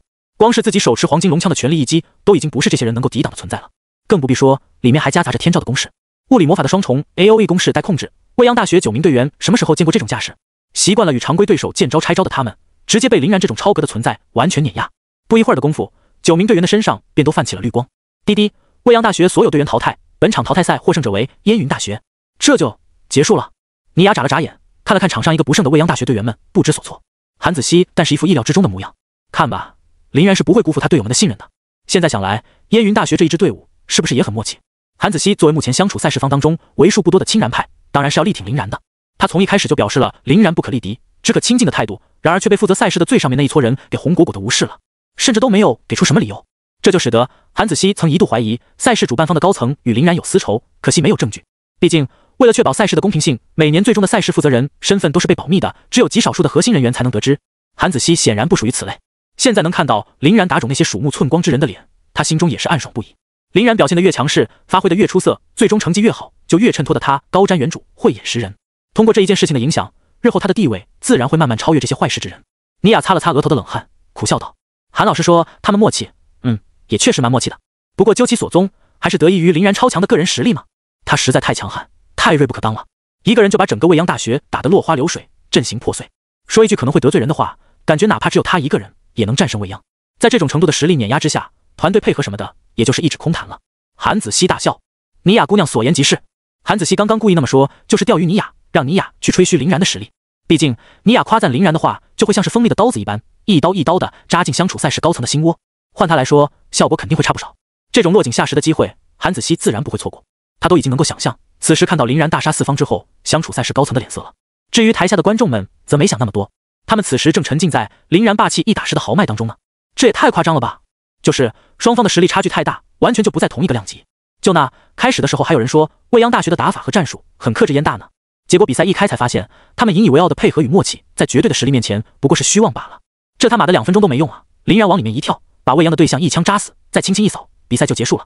不过未央大学看起来还是有点实力的，起码都让燃神用出了第3种能力，开启了3阶段，也是足够夸耀的了。猫，我感觉燃神根本就不用3阶段，要是准备慢慢陪他们玩的话，光是黄金龙就够了。主要是因为想要快速结束战斗，所以才使用黑岩的。林然在带着队友们下场的时候，目光与未央大学的那个队长有了一丝的接触，然后他就蛋疼的发现未央大学的队长眼神之中满是妒忌与愤恨，看起来简直就跟恨不得吃了他一样。林然皱了皱眉头，不至于吧大哥，赢你一次而已。平日里自己与这家伙也是无冤无仇的，至于眼神如此凶狠，不知道的还以为自己杀了他全家呢。林然于是也直接不装了，挑衅的朝着未央大学的队长不屑一笑，比了一个抹脖子的手势。拥有神威空间与黑龙龙躯在手，除了洛青岩之外，他又基本算是一个孤家寡人，更别说洛青岩和自己的眼睛里还有被他铭刻好的神威，完全就是无敌的存在。此时林然最不怕的那就是惹是生非了，要不是现在身边全都是人，林然多少得上去啐他一口狠的。未央队长在看到林然毫无惧色的反击之后，真是急火攻心，险些被气到吐血。其他备战的队伍们在看到林然如此超神级的发挥，也都不禁在心中倒吸了一口凉气。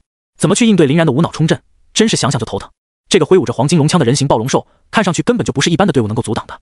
他居然能够用龙枪捅地的冲击力，把未央大学的5个人直接震飞到空中，这究竟是一种怎么样的臂力啊？更不要提一枪秒杀未央队长，卷出附带黑岩的黄金漩涡，瞬杀9人的攻击力了。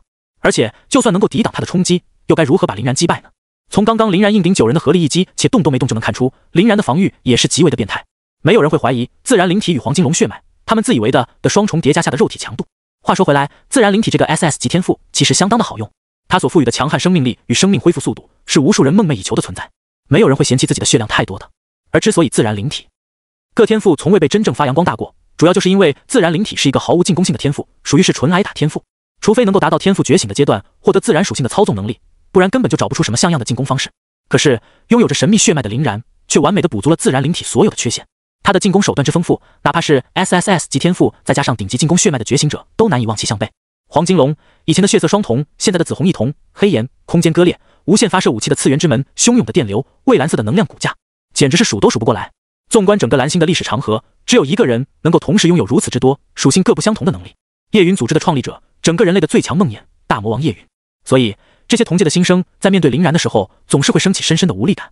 面对一个叶允一般的绝世天才，这还怎么打呀？有然哥在，这比赛还真是轻松啊！郭宇宙笑得很开心。是啊，我甚至可以直接在擂台上睡大觉。熊远同样神色轻松。你们还真是够惬意啊！蓝若秋有些无语。河里摸鱼，河里摸鱼。洛青言笑嘻嘻地伸了伸懒腰，看看下一轮的对手是谁吧。林然倒是没有嫌弃他们摸鱼，反正他体内的星陨魔韵是需要战斗与时间去消化的，这攻打的也不算亏。很快，8强的名单就决出来了。林然他们也看到了自己下一轮的对手，武南大学由那个命格召唤的天赋拥有者江思琪带领的队伍。林然从之前在海选阶段看到这支队伍的时候，就已经对他们挺感兴趣的了。这种纯靠召唤师的乌龟阵，刚好可以测试自己的攻击强度，算得上是一个上好的木桩。而江思琪等人的脸色就没有很好看了，尤其是他本人。那次单人赛中面对林然的失败经历，可谓是彻骨铭心的痛。现在又要在团队赛中相遇，也就是因为这是团队赛，需要对自己的队友负责，不然的话，斗志涣散的江思琪绝对1秒钟就投降了。不管了，上吧，反正伸头缩头都是一刀，还不如死得硬气一点。哎呦，这次又是一次相当有噱头的对决啊！且不说两位队长在单人赛事当中的爱恨情仇，就光是阵容来看，就已经相当有看点了。一个是单人冲锋的9保1阵容之最强矛，一个是团队协防的召唤系阵容之最强盾。不管怎么说，都是极为的有看点。空中的尼雅兴奋地介绍着比赛双方的情况，韩子熙点了点头。在团队赛中，江思琪的缺点可以说是被极大的弥补了。拥有队友掩护的他，可以肆无忌惮地进行召唤，活生生的依靠召唤物大军把对面推平。而且为了更好地执行他们的这种战术，武南大学的队伍里面还配备了足够的防御手与恢复手，既能抵挡进攻，又能提供生命力与魔力的续航，鏖战能力拉满。这一场的确有点好看。听二位解说这么说，观众们也都提起了期待之心，将目光紧紧地盯在了双方的身上。擂台之上，看着已经逐渐摆好阵型的武南大学一行人，林然笑了笑，交给我。好久没遇上这种沙包阵容了，看我先翻他们的龟壳。徐胜翻了翻白眼，然哥，你就算不说，我们也是没打算动手的，能躺着拿冠军多爽啊，谁会想动？林然脸一歪，我也不是说让你们完全不动好吗？主攻手由我来，辅助的攻势以及配合什么的，你们还是要尽量打一打的。洛青言拍了拍林然的肩膀，放心放心，等你顶不住的时候，我们会出手的。等我顶不住的时候，林然的脸更歪了。不过现在明显不是跟他们打嘴炮的时候，比赛的倒计时可马上就要结束了。掏出黄金龙枪的林然目光一凝，摆出了自己的战斗姿势。武南大学那边，江思琪一行人依旧采取的是老战术，一群人团团围在一起，摆出乌龟阵，豪龙破军。林然在倒计时结束的瞬间，连1秒钟都没有耽搁，挺枪就刺，如同流星一般冲向武南阵列。来了！武南的人也纷纷都是精神一振，当即便有4、5个大汉迎了上来，并举起了手中的魔能重盾。而燕大这边除了林然之外，其他的人也在进行着包抄，准备把对面的人摁在中间打。虽然他们嘴上说着打算摸鱼，但实际做事的时候，当然还是不能那么任性的。除了留守原地的几个手足够长的远程控场，其他的人已经纷纷动了起来。洛青言展翅飞到了空中，徐胜与熊远一起向左，白子夜与黄冲一起朝右，准备形成包围式立体打击。至于林然，则已经冲到了近前。痛！豪龙破军所带来的强大冲击力，直接撞翻了试图阻挡林然的那几名大汉，将他们连着魔能重盾一起掀飞到了一旁。我的天，好变态的力道！武南大学前排队员所使用的魔能重盾，绝对都是钻石及以上的魔能装备，而且还借助了魔能重盾的重量与驻扎雨地的稳定性，又是几个人一起分担的力量。即使如此，却还是被一击冲散。尼雅惊叹，向观众们播报着比赛的实时状况。韩子熙抚掌而笑，怪不得燕云大学总是会采取这种类似于9保1的打法呀。林然强大攻击所带来的破核能力实在太强，根本就抵挡不住，宛如一个狂暴的凶兽一般在场上横冲直撞。在他的面前，一切的防御力量都是虚妄啊！看着开场不过才10秒就已经杀到自己面前的林然，江思琪的面容满是惊骇。怎么莫名其妙的感觉林然的实力又增强了？在单人赛事当中面对自己的时候，他好像还没这么变态啊？难道说单人赛事中的他还保留了实力？江思琪紧咬嘴唇，拼命地加速着自己的召唤。本来想着在开场的时候燕大的攻势不会太过猛烈，所以江思琪很贪心地准备憋一个大的出来。可局势偏偏就是这么的不可捉摸，前1秒钟还固若金汤的防线就这么崩溃了，失去了前排盾兵的防御，他们内核这些人就更为的不堪一击。辛辣天塞，在内层的武南队员组成防线之前，林然把手一招，直接是放了自己的这个瞳术。咚！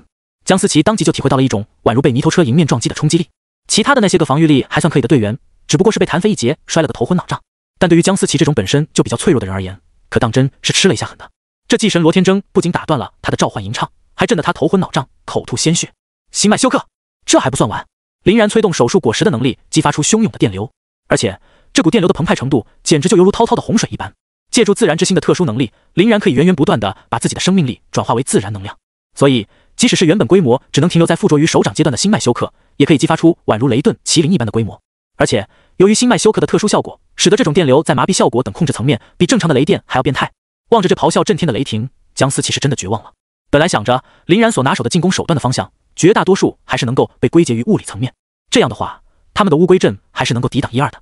可没想到林然不仅能够依靠着纯粹的物理攻势强行打破他们的防线，甚至于还可以呼唤出足以淹没他们所有人的雷霆。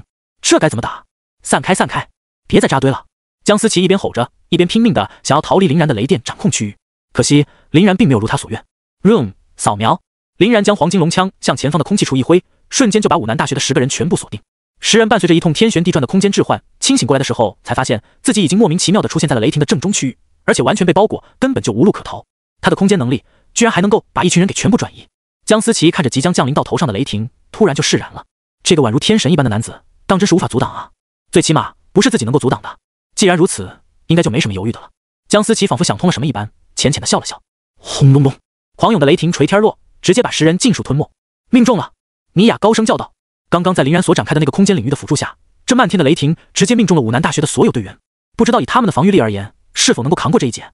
若是抗下雷霆而不死的话，韩子熙则是叹了口气，打断了尼雅的发言。结束了，这种程度的雷电攻势根本就不是他们所能够抵挡的。武南大学的阵容局限性太大了，拥有大量防御型重盾手的他们，面对物理为主的阵容肯定舒服，碰上魔法伤害就有点力不从心了。更别说还是这种堪比6阶觉醒者的恐怖波动。林然这小子真的鬼，手段根本就看不到尽头。武能提枪上马，魔能雷火交鸣，而且他的火焰还是罕见的黑炎，雷电也是蕴含着精神力的密雷。今年赛事的总 MVP 他是已经产生了，仿佛是要印证韩子熙所说的话一般。未等林然的漫天雷光消退，擂台的智能 AI 便播报起了比赛的情况。滴滴，武南大学代表队10名队员已尽数离场，本场淘汰赛的获胜方为烟云大学。赢了，然神又赢了。哦，林然的粉丝们虽然没有搞明白林然是怎么从裤裆里掏出了这么一发恐怖的雷电打击，秒杀了武南的10个人的，不过赢是已经赢了，而且帅也是真的帅啊！他们欢呼着雀跃着庆祝着林然的又一场胜利。看着沸腾的全场观众，尼雅也衷心的鼓起了掌。好强，他真的好强，甚至完全有一人成队的能力。这次他的队友们可是只提供了眼神助攻的，其他的东西一概没有。但即便如此，他还是轻松的碾碎了对面的整支战队。战斗结束的真的太快太快，武南大学的队魂江思琪甚至连一个召唤技能都没有丢出来。这种恐怖的实力放到新生挑战赛里，完全就是降维打击呀！哪怕让他去跟那些个老生们同台竞技，估计都会是其中的佼佼者。韩子熙则对林然的实力更为自信。不止，据我估计，林然现在在整个6阶之下已经是没有对手的存在了。他就是实实在在的高校第一人。本来无数的新闻媒体正在对着台上的林然与燕大代表队狂拍，听到韩子熙如此劲爆的发言之后，都有些错愕的抬起了头。这什么鬼？韩子熙居然给了林然如此之高的评价，不是说相处赛事方那边和林然并不是很对付吗？怎么会在这里狂吹他？而且吹的是否有些过头？高校第一人，6阶之下无敌手，这简直就是在挑衅整个高校圈啊！虽然林然能够凭借自己的特殊手段催生出堪比6阶觉醒者的攻势，但那些名牌高校的老生们也不乏金才艳艳之辈 SSS 级的天赋拥有者一大堆，尤其是他们的硬实力都很可能就已经达到了5阶巅峰，想要催生出6阶的攻势，有些也是能够做到的。难道这些人也不如林然？捧杀也没有韩子熙这么捧杀的吧？至于林然目前本人，听到了韩子熙如此夸张的话之后，居然也没有流露出一点点的不好意思，反倒是跟队友们混在一起说说笑笑。记者们百爪挠心，真是恨不得现在就冲上去使劲采访林然与韩子熙一番。可惜这是不可能的，现在赛事还在进行中，他们若是想要接触到2人，只能等到团队赛结束才行。记者们先一边恶狠狠地把这件事记录在了小本本上，一边继续紧盯擂台。还真是疲惫啊！林然一边被洛青岩搀扶着往下走，一边忍不住打了个哈欠。他刚刚用的那一招可不是白用的，那是冒着自己险些被抽干的风险给硬顶出来的。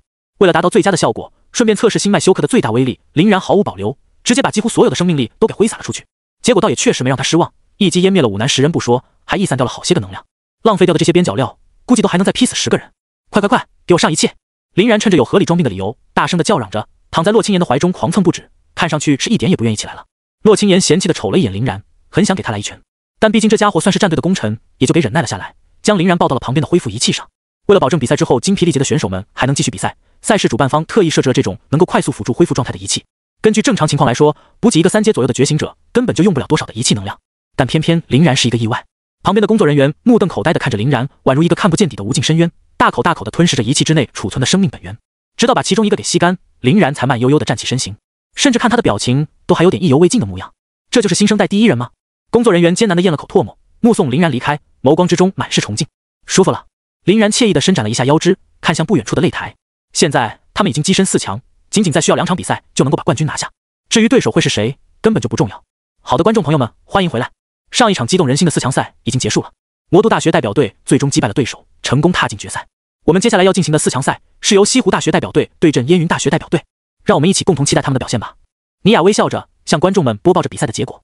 妹子们好强，居然能打到4强。郭宇宙一边往台上走，一边连连感慨。黄冲瞥了他一眼，怎么，你打算怜香惜玉一手，放水让他们进决赛？郭宇宙翻了翻白眼，怎么可能？就算我答应，然哥他肯定也不干的。而且哪怕我在台上公然反水，让你们9打11，感觉也是被碾压啊。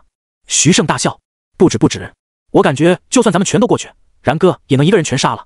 上次他还装模作样的说需要我们的协助，结果自己把枪一挺就杀完了。武南大学那群家伙甚至都没能坚持到我们抵达，属实离谱。林然伸了个懒腰，看了一眼那边的徐胜，笑道：是吗？别眨眼哦，离谱的东西可还在后面。徐胜也嘿嘿一笑，那我就拭目以待了，然哥。徐胜现在只感觉当初他最早去接触林然并且示好，简直就是这辈子最正确的决定。如今又有了队友之情，与林然的关系与日俱增，家族内部也渐渐被自己掌握了大权，很快就能拨乱反正。到时候再把林然拉拢过去，即使林然不愿意担任事务繁多的外家家主，自己也可以用一个俸禄极高的虚衔把他留住。那样一来，江东徐家的再次崛起简直指日可待啊！美滋滋的想着以后的事情，徐胜在擂台上站好了位置。不得不说，对面的10个小姑娘真的是勇气可嘉。面对风头正盛的燕大，脸上没有表现出丝毫的惬意，反倒充满了坚毅与沉稳。实控场阵容，林然笑了笑，这次他倒是没有手持龙枪立于队伍之前，反倒是与队友们扎堆站在了一起，甚至连龙枪都没有掏。3、2、1，开始！倒计时结束的那瞬间，藤蔓、冰霜、光辉、火焰、石柱，无数的控场型技能瞬间在场上铺散开来，直接占据了半边的擂台。西湖大学这边很活跃啊，一上来就在铺场，采取的还是他们一路以来克敌制胜的老打法。妮雅说道。韩子熙点了点头，他们的实控场是真的有说法的，不仅可以互相进行魔力逸散的补充来维持续航，而且还可以相互辅佐，起到1+1大于2的效果。看得出来，他们10人之间的配合也是别样的默契，打得突出一个有声有色，依靠着场面的压制去蚕食对手。那么林然在面对这种情况的时候，还会选择硬冲吗？2名解说与场上的观众们一起把目光投到了林然的身上。燕大这边倒是挺奇怪的，面对西湖大学不断蔓延的铺场，却跟视而不见一样，不管不顾的已经呆立了起码有10秒钟。在这10秒里面，除了林然开启着自己的那双一瞳左顾右盼之外，其他人根本连动都没动。妮雅顿时就有点不知所措，比赛已经开了呀，燕大为什么不动呢？难道说他们中了来自西湖大学的幻术？韩子熙摇了摇头，西湖大学的队员们全都是元素控场类的天赋，没有人拥有幻术造诣，应该没戏。更别说林然本身还是一个擅长幻术的人，不可能10不破。妮雅迟疑道，但西湖大学的场面都已经马上要扑到他们脚下了呀。那么他们还没等妮雅继续自己的疑问，场上状况突变，只见林然突然把手往空中一招，一个硕大的蔚蓝色高达就出现在了众人面前。冰霜、藤蔓、火焰、石柱等的蔓延在高达的脚下戛然而止，再也无法前进一步。须佐能乎？林然得意地抬起头望向西湖的一行人。这个来自永恒万花筒的终极瞳术，在左眼的轮回眼出现之后，相比于秦岚大战之时再次得到了增幅。目前除了最基础的骨架之外，还额外多出了大量的血肉与经脉。此时距离第一阶段的巅峰也已经相差不远了，其所带来的第一个影响便是体型的增大与防御的升华。西湖大学及其10人之力却根本无法伤及须佐分毫。看着威风凛凛已然不动的须佐，西湖大学的嗨斯队长惊呼出声，满脸的不敢相信，这是什么怪物？旁边的双马尾队员苦声道，蔚蓝色大型能量体，林然的杀手锏之一，对他的作战资料中有提到过，但上面所说的好像远没有现在夸张啊。这家伙好像在从上一次用完这一招之后又变强了特别多，是吗？继续控场，尝试对其进行控制。西湖大学的队长脸色发白，但还是下达着自己的作战指令。这个硕大无比的须佐实在是太有压迫感了，让他的心中产生了不由自主的恐慌。尤其是须佐手中那把寒光流转的能量剑，总感觉可以一下子把他们全都劈开。刷刷刷，这些漫无边际的自然元素们顿时便开始转起了圈，很快便把须佐团团围住。不过须佐之内的燕大10人都是一脸的不在乎，其他人是因为对于林然赛前话语的绝对信任。至于林然自己，深知自己目前实力的他，显然更不会担心了。想要打破我的须佐，下辈子吧。哪怕是6阶巅峰觉醒者的全力一击，林然也不认为这可以对自己的须佐造成什么阻碍，更别说是这些可怜的妹子们了。事实也正如林然所想的那般，这些所谓的控场类技能根本就无法对须佐造成任何的伤害，甚至于他们的如同蚊子叮咬一般的微弱攻势都不能给林然用于维持须佐的魔力消耗增添1分1毫，干脆是直接免疫了。这东西好强的防御力，我们可以看到西湖大学10人的元素蔓延已经被牢牢的挡在外面了。完了呀，这下西湖大学控场类的天赋本身在输出方面就有些许的欠缺，特别是在攻坚破防的层面上。本来我是担心他们在碰到武南大学会陷入苦战，没想到现在居然是在林然的这个蓝色高达面前吃瘪了。这种移动堡垒一般的玩意儿简直就是防御天花板呀。妮雅叫道。韩子熙像是突然想起了什么似的，突然神秘一笑。妮雅，我感觉他也许并不是防御天花板呢。妮雅一愣，简直有些怀疑自己的耳朵，傻眼道，韩老师你说什么？其实妮雅想说，如果这都不是防御天花板的话，那什么是呢？但是考虑到说出这种话来可能会有质疑冒犯韩子熙的意思，便强行憋了回去。韩子熙意识到妮雅可能是误会了，便又笑了笑，没，我可不是质疑这玩意儿的防御力，我的意思是蓝色的这个大家伙可能更擅长进攻一点。擅长进攻？妮雅呆了呆，看向下方的须佐。林然一边操纵须佐举起了能量剑，一边朗声道，我这个人呢不太喜欢欺负女孩子，所以呢就给你们一个痛快吧，乖，不疼的。眼睛一闭一睁就过去了哈。而且你们不觉得把这个古朴简素的擂台搞得如此花里胡哨，有点不太好吗？这个清道夫还是得我来当啊！说着，把能量剑一横，朝着西湖大学的10人就挥了出去。毁灭，森罗万象！西湖队长甚至都还没来得及看清楚到底发生了什么，就在绿光的包围中颓然的下场了。这一瞬间，他都有点怀疑自己的意识了。我中幻术了，还是真的落败了？怎么这么快啊？他虽然不解，但刚刚站在上帝视角的解说与观众们却是看了个一清二楚。过程也极为的简单。只见那个须佐把剑往前方一挥，一道澎湃而强烈的剑气便应运而生。听起来很一般，但看起来却完全不一般，因为这道剑气简直夸张到了极点。且不说那厚实到将近10多米之粗的宽度，光是那电光火石一般的速度就已经让人目瞪口呆了。他们可以清楚地看到，在须佐的这一剑之下，原本被西湖大学铺满了整个场地的一切元素全都急速崩解，化为虚无，几乎是一瞬之间就达成了清场的效果。至于同样被波及到了西湖10人，由于他们过于脆弱的肉体都还没等剑气杀到面前，就直接触发了擂台的保护机制而离场。这剑气的攻击之强横可见一斑，尤其是剑气在剿灭了西湖一行人之后，还毫不停歇地展在了擂台的保护罩之上。这一剑所带走的保护罩能量，引得工作人员又是好一阵的心疼。一剑封喉，结束了。尼雅瞪大双眼看着擂台上的蓝色高达，说话都结巴了起来。韩子熙悠悠地叹了口气。传闻说，那一日在黑龙渊之前，林然便是凭借此一剑横扫了黑暗精灵的大军，并成功斩杀黑暗精灵的统领。如今距离他剑斩黑龙渊已经又过去了将近半年，这剑气的威力自然不是我们能够质疑的。更别说林然还没有吃到来自于队友的增强 buff， 西湖大学的这些队员们也没有什么像样的防御手段，感觉他们即使有100人叠在一起，也不可能阻挡这一剑啊。尼雅默然，过了好一会儿才道：林然他真的太强了。饶是聪明伶俐如他，此时也已经找不到什么浮夸的形容词来赞誉林然的这一剑了。尼雅感觉唯有太强这么简单的2字，才是为深不见底的林然量身打造的。在他变化万千的视觉冲击下，衬托的其他战队的一切战斗都是那般的毫无意义，因为一切都无所谓，反正林然会出手。那么仅剩的那只独苗魔都大学又能够让林然使出什么手段呢？尼雅到现在都已经不对其他的战队抱有什么获胜的希望了。或许魔都大学的那些天骄们真的能想出解决林然这一剑的办法，但却不可能真正的战胜林然，因为林然必然还能再一次从裤裆里掏出反制他们反制自己的反制手段，轻而易举的将他们击败。没有人知道林然那张人畜无害的可爱面庞之下究竟还隐藏着多少变态能力。作为一个旁观者的他，光是想想都已经感觉很绝望了。那么魔都大学真的还能顶得住吗？顶不住了，我们弃权。魔都大学的队长大手一挥，表情轻松地说出了这句意料之外却又在情理之中的话。白子夜看着面前的魔都队长，拍了拍他的肩膀，笑了起来。轩辕老弟真干脆啊，真的不打算挣扎一下？魔都队长哈哈一笑，挣扎个屁呀！讲道理，我们能够第2全靠抽签。早碰到你们，我们早回家了。打到这里已经很满足了。林然也刚好从台上下来，看了看面容有些许相似的2人，开口道：你们认识？亲戚是吗？白子夜点了点头，来跟然哥你介绍一下，我堂弟魔都白家白轩辕，魔都大学的传奇。当然跟你还是不能比的，但也算小有成就吧。白轩辕连连摆手，别，然神之前谁又敢称传奇？那才叫恬不知耻呢。我这点银冲之火还是别碰瓷皓月之辉了。林然连忙谦虚了2下，没有，我也就一般了。说来也奇怪，子夜，你一个魔都人，家族也在魔都，怎么来青青上大学呢？白子夜叹了口气，还不是浅他不想受家里的束缚，想出来闯闯吗？怎么想也不能让人家一个小姑娘自己出来瞎跑不是？我当然就只能跟着喽。林然此时想起洛清言对自己说过的魔都白家与魔都陆家世代相传的联姻，理解的笑了笑。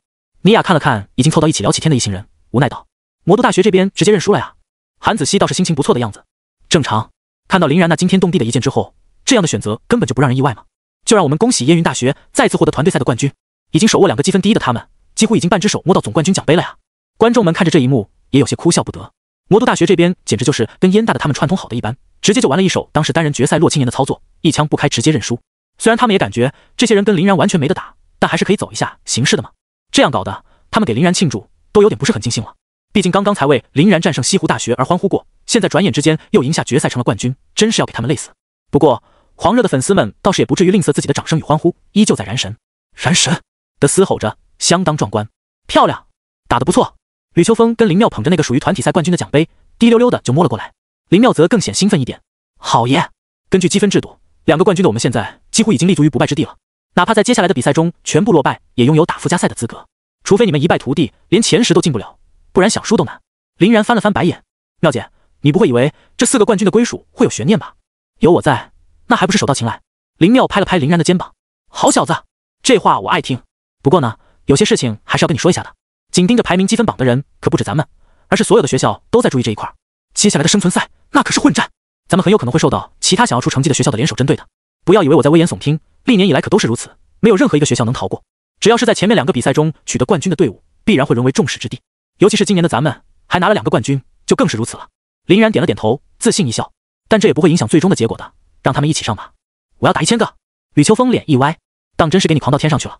虽然你确实很强，但是他们也不至于弱到无法抵抗，尤其还是在联手的情况下，以多是真的可以咬死象的。而且除了这个生存赛之外，最后的神秘赛事也会为了不让最后的冠军失去悬念，往往也会采取一些不利于积分最高队伍的规则。尤其是今年我听说啊。说到这里，吕秋风把林然10人带到一旁，才继续道：今年最终的神秘赛事可不是由相处进行操办的，据说这次的神秘赛事是咱们龙国的最高议会直接派遣了特别行动组来专项负责的，所以不管怎么想都不可能会简单，难度必然陡增。最高议会，林然闻言也是一愣，作为龙国最高权力中心的他们，居然也会在意一个区的新生交流赛吗？现在龙国正值多事之秋，需要他们去注意与处理的事情已经是多到不能胜数了，还有心思分到这个上面，怎么想都觉得有些许的离谱。难道说还有一些其他的目的？林然不解，如果新生交流赛上有什么值得他们注意的东西，应该也就只有自己了。林然所能够想到的也就是这些，倒不是他自恋。作为龙国目前最耀眼新星的自己，最高议会不可能不关注，尤其是他还经常被人说特别像是年轻时的叶允。叶允齐名，估计都能够吸引整个世界的目光，更别说是最高议会了。叶允，林然感觉自己对这个神秘的家伙也已经逐渐提起兴趣来了，找个机会好好研究一下他吧。嘿嘿，那啥，可以打扰一下吗？就在此时，一个怯懦的女声忽然从旁边传来，打断了林然的思考。林然转头一看，正是武南的队长江思琪，于是便笑了起来。你想好了？江思琪点了点头，递给了林然一罐银白色还闪着碎碎星光的透明液体。我感觉从目前来看，这个世界上已经没有什么比你的友谊还要珍贵的东西了。命格召唤的本源力量而已，不值一提。除此之外，武南江家也随时欢迎你的到来，日后有用得上我们的地方尽管开口。林然接过罐子，看了一眼神色淡然的江思琪。武南江家也要开始搞关于自己的投机了呀。命格召唤的本源力量，林然把目光集中在手中的罐子上，神色有些许兴奋。虽然在没有命格召唤这个天赋的情况下，他不可能100%复制出命格召唤的能力，依靠着轮回眼、永恒万花筒自己手术果实的合力，林然相信达成操纵肉体的效果应该并不难。只要能够利用手术果实保证心脏的存活，利用永恒万花筒拷贝而来的命格召唤本源力量进行能量流转，利用轮回眼的生死掌握来构筑生命体。若是一切顺利的话，甚至林然能够通过对凶兽与异族的狩猎，组建出一支浩荡的大军来，甚至于用来收服人类，把人类制作成自己的傀儡都不是不可能。当然，这种事情的风险就比较大了，一旦被发现，弄不好要被当成人类公敌来处理。半天后，神威空间中，成了。林然看着自己面前已经站在面前的黑龙之躯，神色激动。果不其然，正如他所想的那般，在充分研究了江思琪的命格召唤之后，林然果然发现了其中的奥秘，并把它很好的利用了起来。现在甚至都可以轻而易举的依靠种种能力的叠加，对黑龙龙躯进行操纵了。只不过在进行这种操纵的时候，会因为手术果实的能力赋予心脏极强的负担，即使身体素质强悍如林然，在只操纵一个黑龙之躯的情况下，也是相当的艰难。根据这种负担程度来说，顶天10分钟，林然就承受不住了。毕竟这可是货真价实的10阶生物，而且还是生物之中立于顶点的巨龙。在黑龙之躯保证人形的情况下，其肌肉密度简直大到了变态的程度。林然的本体站在黑龙之躯的面前，毫不怀疑这玩意儿有可能一击把自己毙命的。至于切换成巨龙形态的黑龙之躯，虽然损失了肌肉密度与灵活性，但是碾压弱小单位变得更为强力了，大型 AOE 多到不能胜数，相当适合团战。人形的状态就更适合单挑与小规模战斗，这就是自己的究极王牌啊！不仅可以利用本体进行操纵，还可以召唤出来为己所战。有这玩意儿在，天下又有何惧？林然对现在的状态极为满意。有人来了。林然突然敏锐地感觉到自己设在居住地的幻阵被催发了侦查效果。谨慎的他为了保证安全，是在别墅的附近布置了不少功能齐全的幻阵的，其中就包含了大量的天照、神威以及星脉修克的电流。若是那些不怀好意的入侵者贸然闯入，林然自己都不用出手，就可以让他们吃不了兜着走。先看看是谁去吧。神威，林然心念一动，立马便重新出现在了房间中。随着实力的不断增强，他利用神威进行空间转移的速度也已经是越来越快了。该走了，小然、青岩，赛事主办方已经安排好了生存赛的赛事地点，正催我们动身呢。回到2楼房间中的林然，很快就听到了楼下林妙的声音。林然来到楼下，诧异道：团体赛才刚刚打完，他们都不给留一点休息时间的吗？就算要赶去比赛地点，也没必要这么急切吧？林妙翻了翻白眼，鬼知道他们是怎么安排的。不过据他们的说法是，比赛并不会立马进行，我们要先去熟悉场地，踩点会给大家安排休息时间的。现在要做的就是跟随大部队的步伐，先一起赶过去，后面的事情再听另外的安排。所以先把青岩喊下来走吧，其他的那些未知的东西就只能路上听他们说喽。林然无奈，行吧，仓促就仓促吧，咱们走。没过太久的功夫，包括吕秋风与林妙在内的燕大12人便已经全部登上了相处这边提供的小型飞行器。飞行器的正中间有一个银蓝色的虚拟光球，显然是待会儿赛事方的人用来安排事情的通讯工具。这些家伙搞得神神秘秘的，真不知道要把比赛场地安排在哪里。反正听说挺刺激的。这次赛事方的后面有最高议会坐镇，倒是给了很大的勇气嘛。吕秋风念念叨叨的望着这个虚拟光球。林妙笑了笑，管他在哪呢，我们可是有燃神在，包赢。听林妙这么调侃自己，林然的脸不禁歪了歪。妙姐，别搁这拿我开涮了，就当林妙嘻嘻一笑，又打算再说点什么的时候，虚拟光球突然亮了起来。各位参赛选手、随队老师们，大家好！我们将要前往的目的地为0114号废墟之都，请大家做好心理准备。此次的比赛场地也选择在废墟之都中进行。吕秋风闻言微微一愣，鬼，真是豪迈啊！居然敢在废墟之都中进行。林然也是忍不住摸了摸下巴，思索起来。所谓废墟之都，乃是那些被人类遗弃的城市的总称。由于各种各样的原因，诸如异族入侵、凶兽攻城、次元裂缝之类，人类不得不抛弃或是暂时抛弃一些原先的居住地，这些居住地便成为了废墟之都。废墟之都的里面可谓是鱼龙混杂，什么可能存在的玩意儿都有，危险程度不可捉摸。在这样的地方搞生存战，相处是一点都不担心出事儿啊！虚拟光球里面的声音貌似也想到了这一点，又笑了笑道：“虽然是废墟之都，但你们也不用太过在意它的危险性。0114号的废墟之都，经过之前的数轮清理，里面可能存在的东西都已经在可控范畴之内，而且由于里面设置了大型传送阵的存在，你们在遭受到致命伤害的时候会被治愈光辉所笼罩。虽然防护的效果并不能与擂台上的时候那般无法阻挡，但终究还是有效果的。除此之外，我们还特意给你们每人发放了一个瞬间传送卷轴，可用来主动激活逃离区域，又大幅度增强了你们的安全性。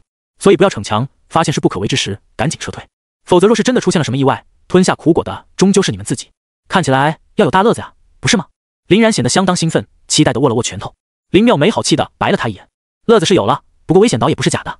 别听这家伙说的那么天花乱坠，什么保证安全性云云，实则很不靠谱的。每年的生存赛上就没有不死伤一些倒霉蛋的，尤其是这次的场地还被安排在了废墟之都，更是危上加危。你这个妖孽倒还好一点，其他的人可要听好了，就跟刚刚光球中所言的那样，一旦发现不可力敌的危险，最好还是主动撤退。特别在我们成绩已经好到爆炸的情况下，更是不需要你们去为此拼命，知道了吗？”其他人皆是点头应允着，只有林然若有所思。他这次可是带着任务来的，心思早就不在生存赛之上了。现在外面有一大串的跟屁虫跟在自己后面，潜伏在暗中，想要对他动手。这次危险程度较高的生存赛，绝对是他们最好的机会。这些家伙肯定不会放弃他们眼中的这个天赐良机，很快便会普通雨后春笋一般的冒出来。而这刚好也是林然所希望看到的。与其让他们一直在暗地里搞东搞西，还不如将他们勾出来一网打尽算了。目前来说，整个敌人的阵营中最难解决的麻烦，就是苏家的那个老头苏全的爷爷。林然已经打听到了很多关于他的消息，也知道了这家伙名叫苏烈，乃是一个10阶的觉醒者。在拥有黑龙之躯的情况下，林然相信，即使苏烈的本体来了，林然丝毫不惧。更不必说还有神威空间这种完全就立足于不败之地的杀手锏。如果连苏烈都构不成威胁的话，什么叶雨、徐峥之流就更加拉闸了。来吧来吧，我已经等待这一天好久了，杀戮的欲望正在高涨。林然深深地吸了一口气，继续看向蓝色光球。蓝色光球中接着传出了声音：0114号废墟之都，迄今为止已经荒废了整整100年有余，距离上一次的大规模清理也已经过去了20载。这就导致现在里面的自然障碍、野生凶兽、异族余孽、剩余的天材地宝、珍稀矿物，并不是只看赛前资料就能够了解完全的，只有亲身经历的实战才能带给你们第一手的信息。不过在里面一切的通讯设备都是不允许使用的，所以你们也不能与队友们分享消息，并且由于随机落位的原因，可能直到比赛结束，你们都不会跟队友们见得到一面，这也都是很正常的。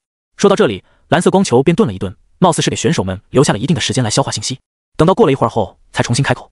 至于获得积分的方式，就是通过击杀里面的凶兽、异族，采集天材地宝、珍稀矿物，延长自己的存活时间，以及猎杀其他的参赛选手。这些统计积分东西都被我们特意添加了编号，全都跟数据对得上，绝无作弊的可能。同时为了保证竞技性与对抗性，经过我们的重新分配，越是危险的地方，所被安置的东西价值也就越高。所以说机遇是与挑战共存的。除此之外，本次的生存赛还特别引入了一个缩圈机制，随着时间的推移，你们在废墟之都的可活动区域会不断缩小，离开生存区域的话，则会受到来自于生命原力的腐蚀，而且会越来越深。强行去顶毒圈的话，后果只有毁灭。哦对了，顺便说一下，在里面可以使用的消耗品也只能从里面获得，没有编号的消耗品在里面通通是无效的，你们也无需去浪费。最后一点就是禁止恶意杀人，否则一切后果皆由自己承担。今日休息，明日上午8时准时进行人员投递，希望大家能够在比赛中共勉，加油！说完，蓝色光球便失去了动静，取而代之的是生物芯片中的邮件。林然点开之后，便能在其中看到有关于本次比赛明面上的全部信息了。那么，让一切就这么开始吧。林然笑了笑，开始躺在椅子上闭目养神了起来。飞行器足足飞行了约有1个多小时，才在一个大型要塞中降落了下来。可以看出，这处大型要塞的设计初衷，应该就是为了随时侦测废墟之都的情况，顺便防备不远处的一个名叫黑曜诅咒的时空裂缝。要塞里面基本上没有什么平民居住，来来往往的不是驻防士兵，就是把这里当成补给站的觉醒者，颇有点竞技之前武装要塞的意思。这是咱们今晚休整的居住地点，我给你们发到生物芯片当中了。落地之后，吕秋风正在给林然一行人安排着。你们今晚想早点休息的早点休息，想逛逛看看的逛逛看看，我也不管你们，反正别耽误明天的比赛就行了。安排完，吕秋风倒是潇洒的带着林妙离开了，不知道是要去哪里耍。林然见天色已晚，本来是想要直接去旅店休息的，可就在这时，他却突然看到了旁边闪过一个熟悉的身影，赵无敌。他居然已经提前来到了这个要塞，叶云组织的消息简直是灵光到可怕呀！林然叹了口气，装作没怎么在意的样子，跟队友们道过别之后，拉着洛青言来到了旁边的一处小巷内。干嘛？又想玩野的？洛清言警觉地看了林然一眼，林然差点吐血。大姐，是正事儿，别老拿你那龌龊的思想来衡量我行不？赵无敌刚刚给我使了个眼色，让我来这里的肯定是有什么重要情报了。你以为我是来旅游的？杀人才是第一目的好吗？洛清言不禁深吸了一口气。赵无敌，他怎么知道咱们会来这里？那个夜云组织居然会拥有这么变态的情报系统？林然笑了笑，说不定是相处赛事坊里面有内鬼呢。苏家的事儿，你又不是不知道。林然的话音刚落，赵无敌便一个闪身出现在了林然二人的面前。看了看赵无敌那有些疑惑的面色，林然摊了摊手，没事儿，有幻阵在，随便说。在幻阵被突破之前，外面是不可能听到里面的一切的。赵无敌眼神微闪，心中大震，林然的幻术造诣居然已经可怕到这种程度了吗？不过弹指之间便能在所有人的不知不觉中布设幻阵，若是他想对自己动手的话，自己怕是已经不知道死上多少次了啊！或许也不用那么麻烦。自己的心脏在林然的手上，林然只需把他捏爆，自己也是被瞬杀。赵无敌摇了摇头，叹气道：这么久没见，你又更加的深不可测了，属下佩服。林然笑着摆了摆手，你的进步也很快嘛，都已经突破到6阶觉醒者了。从你的表现看来，也不是那种6阶虚比，战斗力还是很可观的。赵无敌苦笑，跟大人您还是没法比啊。您的深不可测，在属下我见过的所有人当中，实属是最离谱的那一档。别说是什么6阶的觉醒者，就算是苏烈他亲自来了，怕是也只有落得隐恨的下场。林然被他一通乱吹，自己都有点不好意思了。行了行了，咱们就别搁这商业互吹了，说正事儿吧。那些暗中谋划着阴谋的几股力量，现在怎么样？赵无敌此时也恢复到了最初的那种冷酷的状态，正色道：据我在夜云里获得的情报可以得知，这次来到要塞之中，提前落位的总共有5个不同的势力。第一支是由苏烈亲自带领的苏家子弟，人数未知，但除了苏烈之外，平均素质貌似并不算很乐观。不过考虑到苏烈有可能会狗急跳墙亲自动手的可能性，对您的威胁程度绝对是最大的那一个。第二支是由徐峥所带来的亲信班底，人数不过100，在他们之中并没有什么不可抗力的绝世高手，但平均素质还是不低的，光是6阶的觉醒者怕都要超过10个了。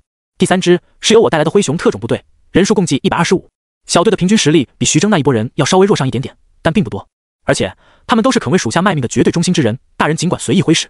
第四支是直接由夜云组织派遣而来的杀手集团，不知是受何人所托，只为了取大人性命，人数、规模、实力都是未知数，只能走一步看一步了。至于第5支，那就更加神秘了，我甚至都不知道他们来自何方，姓甚名谁，目的也是一点都不明确。但这波人也的确来到了要塞之中，明显想要搅和进这次的生存赛中浑水摸鱼的。当然，这些还都是属下可以了解到的势力，至于还有没有更加隐秘且不留痕迹的存在，就不知道了。听完赵无敌的简短报告，林然有点无语的摸了摸脸，这么多人，这么多势力啊，还真是有够热闹的。如此大的场子，也不知道相处赛事方兜不兜得住。赵无敌听林然提到这个，便皱了皱眉。有句话，属下不知当讲不当讲。林然看了他一眼，在我面前还有什么不能说的？但讲无妨。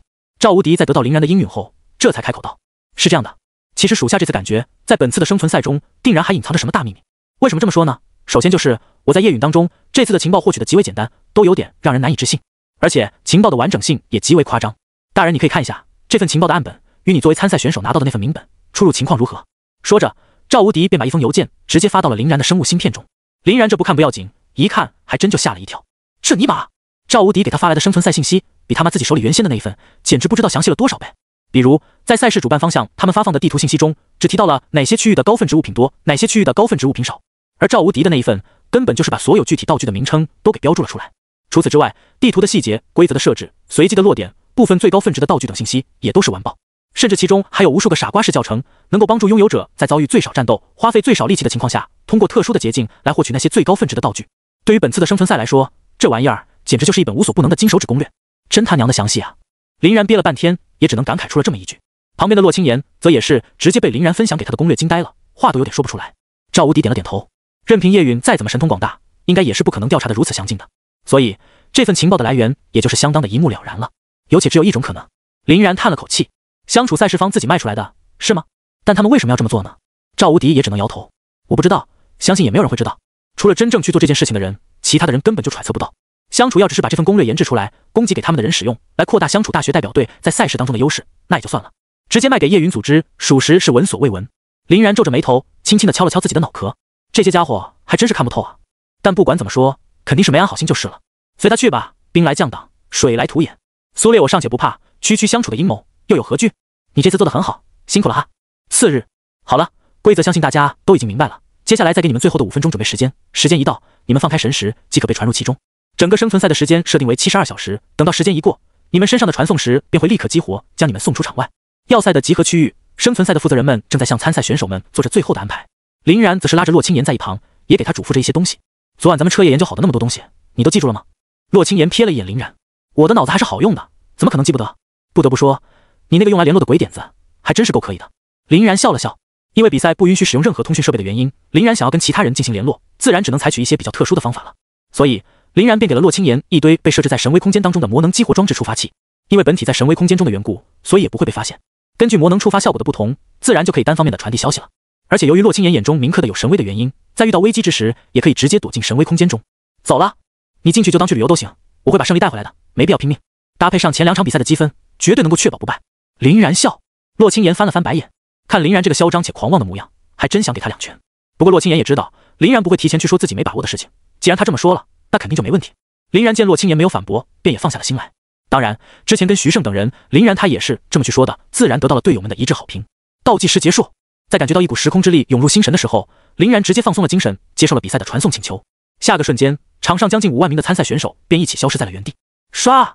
等到传送术的魔力彻底逸散完毕之后，林然重新睁开了眼睛。当真是很荒芜啊！这是林然的第一感受。他此时正站立在一座约有30层高的高楼楼顶，放眼望去，尽是残破不堪的碎石与残渣。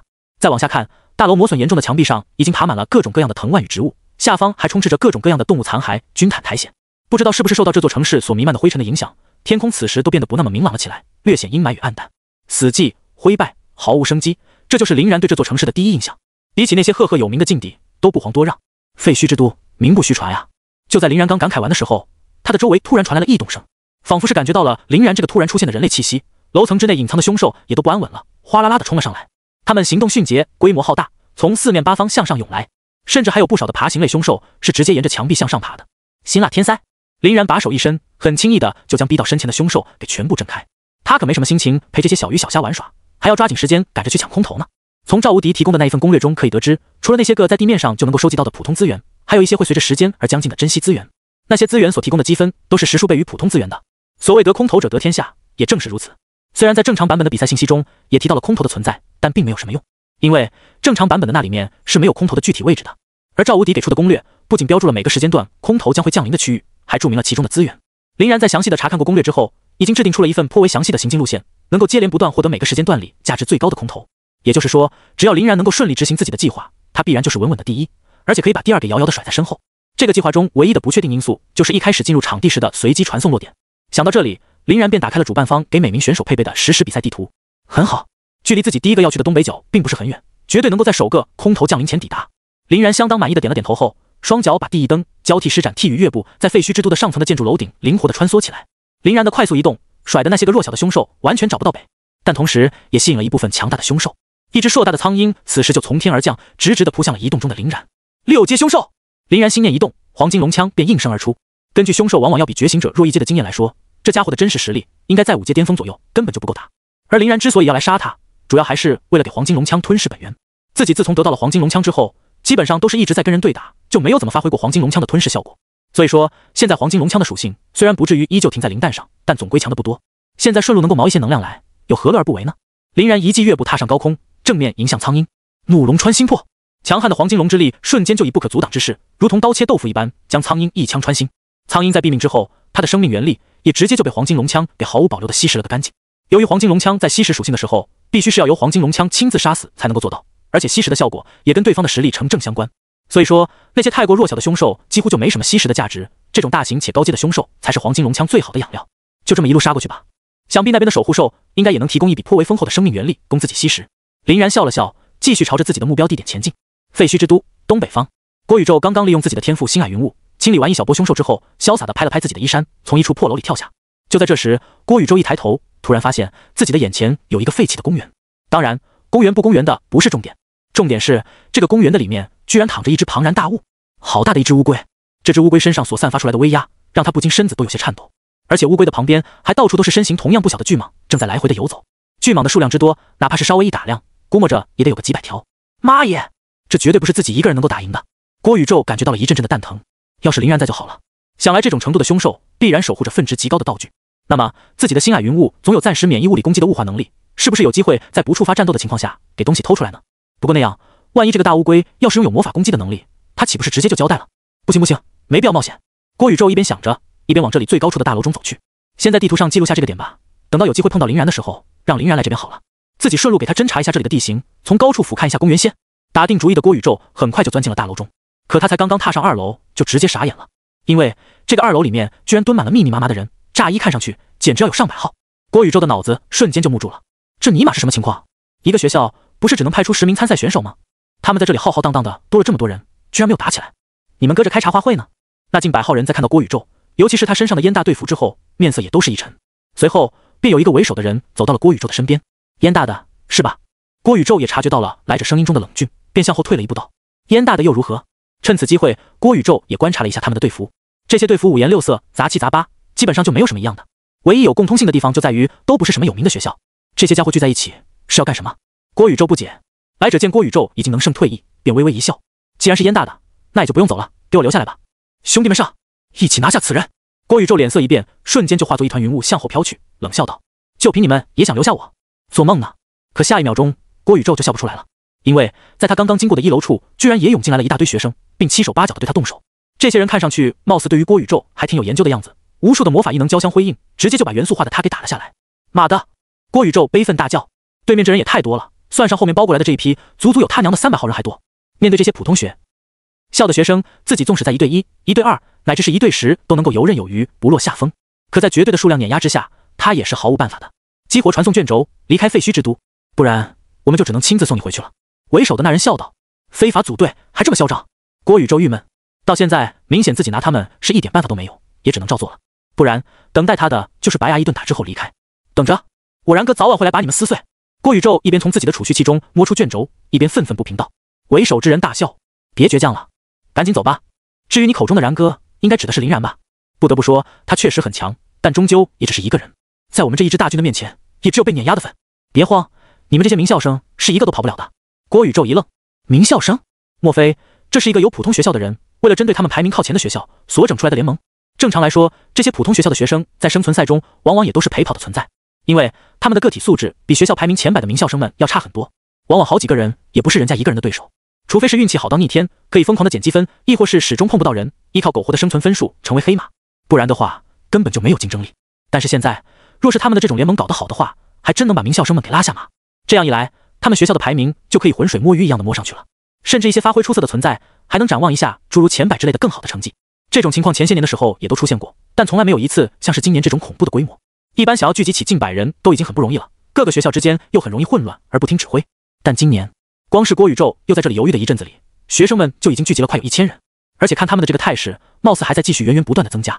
妈的，难道他们还想聚集起上万人？意识到这一点的郭宇宙真是脸都歪了。看起来今年的非名校生里面出了一个不得了的人啊，他居然可以这么有号召力，让那么多不同学校的学生们听指挥共进退，还能安排小头目去领导，简直是简直了。怎么还不走，非要我们送你出去？为首的那个人眉头一挑，看着犹豫的郭宇宙。郭宇宙叹了口气，我想当一个明白鬼，不知可行否？为首之人一笑，你是想问我们首领的名字吧？告诉你，但也无妨，反正他是准备强势崛起的，早晚会让众人知晓。汾河大学，唐九，满意了吧？汾河大学，一个排名大约在2000左右的大学。郭宇宙默默把唐九的名字记在了心里，然后启动了传送卷轴。为首之人看到郭宇宙离开，不禁笑了起来。很好，燕大的也被我们吃掉一个，咱们只要团结起来，果然是战无不胜的。就这么继续聚集力量吧，等到我们东北、西南、东南和西北4大力量齐聚，就可以直接推出去。扫图的同时，顺便把那些名校生一网打尽。下面的那群学生们听他这么说，也都表现得群情激愤，冲冲冲，杀杀杀，拿下所有名校生！哦，是时候让他们为自己的傲慢付出代价了。这就是逆袭的感觉吗？有点也太爽了吧！嘿嘿嘿，我要狠狠地打爆那些名校生！团结的力量实在太伟大了。同样的情况也发生在其他3大方向，他们几乎是以1000人为一组，每个方向共计10余组，在这4大方向里疯狂地追杀着排名前100的名校生。而名校生们因为双拳难敌4手，且没有想到会被那么多人追杀的缘故，正在疯狂地退场。比赛都才开了2小时不到的功夫，名校生们便就已经折损大半了，甚至连 Top 10高校的人也未能幸免。最倒霉的当属齐鲁大学，走位不慎的他们在这个非名校联盟的围剿下，现在只剩下了一个独苗，属实离谱。此时，留守在要塞中察觉到不对劲的赛事主办方和随队老师们都傻眼了。这次的生存赛路子好像走得很歪啊，怎么从一个吃鸡游戏变成了突围游戏？在名校生与非名校生的战斗下，连那些凶兽与积分什么的也都被抛到了脑后。这，韩子熙作为目前的主要负责人之一，不由得叹了口气。就这样吧，虽然他们的确是非法组队，但至少没有违背我们现有的规则。同时，这对名校生们也是一个不错的综合性考验，正好能够试探出来他们的真实水平究竟如何。本来正没有主心骨的赛事主办方听韩子熙这么说，也是立马就同意了他的意见。在外面的那个总的大地图上能够看到，现在绝大部分的参赛选手们都在往东南、东北、西南、西北的4个角里面聚集着，不在那里的人也正在赶往那里的路上。显然，这群人是已经说好了集合地点，然后去根据自己的落位地点前往最近的地点集合的。至于路上遇到他们的那些散人，基本上就全都被干死了。除了少部分的幸运儿可以摸进中心区域之外，剩下的都已经退场的差不多了。吕秋风看了看旁边的林妙，笑了笑：“别担心，还记得林然他说过什么吗？”林妙翻了翻白眼，那只是他考虑到对面可能会小规模联手的情况，但现在可是完全不一样了。几千的人一起联手，带来的压力是真的有点大。不过他毕竟是林然，相信吧，先相信，再相信，反正我不质疑。吕秋风哈哈大笑：“很好嘛，跟我的心态一模一样。既然是这样的话，那就没有必要去担心了，咱们尽管放心看吧。”场内，林然经过了好一段时间的长途跋涉，终于来到了第一处空投未来的降落地点周围。这一路以来，他也是捅死了不少的高阶凶兽，好好的给黄金龙枪补了补。此时的黄金龙枪吸收的各个属性加上之前的积累，差不多已经来到了各 2% 左右，进步也是相当神速了。就是不知道这玩意儿的上限在什么地方？各个属性100%吗？林然感觉若是那样的话，他的肉搏实力怕是又要更上一层楼了。不过现在才2%，距离100%还有很长的一段路要走，而且也不知道黄金龙枪的上限究竟在什么地方。据林然估计，这个黄金龙枪的成长上限大概率也是跟他的实力所挂钩的。随着他的实力不断增长，黄金龙枪的属性上限应该也能不断增加。这样的话，成长上限就真的相当可怕了。林然摇了摇头，先把这些乱七八糟的念头甩出了脑海，转身看向自己面前的景象，一个公园的废墟，以及好大的一只乌龟。林然默默地看了看那只一动不动的乌龟，心里面不禁开始对他有想法了。要知道，这么大的一只乌龟所提供的生命原力肯定很夸张，绝对能帮助他的黄金龙枪进化一个舒服的。更别说这个乌龟很有可能会在一会儿的时候耽误自己拿空投，早晚都得把它宰了。不过在此之前，自己还是很有必要先登高望远一下，看一看附近的情况，尤其是这个乌龟周围的蟒蛇数量以及附近其他凶兽的一些个情况。林然左右看了看之后，选择了一个附近最高的大楼，利用乐步一跃而起，就跳到了大楼的楼顶上。但林然没想到的是，他这一跳可不要紧，简直就跟捅了马蜂窝一般，引出来了哗啦啦的大动静。这栋看起来相当残破的大楼里，居然有着不知道多少的学生。这些学生们看到林然跳上了楼顶，都正在朝着楼顶上赶呢。饶是脑子一向都比较好用的林然，在见到这一幕之后，也是相当的懵逼。麻蛋，这些人都是来干嘛的？即使是多人运动，也不用这么多一起吧？身体他娘的吃得消？林然呆滞地看着冲到顶层的一大波人，无语的不知道该说些啥好。现在光是这个楼顶上就已经密密麻麻的站满了约有200人，更别提挤在下面几个楼层中的人，哪怕只是粗略一估计，也约有2000之众了。这么多人和平平的聚集在一起，林然唯一能想到的正当理由，便是去一起攻略下方的大乌龟。只不过，你们人数这么多，最后的战利品真的会够分？林然蛋疼。为首的那个小头目在看到林然不是很好看的表情后，还以为林然已经害怕了，便得意的笑了起来。然神，别来无恙呀！不知道我们是不是有资格，请您老人家下场去休息一会儿呢？吆喝！林然差点被他给逗笑了。没想到在这里随便逛一逛，都能碰上一个比他还狂的刁人。林然笑了起来。既然知道我是神，你又是怎么敢来碰瓷的？莫非就是这卑劣的非法组队所带给你的勇气？区区蝼蚁也来叫嚣？小头目笑容顿时就是一滞，然后冷笑道：“叫你一声然神，你不会真把自己当根葱了吧？老子最看不惯的就是你们这群名校生的目中无人。纵然你拥有个人赛与团队赛的双冠军又如何？来到我生存赛里，是龙你得给我盘着，是虎你也得给我卧着，懂不懂什么叫人数优势啊？今天我还就要是神给你看！兄弟们上，给我好好招待咱们的燃神！”说着，这个小头目便往后一跳，同时对自己手下的人发动了进攻的命令。刷刷刷！不过一瞬间，无数乱七八糟的技能就从对面飞来，仿佛要将林然给吞没。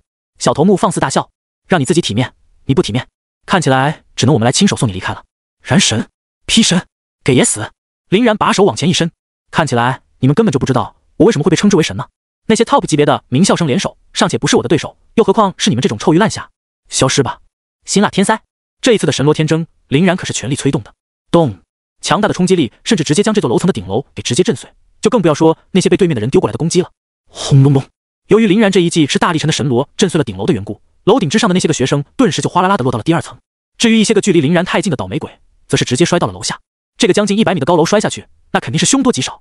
一些身体强度稍微弱一点的，直接就被摔出了保护；稍强一点的也不好受，骨头碎裂，血肉模糊，俨然是一副入气多出气少的模样。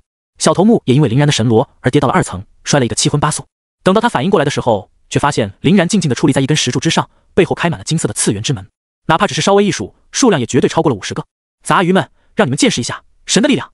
林然面带不屑，直接催动了身后的王财，无数的宝具万箭齐发，把整栋大楼全都给罩在了其中。他在干什么？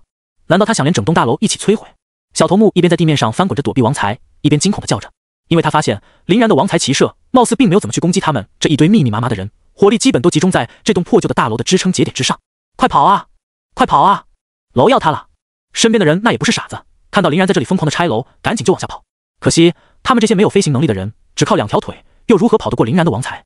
更不必说楼梯只有1条，他们的人数足足有2000之多，再加上慌乱与混乱，下行的效率更是低下。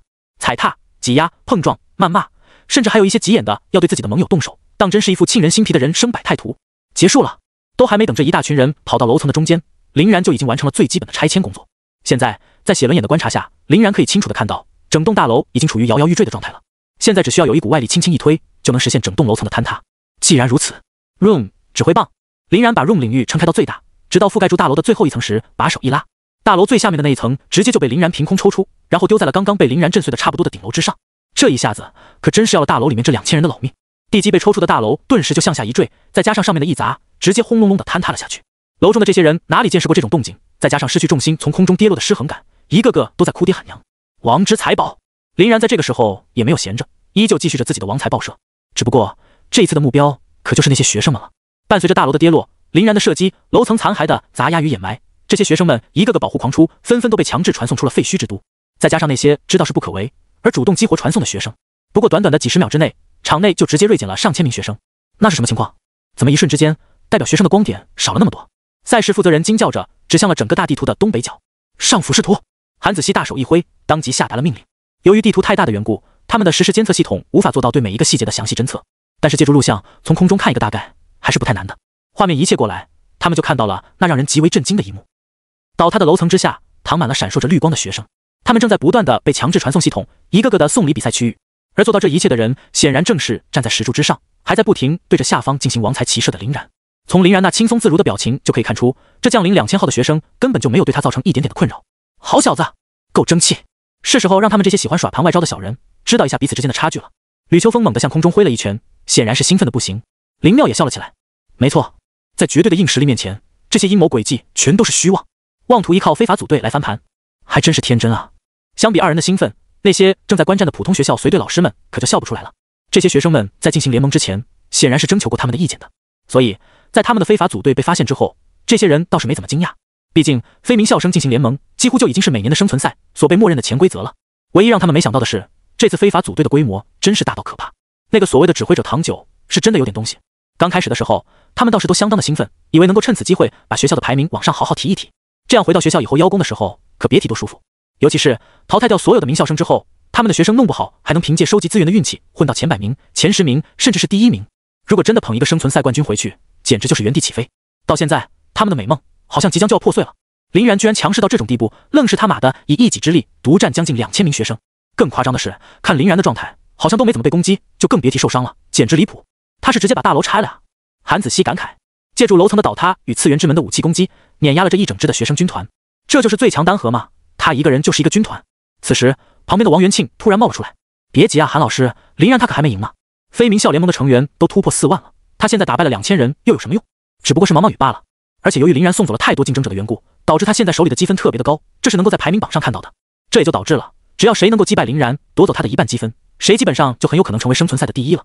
你猜猜他会吸引到多少人的追杀？那个唐九会不会调集所有的大军前来围剿？依我看啊，这个林然迟早要被唐九剿灭。逞个人英雄主义是根本走不远的。更别说林然这一次还是借助大楼的坍塌，才同时击败2000人的。若是没有大楼的帮助，怕是累都能累死他。依我之见，相比于之擅长单打独斗的林然，反倒是唐九这个指挥官更有前途呢。毕竟在与凶兽和异族战争当中，你一个人的实力再强，也不过就是一个小兵罢了。而优秀且能够调动人心的指挥官，才是决胜的关键呀。在洋洋洒洒说了这么一大通之后，王元庆得意地对韩子熙笑了笑。韩子熙的脸上当即就露出了厌恶的表情。对于王元庆这个小人，他也是没有半分好感的，根本就是懒得搭理。但偏偏王元庆却仿佛一个狗皮膏药一般，经常会赖着他扯东扯西，说一些让人恶心的话，简直是不要脸极了。此时，吕秋风却悄悄摸到了王元庆的身边，笑道：“那么王老师，不知你还记不记得自己在被异族包围，打得嗷嗷乱叫的时候，救下你这条狗命的究竟是一个军团还是一个人呢？”此言一出，王元庆的脸色立马就变得难看了起来。他在愤恨地瞪了一眼吕秋风后，知道在这里再说什么也是自讨没趣，便悻悻离开了。韩子熙则是笑着看了看吕秋风：“吕主任，你们燕大可当真是培养出来了一个完美的好苗子呀！若是再假以时日，林然必然会成为马校长那种能够一人推万军，在各个领域独当一面的存在，实属我龙国之幸。”吕秋风不好意思地笑了笑：“培养什么的，还是言过其实了。我们所尽的义务，不过是锦上添花罢了。林然这小子有他这无敌的天赋与血脉在，不管在哪里，都定能成为人中龙凤的存在。这个功劳，我们可不敢冒领。”韩子熙大笑，在又跟吕秋风寒暄了几句之后，问道：“那么这个唐九，吕主任怎么看呢？”吕秋风摸了摸下巴，不管怎么说，这个人倒也的确算是一个人才了。在最大限度利用生存赛规则漏洞的同时，还能有如此之高的号召力去带动这些非名校学生，极为难得。不过，我们目前也只看到了他的鼓动性嘛。至于在指挥和统兵上有没有才能，这个还要再看。而且现在刚好有林然在，可以最大程度上试验出他的指挥强度。不然的话，唐九大概率就要碾压整场了呢。韩子熙连连点头，不愧是吕主任，说的真是太有道理了。而且还有一点就是，如果唐九不搞出这么一个非名校联盟的话，我们也不好测试出林然的极限。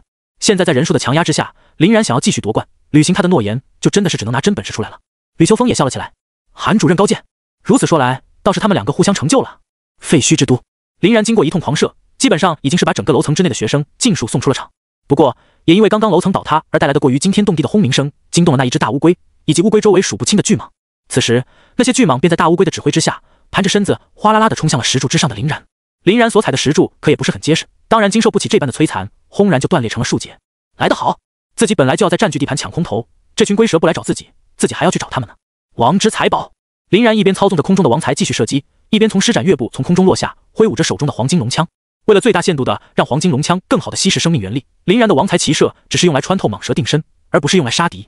最后的补刀工作还是得交给龙枪来做。虽然这些个蟒蛇都属于是4阶的凶兽，行动也比较迅捷，但是在灵活运用海军6式的林然面前，还是显得有些笨拙了。劈、砍、刺、削、挑，一把龙枪舞的那是虎虎生风，上下翻飞。而且最令人惊奇的是，林然的每一次出手都一定会有收获。王财的射击不断的将蟒蛇定在原地，正中靶心，而龙枪的补刀也都不偏不倚，一击毙命。整个过程连贯而流畅，一分一毫的多余力道都没有浪费，每一枪都恰到好处。甚至于林然还能在巨蟒丛中悠闲自在的哼着小曲儿，有心情把死去的蟒蛇一条条的切成一样的大小。这种技巧又岂是一个妙到毫巅能形容的？讲道理，这种精湛到分毫不差的枪技，我只在部分极为老迈的枪术大师身上见到过。不，甚至那些个枪术大师都比不上他的游刃有余。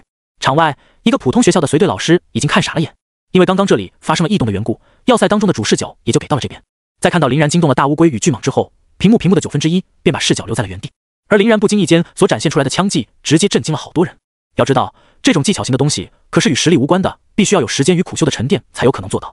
而林然一个年纪轻轻的新任觉醒者，简直表现的比那些沉浸在其中不知道多少年的枪术大师还要夸张。这怎么可能？由于之前在擂台上从来都没有遇到过压力较大的围攻，林然一直都打得相当随意，所以林然依靠骑士不死于徒手所获得的武器熟练度，也就一直都没有被怎么发现。现在一经使出，搞得这些眼光毒辣的老师们都不知所措了。能够随队来参加比赛的老师，哪个不是他们学校的头牌？自然能够看出林然这枪术的含金量到底有多么恐怖。韩子熙倒吸了一口凉气，看向吕秋风，吕主任，这个精湛到极点的枪术，也是林然血脉能力的一部分吗？吕秋风尴尬的笑了笑，摸了摸自己的脸，这个我还真不知道，但是世界上好像根本就不存在什么能够获得某项技艺熟练度的血脉与天赋吧？这玩意儿肯定只能自己练习，其他东西根本就帮不了。韩子熙的表情更惊骇了，那你的意思是说，林然在枪术方面的天分优秀到无以复加？要知道，他今年也才18岁而已啊，哪怕是从出生起到现在为止一直都在练习，也就只能练习18年而已。他用这么短的时间就做到了这种事情，吕秋风也不知道说什么了，只能轻咳2声后道：“韩主任呀，其实我也是被狠狠的震惊了。每次当我已经认为自己足够了解这小子的时候，他总是能够整出点新东西来刷新我的认知。这个自成一派滴水不漏的完美枪技，估计除了小然自己，其他人也不太可能知道。”韩子熙闻言不禁悠悠地叹了口气：“此子当行我龙国也。”场内，废墟之都东北角，林然很轻松的就处理完了整个蟒蛇群，并把他们的生命原力吸食得一干二净。龙枪又被补足了一部分属性不说，还处理完了大乌龟面前的障碍。不过比较奇怪的是，这只乌龟应该是那群蟒蛇的头，居然也就这么一动不动的坐视林然清理完了他所有的手下，完全不知道在想些什么。难道是对于自己的实力特别自信？林然抬头看向大乌龟，这头乌龟很是奇怪，当然它是主要奇怪在气息不稳定之上。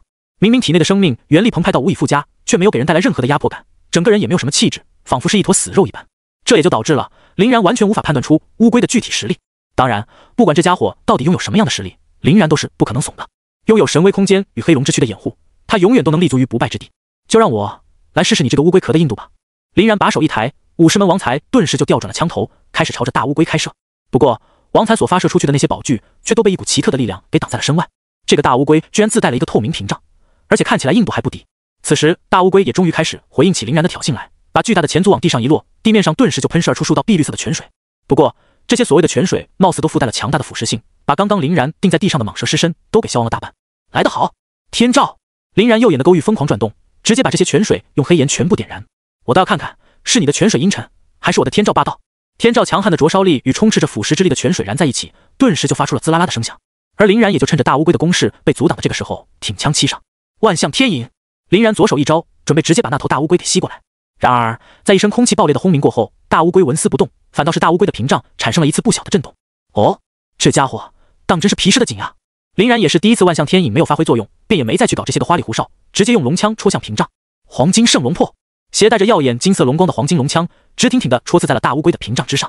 咚隆！由于空中月不加指枪的发力方式，林然的这一击来的那是又快又狠，直接就给大乌龟的屏障干出了一个相当显眼的裂缝。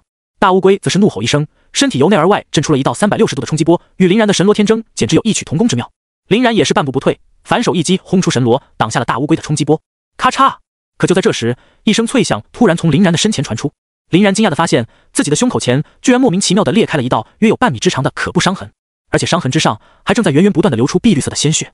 不过，林然的脸上此时却没有一丝的恐慌，反倒满是惊喜。碧水沉玉龟，好，很好，非常好，你的心脏，今天老子要定了。林然之所以那么兴奋，当然不是没有原因的。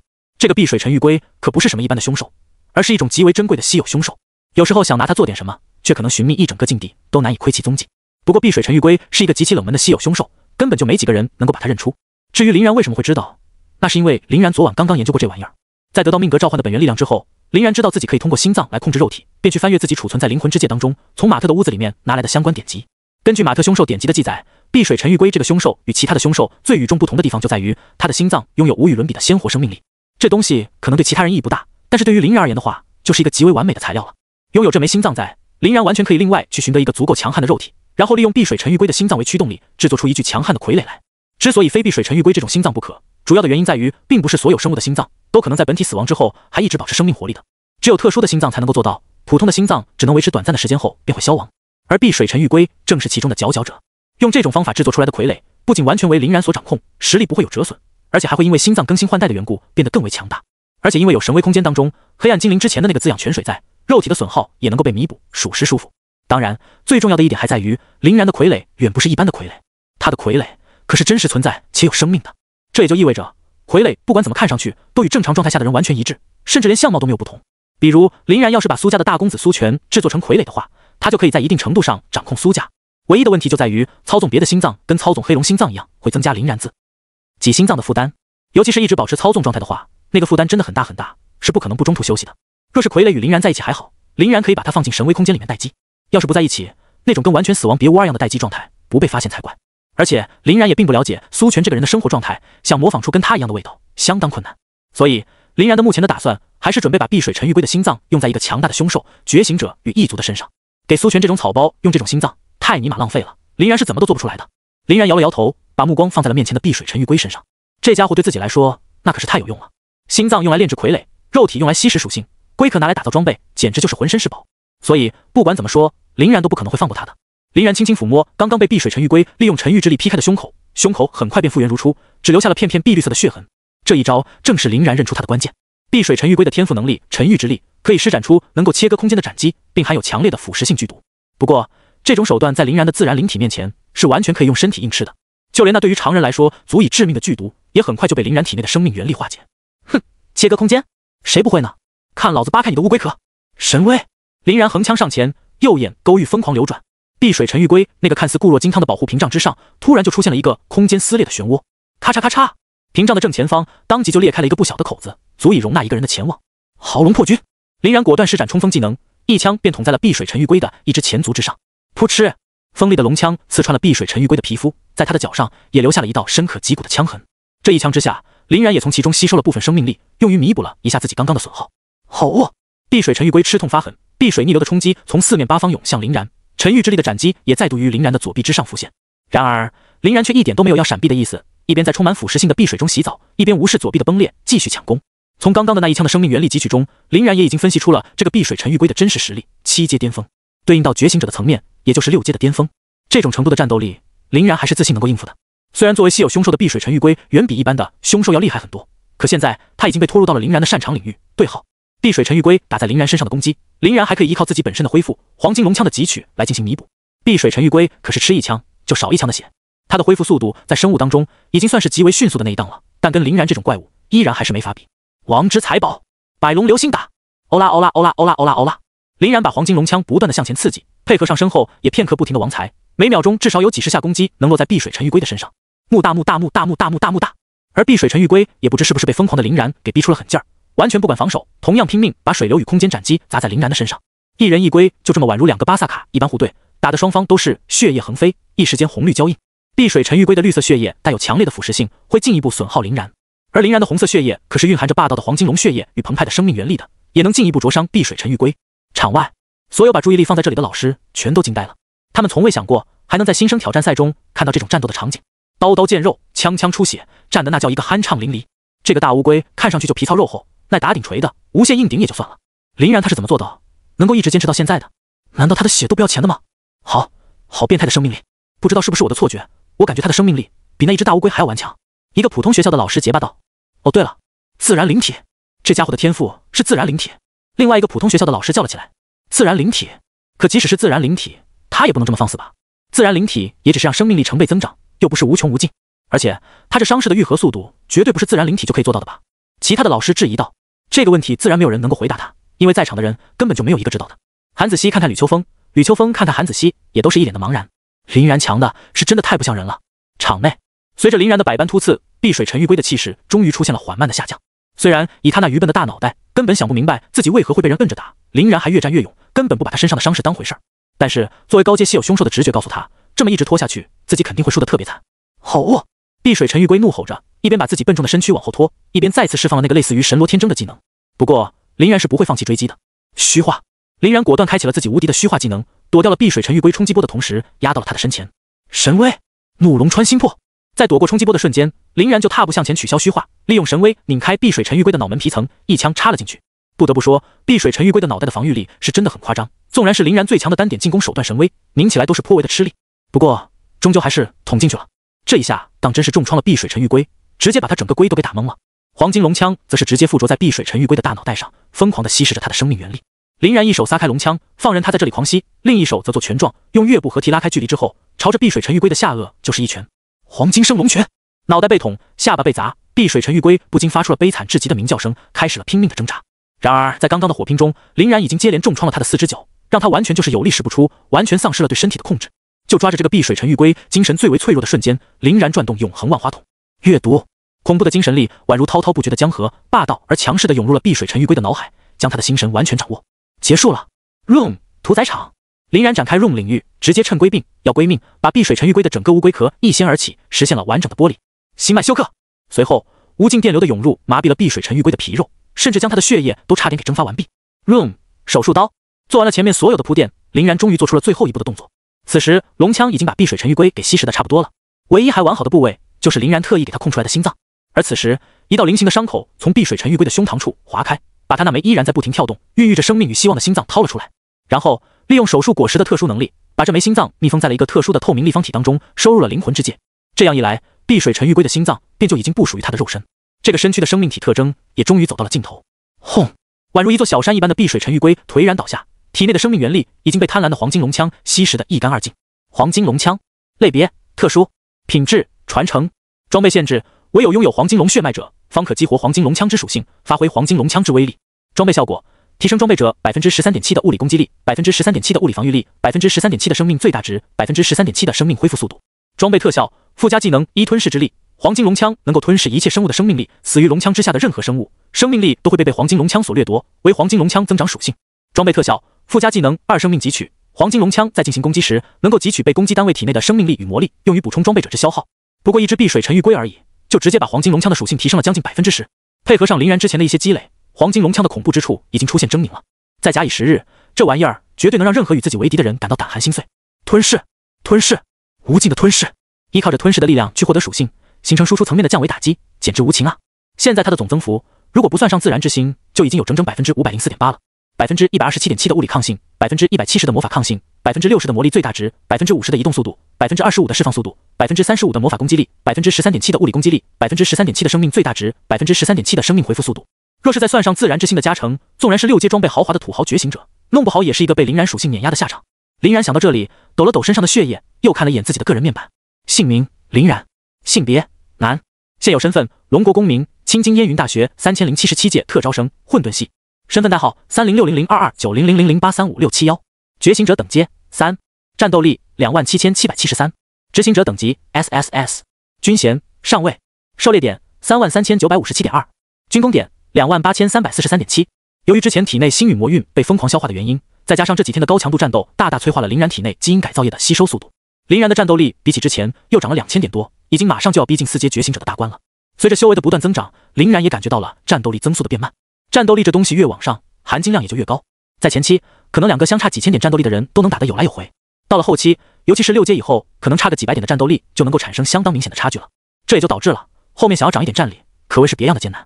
因为战斗力好提升的手段在前期都已经用过了，到了后期个人属性基本饱和的时候，想尽办法才能从牙缝里抠出一点提升来。除了极个别的妖孽，几乎不再能有人能够越级战斗。不过林然嘛，显然就是在那个极个别的范畴当中。现在3阶后期的他就已经拥有着与6阶巅峰觉醒者相媲美的战力，而且在持续作战的续航方面，还要爆一般的6阶巅峰的觉醒者很多。等他到了6阶初期的时候，挑战一下7阶巅峰，应该也不在话下吧。其实这种原因之所以会产生的最大原因，还是在于这个世界的力量侦测体系不太好准确识别林然的真正实力。本来这玩意儿就有误差，更别提跨次元的东西了。毕竟林然的最大依仗全都是从诸天垂钓池当中捞上来的，会被误判也实属正常。这个世界的力量对于林然来说，就相当于是他其他能力的一种放大器。比如神威这玩意儿，虽然说是空间切割，但要是让现在的林然去切马特，肯定是完全无效的。逆天的手段也要辅佐以实力才能发挥。比如在原著中，号称最强火盾、永不熄灭的天照就从来没有烧死过人，甚至靠着脱衣服就能解脱，就更别提在异界这个受人家规则管辖的地点了。难道一个刚刚觉醒了万花筒的二柱子，利用天照偷袭斑爷，还能把斑爷秒了不成？那显然是扯淡嘛！林然此时收回心思，抬头望了望高空。现在时间已经来到了10点55分。根据赵无敌攻略上所提供的情报，第一波空投会在11点整的时候准时落下，自己只要在这里等待便可。Room 屠宰场，林然再度展开 Room 领域，把自己身上的血污全都给剥离了出去，然后又把碧水沉鱼龟的大龟壳也给收了起来。至于刚刚的伤势，早就在最后一波狂吸碧水沉鱼龟的时候给全部吸饱了。手术果实就是这点好，随时随地能洗澡，连身上的病症都能剥离，就更别提什么身上的污秽了。清洗身子的同时还能清洗衣物，极为方便。所以林然平时若不是想和洛清言一起鸳鸯戏水，还真不太想用水去洗。场外看着刚刚斩杀大乌龟，转眼间就恢复如初，甚至身上了连一个污点都没留下的林然，全场的老师都沉默了。过了好半晌，才有人结结巴巴道：“他这是恢复如初了吗？我是不是眼花了？怎么一点伤痕都没有看到？”另一个老师长叹了一口气，哀声道：“这究竟是怎么样的一个怪物啊？单杀了一只等阶不知道多高的大乌龟不说，自己还没有受到半点的伤害。有他这个恐怖的恢复力在，人海战术真的能对得死他吗？最离谱的地方在于，他的魔力也简直跟无穷无尽一般，始终用不完。从我们看他一直到现在，他都用过多少次大技能了？真的是一次都没有出现过魔力衰竭啊！那些技能怎么看消耗都不可能低，我都不求他把蓝打完，哪怕是打得有一个差不多呢。可最让人绝望的是，他体内的魔力流转连一丝的停滞都没有出现过，永远保持在充盈而满意的状态。这个人无限血也就算了，难道还是一个无限蓝？为了军心不被扰乱，立马就有很多的其他老师反驳了他：怎么可能无限蓝？动动脑子行不行？就是我们在教导学生的时候，难道第一课不就是能量守恒定律吗？是啊，你是不是老师当得太久，教书都把自己给教迷糊了？真是离谱啊！我现在都在怀疑你的脑子里装的究竟是什么了。在一通老师们的七嘴八舌下，这个被反驳的老师顿时急了个面红耳赤，嚷道：那你们说说，他是如何完成血魔双满的续航的？啊，说啊！被这个老师一吼，其他对其奚落嘲笑的老师也纷纷张口结舌了。对啊，林然在不使用道具的情况下，怎么可能一直保持着最佳的血魔状态呢？又他妈是一个没人知道的郁闷问题。林然这家伙身上的秘密，未免也太多了一点吧？这么恐怖的一个人，究竟要怎么战胜他？无数老师的心中都已经萌生出了深深的惧意。本来他们以为，在非名校联盟成立的那一瞬间，林然就已经不可能兑现他赛前狂妄无比的话语了。可谁知道，不过短短的几个小时内，林然就又一次颠覆了他们的认知。这个续航近乎无敌的家伙，真的会被普通学校的学生用人数给堆死？不少老师心中的问号已经越来越大，本来对于胜利的信心也在渐渐化为泡影。现在他们终于能够理解，为什么林然可以吸引到这么多的粉丝了。他们因为立场的原因而站在了林然的对面，饱受林然带来的绝望之苦。而那些站在林然立场去看待问题的人，爽的自然是一个酣畅淋漓。再加上每个人都有的慕强心理，林然这个新生代的第一人，属实当之无愧。场内11点03分，林然此时已经能够远远的在空中遥望到那个在不断降落的空投了。不过由于比赛的设定是空投在落地之前无法触碰争抢，他也没有急着动手。可就在此时，林然的西南方向突然传来了大规模的脚步声，跟着一起来的还有无数人类的彼此交流。哦，又是那群喜欢抱团的无能鼠辈。林然眯了眯眼，应该就在前面了，听动静是从那边来的。刚刚那一声好吓人啊，简直就跟地震似的，轰隆隆直响。可能是什么大型的凶兽出世产生的破坏力吧。这样的话，我们要是能够吃下这个凶兽，应该能够收揽下一笔相当丰厚的积分。不过我们不是有大概2000人的弟兄们在这边吗？他们怎么无动于衷呢？估计是已经打起来了，而且弄不好都已经在进行收尾，也有可能，不然这边现在也不会这么安静。可惜了，没能蹭到助攻，不然我们的分数还能再多上一些。哈哈，你小子尽想好事儿，即使有助攻，那也是按照贡献度来的。你光是眼神助攻的话有毛用？除非你能碰到1-2下，产生了具体的效果，才能蹭到一个最基础的助攻分。哎，有点羡慕在东南角的兄弟们了。刚刚看地图的显示，东南角刷新了一个大空头，能捡到积分绝对直接起飞。反正那里也都是我们的人，根本不愁捡不到。在献祭生命暂时获得了风元素能力之后，林然隔着很远的距离就把他们的对话听得一清二楚。居然这个联盟有这么多人，甚至还霸占了东南角，谁这么有能力可以把这无数的非鸣笑声给统帅起来？林然不解。至于他们说的那个大空头，则直接被林然给无视了。根据赵无敌秘密攻略的记载，那个所谓的大空头完全就是幌子，里面能够提供积分的道具极少，反而在打开之后还会释放出大量的不提供积分且仇恨完全锁定在开启者之上的武装无人机，简直就是天坑。但实际价值极高的真实空头却被投落在渺无人烟的荒芜地带，且没有播报。只能说赛事方的套路的确很深。这些人既然是跟那群他方楼层中的人是一伙的，那林然也就同样不打算放过他们了。毕竟自己的空头马上就要落下，肯定是不可能把这片区域给让出去的。他们若是敢来碰瓷，那就让他们尽管来好了。望了望依旧漂浮在空中的空头，林然冷笑。又过了大概几分钟，这群人终于赶到了近前。卧槽，这都是啥呀？为首的一个举着盾牌的学生忍不住大叫起来。众人随着他的目光看去，也都是一惊。巨大楼层的坍塌废墟，满地碧绿的腐蚀性血液，无数蟒蛇的灼烧残骸，一个大到惊人的巫骨架与皮层。唯一没见到的就是任何一个活物。这里的一切仿佛都在暗示着，此处曾经发生过一场惨烈的大战，甚至拼到了双方都尽数陨灭。我们的人呢？全都拼死了。他们为什么不打信号弹？为首的指挥者有点急眼了，忍不住怒吼起来。那可是2000人啊！作为被唐九安排为负责整个东北角的他，可别提多心痛了。而且这2000人的积分肯定不低，毕竟击杀了不知道多少的大型凶兽。可现在他们却带着自己的积分离场了，真是他娘的血亏啊！因为被击杀者一边的积分是会被归到击杀者身上的，所以他们原本可以利用这个规则来制造出冠军、亚军、4强、8强，甚至于前20。但现在随着这波人的阵亡，少了不知道多少宝贵的垫子，难受。该指挥者只能重重地踏了一脚地面，不住地扼腕叹息。而就在此时，身边的人突然又叫了起来：“快看，空中那是什么？”指挥者急忙抬头，顿时便在空中发现了一个带着空投标记的合金箱子。他奶奶的，是空投！这下可真是赚翻了。山穷水尽疑无路，柳暗花明又一村。老天爷还是没有亏待我们呀！指挥者哈哈大笑，领着众人就朝那个空投的落点追了过去。可还没等他们跑到尽头，就在前方看到了一个男人的背影。指挥者的心中当即就是一咯噔，居然有人捷足先登了。不过也就在转瞬之间，他又重新放下了心来。若是他只有一个人的话，可能还真不太好处理。但现在不一样，他的身后可是站着将近5000人，有这5000人在，任凭前面的那个人再牛逼，也得乖乖让道。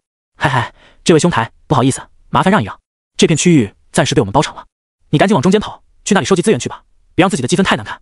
今天我心情好，就不动手送你离场了哈。指挥者心中甚是惬意，大大咧咧地朝着那个背影喊道，心中暗爽不已。在平日里，他哪里有机会装这种逼，全都被世家大族给占了。而现在到了生存赛，那些平日里一呼百应的豪门子弟们，沦为了人人喊打的丧家之犬。他们这些人却能骑在别人头上作威作福，形势完全逆转过来了。不过可惜啊，这种特权并不会太长久，除非他们真的愿意追随唐九一起成立赛事之外的联盟，那样的话，他就能靠着资历一跃成为既得利益者，成功混成一方统帅。若是唐九当真做大做强了，弄不好自己直接就改变命运了呢。指挥者心中一边美滋滋的想着，一边对背影摆着手催促他走。但是那个背影不仅没有走，反倒还掉过了头，微笑着看着他。你是在跟我说话？这一转头，当即就把指挥者给吓了一大跳。紫红异色的双瞳，俊朗嚣张的面貌，燕云大学的校服，以及那一把标志性的黄金龙枪。但凡是参与过新生交流赛的学生，就不可能会对这个人没印象。大魔王林然，无数人在心中低语着。凭借着强势到变态的表现，林然也已经在校内校外获得了与当时叶允一样的殊荣大魔王的称号。这个称号到目前为止所被大众承认的，也就只有叶允与林然。而且纵使是叶允，也是在大3升大4那一年才广泛被如此称呼。而林然却在短短的半年时间里，就已经让所有的对手们喘不过气来了。面对林然一同的注视，指挥者不自觉的就往后退了好几步。与他保持着同样步伐的，还有前排的那一批人。若是在平时遇上林然，那也就算了。可在这么一个满是残骸与尸体，他们凭空蒸发了2000人的诡异场景下，真的很难让人不害怕。莫非林然才是这一切的始作俑者？卧槽！快看地图，排行榜更新了。此时，一名学生惊叫起来。受他的影响，包括指挥者在内的人都赶紧打开了自己的实时地图。在实时地图中存在着一个内置的积分排行榜，能够侦测到所有参赛选手的积分情况。当然，这也包括那些离场且损失了一半积分的学生。不过这个积分榜并不是实时更新的，而是每过约有半个多小时才会更新一次。现在刚好就又更新了一次。这一看，指挥者的脸色更加煞白，因为榜首那个林然的名字是那么的晃眼，那么的引人注目。第一名，燕云大学林然，积分情况24183。而屈居第二，带领着无数人狂蹭积分的唐九，都才刚刚1万出头而已。至于他是怎么做到的，好像也已经有些许定数了。这满地的尸骸与废墟，不正是林然的杰作吗？不过再想起自己还有无数的兄弟，以及上空中正在降落的空投，指挥者还是硬气了起来，色厉内荏道：“对，说的就是你，赶紧离开，不要不识好歹，否则的话，必让你吃不了兜着走。你也不想带着高额积分的自己就这么离场吧？我们可是有5000人呢。”在他的心中，其实相当希望林然就此离开的。虽然林然身负的2万多分极为的诱人，可他并不认为自己有能力留下想走的林然。从擂台上面的表现就可以看出，林然的速度实在是太快了。那些名校生在面对林然的时候尚且应接不暇，何况是他们？林然弄不好都可以冲阵把他强杀之后再突围离开，所以他现在都想把自己往后好好烧一烧，躲到人群当中去。这种棘手的家伙，还是交给唐九本人去应对吧。可惜林然完全不领他的情，反倒是向他们这边走了2步。如果我拒绝呢？这时指挥者身边的小弟看不下去了，卧槽，给他脸还不要脸，干他吧！这家伙再怎么强，也不过就是一个人而已，有啥可怕的？莫非他还能翻天不可？只要能在这里废了他，冠军就一定会在哥几个当中产生了。纵然是老大唐九，他也不可能撕破脸来抢夺已经被咱们吃进肚子的积分的。刚刚指挥者在说让林然离开的时候，他就已经非常不满了。此时看到林然不但不借坡下驴，反倒蹬鼻子上脸，自然忍不住。对，干他丫的！真以为一个人就能无敌啊？咱们给这个骄傲的冠军好好上上课，让他知道个人力量在集体之中的渺小。呵呵，我早就看他那张臭脸不爽了，这一次一定要好好打打他的脸。这家伙可是传奇人物啊！现在一个终结传奇的机会送到了眼前，我们怎么能放弃？其他的小弟们在经过了最初的惊疑不定之后，也纷纷群情激愤了起来，疯狂的叫嚣着。看了看周围眼神中满是狂热的小弟，指挥者叹了口气。现在他是一个军团的老大，不是一个什么事情都可以只从自己出发的孤家寡人了，肯定不能让弟兄们寒心。现在这一仗，那是不打也得打了。行，干死他，抢走他的积分，终结这个新生代的传奇。指挥者大手一挥，便下达了攻击的命令。不过这个鬼精的家伙倒是一直在把自己往后缩，其他的愣头青可完全没注意这一点，欢呼着冲向了林然。林然颇为无奈地看了看他们，经过计算，只要他可以按照制定好的那一个完美的路线，拿走所有的秘密空投，就一定不可能输。狩猎凶兽或是清退参赛者都没啥必要，可惜就是有非要来送死。既然如此，那我也就给你们死一个爽的吧。反正这些人最终会被保护能量带走，自己也不会真的把他们击杀，所以就没有必要利用黄金龙枪去收割了。林然一边收起了自己的黄金龙枪，一边空手冲向了迎面来的千军万马。场外，这他也赶上？5000多人啊！刚刚2000多人不也是被吊打吗？5000人怎么了？但刚刚是利用大楼的坍塌，现在可没有地形杀了。龟龟刚跟那个恐怖如斯的凶兽大战了一场，马上又要去迎战这数不清的学生，他是真的无限续航啊！这我是承认的，但我并不看好他的狂妄。再怎么说，那也是5000人，蚂蚁多了还能咬死大象吗？就是，林然甚至还拖大到收回了长枪，这不是找死是什么？要塞当中观战的老师们议论纷纷，疯狂贬低着林然，但从他们那酸不溜秋的表情中就能看出这些家伙的真实心理。正是因为得不到才诋毁啊！林然要是他们学校的，早就被他们吹上天了。吕秋风环顾了一圈四周，顿时就乐了，也懒得去出声反驳他们，反正林然的实际行动会打肿他们的脸。于是吕秋风便转头对一旁的林妙道：“你猜猜小然要用哪一招来横扫这群人，以及能从他手下逃走的又有多少人？”林妙悠然自得地摸了摸自己的下巴，笑嘻嘻道：“应该要出那个能量巨装踢了吧？那玩意儿碾压菜鸡可太爽了，又快又帅。次元之门也有可能，依然保持50门火力的话，也不会浪费太久。至于金龙之力，枪都已经收起来了，大概率是不会了，或者直接黑岩开烧。但这里可是植被密布哎，不想牢底坐穿的话，最好还是别那么干。至于能够幸存下来的人数，估计应该不会破千。不过那是计算他们往四面八方败逃的情况，若是死战到底的话，剩下10个都算多的。”听着吕秋风与林妙都开始讨论起了这些有的没的，韩子熙都有点目瞪口呆。那啥，你们一点都不担心林然他会落败？他感觉自己已经够相信林然的了，但也不至于盲目到这种程度啊。听着两个人的语气，仿佛林然碾压5000人就跟玩儿一样。吕秋风顿时就摆出了一张傻瓜脸，做着夸张的表情，对着韩子熙疯狂挤眉弄眼。韩子熙被吕秋风的大脸看得久了，终于意识到吕秋风是在说自己傻了，便气恼道：“吕主任，不管怎么说，那可是5000人啊，货真价实的5000人。我自以为一个最基本的担心应该还是要有的吧。”吕秋风没有说话，林妙则是在旁边笑了笑道：“可是韩主任，那可是林然啊，货真价实的林然。”韩子熙闻言顿时一滞，憋了半天也不知道该说些什么，只能把目光重新投回屏幕上。场内，林然在经过几个蜻蜓点水般的小跳之后，已经成功越过了无数学生，冲入了敌阵的深层。跟他一起在天上共舞的，还有数不清的远程能量攻击，各个元素加上众多稀奇古怪的能力，交映在一起也是相当的好看。唯一美中不足的是，这些焰火都没有蹭到林然的衣角，哪怕一下，就更别提对林然造成伤害了，全都成为了在空中爆裂的绚烂烟花。Room 置换，林然展开 Room 领域，成功锁定了地面正中间的一个学生，与他完成了一次位置交换。这个倒霉蛋可没有林然的反应能力与速度，瞬间便被他同伴们的攻击打成了筛子，被保护离场的绿光所包围。不过在意识到不对劲之后的学生们也是很快的停了下来，并没有持续攻击去击碎这个保护。在上一场的战斗中，林然就已经发现了一个问题，那就是这个生存赛的保护机制真的要比擂台赛的时候拉杂太多了。擂台赛的时候虽然不知道上面具体的保护状况到底如何，但林然从来都没有感觉自己可以把它击碎。吕秋风更是放出豪言，说他们怎么都不可能让攻击穿透保护，可想而知，那种保护力量最少也会是8阶的存在。但这个生存赛，林然却感觉到了那层绿光的阻碍并非坚不可摧。之前用王彩扫射楼内的学生时，林然就感觉自己好像全力施为的话，是很有机会在绿光把学生传送离开之前给他强行打碎的。亦或是使用神威进行攻击的话，说不定都会直接越过保护而一击毙命。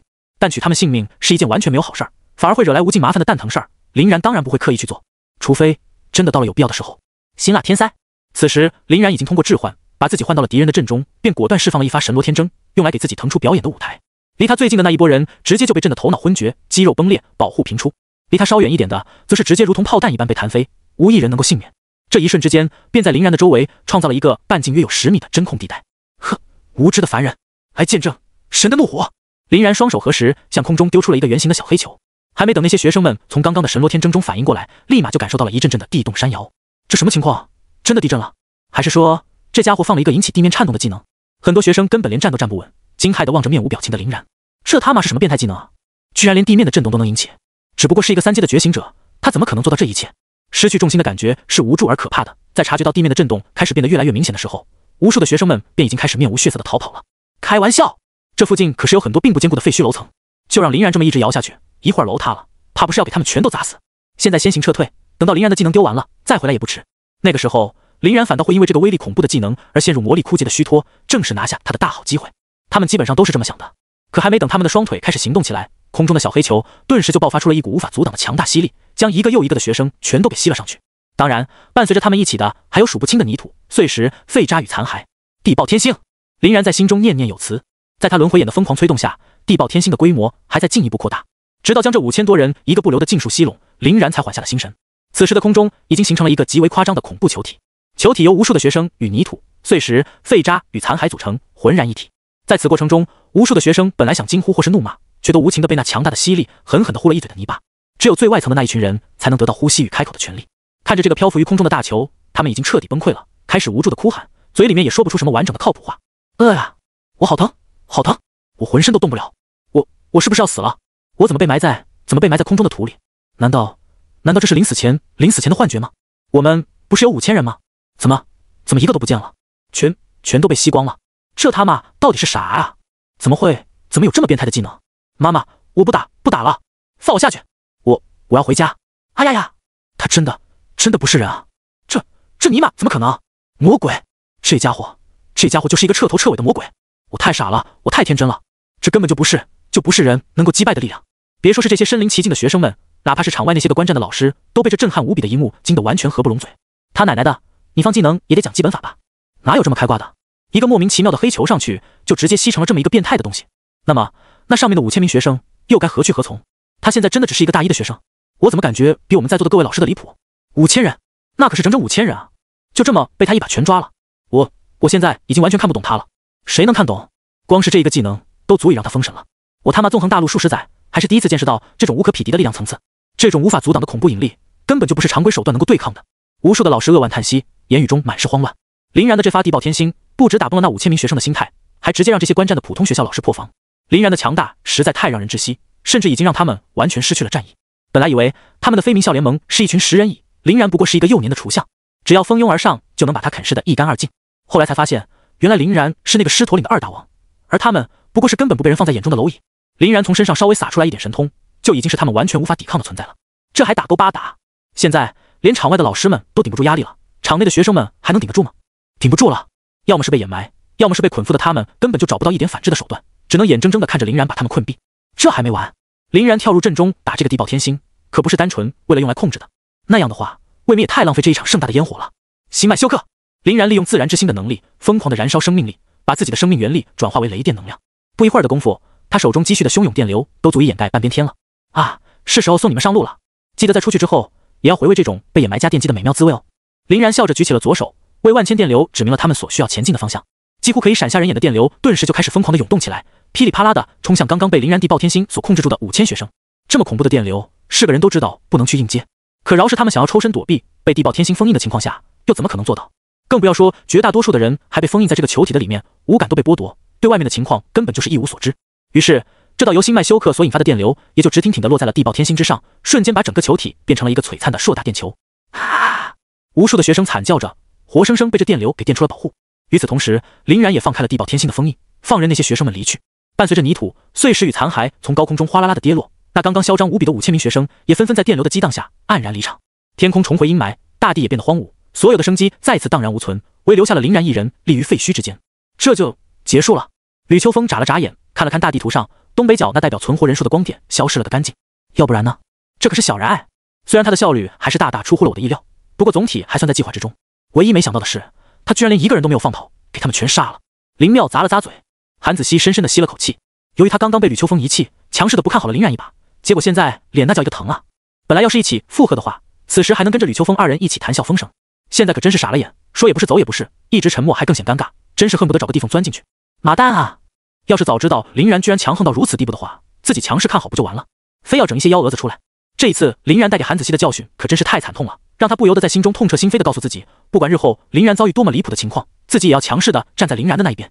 吕秋风这种人精肯定是早就注意到了韩子熙的窘境的，之所以没有立马拿他开涮，主要就是为了晾他一会儿，先酝酿一下情绪。现在既然已经酝酿好了，那肯定就要动嘴了。吕秋风笑着走到了韩子熙的眼前，善解人意地拍了拍韩子熙的肩膀。韩主任，现在那货真价实的5000人在哪呢？我是不是瞎了？怎么一个人也没看到？不知道韩主任可愿意在地图上指给吕某看一下？韩子熙可不是一个厚脸皮的人，一张老脸顿时就涨了个通红。不过他也是跟吕秋风好多年的老朋友了，当然也不会因为这点小事生气。韩子熙悻悻地瞪了一眼吕秋风后，开始用左顾右盼来缓解自己的尴尬。这时他突然看到了一个救星一般的人物，顿时就眼前一亮。哟呵，那不是王元庆王老师吗？这家伙可是从林然参与到比赛之中的时候，就一直在对着林然指指点点，而且在前面还说一些什么林然不过是靠大楼坍塌取胜纯属运气的调话。现在的他难道不比自己更尴尬？韩子熙当即就甩开了吕秋风，摆出了一副刚刚吕秋风的模样，接近到了王元庆的身边。此时的王元庆已经因为过度的惊骇，已然是一副毫无生机的司马脸。只见他目光呆滞，嘴角微张，表情僵硬，双目无神，甚至些许涎液都已经开始逐渐从嘴巴中滴落了，宛若老年痴呆一般。如果说林然刚刚的地爆天星是给了韩子熙一嘴巴的话，对他而言无异于直接在他头上拉屎了。现在整个相处，谁不知道他和林然最不对付？林然的表现越强势越出色，也就会衬托的他越无知越浅薄。光是现在就已经有很多人对他对待林然的态度心生不满了。若是让林然再这么为所欲为，尽兴挥洒，舆论的压力早晚会大到把他拖垮。到了那个时候，别说是相处的校长了，哪怕是最高议会出面，都未必保得住他。而就在这个王元庆大脑宕机的时候，韩子熙来到了他的面前。王老师，我记得刚刚有一个人说什么？别急啊，韩老师，林然他还没赢呢。非名校联盟的成员都突破4万了，他现在打败了2000人又有什么用？只不过是毛毛雨罢了。依我看啊，这个林然迟早要被唐九剿灭，逞个人英雄主义是根本走不远的。更别说林然这一次还是借助大楼的坍塌才同时击败2000人的，若是没有大楼的帮助，怕是累都能累死他。依我之见，相比于之擅长单打独斗的林然，反倒是唐九这个指挥官更有前途呢。毕竟在与凶兽和异族战争当中，你一个人的实力再强，也不过就是一个小兵罢了，而优秀且能够调动人心的指挥官才是决胜的关键呀。那么这个人究竟是谁呢？我记性不好，还望王老师能够提醒一二。王元庆这才从刚刚的崩溃中反应过来，脸上顿时就充满了颓唐的死灰。饶是他想要嘴硬反驳，但也完全找不到理据啊。这个宛如黑洞般的变态技能一出，林然所受到的各方势力的争抢必然会再上一个大台阶。要知道他现在不过才3阶而已，就能搞出如此惊天动地般的动静。若是等到了6阶、7阶，甚至于8阶、9阶，那还了得？特别是在与异族或是凶兽的战场之上，他这一招下去，能给人类的军队带来多大的优势啊！林然日后的起飞态势几乎已经是板上钉钉的了，而自己居然在这个龙潜玉渊的关键时期，把林然给得罪了一个死的。不说是自绝黄泉路，那也是好饮孟婆汤了。怎么办？怎么办？怎么办？王元庆已经彻底失了神，慌不择路地跑出了观战厅。韩子熙看着逃走的王元庆，不由得哈哈大笑。刚刚被吕秋风戏弄的不爽也消失得一干二净。场内，在解决完了这些烦人的苍蝇之后，林然终于拿到了那个等待已久的空投。果不其然，里面除了大量的积分类道具之外，还有一大波可在这里使用的一次性道具。平时这些道具对林然的用处倒不是很大，不过刚才由于地爆天星和星脉休克的消耗，林然的血蓝都快要见底了。这个时候拿出来用倒是正好。林然先是一顿胡吃海塞，把消耗品吃了个七七八八之后，才开始自己新一步的行动。此时林然的积分因为击杀了5000名参赛者，又单独爽吃了一波空投以后，积分已经来到了将近5万点，这直接把第二的唐九甩开了何止10万8千里。不过现在积分榜还没有刷新，唐九暂时还不知道这个好消息，自己当然也没必要去提醒他，赶紧赶赴下一个空投场地才是正事儿。林然等到状态被补给了个七七八八之后，又一次开始了自己的行动。场外，众多的老师们正在那里不停地讨论着林然的上限。这家伙将来最少也是一个8阶的觉醒者，8阶觉醒者不止吧？就今天他这表现，不出个10阶很难让人接受。10阶？张嘴就来是吧？你到底知不知道10阶意味着什么啊？就是但凡能抵达10阶的人，哪个不是在年轻时就能独当一面、锋芒毕露的存在？林然他也配？是啊，综合一下，有个9阶差不多了。你们放屁呢，搁这！黑龙渊与伏龙山脉那2场传奇大战，就这么被你们说没了？就是这些人已经把脑子给酸坏了，尬黑起来根本就不讲基本法的，可不是吗？远的不说，刚刚那个既能秒杀5000学生的恐怖实力还历历在目呢，现在就选择性遗忘。纵然是叶雨年轻的时候，也没有这么变态吧？哎，这些人啊，格局太小，就是见不得别人好。依我看啊，林然的崛起对我们龙国来说是一件天大的好事儿。可这些人呢，一个个都跟尼玛酸黄瓜一样，太丢人，还惦记着一场小小的新生交流赛呢。此时，那些普通学校的老师们已经被分化成了两拨，一拨人依然在不停地对着林然狂酸不止，另一拨人则已经醒悟了过来，开始对着林然疯狂吹嘘，想要挽回一些形象。虽然不知道他们的内心是怎么想的，但这种事情也不得不做。看着吵得不可开交的一行人，吕秋风的心中甚是惬意。好吗？场上的学生们还合作着呢，场外的老师们反倒掀起了摩擦，真是庸人自扰呀。就当吕秋风打算回头跟林妙继续扯闲蛋打发无聊时间的时候，突然发现那个用来播报比赛情况的大屏幕黑了。吕秋风一阵错愕，这相处在搞什么飞机，居然在新生挑战赛上还能整出这种乌龙。秋风都已经不记得究竟有多少年新生挑战赛没出过意外了，而这一场可还是有最高议会的人前来督战的赛事，结果出了岔子。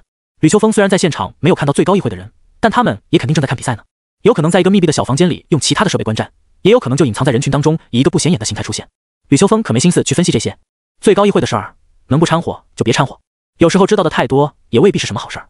但现在嘛，乐子好像有点大了。看着乱成一团的赛事主办方，吕秋风揉了揉有些发痛的额头。韩子熙也没能坐得住，虽然他是一个支持林然的人，并且不太乐意与那些赛事主办方的主流声音同流合污，但总归他也同样是赛事主办方的一员，在这种时候还是不能置之事外的。我去看看怎么回事。韩子熙在说完这句话之后，立马就离开了此地，留下吕秋风与林妙俩人二脸懵逼。不会闹大了吧？林妙看了一眼黑漆漆的屏幕，无不担忧道。讲道理来说的话，新生交流赛的各种设备都是历年来一脉相承的，应该不可能单单在这一次出问题。更别说今年还有最高议会的参与，相处绝对特别的重视，安全性应该是又上了一个台阶的。若是出现1-2秒钟的波动也就算了，现在都已经黑屏快黑了1分钟，不管怎么看都不太像是一场意外情况呢。听林妙这么说，吕秋风的心也慢慢沉了下去。你的意思是这是一场人为事故？林妙点了点头，大概率是这样的。想要让整个设备黑屏，必须要完全入侵掉整个相处的赛事网络才行，不然的话根本就不可能导致这么严重的后果。但如果从外界强攻相处的赛事网络，非常难不说还会给相处的赛事方反应的时机。从现在的状况看，大概吕秋风当即会议，皱眉道：那也就是说相处出了内鬼？林妙叹了口气，基本上就是了。不管怎么说，相处也是 top 10级别的名校，赛事网络不可能如此脆弱，没有内鬼的帮助，我都不知道别人怎么打进来。吕秋风深吸了一口气，那么这群入侵网络的人究竟抱着什么样的目的呢？林妙摇了摇头，我又不是他们，怎么可能知道详细？不过从可能存在的目标来看，也算明显。跟这个赛事有关的人只有2波，一波是正在进行比赛的学生们，一波是我们。他们入侵网络的缘由肯定也在其中。吕秋风心中一紧，看了看几方已经出场的学生们，由于非名校联盟不断围剿的缘故，名校生的出局率异常的高。此时燕大那边还待在场内的仅剩林然、骆青言、白子叶与徐胜4人，其他的6个都已经来到了后场区等待。但为了保证赛事的公平性与严谨性，即使是已经离场的学生，在整个生存赛彻底结束之前，也是不被允许与老师们接触的，只能待在后场区。吕秋风也只能隔着封锁线望一望他们。林然我是肯定不担心的，他的手段实在太多了，想让这家伙出意外几乎不太可能。但是其他的3个人怎么办？现在赛事网络已经瘫痪了，传送能力绝对也已经失效，难道我们就在这里等着相处的人把网络修好？吕秋风面色有些焦急。林妙张了张嘴想说些什么的时候，却被走到正中央台上的韩子熙打断。韩子熙看起来也急得不行，但仍旧强作镇定地向众人宣布着事情：稍安勿躁，大家稍安勿躁。我们的网络遭到了攻击，现在已经陷入了半瘫痪状态，暂时失去了部分功能，但大家也没必要太过着急。我们的网络工程师还是牢牢掌握着最核心的主动权的，只要能够拥有一定的时间，我们很快就能把非法入侵者们全部赶出去。而且场外已经在想办法把消息送给场内的学生们了，我相信。可还没等他把话说完，一声惊天动地的争鸣声突然在要塞的门口前响起，与其同时出现的还有一个厚厚的黑光屏障，将整座要塞罩在了其中。敌袭！敌袭！本来因为现场的意外情况而警戒的士兵们瞬间就反应了过来，一边急切地拉响警报，一边朝着门口赶去。在场的老师们也纷纷大惊，一个个也都展开天赋，朝着要塞的4面8方涌去，准备先在可能到来的防守战中拿到一个好的地形。吕秋风则带着林妙冲向了争鸣声发出的大门口。身为8阶觉醒者，同时又是马特得意门生的2人，哪里会惧怕什么危险？在这种关键时刻，掌握情报显然更重要一点。可是出门一看，2人的脸色同是一变。刚刚引发爆炸的那东西不是别的，正是一枚静默云铁。争鸣则意味着静默云铁的启动。所谓静默云铁，乃是一种特殊的珍稀矿物，在人类的世界中极为罕见。别说是这个跟棺材差不多大的了，哪怕是一个拳头大小的静默云铁都特别的不好找，只有在隐藏着万千亿族的时空裂缝中才可能窥得其踪，但也并不多。毕竟静默云铁的效果实在太霸道了，可以直接形成一个在一定时间段之内堪称无敌的禁锢屏障，而且还会削弱屏障之内人的能力，同时封禁掉一切的空间效果。再加上其屏障不仅坚固到令人绝望，还带有强大的自愈能力，靠慢慢磨都不行。不过静默云铁也不至于完美，还是有3个相当明显的弱点。其一，不分敌我，只要身处静默云铁的激活范围之内，哪怕是施术者也会受其削弱与封禁效果的影响。其二，有时间限制，静默云铁所能够持续的时间并不长，即使它体型很大，一旦云铁之内的能量耗尽，除非有外来力量补充，否则便会陷入一个相当漫长的重新充能阶段。其三，外部相对脆弱，静默云铁的封禁效果对内无敌，可要是出了那个圈，便又不一样了。从外部想要攻克静默云铁的防守并不艰难，在攻破之后，里面的封禁自然也就会消失。但是现在，吕秋风他们一没看到要塞之中有敌人的存在，二特别需要时间前去救援场内的学生，三在云铁的外部又无法联系到人，难道说他们就要被这个静默云铁控制到时间结束？吕秋风面色铁青。场内，林然来回的在废墟间灵活的穿梭着，赶赴第二处空投区域。可就在半路中，林然的永恒万花筒突然就捕捉到了一个熟悉的存在，左下方那个正在与数头饿狼战斗的持剑男子，貌似是苏全啊。林然的嘴角上立马就勾勒出了一个人畜无害的微笑，还就真他娘的是冤家路窄，自己在这个偌大的生存赛事现场，居然都能碰到这家伙。既然这么有缘分的话，自己不亲自送他出去玩泥巴，那可真是太辜负老天的安排了。林然轻轻一跃，就来到了苏全上方的一处矮楼顶。第二处空投区域距离他的路程并不远，很轻松就能赶到，有的是时间陪苏全玩。不得不说，苏全毕竟掌握着 SSS 级天赋龙泉宝剑，杀这些普通的凶兽，那还是如同屠鸡宰狗一般轻松，很快就把那几头饿狼杀完了。虽然这家伙的战斗意志与战斗素养都很不过关，但基本实力还是有的。有一点，但是不多。林然也没有去用黄金龙枪的打算，就这么大大咧咧的往下一跳，便来到了苏全的眼前。苏全本来正在拾取一些积分类道具，顿时就被突然出现的林然给吓了一大跳。待看清林然的面容之后，他脸上那抹因为收获的喜悦便消失了个无影无踪。林然，苏全面部煞白，连声音都变得有些扭曲了起来。害怕、愤怒与恐惧的情绪全都爬上了他的心头。不过经过俩人擂台上的那一战，再加上林然后面的超神级表现，也让他知道了自己与林然直接的巨大差距。所以苏全更多的则是一种无能狂怒。林然嘿嘿一笑，好久不见啊，没想到你狗运还蛮好的，一直都没有遇到那个可笑的联盟，不然就你这三脚猫的功夫，怕是早就被人送出去了。苏全脸色依旧没有丝毫的好转。联盟？什么联盟？林然又是一笑，这些就不是你该操心的东西了，等我把你送出去以后，你可以自行问问他们，别怕哈，我可是很温柔的。说着，林然的身后便浮现出了20门王财。虽然林然的极限远比这要多，但对付苏全的话，林然20门都感觉有点开奢侈了。哈呀，让你见识一下我剑刃的厉害！苏全怒吼一声，挥动手中的龙泉宝剑，准备与林然拼命。虽然拥有传送卷轴的他大可以就此认输离开，但为了自己的尊严与苏家的荣耀，苏全还是决定规规矩矩的战死。随后就被林然的王财3两下钉在了旁边的墙壁上。可惜了，你的实力要是有嘴巴的一半硬，或许还能稍微给我制造些许的困扰。林然摇头叹息，啧啧不已。苏全这边则是差点没给眼泪痛出来，被锋利的宝具贯穿身体，感觉可真是一点都不好受。对他这个锦衣玉食惯了的少爷来说更是如此。现在苏全已经在后悔没有及时撕开卷轴认输了。明明自己毫无胜算，为什么还非因为那狗屁自尊与荣耀留下来受罪？最难受的是还要承受林然的羞辱。苏全赶紧用心神去沟通传送卷轴，但让他意想不到的是，卷轴居然根本就不理会他的召唤，简直跟不存在一般。不对啊，赛前在宣布规则的时候，裁判明明说了可以任何情况下使用传送卷轴离场啊。现在自己只不过是肉体被定住，意识清醒，神识也健在，怎么就突然失效了？幻术、封印，还是什么特殊手段？苏全惊骇地看着越走越近的林然，瞳孔急剧缩小。林然对苏全的硬气倒是相当的意外，没想到你还挺能顶的嘛。既然你自己不愿意体面，那就让我来帮你体面吧。林然说着，本来已经沉寂下来的王财再度开始了浮现。眼见林然又要发动第2轮的攻势，苏全终于绷不住了，声嘶力竭地哭喊道：“住手！住手！再打下去我就要死了！”林然颇为无语地望了望苏全，这家伙不知道主动激活卷轴离开也就算了，现在居然把生存赛的被动保护机制也给忘了，脑子这么不好，还出来打个勾巴的比赛啊？没关系，会有东西保护你的。林然一边说着，一边再次发射了5、6根王财。咚咚咚咚咚，这几根王财就这么毫无保留的再次钉在了苏全的身上，插得他浑身鲜血直冒。还可，苏全现在又遭到了接连的重创，已经是连话都说不出来，只能咳出一些血沫。林然本来想给他致命一击用来触发保护，但看了看已经俨然是一副入气少出气多模样的苏全，也察觉到了些许的不对劲儿。这个苏全看上去体质并不是很好的样子，现在基本上已经是离死不远了。可即便是如此，保护机制居然还没有触发，自己要是再戳他2下，不会直接给他弄死了吧？那样的话，可就真是整大活了。苏全死不死，林然并不关心，他关心的是这样有可能会给赛事的主办方露出破绽，让他们裁决自己故意杀人而剥夺自己的成绩。这个冠军，林然还是不想错过的。除此之外，苏全再怎么说，那也是苏家的大公子，若是死在自己手上了，苏家弄不好真要跟自己玩命。虽然有神威空间在，他们想真的杀死自己也没啥机会，但那种动不动就要被迫躲在神威空间里面的日子，终究还是不太好受的。因为一时之快而徒惹一身骚，很没必要。又看了看真的要因为生命原力的流失而死去的苏全，林然叹了口气。Room 领域展开，王财宝具消失，来自自然灵体的生命原力灌入，把苏全的这一口气给他调了回来。苏全此时也总算是能缓上一口气来，无力的匍匐在地上，呼啸不止。林然看了一眼地上的苏全，传送卷轴失效了。苏全生怕林然再对他动手，只能如同小鸡啄米一般的疯狂点头。失效了，失效了，根本就激活不起来。林然闻言，眉头不由得皱了起来，然后他就看了一眼赛事方发给自己的实时地图。这时林然才发现，实时地图上面的一切都已经停止了更新。无论是时间、数据、面板还是排名，都已经定格在了大约半小时前。系统故障了，这相处的人在搞什么飞机？林然的嘴角一抽，完全不知道该说些什么好。系统故障也就算了，居然还能整整故障半个小时，而且在刀剑无眼，全靠一个保护系统稍微罩着的生存赛中，居然能发生这种大事儿，且没有一点应急措施，甚至都没有发布下任何的通告与通知。这半个小时内，其他地方大概率已经发生不知道多少起命案了。而这要是系统再坏的早一点，刚好卡在地爆天星的时候，林然的头上现在就已经背负下5000个血债了。他奶奶的！林然已经在心中把相处的赛事方骂了个狗血淋头，又看了一眼地上的苏权，林然开始了思索。照现在这个情况来看，空投大概率也是记了。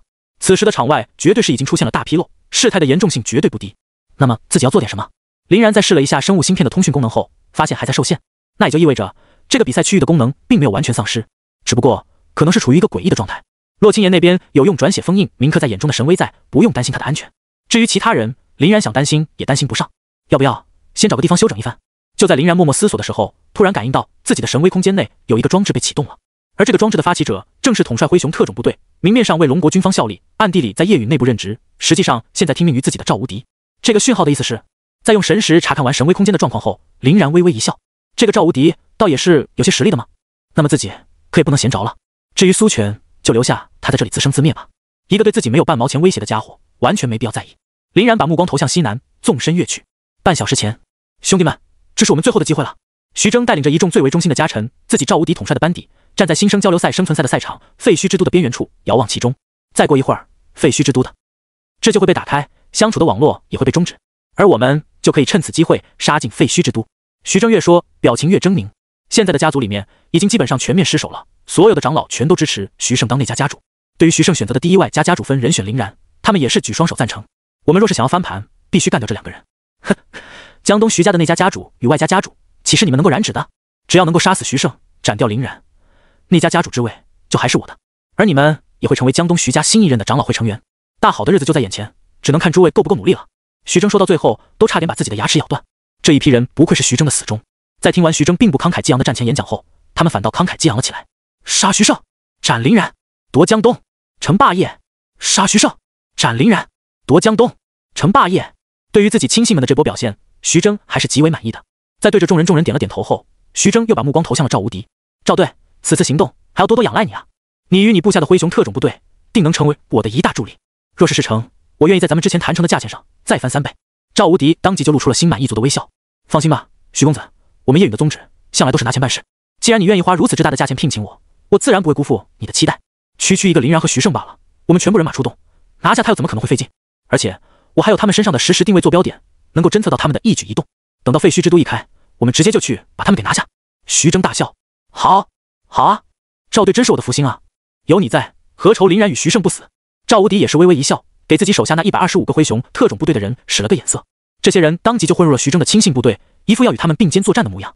此时，随着要塞前方的争鸣声响起，一道黑光屏障笼住了要塞。也就在这屏障立起的瞬间，废墟之都的封禁装置终于失效了。徐峥一喜，赶紧对着后方挥了下手。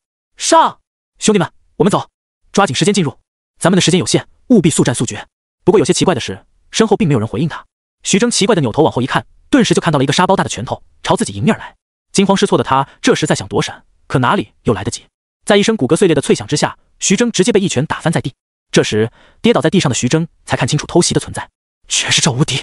徐峥差点被赵无敌给气死，正要怒声下令自己的那批亲信们动手，却惊愕地发现他的亲信们却已经昏昏沉沉地倒在了地上。赵无敌露出了一个老实敦厚的微笑，不用下费力气了，我亲爱的徐公子，他们这2个多月以来，食物当中一直都被我的慢性麻醉散所熏陶，已然是病入膏肓了。为了防止你们发觉，我每次都用量极少呢。瞅瞅，刚才我只需要轻轻把麻醉散的激活气物一喷出，他们就只能沦为案板上的鱼肉了。说着，赵无敌还蹲到徐峥的眼前，轻轻拍了拍徐峥的脑袋。徐峥顿时脑袋就是一懵，表情扭曲的难以置信道：为什么？赵无敌叹了口气，谁让你得罪了不该得罪的人呢？相比起你而言，人家的价码可是高多了。徐峥此时由于恐惧，面色惨白，嘴唇也哆嗦个不停。价码不够是吗？那我开5倍，5倍行不行？5倍不行10倍，10倍不行20倍，只要你能帮助我，我愿意付出一切的价码。其实讲道理而言，徐峥的亲信平均素质是比赵无敌的灰熊特种部队要高一些的，里面光是6阶的觉醒者就有10好几个。唯一弱于他们的一点是，徐峥这个领头羊的修为要差6阶的赵无敌很多。但万万没想到，赵无敌居然会出阴招，把他们给暗算惨了，甚至于还是从2个多月前开始布局的，简直老谋深算到了令人发指的地步。赵无敌叹了口气，不错，筹码还挺高嘛。要是平时呢，我说不定就心动了。看到赵无敌貌似有松口的迹象，徐峥便彻底疯狂了起来。100倍，我愿意出到原先价码的100倍，只要你能够帮助我登上徐家家主之位，100倍都行。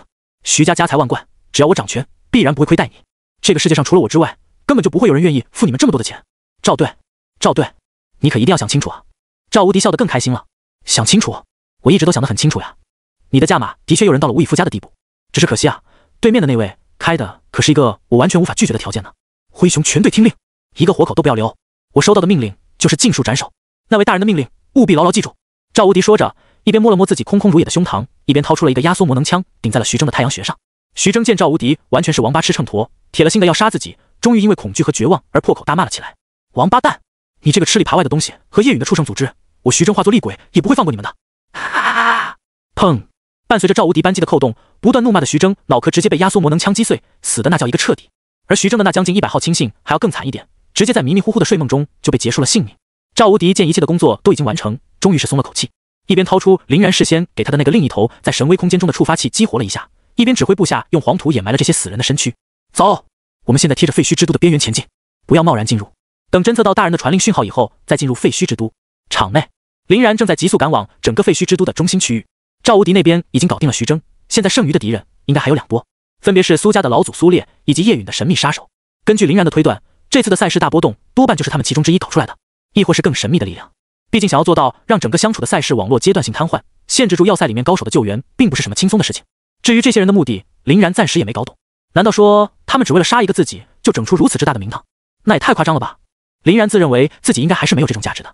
现在既不知道这个赛事系统什么时候能好，也不知道那2波敌人有没有混进来，自己干脆直接躲进中心区域。攻略上提到，最后的安全区会存在在那里面，自己完全可以先进去以逸待劳。这样一来，即使是追杀自己的追兵到了，他能够提前布阵，有地利之优。若是赛事重启，他也可以拿到中心区域的密宝，来保证积分的继续领先，并纵览全局。另外一手则是，林然还能用神威空间里面的触发装置，去随时让赵无敌他们从外面切进来，与自己里应外合，亦或是在外面守株待兔，追杀逃敌。这样不管怎么想，都是一个相当靠谱的万全之策。唯一存在的问题是，现在实时地图不能用了，林然只能凭着感觉往里面走。好在起码还有一个静态的地图在，逐步参照的话，辨别方向也不算特别困难。可还没等林然走太远，一阵劲风突然从耳边传来。好快！林然被这个偷袭整的整个人都是一激灵，瞬间便开启了虚化。由于虚化的原因，偷袭者的这一击自然也就落空了，直挺挺的从林然身前穿了过去。林然冷哼一声，转头望向来者，这是一个身穿夜行衣、背负深色披风、头戴大型斗笠的细瘦男子。他的手里并没有持有任何的武器，刚刚那一发偷袭看来是用手锤的。男子因为从林然身体穿过的奇妙体验，不由得咦了一声，望着林然那双异瞳，舔了舔嘴唇。你的眼睛我很喜欢。林然轻轻一笑，你的生命原力，那我可就预定了。男子大笑，你知道我是谁？安敢出此狂言？林然也笑，右眼永恒万花筒中的勾玉疯狂转动，已然将男子锁定。那重要吗？又一个刀下亡魂罢了。男子叹了口气，从衣袖中摸出了3指符咒，在下名号妖风，乃是叶云组织的特级执行者。我们组织内部呢，对你有一份追杀令。本来你这种层次的人，根本就用不到我来出手。不过嘛，在研读完你的资料后，我对你的眼睛倒是相当的感兴趣，也就拦截下了此事。所以说，若是你能够将自己的双眼奉上，我也不是不能放你就这么走。林然眯了眯眼，巧了，本来对你这种烦人的小苍蝇，我是真的不太想理会的。可是呢，你的血液倒是让我的眼睛很兴奋啊。他已经迫不及待，想要用你的生命原力来促使进化了呢。不管那个号称妖风的男子说的是不是实话，林然反正是真的这么想的。这个妖风的身上弥漫着一股与星陨魔韵极为相似的气息，这种气息对于林然的诱惑性自然是致命的。他的轮回眼现在才刚刚进阶到一半，还有部分技能未能解锁。若是能把这个妖风给吸了，弄不好又是一次不亚于秦岚的大补。妖风望着林然的眼神也是异常的炙热，显然他对林然的这双眼睛也是在意的紧。不过这家伙可是夜云组织的特级执行者啊！林然的心中正在盘算着，在不使用黑龙之躯的情况下斩杀他的可能。通过赵无敌，林然也算是了解到了很多有关夜云组织的秘辛，其中有一点就是内部执行者等级的划分，从低到高分别为5级、4级、3级、2级、1级以及特级。不过夜云组织这个执行者的等级并不是根据你现有的实力来计算的，它真实的评判标准乃是你的未来潜力以及隐藏手段。就像赵无敌 S 级天赋金刚之躯的6阶觉醒者，在夜云组织内部就是一个3级的执行者，而同为6阶觉醒者的妖风却是一个特级执行者。这家伙定然相当的不凡。不过林然倒也没在怕的，说起不凡，又有哪个人能够与自己相比？自己若是去了夜云组织，怕不是夜云组织得连夜给自己整出来一个比特级执行者再高3级的执行者等级。想到这里，林然便笑了笑，你是怎么找到我的？妖风并没有回答的意思，等我把你的眼珠子给挖下来，你就会知道了。说着，妖风就不打算在这里跟林然闲扯了，急吼吼的就冲了上来。看得出来，他是真的对林然的眼睛非常上心。好快！林然瞳孔一缩，下意识的一个机灵就把神罗天真给推了出去。辛辣天塞，动！纵然妖风速度快得惊人，但终究还是无法去跟技能相比，直接就被弹飞了出去。在被弹飞后，妖风又是一阵急退，在与林然拉开了有将近30米的距离后，舔了舔手指笑道：“这种无差别弹飞的能力，貌似比资料上说的要强一些呢。看起来像是你又一次进化了，有趣！你这双眼睛当真是太有趣了。”林然也是深吸了一口气，双眼紧盯妖风的一举一动。这家伙是真的有点强悍。别的不说，光是这个变态到让人窒息的速度，就已经是一个相当夸张的优势了。也就是自己有永恒万花筒在，才能勉强捕捉到他的身影，不然绝对只有被无限戏耍的下场。天照！就在妖风得意洋洋，准备再跟林然说点骚话的时候，林然直接转动勾玉，对其发动了天照。这一发偷袭可谓是又快又狠。林然为了不被这个拥有恐怖速度的家伙事先察觉到，几乎是在提起魔力到眼眸的那一瞬间就丢出了技能，完全没有留下一丁点的蓄力时间。只能说妖风速度再快，他也毕竟是一个人，直接就被林然的天照烧了个满怀。哇！炽烈的黑炎顿时就将妖风完全笼罩，烧得他完全变成了一个火人。不过妖风看起来却没有很担心的样子，在刚刚的那声轻呼过后，就很淡定地站在了原地。小家伙，我可是有备而来，你不会以为靠着这种手段就能把我打败吧？黑炎对于我来说根本就是不痛不痒。说着，妖风再一次朝着林然猛扑而来，顶着天照就上，而且攻击手段依然是他的爪子。怒龙穿心破！林然卡在妖风冲到自己身前的一瞬间，从灵魂之戒中掏出黄金龙枪，直指妖风被黑炎笼罩的脑袋。呵呀！妖风大吼一声，一边用左手去抓林然的枪尖，并用右手狠狠地掏向林然的面庞。当啷！黄金龙枪在接触到妖风左手的时候，居然发出了金属交鸣的脆响声。一向无坚不摧的黄金龙枪就那么被他抓在了手中。神威！眼看妖风的右手就要抓到自己的脸上，林然直接发动了自己目前的这个最强攻击手段。强烈的空间漩涡在妖风的右手之上生成，这撕裂一切的力量顿时就迫使妖风惨叫着收回了自己的手。此时再看妖风的左手，也因为黄金龙枪的攻击而崩裂了几道血痕。妖风悻悻地再次与林然拉开了距离，用嘴唇舔了舔自己的手。说来也怪，那手就这么被妖风一舔，立马就好了个差不多。刚刚身上灼灼燃烧的黑炎也消失了个无影无踪。这家伙的确很强吗？看了看已经恢复如初的妖风，林然眼睛微眯，将自己的 room 领域完全展开。想要赢他，务必全力以赴才行。看着把自己罩在其中的 room 领域，妖风疯狂大笑。没有用的，没有用的，你的一切能力都已经被我算死，还是乖乖束手就擒吧。说着，又一次对着林然发起了冲锋。room 屠宰场，林然打算直接用手术果实将妖风的爪子先切下来，可没想到平时那百试百灵的手术果实竟然也切他不动。妈的，够针对的。这家伙看起来应该是带了不少用于封禁空间能力的装备，怪不得自己刚刚在发动神威时就感觉到了些许的不对，威力明显的减弱了不少。既然你不讲武德，那我也就不藏拙了。须佐能乎！本来妖风就要再一次扑到林然的面前，却被一尊蔚蓝色的高达拦住了去路。与此同时，高达手中的能量剑一刻都没有停歇，直接朝着妖风就挥了过去。这还没完，林然的背后洞开了将近整整60门的王材，对着妖风进行疯狂的集火扫射。星脉休克！林然为了保证斩击的威力，还又在须佐的能量剑上覆满了电流，带着噼里啪啦的雷光将妖风完全覆盖。终于出大招了是吗？可惜啊，你已经被我克死了。妖风笑道。不过光是耍嘴的话，你也肯定不会相信。那么也就给你看看我的吧。百爪狂杀！对于林然须佐从天而降的斩击，妖风采取了不闪不避的措施，并与此同时在手上汇聚出了2道妖异的紫芒，迎接向林然的能量剑。咔嚓！妖风自下而上的这一下爪击，导致他直接被林然的须佐斩断了一只手。然而他的技能百爪狂杀所带来的强烈侵蚀力，也直接腐朽了林然须佐的能量剑。嘿嘿，妖风笑得很开心，他那断手甚至都没有跌落到地上，就已经重新又飞回了手腕。漫天的王材剑雨虽然在他的身上划出了无数伤痕，但也很快就被他修复如初了。他娘的，难道这家伙是跟我一个套路的？林然一边丢下了须佐的能量剑，一边看着嘴角都快要咧到天上去的妖风。既然须佐能够被侵蚀，妖风玩的也是恢复流的话，自己就陪他慢慢耗好了。难不成还能有人在续航方面抢过我不成？林然大手一挥，取消了刚刚开启的须佐，重新抽出黄金龙枪，上去就跟妖风硬刚。妖风看起来也对林然的表现非常的满意，举着爪子也迎了上来。神罗天征，豪龙破军，黄金龙吼，神威天照，王之财宝，星脉休克。除了须佐之外，凡是能够用来输出的手段，林然那是一个不留的全都用上了。开着领域，使着瞳术，挥着龙枪，背着王财，追着妖风穷追猛打。至于妖风的百爪狂杀，在不耽误输出的情况下，就用虚化躲一躲；若是会耽误输出，干脆直接靠身体硬吃。妖风的打法也与林然极为的类似，不过他所能躲避的依仗，则是他相较于林然更胜一筹的速度。在他不停的闪避下，林然的攻击可以说是10不中1，中的那几下子也被妖风很快恢复。不过林然也并不在意，丝毫未被影响心态，依旧有条不紊地继续着自己的攻势。妖风嘴角的笑意倒是越来越浓厚，他可不知道林然的恢复力比他还要变态，一直游走在林然的身侧，用百爪狂杀进行着抢攻，跟林然不断的换血。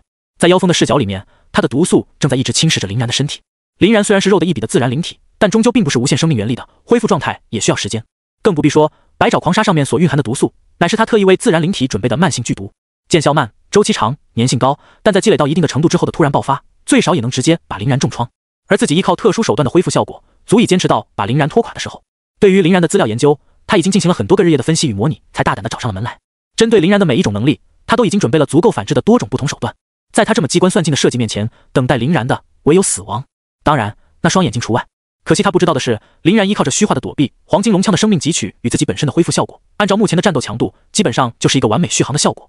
他的最大依仗百爪狂鲨附带的慢性毒药，也被林然的手术果实剥离得一干二净。当然，这在很大程度上也要感谢妖风自己，他在速度与攻击性方面的确是独一档的存在，可是其他的方面就多多少少存在着很大程度的不足，尤其是除了双手之外的抗性，更是低到令人发指。虽然他的恢复速度的确变态，可由于抗性的低下，林然黄金龙枪刺在他身上的每一下，都能从里面狠狠地吸走一大口，刚好就填补了林然自己恢复不上来的那部分生命与魔力。而且林然还有意控制着自己的攻击节奏，把最有把握打到妖风的攻击机会让给黄金龙枪，这也就导致了妖风几乎就没有对他造成什么太大的真实伤害，还得是自己这种六边形战士呀。林然感慨，像是妖风这种剑走偏锋的存在，在碰到自己之后完全被克死了。可搞笑的是，他居然还以为他克死了自己。林然摇了摇头，不过他这么想也是好事儿，给了自己温水煮青蛙的大好机会。不然要是妖风发现不对，直接撒丫子跑路的话，自己不出动黑龙之躯，还真不太好把他留下呢。倒不是林然不想用这个石阶的存在，主要是石阶强者一旦进入战斗状态，那澎湃的气息相当难以掩盖，更别说是林然这种操纵别人身体的半吊子了。黑龙之躯一出，怕不是各种各样的牛鬼蛇神全都会聚集到自己这边来，指不定会惹出什么样的麻烦呢。尤其是在苏烈这个老头很可能也已经混进来的时候，更要谨慎行事。打草惊蛇的话，苏烈那边就不好处理了。林然一边盘算着别的事情，一边在场面上与妖风打着配合。就在这时，林然的脑子里突然响起了一声阔别已久的系统提示声。叮！垂钓诸天系统提醒您，已有猎物上钩，请及时回池塘处理，并开启下一次垂钓。垂钓？这个时候上钩了。虽然与上一次垂钓的间隔时间并不算很长，但由于这一阵子发生了太多事情的缘故，林然还是有些恍惚。看了看面前气势正盛的妖风，林然拿定主意，微微一笑，就先晾他一会儿吧，自己先去看看垂钓的结果到底如何，毕竟时间也不会很长。跟这个家伙相比，怎么也是自己的垂钓更为重要一点。反正有自己诱惑力如此之大的双眼在，妖风这个贪婪的家伙绝对舍不得离开。神威卡在妖风的一次攻击结束后，林然先施展神威，把自己的肉身送入了神威空间，然后潜入神石，走向了小池塘。起竿，林然唰的一下就给自己的钓竿抽了上来。叮！垂钓诸天成功，恭喜宿主获得产物三色霸气种子，可最终进化版。哦，三色霸气！林然望着自己手中的那3枚种子，这3枚种子在感应到林然的能量之后，转眼间便化作了流光，钻入了林然的体内。所谓三色霸气，分别为见闻色、武装色与霸王色。见闻色有点类似于战斗之感，可以清楚地感知到敌人的声息。在得到进一步进化之后，还可以提取视野以外的敌人的位置、数量以及下一瞬间对手将要采取的行动。若是再强一些，还能够达到可以预知敌人未来一小段时间行动的程度。但这种预见并非绝对的未来，只是概率较大的未来，能力开发的越完全，效果越好。据说见闻色霸气达到最强大的程度，甚至能够感受对方的思维与情绪，然后把自己产生的意识注入给别人，干扰别人的心智与思想，然后与之产生强烈的共鸣。更离谱一点，还能够变更别人的价值观和思想意识。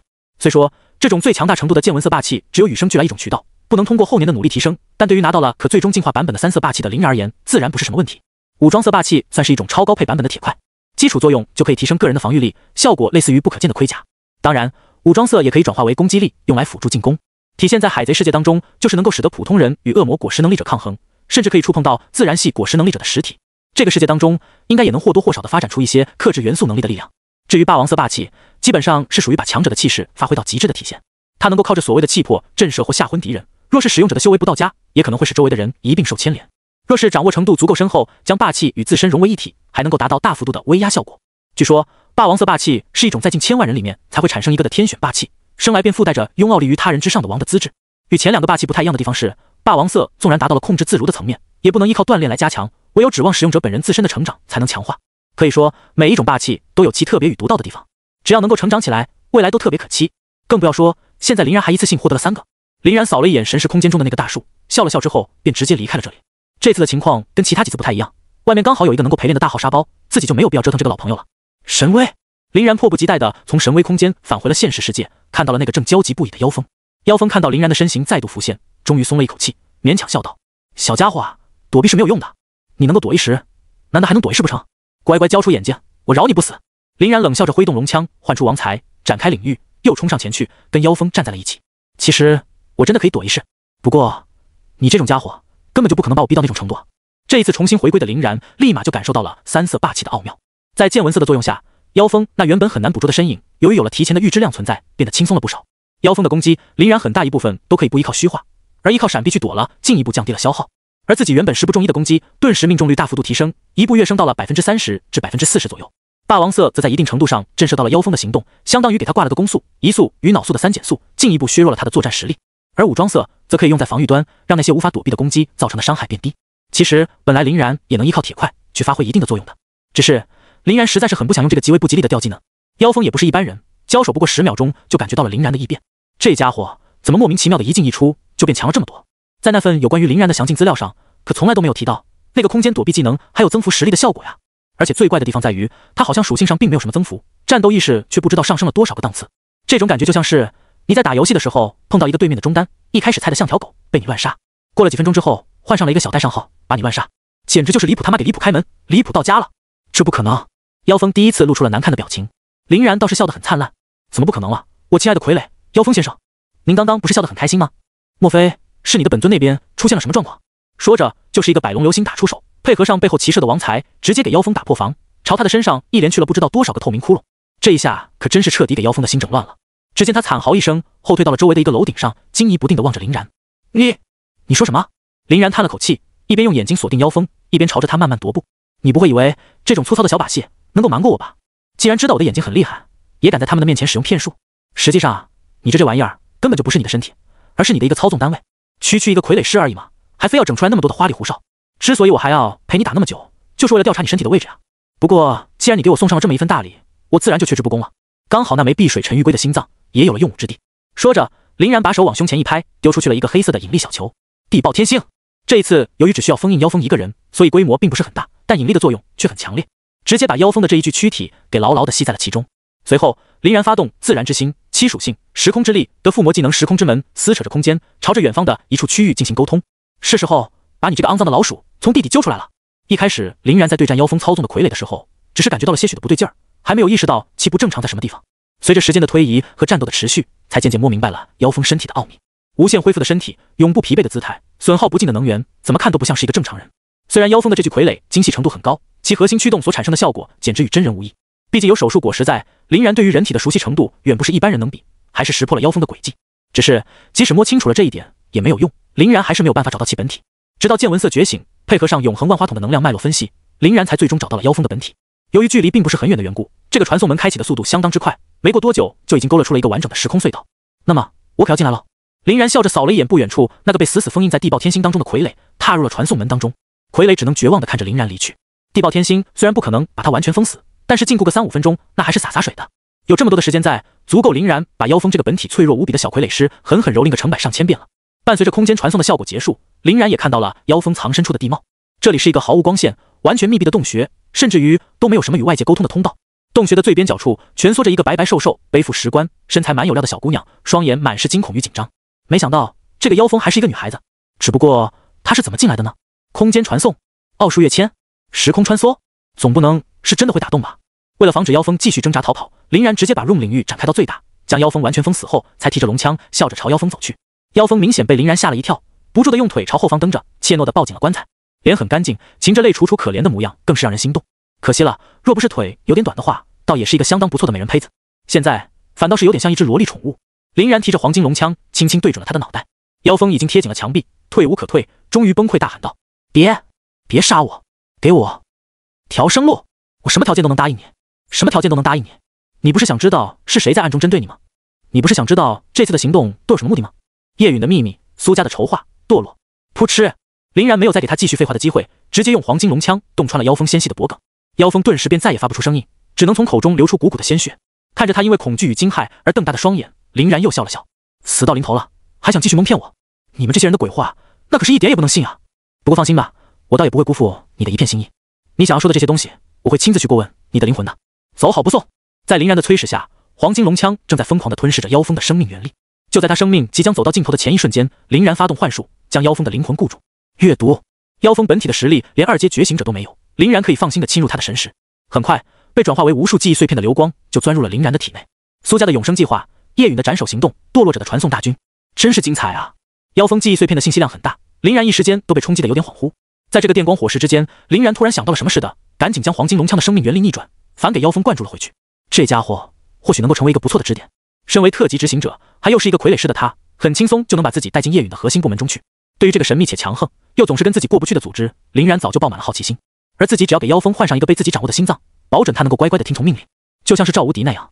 Room 手术刀，林然掏出妖风的心脏，将其保存，然后将那一枚碧水沉玉龟的心脏拿出，为其注入了妖风的灵魂。随后又把这枚心脏给塞回到了妖风的体内。把一个傀儡师制作成傀儡，这感觉可真是爽翻了。不得不说，碧水沉玉龟的心脏当真是效果拔群，妖风原本残破不堪的身体顿时就恢复了生机。而且比起他之前病态的苍白，此时的脸上还出现了代表健康的血色。妖风惶恐地睁开了双眼，看着自己面前那个宛如天神一般的男子，身体止不住的发抖。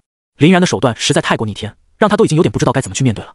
而且灵魂状态的他可以清楚地看到，林然甚至给自己置换了一个崭新的心脏，把自己重新从鬼门关里面给拽了回来。多谢林然大人的不杀之恩。妖风低语。林然笑了笑，以后你就当我老婆的侍女吧，到时候让你跟他签订一份奴隶契约，你可愿意？妖风的本体心脏都掌握在林然的手中，哪里敢说半个不字，并且他想要的也只是活命而已。秉承主人之命，林然点了点头。可以，刚刚我已经查看了你的记忆，知道了很多秘密。现在堕落者那边的大行动怕是马上就要开始了，事不宜迟，咱们走吧。你外面的那具最强傀儡是你偶然获得并炼化的邪物，虽然强大，但并不适合你，你也无法完全掌控。当然，最重要的事情是对我非常有用，我就收下了。后面我会给你炼制新的傀儡的，这点不必担心。而且出自我之手的东西，绝对比这种半吊子要强。现在妖风已经变成他的一个召唤物了，属于是自己人，当然话就可以放开说了。SSS 级天赋罗刹灵魁，搭配极品血脉灾厄之体，怪不得能够成为叶云组织的特级执行者。罗刹灵魁能让妖风炼化傀儡，远程操纵，并且能够依靠透支生命力去全方位强化傀儡，搭配上灾厄之体附着的厄运之力，完全就是小高达培养器，完美的工具人模板。以后有妖风在，怕是很多事情都要轻松得多。况且得到了碧水沉玉龟心脏作为生命原力供给的他，能够将本来这两个天赋与血脉的劣势弥补个七七八八，未来只会更强。林然一边想着以后的事情，一边带着妖风从传送门中重新返回了废墟之都。由于妖风带来的情报，林然知道现在外面已经变了天，必须要抓紧时间前往废墟的中心，赶在一切降临之前去阻止堕落者们。不过那也得先把刚刚妖风用于作战的傀儡给吸收完全。他这个跟星陨魔运如出一辙的能量体系，必然可以成为林然瞳术的一大补品。地爆天星取消。在解除了地爆天星的封印之后，林然将傀儡的躯体捡起，用手摁住了他的胸口。妖风也是很识趣的，在此时斩断了与傀儡的联系，防止自己在林然将其吸收的时候误伤。哗啦啦，这次由于有了经验，且左眼是专门吸收能量的轮回眼，一切的行动都完成得极为顺利。没过多久，林然就把傀儡给吸成了无数的碎屑，其所带来的便是林然双眸的异变。左眼的轮回眼直接被顶到了巅峰状态，几乎掌握了除了仙法之外的所有技能，而右眼的永恒万花筒也随之进化，瞳术的掌握更上一层楼。这次的吸收行动简直顺利的惊人，林然感觉自己距离六勾玉轮回眼也已经相差不远了。把星陨魔运彻底消化之后，应该就很有可能完成。该出发了。在适应了崭新的力量之后，林然看了一眼妖风，妖风一愣，低声道：“但是我的速度很慢，可能会拖累主人你。”林然笑了笑：“谁说要让你也跟着一起了？堕落者如此凶残，失去傀儡的你去了，不是送？神威！”说着，林然便发动了瞳术神威，将二人一起带入了神威空间内。此时的神威空间，由于林然眼睛的进化，已经跟刚开始的时候大不一样了。青山绿水，鸟语花香，松软的土地，蔚蓝的天空，到处都弥漫着生命的气息。如果不是不远处承载着一个巨大黑龙龙狮的泉水，以及很多莫名其妙的装置，妖风都要以为这里是某个世外桃源了。只见他呆呆地张大了嘴，主人之神通实在太过逆天。林然哈哈大笑，并拍了拍他的脑袋：“行了，没必要一直恭维，太拘谨客气了，反倒让人不舒服。你就在这里待着，泉水不要碰，装置不许动，一点坏念头也别有，不然你的心脏便会立马爆炸，你的肉体会被我做成血傀，你的灵魂会被我无尽摧残。我可是看在你还有点小用的份上，才留下了你的性命来充当一个奴隶。具体该怎么做，应该不用我教你吧？”妖风被林然吓得打了个哆嗦，赶紧拼命地点了几下头。经过刚刚那一段铭心刻骨的惨痛体验，现在妖风已经对林然生不起半点的反抗之心了。哪怕林然现在让他也绝对会毫不犹豫去做的，不然等待他的大概就是无休止的残酷折磨了。甚至妖风在心中都已经把其他的念头完全摒弃，只留下了林然的安排。林然读取记忆、囚禁灵魂的手段实在太恐怖，现在连心脏都是林然给换的新的，鬼知道有没有监听心声的能力。他是真的不敢有半点的二心，有的只是为林然马首是瞻。看到妖风这副乖巧的模样，林然又点了点头。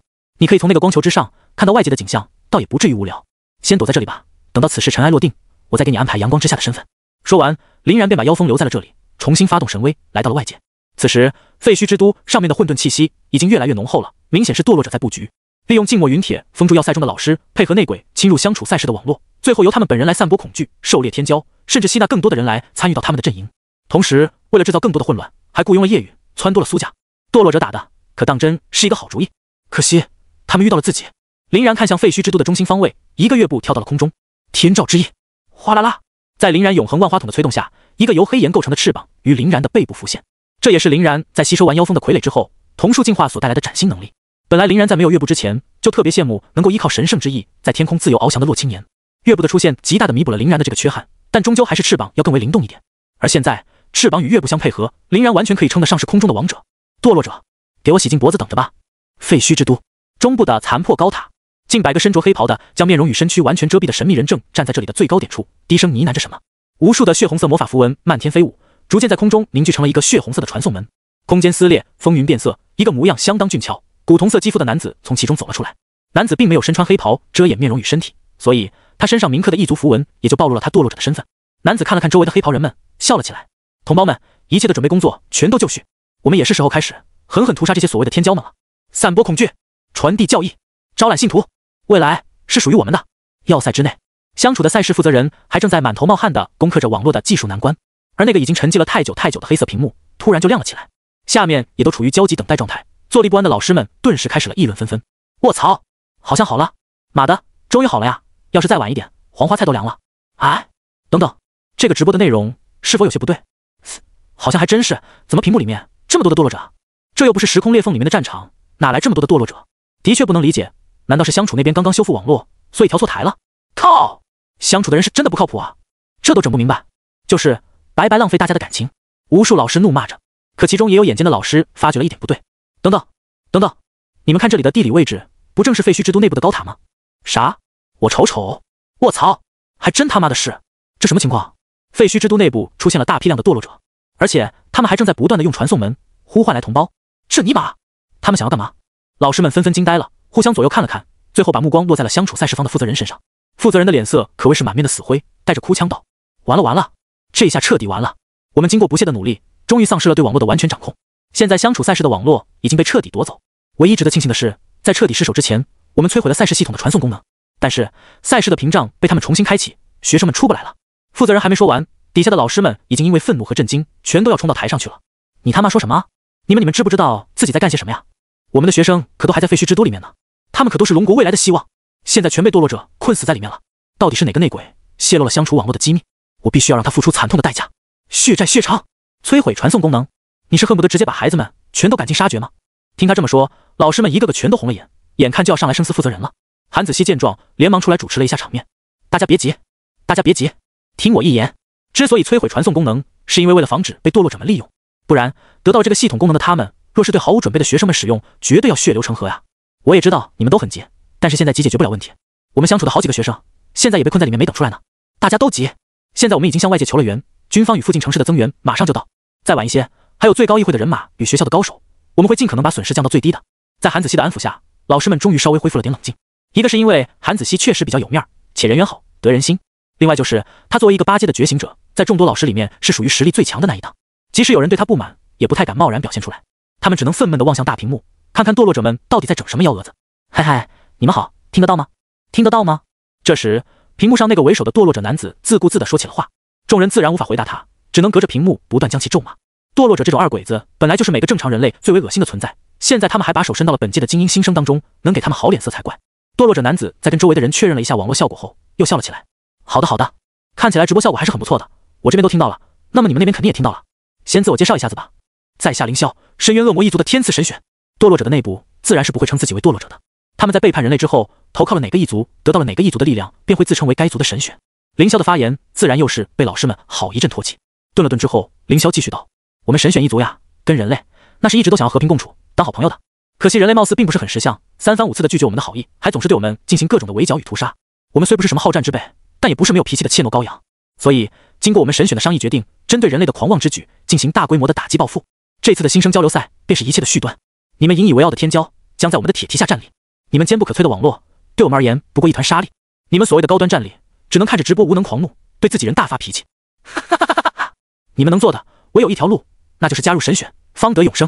现在投身我们大人的怀抱，还能获得财富与荣耀，有参与战斗、铸就功勋的资格与能力。若是再晚一点，可能就只能成为最低贱的奴仆了。而所有敢于反抗的人都得死。就让你们看着吧，与全国关注赛事的观众们一起见证我神选的恐怖与威力。老师们纷纷被凌霄的无耻言论震惊了。这他妈真不要脸，好恶心的堕落者，自己去当一族的狗腿子不够，还要再拉别人去当，把屠杀人类、摧毁文明说得如此冠冕堂皇。他要是在我面前，我拼上老命也得把他击毙。真尼玛吐了啊！吕秋风与林妙的脸色也不是很好看，谁都没想到事情居然会演变成这个样子。堕落者都来了，这让他们还怎么不担心？至于要塞最边角的角落，一个一身礼服、头戴礼帽的男子也因为愤怒而握紧了双拳，青筋直爆。他手上捏着的那枚没有被任何人发现的勋章，证明了他的身份——龙国最高议会议员。崔斯特是怎么都没有想到，自己堂堂一个龙国的最高议会议员加9阶觉醒者，居然现在会如此窝囊。被堕落者的人困在了要塞中不说，竟然还只能眼睁睁地看着堕落者为所欲为。他们甚至还侵入了整个相处的赛事网络，让这场所谓的屠杀盛宴在整个龙国境内传播。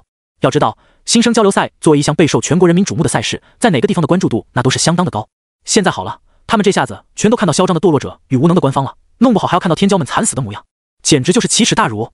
还好这地方并没有人认识他，不然可真的就要坐立不安了。现在只能希望最高议会以及军方与校方的支援来得快一点，在局面不可挽回之前拯救这一切。不然，若是剩余在废墟之都里面的那些个新生全都惨死于堕落者之手，崔斯特已经不敢再往下想下去了。此时，龙国的各个论坛也已经乱作了一团，他们是万万没想到，一次看上去普普通通的新生交流赛，居然会演变成这个样子。本来看得好好的现场直播，突然断了不说，等到恢复过来的时候，都尼玛变成堕落者专场了。相处赛事方到底在搞什么？他奶奶的！一开始把地点选在废墟之都的时候，我就感觉到了不妙，现在果然出事儿了，是不是有内鬼啊？没内鬼的话，我可不相信堕落者能这么轻松入侵网络。完了，我儿子还在废墟之都里面呢，他要是出了3长2短，我一定要生死相处。我女儿也是，相处若是处理不好，就给我等着吧。天杀的堕落者无恶不作，早晚要将他们挫骨扬灰。哎，堕落者恶心，相处赛事方也恶心，这俩王八蛋可当真是恶心到一起去了。我真吐了。场内，凌霄回头看了看继续扩大的传送门，笑得更开心了，因为来自不同异族的堕落者正在源源不断地通过血红色传送门来到废墟之都当中。就让这场盛大的开幕式来得更猛烈一点吧。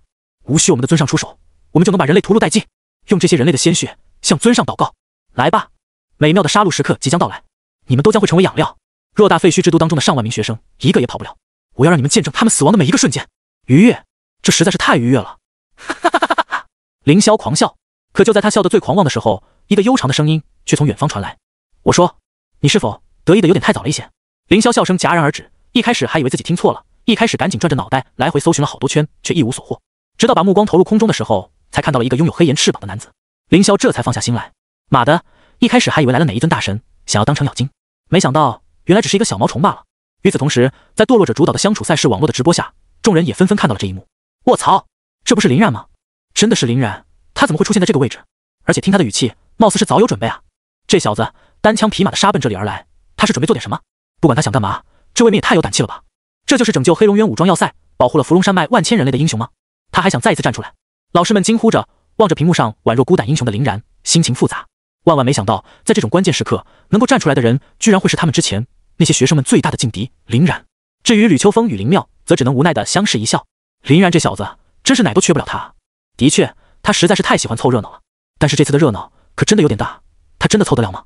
要知道，对于我们人类而言，应该是没有比堕落者们更加穷凶极恶的存在了。但他可是林然啊！对，他是林然，他一定可以的。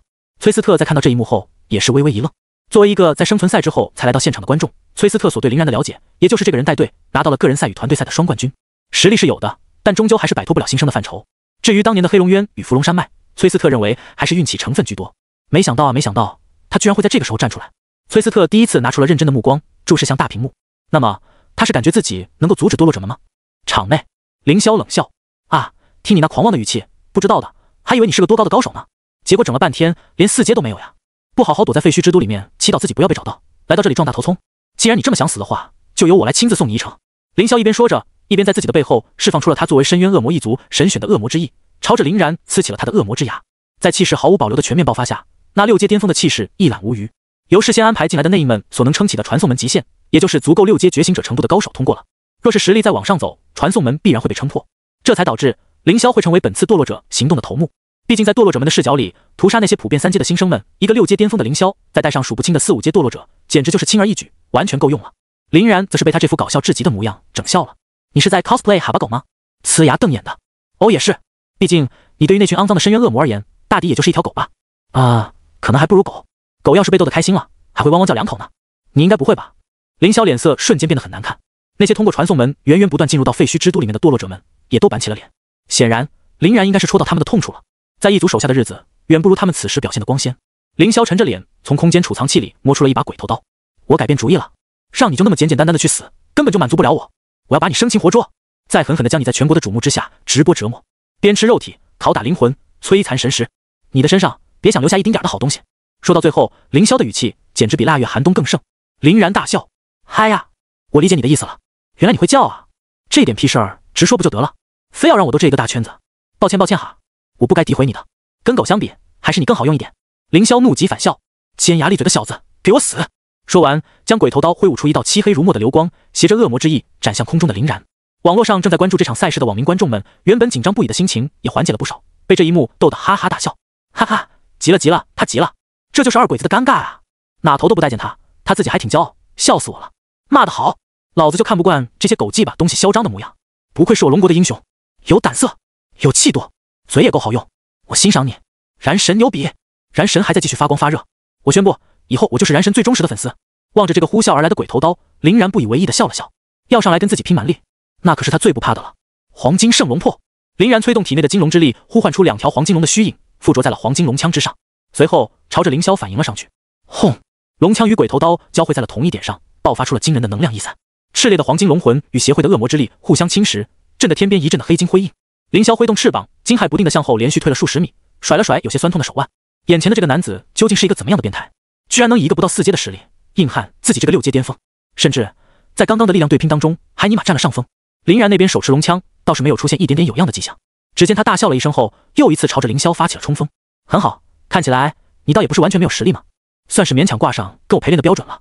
豪龙破军，林然丝毫没有给凌霄喘息的时间，又一次对着凌霄发动了抢攻。面对呼啸而来的庞大金龙之气，凌霄咬了咬牙，不闪不避的又一次迎了上去。当啷，这一次由于没有花里胡哨的能量阻挡，二者的兵刃就这么硬碰硬的抵在了一起。瞬间，凌霄那种无法抵挡的感觉就更加强烈了。心脉休克！就在此时，林然还非常不讲武德的发动了偷袭，汹涌的电流越过林然的黄金龙枪与凌霄的鬼头刀，直接传导到了凌霄的身上。噼里啪啦的电流声立马就给凌霄整麻了，拿着鬼头刀的手当即就是一软。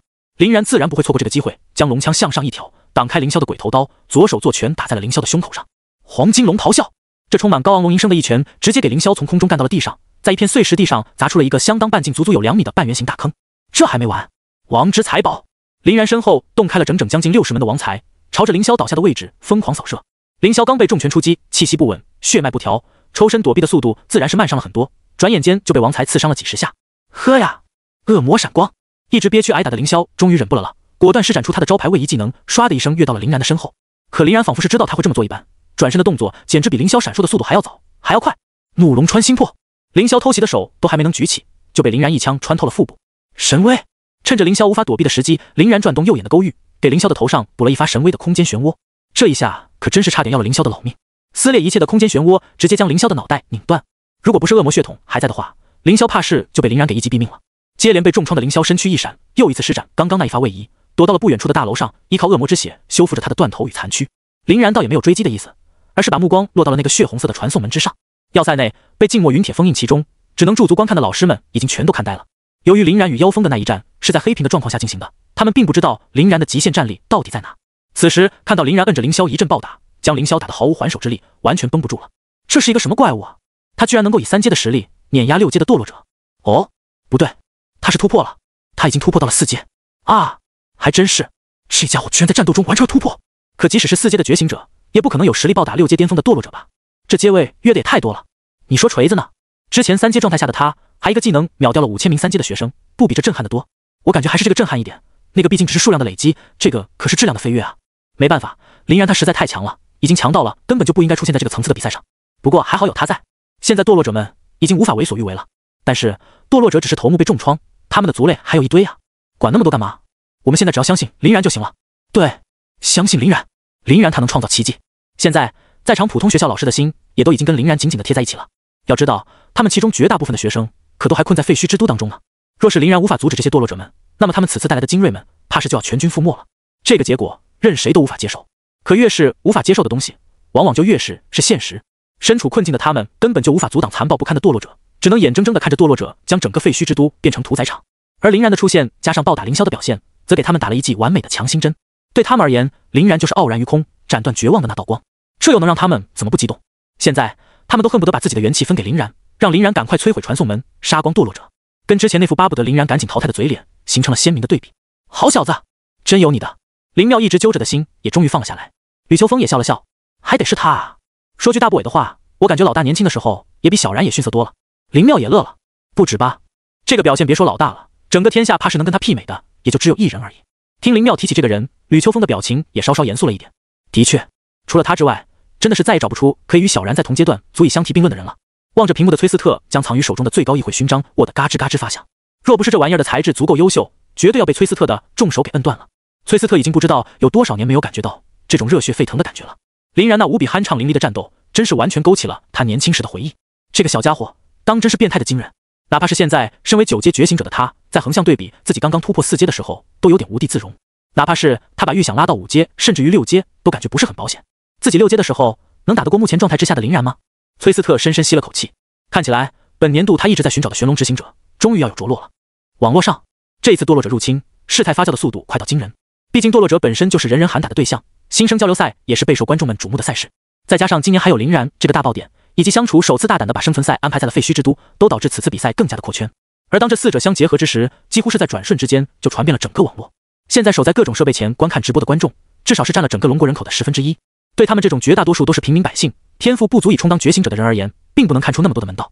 他们唯一能知晓的就是林然暴打了刚刚那个嚣张跋扈、不可一世的堕落者凌霄一顿狠的。爽！这口恶气出的那叫一个舒服啊！林然加油啊！阻止堕落者的阴谋，求你了，年轻人，一定要将堕落者们赶回去，救我儿子一命吧！他怎么可以这么帅？龟龟，挽狂澜之既倒，扶大厦之将倾，太强了！燃神，我觉醒天赋以后，也要成为这种能够独当一面的英雄。就这种敢于一人直面整个堕落者大军的勇气，他就值得最高程度的敬意。没错，无论结果如何，林然都必将铭记在我们龙国的史册之上了。网上的舆论疯狂地发酵着，林然无畏冲锋的英姿几乎唤起了所有观众的热血与期盼。他们在发自内心的祝福着、祈祷着，紧盯着屏幕之上的林然，思绪万千。场内，凌霄惨嚎着，终于艰难接上了他的断头，修复了部分破损的身躯。在注意到林然望向传送门的目光之后，他的心中当即一颤，对着已经走出传送门的将近7000名堕落者下令：拼死也要守住传送门，绝对不能让他破坏。我们还有大批的弟兄们在传送门的另外一头，若是血迹传送门崩毁的话，会对我们这些参与传送的人造成极大的伤害。经过刚刚的正面交手，凌霄对林然的实力已经拥有了充分的认知，他毫不怀疑林然拥有着单独破坏传送门的能力，才赶紧开口提醒。不过在看到紧张的凌霄与纷纷行动起来的堕落者们，林然倒是不为所动，反而神秘地笑了笑。从妖风身上获得的记忆是有关于堕落者此次行动的全部信息的。由于叶允强大的情报系统以及妖风谨慎的性格，他在选择与堕落者配合前，通过询问、调查、拷打、反间等一系列的手段，弄到了一份还算详细的情报。所以林然知道，本次堕落者派出的出遣部队人数大概在25000左右，这也是为了保证他们在屠杀效率上面的安排。毕竟静默云铁不可能永远的封住要塞之中的老师，人类的支援也不可能永远不来。而且他们所使用的传送门也是一种极为特殊的传送门——血迹传送门。拥有被附魔了时空之力的自然之心的林然知道，开启传送门是一件相当困难的事情，并不是你想开就能开的。尤其是这种足以容纳2万多人通过的传送门，更是如此。像是林然开启单人规模的传送门，都需要消耗大量的时空之力，就更别说他们了。所以，为了尽可能的提升效率、降低成本、加快速度，堕落者们只好采取了血迹传送门。血迹传送门与普通传送门最大的不同就在于，血迹传送门会吞噬每一个经过传送门的生物的血肉与生命原力，来供应能量的消耗。并且在血迹传送门完成整个传送过程之前，所有参与传送的人是不能离开传送门1000米之内的，因为他们的灵魂与神识连接在此处。这也就是堕落者们的先遣部队在到来之后没有了立马分散开杀，而是继续等待的原因。另外就是刚刚凌霄提到的那一点，传送门的被外力破坏会对他们造成相当之大程度的损害，这也就导致了林然心中生成出一个极为疯狂的计划，将整个堕落者军团一锅端。这个计划的前提就是得让整个堕落者军团的全体成员都传送过来之后再动手，所以林然在他们彻底到来之前肯定是不会主动出手去破坏传送门的。不过样子还是要装一装的，一来可以牵制众多堕落者的精力，让他们无暇他顾；二来也能让这些人以为自己的目标在他们的传送门上，迷惑敌人。王之财宝，林然再一次呼唤出60门王财，对着血迹传送门的各个魔力纹路的节点直接开射。因为有了凌霄的事先提醒，所以那些堕落者们也纷纷反应了过来，利用各种各样的技能朝空中狂甩，击落王财的同时还想把林然从上面给打下来。可惜挥动着天照之翼的林然配合上直8血轮眼与月步的速度加成实在太快，更别说还有见闻色的提前量载。凌霄这个6阶巅峰的佼佼者尚且不是对手，跟不上林然的速度，何况是他们？所以他们唯一能做到的也就只是击落王财而已。天照，林然见王财没起到什么效果，便发动了永恒万花筒的瞳术。拥有自然之心，能够把生命元力转化为元素之力的林然在施展天照的时候，那可是肆无忌惮的很，大手一挥就出现了占据半边天的黑岩。这可是幼神一辈子没想过的事情，只有趁着绘图转生无限查克拉的时候能稍微奢侈一把。而且由于林然战斗力已经突破了3万大关，正式进入了4阶觉醒者的行列，林然天照的灼烧力度也就更加变态了。漫天的天照化为无数炽烈的火球从天而降，下起了一阵漆黑如墨的流星雨。而当这些堕落者们的各种技能迎着天照而上，准备再一次击落林然的攻势时，林然却轻轻地挥动了一下手腕，屠宰场。刷刷刷刷刷，堕落者们的各个技能分别被拦腰切断，分毫不差的漏过了每一个黑岩流星雨。Room 指挥棒，这还没完，在林然的继续操纵下，他们所发射的魔法能量纷纷逆转方向，与他们新到来的远程攻击炸在了一起。而那些原本散乱无比的黑岩流星雨，也在指挥棒的操纵下汇聚到一点，从天而降，袭向血祭传送门。堕落者们一个个目眦欲裂，惊呼出声。可在错过了最佳时机之后，再想要阻止林然，貌似已经是来不及了。就连林然也是心头一跳，妈的，这些家伙怎么如此的非拉不堪？自己不过才稍微露了几手而已，就把他们耍得团团转，不会他们已经黔驴技穷了吧？若是那样的话，自己可还该怎么演？直接收回天照的话，那未免也太过明显。就当林然纠结的这段时间，凌霄终于忍不住了。只见他一个展翅飞到半空，怒吼出声：“别他妈瞎费力气了，进行进一步的血祭，把力量输送给老子，让我使用神选附身，我来阻止他。”说着，凌霄便如同飞蛾扑火般冲向了那抹夸张至极的天照。下面的堕落者们也知道此事10万火急，根本担得不得，便没有丝毫犹豫的就照做了。只见一道血红色的能量脉冲从血祭传送门当中分出，直接注入到了凌霄的身上。凌霄一边因为痛苦而不断的发出怒吼，一边在疯狂的扩大着自己的体型，转眼之间便差不多有了5米之高。而他此时已经是失去了所有作为人类的标志，看上去跟一个深渊恶魔几乎没有半点差别。这也是堕落者血祭的一种特殊能力，通过异族铭刻在他们身上的符文，他们可以以血肉为祭，将多人的力量共同用来强化一人。虽然并不能达成完美相加的效果，且强化的幅度有极限，但仍不失为一种应对单体强敌的不二法门。唯一的问题就在于需要提前布阵。不过这个时候，由于刚好有血祭传送门的存在，倒是可以利用这个现成的能量转换器。至于代价嘛，自然就是邪教徒所常见的那些：生命原力、灵魂强度、躯体寿命、血肉进化等等等等。得到了强化之后的凌霄再一次神气了起来，挥舞着粗壮了不少的恶魔之翼，朗声道：“恶魔气息！”下个瞬间，无数黑乎乎的、宛若灵魂一般的流体从他身上发出，一个接一个的迎向了空中即将坠落于地的天照。天照之中的火焰能量跟凌霄的恶魔气息逐渐且迅速的抵消，赶在天照彻底降落前，终于把他给换没了。目睹这一切的林然也满意的点了点头：“还得是你啊，凌霄，真是帮大忙了。”呼呼，看起来这一招对于凌霄的消耗也是极大，整得他也有点力有不逮了。不过在下面堕落者源源不断的补充下，凌霄很快又恢复了过来，仰天大笑道：“看到了吧，低贱的人类，这就是我们堕落者的力量！加入主上的怀抱，成就勇士神选之位，你们也能做到，何不抛弃人类之躯，与我们一起共舞呢？”林然瞥了一眼下方好多个被凌霄活活吸成了干尸的堕落者，冷笑道：“哦，是吗？那么等到一个比你高阶的堕落者用血祭把你吸干的时候，希望你也能这么想哦。”凌霄的脸色顿时就是一变，厉声道：“找死！给你看看我们真正的力量！神选魔躯！”在凌霄的仰天长啸下，一个巨大的虚无恶魔灵体从他的身外浮现。这一尊恶魔灵体的高度足足达到了近50米，若是从体型上来看，简直能够一拳把林然打飞。屈服在神选之力的洗涤下吧。凌霄一边大笑，一边操纵着恶魔灵体朝林然冲来。林然的脸上也露出了兴奋的笑容。好家伙，你是第一个敢在我面前主动开高达的。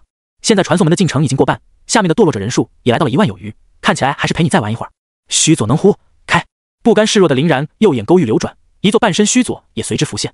场外，可惜啊，这个凌霄要是不血祭，传送门就完蛋了。一个老师愤恨地捶了一下大腿，看得比谁都认真。堕落者属实惨无人道，为了阻止林然的攻势，居然活生生吸死了那么多人。这些家伙真是比邪教徒还疯狂。另外一个没怎么跟堕落者们打过交道的老师则看得目瞪口呆。没关系，林然还有机会。那个凌霄的消耗很大，短时间内想补充也不是一件轻松的事情。只要再来几波像样的攻势，很有机会赶在传送完毕之前将传送门打破。另一名老师攥紧了双拳，一边安慰自己，一边给其他人打气。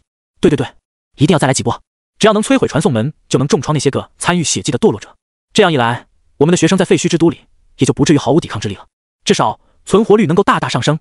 其他一批老师也双眼放光。可就在这时，凌霄释放了那一尊看上去无比恐怖的恶魔灵体。卧槽，这个凌霄怎么召唤出了这么一个庞然大物？这还怎么打？看到凌霄的恶魔灵体之后，一群老师心中好不容易燃起的希望之火，顿时就有了熄灭的征兆。啊，林然也有。看到林然的须佐之后，又有人惊呼。这短短的几分钟时间里，他们简直跟尼玛坐过山车一样刺激。很多老师看的那叫一个惊心动魄，心脏都快要跳了出来，简直就比他们亲自上阵还要集中注意。但是林然的这个是不是有点小啊？高度只有人家的一半不到。是啊，而且林然的这个还只是一个半身像，真的够打吗？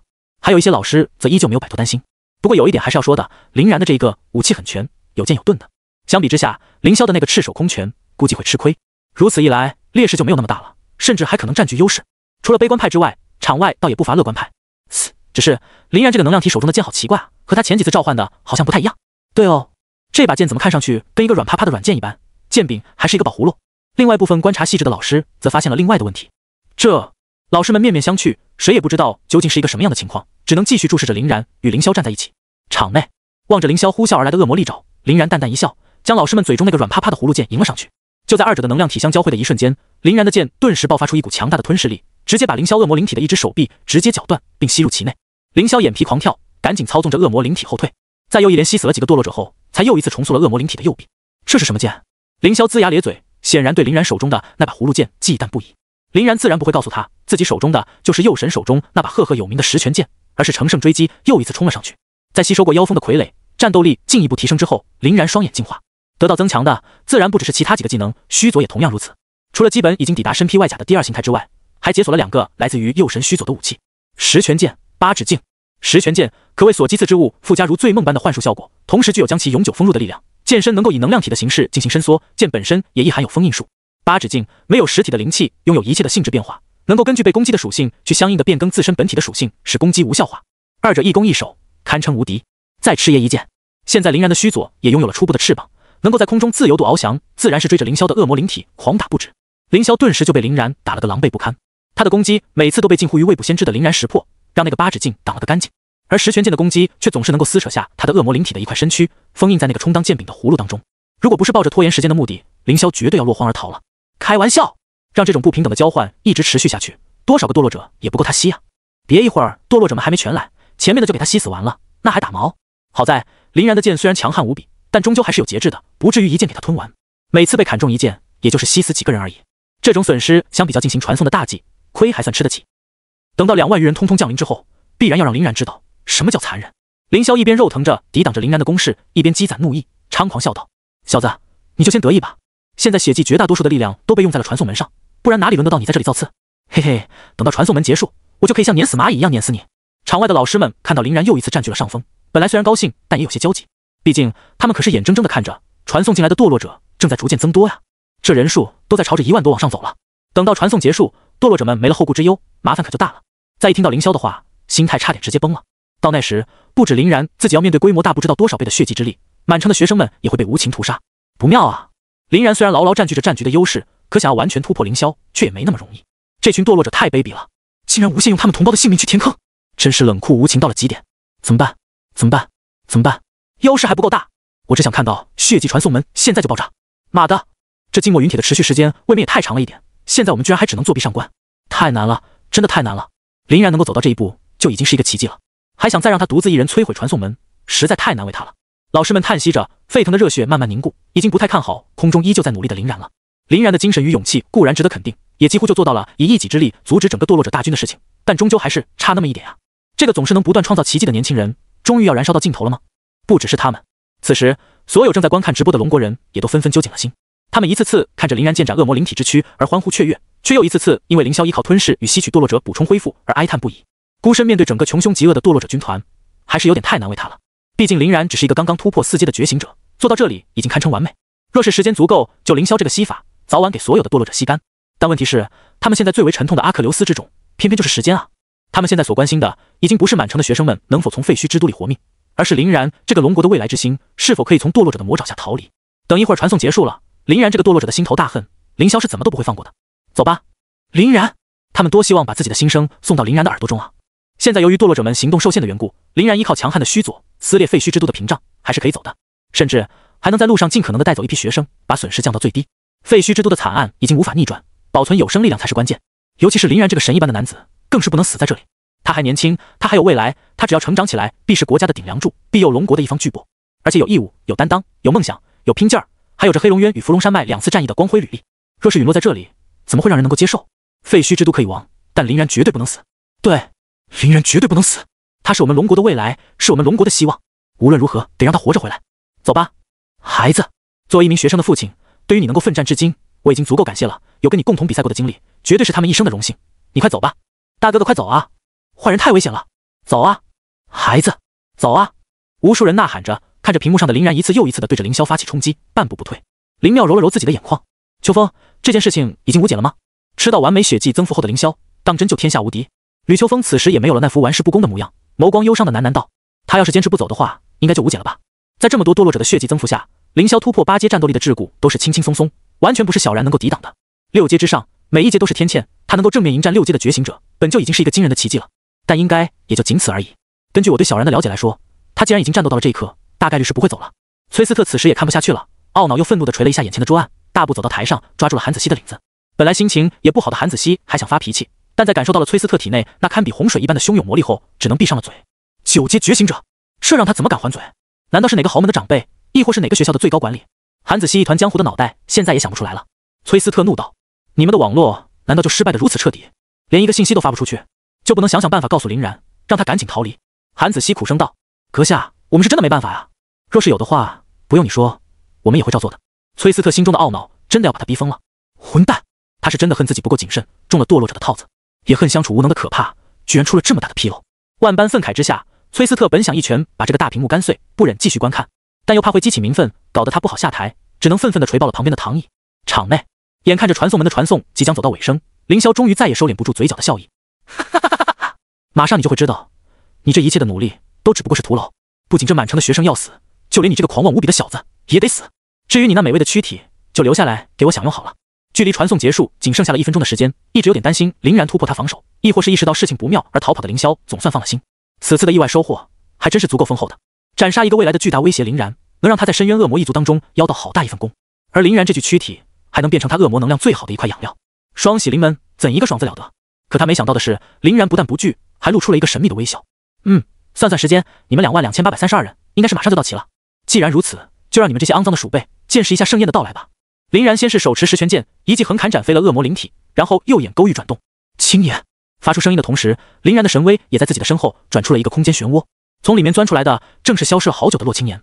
在赶赴中央区域的路上，林然激活了神威空间当中的触发装置，将那一头的洛青岩给强行收了回来。其所为的就是这一刻，洛青岩此时既不是神圣天使状态，也不是堕落天使状态，他的翅膀是一金一黑，全是把两种天赋融合在了一起。林然在不断进步，他当然也在成长，而这种光明与黑暗汇聚的初级混沌形态，已经足够洛青岩释放出那个技能了。混沌之息，在洛青岩的催动下，一道充斥着未知与朦胧的气息笼罩了林然，将他的气息完全封死。混沌之息最大的作用便是完全隔绝万物的封闭，在这种状态下，被其覆盖的人不会产生任何的能量外泄，也不会被任何手段侦测到存在。那么林然所要动用的手段也就昭然若揭了。黑龙之躯，来我身边。在手术果实的置换效果之下，林然心脏所操纵的躯体瞬间就由自己的本体变化成了黑龙之躯，这就是石阶身体的力量。林然已经感受到了自己体内那爆炸般的生命原力与魔力，顿时就有了一种可以一拳打死面前叫嚣的凌霄的程度。黑龙一族并不属于凶兽的范畴，硬要来说的话，应当归属于异族之类。只不过身为人口极为稀少的巨龙一族，他们倒是没有对人类产生什么攻城略地的侵夺之想，一直都待在自己的时空裂缝中安然不动。所以说他们在计算阶位的时候，并不会像是凶兽那般普遍低一阶。而且由于黑龙一族过于强横的体质与龙与魔法，他们的实力往往还要比真实的阶位高上半阶。这也就是林然为什么说即使是苏烈那个老东西亲自前来，自己也并不害怕的原因了。唯一不太舒服的地方在于，黑龙之躯对于林然心脏的负担也是极大，能够持续的时间并不长，5分钟之内属于正常消耗，5到10分钟就要拼上严重的损耗才行。若是在网上，那很有可能便会爆体而亡了。这还是心脏拥有自然灵体与黄金龙武魂强化之后的结果。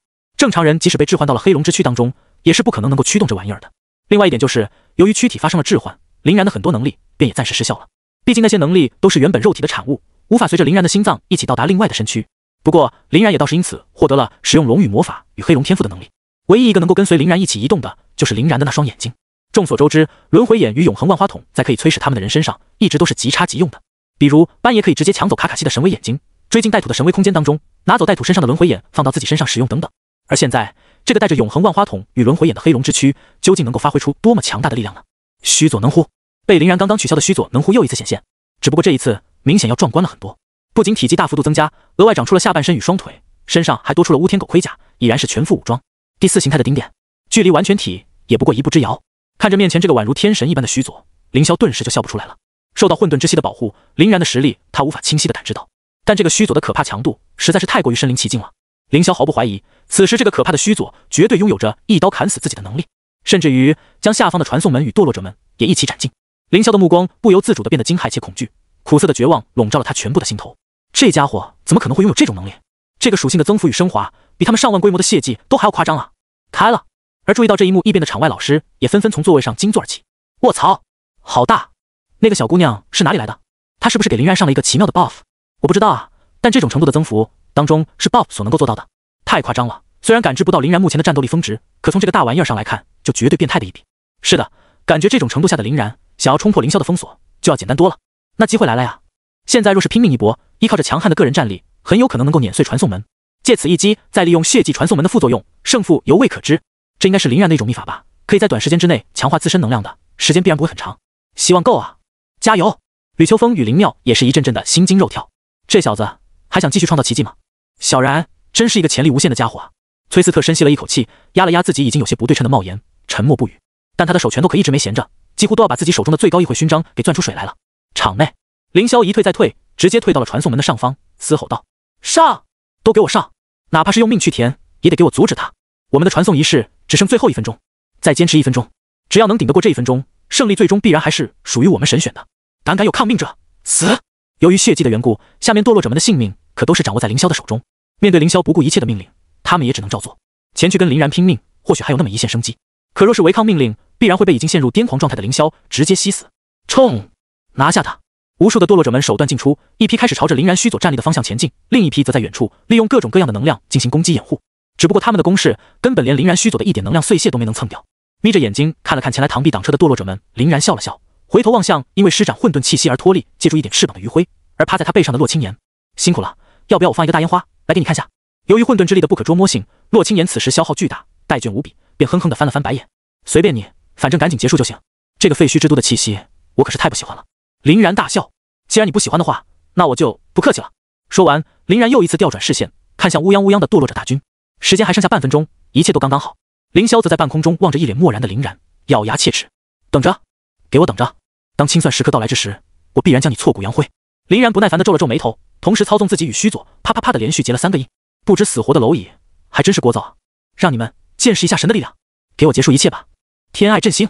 当察觉到林然须佐的身上出现了一波能量异常浩大的能量波动时，疯狂嘴硬的凌霄心头猛地一跳，险些站立不稳。前、后、左、右都没有，那股能量去了哪里？总不能……凌霄仿佛想到了什么似的，急忙抬起了头，然后他就看到了自己这一辈子为最恐怖的景象。原本笼罩废墟之都的那层灰蒙蒙的烟沙已然没了踪影。可惜，这也并不就意味着他们可以看到久违的蓝天，因为烟沙的消失并不是没有源头的。一颗根本就不可能知道具体有多大的巨型陨石正在从天而降，在巨型陨石的遮蔽下，别说是烟沙与尘埃，就连云雾和星辰也全都失去了方向。这他妈是人能放出来的技能？面对越来越近的陨石，凌霄牙关紧咬，想要赶紧做点什么，却因为面对天威产生了本能的畏惧，而根本动不起来。这就是神的力量。场外，别说是直面陨石的堕落者与凌霄，就连只是隔着屏幕观看的老师们，都已经要因为那恐怖的压迫感昏厥了。这他妈得有多大啊？不知道，这根本就无法目量。但感觉摧毁小半个废墟之都恐怕都够了。说实话，即使是十阶觉醒者所释放的禁咒，我都从来没有见到过如此恐怖的一幕。林然，他真的是一个人？操！他刚刚不是说了吗？让我们见识一下神的力量。神的力量，恐怕也就只有可能是神的力量了。吕秋风艰难地咽了咽口水，老大的灭绝天陨阵能有这个威力吗？林妙也感觉到一阵阵的窒息，只能接连猛喘了几口大气。应该没有吧？上次在时空裂缝覆盖范围也就不过5000多平方，这玩意儿看上去怕是都过万了。林妙恐怕是这辈子都没想到，居然有一天在评价技能范围的时候，他的嘴里能说出也就不过5000多平方这句话。至于旁边的崔斯特，则恍惚的感觉是否玄龙执行者这个职位都有点配不上这家伙了。如果让他来评价一下林然的话，怕是他穷尽所能也无法从自己的词库当中找到一个与林然相匹的形容词。网络上的观众即使不是很懂，也被这如同老天爷发威的景象给惊得不轻。毕竟天爱振兴这个技能创造出来的陨石实在太大了点，这是林然释放的技能？我的老天，太夸张了吧！天佑我龙国呀！林然他就是龙国的希望。燃神还在创造奇迹，这么一个恐怖的陨石下去，怕是所有被他波及到的单位全都灰飞烟灭了要。自古以来就是邪不胜正啊！太好了，真的太好了！场内，眼看陨石就快要降临，将地上的堕落者们尽数碾成齑粉，血祭传送门终于完成了他的使命，将所有的堕落者全都给传送了过来。凌霄也是红了眼，朝着陨石欺身而上。血祭，不想被碾碎就给我疯狂血祭！现在传送门已经不用能量去维持了，通过传送门的阵法残骸，把所有的力量都给我，我来给你们支撑起一片天地。看着迎空而去的凌霄，堕落者们也知道此时已经完全耽搁不了了，一个个也都豁出去了，直接拼着老命把血祭的程度给拉到了最强。在他们近乎于不要命的滋养下，凌霄的气势也在不断的攀升着。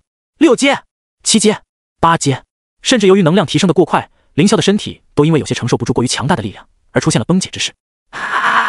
凌霄也管不了那么多了，一边怒吼着，一边用头上的恶魔之角顶住了陨石，双手一起发力，死命的把陨石往上推。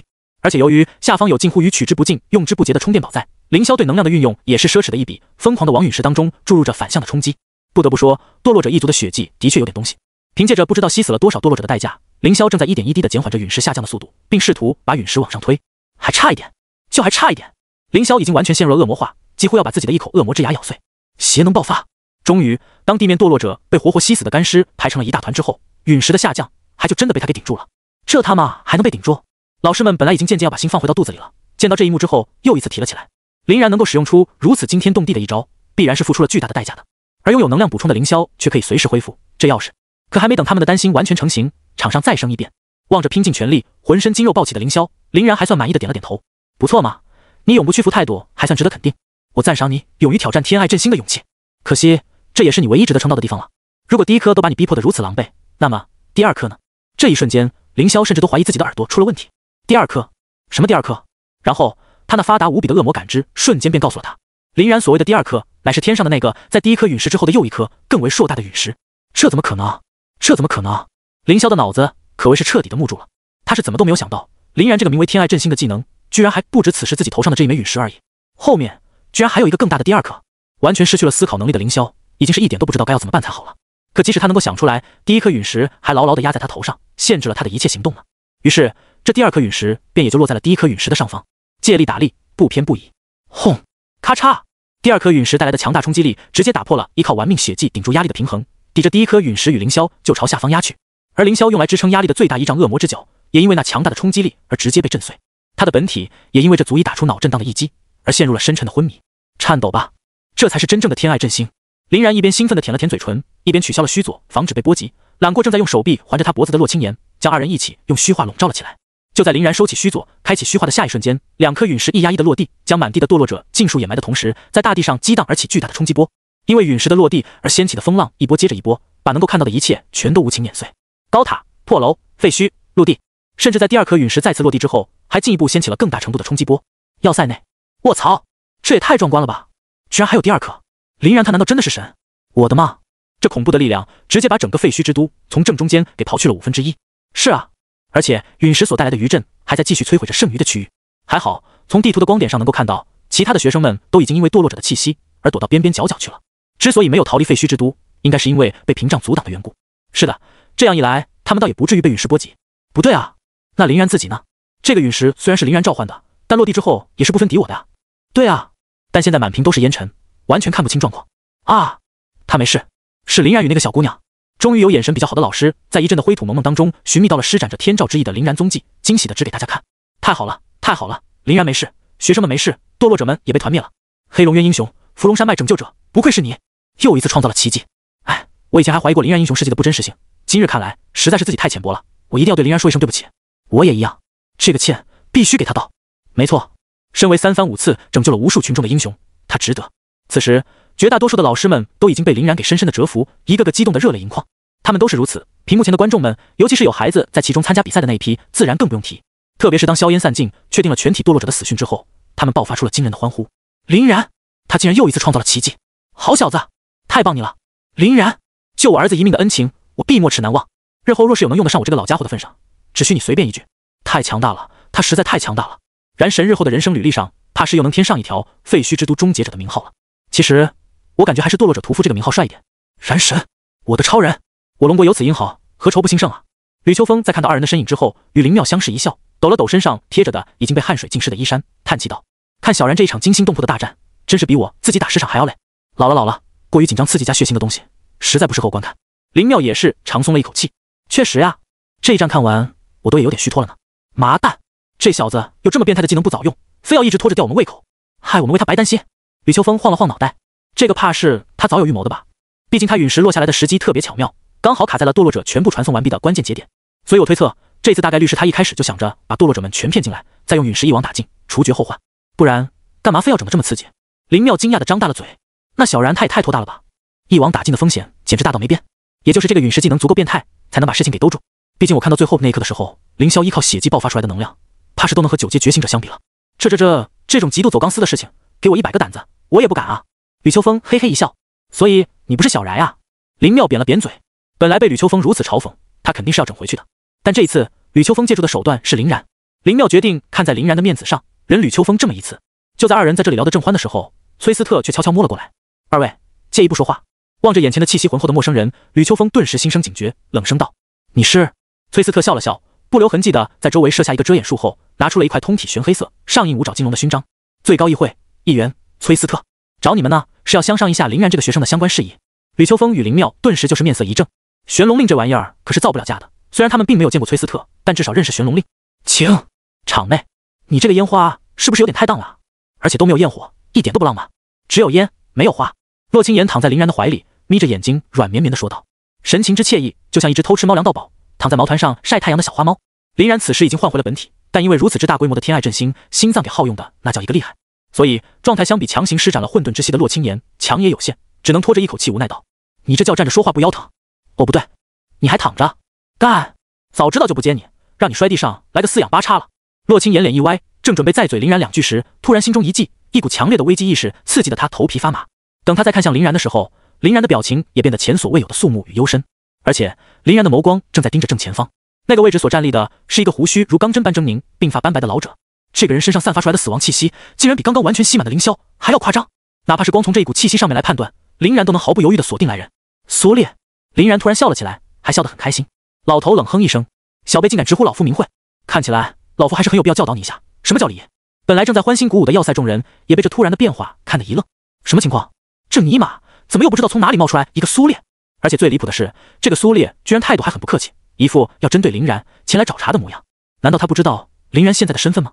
想要针对林然，那就是跟整个师生群体过不去，跟整个龙国民众过不去啊！网上正在继续注视林然的观众们也纷纷炸毛了。靠，这死老头是谁啊？他不会真以为自己是个什么人物吧？还装起来了？他刚刚说自己是苏烈啊，那不是相处苏家的一个老祖？苏家老祖，最老资格的长老之一，10阶觉醒者啊！这样牛比，怎么刚才堕落者大军降临，传送门千钧一发的时候不出来战斗？现在燃神把一切都摧毁殆尽了，他跳出来作妖？就是他要是还敢继续问难燃神，我必须得去把苏家的皮扒了。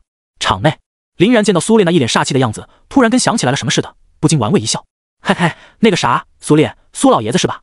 不知您是什么时候赶到废墟之都的呢？苏烈目不转睛地盯着林然，嘴角抽动着说道。当然就在刚才，不得不夸赞你啊，年纪轻轻居然就能够搞出这么大的动静，若是再给你一些成长的时间，简直不敢想。所以老夫必须有苏家，除掉你这个大祸患呢。林然脸上的笑意更浓厚了。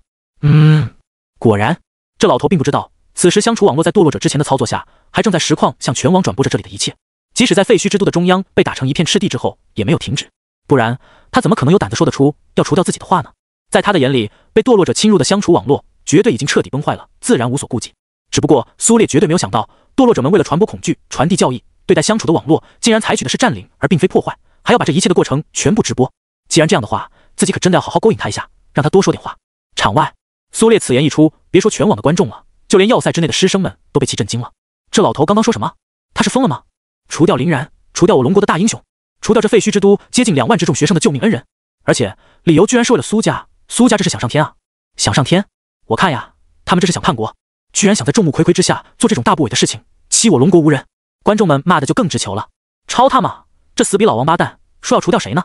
呵，抵抗异族与堕落者，我唯唯诺诺，面对自己人重拳出击，真是好一个苏烈，好一个苏家啊！真尼玛不是个东西啊！为了一己私欲，放着我整个龙国的利益而不顾，修炼到10阶就修炼出这么个玩意儿来，纯纯的畜生！妈的，要是燃神真有个3长2短，必须要让这个老王八和整个苏家陪葬。场内，林然抱着洛清言，轻轻叹了口气。既苏老爷子，你这么想的话，那我也就只能引颈受禄了呀。谁让您老人家10阶呢？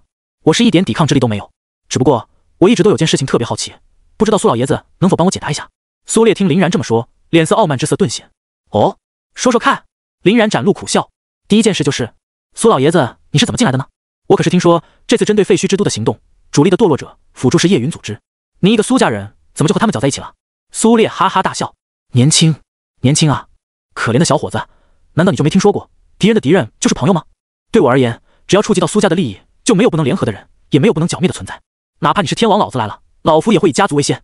太对了哥。林然万万没想到苏烈上来就整了一个史诗级大活，感觉就算是让林然自己给他安排台词，可能都差不多就这样了。林然强忍笑意，又道：那么老爷子您又是怎么联系到堕落者与叶允的人的呢？这中间总要有一个搭桥穿线的存在吧？苏烈嘿嘿一笑，到底是寒门子弟，真是一点都不懂豪家大族。现在的豪门哪个不是狡兔三窟，大概多多少少都会和外界有点联系的，而我苏家更是走在了他们所有人的前面。别说是叶云与堕落者了，就算是凶兽跟异族，该联系的那也要联系。对，更对了哥。林然拼命克制着自己的即将绷不住的笑意，继续道：那么我还有最后一句，老爷子您对于苏家家主苏长公以及他前妻秦岚的永生计划是否有所知晓呢？苏烈闻言笑得更得意了。哈哈哈哈，此等大事我又岂会不知？本来他们这个计划若是成功，最先受益的就是我这种寿元干涸的人，更别说在收集尸体、血液、精华与灵魂等素材的时候，往往还要依仗老夫呢。知道为什么要跟你费这么多话吗？呵呵，因为你这一具鲜活而生命原力无比澎湃的身躯，就是我等最好的养料啊！只有让你当一个明白鬼，心中的怨恨与不甘越强烈，药引的效果才会越好。至于这个小姑娘，辅佐一个边角料也是可以的。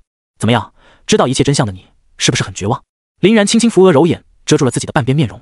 洛青言也有点绷不住了，只能支吾吾的把头埋在林然的身前乱蹭。场外的人也全部惊呆了，苏烈的爆料简直劲到没边，一个比一个生猛，哪怕随便抖露出来一些边角料，都足够整个苏家喝一壶的了。更不要提苏烈直接说了个干净，这其中的信息量之爆炸，根本就是让人难以想象。场内，苏烈还以为是俩人彻底绝望而放弃了抵抗，忍不住猖狂大笑。好好好，非常好，该知道的你们也已经都知道了。既然如此，那就给我拿命来，乖乖放松，不要抵抗，我或许还能给你们的灵魂一个痛快，不然那苦痛的折磨绝不是你们能承受起的。说着，苏烈便翻掌为爪，对着林然发动了闪电般的突袭。十阶觉醒者的速度简直快到没边，甚至可能还没到一息，苏烈的做爪状的手掌就已经出现在了林然的脑袋上。可惜苏烈并未在自己的手中感觉到哪怕一丝丝的阻碍。抓空了，我一个十阶觉醒者的攻击，这个林然都能闪避。苏烈久违的心中一慌，急忙转头望去，然后他就看到了让自己更为吃惊的一幕。林然根本就是分毫没动，甚至连眼皮都没有眨一下，而他的那一只手刚刚根本就是透体而过了。呵呀！不甘心的苏烈又一次发动突袭，结果却还是无能为力。林然和洛青言仿佛就跟与他不在同一个位面一般，不管怎么努力都完全无法与之产生任何的交集。这怎么可能？苏烈心中大骇，难以置信地望向林然。林然这种凭空躲避攻击的能力，他也不是不知道。本来苏烈还以为这不过是林然的幻术而已，亦或是某种特殊能力，不值一虑。毕竟林然和他的等阶相差的实在是太远太远了，在绝对的实力面前，一切的花里胡哨应该都只是虚妄。可现在苏烈能够100%的确定自己没有吃到任何的幻术效果，也没有感受到哪怕一丁点的魔力波动。林然究竟是怎么可能做到这一切的？再强力的法门也不可能无视力量的差距啊！林然叹了口气，歪了歪脑袋看向苏烈：“苏老爷子，您不是说要让我拿命来吗？怎么杀人都没力气？还是说您老良心发现了，准备金盆洗手，改邪归正，要放我二人离去？”苏烈面色一沉，在怪叫一声后，又一次朝着林然发动了突袭，可结果还是扑空。看着继续做无用功的苏烈，林然得意地掂了掂自己腰间的洛青言，一阵睥睨。所谓虚化之下，众生平等，在这个降维打击的空间系技能面前，即使是10阶的苏烈，也完全拿自己没有办法。这个瞳术的唯一弱点就是无法一直保持，最高上限为5分钟。不过只要中途能够获得休息的时间，就可以进行恢复。更别说林然实在到了坚持不住的时候，还可以直接干脆一点，躲在神威空间当中去，完美。神威这项能力在设定上就突出一个无敌。在察觉到林然的不屑之后，苏烈就更加的焦急了，直接唤出了他的天赋龙泉宝剑，当起了无边的剑气。可任凭他如何的摧残，砍得天昏地暗，日月无光，把这个被天爱阵心砸成的丘陵地带来来回回离了一遍又一遍，始终不能伤到林然分毫。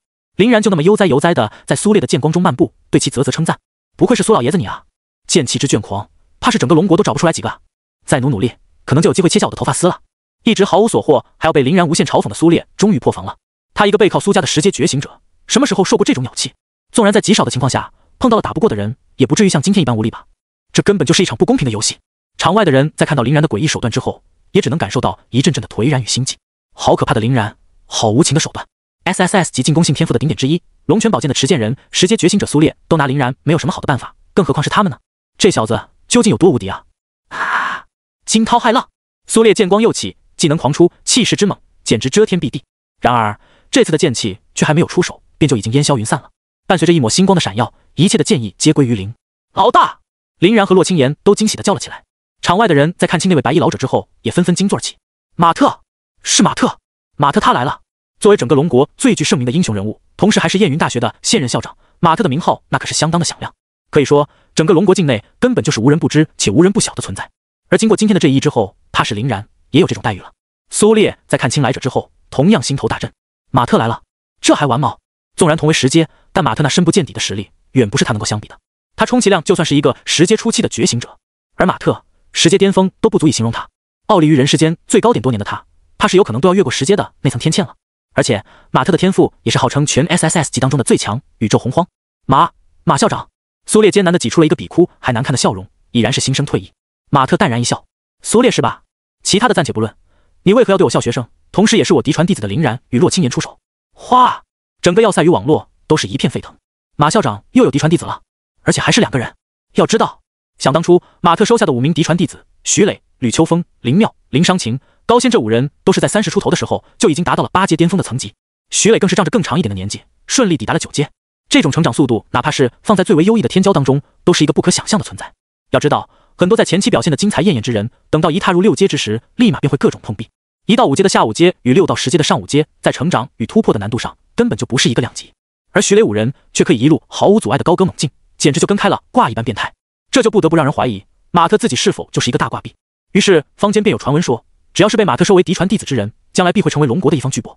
徐雷5人也就刚好印证了这个传说，不仅在燕大的教育事业上出工尽力，让整个燕大的综合实力始终保持在高校中不可动摇第一，同时在异族战场、凶兽战场、兽潮爆发与时空裂缝等生死相搏的地方立下功勋无数，一个个还都刷新了龙国执行者的最高荣耀，玄龙执行者的年纪最轻纪录，合称为玄龙5良。现在马特莫非还不满足，准备再培养出一对帝国双臂出来？林然的强悍众人都是有目共睹，而洛青言这个光暗双生的混沌之女也明显不是一般人。而且最为重要的一点是，马特是一个极为护短的人，同时也没那么好的脾气。当时因为徐雷5人遭人嫉恨，被算计围杀堵截等等的事情，马特就不知道出来找了多少次场子。不管对面是谁，哪怕跟最高议会有关系，都能干得对方大败而归，乖乖低头认错，再掏出一笔让人心头滴血的赔偿。久而久之，这玄龙5良也就没人敢招惹了。不过好在徐雷5人倒也不是什么喜欢仗势欺人的跋扈之人，乱子一般都没怎么惹大。而且马特当然也不至于丧心病狂到事无巨细，很多肉体与心性上的磨练，肯定还是要让徐磊他们自己趟的。可现在苏烈这个妄图直接抹杀林然与洛青言的人，绝对要遭大的了。谋杀马特的嫡传弟子啊，而且还是跨阶级的以大欺小，这可是他最大的逆鳞。如果苏烈是一个与林然同阶级的人，或是只比林然高一些，马特都未必会掺和。可苏烈这种10阶的老前辈来不顾脸面的强杀一个4阶的小辈，马特又怎么能忍？苏烈看着不怒自威的马特，心中满尽是苦楚与悔意。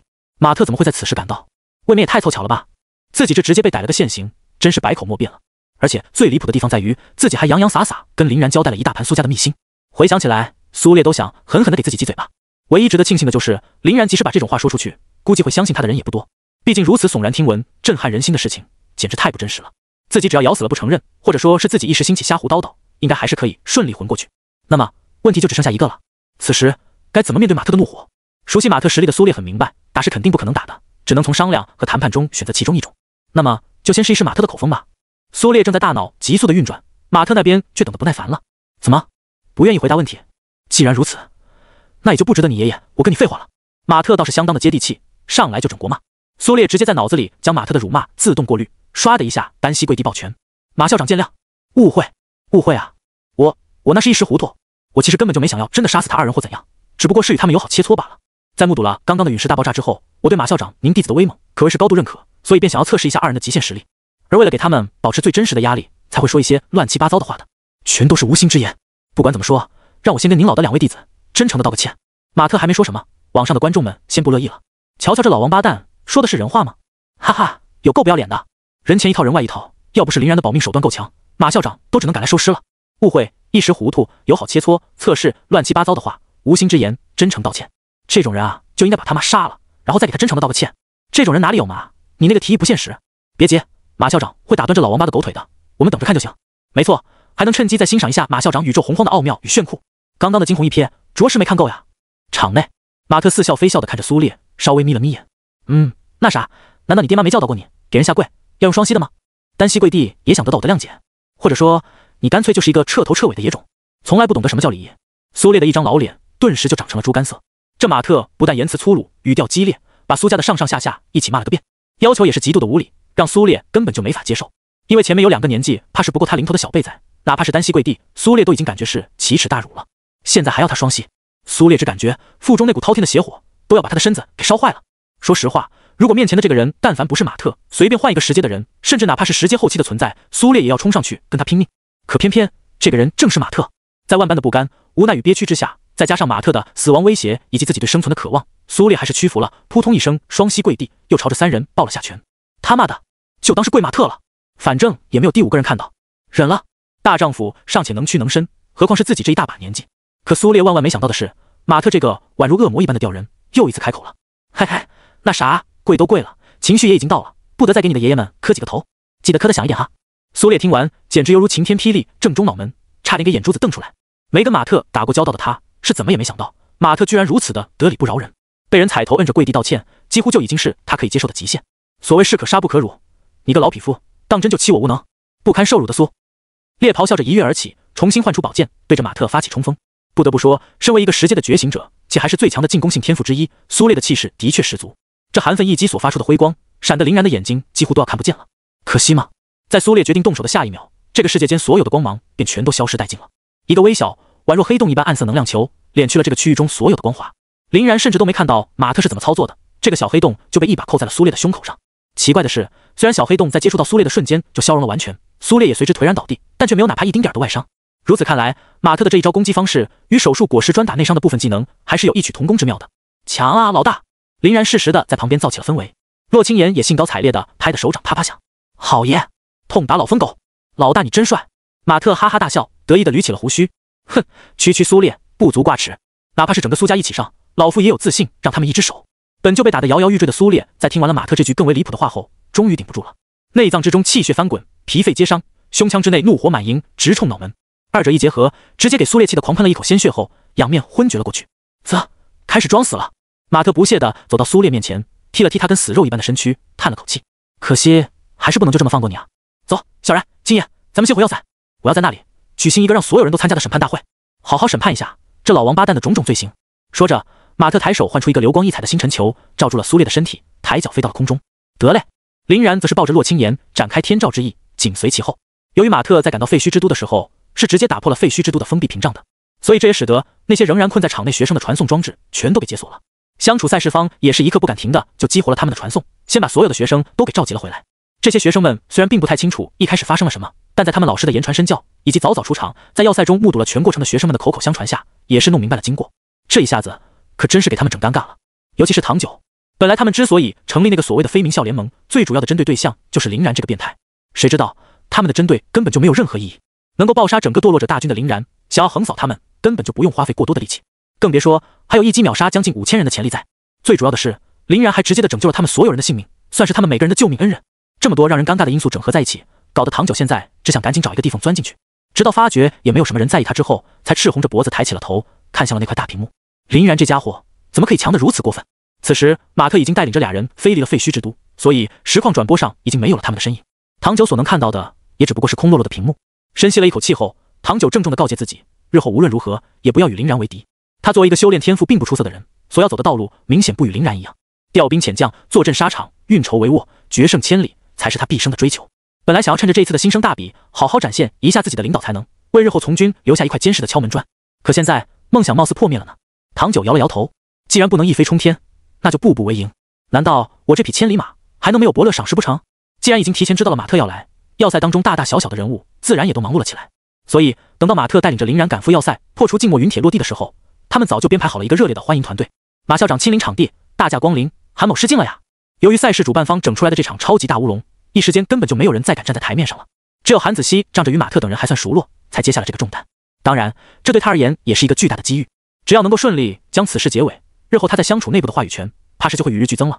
一开始，马特还是抱着兴师问罪的念头来的，但在看到是韩子熙后，目光倒是柔和了下来。这小家伙他也认识，是吕秋风等人的好兄弟、好战友，关系相当密切。而且韩子熙为人坦荡，性格刚正，有胆识，有拼劲儿，修炼天赋也相当不错，也算是目前龙国30那辈的顶梁柱。于情于理，他都不好太过责难了。不过想让他完全不提，倒也不太可能。但韩子熙也是精明之人，见到马特那犹豫了一下的面容，立马便道：“对于此次失误给诸位造成的惊吓与损失，我相楚大学会全额翻倍赔偿。而且虽然此次生存赛最终没有产生结果，但林然与燕云大学的表现有目共睹，我们赛事方直接特批林然与洛青岩分属本次比赛的1、2名，燕大为生存赛的赛事冠军。除此之外，对于林然与洛青岩所立下的卓越功勋，我们还会给出额外的嘉奖。相处学分储藏库之内，只要是存在的东西，可以让2人各自挑选任意一件物品带走。可以，好小子，够上道。”马特赞许地看了一眼韩子熙，满意的点了点头后，在众人的夹道欢迎中走进了要塞大门。韩子熙也满是开心，亦步亦趋地跟在后面。反正东西不用他出，都是相处这边在出血，而且相处的管理层们还不可能因为他大开口一事而怪罪于他。毕竟不管付出了怎么样的代价，最起码是把马特这个煞星的那关给过去了，绝对是感谢他还来不及。这波慷他人之慨，刷马特好感，得自己功劳，可当真是赚舒服了。林然则带着从他身上翻下来的洛青岩，躲在后面咬耳朵。妖风那边，你已经安排妥当了。在林然刻意的幻术遮蔽下，除了洛青岩之外，旁边的人根本就听不到，除非他们选择暴力破解林然的幻术遮蔽。不过此时整个要塞之内，怕是都没有人有这个胆子。都不提马特的威胁，光是一个林然，给他们带来的压迫感都足够强了。怀中抱妹，怡然自得，在苏烈这个时阶觉醒者的滔天剑光中，闲庭信步的名场面还历历在目。这一幕，怕是已经成为了他们终身难忘的场景了。这个时候，因为好奇心去触林然眉头，绝对是活腻歪了。虽然林然和洛青岩的交谈，他们这些喜欢八卦的人是真的很想知道。洛青岩哼哼一笑，那还用提？当然已经签订好契约了。礼物不错，那小姑娘我还挺喜欢的，白白瘦瘦又干净，还有熊有皮骨的，想想都皮实，身材比咱们队里的那个陆浅浅要好不少，而且还是一个可可爱爱的小 lolly， 简直完美。至于她皮肤的质感，也是特别有味道。说到兴奋处，洛青言还满眼小星星的对着空气连挥2拳。林然的脸一歪，你好变态啊，你该不会有什么奇怪的癖好吧？别到时候整出人命来了。洛青言差点一口气没上来，被林然呛死，瞪了他一眼道：你说锤子呢？我只是喜欢那种软萌软萌的小姑娘的有料的柔软罢了。当然，那嫣红的小粗糙倒也不错，女孩子之间不是很正常？要是没有个小萝莉给我的话，你总不能让我自摸吧？哼！而且要说完的变态，谁能比得过你？好几次那种不知道哪里来的歪点子，摆得奇形怪状的，累都要给我累死。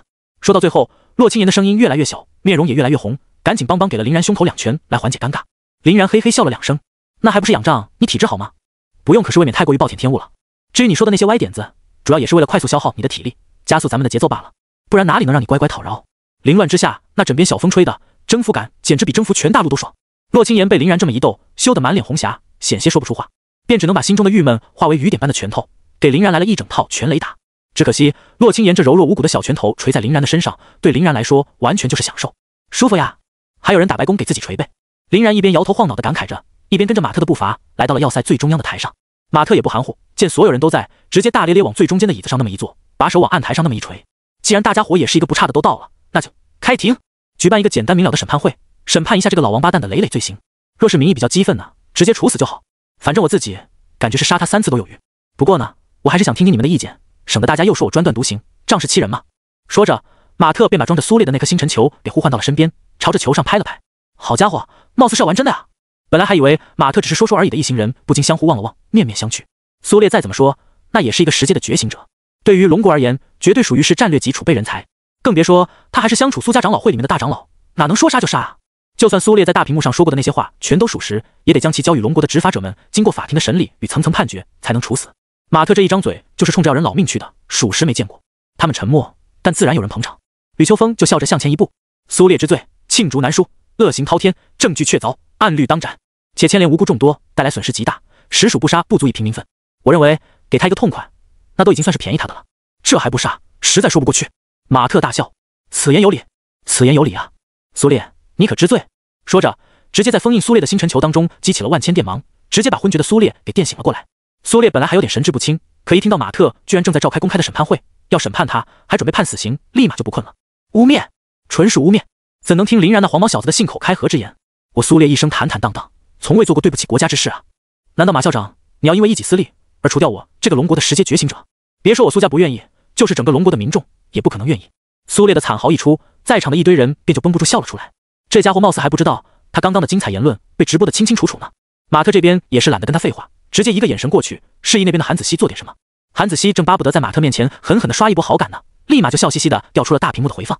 看到屏幕之上突然亮起了刚刚自己跟林然那段的交涉场景，苏烈的脸色顿时就精彩了起来。对我而言，只要触及到苏家的利益，就没有不能联合的人，也没有不能剿灭的存在。哪怕你是天王老子来了，老夫也会以家族为先。现在的豪门哪个不是狡兔三窟？大概多多少少都会和外界有点联系的。而我苏家更是走在了他们所有人的前面。别说是叶云与堕落者了，就算是凶兽跟异族，该联系的那也要联系。哈哈哈哈！此等大事，我又岂会不知？本来他们这个计划若是成功，最先受益的就是我这种寿元干涸的人。更别说在收集尸体、血液、精华与灵魂等素材的时候，往往还要依仗老夫呢。知道为什么要跟你费这么多话吗？哈哈，因为你这一具鲜活而生命原力无比澎湃的身躯，就是我等最好的养料啊！看着屏幕上那个意气风发的自己，苏烈是真的傻眼了。他是无论如何也没有想到，当他以为那时是必杀之局，正在林然面前得意洋洋的挥洒自如之时，居然被他妈给直播了出去。整个要塞的人都一个不漏的给看完了。更为离谱的是，从下方一群人的议论纷纷中，他还了解到这场直播还是直通整个龙国的全平台网络的。被如此残酷的公开处刑，苏烈别说只有2个眼，就算他有10个眼，现在怕也是要黑完了。误会，误会啊！苏烈汗如雨下，已经宕机的脑子里也找不出什么辩解之词，只能一直翻来覆去的喃喃自语这2句。马特冷笑：误会，这种没有营养的话，你就留到黄泉路上，跟死在你手下的怨灵们去说吧。说着，一柄璀璨的星河长剑便从马特的手中浮现。这柄长剑中蕴含着爆炸般的能量，让人毫不怀疑马特是真的动了杀机。一旁正在观察情况的崔斯特也有点着急了，但又不知道该说点什么好。在他的心中，苏烈那也是极为该死，但是这种明显涉及到太多利益关系的存在，肯定不能让马特杀的这般不明不白吧。更别说苏烈还是一个10阶的觉醒者，死一个就少一个的国家级战略资源。就算后来真的要杀，那也得是由龙国的执法机关经过一个个详细步骤的裁决之后才行，哪能如此儿戏，一个草台班子的审判会就杀了？正当崔斯特犹豫自己要不要出面的时候，天空中突然飞来了浩浩荡荡一行人数十人。马校长，剑下留人啊！众人抬头一看，才发现带头的赫然是已经消失在公共视野当中很久的苏家家主苏长恭，而他后面所跟着的竟然是一大波苏家的长老。这一批人当中，光是10阶的觉醒者就有6、7人之多，剩余8阶、9阶的更是数不胜数。苏长恭看到马特果然把剑停了停，便赶紧从空中落下，对着马特长鞠一躬：“马校长，我家老爷子素来患有精神类疾病，这个是有可被查询到的先天病史的，绝无虚言。其胡言乱语、举止乖张早已是常态，还望阁下见谅。当然，就算如此，他所造成的一切损失，我也会尽数赔偿。希望马校长看在我苏家的3分薄面上，能够饶我家老爷子一条命啊！这已经是在下最后一个年纪衰老的长辈了，在下也是想尽几分孝心的。”马特哈哈大笑：“我说你个小杂种子，现在才来，原来是在看到那一幕之后赶着伪造证据去了啊！尽孝心？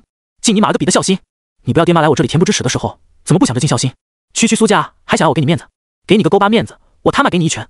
说着，马特向前踏步，朝着空气一拳挥出。苏长恭是怎么也没想到，马特的脾气居然有这么暴，嘴也是臭得离谱。更离谱的是，他居然还真的说动手就动手，丝毫都没有犹豫。而马特的这一拳看上去平淡无常，实则席卷八荒。伴随着他拳头一起闪耀的，还有一条闪耀而绚丽的银河与身边环绕。简简单单的一拳下去，仿佛隔绝了万千的时空交错，闪烁出无数带着璀璨星光的拳影，从正面直接将苏家一行人全部击破。即使是苏长恭这种10阶后期的觉醒者，也被打得口吐鲜血，身形狼狈，就更不要提那些其他的长老们了。10阶的还能勉强保持一副人样，8、9阶的直接被打得七窍流血，大脑震荡，躺在地上奄奄一息了。苏长恭气急败坏的掏出自己的龙泉宝剑，准备象征性的挣扎2下。苏家庶子安敢还手？那就让爷爷我教教你们什么叫剑术吧！天外流星！马特左手把星河长剑一抓，反手就是一剑削出，幽深而冷冽的剑芒瞬间便仿佛穿越了7、8个次元一般，以一种几乎不可能的速度连续斩击，在苏长恭的身上至少留下了17、8道剑痕。后方那些可怜的长老们也没能幸免，一个个都同样被分到了好几剑。这一剑过后，场上已经没有一个还能安稳站着的苏家人了，他们纷纷倒在血泊中，痛苦地呻吟着。太凶残了！在场的所有人不禁全都倒吸了一口凉气。这个马特简直强势到没边，二话不说直接动手，一拳一剑全都打残。苏家人今天当真是倒了血霉。眼见事态已经要彻底脱出掌控，崔斯特终于忍不住了，赶紧掏出自己的最高议会勋章，急切道：“马校长，马校长，冷静，您千万别激动，我是最高议会的议员崔斯特，有件事儿得跟您说下。这件事儿还真的不能由着您的性子来，必须得从长计议。您想啊。”可崔斯特万万没想到，迎接他话语的却是马特势大力沉的一脚。马特飞踢，轰！这一下能看得出，马特是真的没少用力，直接把崔斯特的身体踢得连续穿透了2、3个墙壁，最终活活嵌在了最外围的城墙上。黄口小儿凭着一个鸡毛令箭，也想在我面前耍威风？滚回你的最高议会去！别说是你，就算是最高议会的议长来了，他也不敢阻止我。你倒是很积极哈！这一脚下去，别说是其他人了，就连林然都是目瞪口呆。好家伙，自己以前还感觉自己有点狂得过头，今天跟老大一比，简直就是逊爆了！拳打苏家长老会，脚踢最高议会员，还要在众目睽睽之下处死苏烈这个苏家老祖兼10阶觉醒者，真他娘的无敌了！左右瞅了瞅如同死一般寂静的现场，马特收回星河长剑，潇洒的拍了拍手，朝着大家和善的笑了笑。还有人对我处死苏烈的决定有异议吗？没事，尽管提，我会认真听取的。老爷子我可是和蔼可亲的很呢，这他妈谁敢有意见啊？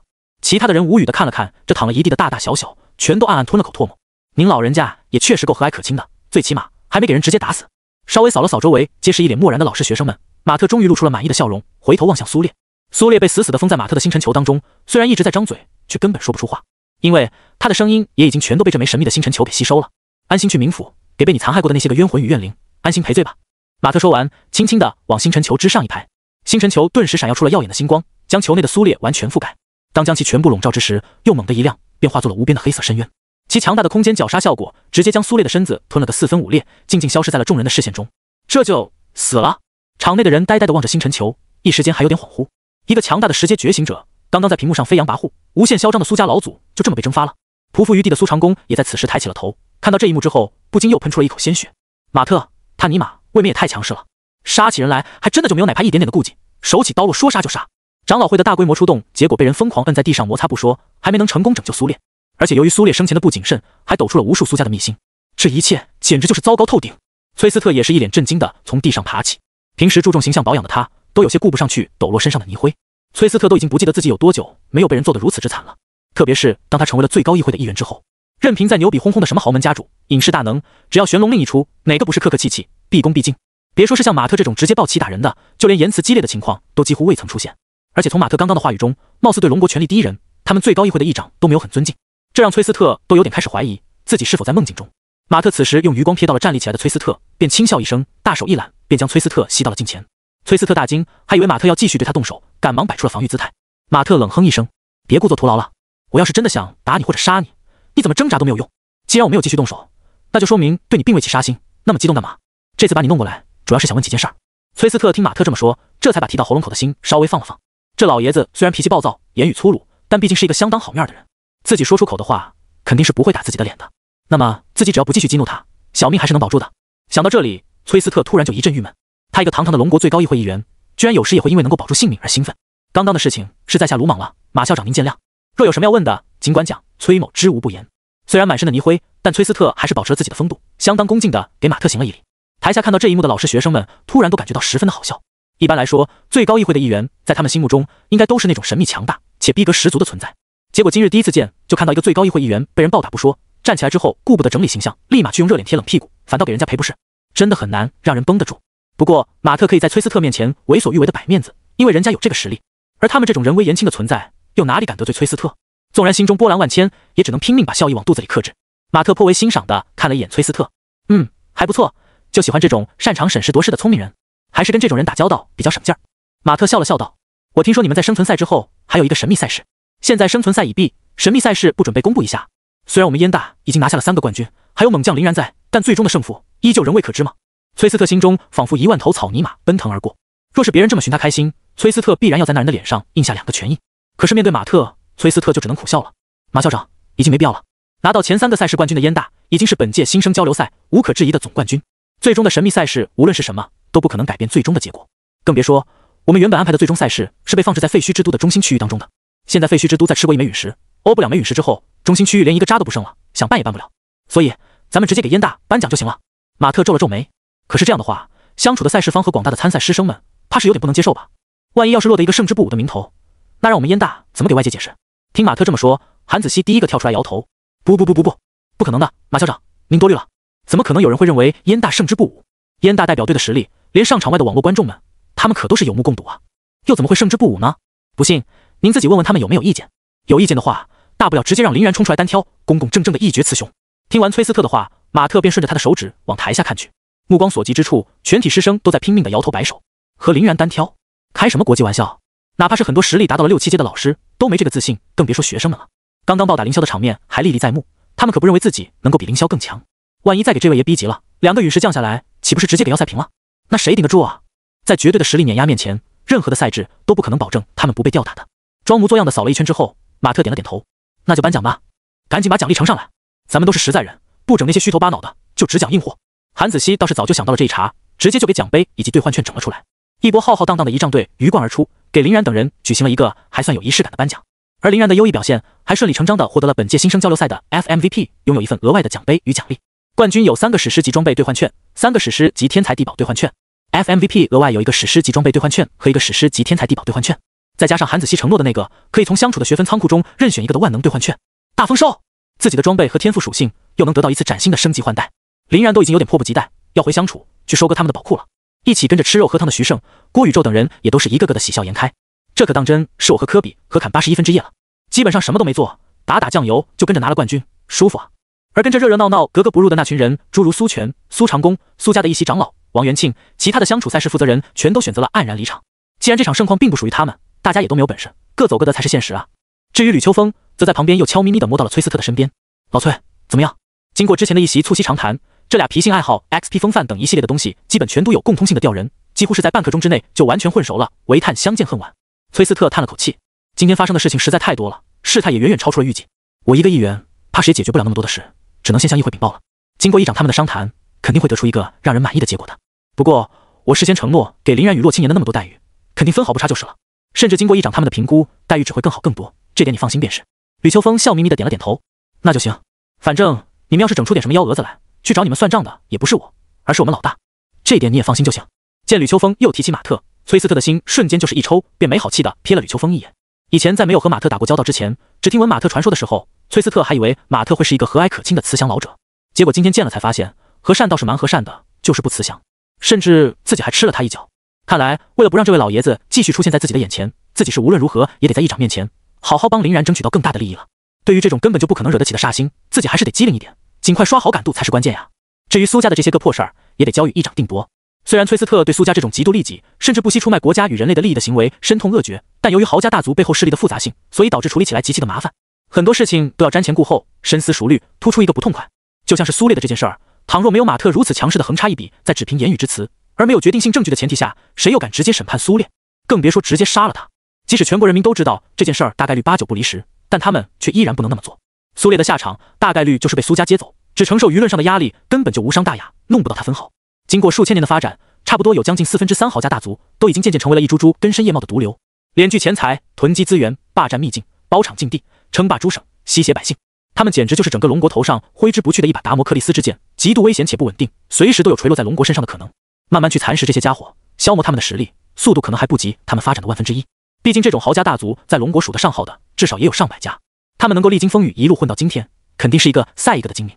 所以除了以力破巧之外，几乎别无可能。就像是今日马特强势镇杀苏烈一样，才能真正的对豪家大族造成重创。而想要彻底根除他们，不仅需要大魄力、大勇气，还得有一位年轻的英雄人物带头，从马特身上接过接力棒才行。傍晚，此时所有的参赛人员都已经通过小型飞行器成功返回了相处，准备在这里过完最后一夜，把自己拿到的那些个比赛奖励兑换，明日再走。林然手头可是握着一笔重金，自然是第一时间就拉着洛青言前往兑换处查询了相处学分仓库当中的所有物品。首先是常规奖励，冠军加上 FMVP， 一共4张史诗级装备的兑换券与4张史诗级天才地宝的兑换券。林然先选择了4份不太一样的天才地宝，但它们的作用却都是用来堆叠生命上限。毕竟在自己目前这个拥有100%生命恢复、自然之心与自然灵体效果，以及能够通过卖血来换取自然能量、自然之心、魔力、灵魂之剑的作用下，能够最大程度提升他实力的东西，正是生命上限。凤凰尾、硫磺草、紫石英、天不老墩墩入肚，直接让林然的生命上限与战斗力得到进一步的提升。此时林然在还没有通过4阶觉醒者考验的前提下，战斗力就已经达到了32000价。剩下的那4个史诗级装备，林然则选择的是现在还是白金位置的护肩、护臂、靴子和戒指4件套。第一件装备月魅护肩，类别肩甲，品质史诗，装备效果提升装备者 20% 魔法抗性， 20% 魔力最大值， 25% 生命最大值。装备特效附加技能月魅祝福，当使用者沐浴在月光之下时，攻击速度、移动速度、释放速度各上升 8%， 同名特效增幅属性可叠加。第二件装备月魅护臂，类别臂甲，品质史诗，装备效果提升装备者 20% 魔法抗性， 20% 魔力最大值， 25% 生命最大值。装备特效附加技能月魅祝福同上。第三件装备月魅战靴，类别靴子，品质史诗，装备效果提升装备者 25% 移动速度， 15% 物理抗性， 25% 生命最大值。装备特效附加技能月魅祝福同上。第四件装备月魅指环，类别戒指，品质史诗，装备效果提升装备者 20% 魔法抗性， 20% 魔力最大值， 25% 生命最大值。装备特效附加技能月魅祝福同上。现在林然的身上除了武器还是一个白金级的装备之外，其他的7个部件的装备都已经更换为了史诗级，分别为部位为护肩、护臂、靴子和戒指的月魅4件套，以及分别为胸甲、护腿和项链的轻双3件套。此时在计算上已经把物理攻击力、物理防御力、生命最大值与生命回复速度分别吸到比杀死碧水沉鱼龟之后的更高数值，已经 17.3% 的黄金龙枪。不加自然之心的话，林然的总增幅都达到了恐怖的 604.2%。因为觉醒者可增幅的属性一共有12种，所以加上自然之心的 960%， 则已经达到了变态的 1564.2%。具体属性分别为生命最大值117.300分号加80百分号等于197.3%，魔力最大值60百分号加80百分号等于140百分号，生命恢复速度17.300分号加80百分号等于97.3%，魔法恢复速度0百分号加80百分号等于80百分号，物理防御127.300分号加80百分号等于207.3%，魔法抗性160百分号加80百分号等于240百分号，异常状态抗性0百分号加80百分号等于80百分号，物理攻击力17.300分号加80百分号等于97.3%，魔法攻击力30百分号加80百分号等于110百分号，攻击速度25百分号加80百分号等于105百分号，释放速度0百分号加80百分号等于80百分号，移动速度50百分号加80百分号等于130百分号。这属性正面板简直豪华到了爆炸的地步，这也是为什么林然能够越那么多阶战斗还能暴打对方的屏障了。属性碾压的太恐怖，只能说这枚自然之心7属性时空之力属实变态，完全无法以常理去揣度。单个装备的属性加成顶林然其他那些林林总总的一身还要多。很多人或许穷其一生都无法做到 960% 的总增幅，自然之心只要一个就够。而林然开始面对同阶的无情碾压，也是从获得了自然之心开始的。毕竟这可是一个有着极大限制的装备，唯有自身天赋为自然系全系，且主体能量为全部自然能量的觉醒者方可携带。当装备者天赋为自然灵体时，额外激活附加技能2。雷霆元素一族又不知花费了多大的力气，给了他一个看起来就夸张无比的附魔效果，7属性时空之力。同时自然之心本身还是一个传说级的特殊类装备，属性不变态才怪。想来这玩意儿在雷霆元素一族当中应当是属于镇族之宝的存在，不然也不会交予到英雄级单位毁灭剃刀的手上去使用了。可惜毁灭剃刀的主体能量是雷霆，并不隶属于自然能量。这里的自然能量指的是对全息的掌握，不能直接使用之，只能拿它来当一个传送阵眼。加上林然与自然之心的完美契合，以及神威空间的降维打击手段，这才夺下了此等逆天神物。像是自然之心这种等级的神物，都是有自己带着懵懂意识的器灵在的。林然对其完全无法拒绝的亲和力，也是重要条件之一。真不知道自己的老朋友毁灭剃刀，在失去了镇族之宝自然之心，搞砸了雷霆之主的传送计划之后，现在过得怎么样了？反正应该是笑不出来的，舒服呀。林然倒是惬意的伸了个懒腰，开始寻觅起那张万能兑换券的目标。整个相处的学分仓库中，好东西还是相当多的，不过能够称得上最有价值的玩意儿，肯定当属于类似之前马特所给予的那枚星陨魔运的这种可以促使天赋进化的天才地宝与珍稀矿物。所谓珍稀矿物与天才地宝的作用差不多，都是用来直接提升个人能力与属性的，只不过一个是用来吃进肚子里消化的，一个是放在身边每天吸收灵气的罢了。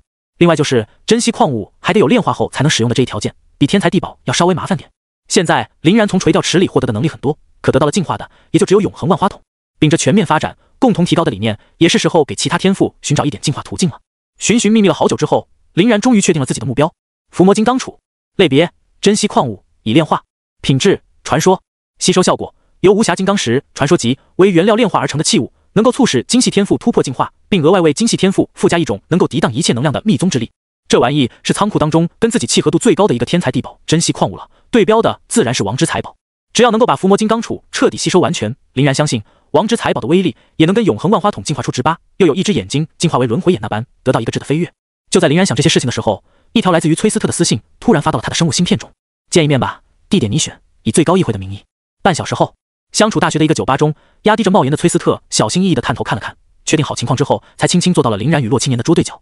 林然当即就是一个隔音幻阵出手，将周围的区域笼罩。这么慌张，是怕我家老大在？崔斯特倒也光棍，举起林然给他提前点好的酒猛喝一口后道：废话，那位老爷子现在谁不怕啊？现在被他踢的鞋印还印在我胸口上呢。洛青言扑哧一声笑了出来，语气中没有哪怕一丝的同情。谁让你不懂得察言观色，见机行事，还非要往枪口上撞？而且老大他踢你的时候，已经算是留了情面了，不然你觉得自己还能坐在这里跟我们嘻嘻哈哈？早就躺医院去了。听完洛青言的话，崔斯特更郁闷的悻悻的又抿了一大口酒，沉默不语。林然笑了笑，好了好了，没跟苏烈一样被融化的渣都不剩，足够你偷着乐了，就别在这叹气了。哎，早知道你屁事这么多，当初就应该在老大面前参你一本，让他再给你两下的。行了行了，说正事吧，你来找我们干嘛？崔斯特差点把嘴里的酒喷出去。麻蛋，这师徒三人真是一个比一个的不着调。勉强应咽了一口气，把酒吞入了肚中之后，崔斯特揉了揉有些发痛的额头道：你们现在经过了好多次特殊的战役，怕是执行者等级已经来到了 S 级吧？就算现在没有，等到这次的事件发酵完，任务协会也会给你们重新评定为 S 级的。林然点了点头。所以呢？崔斯特嘿嘿一笑，继续道：但我感觉 S 级执行者这个称谓，相对于两位的英勇无畏的英雄事迹而言，逼格太低。你们觉不觉得玄龙执行者这个称谓更适合一点呢？林然眯了眯眼睛，狐疑的瞅了一眼崔斯特。崔斯特也不知道为啥，下意识就感觉到了一阵的紧张，但还是勉强的给林然瞪了回去。林然摸了摸下巴，笑道：没有啊，我觉得还是 S 级执行者好听一些，是不是青言？洛青言也连连点头。那必须啊，还得是 S 级执行者好听。崔斯特顿时就有点急眼了。哎呀， S 级执行者就算好听，但他也没用啊。玄龙执行者可是享有整个龙国境内的秘境与禁地通行权，以及所有隐藏任务的知情权与调查权的。同时他也代表着至高无上的执行者权威，拥有地位与殊荣的额外加成在，根本就无法通过正常渠道获得。更重要的是，玄龙执行者每月的低保积分就已经完爆了 S 级执行者了，所能选用的仓库类别等级也更高，完全就是百利而无一害啊。听崔斯特巴拉巴拉一口气连续逮巴了那么多，林然笑得更开心了。看起来这个崔斯特还真是来招揽他们的，而且其背后大概率有最高议会的授权，这倒也正常。就他们今天这种惊世骇俗的表现，如果都不能迎来最高议会的青睐的话，林然才要怀疑最高议会的真实性呢。只不过很可惜，最高议会在这边的布局，貌似能够联系上林然的也就只有崔斯特，但这家伙是完全不擅长谈判呀，都不用自己去问，就把自己的底牌和依仗全巴巴巴的给抖出来了，也是挺离谱的。看到自己一盘话下去，给林然和洛青言都干沉默了，崔斯特更急了。当然，玄龙执行者只不过是一个附带的条件罢了，真正我们要授予你们的特殊身份。说到这里，崔斯特故意顿了顿，等林然和洛青言表示一下好奇。可惜俩人根本就不吃这一套。林然看了看崔斯特空空如也的杯子，轻咳了一声道：那啥，要是已经说完了的话，该走就走吧。这杯酒就算我请你的，不用付钱哈。今晚阳光那么明媚，我还等着出去晒晒太阳呢。洛青言也点了点头，故意起身道：走吧走吧，这里可太没劲了，实在不行早点回去在屋顶上钓钓鱼也有意思点。崔斯特目瞪口呆地看着俩人，差点给一口老血气出来。他娘的，就算要敷衍我，也不至于找如此蹩脚的理由吧。大晚上的晒太阳，去屋顶钓鱼，你们怎么不说去骑着老母猪上树呢？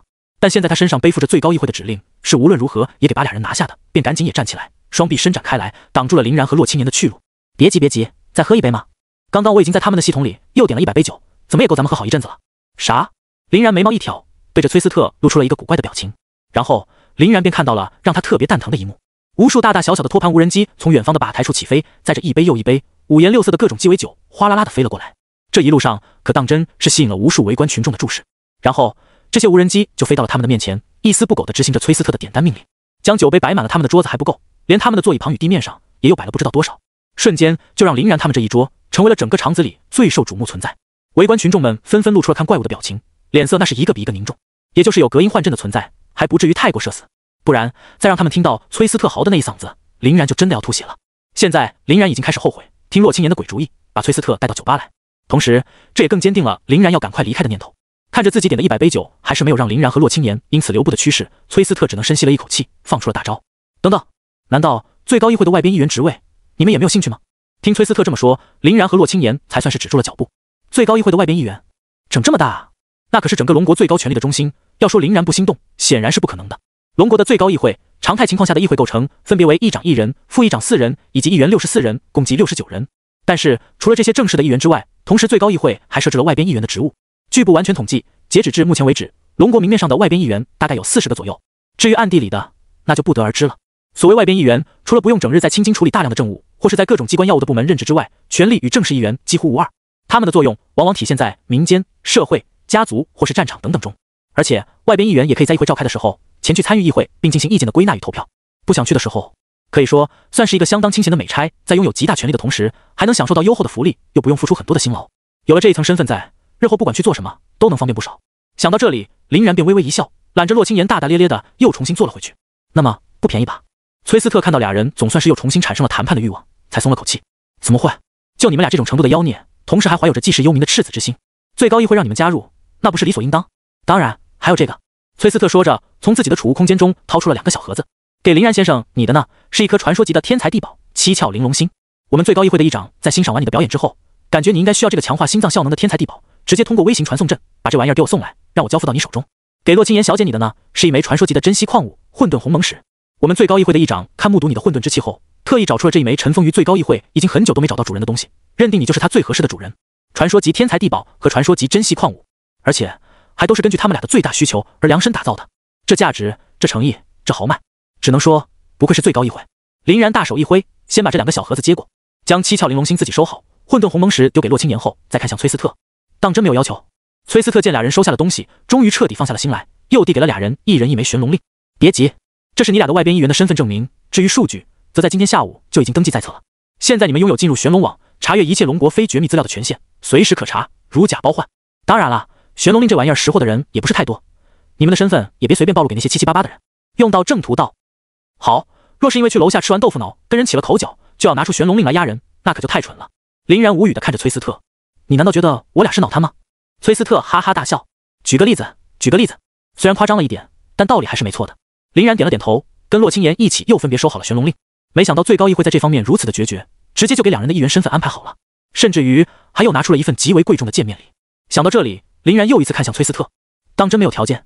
见林然重新提了这件事儿，崔斯特总算是谄笑着露出了狐狸尾巴，嘿嘿嘿，还真有一点。只不过议长交代我说，这个不算是一个强制性的命令，只是捎带口给你们提一嘴，你们要是不想做呢，也不勉强。林然这才提起了点兴趣，说说看。崔斯特点了点头，又重新确定了一下林然的隔音换阵还在，才继续道：是这样的，这次苏家的事情你们也看到了，勾结业余，私通异族，联手堕落者，还暗地里搞很多非法的人体实验，可以说每一件事儿都是我们龙国所不能忍受的。但是每个豪家大族呀，他们的关系网太过复杂，涉及到的利益又太过众多，盘根交错且根深蒂固，难办呀。纵然是最高议会，也不可能将其暴力剔除的，毕竟还要考虑其他豪家大族，尤其是那些与苏家交好的家族的感受。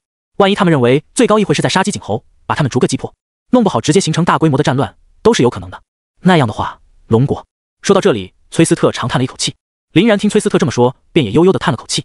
所以最高议会需要一个孤胆英雄，而且最好还得是最近崛起的那种，能够依靠自己的个人实力去颠覆这些个盘踞在龙国这棵大树上的毒瘤。毕竟只有具有这种纯洁性的人，才不会有那么多的顾忌。就像我的老大马特，但他老人家由于也已经深陷世俗的漩涡，又顶着燕大校长之名，也只能做到单单杀死一个苏烈了，不可能深究。唯有此人出手，只要理由正当，就既不会引起其他豪家大族的警觉，又能够给豪家大族带来最为严重的创伤，进而将其一步步彻底剔除。就像是我跟苏家的矛盾那般，对吗？崔斯特立马就点了点头。聪明啊，跟你这种人打交道是真的省事儿。那么这个孤胆英雄的人选也就已经昭然若揭了，对不对，林然兄？林然笑了笑，说起来我也有很多豪门朋友呢，他们未来的继承人，比如魔都白家、金乡郭家、常山黄家，甚至于江东徐家的下一任家主徐胜，还邀请过我去担任他们家族的外家家主呢。崔斯特也笑了笑，这点你放心，我们需要剔除的并不是所有的豪家大族，这些比较老实本分的存在，也是龙国不可或缺的一份子，肯定不在处理名单当中的。具体有那些家族，你们可以很方便的在玄龙令里查询。林然摇了摇头，崔兄啊，你根本就没有听明白我的意思。崔斯特一愣，啥？林然笑得特别奸猾，我的意思是得加钱。目瞪口呆地看着林然那张相当欠揍的脸，崔斯特揉了揉自己有些发酸的眼，他现在只感觉自己都快要被这家伙逼得泪流满面了。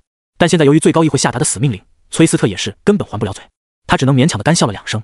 这个我得往上汇报一下，最高议会出不出东西，那也不是我一个人说了算的。林然点了点头，行，那我们就不打扰了，先撤了哈。等你们商量好了，直接把结果告诉我们就行。对了，还有一点就是，走之前别忘了把你这点的100杯酒喝完哦。说着，林然也不给崔斯特伸手阻拦的机会，自己施展神威，带着洛青岩消失在了酒吧当中，留下了满面呆滞的崔斯特。次日，回校飞行器上，林然把玩着一把寒芒闪烁、鬼气森森的宝剑，满意的点了点头。最高议会的办事效率实在太高了，今天一早，崔斯特就一人一把，给了林然和洛青岩各一柄剑，甚至还有幸的选择了情侣款。林然手中的这个自然是熊的那把。干将类别：武器、品质、传承、装备限制，唯有血脉强大可镇压干将剑魂之力者方可使用，否则将会被干将之魂反噬，形成永久性灵魂创伤。装备效果：提升装备者 65% 物理攻击力， 65% 魔法攻击力。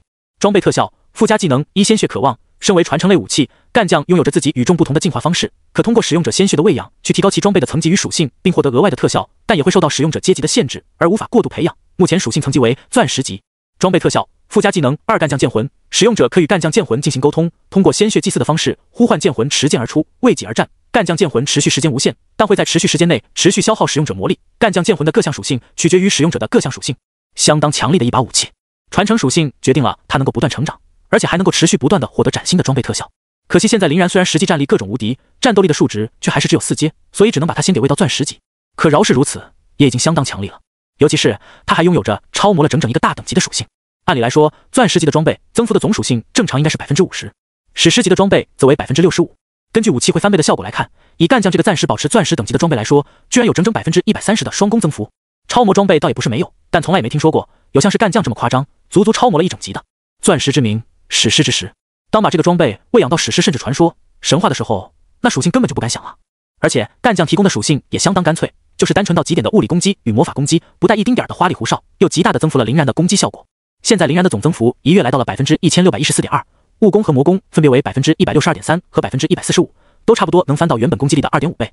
更别说他还有一个召唤剑魂的技能，相当舒服好用。另一把同款同属性的莫邪则在洛青岩的手中。至于那颗七窍玲珑心，效果也足够逆天。七窍玲珑心类别：天才地宝，品质：传说。服用效果：一枚万年不开的冰山雪莲之核心，净炼千里雪山之精华，剔透玲珑。服用后能够极大的增幅使用者的五脏六腑之强度，改造奇经八脉之波动，淬炼全身骨骼之清灵，并为最为重要的身体器官心脏注入一股特殊的力量源泉。这玩意儿林然才刚刚服下，消化了一点点，就感觉到了身体上上下下都特别的通爽洒脱。这种内炼筋骨皮且还能直接作用心脏的灵药，对现在的他而言正好是最有裨益的。唯一蛋疼的地方就在于，好不容易消化了一半的星宇魔韵，将自己的身体空出了一些个空间，立马又被七窍玲珑心给塞满了。当真是幸福的烦恼呀！这个小型飞行器上的人不多，就只有马特、林然、洛青岩师徒3个而已。另外的学生们则由吕秋风、林妙2人带着乘坐了另一艘，所以林然才这么大大咧咧的直接拿着干将出来把玩。毕竟跟崔斯特的交易，以马特的神通广大，他是肯定知情的，遮遮掩掩反倒没必要。马特也在此时摇头晃脑的来到了2人的身边。现在比赛已经结束，你们第一学期的学生生涯也即将到终了，怎么是准备回家过年，还是在青京待着？关于这个问题，林然自然是早就想好了。老大，我跟青岩还是决定回家那边看看，毕竟也从来没有出过远门，倒是也蛮想家的。马特哈哈大笑，果然不出我所料。实话告诉你们吧，这个飞行器设定的最终目的地就正是你们家乡江谷市，差不多再过个半小时我们就能落地了。不然你说为啥我要把你们俩单独带出来做这架飞行器啊？林然有点傻眼的看了看马特，这一路上他可是完全没有往窗外看，所以对这一点是根本不知晓。虽然即使看了下面的风景，林然也很难认得出这是一条回家的路。洛青岩则是好奇道：那老大你呢，也要跟我们一起回江谷？马特摇了摇头，我肯定是要回青京的，最高议会和燕大那边都有一大堆的事情要做，还是你们这种外边人员轻松啊，白拿奖励不说，还不用被束缚，想想都爽。林然没去问马特是怎么知道他们加入了最高议会的，也没问马特这个不是议员的人跟最高议会是什么关系，而是问了另外一句：“那么老大，你怎么回去？我们下机之后，你再把飞行器开走。”马特微微一笑：“你觉得连万千星辰与洪荒宇宙都能驱使的我，会受到小小的时空禁锢？接下来可要瞧好了。”瞧好什么？林然一时间还没反应过来，马特却也不正面回答，只微微一笑：“小然呀，空间传送与空间切割可从来都不是你的专属哦。”马特说着，一个撕裂空间的传送门便出现在了这个飞行器上。走啦，不用想我，咱们年后见。马特嘿嘿一笑，和二人道了个别后，一脚便踏了进去。随后，连带着那道时空之门，马特便消失在了空气中。林然无语地看着马特消失的位置，叹了口气：“老大为了在咱们面前装个逼，还真是煞费苦心啊！可惜没骗住我。”洛青言一愣：“怎么说？”林然摊了摊手：“是这样的，因为我比较擅长空间之术嘛，所以非常充分地了解到了，在不借助外力的情况下，个人的时空传送距离都不可能太远，即使他是老大。所以呢，在刚刚老大开启传送门的时候，我就暗搓搓地瞅了一眼，分析了一下那个传送门的路径，然后就发现了这个传送门传送的距离不过5000米左右而已。老大刚刚故意那么说，就是为了让我们以为他可以直接凭空跃回青金。可惜啊，都怪我多看了一眼，识破了他的诡计。据我估摸，现在老大大概率就在凛冽的寒风中往青金那边飞呢。哎，又是一个要风度不要温度的人。”洛青言忍不住笑得都咳嗽了起来。嗨，还好没给老大听到你说的那番话，不然他老人家非得好好的收拾你一顿不可。此时的另一边，高空中，马特一边御空飞行，一边不自觉地打了个喷嚏。有谁在念叨我？马特晃了晃脑袋，应该是小然和青言吧。这两个小家伙此时绝对被自己高超的演技给震惊了，念叨自己的牛笔也很正常。想到这里，马特嘴角咧的那叫一个开。没过太久，承载着林然和洛青言的飞行器就顺利地在江谷市的郊区落下了。江谷市这种小城市与青金不同，是允许这些飞行器在城市的上空肆意飞行的。不过林然怕那样太高调，容易吸引到太多的目光，所以还是落在了郊区。反正他在灵魂之界当中储存的有悬浮摩托这种小巧玲珑的代步工具，比起飞行器来说，也不至于浪费太久。居然都已经下雪了呢！洛青言一下飞行器就惊喜地叫了起来：“一点小雪也没啥劲儿，咱们这里不比青金，下雪不是司空见惯的，大雪还在后面呢。”林然一边说着，一边把飞行器收回灵魂之界，又从里面掏出一辆悬浮摩托：“来，带我，我累了，骑不动了。”洛青言翻了翻白眼：“啊，想蹭姐姐的腰就直说，还整那么多虚头巴脑的。来，上车！”说着，洛青言戴上头盔，一把将大长腿跨上摩托，回头对着后座拍了拍。林然也不客气，很快也戴着头盔，一屁股坐到了后座。可没想到，洛青言居然故意使坏，就在林然刚刚跨坐在摩托之上的那一瞬间，猛拧了一把悬浮摩托的油门。这一下子可当真是把林然给闪了一下大的，差点趔趄下去。不过林然也是反应神速，瞬间就把双手往前面一扣。哎呀，你干嘛？林然突如其来的动作惹得洛青言猛地一抖，险些给摩托从道路上甩下去，羞红着俏脸娇斥道。林然嘿嘿一笑：“这样公平一点吗？现在大家都有东西抓了，不挺好？而且你要是想要再公平一点的话，我其实也不是不能给你提供一个。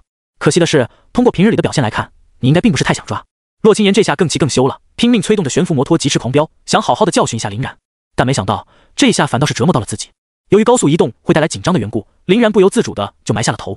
因为身材姣好且衣物紧身的缘故，本来就搞得洛青言有点胸闷，再加上林然的不老实，更加剧了这种感觉，搞得他现在是越来越羞恼。但眼看在疾驰狂飙之下，马上就到抵达了江谷市区，洛青言便也懒得再停下摩托惩治林然，便就这么默默的忍耐着继续开车。可没想到，林然慢慢的开始试图操控起其他的车辆部件来，各种不同均有涉猎。驱动装置、加速装置、乘坐装置、排气装置等等。当然，最为回味无穷的那堆地方，还是不是要重新眷恋一下的。短短5分钟的路程，累得洛青言那是一脑门子的香汗。若不是拥有远胜常人的体质，洛青言能够笃定车子的表盘绝对会直接爆表。下车后，洛青言愤愤地给了林然好几拳：“车速那么快，你还瞎搞，知不知道这样很危险啊？不看路况就一心加速是吧？差点害咱们俩一起摔倒。”林然一边用胸口将洛青言的拳头拦下，一边嬉皮笑脸地答道：“安了，刚刚车辆的控制权其实一直都是在我手上的，你应该还没忘记我是有远程操纵物体的能力吧？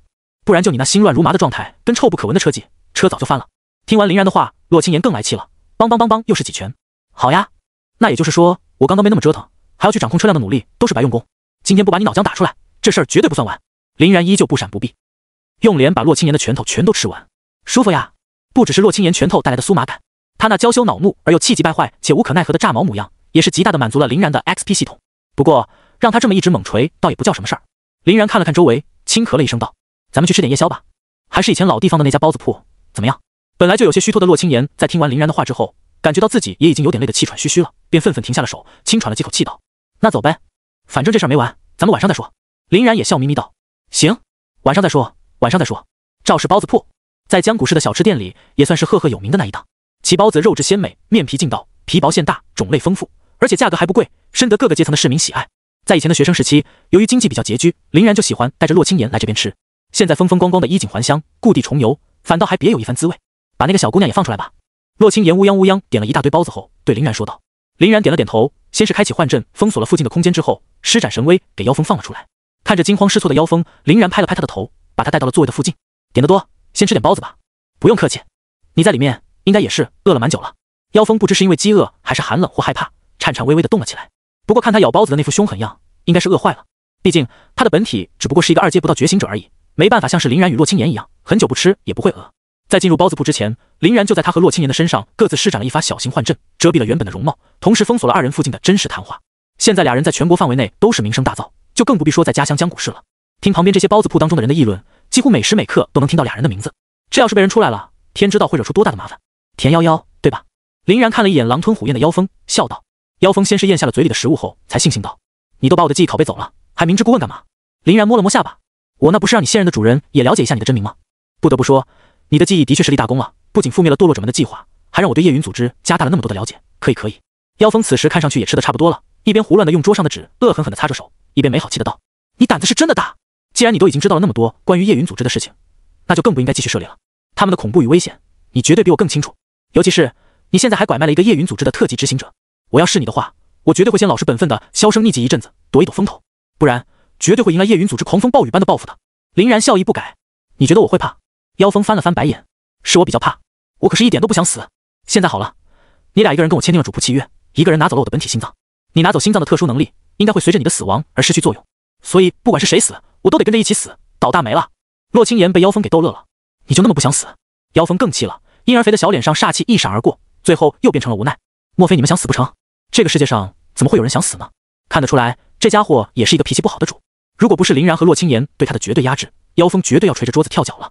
洛清言笑嘻嘻的一把将妖风小巧玲珑的身子抓到了怀里，慈祥的揉捏着妖风的小肚子，流口水道：“没事的，夭夭，老老实实跟着我们，没有人杀得了你。”妖风被洛清言吓了一跳，下意识就想挣扎，可惜在主仆契约的条款限制之下，他根本就无力抗拒，只能嘟着小脸躺在洛清言的怀里，充当起了宠物猫的角色，沦为了撸猫之下的手感玩物。林然则笑了笑道：“夜云组织是很强，但我也不差，更何况我们现在有了身为特级执行者的你充当内鬼，就更不用怕了。等时机成熟的时候，你还能假装我们家是你的傀儡，把我们直接带进去，搞一波大的呢。”妖风赶紧张了张嘴，想劝退林然这个可怕的想法，但又一想到那一日林然遮天蔽地的天爱振星与比10阶觉醒者实力更胜的黑龙之躯和基本属于无敌领域的神威空间，又无奈地闭上了嘴。这家伙貌似还真有这种底气。就在3人说话间，包子铺外又走进来了一批人，数量约有13、14个的样子。这批人从穿着打扮与气质上，很轻易就能看出，这是一群觉醒者，实力大概都在2、3阶左右。为首的那个人兴高采烈地点了一大堆包子和小菜，又拿了几瓶酒，跟自己的队友们热热闹闹地坐在了一起。今天可真是发大财了啊！周围几人也纷纷笑了起来。是呀，哎，下长原禁地那么多次，从来都没有像今天这么爽过。确实，咱们真是运气爆炸，白白捡到了那么多的雷霆碎屑，甚至于还有5、6个完整的雷霆晶石。我已经看过交易处了，雷霆碎屑的价值差不多在每克50龙币左右。这次弄到了将近20公斤的雷霆碎屑，当真是发大财。至于雷霆晶石，那就更爽了，想跟咱们那么大的那种，价值每一枚也有足足4、5万。今天的这收获，够兄弟们胡吃海塞半年也得多。几人在谈话时，也在自己的身边布下了隔音的禁制。只可惜他们并不懂得幻术与阵法，布下的只不过是最基础的每个觉醒者都会的隔音禁制。这种基础的隔音禁制最大的弱点就在于，只要对面的实力比你更高，就会被无情的窃听。更别说学艺不精的几个人连封锁本等级的都没能做到。所以林然与洛清言，甚至是妖风，都原原本本的听到了他们所有的谈话。跟林然在幻阵未被破坏的前提下，能够阻挡任何人的幻阵一比，简直就是逊爆了。雷霆晶石与雷霆碎屑，林然和洛清言都是一愣。这2个产物，那可是雷霆元素一族的专属，莫非长原禁地之内也出现了一族的踪影？作为一个普普通通、面积较小的地级市，江谷自然不能跟青金相比。青金的附近有好几个层次极深的禁地，以及大量的自然秘境，而江谷市的附近只有一个小型禁地——长原禁地。据资料的记载，这处小型禁地之内既没有异族的时空裂缝存在，也没有什么像样的大型凶兽，里面最厉害的存在也不过只是6、7阶的凶兽罢了，而且数量还相当稀少。让如今的林然去长原禁地的话，一个人就能潇洒杀穿了。这样的一个小型禁地，居然会出现和他们八竿子打不着的东西，这就很值得让人深究了。更别说每次提起雷霆元素一族，林然和洛清言都会不自觉地想起一个人——英雄级单位毁灭剃刀。林然和洛清言对视了一眼后，又看向妖风：“能用夜允的情报组织查一下吗？”妖风面露难色：“夜允的情报提供从来都是只有你接了任务之后才有的，而接任务又只能在基地中进行，所以要查的话，我就得回去查才行。”林然又思忖了一下，想到了另外一个人赵无敌，这家伙应该是在夜云组织的某个基地里面的，现在交给他貌似还比较靠谱。顺便也可以再去问一问江谷这边对各种风吹草动掌握都比较迅速的另外一个人，他们的老校长周易。随着林然和洛青岩的强势崛起，周易连带着江谷市第一高中的地位也是跟着水涨船高。现在他不仅在江谷市的市长选举中独领风骚，几乎大局已定，还直接带领江谷市第一高中成为了整个未央省年度总结中的第一，同样声名大噪。如果在江谷市里面真的有人会知道点啥的话，恐怕也就非他莫属了。吃完回家，咱们明天一早去找周校长。林然咬了一口包子后道。洛青岩却面露难色，但是我已经把那边的出租房退了，咱们今晚去酒店。林然笑了笑，没关系，去我家呗，我那个没退，还蛮大的，就是好久没整理了。洛青岩又看了一眼妖风，妖呢？林然嘿嘿一笑，我在神威空间里面已经搭好了一个还算凑合的小房子，就把它安置在那里吧。反正神威空间对外的观察窗口是可以封闭的，我保证晚上这小家伙什么也不会看见。妖风此时也是已经吃饱喝足了，看了看林然与洛青岩，好奇道：你们在说啥呢？洛青岩捏了捏妖风的脸蛋，又拍了两下他的屁股。大人说话，小孩别插嘴，先回去待着睡觉去吧，乖哈。妖风本来正欲挣扎，突然就是一阵天旋地转，然后就郁闷地发现自己又被林然丢回了神威空间里。不过这里经过林然的多番改造，环境也算是相当的好，妖风倒不至于排斥，只是在看到林然口中那个还算凑合的小房子后，才开始有点不淡定了。青竹棚、茅草铺、一床被褥，然后就没了。若不是被褥还算干净整洁，妖风是绝对要跳脚的。就这，算了，自己还是睡自己的那个石棺吧。现在对外的沟通窗口，原本立于神威空间之内的那个能够看到外面世界的光球也熄灭了，他就算想抗议都没有地方。在石棺里铺上被褥，都比那个小竹棚看上去靠谱。妖风收好被褥，将其铺设在石棺内，然后朝里面躺平，并安详地给自己搁上了棺盖。Room 指挥棒，轻车熟路带着洛青岩返回之前出租屋的林然打开门后，直接展开 Room 领域，把整个出租屋清理的那叫一个一尘不染，光洁如新。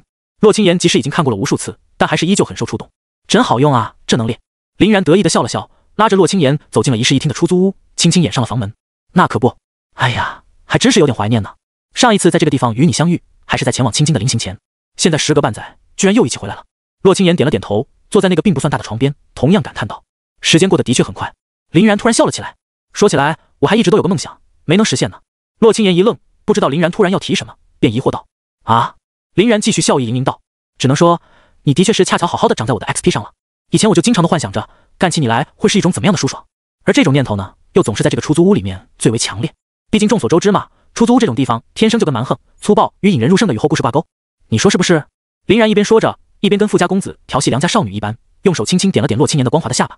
洛青岩虽然也有 LSP 属性，但终究是一个脸皮比较薄的女孩子，没法跟厚如城墙的林然相比，此时已经完全羞红了脸。真亏你能说得出口。林然哈哈一笑，我不仅说得出口，我还下得了手呢。说着便用手轻轻按住洛青岩的锁骨，先把掌尖向前一捋，让与洛青岩肌肤接触的部位变成掌心，再转动掌心，做撑开状往两边一滑，顺着一口钻入，自上而下的抚了过去。而且为了保证一个优质的调情效果，林然不仅把力道控制得刚刚好，在不弄痛洛青岩的同时，在最大程度上加大手掌摩擦的粗糙，还把速度放在了一个足够反应但犹豫就会败北的欲拒还迎状态。等洛青岩有所反应的时候，林然已经犹如包香蕉一般褪去了他上半身的衣衫，然后林然将交互的洛青岩直接在怀里翻了个面，让他的双手搭在自己肩上，自己的双手又从他脚踝处故技重施，来了一手梅开二度。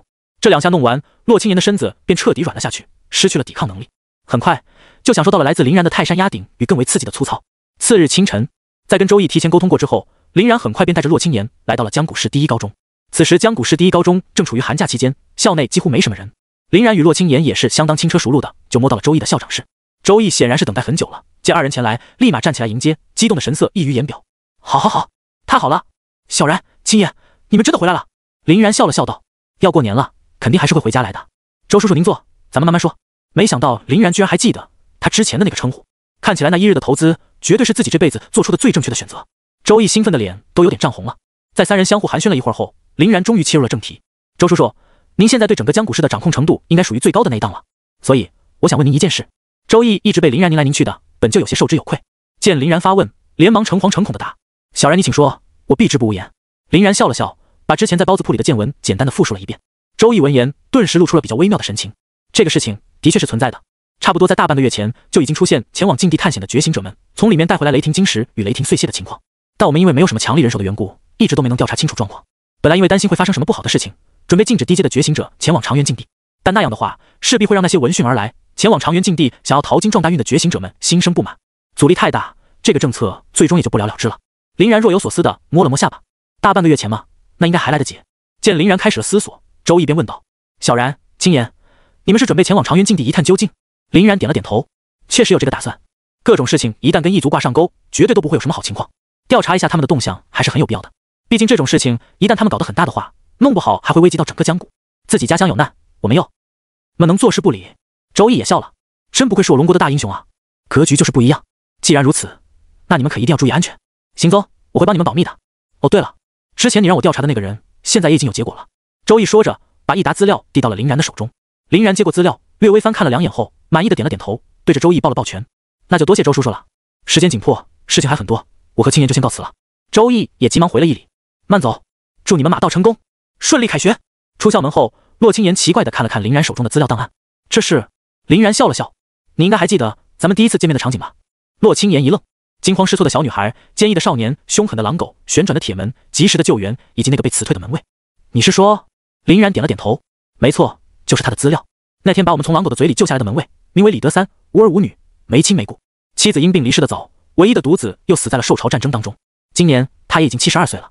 他老人家在被辞退之后，因为没人敢用，差不多赋闲了将近10年，直到最近几年逐渐被遗忘了过往，才重新抛头露面，用多年来的积蓄开了一家小餐馆。不过据了解，可能是由于老人家厨艺并不是很精湛的缘故，餐馆的效益相当一般，只能勉强维持个温饱。我们先去看看他吧。洛青岩恍惚了好一会儿后，才从回忆中走了出来，坚定道：走吧。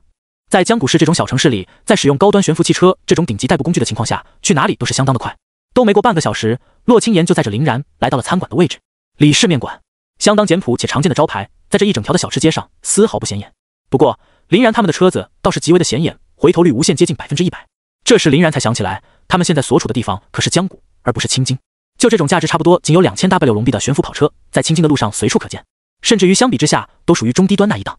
毕竟洛青岩在买车的时候考虑的也仅仅是手感和颜值，又是由着性子来的，买的相当随便。但这种跑车在江谷那可就太拉风了，平时这种偏远小城市里面的大家哪里见过这玩意儿？这一路上可真是把所有的目光都给聚敛完了。幸好林然和洛青岩的身上依然铭刻着改变容貌的幻阵，又戴着厚厚的墨镜，不会被人认出真身，不然肯定要有大乐子了。二人下车之后，当着无数围观群众的面，林然也不好跟往常一样把车子收回灵魂之界当中了，便只能把车子丢在外面，带着洛青岩走进了李氏面馆。此时由于上午10点都没到，既不是吃早餐也不是吃午餐的时间点，面馆里面一个客人都看不见。不过堂内的角落处倒是还有一个须发斑白且乱糟糟的老人家在的。跟资料上面的照片完全一样。在确定这个就是李德三之后，林然大大咧咧地把墨镜一摘，取消了洛青言语他对李德三的幻术，露出了真实的样貌。李师傅，来2碗青菜肉丝面。李德三本来正在那里浇花，听到林然的声音后，急忙回头看了一眼。在看到二人明显不一般的非凡长相之后，李德三微微一愣，但还是很快便笑着答应了下来。好，没问题，请稍等片刻。说完便放下水壶，只身走进了后厨。没被认出来啊？林然略显失落地拉着洛青言，找了个不太瞩目的位置坐下。毕竟已经过去了10几年，当时又是年纪极小的小孩子，甚至那个孤儿院也都已经早就不在，李德三认不出他们实属正常。再加上李德三是一个普通人，又上了年纪，可能也不太关心各种最新的消息，所以也没发现林然和洛青言就是那一日名动天下的废墟之都双骄。看着一脸遗憾的林然，洛青言笑了笑，怎么没能装上这个币，很不爽是吗？林然翻了翻白眼，锤子，我是感觉有一种和老友重逢，却发现他已经失忆的失落罢了。跟一个老人家有什么好装逼的？就算要人前显圣，最少也得有大量的观众才不亏吧。说完，林然看了看店外的那些不停朝里面张望的围观群众。林然的幻术仅仅是设置了对李德三的单人取消，所以这些人的视线依旧还是被幻术所遮掩，看不出二人的真容。但他们还是能通过这辆风光无限的悬浮跑车，认出俩人相当有钱的。像是这种小城市里，那哪天来了一个大土豪，那必然是坊间最为劲爆的话题之一。现在他们居然有机会亲眼目睹，又怎么会不激动？而且这一男一女来的还是一家普普通通，平时生意也并不火爆的李氏面馆，真的是很难不惹人遐想啊。眼见围观人数有越来越多的趋势，林然无奈地叹了口气，算了算了，就让他们看吧，反正看2眼也少不了几块肉，他们也瞅不出什么端倪，这也算得上是帮李师傅打个免费的广告了。洛青言点了点头，那么我们要和李师傅相认吗？林然迟疑了片刻，叹道，算了吧，既然他认不出，就让往事随风而去吧，跟咱们俩扯上关系未必会是什么好事情。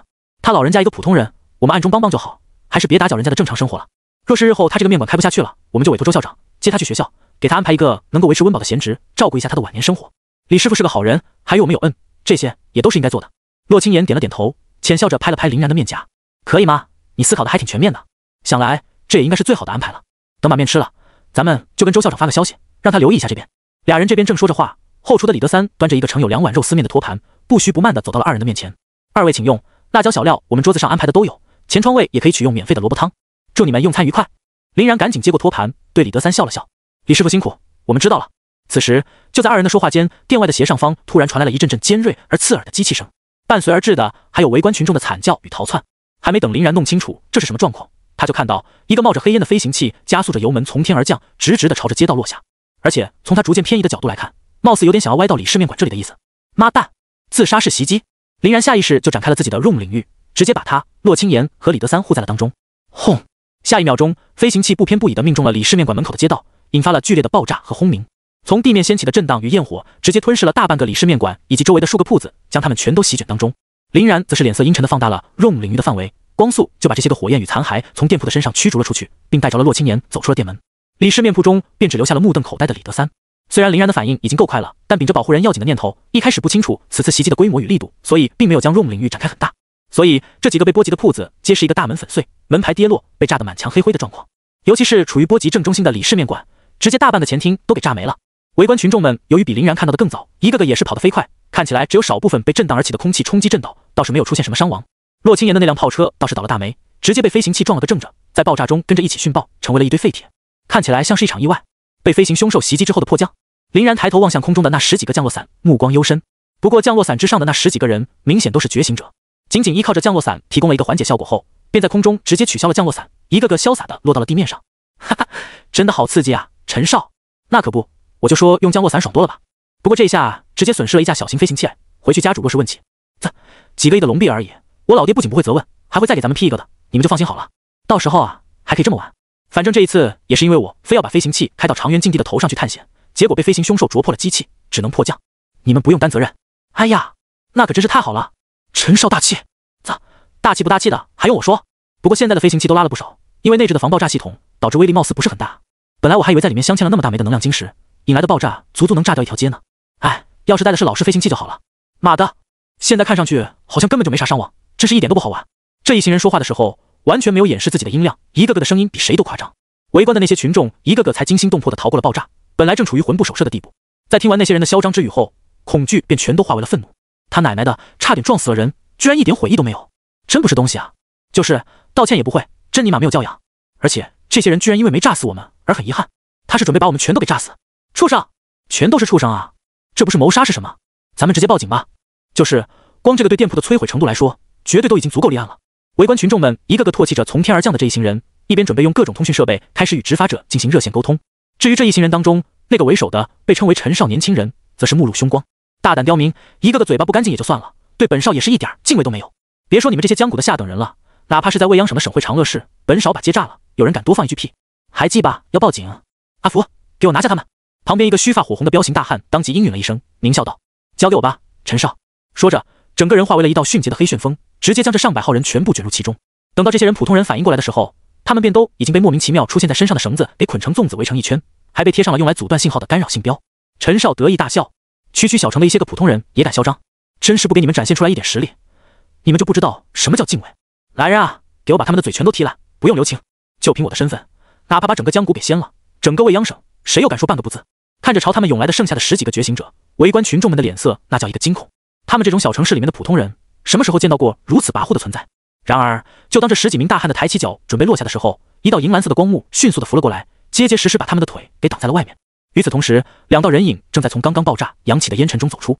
觉醒者看着这2道悠哉人影，陈少眉头一皱：谁？哪个狗胆包天的东西敢坏我的好事儿？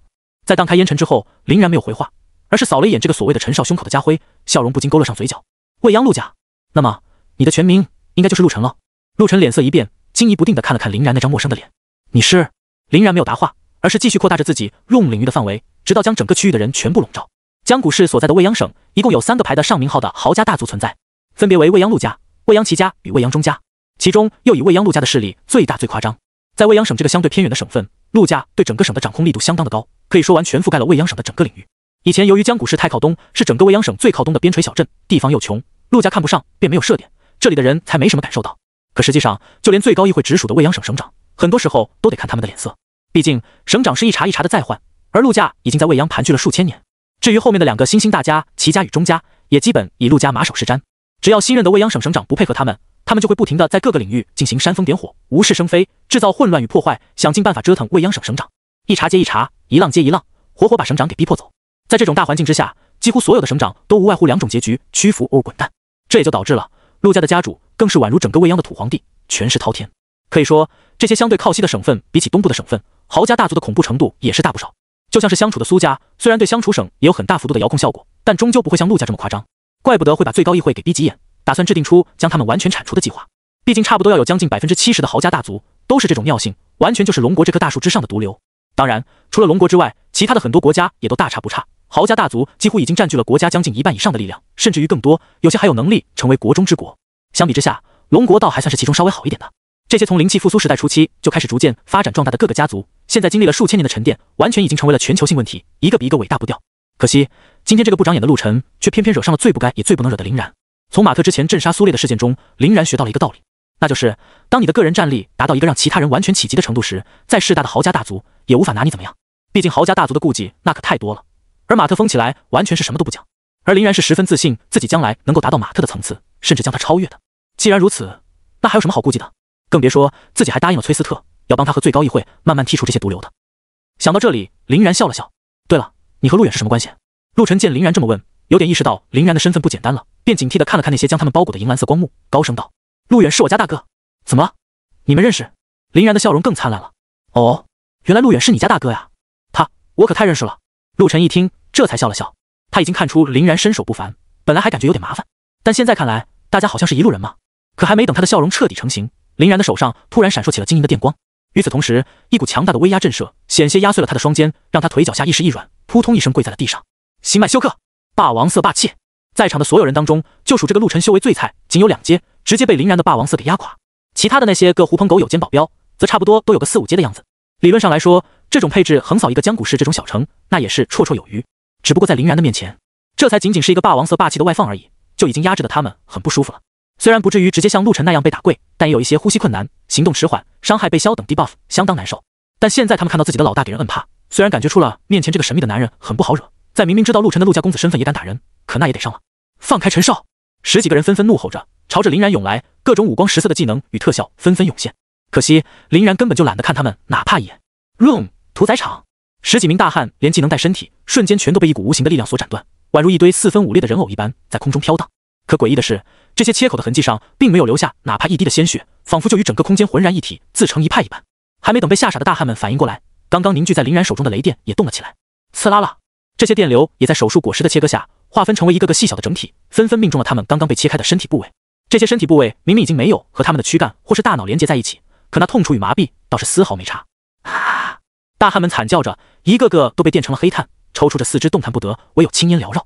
林然这一发星脉休克的力道可谓控制的妙到毫巅，刚好就卡在了他们将死不死的临界线上，以赋予他们最大的痛苦，转手间就反制了这一大波大汉。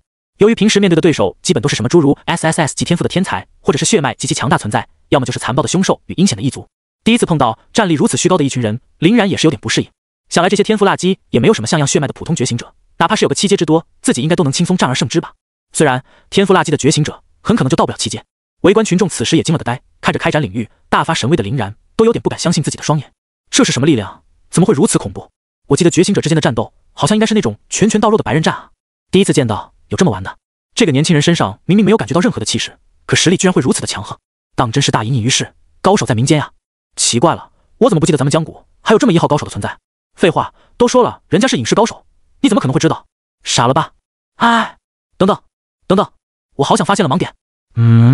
你们记不记得咱们江谷的骄傲，在本届新生挑战赛当中横扫千军的林然，貌似就有这种蓝色光幕的领域技能啊？好像还真是，而且身边也同样有一个女伴，莫非这个年轻人他？可相貌好像有点对不上。傻吧你，人家现在是大名人，肯定会隐藏自己的真实相貌的呀。你忘记那些觉醒者可以很轻松的施展诸如声音遮蔽与相貌遮蔽等等之类的技能吗？卧槽，听你这么一分析，那边的2位真的很有可能是燃神和洛青言。必须啊，现在比赛结束也马上要过年了，他们回来确实不意外，不然我实在想不到还有哪一尊大神会在这个节骨眼上前来。自己居然已经知名到了这种地步，一些连觉醒者都不是的普通人都能依靠这些技能形态来认出自己的真身。既然身份已经被识别，自己的行踪也暴露了，林然也就很光棍的不藏了，褪去了自己和洛青言的面容遮蔽。见到此情此景的围观群众们更兴奋了，一个个激动的嚎叫起来：燃神，真的是燃神！燃神他带着洛青言回来了！燃神他带着洛青言回来了！燃神就是我们江谷的守护神啊！今天要不是有燃神在，鬼知道这些跋扈的豪门子弟们要杀多少人。没关系，燃神来了，江谷太平了。燃神来了，今天就有了。也就是现在捆缚在他们身上的绳索限制了他们的发挥，不然天知道这些狂热的粉丝们还会整出多大的动静。洛青言也在此时溜达到了林然的身旁，轻轻倚靠在林然的肩头上，笑道：看不出来你的名声已经都这么大了啊。林然哈哈一笑，没办法，虽然和我的初衷不符，但这就是命啊。责任这种东西在什么时候都是不能推卸的，尤其是对你。被林然如此突然的聊了一下，再想起昨夜的旖旎，洛青言俏脸一红，没好气的掐了掐林然。讨厌，先办点正事儿，把这一群人扎清理了吧。跋扈到这种地步的狂徒，看着还真是碍眼呀。这自然不用洛青言开口去说，林然就已经抬起了手腕。此时被霸王色霸气狠狠摁在地面摩擦的陆晨，终于变了脸色。自己今年才第一次离开未央省的省会长乐，居然就踢到了一块合金钢板。自从生存赛的那最后一役过后，再加上苏家全体长老被暴打，以及苏烈的死讯传出，几乎所有豪门的无法得罪名单之中都多了那么几个人。马特以及他的嫡传弟子们，马特的疯狂远超所有人的想象，性子简直比他年轻时征战四方还要烈不少。别说什么豪门了，最高议会的面子他都根本不鸟。马特的强大更是让人无法估量。同为10阶的苏烈在他手里被碾压得如同小鸡仔，苏家豪华的长老团阵容也是瞬间被打爆，连苏家的家主苏长恭都是身中数十剑，险些被秒。这种已经超脱了尘世的个人极端战力，完全就是凌驾于整个蓝星的存在。早在100年前，就总有人说，目前马特已经成为了整个龙国的最强觉醒者，甚至是近1000年以来最有希望突破10阶，抵达那个真正无敌境界的存在。现在又是100年过去了，马特也变得更加的深不可测，战力彪炳。莫非他已经踏进去半只脚了？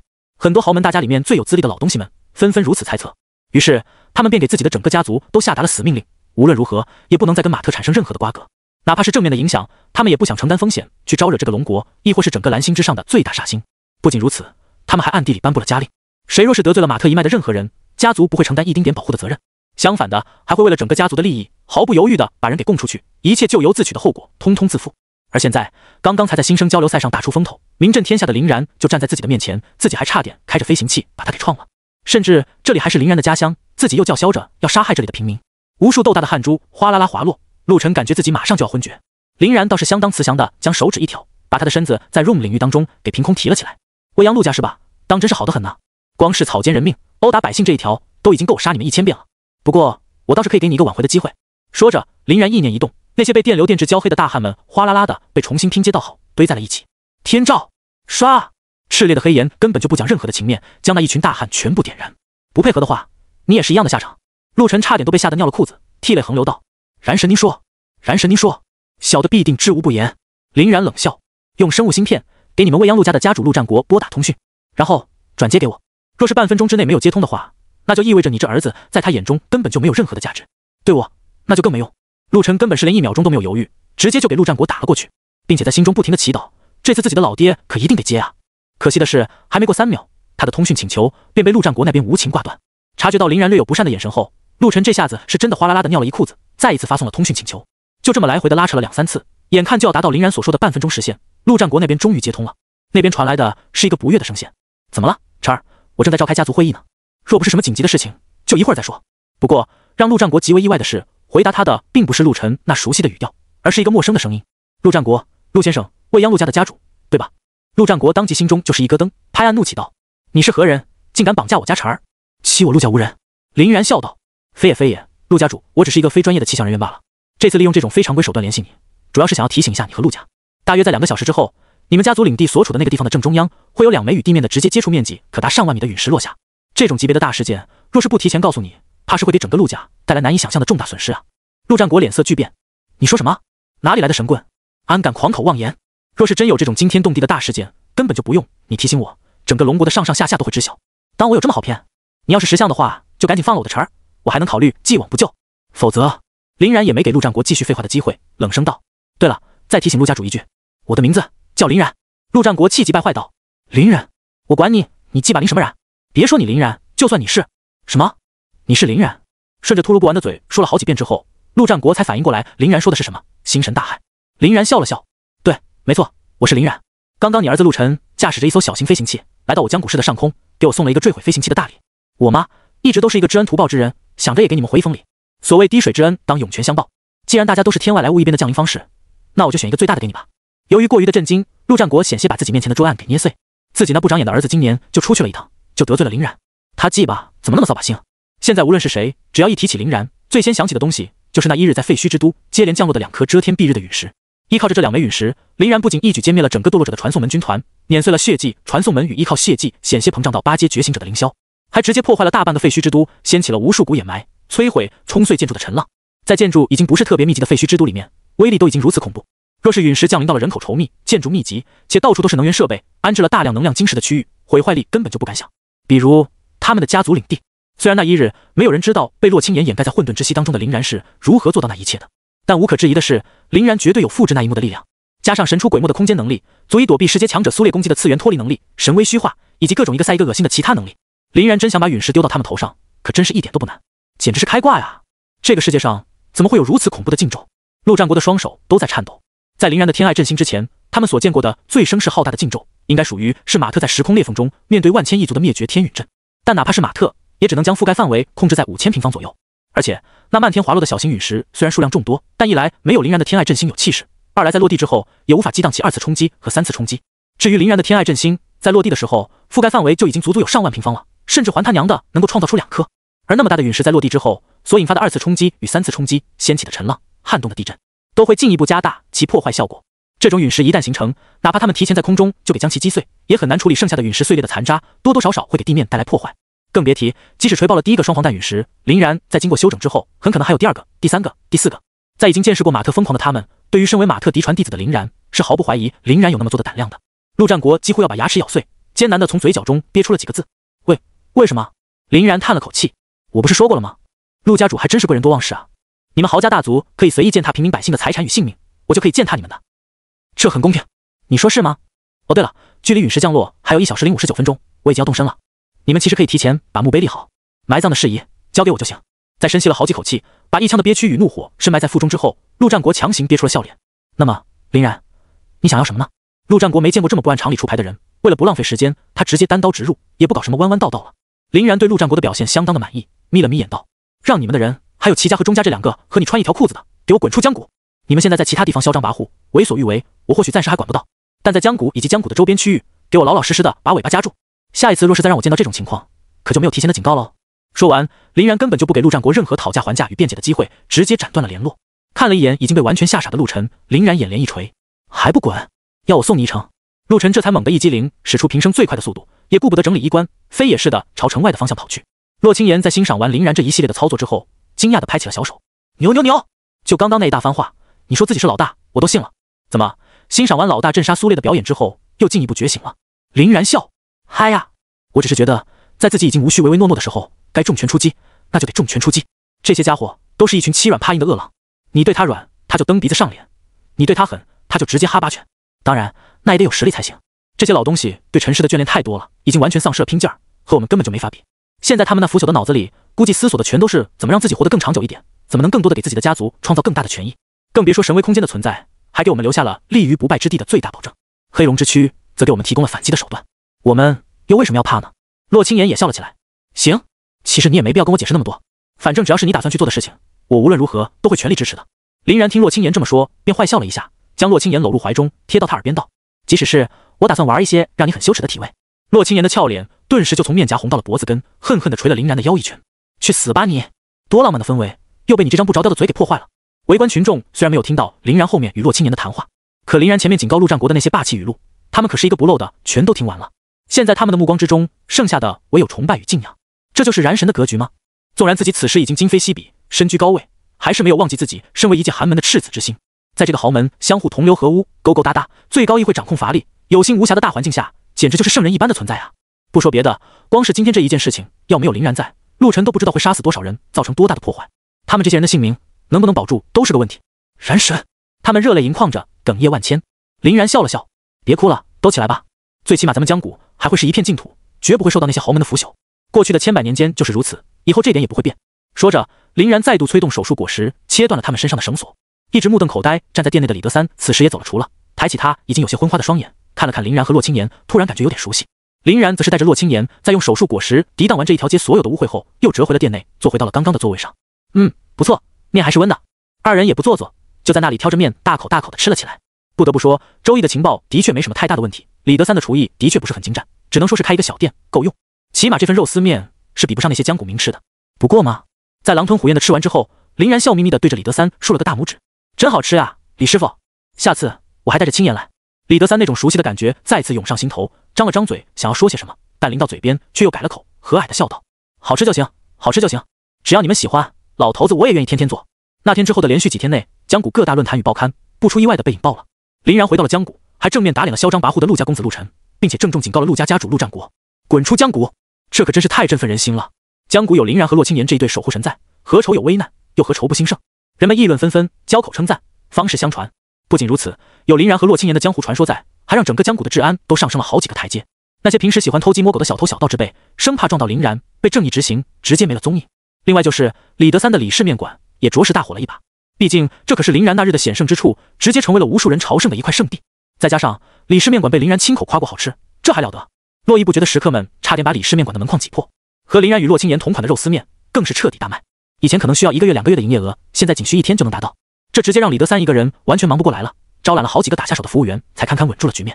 当然，这几个人那也都是周易在林然的示意下安排特意过去的。至于目前的林然与洛青岩，这一阵子则在忙于对长原禁地之内可能存在的雷霆元素一族展开调查。通过不同方向的寻访与研究，再加上叶云里面赵无敌的帮助，几乎可以确定里面的确实有雷霆元素一族的踪迹。虽然并不知道他们准备干啥，但肯定不是什么好事儿。于是，在进行了一定的准备之后，林然和洛青岩已经打算直接动身前往，亲自前去探查。这里就是防御长原禁地的武装要塞之一，再往前走，我们就能抵达禁地了。洛青岩在看完了地图之后，转头对林然说道。林然点了点头，长原禁地并没有特别大，里面的凶兽等阶也普遍偏低，基本上没啥危险。所以我们此行的目标还是尽可能的多放在雷霆元素以及珍稀矿物的身上，最好是能够搞到一些可以进行炼金打造的材料，给夭夭重新定制一批傀儡。这样的话，也能让他稍微有点自保的能力，不是？跟在二人身后的妖风，也就是田夭夭，差点直接激动的哭出来。被林然拐来，已经不知道过了多久了，现在终于能听到林然说出一句还算像人的话。一个傀儡师失去傀儡的不安全感，根本就是难以想象的，尤其还是他这种以前无比强横的存在。虽然依靠着体内碧水沉玉龟的心脏，妖风的个人实力提升相当迅速，已经逐渐有了即将突破到3阶的趋势，但在没有任何傀儡的情况下，他的真实战力也就是比普通人强罢了。真没想到，你居然还懂得炼制傀儡！洛青岩感觉自己又一次被林然给惊到了。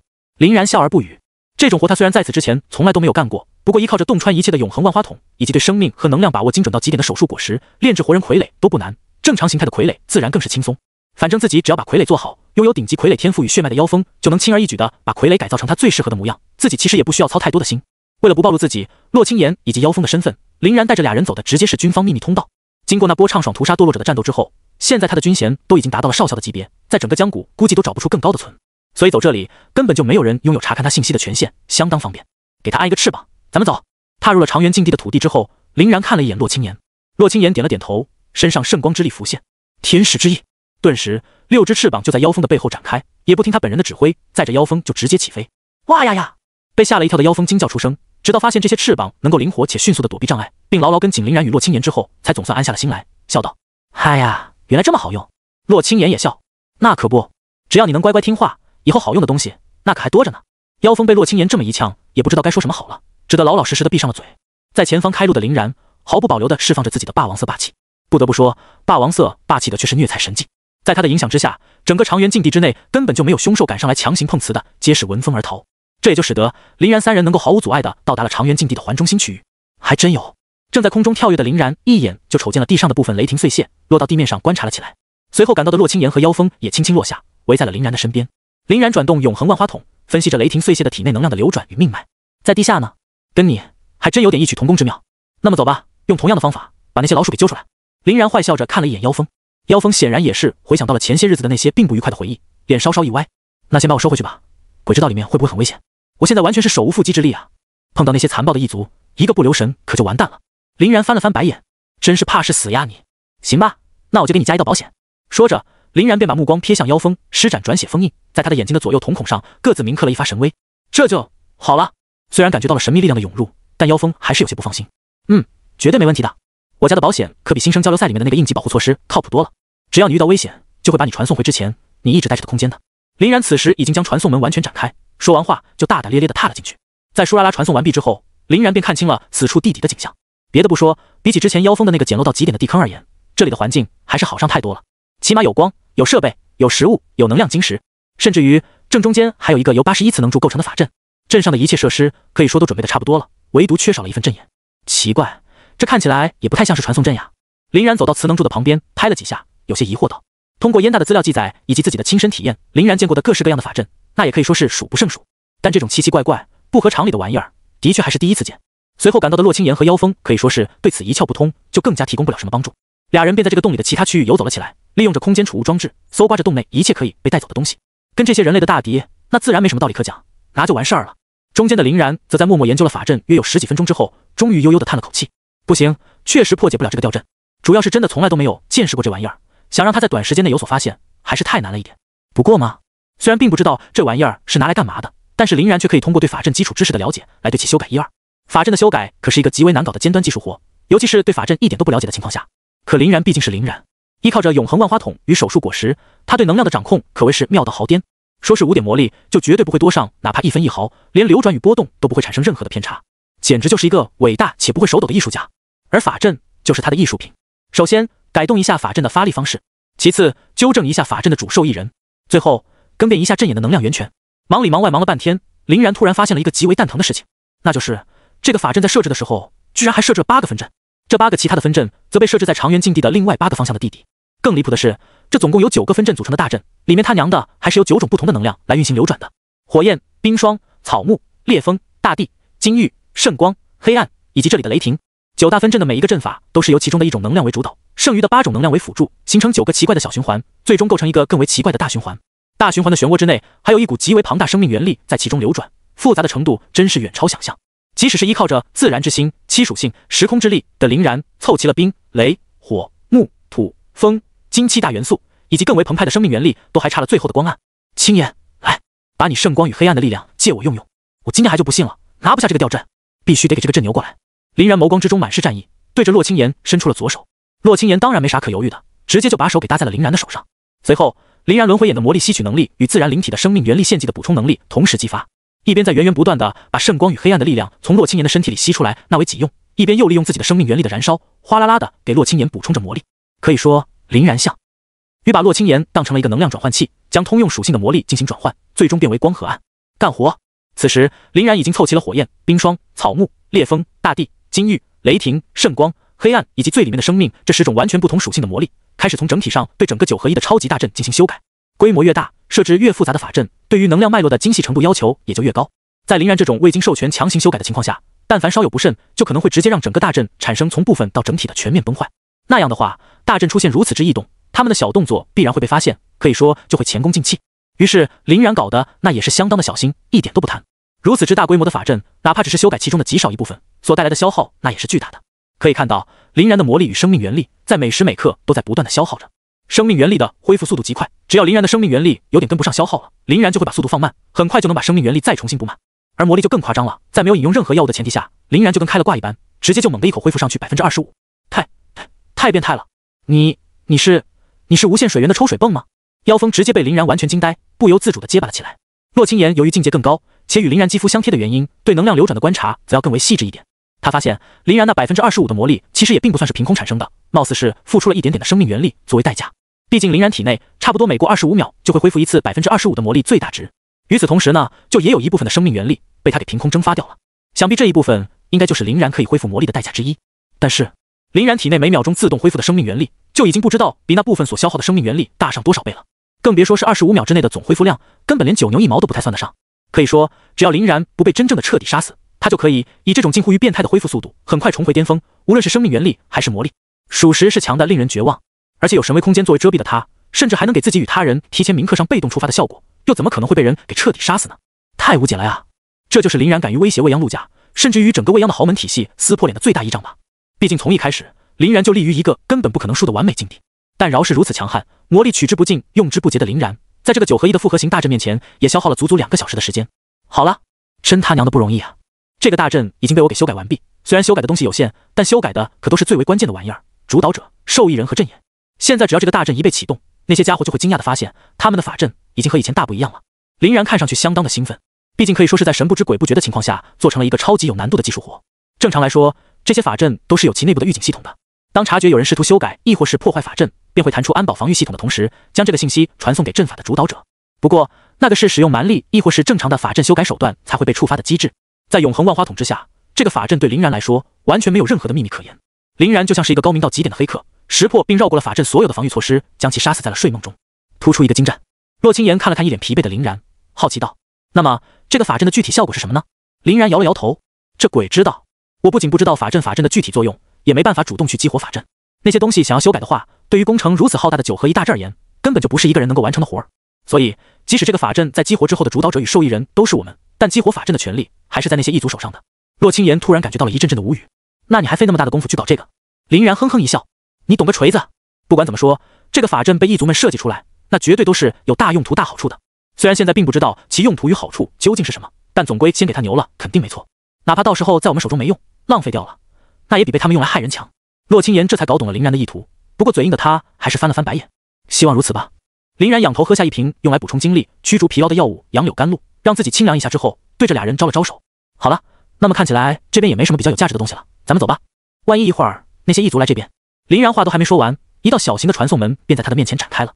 而从里面第一个踏出来的，正是一个蔚蓝色的铠甲灵魂体，同时也是他们的老熟人毁灭剃刀。毁灭剃刀那也是万万没想到，居然能在这种地方碰到3个人类，而且这3个人类里面还有2个让他一辈子都不可能会忘记的熟悉气息。那一日从他的手中强行夺走自然之心的那对男女。毁灭剃刀仰天大笑，感觉他要是有身体的话，恐怕都会把眼泪笑出来。真是踏破铁鞋无觅处，得来全不费工夫啊！没想到我们居然还有再次见面的机会。偷走我的自然之心之后，居然不老老实实的躲在你们人类的城镇内苟且偷生，还敢涉足禁地，真就以为运气会永远站在你们那边？既然老天赐给了我如此美妙的复仇机会，我绝对会好好将其珍惜。毁灭剃刀一边说着，一边笑容越来越变态。1、2、3、4、12、13，加上毁灭剃刀，一共13个雷霆元素。看着传送门里面涌出来的异族，林然也笑了起来。可爱的毁灭剃刀先生，我觉得呢，上次那种情况完全算不上偷呢。明明是你大大咧咧的把自然之心拿在手中，直接被我们给强行拿走罢了。这种行为专业一点来说，应该叫抢。您难道是为了让自己显得不那么丢脸，才特意在这种细节上咬文嚼字吗？可惜被我无情揭穿之后，貌似显得更丢脸了呀。毁灭剃刀见林然又拿那件事来消遣自己，大怒，双手之间雷光大盛。我倒要看看你这个混小子，到底是拳头硬还是嘴硬。神威！几乎是在毁灭剃刀发动攻势的前一瞬间，林然也直接发动神威，将他、洛清言与妖风全都收回了神威空间当中。毁灭剃刀8阶的英雄级单位，拥有着强大的领域威压，厚到变态的血条与让人吐血的强大抗性，远强于普通异族的同阶乃至更高阶的异族单位。哪怕是比他们阶位要高很多的异族，只要不是英雄单位，那也得乖乖的听他们号令。这玩意儿就跟领主级的凶兽是一样的，类似于网游中的 BOSS， 自然不是区区小兵能比的。所以林然若是想要战胜他，自然也就只有一种法子：黑龙之躯。察觉到3人气息消失的毁灭剃刀，瞬间就有点慌了神。这种突然落空的挫败感，他可是太熟悉了。那一个耻辱日，他就是因为林然的这个诡异技能，才最终大败而归，永远的失去了自然之心。这几个家伙又一次用这种手段逃跑，那该怎么办才好？不过林然并没有让他担心特别久。大约过了3秒钟之后，林然的身躯又一次出现在了山洞中。不过跟刚才略有不同的是，林然的身体貌似比之前要膨胀了一小圈，且身体部位之上貌似隐隐间有黑色的灵光在流转。搞什么虚头巴脑的鬼把戏也是没有用的，给我死！毁灭剃刀怒吼着，一道粗如水钢的恐怖电流应声而出，朝着林然鞭打而来。这次的林然倒是没有依靠神威去躲闪，而是轻蔑的抬起一根手指，直接摁住了这个刚刚还狂暴无比的电流。凡人安敢窥我神躯？业火燎原！无数漩涡状的黑红烈焰在整个山洞中燃起，几乎是在瞬间便陨灭了毁灭剃刀带来的那12个手下，以及他们身后的传送门。就连毁灭剃刀这个被略微波及到的8阶英雄级单位，都直接被烧缺了一小块魂体。10阶强者察觉到林然气息的毁灭剃刀脸色大变，这个人刚刚的气息还在4阶左右徘徊，怎么可能在一瞬之间就如此变态？再牛逼的秘法也不可能做到如此地步吧？但不理解归不理解，林然都已经杀到了近前，他硬着头皮也只能对战了。等离子场！毁灭剃刀大喝一声，召唤出了一道由万千球形闪电组成的等离子能量场，呈环状扩散而出。只不过黑龙之躯状态下的林然完全无视了他的雷霆，顶着等离子场就杀奔到了毁灭剃刀的面前。冥府之握，从虚空中涌现的黑暗能量与毁灭气息交相辉映，形成一道自下而上的利爪，死死固住了毁灭剃刀。地动天摇！未等毁灭剃刀有所反应，林然的左拳就已经砸在了毁灭剃刀的脸上。这一拳可当真是捶了个结实，也同时直接把毁灭剃刀的物理防线与心理防线全部捶爆。他是怎么也没想到，2人的重逢居然会发生这么离谱的事情。在此之前，毁灭剃刀无数次的幻想着，自己要是再有机会遇到林然，他会怎么来应对。甚至为此，他还特意准备了一大堆用来封锁空间、用来次元追踪的器物。一次次的秣马厉兵，一次次的咬牙切齿，一次次的梦中对战，居然只换来了这种结果，被他妈的林然暴打。毁灭剃刀只感觉自己这半年以来坚持的信仰要崩塌了。既然如此，那我就和你拼了！我堂堂一个雷霆元素一族的英雄单位，岂能败在你一个普通人类的手上？风暴之眼，一朵阴沉的雷云在毁灭剃刀的头上浮现，其中蕴含的雷电因子都已经浓郁到了让人望而生畏的地步。一边用雷电魔力灌注着毁灭剃刀，一边在凝聚霹雳，瞄准林然。可以想象，这玩意儿能够给毁灭剃刀带来多大的战力增幅。只不过，在绝对的实力面前，这些只不过都是虚妄罢了。万象天引，林然把手往空中一招，那朵原本不可能被捉摸的雷云，当即就如同遇到了磁石的铁块一般，唰的一下飞到了林然的手中，然后被林然徒手捏爆。在启用黑龙之躯之后，林然本身的能力就暂时全部丧失了，唯留下了黑龙本身的技能龙羽魔法和能够即插即用的轮回眼与永恒万花筒。这不可能！毁灭剃刀这一次是真的崩溃了。为什么一团纯粹的能量体也能够被抓取，也能够被捏碎？林然这完全就是开挂啊！完全违反了这个世界的能量法则。林然笑了笑，看起来你对于10阶强者的能力还真是一无所知啊。当我的质量完全碾压你的时候，你的那些花花道道全都是绣花枕头而已。所谓以力破巧，也就是如此。你们的雷霆之王，难道就从来没有告诉过你？还真是悲哀呢。说着，林然一刻不停地再度发动攻势。暗无天日，这一发黑龙特有的龙羽魔法，直接创造出了一个宛如小型黑洞的强有力吸附磁场，拼命撕扯着毁灭剃刀的全身上下，整得他动弹不得。业火燎原，神威附魔。林然又一次呼唤出了毁灭魔焰，附着在自己的右手上，并且这一次还加上了以一个石阶身躯的实力释放的神威附魔。黑龙掏心。此时，海军6世之一的 T 也又一次发挥了作用，在林然黑龙之躯这个强悍到了极点的肉体催动下，速度快到让人根本就无法想象。毁灭剃刀的思维甚至还停留在自己被黑洞禁锢的时候，林然的右手就已经绕开他的魂铠，死死握住了他的灵魂内核。神威的切割，毁灭魔焰的灼烧，再加上黑龙之爪的暴力抓取，差点给毁灭剃刀的腰子干出来。啊！毁灭剃刀一边发出杀猪般的惨嚎，一边浑身上下雷光大盛，想要通过互相伤害的方式迫使林然放手。可惜的是，他这滔天的雷光或许能够威胁到别人，但是在黑龙之躯的面前，只不过是挠痒痒罢了。这雷光看上去貌似是凶狠异常，但他那雷霆的伤害力绝大部分都被隔离在了黑龙的龙鳞之外，剩余的极少部分则根本就构不成什么攻势。再加上林然还在不断的用轮回眼的能力吸取着毁灭剃刀的能量，这越拖下去对林然自然越有利。林然的气息在不断的增强，而毁灭剃刀的气息则在不断的衰弱。若是就按照这个态势下去，自己真的要被林然给活活吸死在手中了。毁灭剃刀的求生欲望暴涨之下，终于不管不顾的激活了身后的那个由81根磁能柱以及另外的8个分阵所组成的9合1复合型法阵。来了，这个法阵激活的权限果然就在你小子身上。现在自己终于可以知道那个法阵的具体效果究竟是什么了。林然一边放开了自己的右手，一边先暂时向后退去。才刚刚过去2分钟而已，现在距离自己的心脏承受极限还有大概4分钟左右的时间，根本不急。在服用下最高议会赠予的传说级天才地宝七窍玲珑心之后，甚至才消化了一点，林然的心脏强度就上升了好大一个台阶。最直观的体现就是在附身黑龙之躯的时候，心脏的承受力涨幅了大约有 20%。等到把这玩意儿全部消化殆尽，弄不好平时都能把黑龙之躯当瓶 A 使。察觉到林然的退却之后，毁灭剃刀总算是稍稍松了口气。看起来这个磁能法阵还是有点效果的，最起码里面所蕴含的强大能量，让林然这个世界的强者都必须要认真对待呢。呼呼呼，呵，这3个月来的准备总算没有白费。虽然在你的压力下，我被迫提前启动了法阵的1/9，但只要能够拿下你，这一切的戏都是值得的。虽然不知道你这种能够让实力跃升如此之快的变身效果能够持续多久，但肯定不是一个能够永远保持的状态。事到如今，我看看你还能往哪里走。你的身体、你的次元空间以及你偷走的自然之心，全都给我吐出来。毁灭剃刀在连喘了好几口气之后，露出了他久违的微笑。至于林然，则笑得比他还要开心一点。借毁灭剃刀之手，他已经可以相当清晰地感觉到这个法阵的具体作用了。这个9合1的复合型法阵所起到的作用，貌似也是复合型的，不仅可以用来对某个单位进行强化，而且还能借助其能量施展打击或是治愈，以及创造各种不同效果的领域，甚至于召唤出来灵体出来作战等等等等。只不过让人比较疑惑的是，这个法阵的能量核心的组成居然是一个灵魂命匣，而且林然在灵魂命匣的里面还感受到了数量极为众多的鲜活生命，哪怕是略微一数，估摸着都有20万人以上。难道这些凶狠残暴的异族为了实现自己的阵法目标，找了一堆活人来当电池不成？可是据林然所感受到的气息，这20多万的生命可不太像是人类，也不太像是凶兽啊。总不能他们丧心病狂到连自己的同胞都不放过，亦或是去逮捕了一堆与他们关系并不是太对付的异族。林然不解，而且更让他疑惑的是，从阵法的能量流转中来看，阵法对于命匣之中的那些个生命也并不是完全的索取，反而有一些通过消耗与弥补来促使他们发育的念头在。这林然确实看不懂了。看了看林然有些迟疑的脸，毁灭剃刀咧开大嘴，恶狠狠道：没想到吧，我也有能够让自己的实力暂时得到升华的手段。区区世界的实力，现在我也有了。哼，跟我在地底交战，还贴着大阵打，真是不把我雷霆元素一族的阵法当人啊！而且混小子，可千万不要想着逃跑哟！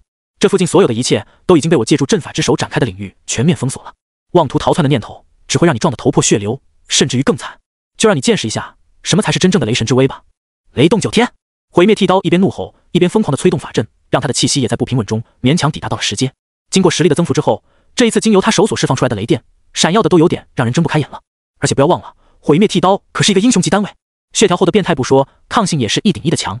蓝条虽然不至于达到取之不尽用之不竭的地步，但哪怕是全力挥霍，也能够坚持很久很久。所以说，以一己之力想要单挑 BOSS， 近乎于是一件不可能的事情，尤其是在阶位相差不大的时候。可惜林然最擅长的，那就是创造不可能。你这个阵法确实很强悍，仅仅才激活了1/9而已，就已经有了如此威能。想来光是你们雷霆元素一族，应该是不足以完成的，合作伙伴至少还有8个。只不过我比较好奇的是，你们那9个命匣是如何得到且制作的？命匣的材质，如果我没有看错的话，貌似应该是战破神铁。这种整个蓝星都找不到几块的最强淬炼矿石，居然会用来打造9个体积还不小的匣子。如果不是浪费到极点的话，那就说明9个命匣之中绝对隐藏着大秘密，不然你们也不会通过9个法阵各81根磁能柱来对命匣进行反哺了。不清楚你有没有兴趣让我知道一下呢？这样的话，起码不用麻烦我在杀死你之后再去问你的灵魂了。林然一边轻蔑地笑着，一边对毁灭剃刀不断攀升的气势各种睥睨。毁灭剃刀在听到林然的话后，心下意识就是一抽，妈蛋，他怎么对这个法阵如此了解，甚至还联想到了那么多的东西？就算他娘的出了内鬼，把很多机密都告诉了林然，那也不太可能啊。毕竟制作这个法阵的工程量是巨大的，在分配任务的时候，他们的阵法师们甚至精确到了每一条延长的脉络与小段，只有他们这些看过总设计图并参与改造的核心人员才见过总体。所以说，要么是林然策反了所有的阵法师，并把零散的法阵给全部组合到了一起，要么是某个核心人员出现了问题。不管是哪一个可能性，都让毁灭剃刀觉得天旋地转。你是怎么知道这些的？毁灭剃刀因为愤怒与恐惧，声音都变得嘶哑了起来。林然笑着摇了摇头，看起来你是不太愿意合作了。既然如此，就让你亲自品尝一下这座磁能命匣法阵的威力吧。说着，林然便启动了自己刚才早已布下的机关，逆转了法阵的主导者、受益人与阵眼，并且很贴心的选择了与毁灭剃刀之前一模一样的功能——强化。本来气势即将达到巅峰的毁灭剃刀突然一滞，就如同正在迅速蹿高的植物被人拦腰切断一般，惨叫着从半空中跌落。这一下可不仅是将毁灭剃刀的修为给重新打回了原点，其失去力量的强烈反噬带来的精神冲击与肉体萎缩，还差点把毁灭剃刀震成了白痴，吸成了干尸。而林然这边则是气势再度向上攀升，直接达到了10阶的后期阶段。不过这也同时再度加大了身体对于心脏的负担，这也是为什么在使用黑龙之躯的时候，林然不愿意去吃洛青岩 buff 的原因。buff 所带来的提升相比较10阶的收益不算大，不吃的话本来可能能够维持6分钟，吃完就剩3分钟了，那哪行去，性价比极低。不过现在嘛，大局已定，已经无所谓了，用来试验一下法阵的效果倒也不错。哪怕在吃完法阵的强化之后，林然的黑龙之躯持续时间只剩下最后的1分钟，宰掉这个奄奄一息的毁灭剃刀绰绰有余。万物焚尽，林然也不浪费时间，直接使用黑龙一族最为强横的龙域魔法，召唤出浓郁程度堪比岩浆的炽烈魔焰。13道魔焰在毁灭剃刀的魂体核心处汇聚，还轻巧地绕过了他那一副保存完好的魂铠。由于法阵的突然逆转，毁灭剃刀本就已经属于非常虚弱的状态了，现在再被这魔焰一口，就只剩下了吱呀乱叫的力气。不得不说，毁灭剃刀的确无愧于英雄级单位之名，以一个8阶的实力硬抗一个10阶单位的攻击，到了现在又吃了一发足以直接湮灭无数8阶觉醒者的法阵反噬，还能再强行顶住黑龙之躯万物焚尽的魔焰，直接炙烤能量核心足足1分钟。若是普通的一个8阶的雷霆元素，怕是在最开始被林然一拳命中的那个瞬间，便就已经灰飞烟灭了。只可惜他还是没能扛过这最后一下。在10阶黑龙之躯的加成下，万物焚尽的魔焰属实恐怖，硬生生把他从一个活生生的魂体烤成了一枚蕴含着生命原力与雷霆本源的结晶。那一身原本附着在毁灭剃刀身上的魂铠也完好无损地脱落在一旁。神威！在最后终结掉毁灭剃刀的生命后，林然把浑身上下最后的力气留给了一发神威，给洛青岩和妖风放了出来。然后从黑龙之躯恢复本体的他，也就无力地垂倒在洛青岩的怀中，看起来累坏了呢。洛青岩不知从什么地方摸出来了一张蕴含着淡淡冰霜力量的手帕，轻轻帮林然擦拭着头上的汗水，同时给他降低一下此时头上因用力过度而憋红的高温。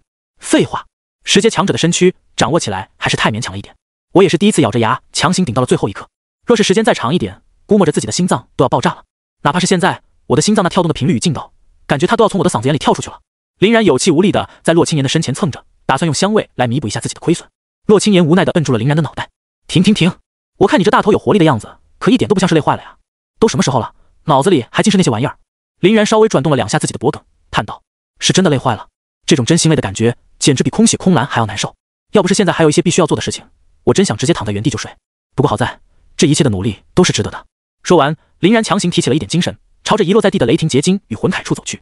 我在杀死他的时候，刻意采取了炼化的方式，为的就是给他留下一个能够做成驱动的能源晶石。这副魂铠呢，则可以构成他武装的本身，二者相结合，再加上我高超的炼制技术，绝对能打造出当今世界上最为变态的傀儡。这副傀儡就交与妖你来使用了，不过那得等我先恢复了状态才行。妖风瞪大了双眼，给我用。林然笑了笑，大家都是自己人了，相互之间没必要那么客气。拥有碧水沉玉龟心脏的你，操纵这玩意儿来足够驱使。再说了，倘若你这种天赋与血脉双顶级的世界最强傀儡师都没资格的话，蓝星之上就没有人有资格了。林然一边说着，一边先将雷霆结晶与魂铠都先收进了灵魂之戒中。妖风沉默了一下，低头揉了揉眼，喃喃自语道：如果我真的能驱动这玩意儿的话，应该能靠它接任务，挣到很多很多的钱吧。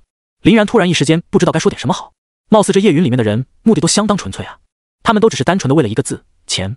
赵无敌以及他的灰熊小队如此，妖风同样如此，这个字还真是有莫大的魔力啊。那我们现在要离开这里吗？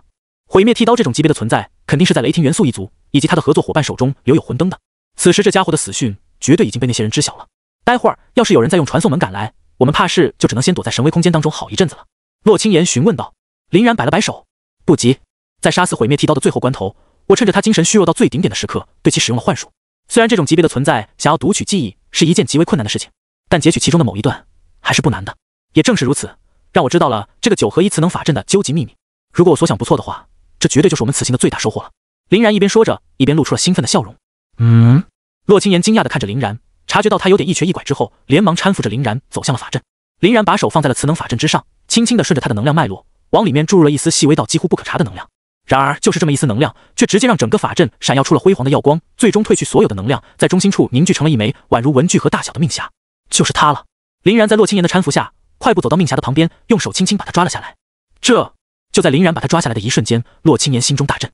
这个时候，他也可以毫无障碍地感觉到命匣里面那20多万的鲜活生命了，并且这一次的体会比之前那次朦朦胧胧的感触要清晰不少，最起码数额都是历历在目，整整25万。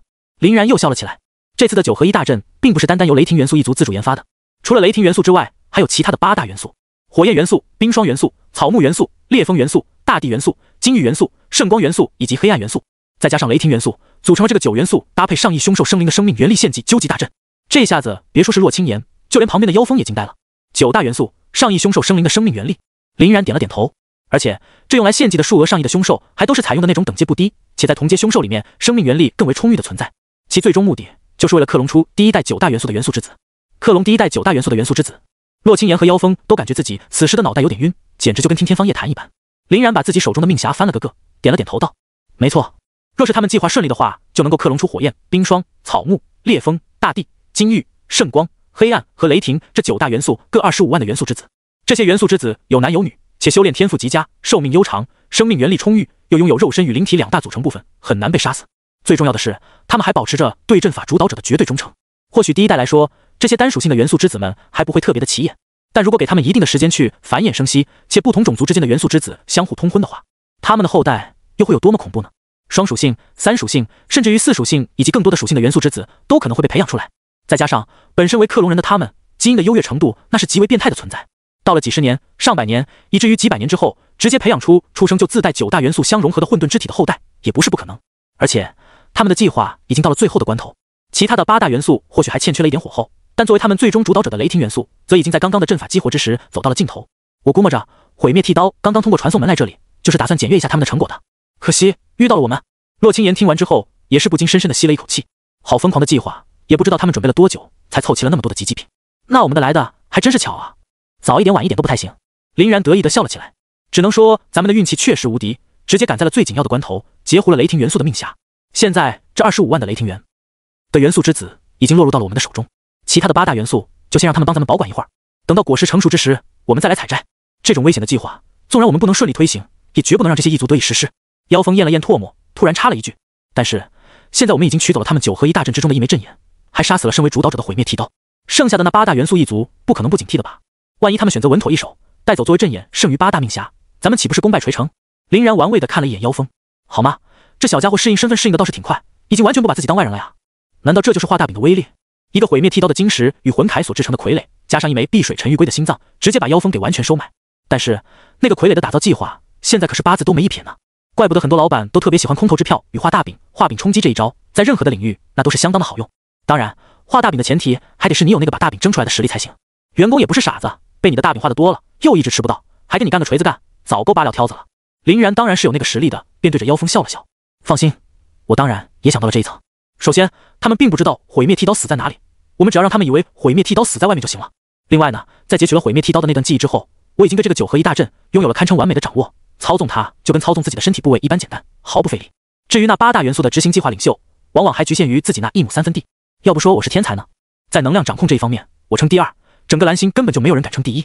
所以，我还给雷霆元素的这一块法阵制作了与之前完全相同的幻阵掩护，哪怕是毁灭剃刀在世，都不可能发现其中的端倪，更不要说其他的人了。也就是说，他们根本就不知道9合1磁能法阵的秘密被人发现，命匣被人窃取，受益人被人篡改，懂不懂我阵法第一人的含金量？妖风又一次被林然给惊结巴了。好强！洛青言虽然也这么感觉，但让他直接开口说出对林然的夸赞，还是让他相当别扭。于是还是把这种念头给强忍了下去，郁闷的瞅了瞅林然的头。可恶，又给他装到了。Room 指挥棒，林然把手一招，银蓝色的领域光幕便笼罩住了整个山洞。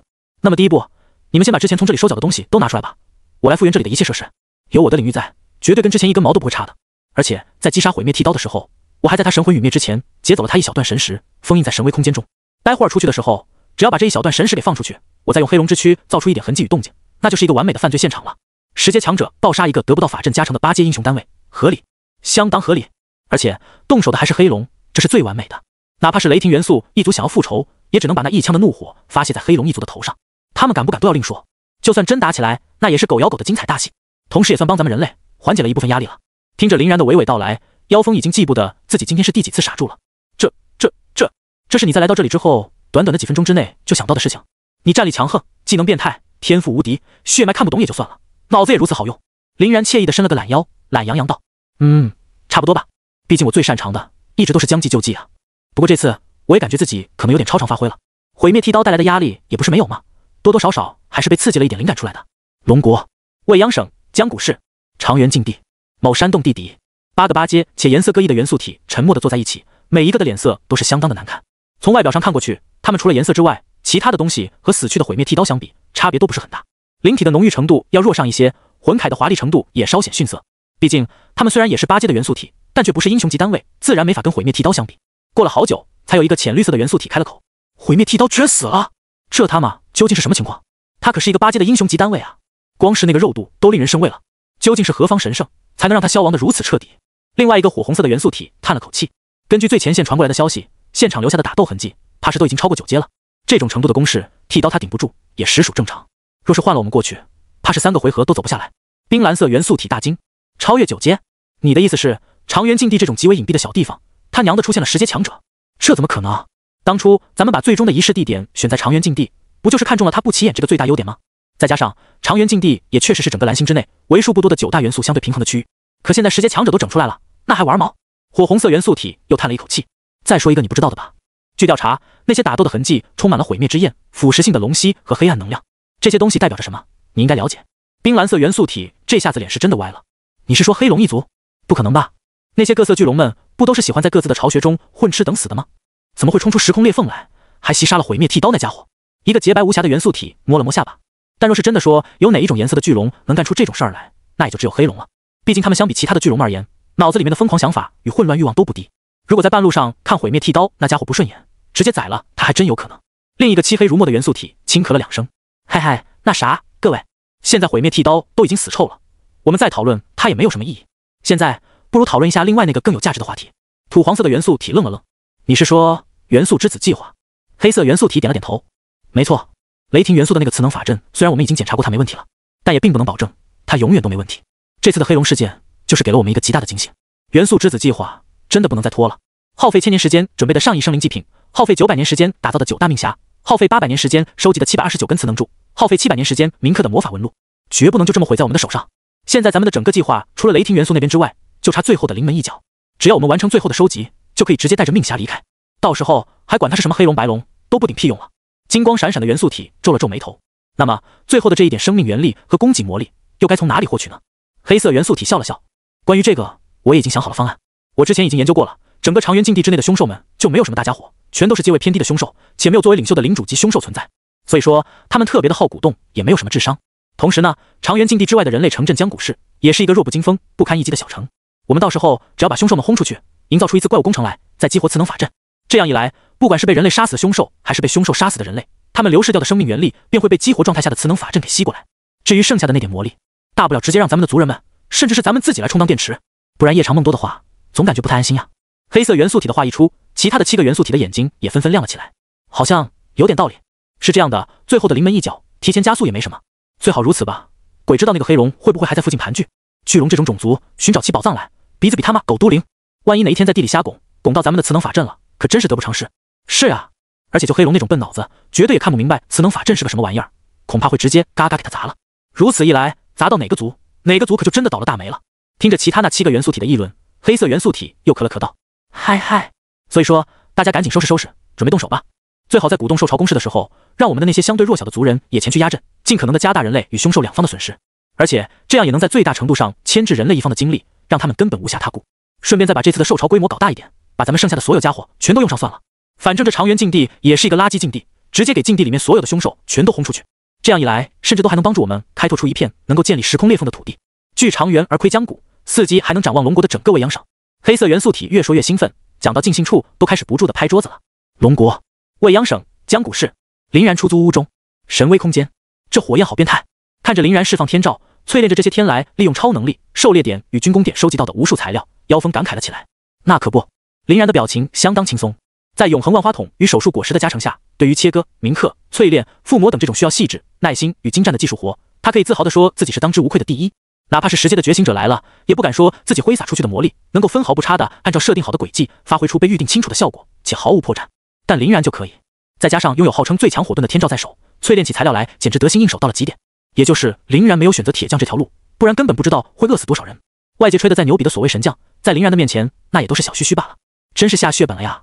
看着一团又一团的天价材料被林然挨个剔除杂质，只保留最核心的精华，妖风自己都有点替林然心疼。这他娘的简直就是用火在烧龙币啊！不，甚至比烧龙币还过分。很多被丢进天照中的材料，若是换算成110张的龙币的话，那都得成箱子的往里面丢，才堪能有这个效率。若是一沓的烧，怕是要烧到明年去了。既然要做，那肯定就要努力做到最好了，不然不是白瞎了我那么大的力气去整死毁灭剃刀的同时，最大程度的完好保存了他的魂铠与核心。再说了，要是不给你配备一个足够强悍的傀儡，你岂不是屁用没有？白白养一个吃干饭的，对我来说完全不能接受。日后若是有什么秘密行动，或是打算侵入到夜陨的内部，那还得指望着你去呢。林然说到这里，丢材料的速度都快上了很多。洛清言则是有点无奈地看着这团火，又把头往林然的肩头靠了靠。他既不对淬炼感兴趣，也不像是妖风那般对即将出炉的傀儡抱有期待。这两件事儿对他而言都相当无聊，只不过是因为林然在这里，他才会在这里罢了。我说，你为什么老跟那个夜陨组织过不去呢？虽然他们之前想杀你，但那也是接了别人发布的悬赏令嘛。一个给钱就能上的杀手组织，还没有固定的大本营与头目，跟他们较劲儿，貌似没什么太大的意义啊。总不能你还想着把所有夜陨组织的人都杀光吧？在他们还在不断吸收新成员的状态下，这几乎就是一件不可能的事情。洛清言突然想到了什么似的，转头望向林然。林然笑了笑，我怎么可能丧心病狂到打算把他们全杀完呢？那也太变态了。至于你说的为什么老跟夜陨组织过不去，讲道理我也并不是很清楚，或许是直觉吧。我总感觉着这个神秘而遥远的组织里面，总有一股奇特的力量在吸引我，召唤我，祈求我。若是我不去研究夜陨，并对其做点什么，怕是有可能后悔终生呀。听林然说的这么玄之又玄，洛清言不禁翻了翻白眼，也没有再去追问了。不过既然林然选择了这条路，他自然也义无反顾。好，就在此时，林然已经完成了整个傀儡的淬炼阶段，将所有的材料都已经炼化完成。此时在用 Room 指挥棒举起之前，早就用神威雕刻好，铭刻上完整魔法纹路的毁灭剃刀的魂铠与晶石，噼里哐啷的组装了起来。在林然的操纵下，那大大小小足足有上万的零件一边漫天飞舞，一边逐渐凝聚成型。其最核心的区域还保留了供以妖风用来与其缔结契约的窗口。真帅啊，主人！妖风兴奋地望着空中那个不断成型的傀儡，兴奋地叫了起来。也不知道他是在夸林然的操作帅，还是说那一具傀儡的外形帅。哼，还用你说？帅那是肯定的。对了，以后别叫我主人，太 low， 在外面又容易被别人误会搞重金属，叫我老大。妖风虽然没听懂林然在说什么，但还是激动地朝着空中连挥2拳。好的，老大。洛清言无语地看了一眼。然，你真是被老大他给传染了，连称呼都不忘了透。林然嘿嘿一笑，我只是感觉这个称呼比较帅气罢了，他也没申请专利嘛，我怎么就不能用？好了，最终的步骤已经完成，给我铠甲合体。随着最后一个零件的注入，整具傀儡瞬间闪烁出一道耀眼的金光，然后缓缓落到了妖风的身边。8阶巅峰，而且这具手持长枪、背负刀剑、帅气的宛如堕落骑士魂铠一般的傀儡，还继承了毁灭剃刀作为英雄级的耐打性、肉度、抗性、血条蓝条以及对弱者的威压，全部都完美的保留了下来。可以说，林然已经做到了一个傀儡铸造师的极限，完美复原生者之前的强悍。除了主属性由雷霆化作了金属之外，几无二样。相信这玩意儿在妖风这个顶级傀儡师的手中，绝对能发挥出不亚于9阶的风采，甚至凭借着傀儡的种种特性，还能达到一个10阶以下不逢敌手的境界。趁着妖风与傀儡签订契约的时候，林然也检查了一下自己的收获。这些天的淬炼工作，由于使用的材料都是极为高端的那种，对他的消耗也是极大，这就在很大程度上加速了体内星陨魔韵以及7窍玲珑心的消化速度，让他的实力又一次提升了不少，而且是同属于体质的双飞跃，真是一具完美无瑕的傀儡啊！老大，太强了你！我决定要给这个新的小家伙取名为叶罗刹，这可太符合他的气质了。妖风痴迷地抚摸着傀儡的外壳，眼神之中满是狂热，就连嘴里的口水马上都要流下来了。林然无奈地看了一眼妖风，这种拥有专长领域的疯子，只要一看到其中的神物，完全就陷入忘我状态了呢。就在林然犹豫要不要施展神威，先把3人传送出去吃点东西的时候，一封来自于周易的紧急邮件突然被发送到了林然的生物芯片中。林然将其打开，先是漫不经心地扫了一眼后，神色突然就是一滞。长原禁地超大规模受潮，龙国未央省江谷市长原禁地外。长原局势居然已经糜烂到这种局势了吗？林然正在站在长原之上，遥望远方。长原禁地之所以被称之为长原禁地，跟他被一道纵横上千里的长原所封锁不无关系。这座长原乃是古战场的遗迹，后来又经过了多次的加工修补，已经成为了江谷市抵御异族与受潮的天然屏障。只不过目前为止，这座长原所发挥出作用的时候并没有很多，毕竟江谷市这座小城从来都没有真正发生过能够被称为动荡的危机。那些零星的受潮还不等他们冲到长原，就已经被前方安置的近100个武装要塞的防守力量给消灭殆尽了。可这一次，生物芯片中传来了周易的苦笑，的确是已经烂透了。谁都没有想到，在这个时间节点上，居然会爆发规模如此之大的兽潮。长原禁地里面所有的凶兽都跟疯了一般，几乎是倾巢出动，驻防的士兵们直接被打了个措手不及。现在长原之外，全部的武装要塞都已经失守了，士兵们也都撤到了长原内，留下抵抗的只有机械与 AI。所以说，能够保护江谷的屏障就只剩下那道长原了。林然皱了皱眉，武装要塞防御措施那么完善，还有大量的火力输出炮台，怎么可能丢得那么快？里面的士兵们只要不主动打开大门，这一个个的钉子绝对能拖住凶兽很久很久。除非……周易笑得更苦涩了一点。正如你所想的那样，他们是主动撤退的，并不愿意冒着生命危险去做那些事情，所以便撤离了那种可能会沦为大海沉舟的位置，将主力撤回了长原以内。林然眸光之中寒芒闪烁，但是这样一来，那就相当于只剩下这最后一层保险了啊！一旦长原出现了点什么意外，背后的江谷怎么办？临近的现实又怎么办？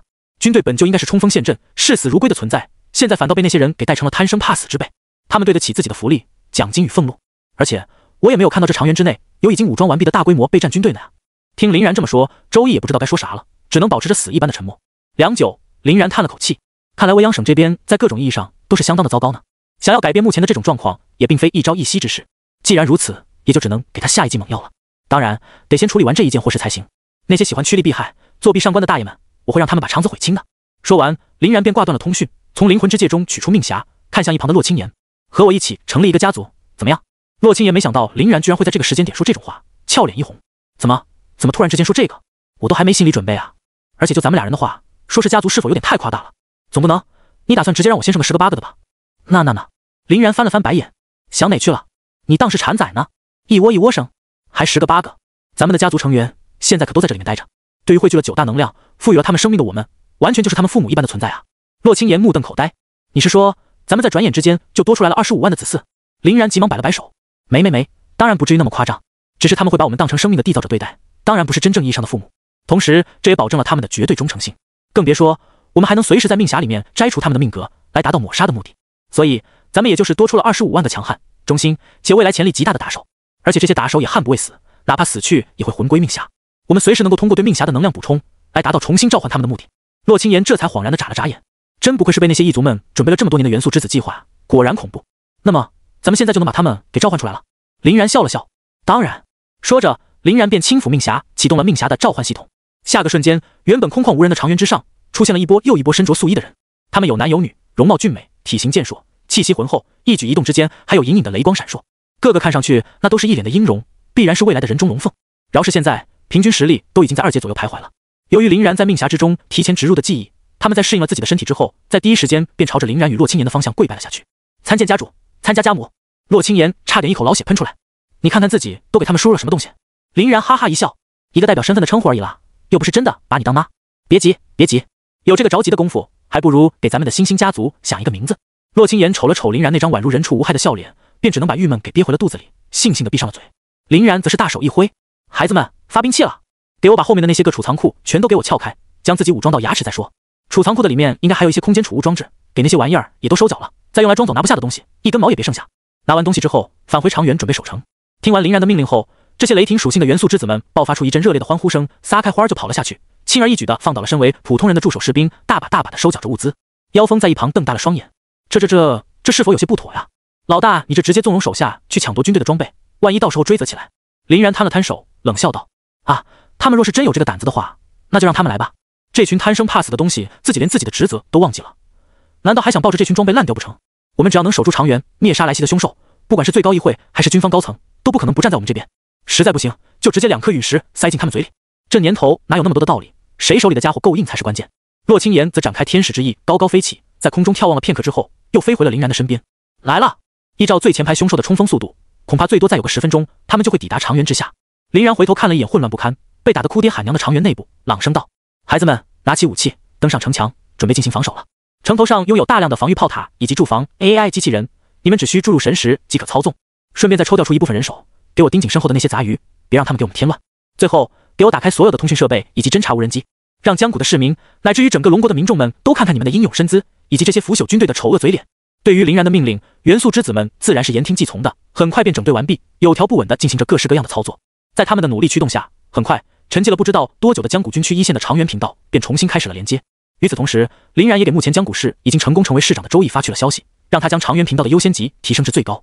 周易不仅很好地完成了此项任务，还在大力向整个龙国的总频道拼命推送着。这可是江古氏想要做大做强的关键一步，周易定然不可能放过此次机会。至于推送的噱头，井号凌然、井号受潮、井号长元、井号静帝这几个关键词一加，热度那是蹭蹭的往上窜。不过2分钟的时间里，就达成了热度上升速度的同期第一。如此一来，这个频道自然也就引起了龙国广播总台的高度重视，很快便给予了最大程度的推广。所以，当很多网民们闻讯赶来观战的时候，便看到了这么一幕：一个被生黑岩双翼，手持黄金龙枪，后开次元之门，前扯时空裂缝的男子正在空中火力全开，疯狂屠戮着进犯长元的兽群。燃神，我又看到燃神了！龟龟，燃神真的是根本就卸不下来啊！之前不是刚刚才剿灭了成千上万的堕落者，这立马又在未央省去抗击兽潮，他真的好有责任感。话说这里不是未央省江古市吗？貌似是燃神的家乡，燃神应该是为了保卫家乡挺身而出。有这样的一个高端战力在，兽潮规模若是不大的话，应该还是能够坚持的。哎，士兵们呢？怎么没见到他们的身影？还有底下那群部队又是从哪里冒出来的？怎么一个个都跟小雷神似的？观众们目瞪口呆地看着长原上面的那25万雷属性元素之子，一个个全都有些不知所措。他们一个个容貌气质都是极佳，手持武器呼风唤雷的，枪击炮火与雷电攻击交相辉映，打得下方冲击长原的凶兽们嗷嗷直叫。而且从他们的表现中来看，这一大批的神秘部队貌似还都是觉醒者，又以空中的凌然马首是瞻。凌然他莫非又偷偷蓄积了一部分私兵，同时还是全员觉醒者的精锐私兵。最重要的是，凌然居然还舍得把这一批私兵拿出来真刀真枪的跟凶兽干。龙国英雄的格局恐怖如斯。长原上，凌然轻轻一个闪躲，扭掉一个飞行凶兽的攻击后，反手一根黄金龙枪直接将其扎死，然后再一次最大程度展开王财，对着下方加紧轰炸。经过对之前拿到的珍稀矿物的炼化品伏魔金刚杵的初步吸收，凌然现在的王财可以说也是更新换代了一大截。最显著的变化就是不仅锋利程度大幅度提升，而且王财在命中目标或是被凌然主动激活后，还能爆发出抵挡之力，向外面扩散出一圈威力巨大的 AOE 伤害。可以说，如果以前凌然的王财所发射的宝具都被称之为普通箭矢的话，现在的王财所发射的漫天箭雨全都是爆炸箭。此时用王财轰杀这些低阶凶兽起来，那可别提有多好用了。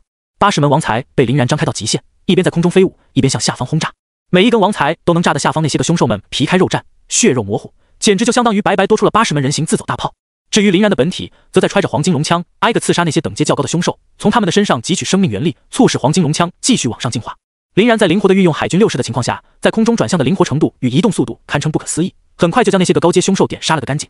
要知道，高阶凶兽的阵亡是会对低阶凶兽产生极大的士气影响的，更别说还是这种宛如割麦子一般的接连倒下了。再加上凌然那狂暴到让人窒息的霸王色霸气，都把这些凶兽的斗志摧残的相当离谱，让他们脚下冲锋的速度慢了特别多。如果不是有那8大元素的一族在后面疯狂鼓动的话，怕是这次的兽潮攻势就要这么胎死腹中了。后方的那些个元素体们自然也是随时随地关注着前方的战事的。在看到第一阶段的攻势受挫之后，空中突然就出现了8大元素体的投影，以及他们所率领的拿来充当敢死队的元素大军。这投影与元素大军一出，凌然这些在前线奋战的人还没什么反应，网上的观众们先不淡定了。卧槽，背后果然是异族在捣鬼！妈的，我就说江古市这种小地方怎么会爆发出如此猛烈的兽潮攻势？这次居然一次性来了8大异族！我瞅瞅哈，火焰元素、冰霜元素、金玉元素、烈风元素、草木元素、大地元素、黑暗元素、圣光元素。哎，异族的元素体不是应该有9大元素吗？怎么只来了8个？就是这8个都来了，第9个他不来。雷霆元素呢？查询雷霆元素状态。这么多的元素一族，肯定是有大动作吧？莫非是打算针对燃神？哦，你的意思是，他们这些异族佯攻江古是假，想要杀死燃神才是真？不然呢？江古是这么一个小城，最有价值的存在，绝对就是燃神了吧？再加上燃神的强势崛起，绝对会让他们感受到莫大的威胁的。就我们和异族这不共戴天的关系，他们不急才怪。那燃神可一定要注意了呀，别中了那些异族的拳套，不然啊，燃神怎么反倒冲上去了？这是否太过危险啊？在观众们的目瞪口呆中，凌然面对那足足遮蔽了半边天的元素大军以及8个8阶的元素统领的投影，毫不犹豫的就展翅冲将了上去，并且凌然脸上的笑容还越发的灿烂。从刚刚与这些凶兽们刚一交火的时候，凌然就发现了死去凶兽的生命元力正在被隐藏在地底的磁能法阵偷偷的吸走。凭借着对生命元力的追本溯源，凌然在此过程中也已经偷偷摸清了那剩余的8大法阵的位置啊，就知道这次的兽潮事件没有那么简单。果不其然，就是这剩余的8大一族在整蛊，害怕迟则生变，想要依靠这种暴力方式来急速注满最后欠缺的那一点生命元力，还真是天真啊！你们以为这样我就反制不了你们了？如此想来，那么用来补充剩余的那部分魔力的，肯定就是元素统领他们本人带队的元素T了。现在正是他们最走不开，也是最虚弱的时候，自己如果连这种机会都抓不住，那也就不用混了。想到这里，凌然先是在空中接连几个闪身，来到了洛青年以及妖风的身边。这里就交给你们了，纵然我不在，依靠着25万不怕死的元素之子，守住长原应该不是什么问题，最起码也可以拖住。那空中的8个8阶的元素统领虚影，虽然看上去唬人，但实际战力也就那样，很是费拉不堪的。更别说我们还有干将莫邪以及叶罗刹在，对付他们也绝对是绰绰有余。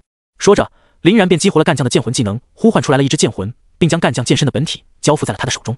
这个赤红色的干将剑魂足足有将近7阶的战斗力，搭配上洛青岩的淡紫色，战力接近6阶的莫邪剑魂，可以说是给长垣战场提供了2个强有力的支点。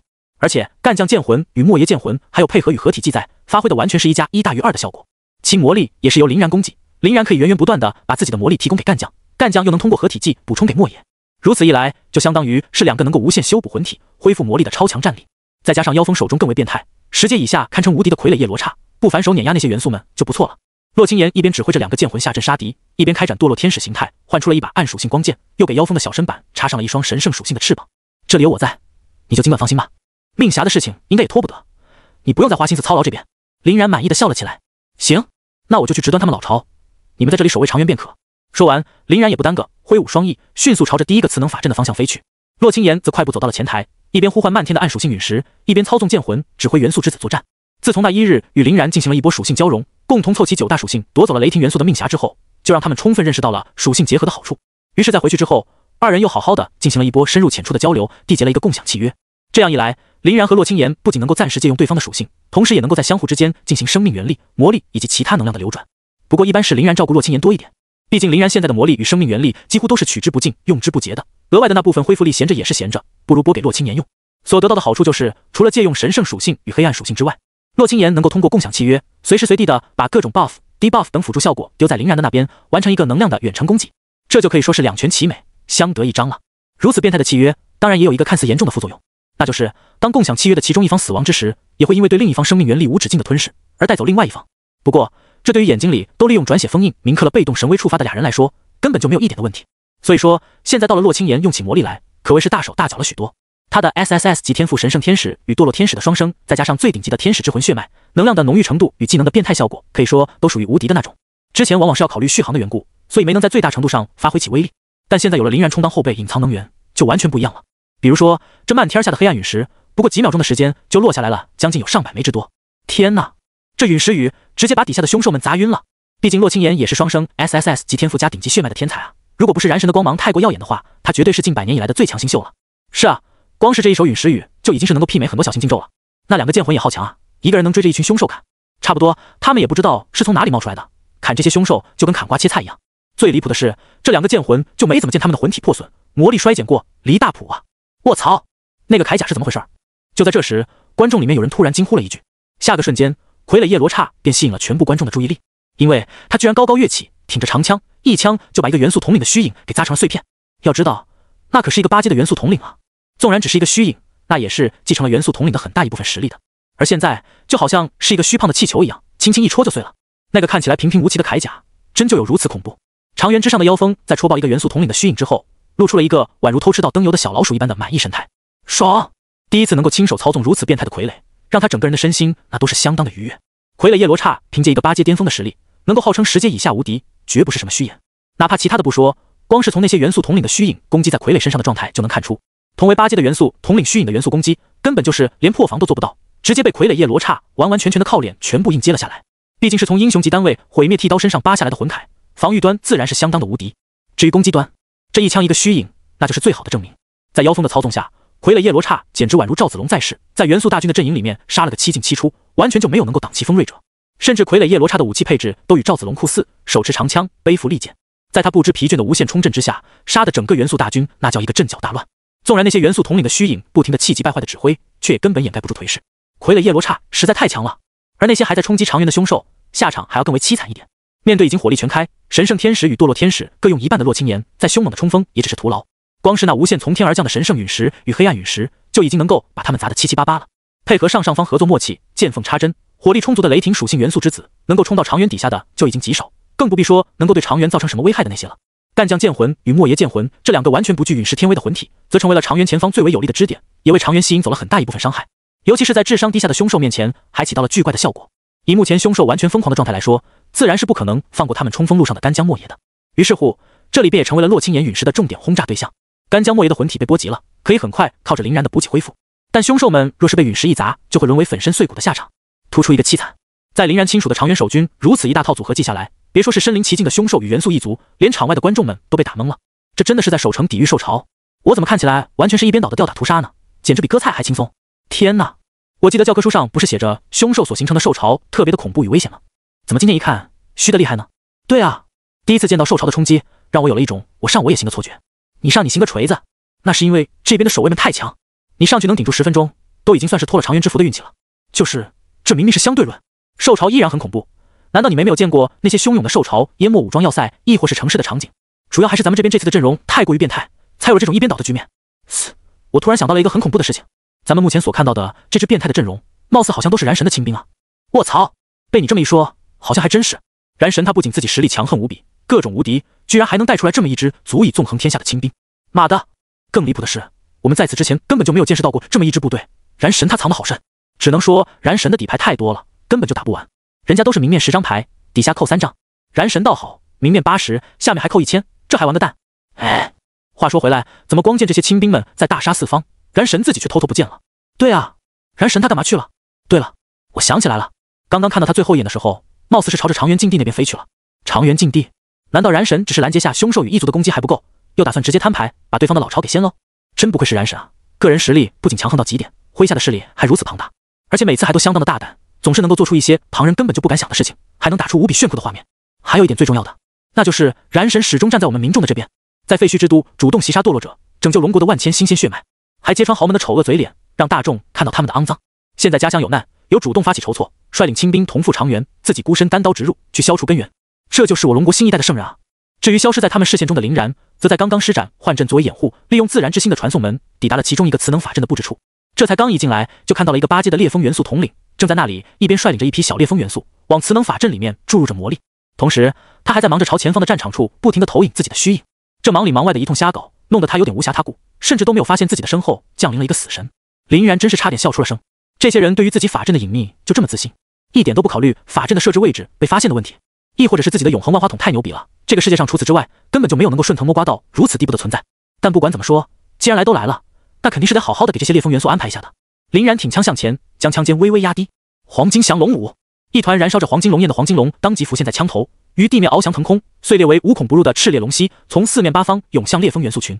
这一团团的龙息当即就打了烈风元素们一个措手不及，顿时便被火烧连营，一个接一个的惨嚎起来。此时那个烈风元素的统领才发现了些许的不对劲，蓦然回首之时，林然的黄金龙枪却已经塞到了他的脸上。擦咔，黄金龙枪的锐不可当，直接洞穿了烈风元素统领的魂体，将其牢牢地钉在了地上，大口大口吞噬着他的生命、能量与魔力。烈风元素统领吃痛反击，掀起足以碎山裂石的飓风呼啸而至，想要把林然直接荡飞出去，来替自己解围。可惜林然完全不吃这一套，拥有见闻色的他早就洞穿了烈风元素的花花肠子，果断丢开龙枪向后跃步，接上一发天照丢出，呼唤出数十门王财扫荡其他的小烈风元素，并且在飓风即将落在身上的时候开启虚化躲避，无视飓风重新压到了烈风元素统领的面前。别看现在这个烈风元素统领顶着8阶之名，其实虚的厉害，毕竟他绝大多数的魔力都已经用来攻击给磁能法阵了，剩余挤出来的部分还投影到了前方战场，作为虚影去出战。现在留在本体的魔力可谓是少之又少，哪里能够面对全盛状态下的林然？刚刚好不容易憋出来的一发飓风攻势，还被林然利用虚化给躲开了。原本想着以一个8阶程度的攻击，只要命中怎么也能重创林然这个4阶觉醒者，可竟然他妈的没中。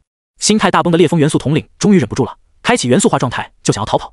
可惜的是，他又一次被准备充分的林然给拦截了下来。霸气缠绕，林然激活武装色霸气，将其萦绕在自己的左右手以及黄金龙枪之上，对着开启元素化的烈风元素统领腰部就是一枪。烈风元素统领本想嗤笑出声，林然的这种操作跟竹篮打水又有何异？可下一秒钟他就彻底笑不出来了。在林然的手中，那杆黄金龙枪仿佛真的有魔力一般，竟然活活穿越了元素的隔离，将元素化的他狠狠刺穿。这是大力沉的一枪下去，险些给烈风元素统领整个人干晕过去。黄金龙枪之上的强烈吞噬效果，配合上他身上犹如复古之躯的天照，直接将烈风元素统领从元素体的状态给完全剥离了。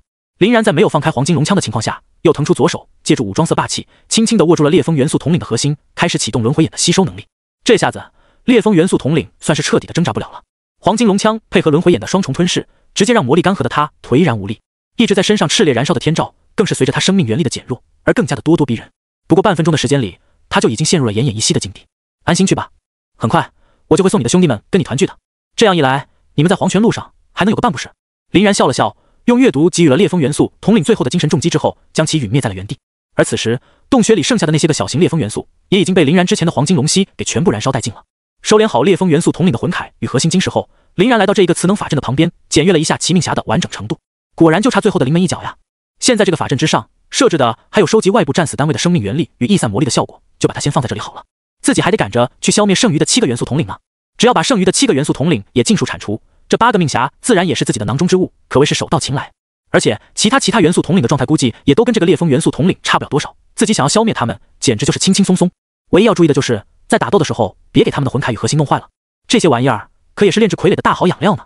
即使无法跟毁灭剃刀这个英雄级单位制成的傀儡相比，那也是要远胜其他的了。传送门开，林然在锁定了另外一个磁能法阵的所在区域后，又一次激活了自己的传送门。半小时后，长原处战事依旧如火如荼，爆炸的遗迹、能量的碎屑、满地的血水、尸骨的残骸，几乎占据了长原之外所有的土地。洛清言依旧挥展着黑金双翼，不断吟唱漫天陨石的降临。他现在只感觉自己的浑身上下都已经快要麻木了。虽然在林然魔力的供给下，魔力是一点不缺，能够随意奢靡，但那种一次次抽空身体去释放大招的心累与疲惫，就算及时被注满，那也是挥之不去，无法补充的。此时就体现出傀儡与剑魂的好处了。干将、莫邪、叶罗刹这3名猛将丝毫没有显露出一丁点的颓势，依旧在最前线努力奋战着。不过占满长原的元素之子们的情况也不算乐观，一个个也差不多油尽灯枯了。所以说，长原防线整体而言，防御力度是下降了不少的。在精神相对涣散的状态之下，洛清言的陨石命中率都受到了不小的影响。不过总算还是能够维持一个还算可以的频率的，所以杀敌的效率也不至于太差。最主要的问题在于元素之子们有点后继无力的感觉。这25万的人手被凶兽们的远程攻击就少说干掉了3万有余。至于剩下的那些，现在不仅没有魔力去催动雷霆，连继续利用防御设备进行防守的力气都小了很多。长时间的高强度战斗消耗了他们太多的力气与精力，已经开始逐渐展露颓势出来了。洛清言艰难地摇了摇头，让自己正在不断衰弱的意识清醒了一点。下雨了。此时洛清言才惊讶地发现，天空之上竟然正在飘落稀稀疏疏的小雨，并且有逐渐增大的趋势。这雨貌似下的也有一会儿了，自己竟然到现在才发现。不过那个雨中朦朦胧胧的身影是谁？此时的观众们当然也看出了情况不是特别妙，同样有点揪心。好像不太对了，这次的受潮攻势那么猛也就算了，居然还延绵不绝。长原禁地这种小型禁地里也能爆发出此等规模的受潮？是啊，感觉整个禁地里面的凶兽全都冲出来，也就是此等规模了。若是燃神的部队永不疲惫的话，倒是还能坚持，但现在他们明显已经累了个够呛，这还让人如何应顶？妈的，都已经打了有足足那么久，为什么都没有支援呢？对啊，江谷的军队呢？怎么不来顶班，让这些人休息一下？武装要塞丢的就已经够莫名其妙了，现在连守卫长远都不来，他们真的知道自己在干什么吗？哎，快看天上，那是什么？就在众人合力声讨不作为的军队之时，有某些眼尖的人也看到了与洛清言相同的画面。雨落长空，风卷尘沙，却有一人傲立于茫茫雨中，双手合十，念念有词。燃神，是燃神，燃神回来了。这时，凭借着那双标志性的黑岩双翼，终于认出了来者。这些别说是场外的观众了，就连本已经精疲力竭元素之子们，在看到林然的身影后，都如同回光返照一般，重新焕发了斗志与力量。哦！他们兴奋地呼喝着，不知又怎么从油尽灯枯的身体中憋出了一点魔力，发射雷霆光柱，迅速稳住了阵线。而空中的林然在经过了漫长的吟唱后，也终于完成了准备，轻轻一笑，让世界感受痛楚。超神罗天征，在看似不起眼的将双手向外推出一截之后，一道强烈的360度无死角冲击波被瞬间掀起，声势之浩大，冲击之猛烈，简直能开山碎石，崩河断岳。最离谱的是，这一发冲击波的范围也是大的离谱，简直囊括了整片的战场区域。在林然最脚下的那波凶兽以及离得近的元素体们，可是倒了大霉，直接就被这股恐怖的冲击给碾成了齑粉。就连离得远一些的，也未能真正幸免，同样被冲击震碎了内脏或是腿骨臂骨，又被所荡起来的泥石流淹没。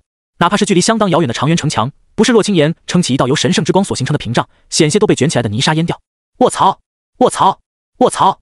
禁咒！又是禁咒！燃神他居然还掌握着一发威力如此恐怖的禁咒，好夸张的爆破力！这他妈简直比那些对城级别的飓风导弹威力还要大，这是直接把地面给离出了一个大坑啊！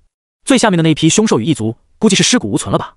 想来燃神之所以没有用那一天的双重陨石，应该还是顾及长原的城墙与上面的同胞，以一己之力释放禁咒，带队翻盘，这就是燃神绝对核心的含金量。观众们跟着无人机，可谓是从第一视角欣赏了一下直面超神罗的压迫感，简直就跟孤身一人面对海边潮汐的上百米浪潮那般刺激。这让无数人都懊悔着自己为什么不在原地，不然若是在长原之上享受一下林然带来的强势与酣畅，还能在即将被淹没的时候被洛清言光幕保护，这辈子真是都值了。至于林然，在打完这一发超神罗之后，一个跃步跳到了地面，然后从怀中摸出了8枚颜色各异的命匣。对，8枚命匣。借助着刚刚大战的掩护与补给，林然一个人通过传送门横穿整个9合1磁能法阵，一个个的屠宰掉了所有的元素统领，顺便还在磁能法阵的魔力与生命原力全都吸取结束的时候，拿走了其中被补充完毕的命匣。甚至秉着贼不走空的原则，林然还破解了所有的磁能法阵防护机制，将那些法阵的磁能柱与魔能粉尘之类的所有材料能搬走的全都搬了个精光。毕竟林然已经是打算成立自己家族的人了，用钱的地方简直多到无法估计，仅仅靠着一个人的狩猎点、军功点与学分去兑换，完全就是杯水车薪。日后自己和洛清言成长路上所需求的天材地宝、妖风傀儡的炼制材料、领地建筑的构筑、元素之子生存繁衍所需求的必要条件等等等等，哪一个不是吞金大户？尤其是在起步阶段，需求还要更大。等到日后能够自己在内部形成自我发展的良性循环之后，或许还能轻松一些。这也是为什么林然之前要纵使部下抢掠军用物资的原因。反正师出有名，能多整点东西就多整点，不然日后有没有这种好机会还另说。而现在眼前最关键的就是先把这一地鸡毛的乱摊子给收拾了，这样一来，自己还能顺理成章地霸下这片长原之地，来作为自己发展的后方。这也是一开始林然就打算好的设想。只要自己已经打下了长原禁地，哪怕是天王老子来了，也别想让林然把他吐出去。于是林然便笑了笑，将8枚命匣轻轻举起，场地已经给你们腾了出来，干活了，孩子们，全军冲锋，反攻凶兽，给我拿下长原禁地。林然刚刚之所以会用超神罗而不是天爱振兴，除了考虑到要尽可能的保护地形之外，还有一个清开场地的意图。在那一发恐怖如斯的超神罗过后，满地的疮痍已经皆化作了废土，正是一个适合大规模铺场的机会。于是乎，在林然的一声长令之下，漫山遍野的元素之子化作流光从命匣之中飞出，瞬间就占满了整个区域。火焰、冰霜、大地、烈风、草木、金玉、圣光、黑暗，8大元素，每个元素25万，共计200万的元素之子就这么浩浩荡荡的出现在了长原之前，大变活人。无数的观众目瞪口呆的看着林然，已经完全被这操作给震惊了。我要是没看错的话，这满山遍野的一大片，恐怕得有个至少上百万人吧？没看错，而且我感觉远不止上百万，可能还要更多。卧槽！而且这一大批部队的战斗力好强，瞬间就把对面凶兽的攻势给反压回去了。这尼玛，这上百万的部队还全都是觉醒者，部队的质量有他妈这么高？火属性、冰属性、土属性、风属性、木属性、金属性、光属性、暗属性，我已经完全看不过来了。讲道理，我他娘的还是第一次见到有这么浩浩荡荡一次性推出来这么多人反攻兽巢的。谁不是呢？以往的兽巢防御战里，大多都是由普通人组成的士兵作为主体，哪里会有如此之多属性各异的觉醒者？关键是这些觉醒者相互之间的配合还别样的默契，简直跟亲如手足的兄弟一般，就他娘离谱。确实，燃神能在不声不响之中掏出来这么一支恐怖的大军，以后还能再掏出点什么来，我都已经不敢想了。这群元素之子们一出来，凶兽原本还算坚挺的攻势瞬间就崩溃了。面对数量比他们更多且成群结队、多人小队一组的元素之子，可以说是根本就没有什么还手的余地。毕竟那些最为强横的凶兽们早就在最开始的战斗中被湮灭了，后面剩下的这些小须须们战斗力相当堪忧，只是数量众多且占了之前守卫疲惫的便宜。现在面对同样的生力军，自然就不是对手了。此时，傀儡叶罗刹、干将、莫爷也腾出了手，充当起了冲阵的3把尖刀。有他们的存在，凶兽自然溃败得更快，差不多一个照面就能把阵线向前推进10米有余。如此一来，林然便显得有些无所事事了，稍微把乐步一蹬，就来到了洛青岩的身边，先是顶出了一个屏蔽声音的幻阵，然后替他擦了擦额头的虚汗。累坏了吧？洛青岩见到局势出现了大幅度的逆转，也终于放下了心来，轻轻依靠在林然的肩头。还好，你回来的挺及时的，不然这段长原之上估计就要血流成河了。林然笑了笑，其实也没太大的关系，元素之子们只要灵魂不灭，就会魂归命匣，给命匣补充够足够的能量后，就可以复活他们。只是那样一来，就显得场面上不算太好看了，有些太惨烈，哪里能跟现在的一边倒相比？洛青岩沉吟了一会儿后道：“但我不理解的是，你为什么要下令反攻呢？这次的兽巢也几乎已经到了强弩之末了，杀出去反而会加大我们的损失。就算是元素之子们可以复活，但这种复活也不是无条件的呀。想要复活他们，就需要消耗大量的资源去给命匣补充能量。若是打算创立家族的话，这种东西还是能省则省好一点吧。”林然哈哈一笑：“但是你有没有考虑过，我们日后的家族该在何处安家呢？都不谈以后的发展了，就光是这200-300万的元素之子们，都需要一片生存的空间。现在几乎所有的地方都已经被各式各样的组织占领完毕了，正常手段之下，我们根本就找不出什么合适的地点。所以说，开辟出一片崭新的生存空间，迫在眉睫。”洛青岩也不傻，立马就意识到了林然的意思，瞪大了美眸道：“啊，莫非你准备直接肃清整个长原禁地，把这一大片长原禁地的土地来当成未来的发展基地？”林然得意地打了个响指：“聪明！这样一来，我们的发展空间不仅极大，而且还能以长原为界，不跟其他的东西搅在一起。我已经研究过了，在整个长原禁地的周围，受制于之前禁地的影响，都是荒无人烟的地带，随便我们开拓与开发。光是一个长原禁地的核心区域，面积就比全龙国最大的豪门齐鲁宋家还要大4倍有余。若是把整个长原的周围开发完，超过他们20倍也不成问题。更别说我们还可以继续往东发展，那边还有数不清的禁地、秘境以及时空裂缝。哼哼，等到我们完全铺开之时，再强横的豪门也得给我乖乖低下那高傲的头颅。”洛青岩更震惊了，一时间都有点结巴了起来。等等，但我们这样占领土地，完全就是在强占啊！没有最高议会的批准，根本就没有合法权的。就算咱俩是最高议会的外边议员，他们也不可能同意。毕竟这面积已经远远超过了龙国法律所规定的家族领地最大范围。现在豪门正是最高议会最为头疼且尾大不掉的问题，他们怎么可能给我们开这种先例？而且纵容我们成立家族，怕也不是他们事先设想好的计划。更别说把家族领地安排在这里的话，危险程度也是数一数二的。前面直面禁地秘境与众多时空裂缝，隔三差五的可能就要打仗。在所有的家族之中，没有一个家族会把领地安排在这种不靠谱的位置上的。林然笑得更开心了。没错，这2个都是显而易见的最为艰难的问题。但你有没有想过，如此一来就反倒负负得正了呢？最高议会在常理之下，必然不可能答应这种条件，除非我们可以帮助江谷乃至整个未央抵御来自东方的异族凶兽的威胁。而且由于我们毗邻这些危险的家伙，还给了我们家族成立的根基9大元素的元素之子们一个绝佳的促进成长的手段。反正他们也不怕死，丢在战场里历练自然是最好的选择。更别说通过他们的狩猎所获得的材料，说不定也能弥补因为阵亡而带来的部分亏空，甚至弄到后面熟练的时候，直接形成良性循环的硬赚。所以说，我对这个位置的考究是完全没有问题的。至于怎么让大家接受这个问题，我们在最开始的时候可以不打着成立家族的名号吗？就说是为了给江谷市以及未央省戍边，简直就是名正言顺到了极点。再加上我们现在在整个龙国有如日中天一般的声望，就算其他的任何人猜到了多少东西，我们也可以利用舆论将其掩盖。完美。洛清言呆呆地揉了揉自己的太阳穴，这些全都是你一开始就全部构想好的，甚至是从获得民众的拥戴开始。林然摊了摊手，这当然不至于，毕竟我也没有预知未来的能力嘛。所有的准备和安排，我都是一步一步跟着慢慢来的，正是所谓的走一步看一步。不是在之前就说过了吗？我最擅长的可是将计就计啊。洛清言终于合拢了嘴，叹气道：你的脑子的确好用，尤其是在这种重大的决断方面。虽然即便是你说的那样，这终究也是一个走钢丝的危险之事，未来的不确定性与未知性太多了，谁也不能保证一定成功。但无论如何，主要是你想去做的事情，我永远都是不会反对的。林然哈哈大笑，行，有你这句话在，我也算是放了大心了。虽然我对你说的走钢丝并不是很认可，这明明是一件十拿九稳的事情。你老公我，那可是相当有实力且有准备的。这样吧，你把咱们长原之上的这些个雷霆元素之子整顿一下，一会儿可能还有不速之客要来。我呢，就先去前面杀菜鸟，加快推进节奏去了。先走一步。说着，林然便再度展开天照之翼，几个月步的小连跳便向着前方冲去。洛清言则在深吸了一口气后，果断召集了长原之上所有的雷霆元素之子，给他们紧锣密鼓地安排着什么。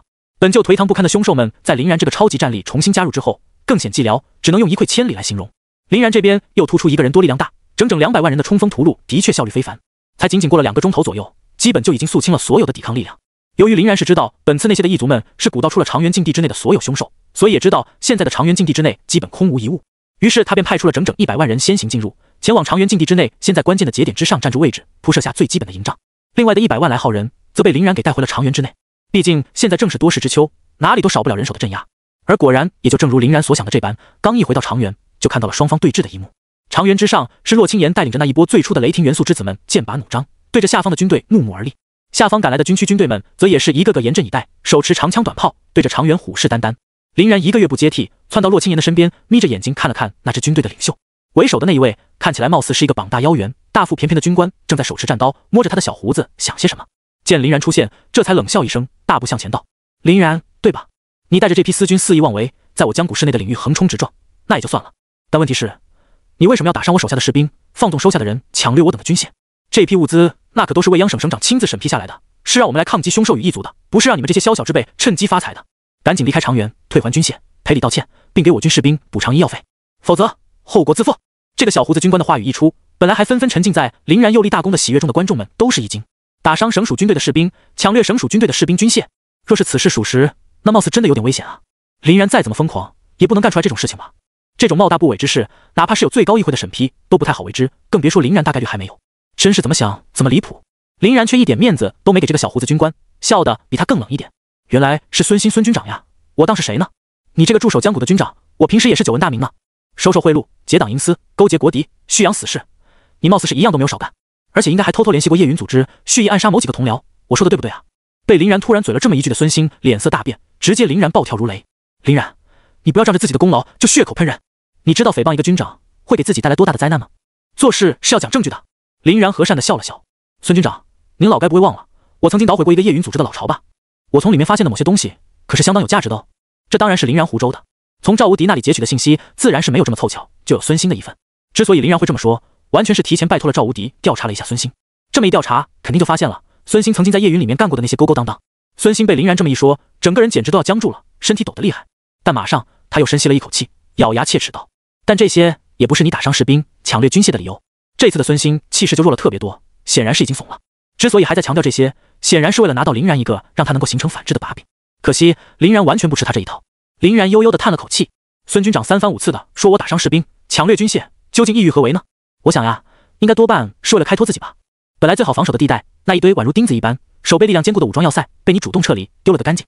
本来应该重兵把守，作为江谷最后一道屏障的长原，也只有懒散的残兵。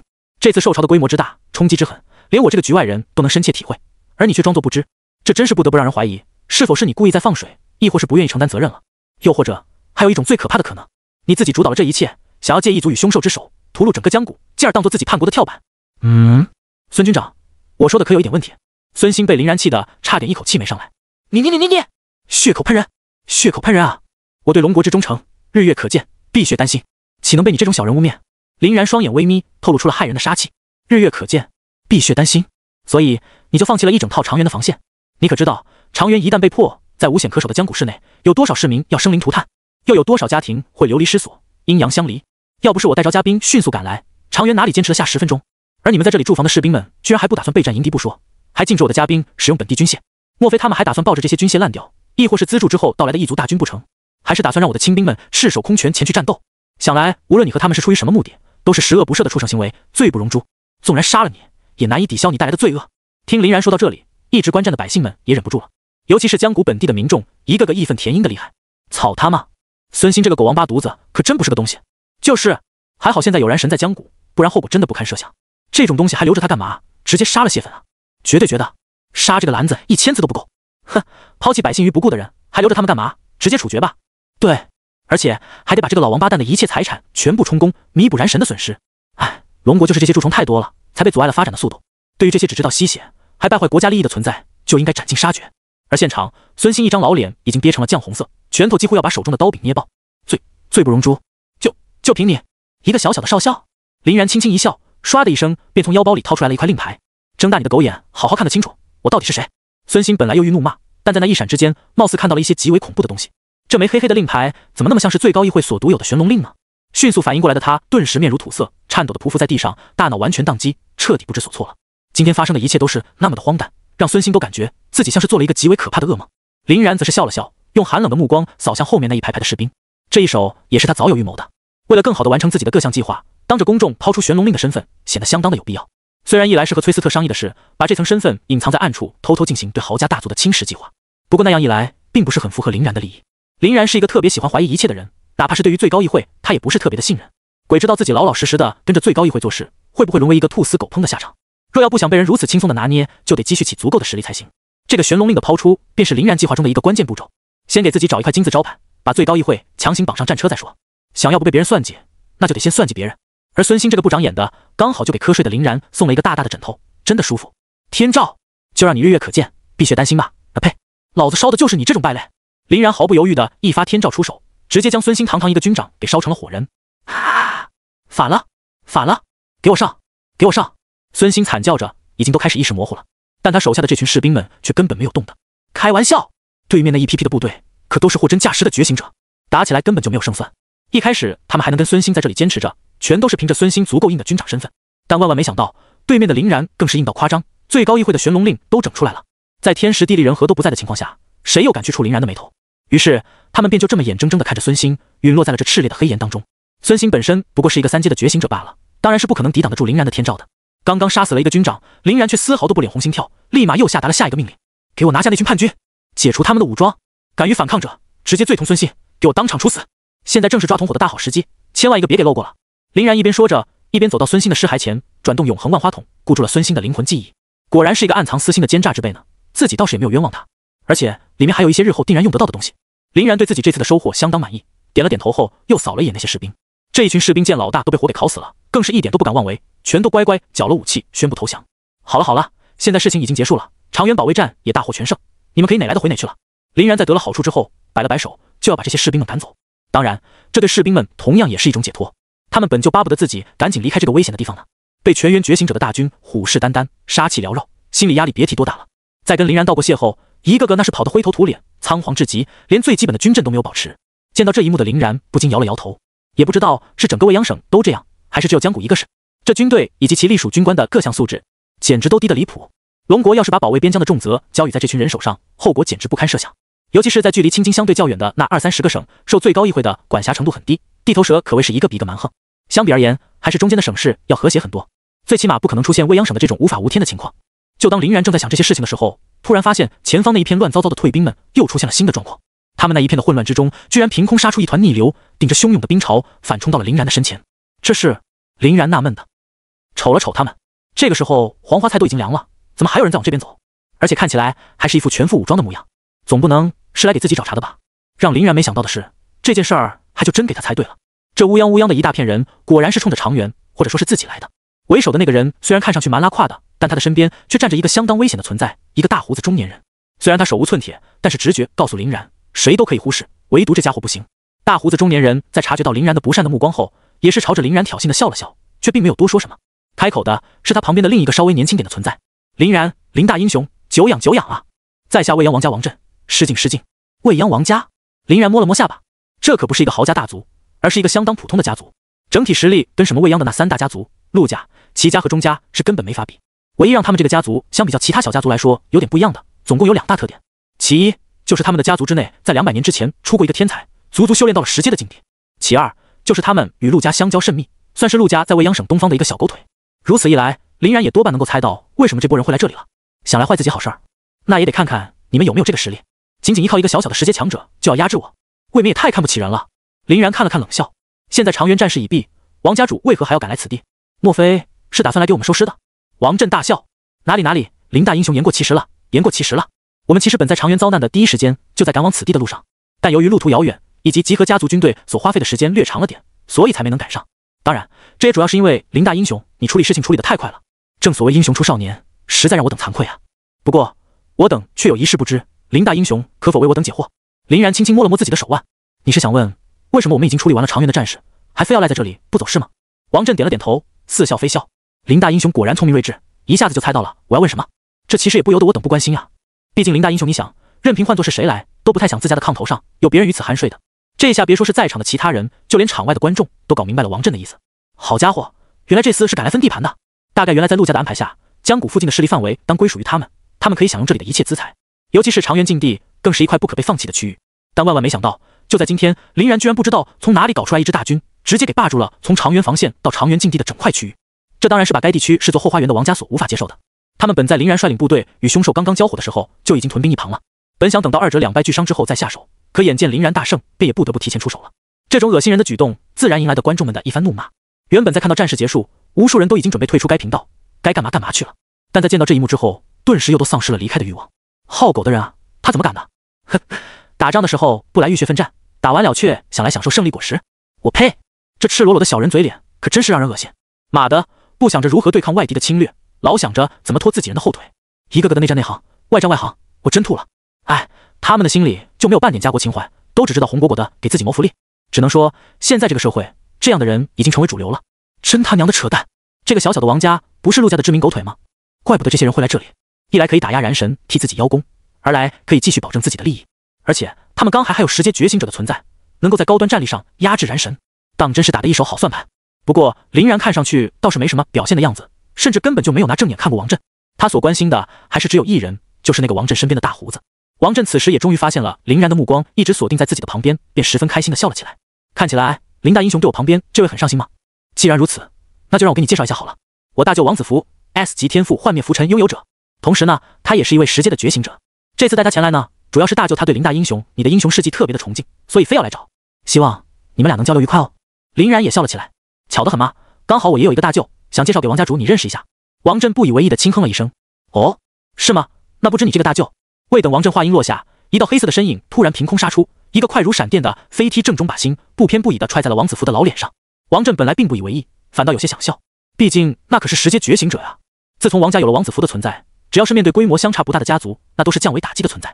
哪怕是很多综合实力要比他们强大很多的一些家族，往往也只能权且忍让，避其锋芒。这就是一个顶尖高手所带来的压迫感的战略价值。同样，这也是王振敢于来劝退林然的最大资本。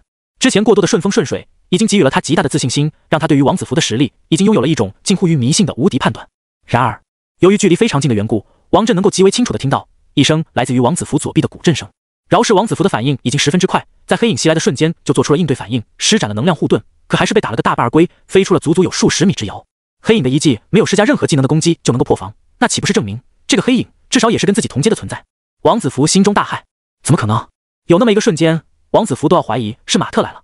不过这种明显涉及到个人恩怨与利益冲突的事情，他们也不是完全没有立场，马特应该并不好随便下场。那么这又是谁的部将？可还没等他想明白这一点，那道黑影却又再一次动手了。左勾拳，右勾拳，斜踢脚，没有任何花里胡哨的技能与特效，有的只是拳拳到肉的酣畅淋漓。王子服这边是直接被打懵了，完全没见过如此凶悍之人，只能拼尽全力的施展拳脚功夫抵挡，并且十分不讲武德的开始释放技能。然而这道黑影居然能强行顶着他这么多光芒四射的技能强行追击，根本就不给他留有一丝一毫的逃窜余地。这人什么来头？林然的阵营里面什么时候出现了10阶的强者？王子服感觉自己脸都要被给打歪了。至于王振，则也看到了一副让他终身难忘的画面。他们王家的最大依仗，在之前无往不利的十阶觉醒者王子服，居然被一个神秘的黑影追得满地跑，摁在地上锤。他都已经不记得，自从王子服在抵达十阶之后，什么时候有如此狼狈过了。更让他感到恐惧的是，这道黑影的相貌怎么跟林然会那么相似呢？除了整体略有发黑，缭绕着一股浓厚的狂暴且黑暗的气息，其他的简直就是一个加大版本的林然。这他妈不管他怎么看，好像都得跟林然有那么点血缘关系啊。另外就是他既然能够死死地压制住王子服，岂不是也证明了这个黑色的身影大概率也是一个十阶强者？王震艰难地咽了咽口水，脑海中浮现了一种极为不好的预感。他渐渐地感觉事情已经超出自己的掌握了。林然现在倒是笑得十分开心。这道黑色的身影自然正是那个十阶的黑龙之躯。通过离体控制的方式，林然也能在不置换身体的情况下催使他进行作战。哪怕是没有轮回眼以及永恒万花筒的帮助，黑龙之躯所能发挥出来的效果也是相当的显著。毕竟身为巨龙一族且修炼到最顶端的他，相比于人类而言，天生就附带有得天独厚的优势。吊打一个普通的十阶觉醒者，那还不是轻轻松松？唯一要注意的问题就是，在这种情况下，林然所对于黑龙之躯的掌握损耗要更为庞大一点，心脏的承受时间甚至不足5分钟。不过即使如此，拿捏一个小小的王子服，那还不是手到擒来？潜龙伏地啸，在林然的操纵下，正在与王子服缠斗的黑龙之躯突然一个急转身，然后便隐匿了自己的踪影。王子服当然不会愚蠢到觉得敌人不见了，自己就安全了。因为强烈的危机感而寒毛直竖的他，果断一个闪烁着紫色电光的圆环形，自己出手，想要在保护自己的同时逼出黑龙之躯。可惜黑龙之躯就宛如一个捉摸不到的幽灵一般，探若无物的将他的龙爪伸到了王子服的面前。咆哮震九天，强烈的声浪伴随着铺天盖地的冲击波应运而生，直接给王子服的脑子震得一阵嗡鸣。而这股冲击在黑龙之躯神乎其技的操作手法之下，居然没有转化为 AOE 散播开了，而是在仅仅波及到王子服一个人的时候，就来了一波逆转。逆转的冲击对王子服造成了第二次的冲击。这还没完，冲击的浪潮依旧没有停下，再次向着外面散播去。之后又跟刚刚一样，在仅波及到王子服一人的情况下重新回流。至于王子服，纵然他拼命地释放着自己天赋带来的种种腐蚀性带幻灭特效的技能，不过黑龙之躯仗着皮糙肉厚，根本就不吃他那一套，完全不在乎的跟他以命搏命式换血。看了看汗如雨下的王震跟痛苦不堪的王子服，林然笑了笑，不行啊，你这大舅根本就是被我大舅完爆呢。场外的观众们见到这滑稽的一幕，也纷纷笑出了声。哈哈，狐假虎威的人被戳破了，大快人心，大快人心啊！只能说同为大舅，亦有差距了。龟龟说来也是离谱，刚刚居然有那么大一个十阶强者就藏在这附近，我居然没发现。闹呢？那可是十阶强者，应该是在暗中特意保护林然的存在。要是能被你一个普通人发现，那还是趁早退役吧。燃神的底蕴丰厚的未免太离谱了。成编制且上百万的觉醒者大军，莫名其妙且能大杀四方的铠甲与剑魂，现在又整出来了一个神秘的十阶强者。若是再加上背后站着的马校长势力，这他娘的谁能惹得起？这才该是燃神应有的待遇啊！不然老天爷对于天底下的好人未免太轻薄了一些。看得一个个热血沸腾的他们纷纷在屏幕面前挥起了拳头，看那架势，仿佛恨不得亲自上去帮给王震来2拳。至于此时的王震，也特别想帮忙给自己来2拳。他这次前来最大的依仗就是王子服这个降维打击十阶觉醒者，但现在他的依仗没了，还被人吊起来打，跟抓小鸡仔一样，抓在手中疯狂摩擦。至于身后的那些亲兵们，开玩笑，王震可以一点都不觉得他们有战胜林然那一群通体由觉醒者们构成的虎狼之师。刚才这群觉醒者表现，他可是看得清清楚楚。面对汹涌的兽潮都能逆流而上，披荆斩棘的王牌军队，岂是他身后那些外强中干的玩意儿能比拟的？对于自己人的战斗力，王震极为的有逼数。看了看满头大汗的王震以及空中颓显败势的王子服，林然笑眯眯地走到了王震的身边，拍了拍他的肩膀。王家主，事已至此，您是不是也该表现点什么呢？王震不傻，瞬间就明白过来，林然这是准备跟他谈条件，从他的身上割肉呢。可就目前这个局势，王震也不得不狠狠地出一次血，选择适当性的割地赔款了。不然，久闻马特师徒大名的他，自然知道下场会是什么，绝对比老老实实认栽还要惨10倍有余。于是，王震便适快地笑了起来，看了一眼空中惨了吧唧的王子服，道：“林大英雄，先让您大舅停停手吧，别给我大舅打坏了。这样，咱们有事好商量。我觉得呢，一开始确实是我失礼了，属实有欠考虑。这样，我赞助您一笔资源，类型和数额等大家停了手细说，可行？”林然见王震如此的上道，便满意的点了点头，然后笑了起来。对了，王家主，你刚问我问题，我还没回答你呢。王震一愣，一时间都有点跟不上林然如此跳脱的节奏。什么问题？林然又拍了拍他的肩膀。你之前不是问我为什么在处理完了所有的凶兽和异族之后，还要屯兵此处吗？那么我可以很负责的告诉你，我是准备把长垣打造成一个坚固的屏障，用来抵御更东方那一批禁地、秘境和时空裂缝中的凶兽与异族。之前的那些个武装要塞，不是被军方给丢完了吗？所以我的计划就是打造出一个全新的要塞来，你看如何？王震被林然的一番话给说得目瞪口呆，不知道林然是个什么意思。当然，以他的视野和格局，是根本想不到林然准备把整个长垣禁地给盘下来的。他的思维还停留在林然的字面意思上。于是王震只能铲铲道：“甚好，甚好！林大英雄肯为家乡和国家排忧艰难，救过军方的烂摊子，属实国之栋梁。夸您一句圣人在世，我相信根本不会有人反对。”别说是王震，就连场外的观众也都被林然给惊了一跳。卧槽！燃神，又是他！天哪，这可真是一个大手笔。要知道，未央省东方的威胁乃是整个未央的心腹大患。现在燃神居然敢站出来当这个第一屏障，这需要多大的勇气和牺牲啊！燃神，在这个大家都继续加兵谋取私利的大环境中，居然还有燃神这种主动愿意报效国家的存在，拿自己的部属去保卫国土，我真是不敢想象。哎，未央省江谷市能出这么一号存在，简直就是莫大之幸啊！没有燃神的江谷今天会怎么样？我根本就不敢想。哼，听到燃神的这番话，不知道多少黑心家族要惭愧的睡不着觉。睡不着觉？你太高看他们了，他们脸皮厚如城墙，一个个把个人利益看得比命还重要，绝对是一个睡得比一个香，还会在梦里嘲讽燃神是傻瓜。哎，要是我龙国多几个燃神这般的存在，又何愁不富强？林然在听完王震的话后，笑得又奸诈了很多。因为接下来要谈生意，所以林然就先断掉了对外频道的联络，终止了这段直播。现在名声已经赚得差不多了，又经过展露100万觉醒者大军与10阶储备强者的方式，狠狠地秀了下肌肉，还特意展示了自己的最高议会玄龙令。这一波波的手段打完，可以说霸主长原禁地一事已经是板上钉钉，根本就没人能够阻止。接下来嘛，就是该给自己整点好处与实在了。王家主啊，这一说到驻军一事，你难道没发现一个大问题吗？那就是我的很多的兄弟姐妹们现在都是赤手空拳呢。虽然之前问军方借了一点军械和物资，但那终究不是自己的，早晚得还。所以我在想，既然大家都特别操心长原的安危，特意派兵前来，那就说明这块区域对大家都极为重要。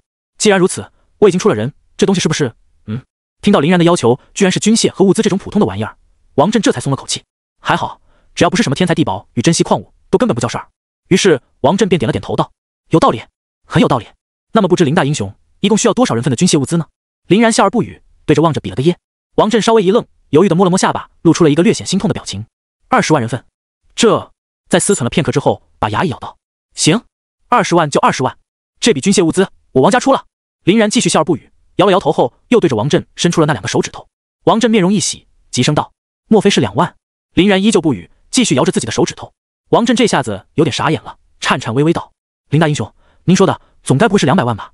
林然叹了口气：“愚钝，像是咱们这种大格局之人，本就不该相较1分1毫之得失。王家财大气粗，纵横寰宇，难道还会纠结一点点物资吗？我的意思是2000万，2000万人份的军械物资。”王震犹如晴天霹雳当头，差点给自己的舌头咬下来。啥玩意儿？2000万？林然哈哈一笑，又拍了拍王震的肩头：“没错，2000万，而且我还要那种仅次于魔能装备的最上等合金。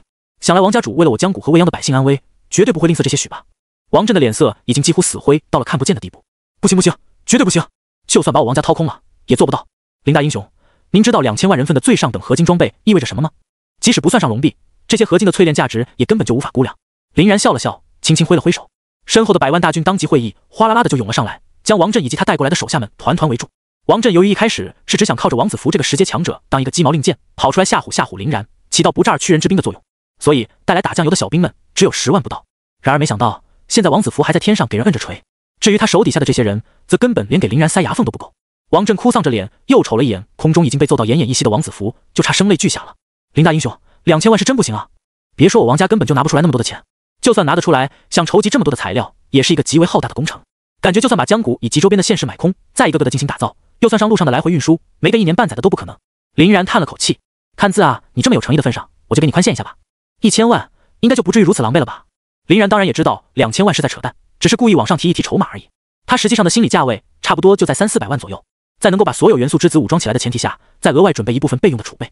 但是龙国人向来是喜欢折中的，你要是上来就说自己要400万，王震肯定不会同意，多少要往底下砍一砍。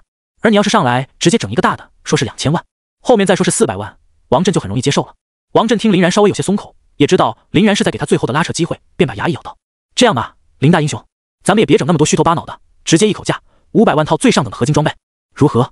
听到比自己的心理价位还要高一些的时候，林然虽然已经心中暗喜，但还是故作犹豫道：“就500万吗？”王震相当上道，立马又接了一句：“当然不止。除此之外，基础的那些诸如粮食、营帐之类的普通物资，我们也会额外配备，并且还会有我们家族的货运中心来承担一条龙控服务，把包括合金装备在内的所用东西直接送货上门。您看如何？”林然点了点头，笑道：“很有诚意嘛，王家主。那么你们日后应该也知道有什么地方来不得了吧？”王震苦笑：“当然了，林大英雄，日后别说是我，就算包括上其他家族在内的所有家族，都不可能再有人出现在江谷周围的10几个县市之内了，就更别说是长原左右了。”王震这话说的倒是一点都没错。现在林然的强势表现，明显是把江谷、长原一带当成了自己的势力范围。有他这尊大佛在，其他人哪里敢来触眉头？更别说已经有了王家这个大出血的前车之鉴，也让别的家族知道了林然这边有精锐的100万大军与10阶强者。如此的名正言顺之下，林然已经是完全站稳了脚跟，走出了家族创业的那最为艰难的一步。林然笑了起来，再次拍了拍王震的肩头：“那么我就不留你了，王家主。长原那边被打成了一片狼藉，还有很多事情等着我去处理呢。”王震立马便抱了抱拳，指挥者手下接过被黑龙之躯打得奄奄一息的王子服，这次的补偿便当作是在下给林大英雄的见面礼了。以后咱们也算是不打不相识，若是有用得上我王家的地方，林大英雄尽管开口。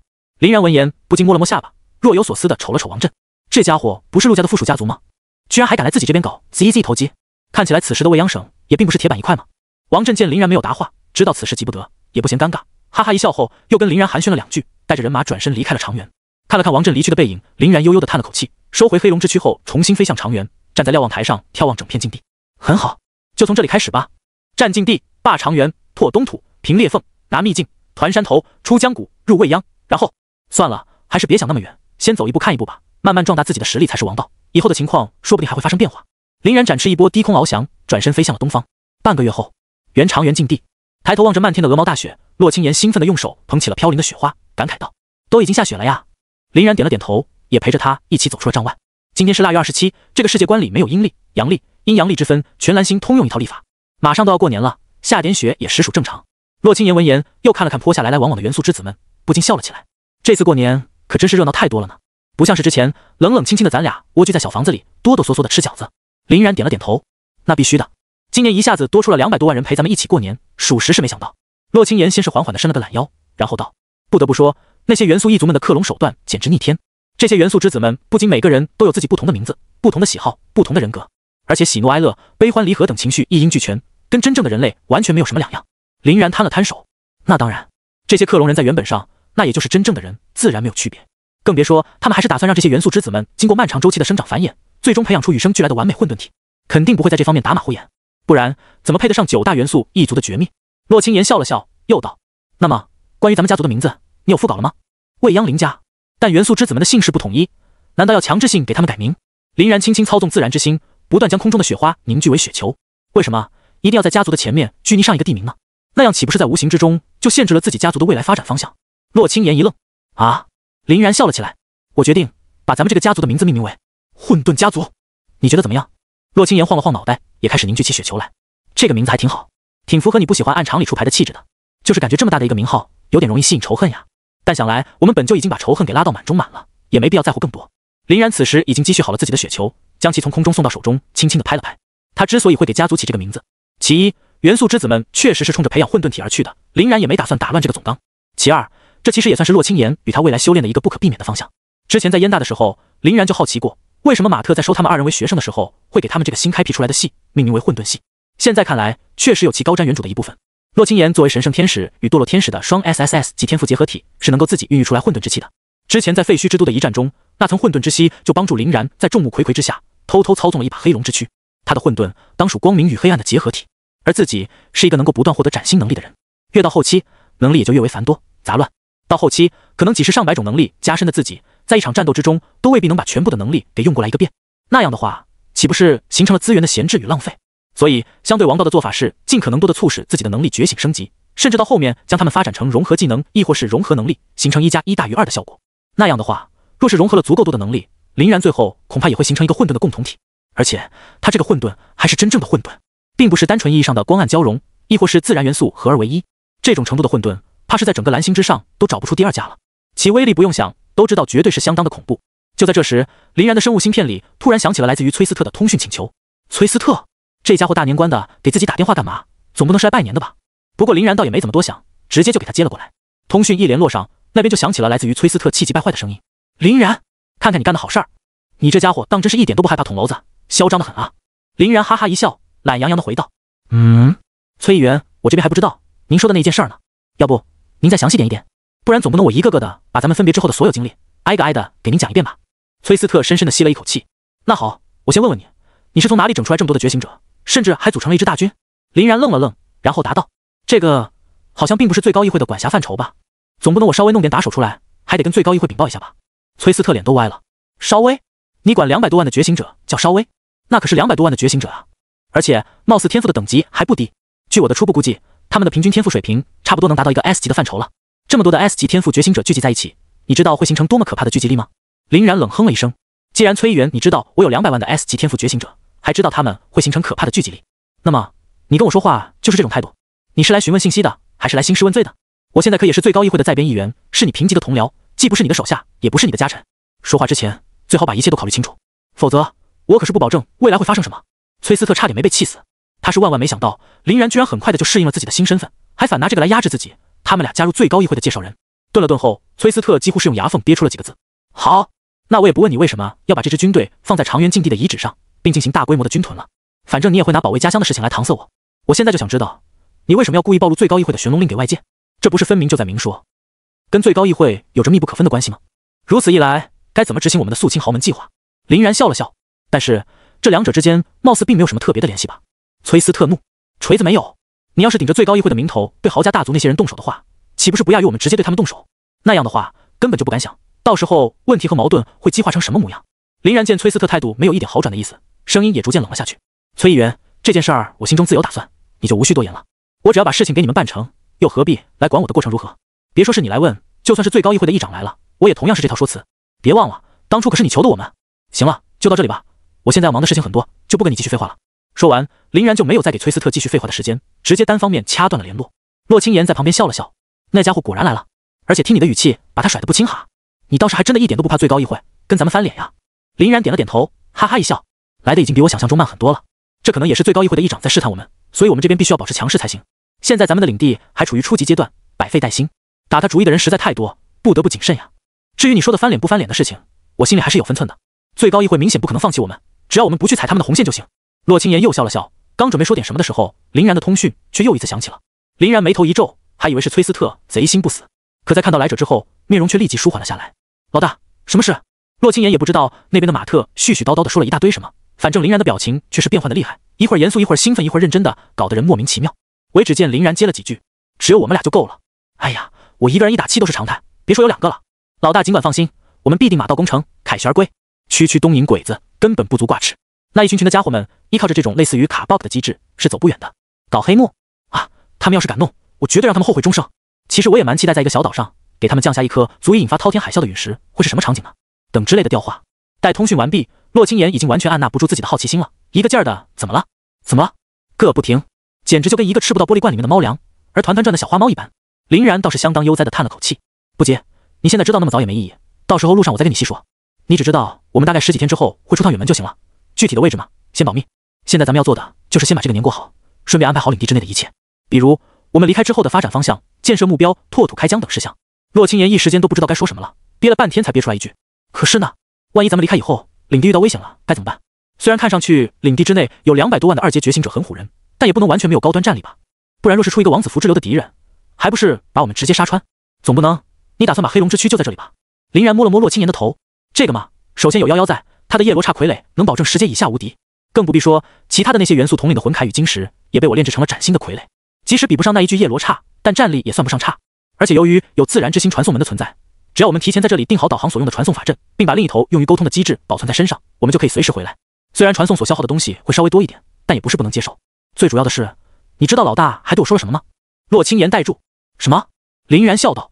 我之前问老大，若是我们在这里的领地真的碰到了完全解决不了的麻烦，诸如凶兽来袭、异族入侵、豪门找茬之类的，该怎么办时，你知道老大怎么说的？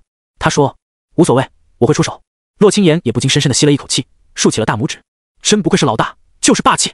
既然有他这句担保的话，我肯定就放心了。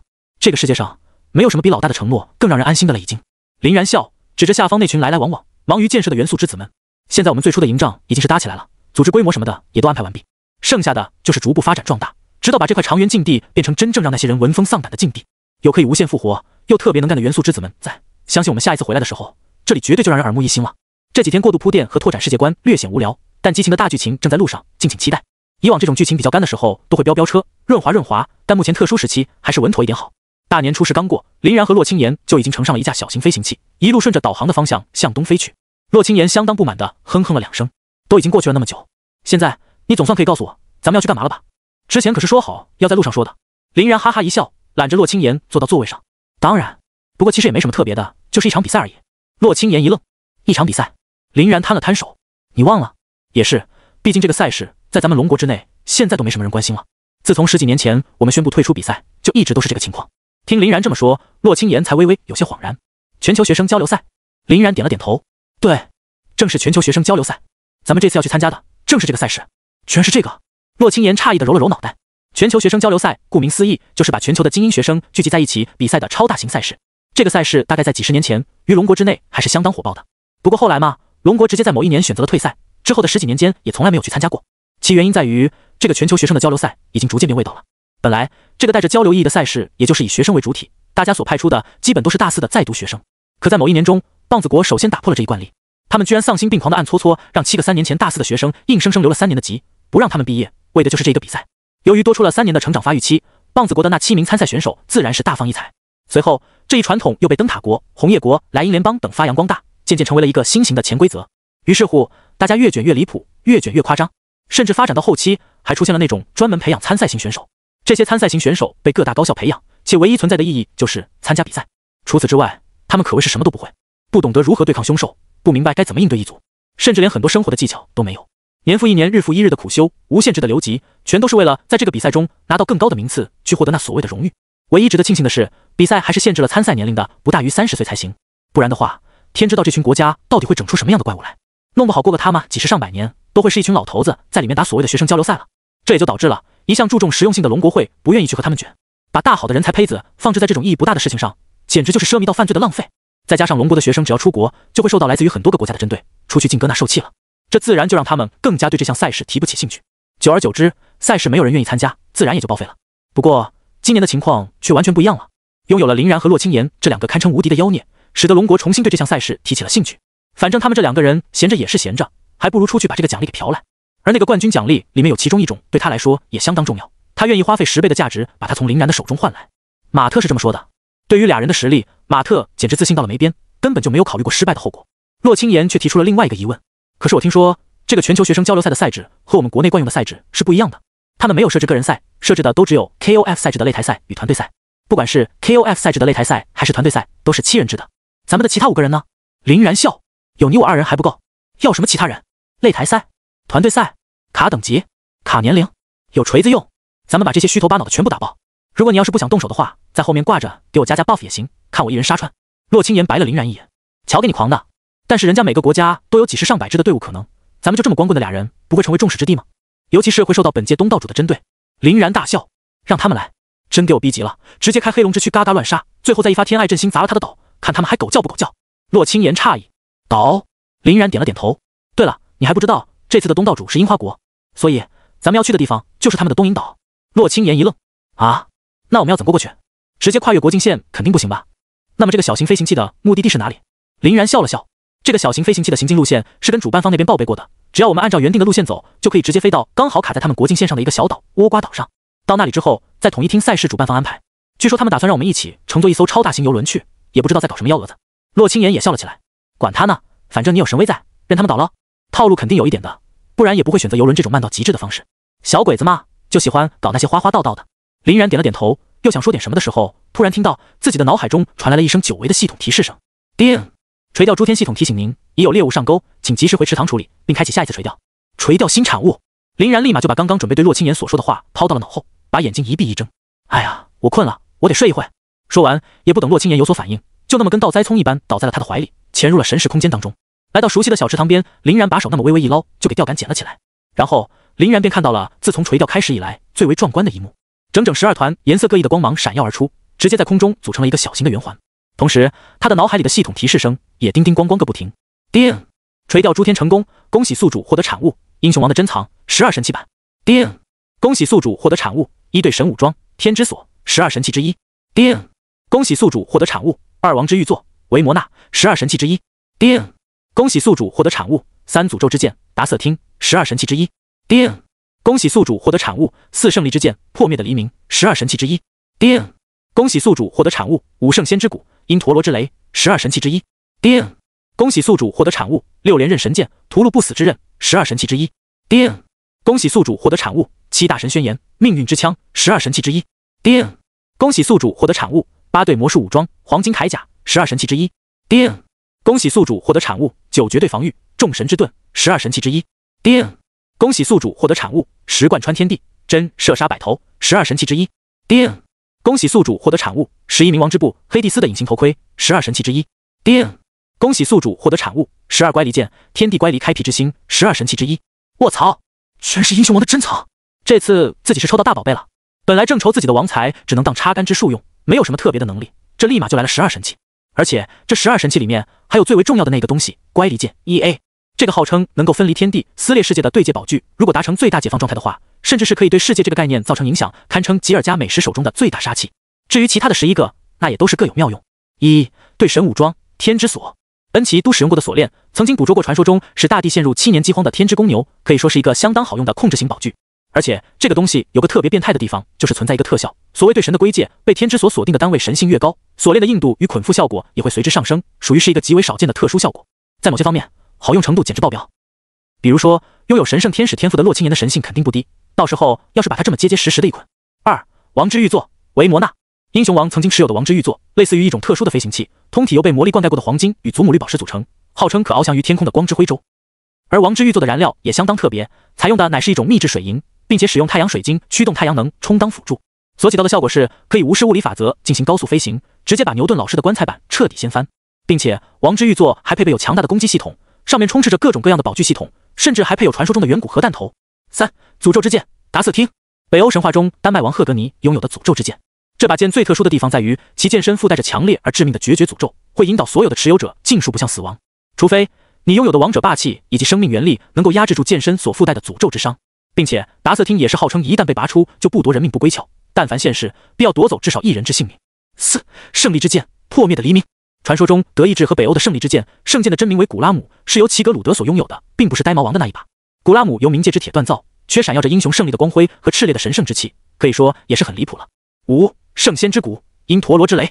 古印度神话雷帝与神因陀罗的法器是一个浑身灿金色的投掷型武器，其铸造材料为另一位圣人的圣仙之骨，可以呼风唤雨，掌控雷霆，并且拥有屠龙的传说，说不定对巨龙一族拥有额外的神性伤害。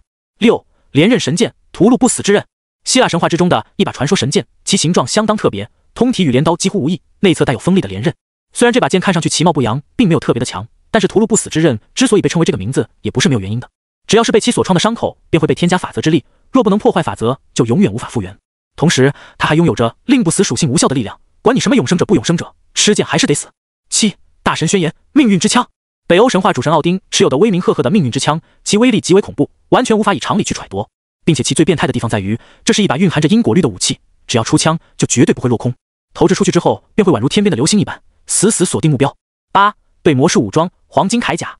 能无效化大部分魔术的对魔术用防具，显现在世间的形态是一身黄金盔铠，当然其形态是能够自由转变的，随时都能切换为看上去普普通通的衣物，但防御力确实货真价实的神器级别。而且它这个无效化的意思并不是抵挡伤害，而是类似于看破的那种彻底无效，相当于直接将魔术效果给摘出了本次元那样。9. 绝对防御众神之盾。外表是拥有豪华装饰的巨大盾牌，号称最强防御的无敌之盾，连众神齐齐降下的审判之力都无法将其磨损分毫，任凭再锋利的兵刃都不可能将其穿透分毫。10. 贯穿天地真射杀百头。外表是拥有豪华装饰的巨大弓箭，同时也是射杀百头的原点，号称全力状态之下能够直接贯穿整个世界。本来是海克力斯的用来射杀9头蛇的武器，可以在同一瞬间射出9支如激光般并且自动追踪敌人的箭矢，但需要极其强大的记忆与臂力才可挥使。11. 冥王之布黑蒂斯的隐形头盔。其作为古今中外全部能够找到佐证的隐身宝具原点，看起来像是一块灰蒙蒙的布料，但只要蒙上布料，或是将其围在身旁，就能够阻挡一切的魔力或光学方法的观测与侦查。这也就意味着冥王之布若是用来对付完全靠魔力与感知来进行搜敌的对手时，效果绝佳。但所谓的隐身术终究只是障眼法，声音、味道、体温以及动静并不会被遮掩，在某些时候则完全发挥不出来作用。并且传送冥王之布的编织方式异常复杂且繁琐，其编织所涉及到的方位至少已达到5度空间，任何人都绝无可能完整重现这块布。而冥王之布的使用也相当方便，不仅可以变成带状，还可以变成一顶宽边帽子，不激活隐身效果的时候与普通衣物无异。12. 乖离剑天地乖离开辟之星。12神器的压轴重头戏。据说在最开始一片混沌虚无的时候，世间就有这么一把剑，其可做到天地分离，无壑开辟，切裂世界，卷星辰之咎，踏地狱之中，以死而服。这就是天地乖离开辟之星，名副其实的切裂世界之剑。而乖离剑也可以简称为 EA 的它，如果可以得到王之财宝中宝具的支援，其威力还会急剧上升。实际而言，乖离剑才是宝具的本体，而天地乖离开辟之星这个名号的意思是指把乖离剑催动到最大出力的状态。具体方法为同时回转剑身上的3个圆柱状的刀刃，通过高速旋转促使 EA 形成空间断裂的拟似效果，触发出时空断层的多重打击。类似于这种程度的攻击，对手除非也能够催动出抗大范围杀伤的攻击力，亦或是差不多相同等级的破坏力来互相抵消，否则无法防御。乖离剑之所以号称为能够切开世界之剑，就是指这把所谓上的对界宝具并不是字面意思上的针对结界，而是对世界这个概念造成影响的宝具。看完了所有的神器介绍之后，林然也是深深的吸了口气。这12的神器的神器效果绝对称得上是一个比一个变态。只要自己能够灵活地运用它们，又能够让自己的硬实力向上攀升无数个档次。当然，拥有骑士不死于徒手宝具效果的他，本就是一个全武器类型的精通大师，自然毫无疑问能够胜任。在自己这12把神器的加持下，林然几乎都可以宣告黄金龙枪提前下班了。除了吸食属性的时候需要他来补刀，其他的时候能够选择的武器实在太多，而且个个都比黄金龙枪的逼格要高很多。毕竟众所周知，某某大陆在各种世界的战力体系当中，往往处于是被辱的存在。其著名论调为：难道你怕蓝银缠绕？可以说是相当扎心了。不过，黄金龙武魂的存在，倒的确还是极大的增幅了林然的体质的，这一点还是得承认。走，该回去了。由于这12把神器都是动不动撕裂空间、附加诅咒、永久创伤、开天辟地什么的，林然也就不拿神识空间当中那个可怜的大叔练手了，直接退了出来。一睁眼便看到了目不转睛盯着他的洛青言。洛青言哼哼一笑：怎么，做什么美梦呢？脸都快给你笑歪了。林然也不答话，突然抱起将洛青言搂在怀中，抬手推出一发神罗天征。辛辣天塞！这一发神罗直接给小型飞行器干了个粉身碎骨，化作了点点的机械碎料，掉向了下方的某处禁地之中。洛青言被林然的突然发疯吓了一跳，惊恐道：你干嘛呢？鬼上身啊！林然笑了笑：我只是突然感觉那个土不拉几的玩意儿有点配不上我们呢。来，睁大眼睛别眨眼，给你看一个大宝贝。说着，林然大手一挥，一个豪华夸张、奢靡堂皇到极限的黄金祖母绿飞行战舰就那么出现在了空中。3078年1月11日，樱花国倭瓜岛。此时的这座小岛上面可当真是热闹非凡，无数来自于不同国家与联邦的青年才俊来来往往，络绎不绝，显然都是来参与本届的全球新生交流赛的。他们的肤色、发色、外貌特征、衣着打扮、行为习惯都差距极大，唯一比较类似的便是那个接近30岁的年龄。这时，一个手持权杖、毛发微卷、身披红衣的男子走到了另一个男子的身旁。亚瑟兄，又见面了呢。别吐槽这说话太中式了，俺也知道，不然我总不能再给他们整一套来自于西方式的发言习惯吧。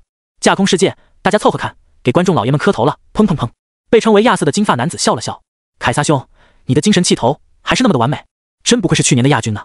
亚瑟把亚军这2个字咬得特别重，显然是来嘲弄凯撒的。凯撒的脸庞不出意外的一黑，去年那个灯塔国的钢铁怪物太作弊了，我们确实有些托大，小瞧了他。但今年找到了破解方式的我们，就一切都不一样了。这已经是我的最后一次比赛，无论如何，我也不能带着遗憾离场。毕竟我就是为此而生的呀。亚瑟也点了点头，神色肃穆。这也是我的最后一舞了。今年的老家伙的太多，无数人都想最后再拼那么一把。甚至我听说，连已经退赛多年的龙国，这次都派来了参赛队伍呢。凯撒眉头一皱：龙国啊，他们之前不是嘲讽我们这种比赛培养的全是畸形赛制之下的扭曲天才吗？现在倒是拉下脸面来搅浑水了，搞得我倒是有点期待呢。就是不知道一向在大器具上面特别有一套的龙国，他们的载具比起我的黄金之剑来，又当如何？亚瑟苦笑：你好像很重视这个吗？但你的黄金之剑在整个世界上，那都是排名前列的飞行载具。龙国这次来的不过是一个小小的参赛团而已，怎么可能比得上黄金之剑？听亚瑟这么说，凯撒才露出了满意的笑容。就是说嘛，或许龙国的那些个超高身份的大人物们，可能还有比我这个黄金之剑更豪华的载具。若只是一个小小的参赛团，应该是怎么都不可能的。所以说到目前为止，在整个赛事的范围之内，我的载具还是最强的。亚瑟沉默，他已经都有点不知道该怎么去接话了。鬼知道这个凯撒为什么会对载具这方面如此的有执念，简直就跟发了病一样。难道是这家伙把自己多年以来参加比赛的奖金和报酬全都用来给他的载具更新换代进行升级，黄金之剑已经变成了他的一个精神寄托，所以他根本就不能接受还有人比他在这方面做得更好。亚瑟拼命往某个不好的方面想着。就在这时，一个金发碧眼、浑身寒气的女人走到了2人的中间，笑道：你们果然也来了呀。亚瑟眉毛一挑：凯瑟琳公主，您今年不是已经30岁了，怎么也来参加比赛？这貌似并不符合赛制规定吧？普鲁士难道拿不出其他人？或者说您是来打酱油的，跟着赛事团进行观光旅游？凯瑟琳的脸色瞬间就因为亚瑟的那张臭嘴一黑。哪怕是一个普通的女孩子，站在大街上被人说年龄已经抵达了30岁，估计都要炸毛，更何况是凯瑟琳。凯瑟琳愠怒道：我的生日在6月份，而比赛在1月份，离30岁生日差得还远。亚瑟，也不用你在这里洋洋得意，今年你们落日联邦找到对付灯塔国那个铁皮怪人的办法了。亚瑟嘿嘿一笑：这个就不劳公主殿下您操心了，毕竟我们亲爱的凯撒大人说他已经有了办法，只要神圣帝国的队伍在淘汰赛中提前遇到灯塔国，我们就不用考虑这个了。凯瑟琳的脸更歪了：哦，那你的意思是根本就不考虑自己提前遇到那个铁皮怪人的情况，打算直接摆烂？去年你就是这副吊儿郎当的模样，看起来当真是一点都不打算争冠呢。亚瑟笑而不语，只轻轻地摸了摸自己腰间一个没有健身的剑柄。凯撒却在此时轻咳了一声，打断了2人的争吵。对了，我听说今年的赛事主办方樱花国也是出了一支强而有力的争冠队伍呢。虽然历史上他们从来都没有进过前32强，但这次貌似有点不一样。尤其是那支队伍的正副队长都能操使神龙之力为己而战，战力可谓是非同凡响。不过樱花国所派出的那么多队伍中，也就只有那一支有点实力了，其他的也都是滥竽充数的。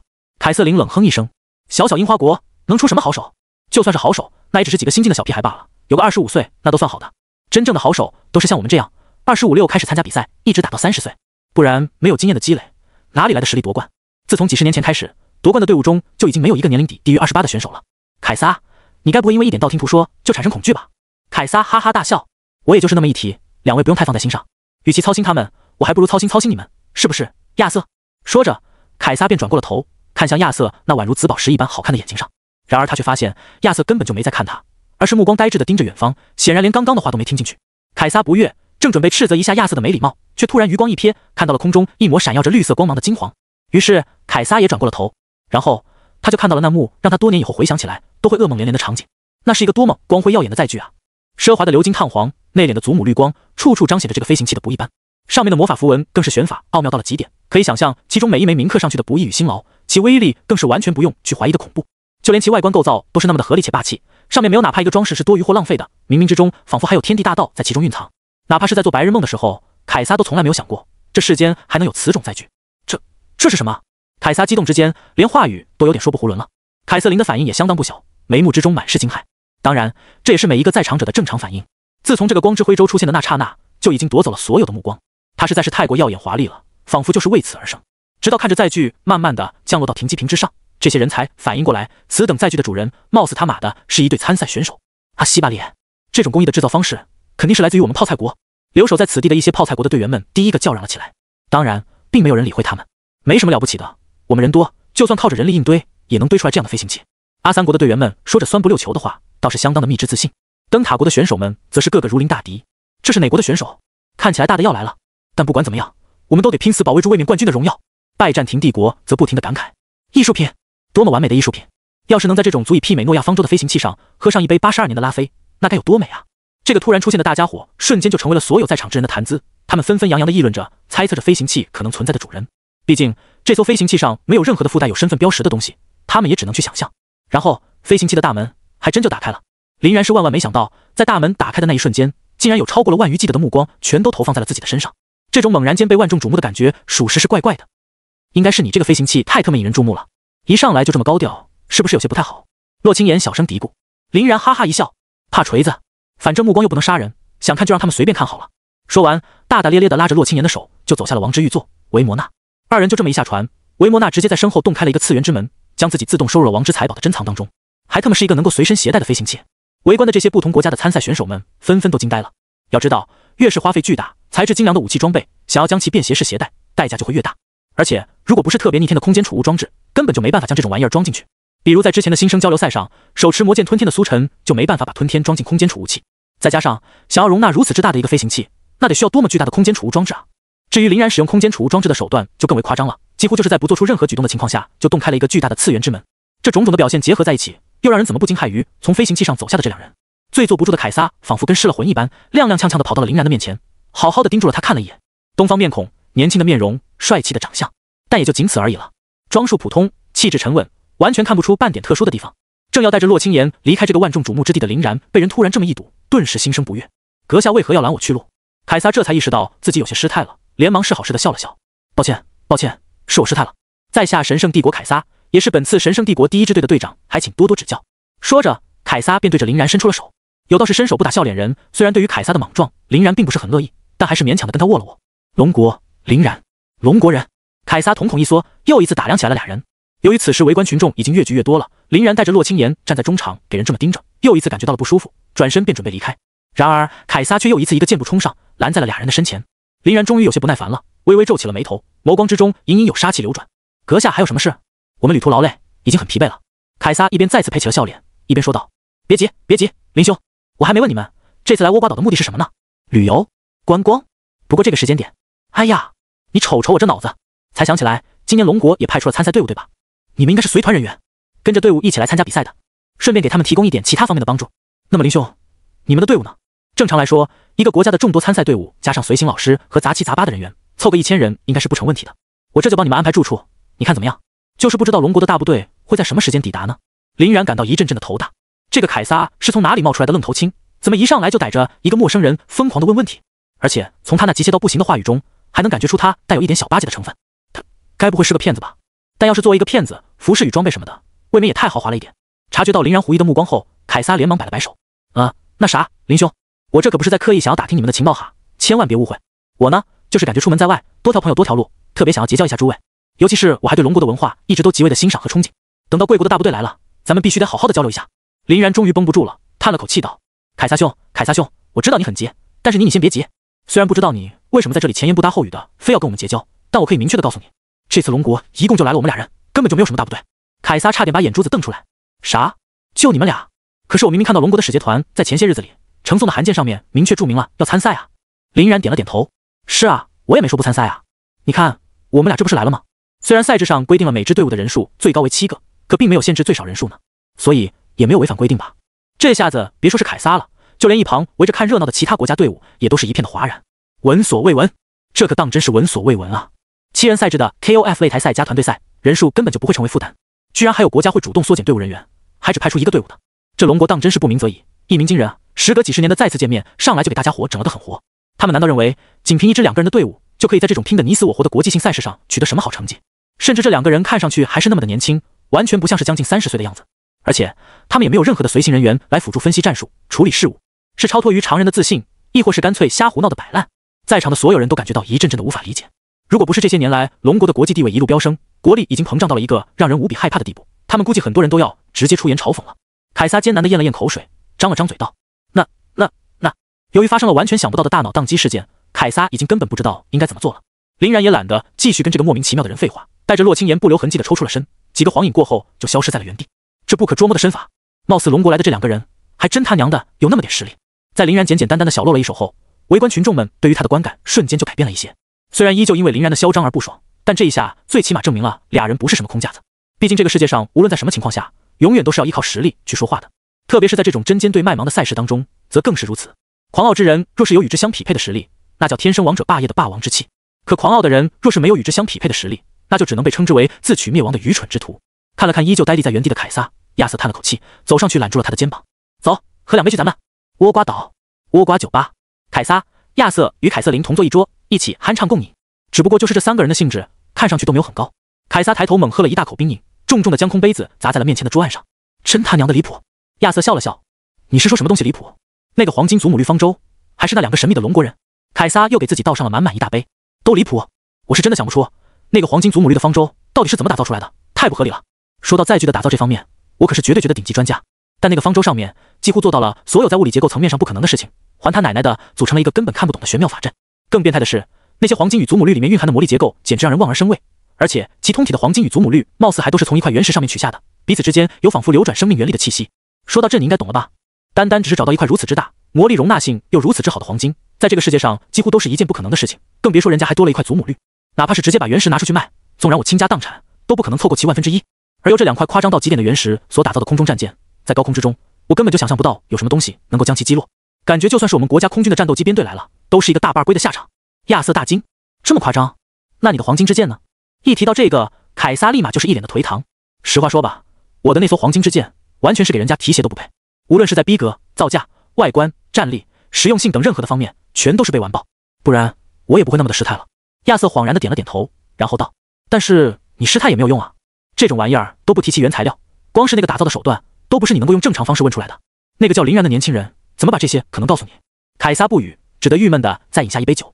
此时沉默了半天的凯瑟琳终于开口了：“那么如此看来，这2个人应该是相当有实力的那种，不然怎么可能会拥有如此之夸张的载具？”亚瑟点了点头，但我还是想不明白，龙国为什么不多派几个人来？如果这俩人实力真的很强，那么哪怕是随便给他们配备几个打下手的，也比什么都没有要好吧？万一最终因为人手不足的原因而痛失好局，岂不是屎都亏出来了？凯撒深深地吸了口气。那么如果说龙国有把握只依靠那2人就可以夺冠呢？听凯撒这么说，凯瑟琳第一个变了脸色。不可能，别说那2个人看上去是那么的年轻，年龄卡的一点都不极限，就算他们年龄卡的极限，也不可能做到2打7吧？这根本就是天方夜谭。凯撒慢悠悠地饮下一口酒后，瞥了一眼凯瑟琳：“你应该还记得我曾经跟那个叫林然的人对峙过一小会儿吧？”凯瑟琳一愣，点了点头：“记得。可那又怎么了？”凯撒目光一凝，神色肃穆道：“就在我第2次拦截林然的去路之时，他的身上居然爆发出了一阵几乎不可闻的杀气。你们距离离得远，又不是他的直接针对人员，所以没有察觉到也很正常。这股杀气虽然看似淡薄无比，但其中的实质性却极为浓郁。如果不是一个从尸山血海当中走出来的人，是不可能拥有这股杀气的。据我的初步估计，葬身在他手下的生灵最少都是以10万计。”亚瑟与凯瑟琳同是瞳孔猛缩，心中大骇：10万生灵，还尼玛是至少，那得杀多久才能做到啊？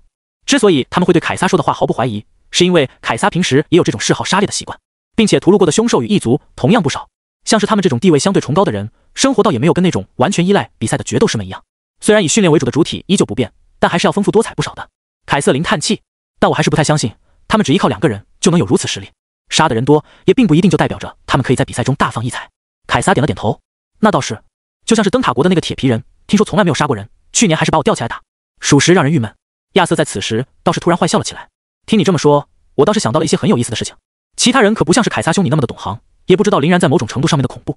估计刚刚他在港口时的豪言与嚣张，已经引来了很多人的不满了。这些人要是去找茬的话，那可就当真有好戏看了。次日清晨，倭瓜岛的海滨沙滩，在林然带着洛青岩落地之后，可以说所有的参赛选手皆已经到位了。于是乎，从倭瓜岛通往樱花国本土的邮轮已经准备启程。所有的参赛选手们都在主办方的邀请下来到了此处候场，等待着邮轮的抵达。可以看到，每个国家所派遣的参赛选手还是很多的，每个国家都有至少1-20支队伍。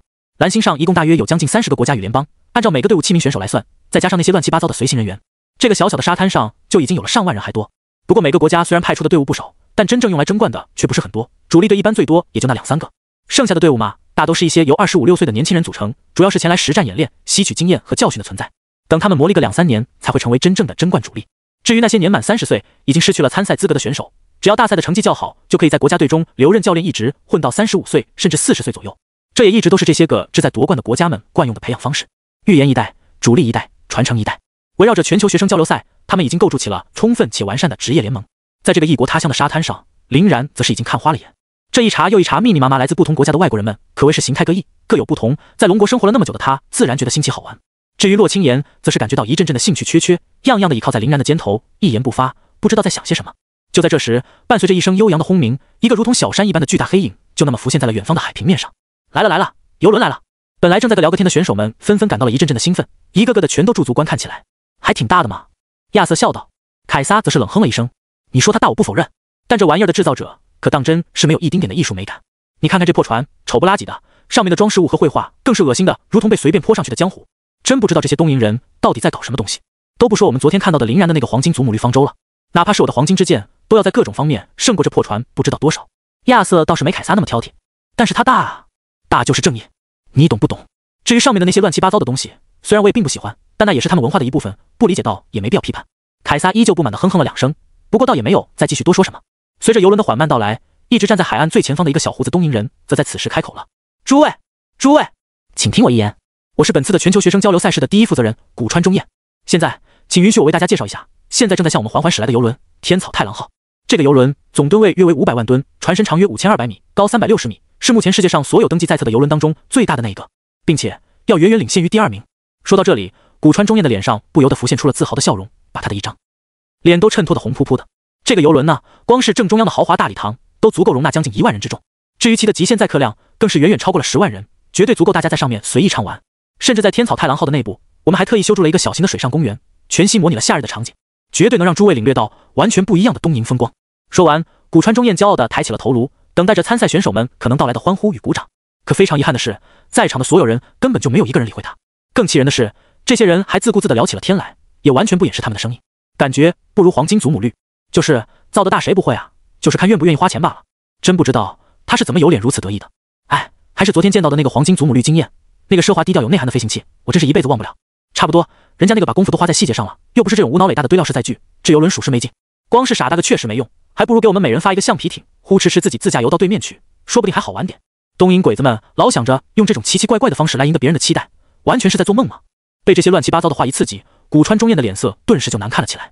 这些人口中的黄金祖母绿，他当然也知道那玩意儿是什么。讲道理，在初次看到那段录像的时候，古川中彦也是极为震撼的。那艘飞行器完全可以说是彻底超乎了人类想象的极限，冲破了载具历史的天花板，达到了一个属于载具系列颜值与实用性的双巅峰。被这玩意儿提前拉高了期待值，他们这个所谓的天草太郎号，相比之下自然就显得大而空虚了。但已经安排好的东西，想要在1天的时间里临时调整，本来也就不显示，更别说他们也完全安排不出来比黄金祖母绿更加能够吸引眼球的东西了。借助于史上最大游轮这个噱头的装比计划，居然就这么破产了。古川中彦真是感觉自己的心都在滴血，没有人比他更为清楚这玩意儿在的研制与打造的时候究竟花了多少樱花币。现在看来，真是血亏到了姥姥家。而这一切的罪魁祸首就是那个神秘的龙国人。古川中彦阴恻恻地把目光扫向林然，这些东瀛鬼子有意思哈，居然就为了那点醋包了一枚这么大的饺子，结果这饺子还他妈漏了馅儿，甚至于这个馅儿从某种意义上还是被我们给间接捅破的。林然一边差点笑出声，一边跟洛青岩咬着耳朵。洛青岩也有点忍俊不禁，这下子他们可是要恨坏你了吧？林然都已经察觉到了古川中彦注视，便摊了摊手，随他去吧。我这个人最不怕的就是别人的记恨，要是恨有用，我早就被人给活活恨死了。走，上船。虽然这些人被林然的王之玉作为魔那吊过胃口之后，对这个并不是很感冒，但毕竟还是要给樱花国这个主办方面子的，还是老老实实听从安排上了船。真不知道他们非要搞这种东西干嘛，又慢又蠢。总不能他们直接打算在这个破船上进行比赛吧？亚瑟跟旁边的凯撒吐槽。凯撒翻了翻白眼，鬼知道，东瀛鬼子的心思咱们还是很难揣测得到的，随他们去吧。不过比赛场地应该不在这里，毕竟之前在看邀请函的时候，明确提到了最终的比赛场地是在他们本岛上的九州岛上。这次非要使用游轮，可能就单纯的想要跟我们秀一下他们这艘所谓的史上最大游轮吧。亚瑟脸一歪，但愿就这了吧。要是这些东瀛鬼子们继续玩尬的，我就真的受不了了。走，先去看看他们这个所谓的礼堂怎么样。樱花国天草太郎号礼堂，毕竟在登船之前，古川中彦特别提到过这个地方，所以几乎一大半的人全都聚集在了这个礼堂里参观。不得不说，这艘游轮的其他地方虽然看起来拉杂得很，但这个礼堂倒还算是真的挺不错的。最主要的是，这里没有采用天草太郎号其他地方一贯的古典式樱花风格，而是比较通用的西式礼堂，比较符合这些外国人的审美和喜好。金碧辉煌的大厅，恢宏壮阔的穹顶，最上方还闪耀着熠熠生辉的淡金色的魔法光泽，几乎是完美的模拟出了和煦的阳光，直接在寒冬尚未过完的季节当中，凭空创造出了一个夏日的气息。虽然对于在场的高手们，个人气温的调节能力堪称完美，冷热对他们来说都无所谓，但这份心意还是能看出来的。就连一向比较挑剔的亚瑟和凯撒也难得点了点头。至于林然和洛清言，则早就跑到一边的圆形转盘处吃起了点心。这樱花的小点心还是蛮不错的，确实花样多，我喜欢。就在俩人好不容易得到了一丝闲暇的功夫，那个看起来就面貌可憎的古川中彦，却不知道在什么时候又摸了过来，还站在了礼堂的正中央，煞有其事地讲起了话。嗨嗨，大家好啊！欢迎来自世界各地的天骄学子们远赴而来。作为本次大赛的主要负责人，我深感荣幸。下面咱们将远渡重洋，将游轮开往九州岛，在那里将会有我们比赛的最终场地。当然，设置游轮这道开胃前菜的意义嘛，也是为了让大家多多亲近。毕竟友谊第一，比赛第二，相互之间拼个你死我活属实没必要。能够多坐在一起说说话，倒也不失为一件美事啊。可惜他的这番话还是没有得到众人的响应，礼堂内的众人依旧是该干嘛的干嘛，没有半分给他应和一下的意思。虽然古川中彦身为本届大赛的主办方的主要负责人，但毕竟这是一项国际性赛事，赛事的各种环节都是同时受到所有国家的线上裁判一起监测的，所以说这个所谓的负责人也就跟一个走过场的司仪差不多，根本就没有多大的权利。再加上他那副永远都洋洋得意的态度和语调，着实让人受不了。在场的这些个心高气傲之辈，哪里会掉这1号人？服从大赛的安排，跟着流程走，已经是对他最大的尊重了。想要他们再做出更大的让步，根本没门。于是，在场的所有人都显得热热闹闹，唯有古川中彦一人尬在了原地。在这种蛋疼的氛围下，古川中彦也只能强行提起脸皮，灰溜溜的从另一边的船舱退出了礼堂。刚一出来，就立马有一个人来到了他的身边。古川大人，一切还是按照原计划进行，咱们的魔晶计划。古川中彦的脸色相当难堪，恶狠狠地说道：“就按照原计划进行，就让这些狂妄的白皮佬等着吧，早晚有他们笑不出来的时候。待会儿就直接先把魔晶给呈上来，挫挫他们的锐气再说。这次绝对能给他们一个大大的惊喜。对了，还有，今年我们有岛田兄弟在，务必要把冠军给我留在国内。”那人在得到了古川中彦的命令后，低低的答应一声，立马便抽身撤向了船头。而古川中彦则是朝着海中狠狠地啐了一口，目光阴沉地离开了此地。至于林然，借助着对风元素的掌握，已经窃听到了他们所有的谈话内容。好家伙，还真有乐子呢！林然还是一个喜欢热闹的、唯恐天下不乱的性格，当然不想如此平稳地抵达岸边。虽然不知道古川中彦安排的究竟是什么，但自己肯定是可以给他一个惊喜的。当然，风元素也不光是带来了那边的消息，几乎整个礼堂的交流全部都能动入林然的耳中。这也是为什么林然要拉着洛清言来这个人最多的地方的原因。一个是可以让他们这俩吃货在这里白吃白喝，另外则是可以趁机收集到大量不经意间旁人所泄露的情报。比如说，林然现在就已经侧耳倾听到了，马上就会有人来故意碰瓷找自己的茬。唉，这些人啊，真是一个个的，未免也太不谨慎了点，以为距离就代表着安全，说话的时候也不知道开个隔音屏障，完全不如自己谨慎。林然轻轻握着自己手中的玻璃杯，看向某个方向的一小撮人，似笑非笑。另一个方向，一群泡菜国的棒子们正在那里叽叽喳喳。察觉到林然投来的目光后，那群棒子全都一个个不忿地站了起来，朝着林然大步走来。这些人一起身，原本喧闹的礼堂瞬间就安静下来了很多，纷纷将目光投向了他们。毕竟他们的目标相当明显，嘴里骂骂咧咧，方向又那么的明显，完全就是冲着林然二人去的。那个方向，林然二人由于那莫名的气场在，周围的一圈都没人，空出了好大一个圆形区域。在这些西方人的视角里，龙国的人往往与神秘和强大所挂钩，而且脾气古怪，性格孤僻。他们的心中纵然有诸如挑衅、交好、咨询、鄙视等一系列的乱七八糟的想法，还是不太敢第一个来吃这个螃蟹的。那天的黄金祖母绿就已经充分地证明了二人的不简单。虽然二人感受气息的话都只有4阶巅峰左右，跟他们比要差上不少，但也绝对不可轻视。就算以后要交手，那也等某些不知死活的傻瓜们先上。这不，傻瓜就那么大大咧咧的来了。7、8个棒子摇头晃脑地走到了林然的身边，为首的那个冲着林然举起了酒杯。来自龙国的2位朋友，咱们共饮一杯如何？我们有些事情还是要请教2位的啊，希望你们不要拒绝，不然我们泡菜国的怒火，你们根本就抵挡不住。这一上来语气倒还算客气，如果林然没有倾听到他们刚刚在大厅的角落里商量着什么的话，但说到后面就慢慢嚣张跋扈了起来。所以林然和洛青言完全没有搭理几人的意思，依旧在若无其事的吃吃喝喝，将他们当做了空气。这下子棒子们举杯的手就完全的尬在了原地，一时间都不知道是该收回去还是喝下去了。看着他们呆滞的样子，林然便叹了口气，好心的冲着为首的棒子轻轻举起了低垂的酒杯。为首棒子的脸色总算好看了一点，愤愤的也抬了抬酒杯，竟然敢故意冷落羞辱我，等着看看等会儿老子是怎么羞辱你的。可惜还没等他做出下一步他想要做的事情时，林然却抢先了一步，把他想做的事情给做了。哗啦啦，那杯宛如蓝宝石光泽一般的美酒就被林然毫不留情地倒在了棒子脚下的红地毯上，酒水垂落于地，甚至有部分还因为溅射的缘故洒了棒子们一身。请林然就那么低垂着酒杯，瞳孔之中勾玉流转。被林然这么一搞，整个礼堂唰的一下便安静了下来。无数对林然感兴趣的人全都暂时停下了手中的事情，一个个的鼻子比狗都灵，瞬间就嗅到了这里的火药味。那个为首的棒子给气了个脸红脖子粗，都还没来得及发作，后面的某个棒子却护主心切，抢先一步跳了出来。西巴！只见他先脱口出了一句泡菜国的标准国骂之后，伸手就朝着洛青言的脸捞了过来。其手掌之上所爆发的劲风，证明了他的天赋貌似与抓有关。林然的目光瞬间就是一寒，毫不留情地发动了自己的瞳术。神威！都还没等那个棒子的手伸到一半，一道撕裂空间的漩涡便直接锁定了他的臂膀。啊！棒子顿时发出了宛如杀猪般的惨叫，在神威的旋转下，他那脆弱不堪的右臂就像是掉入了绞肉机一般，瞬间就被绞成了碎屑，甚至于这些碎屑与断臂都没有跌落到地面上，而是直接陨灭在了无尽的时空中。八嘎！为首的那个棒子顿时怒不可遏，唰的一声抽出了把短刀，自下而上挑向林然的下颚。可惜无敌的神威又一次封锁了他的攻击路线，第二道空间漩涡不过一瞬之间就绞断了他的短刀，还划伤了他的手掌。饶是他身为一个6阶的觉醒者，反应已经够快，但还是被神威给划了个鲜血淋漓。神威！林然这边完全是得理不饶人，右眼的永恒万花筒依然在疯狂的转动着，7、8道空间漩涡再次浮现，每人一个的锁定了他们的左胸。退！已经领教过神威之强大的棒子们哪里敢硬顶，一个个退得比狗还快。不过嘛，他们快，林然的神永恒万花筒更快。阅读！不过眼眸一动之间，除了那个为首的棒子，其他的棒子们都是脑袋猛地一轰，简直跟被人在头上狠狠地来了一锤一样，身形刹那间就踉跄起来。随后这些5阶的棒子们便被那恐怖的神威无情地绞杀了性命。为首的6阶棒子仗着自己的精神系天赋和更成一筹的身体素质，还是从里面艰难地挣扎了出来，但也已经在阅读的短时间之内被绞杀的鲜血淋漓。未等他完全的站稳身形，一道炽烈的黑炎瞬间将其包裹。天照！啊！杀人了！杀人了！为首棒子哪里经受过这种烧烤，一边拼命催动魔力在地上打着滚，一边止不住的惨嚎起来。可惜在场的所有人简直就跟没有听到一般，根本就没有一个人有上前帮忙的念头。且诡异的是，这朵黑炎貌似就跟只认准了这个棒子，连他所打滚的地毯都没有被一起引燃。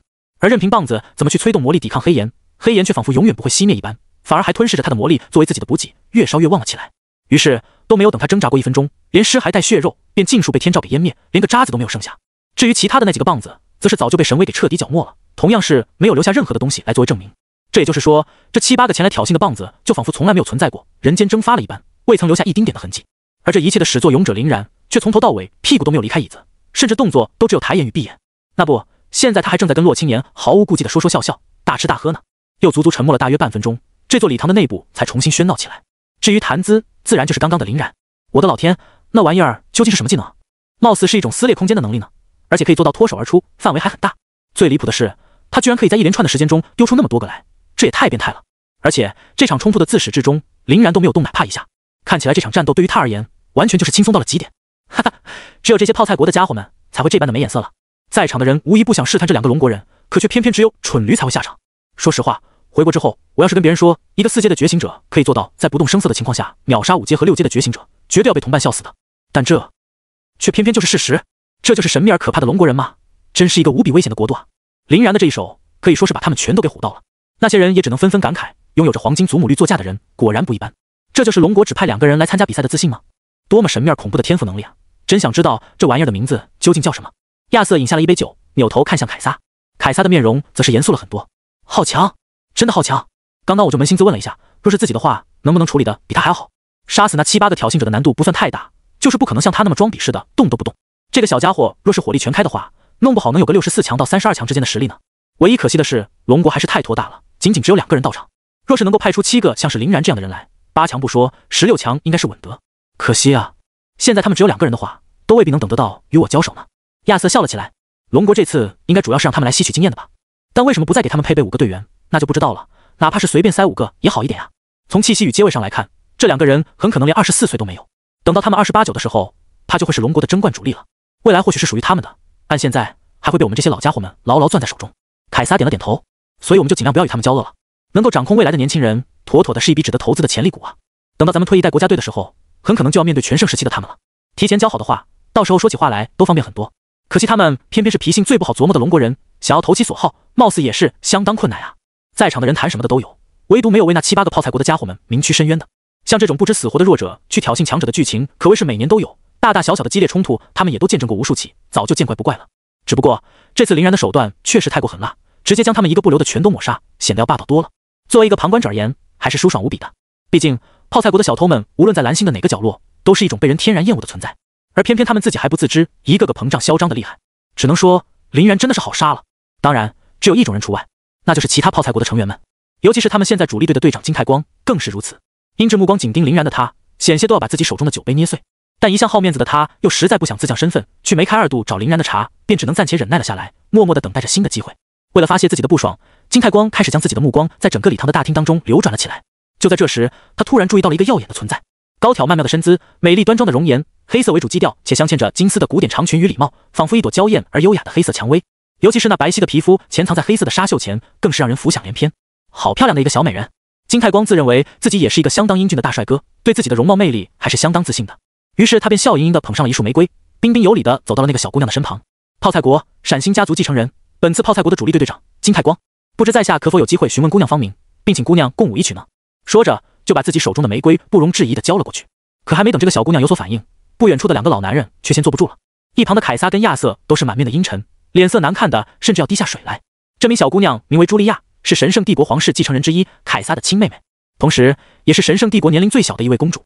凯撒这次带她前来，一个是出来顺便旅游，欣赏一下异国风光，让总是处于深宫之中的她长长见识；二来嘛，也是为了让她欣赏一下自己这个老哥的战斗英姿，好好的给自己长长脸。可现在被泡菜国的家伙们骚扰，可是不在他计划当中的。而亚瑟嘛，作为凯撒老朋友的他，也是一直都对凯撒的这个妹妹图谋不轨，但始终未能得逞。一个是凯撒在中间的百般阻挠，一个也是茱莉亚对他的确不是很感冒。后一点倒是让自认为相貌无敌的亚瑟郁闷了特别久。但现在居然有一个长得比他还要寒酸很多，身份地位实力更是要逊色更远的调人去邀请茱莉亚跳舞，这让他怎么能接受的了？特别要是茱莉亚再接受了，这他妈让亚瑟的这张老脸往哪里搁？于是俩人便不约而同的拍案而起，准备好好的教让金太光知道一下花为什么那么红。可还没等他们走出2步远，茱莉亚那边倒是先一步站了起来。茱莉亚对着金太光微微颔首，失礼了。说着便轻轻提起她自己的小裙子，摇曳般的离开了原地，只留下金太光伸出花束的手与那张僵硬的笑脸在风中凌乱。目睹了这一幕的围观者们直接笑出了声。好家伙，这一幕怎么那么的似曾相识呢？刚刚好像同样存在一批泡菜国的觉醒者，因为过于的自信而惨遭打脸啊！而且那群觉醒者们还因此而丢了性命。有着泡菜国的人在，都他妈不用叫马戏团了，他们直接就把小丑给演完了，这谁能绷得住？哈哈，真是笑死我了！就爱看这群泡菜国的小偷们被打脸的模样，确实真的是屡看不爽。他还在那里振振有词说什么陕星家族继承人、泡菜国主力队队长，这家伙难道不知道这些东西全都是减分项吗？就是人家可是神圣帝国皇室的纯净血脉继承人，皇宫之内最受宠爱的小公主茱莉亚，怎么会看得上他这种土鸡瓦狗？瞧瞧这个泡菜国队长的嘴脸，都尼玛快凝成他们的招牌泡菜了，真是活他娘的大改！在行动之前也不知道先撒泡尿照照自己是什么傻屌模样。这些人一个个的也都是身怀绝技之人，很多人的地位也都是相当的崇高，可以说是完全没在怕的，所以他们可谓是一点面子都不给金太光留，言语之间都是尖酸刻薄到了极点。这下子饶是金太光的脸皮再怎么厚，显然也是都不可能扛得住的。羞到极赤白脸的他，目光追随着茱莉亚默默离开的背影而去，不知道在暗地里想些什么东西。而准备上前解围的凯撒与亚瑟也纷纷露出了满意的笑容。可以，不愧是我妹妹，在识人这方面从小就和我一样。确实，不愧是我未来的媳妇，同样都讨厌这种自恋狂加臭屁怪。你可拉倒吧，别说我不同意，我父亲不同意，就连茱莉亚她自己那也是不同意的。嘿嘿，人都是会变的嘛，现在不同意，并不代表以后不同意啊。我相信，只要我有足够的耐心和毅力，铁杵都是能够磨成针的。扯淡，起码我是不会变的。哎呀，你就别挣扎了，只要茱莉亚她自己同意，你们的阻挠不过是虚妄而已。锤子，你到底知不知道？哎，茱莉亚这不继续找个位置坐着，准备要去哪？在二人惊疑不定的目光中，茱莉亚一个人摇曳着自己的长裙，自顾自地走到了林然的身边。不知这位先生，我可以邀请您共舞一曲吗？正在大吃大喝的林然的脸当即就是一歪，然后他就感受到了自己旁边那股熊熊燃烧的醋味火焰。林然赶忙将食物吞入了腹中，对着茱莉亚抱歉一笑，不好意思，我有舞伴了呢。说着便轻轻拉起洛青岩那柔弱无骨的小手，将她拉入了自己的怀中。茱莉亚这才一愣，将目光投在了旁边的洛青岩上。相比较茱莉亚而言，洛青岩的衣着就要朴素太多了，普普通通的运动服，普普通通的牛仔裤，普普通通的高马尾，甚至连脸上都未曾装点半分的淡妆。但这些都完全不能掩盖她的美艳与动人，反倒更显生命的澎湃与青春的活力，有一种清水芙蓉的娟美秀丽。仅仅打量了洛青岩不过3秒钟，茱莉亚就知道自己败了。可他的手都已经伸到了半空中，又从来没有被人拒绝过的经验，也陷入了呆若木鸡的状态，不知道该怎么办才好了。见他处在这里，没有一点要离开的欲望，林然只得叹了口气，拉起洛青言溜到了旋转圆桌的另一边，准备换一个地方继续吃喝。而此时察觉到不对劲儿，而闻讯跑来的凯撒和亚瑟才堪堪赶到，一左一右站在了茱莉亚的旁边。凯撒郁闷地帮自己妹妹把空中的手给收了回来，拉着她准备离开。鬼知道茱莉亚脑子里面哪根筋抽了，居然在拒绝了那个土狗金太光之后，会想不开去邀请林然。更让人吐血的是，林然居然还随身带了一个容貌甚至更胜一筹的女伴，还干脆利落地将茱莉亚给一口回绝。这下子衬托的自己这个哥哥都跟着尴尬了起来。亚瑟就更郁闷了，无奈地看了看不以为意的林然，又瞅了瞅失魂落魄的茱莉亚和面色不善的凯撒，懊恼地瞪向一旁的金太光。他作为一个落日联邦的公爵，自幼深受贵族教育，自然是相当有涵养的，不会因为茱莉亚的对林然的亲切而迁怒林然。对他自己来说，一直笃定失败了就老老实实承认且退场，才是应该去做的行为。这也是他的人生信条之一。毕竟久经情场的他早就见惯了这种场面，很多落日联邦本土的普通姑娘都对他这个灿金短发、白皙且无瑕疵的面容、紫宝石一般的双瞳加公爵身份不感兴趣，更别说是茱莉亚了。但是对于金太光吗？原本就厌恶他到极点的亚瑟，现在真是恨不得给他生撕了。法克，要不是被这个土狗一刺激，茱莉亚现在说不定还老老实实坐在那里呢，也就不会发展出后面邀请林然还被甩一脸，一下子把茱莉亚、凯撒和自己同时尬住的事情了。目光闪烁地摸了摸自己腰间那个只有剑柄而没有剑身的剑之后，亚瑟已经爆发出了淡淡的杀气。至于金太光那边就更加暴躁了，拒绝自己的人去邀请别人再被反拒绝，这他妈岂不是显得自己直接被林然给甩下了不知道多少个等阶。作为闪星家族的继承人，金太光在泡菜国内那也是横行霸道的存在，什么时候受过这种鸟气？再加上林然之强势镇杀了他泡菜国的同胞一事，虽然他也看不上国内的那些低贱之人，但让他们被别国之人羞辱，终究还是不怎么痛快。这就导致他的仇恨几乎是单方面的锁定了林然。于是乎，场上的局势一下子就变得复杂了起来。亚瑟目不转睛地盯着金太光，金太光目不转睛地盯着林然，林然目不转睛地盯着盘里的饭。而送走茱莉亚，将她交给下人们的凯撒则重新折回了礼堂，幽深的目光在三人的中间来回徘徊。这下子可当真是让无数的乐子人们兴奋了起来。在历年以来的所有赛前交流之中，从来都没有出现过像今天这样的大热闹。而且最主要的是，被卷入纠纷的这些个人还都是赫赫有名的存在。神圣帝国的皇室，去年的亚军凯撒，落日联邦的公爵，最近2届的夺冠大热门亚瑟，闪星家族继承人，号称历年以来泡菜国的最强主力金太光，拥有惊艳所有人的黄金祖母绿战舰，仅靠眼神就能秒杀一群5、6阶觉醒者的神秘龙国人林然。这4个要是混战起来，会不会把整个礼堂都给掀翻了呢？哥哥，你怎么看？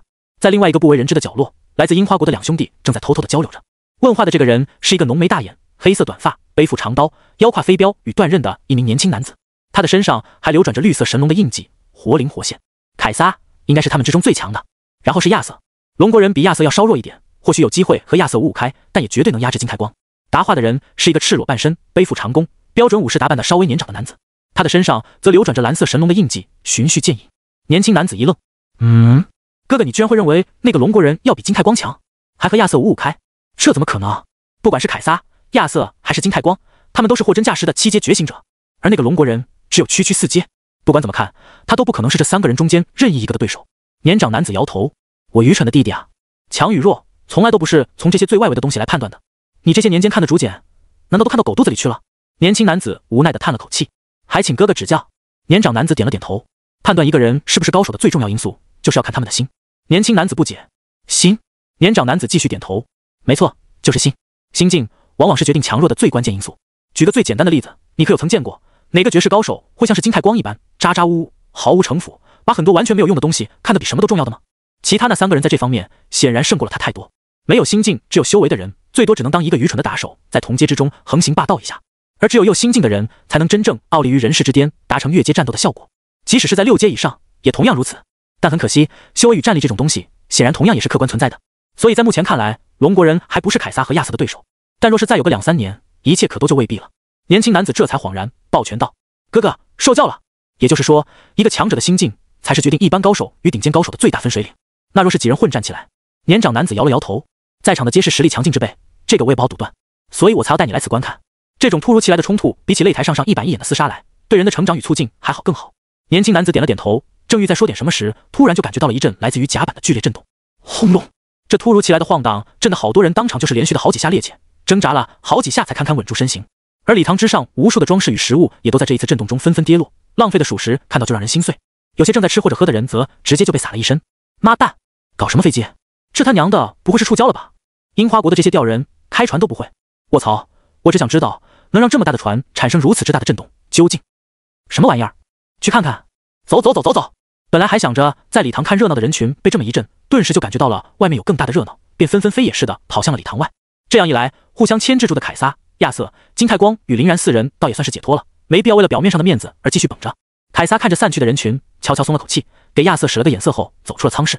亚瑟则是恶狠狠地瞪了金太光一眼，朝着他比了个抹脖子的手势后，也跟着离开了此地。金太光不愧是一个欺软怕恶的主，面对亚瑟的威胁，唯唯诺诺，根本连对视都不敢，立马灰溜溜的从后门离开了。咱们也去看看。洛清言询问林然的意见。林然轻笑，看看呗，反正也是那群樱花国的人自导自演的玩意儿，就当看个电影吧。洛清言一愣，自导自演？林然点头，如果我没猜错的话，这应该就是古川中彦所说的那个魔晶计划了。虽然不知道他们具体打算搞什么，但总归是有算计别的国家选手们的打算在的。说着，林然便把刚刚利用风元素窃听到的情报告诉了洛清言。洛清言冷哼，好家伙，背地里耍花招，真不愧是樱花国啊，搞起来一套一套的。他们的民族虚荣心就这么强烈，非要千方百计的来换着方法证明自己，这不是掩耳盗铃吗？反而只会证明他们心虚而已。林然笑，随他们去吧，毕竟永远也不可能去叫醒一个装睡的人。走，咱们也去凑凑热闹，如果有需要的话，还可以好好的掺和掺和他们这个所谓的魔晶计划。哎，人家都给咱们准备了一个这么大的惊喜，咱们怎么能不回敬一下他们呢？在场的人可谓是没有一个弱者，脚力自然极快，没过多久便已经聚集在了最前方的甲板上，眺望远处。然后他们便看到了同样站在最前方的古川中彦，以及不远处海平面上那一艘艘的樱花国战舰。这些战舰们正在围着一个不知名的庞然大物拼命的开着火，简直就跟在绞杀什么大型魔物一般。古川中彦一脸的惊慌，不好了，各位，不好了！我们的军方刚刚接到消息，在前方海面上突然发现了一个领主级的8阶凶兽翻海魔鲸，他现在正在兴风作浪，挡在了我们的必经海路上面。为了保证大家这些各国天骄们的安全，我们已经以最快的速度调集了舰队来剿灭它，并准备临时给各位天骄们更改航线，绕过这头魔鲸。不然，若是给各位天骄们带来了心灵亦或是身体上的伤害，那可就有些太不好了。毕竟这可是9阶的领主级凶兽，远非一般的凶兽可比，万不是咱们这些人能够抵挡的啊！古川中彦的话里话外，仿佛都带着一股暗示在场参赛选手不行的感觉，这又让这些心高气傲之辈如何忍受的了？怕什么？没必要，直接开上去，我们也能干他。就是区区一个8阶的领主级凶兽罢了，又有何惧？我们这几千个高阶觉醒者的浩大军团，不是分分钟就给那个领主级凶兽拿下了？碰到一头畜生，非但不为人类除害，而想着绕道走，这说出去以后还让我们怎么混？更别说还有军舰的协助，拿下这头翻海魔鲸根本就是举手之劳啊！我都已经想好一会儿怎么分配魔镜的晶胶和魔核了，你居然要撤退？这些人仗着人多势众，且自己修为高强的缘故，虽然绝大部分都没有什么应对凶兽的经验，可嘴上却还是一个叫的比一个凶。而那些真正比较有能力的人，诸如凯撒、亚瑟等人，则都保持着肃穆的沉默。在凯撒的心里，其实还是觉得要绕道离开比较好一点。一个是他实在不太想节外生枝，搞出一些有的没的；其二是领主级的凶兽可不像这群愣头青想的那么简单，拥有着强大的领域威压、厚到变态的血条与让人吐血的强大抗性的他们，往往技能也是毁灭性的。如果手头没有合适的克制方法的话，以他们这种阶级还被压制的状态，完全就是一个送菜的行为。特别是这群人也没有配备什么指挥，更没有什么经验，若是瞎胡闹的话，说不定要出不少的人命。而且除此之外，凯撒还在隐隐约约间感觉这个突然遭遇的魔晶存在着一定的问题。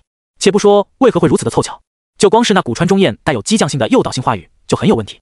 摸了摸下巴后，凯撒来到了亚瑟的身边，和他低声耳语着什么。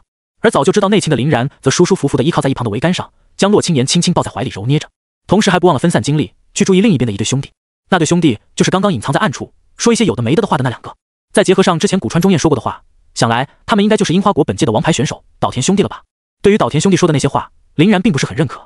在他看来，这些樱花国的所谓武士把这玩意儿看得有一点太魔幻了。虽然就这么歪打正着的相比于其他的人而言高估了自己，但林然可不会因为这些而感激。从目前岛田兄弟完全不感到惊讶的态势上来看，貌似他们对此事早有准备的。那么也就意味着古川中彦的这个所谓的魔晶计划，樱花国的战队也是有所参与，最起码知情。那么自己就得好好的观察一下这些人到底准备搞什么幺蛾子了，以方便在最合适的时机给他们最致命的一击。还想借此机会贬低他人，抬高自己，没门！虽然拥有着比较强烈的民族排外心理的林然，对那边的西方人也并没有很感冒，但相比于龙国这些总想找机会恶心他们的邻居，林然明显是要更讨厌一些的。所以先放任他们狗咬狗一会儿，貌似也不是不可以。心中思虑急转的林然一心三用，将双眸的轮回眼与永恒万花筒催动到极致，一边对着怀中的洛清言上下其手，搞得他娇羞满面，一边分神注意着面容严肃的岛田兄弟窥探战机，另一半还时不时地搂两眼前方的翻海魔晶，思索着最大化利益的决策。而此时的古川中彦在经过了和那些慷慨激昂的参赛选手们的极限拉扯之后，假装相当不情愿地同意了他们的请求，然后下达了前进的命令。看着船一步步地接近战舰包围圈，古川中彦也终于露出了窃喜的表情。就在这时，林然总算察觉出有哪一点不对劲儿了。那个所谓的8阶领主及凶兽翻海魔晶，攻击的欲望貌似不是很强烈啊。按理来说，大海还是他的主战场，哪怕随便掀起一点大规模的惊涛骇浪起来，都可以轻易地拍碎一些巡航舰。战列舰可能还要差点意思，但总归是能造成相当不错的伤害的。但他却完全没有去这么做的意思，反倒是在那里玩的飞起，整的都是一些虚头巴脑的花架子。举个例子来说，这个翻海魔晶给林然所带来的感觉，仿佛就是一个在驯兽师面前乖巧的盯着皮球的小海豹，完全没有一个身为领主级凶兽的霸气可言。这尼玛是什么情况？难道打算让这头翻海魔晶配合樱花国的选手们演戏，来造成那些樱花国的选手一个很厉害的错觉？不会真的就这么离谱吧？应该。林然无语。不过此时经过了一段时间的颠簸，天草太郎号已经晃到了一个距离非常近的位置，几乎彼此之间都已经进入了射程了。而无数的参赛选手们正在那里兴冲冲的摩拳擦掌着，准备上前去分食这块他们眼中的肥肉。上了，兄弟们！杀魔晶、分金蛟、夺魔核！在一声呐喊之后，无数的参赛选手宛如过江之鲫一般腾空而起，杀奔翻海魔晶而去。果然，无论在什么时候，永远都是不缺少蠢人的存在的。他们没有发现隐藏在这里的异常也就算了，甚至连观望都不肯，就那么身先士卒的发起了冲锋。更离谱的是，这些人里往往也没有什么用于对抗凶兽的经验，连普通的凶兽被他们遇到之后，可能都相当的不好解决。更别说现在横处在他们面前的，可是拥有着主场优势的8阶领主级凶兽翻海魔晶啊！难道他们是从这个翻海魔晶和樱花军舰那种玩耍的态度来判断翻海魔晶的攻击力并不出彩？若是那样的话，可就有大乐子看了。翻海魔晶打这些樱花人不出力，可并不代表着打你们这些人不出力啊！难道他们就没有看到那些实力还要更强的存在，诸如凯撒亚瑟之流根本就没动吗？就连金太光这个一向急躁的存在，这次也反常的沉住了气。想到这里，林然把目光投向了远方的翻海魔晶。8阶的领主级凶兽，为什么被樱花国拿捏呢？这其中必然有着不小的秘密。神威带来洛青岩的林然向后稍稍退去了2步，然后发动了自己的瞳术。既然如此，那就先去调查一下吧。海面上，翻海魔晶还在那里来回的扑腾着水花，陪着那些所谓的军舰在玩耍。军舰的炮火能够对其造成的伤害虽然不至于完全没用，但也只能用微乎其微来形容。林然只感觉就这种炮火的宣泄速度，估计连人家的自然恢复都打不掉。不过现在不一样了，因为大批觉醒者们已经杀到，平均实力大约在6到7阶之间的这些觉醒者们，多多少少都是有一些制空手段的，所以也不需要担心没有落脚点。冰锥连刺、赤焰连弹、化光刺、阴影束缚、尘土刃。最前方的觉醒者们在空中围成了一个半球，纷纷催动自己的天赋，开始对着翻海魔晶进行所谓的输出。只不过这些输出命中虽然是命中了，但起到的效果确实比较一般。起码从翻海魔晶的反应来看，有没有刚刚的炮弹疼都还存疑。看到这里，亚瑟不禁摇了摇头，这都是什么啊？这群人之间毫无配合也就算了，居然还能相互抵消攻击的，阵脚也没站稳，还在那里来回的挤压着自己人。这一会儿要是吃上发浪潮，还不得被直接拍傻呀？此时凯瑟琳却不知从什么地方摸了过来，轻轻挤进了2人的中央，笑道：那我们的亚瑟公爵不打算带着你的圆桌骑士们去给那些人演示一下什么叫配合吗？顺便还能让他们见识一下本届落日联邦主力队的力量。亚瑟脸一歪，圆桌骑士们是拿来打斗的，而不是拿来做这些无意义的事情的。这些人想热闹就让他们热闹吧，反正我不去凑。凯瑟琳又把目光投向凯撒，那你们的神圣十字军？凯撒冷哼，你是觉得我比亚瑟蠢？要上的话，公主您还是带着自己的铁十字禁卫去吧。凯瑟琳这才不拱火了，笑眯眯的继续道：那你们猜猜东瀛鬼子们的计划是什么呢？他们总不能整出来那么大的阵仗，就单纯只是为了吓一吓我们吧？亚瑟摊了摊手，这个目前还看不出来，但我感觉应该马上也就会有结果了。毕竟在傻瓜们的冲锋陷阵下，他们想藏也藏不住的。哎呦！说着说着，甲板之上突然又一次发生了大规模的震动。亚瑟因为正在说话的原因，险些咬了自己的舌头。当他气恼地转过了头，想弄明白到底发生了什么时，便看到了那无比壮观的一幕。从海面上升腾而起的巨大水旋风正在疯狂地吞噬着空中的参赛选手，将他们一个个地卷入其中。而翻海魔晶也跟疯了一般，拼命在海平面上扑腾着自己的身子。在他的催动下，这一阵又一阵的浪潮滔天而来，不知拍落了多少觉醒者。连他们这艘距离较远、体积极大的天草太郎号，此时都因为连续不断的波涛而剧烈晃动。至于那些距离较近的樱花军舰们，则已经再飞也似的逃脱了。不过还是有一些没来得及及时撤退的倒霉蛋们被一起卷入了海中。这就是8阶领主级凶兽的实力吗？凯瑟琳喃喃，哪怕是稍微动用一点法力，就能呈现出横扫千军之势。凯撒叹了口气，而且还是领主级凶兽里面最难对付的海洋系凶兽，想战胜背靠大海的他们，简直太难了。随便一点风浪掀起来，都能制造出程度相当夸张的效果。而且他还可以依靠着自己的强大生命力与恢复力，在不可力敌的情况下潜入海底，我们也根本拦不住。亚瑟点了点头，将凯撒的话接了过来。所以说，这个翻海魔晶的存在，自始至终都是一个彻头彻尾的骗局。东瀛鬼子们好像想依靠翻海魔晶的攻势带给我们点什么，消耗体力、挫败精神、杀灭锐气，真是猜不透他们呀。不过他们的这种宵小手段，也就只能骗那些傻子了。3人说话的声音一点都没有隐藏，还继续留在甲板上的这几百号聪明人，可谓都听得清清楚楚。当然，也包括樱花国的那一对岛田兄弟。弟弟见状，立马就低声问了自己的哥哥一句：那个白皮的黄毛佬说的是事实吗？我们的计划就只有这些。哥哥冷笑，愚蠢的白皮佬们懂得什么？我们真正要摧毁的，乃是他们无敌的心境啊！只要他们怂了，不管是被翻海魔晶正面击溃，还是避而不战，这都会成为他们修行路上的破绽。而我们岛田家族最擅长的就是撕破他们的破绽，更别说后面还有更精彩的东西等着他们呢。虽然那样有点胜之不武，但为了我大樱花帝国的荣耀，一起奋战吧，弟弟！来，拿着这个。说着，哥哥便把一个封藏在玻璃罐当中粉红色的晶体塞给了弟弟。有趣。林然一字不落地听完了这些人的谈话，差不多也把信息捕捉的差不多了。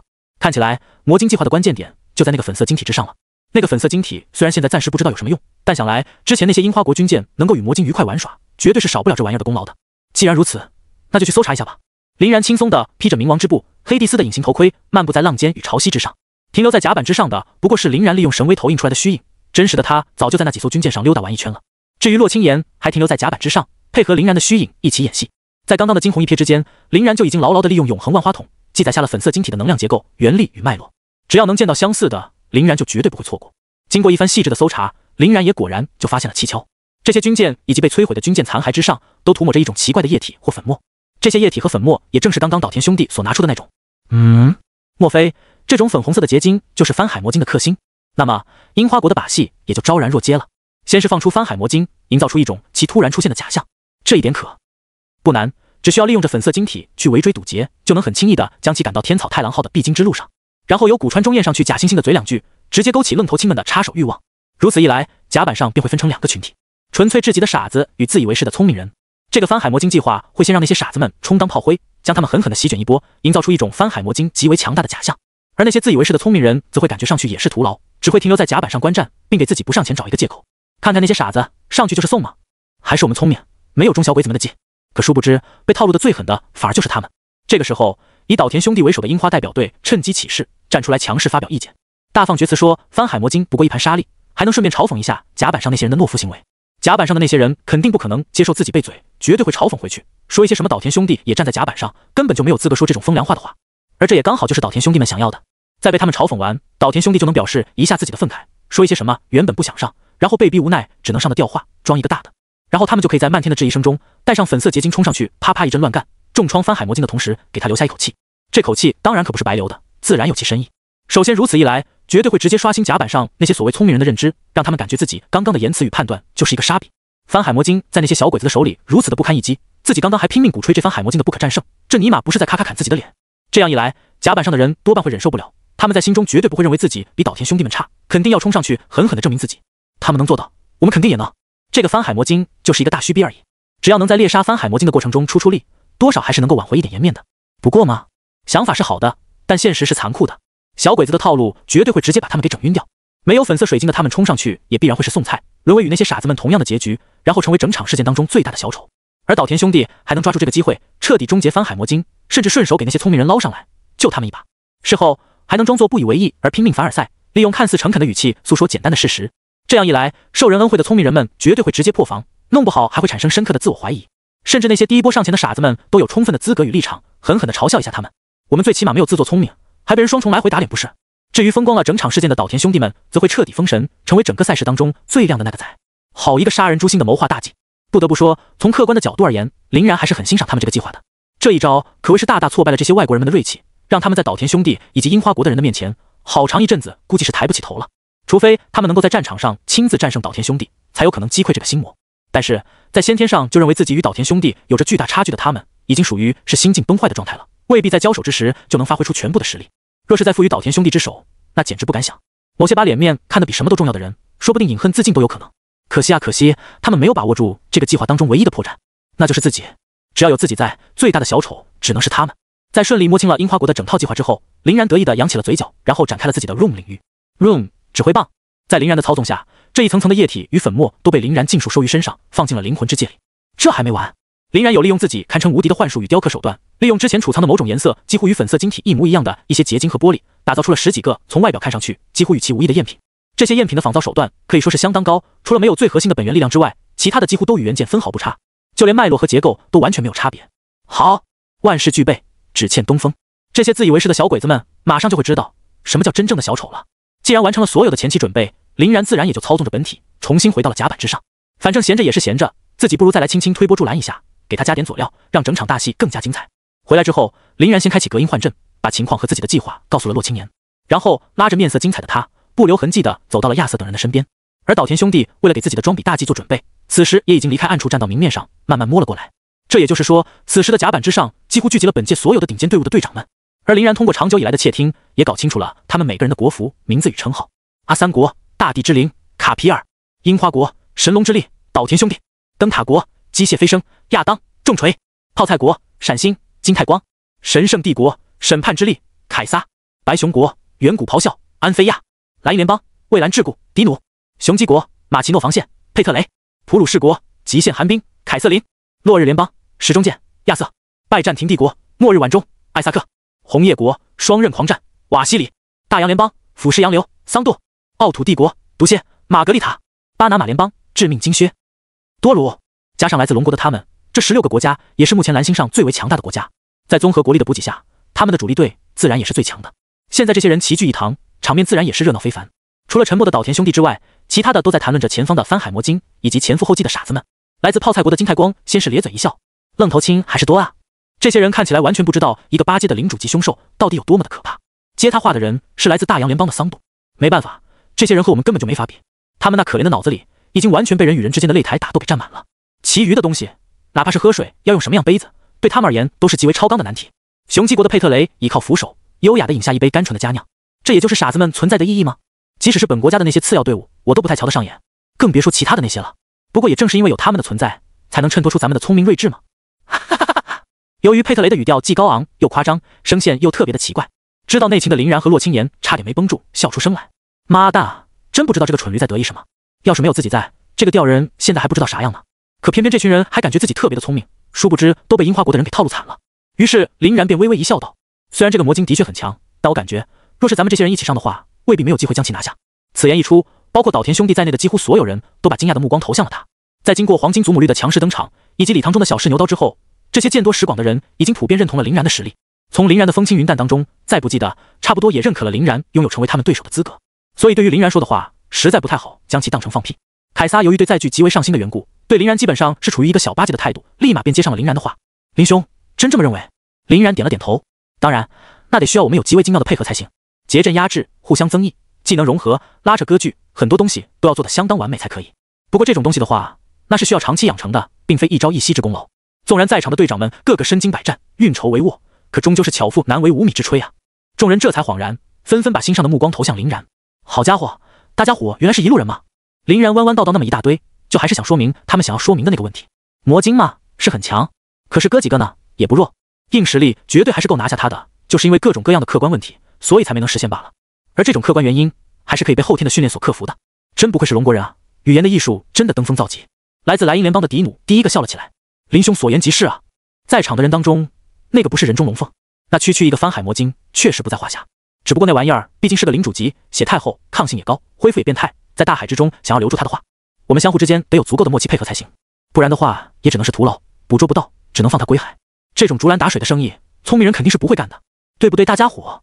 说完，迪努先自顾自地笑了起来。于是乎，甲板之上顿时充满了欢快的气氛，大家你吹我捧，表面谦虚，真的是好不热闹。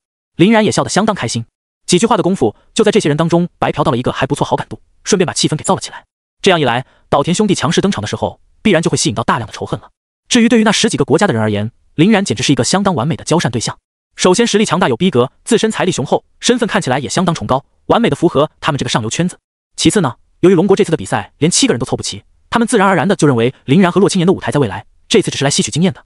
如此，他们之间就没有任何的利益冲突了。毕竟林然对他们最梦寐以求的冠军没有直接的威胁，所以说他们每个人都对林然抱有自带的好感加成。不过这其乐融融的氛围并没有持续的太久，一个不和谐的声音就那么凭空出现了。不能依靠个人力量将其战胜，我看未必。这道掷地有声的话，直接给在场所有欢声笑语的人全干沉默了。10几号人板着脸搜索向声音的来源，谁他妈这么不懂事啊？非要站出来戳破这层虚假繁荣的泡沫？难道他想把自己也划归到蠢人的行列？这尼玛不是背叛阶级的举动？林然同样悄悄瞥了一眼，果不其然看到了岛田兄弟的身影。为首的岛田哥哥高傲的仰着头，朝着众人抱了抱拳。岛田半藏，刚刚我听诸位说，那个番海魔晶非个人之力能够降服，感觉有失偏颇。对此我只能说，没实力才会是那样的。半藏这调话一说，差点给那些人的鼻子气歪了。好吗？参加比赛这么多年了，还真他娘的是第一次被别人嘲讽实力不行。最气人的是，嘲讽的那个人还是一个樱花国的臭脸混球，这谁能受得了？巴拿马联邦的多鲁第一个冷笑出声。半藏是吧？作为一个第一次参加比赛的后辈，居然也有立场和资格嘲讽我们没实力。不如我们现在就单挑一把，看看你那高昂的脑壳能否顶得住我的制胜金靴。半藏依旧保持着他那副藐视一切的态度，言语咄咄逼人。多鲁阁下，您误会了，我并非在嘲讽你们没有实力，而是在说战胜不了番海魔晶的人没有实力而已。刚刚你们不是也说了吗？自己只要经过配合，是能够战胜翻海魔晶的，所以自然会被归属到有实力的那一阶层。差不多，也就是和与弟弟元联手的我5-5开的境地吧。毕竟，我们俩就可以对翻海魔晶完成单独的狩猎。被半藏如此阴阳怪气了一通，沉默良久的亚当重锤忍受不了了。作为上一届的卫冕冠军，且还是灯塔国乃至于全世界机械化程度最高的人，亚当重锤的自负那可是独一档的。现在区区一个樱花国的名不见经传的小族都敢跳出来嘲讽，你有那个实力，那么不如就给我们展示一下吧。还是说，你不过是一个只会逞口舌之力的毛头小子？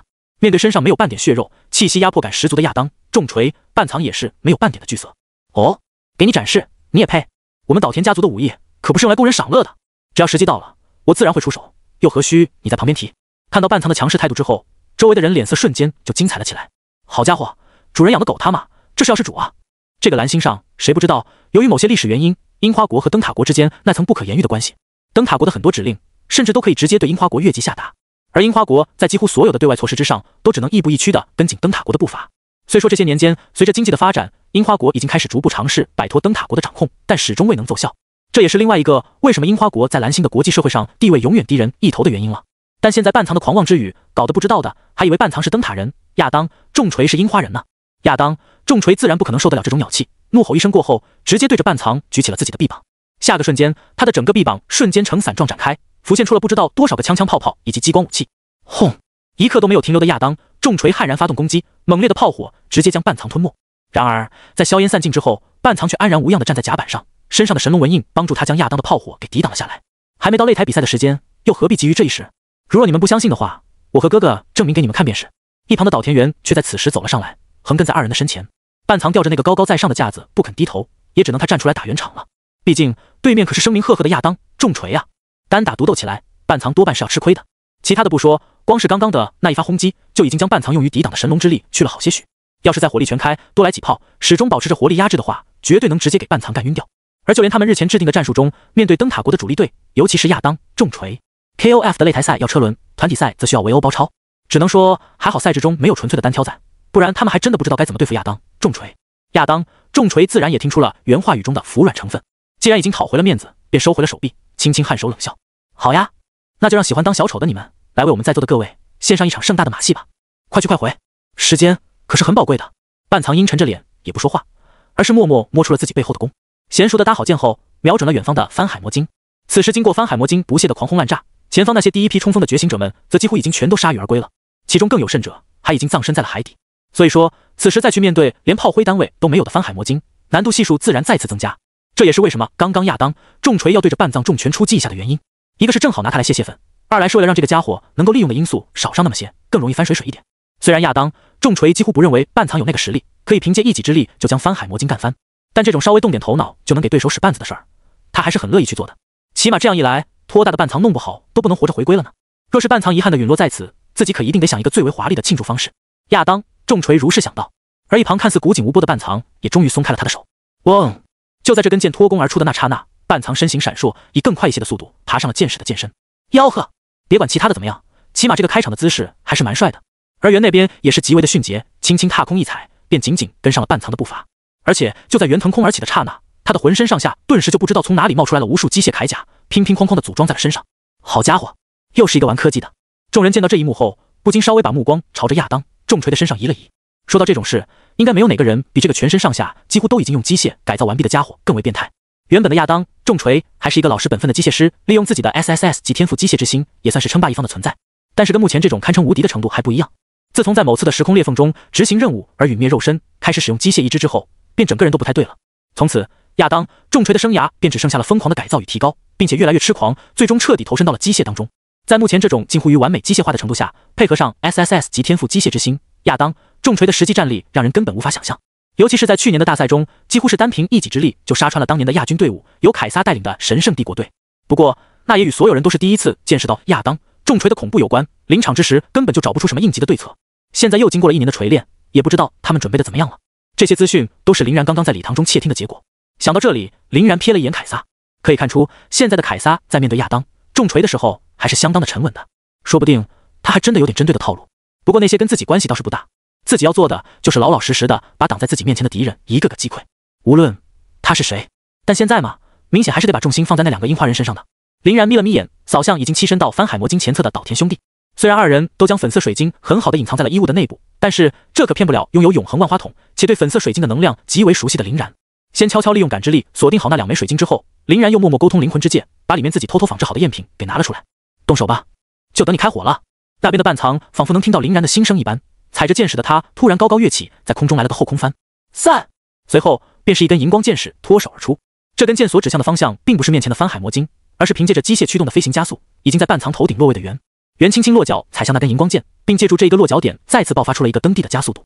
而那一根荧光剑矢在被圆给踩踏之后，居然直接凭空散开，化作了数十根宛如细线一般稠密的碎小剑矢，每一根都指向翻海魔晶庞大身躯的一点边缘。周围的队长们在看到这一幕之后，纷纷讨论起来。如此细小剑矢真的能起到作用？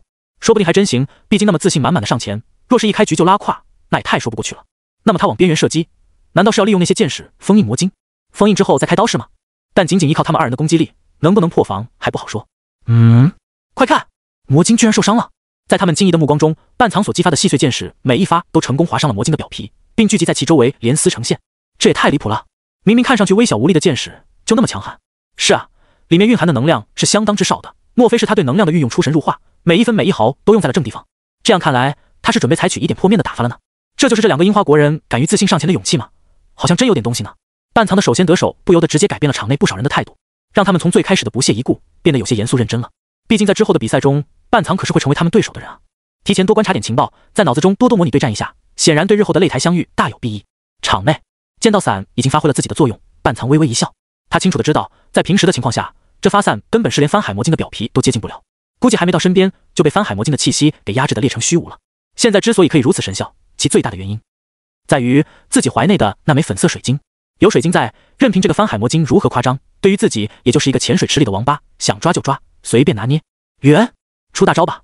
先破了这家伙的防，从他身上割下一块肉来，让咱们远道而来的外国朋友们品尝一些咱们的生鱼片。到时候你来主刀，相信他们应该还不至于怕到连已经被烹饪过后的魔晶都畏惧如虎吧。半藏说着，还不忘了去看一眼甲板。显然，他也知道自己现在是所有人瞩目的对象，又给了这群人一点小小的震撼。此时若是不嘲讽的话，何时嘲讽呢？这立马就导致甲板上的那些队长们纷纷黑了脸。好家伙，这个半藏真的是吃了雄心豹子胆，都他妈敢这么说话的，这不相当于直接明说他们怕了翻海魔晶吗？可惜现在偏偏他还就是有这个立场。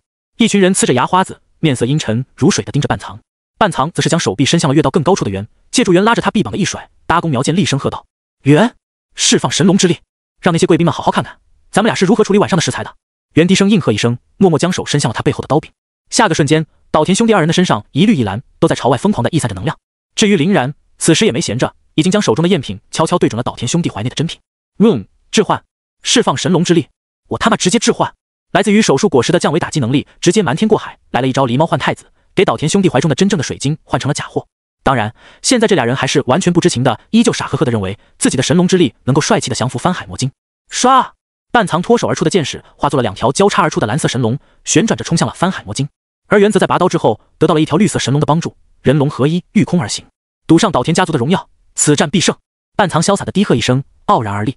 在他的心目中，底下那个翻海魔晶已然与死于无异，一发平时毫无威力的伞都能打出堪比洞穿一切的感觉，何况是自己的大招？只不过这一次，翻海魔晶面对半藏与人的攻势，却完全没有表现出来任何的惧意，而是直接悍然无畏的迎了上来。张开大嘴的他，仿佛要将整个世界吞噬。孽畜，受死！袁悍然无畏的挺刀杀到了翻海魔晶的面前，经过无数次无惊无险的演练，他早就对粉色水晶的威力深信不疑。唯一让他有点疑惑的就是，这次翻海魔晶居然没有对蕴含着粉色水晶攻击的效果感觉到惧怕，反而还相当的嚣张。摆烂了！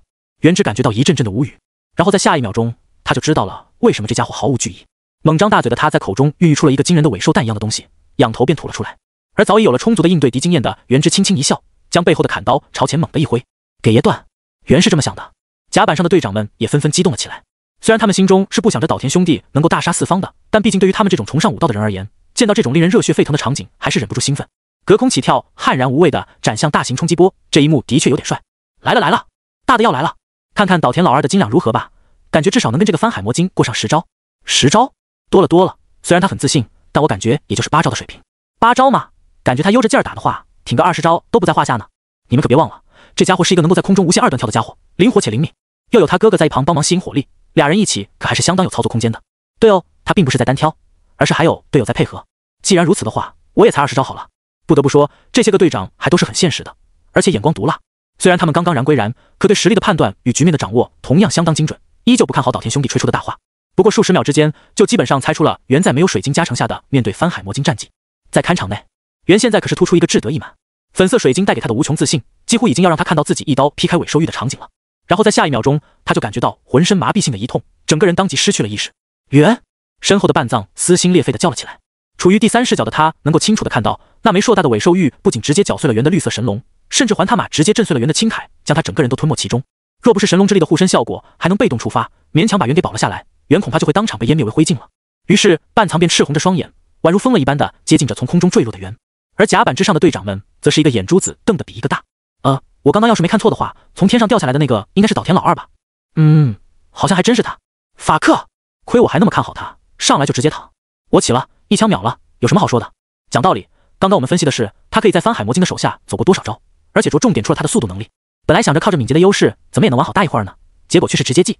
这主要是这家伙太飘了，上来就整大活，非要刀劈尾兽玉，还以为他有实力才这样做呢，谁他妈知道是猪鼻子插大葱。绷不住了，樱花人实在他娘的太小丑了，简直就是世界顶级马戏团。这一下可真是给他们全都看傻了，任谁来都不可能想得到，原看起来如此嚣张跋扈的起手式，竟然打得如此拉闸。这个家伙看起来对自己和对方的实力判断都是一点逼数没有的呀。若是对自己有逼数，他不会挺刀硬干；若是对番海魔晶有逼数，他不会什么都不管。但就是这个一个对双方都没有逼数的人，上来见面的第一句话就是他能单杀番海魔晶，现在却险些被单杀。这种愚蠢到无以复加的吊人，让人根本是一点都绷不住。场内，半藏的身形极快，来自岛田家族的传统导致他也能够在空中无限的畅游，3两下就给自己的弟弟捞了起来。看着奄奄一息的他，半藏目眦欲裂，疯狂催动自己的蓝龙扑杀番海魔晶，想要给袁讨回一个面子，好好的报仇。可惜的是，他的这发双龙戏珠依旧没有起到半分的作用，还是给番海魔晶破了个干净。这时的半藏才终于意识到了不对劲，他们的粉色水晶貌似失效了，而且偏偏是在这种最不该是小的时候失效。以前那么多次的模拟，那么多次的实验，全都没有半毛钱的问题，只有今天，尤其是上一发划伤番海魔晶的伞都没见出问题，还是完好无缺的履行了自己的职责。摸了摸怀中尚且温热的水晶，半藏感觉自己的脑子都要爆炸了。然而番海魔晶却不会给他犹豫的机会，张开大嘴便吞了过来。撤！半藏此时的最大依仗已经不在，深知番海魔晶不可力敌的他又怎么会恋战，自然是扭头就跑。可是由于去接援的原因，导致他现在距离番海魔晶的距离特别的近，根本就跑不远，便被番海魔晶所创造的深海漩涡的巨大引力给牢牢吸住。好，之前被粉色水晶压制的一肚子怒火的番海魔晶终于爆发了他作为海上霸主的全部威力。冰刺、声浪、黑洞、潮汐，多种不同种类的力量聚集起超乎想象的魔力，从四面八方袭向半藏。甲板上的队长们也因为此等攻击而纷纷惊叹：卧槽，好狠的连绵攻势！这漫山遍野的力量绞杀在一起，岛田老大要是吃了，多半是直接嘎了。差不多，但被漩涡吸住的他还带着一个累赘，又该要如何脱身呢？放下他弟弟自己跑，或许还有一些活命的机会。哦，这道蓝光可以啊，居然直接挣脱了漩涡的束缚。乖乖，真舍得，这肯定是类似于血遁的逃脱法门了，代价极大的。毕竟是自己的亲弟弟啊，俩人关系又好，可不得出点血。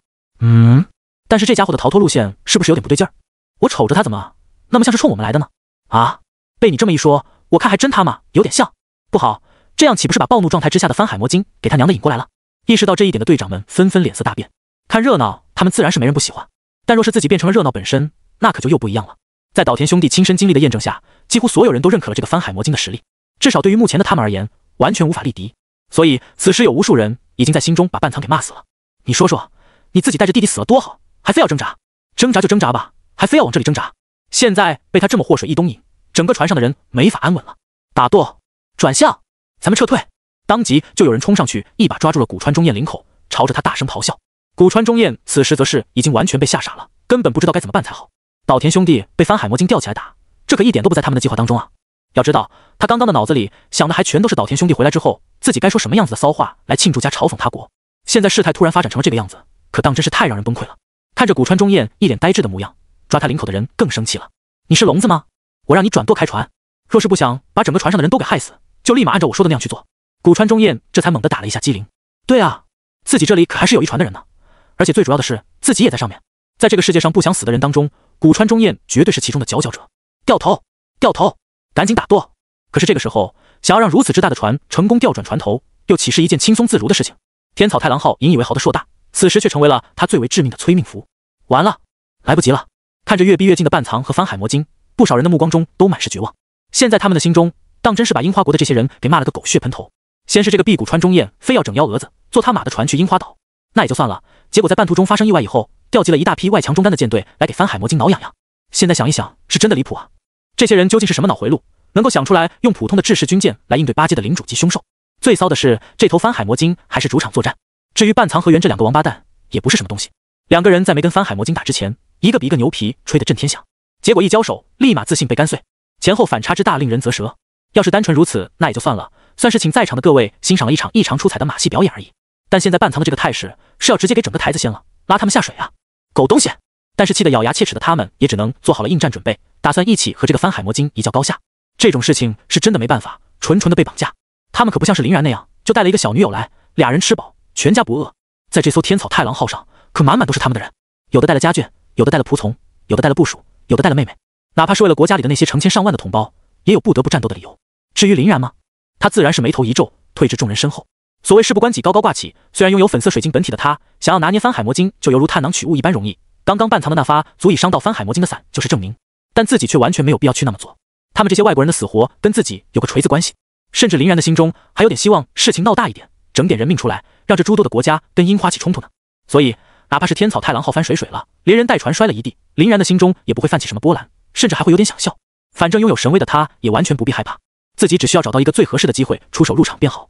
若是救援的早了，那些人说不定还不会感谢自己呢。只有先带给他们绝望，再带给他们希望才是正解。于是，在翻海魔鲸的沸腾下，林然几乎是唯一一个依旧保持着冷静的存在。轰！几乎就在林然当打定主意的同时，一道由翻海魔鲸激起的水柱从海面突然涌起，直接将整个天草太郎号给冲到了空中。啊！无数人惊慌失措地喊叫着，紧紧抓住船上为数不多能够抓取的位置，想要遏制住这种失去重心的恐惧。而林然虽然也下手了，但他所选择抓取的却是其他的地方，柔软、细腻、有弹性。得逞的林然一脸满足。至于洛青岩，则是满面的红霞与娇羞。你开换阵了吧？林然理所当然的点了点头。那当然，我是一个没有奇怪暴露 play 的人，肯定要开换阵呀。现在在林然日日夜夜的不懈熏陶下，洛青岩在被突然袭击的时候，最先说的都不是什么哎呀你干嘛之类的话了，而是首先会关心林然有没有隐藏踪迹。毕竟随着时间的推移，俩人虽然在私底下玩的一个比一个大，但在公共场合还是会注意形象的。那两个樱花国人如此的凄惨，应该是都你搞的鬼吧？洛青岩见林然应答，便不满的哼哼了2声之后，算是默许了林然的轻薄，开始讨论起正事来。林然叹了口气，把我想的太坏了你，什么叫都是我搞的鬼？最多我就是在其中起到了一丁点的推波助澜作用，把他们的作弊器给强行夹断了而已。这种正义执行的裁判之事，怎么从你嘴里说出来就显得如此不堪呢？洛青岩又哼哼了2声。那咱们现在干嘛？先看会儿戏，等他们相互之间狗咬的差不多了，再出来收拾残局。林然哈哈一笑，聪明。来，先给你个好宝贝拿着，待会儿可是有大作用的。说着，林然便把一枚粉色的水晶塞到了洛青岩的手里。可还没等林然开始解释水晶的作用，洛青岩却已经因为羞耻而浑身发抖起来。这未免也太大了吧！你是真的变态啊！林然的脸当即就是一歪。好家伙，我亲爱的小姑娘，你脑子里每天装的就是这些玩意儿？这水晶虽然是粉色的，但可不是你想的那种作用。这他妈是一个对翻海魔晶的特工伤害增幅器。没看到刚刚那个岛田家的老大能够用极其微小的箭矢破翻海魔晶的防吗？起到作用的就是这玩意儿。洛青岩一致，才不禁悻悻道：这样啊，对哦，你刚刚好像是对我说过的。不知道为什么，洛青岩的脸上看起来貌似有点失落。林然则是笑了笑，行了，现在事情都已经安排妥当了，等他们把前戏铺开，气氛造起来就行。至于咱们这段时间去干嘛，不如也换个地方搞前戏，造气氛算了。不然我看你这满面的失望，还当真是有点不忍心呀。说着，林然便一手揽过了洛青岩，也不管他答不答应，直接就堵住了他的嘴，开启神威空间将2人传送了进去。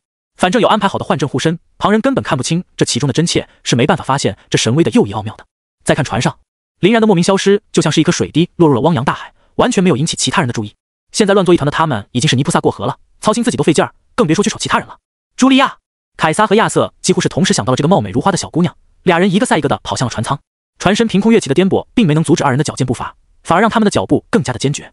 来自阿三国的大地之灵卡皮尔，则是把牙一咬，撑起了一面厚实的土墙，想要先阻拦翻海魔晶1、2，并且他还不忘了立马向下连通一道石梯，准备硬生生开辟出来一条新的天路来。可惜翻海魔晶一副杀红了眼的模样，完全见不得这座船上的人有半点的好，直接再度呼风唤雨，将所有的土墙与石梯全部击碎。卡皮尔脸色大变，他的土墙与石梯可不是一般的土墙与石梯，而是全都被注入了浑厚到极点的魔力的土墙与石梯，特别是由他这个7阶巅峰修为的觉醒者手中所发出的威力，更是惊人到了极点。论起坚硬程度，怕是整艘船上都没有几个能与之比拟的。但在这个翻海魔晶的面前，土墙却犹如宣纸一般脆弱不堪，一碰就碎。我来！红叶国的双人狂战瓦西里发出了一声怒吼，从背后摸出了一把大的夸张的巨剑，将其从中间1分为2掰开，化作2道血芒袭向翻海魔晶的双眼。这2道血芒还是多少让翻海魔晶拿出了一点认真对待的态度来了的。起码他没有硬抗，而是在停滞了身形之后，唤起了屏障与光幕来抵挡。见到瓦西里的攻势起到了作用，白熊国的远古咆哮安菲亚莱茵联邦的蔚蓝智古迪努以及雄鸡国的马奇诺防线佩特雷等人全都纷纷联合出手，想要停制住翻海魔晶的攻势。也就在这些人施法与翻海魔晶交手的时候，刚刚逃窜如飞的半藏总算回到了这艘风雨飘摇的船上。在上船的这一瞬间，半藏就一个急跃，跳到了古川中彦的身旁，狠狠地拽住了古川中彦的领口。治疗，我弟弟需要治疗。该死的，你的那个沙比的垃圾计划失败了，快给我弟弟治疗。古川中彦今天可真是倒了大霉，接连被人抓着领口猛喷，还他妈有一个是自己人，而且抓他的人还一个比一个暴躁，又是修为高深的不可招惹之辈，让他即便打碎了牙，也只能默默地往肚子里咽。于是古川中彦便憋出了2句恭恭敬敬的话：半藏大人，我们的极限抢救道具都在船长室里面，我相信那些东西一定可以治疗好您弟弟的。半藏在听完古川中彦的最后那句话后，火急火燎的把他往地上一甩，迈着步子跑向了远方。而一直关注着这边情况，来自拜占庭帝国的末日晚钟艾萨克紧接着又冲上来，抓住领口将跌落在地的古川中彦给揪了起来。半藏跑了是吗？古川中彦虽然脑子里有1万句骂人的话想喷，但到了嘴边却又变成了卑微的话语。是的，这位大人，他已经朝着船长室去了。艾萨克声音沙哑，语调低沉，身上鬼气缭绕，手劲儿又大的吓人，他自然更不敢得罪。艾萨克听完，恶狠狠地将古川中彦给丢在了地上，然后也朝着船长室的方向赶去。他可是一个脾气暴躁的嗜杀之辈，哪里能够容忍半藏如此肆意妄为？想要让我们这些人给你当炮灰，自己去后方潇洒乐呵？没门！面对前方的巨大威胁，艾萨克也不管不顾了，从空间储物器中摸出了2把圆月弯刀，如影随形地跟上了半藏的步伐。半藏倒也不是一般人，眼观六路，耳听八方的他很快就捕捉到了来自于艾萨克的杀意，心中下意识就是一紧。艾萨克作为一个杀手刺客出身的人，身上的气息实在太过冷冽。半藏毫不怀疑，只要自己稍微露出一个破绽，那柄闪烁着寒芒的刀就会落在他的脖子上，亦或是他怀中弟弟的脖子上。龙玉！半藏把牙一咬，一边唤出神龙之力离体而出，用来抵挡，一边躲着艾萨克而去。真是天真，以为这样就能逃脱我的追捕，未免太瞧不起人了。艾萨克的声音都还没有完全停下的时候，他整个身形便化作了鬼影一般的一闪，直接将整个呈3.1线的2人一龙全都穿透。死亡一闪，丧钟为你而鸣。出现在半藏前方的艾萨克声音幽深，飘然转过了身，映入他眼帘的是满面惊容的半藏。半藏是怎么也没想到，艾萨克的速度居然有如此之快。这一发不知是从哪里来的神秘技能，直接斩灭了他的神龙不说，还同时伤到了怀中的元宇抱着他的自己和元的左小腿之上都出现了一个细小的划痕。该死，有毒！伤口处传来的麻痹与痛楚让半藏目光一寒，直接将怀里的元丢在了甲板之上，然后从背后摸出了他的长弓。至于被他丢在地上的元，则一个鲤鱼打挺翻身而起，抽刀指向艾萨克。艾萨克开心地笑了起来。我就说为什么没有从你弟弟的身上嗅到那股垂危的死亡之气，原来他还真是装的。翻海魔晶只是重创了你们，并没有形成致死伤呢。然后你就将计就计，选择让我们给你打白工，自己假装前去船长室找药品，趁机脱身。算盘确实打得很好，但却偏偏疏漏了我呢。半藏脸色阴沉，我们大可以一起走，没必要在这里撕破脸。艾萨克大笑，你以为人人都是你这种人？所谓樱花国的武士道精神，今天我可是见识个完全。原咬牙切齿，还有心情说风凉话？莫非你还打算以一敌二不成？真当我岛田兄弟不是人？艾萨克舔了舔嘴唇，面露兴奋。全盛时期的你们，我想要1打2或许很难，但就你们现在的这种状态，恰好的很刚刚呢。来吧，就让我也来品尝一下樱花国人的鲜血究竟和其他国的人有什么不同。嗡！下一瞬间，一道宛如末日降临一般的钟声响彻了整艘船。甲板的另一边，这畜生好生凶猛！阿三国的大地之灵卡皮尔已经感觉到有些精疲力尽了，纵使他如何拼命的操蚀土块，都始终没有给翻海魔晶带来比较明显的伤害或是阻碍。莱茵联邦的蔚蓝智古迪努差不多也有这种感觉，他那众多的技能与技巧，在这个翻海魔晶的面前，效果都打了不知道多少的折扣。而且翻海魔晶还一直都没有停歇下来，仿佛永远不知疲倦一般，其恢复状态的速度也快得惊人，简直就像他们脚下无穷无尽的大海。这真是越打越让人绝望。亚当重锤的此时的心情也是相当的败坏，本来跟自己毫无干系的一件事，却莫名其妙的给卷入了进来，被迫战斗。尤其是面对的还是一个几乎不可能战胜的敌人，这他妈叫什么事儿？更气人的是，还有一些根本就不负责任的人，已经撒着欢儿从甲板上不知道跑到什么地方去了。嗡！就在这时，他们听到了来自于艾萨克激荡器的钟声。法克，我们在这里拼死相搏，保护大船，他们却在那边内讧。为钱？为物？还是为人？红叶国的双刃狂战瓦西里的脸色已经开始不对劲儿了。而在这里瞪着脸划水摸鱼的泡菜国的闪星金太光，在听到瓦西里的抱怨之后，晃着脑袋把眼一扫，竟然直接也抛弃了防线，转身向后方跑去。这棒子！瓦西里大怒，恨不得直接给金太光剁了。而金太光这一下几乎是压死骆驼的最后一根稻草。他这么一带头，其他的人哪里还愿意闲着，全都生起了退心。大家边打边撤，边打边撤，最后在意识到大家都是同一个态度之后，也不装了，直接扭头便跑。现在这个翻海魔晶已经是一副要吃人的模样了，继续留在这里绝对是一个壮烈的结局。他们这些人当然不至于伟大到愿意牺牲自我，成全他人，虽然那样的话，可能翻海魔晶带来的损失会是最小的。这些人一个个的都朝着对自己最为重要的人和物前去，准备弃卒保帅了。现在想护住所有人周全已然不可能，抓紧时间带人跑路才是正手。而随着他们的退去，天草太郎号终于失去了他最后的一道屏障。好！翻海魔晶怒吼着，从海平面上再度呼唤起了一道数十米粗的不断旋转的高压水柱，直接自下而上击碎了天草太郎号的龙骨。龙骨的破损直接引发了甲板的大规模龟裂，几乎是转瞬之间，天草天朗号就崩溃了一半有余。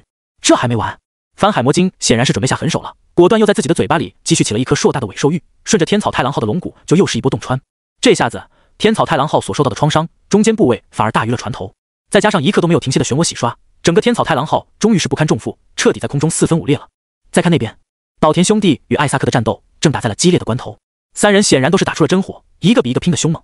神龙、碗中、剑矢、飞镖、弯刀交相辉映，真是好不热闹。你个疯子，这艘船都要炸裂了，你还在这里咬我们？半藏身上已经又新添了好几道伤口，脸都快被气歪了。艾萨克依旧哈哈大笑，没办法，谁叫我就是喜欢多管闲事，又特别爱做损人不利己的事儿呢？觉得不服，就给我来用拳头证明吧。就在二人的说话间，随着一阵急促的脚步声响过，又有一行人赶到了此处。艾萨克、半藏、袁、亚瑟目瞪口呆，他是怎么也没想到能够在这里碰到这三个先行离去的人。最骚的是，他们还打了起来。更骚的是，袁居然一改刚刚的颓唐，居然还在那里活蹦乱跳着。凯撒直接掏出了自己的权杖，大手一挥，将身后的茱莉亚护住。三位怎么说？显然，凯撒也弄不明白这里究竟发生了什么，只能先试探清楚三人的态度再说。如果能不搅和进来，最好还是别搅和。毕竟他的最终目标是保茱莉亚无虞，其他的那些个此时已经全都不重要了。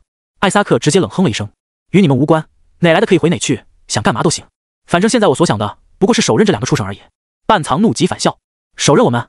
来啊，借着打！我倒要看看咱们究竟谁能笑到最后。妈蛋，都生死关头了，这些人还惦记着在这里打架，一个个凶神恶煞的，真不怕留在这里一起陪葬？究竟是什么深仇大恨？不过凯撒和亚瑟显然此时是没有心情吐槽这个的，听到跟自己无关之后，转身就准备离开。轰隆隆！可就在此时，伴随着强烈的轰鸣声，翻海魔镜的尾兽遇到了，直接将天草太郎号整个贯穿。顿时，天草太郎号便化为一堆碎屑，稀里哗啦的从空中落下。凯撒在感觉到失重的前一瞬间，也顾不得那么多了，一脚凌空踏出，拽着茱莉亚的手，踩着木板御空而行，向着远方逃去。无论如何，得先赶紧离开这个危险的地方才行。尤其是他还带着茱莉亚的情况，凯撒的速度很快，当他不顾一切的时候，还更快了一点。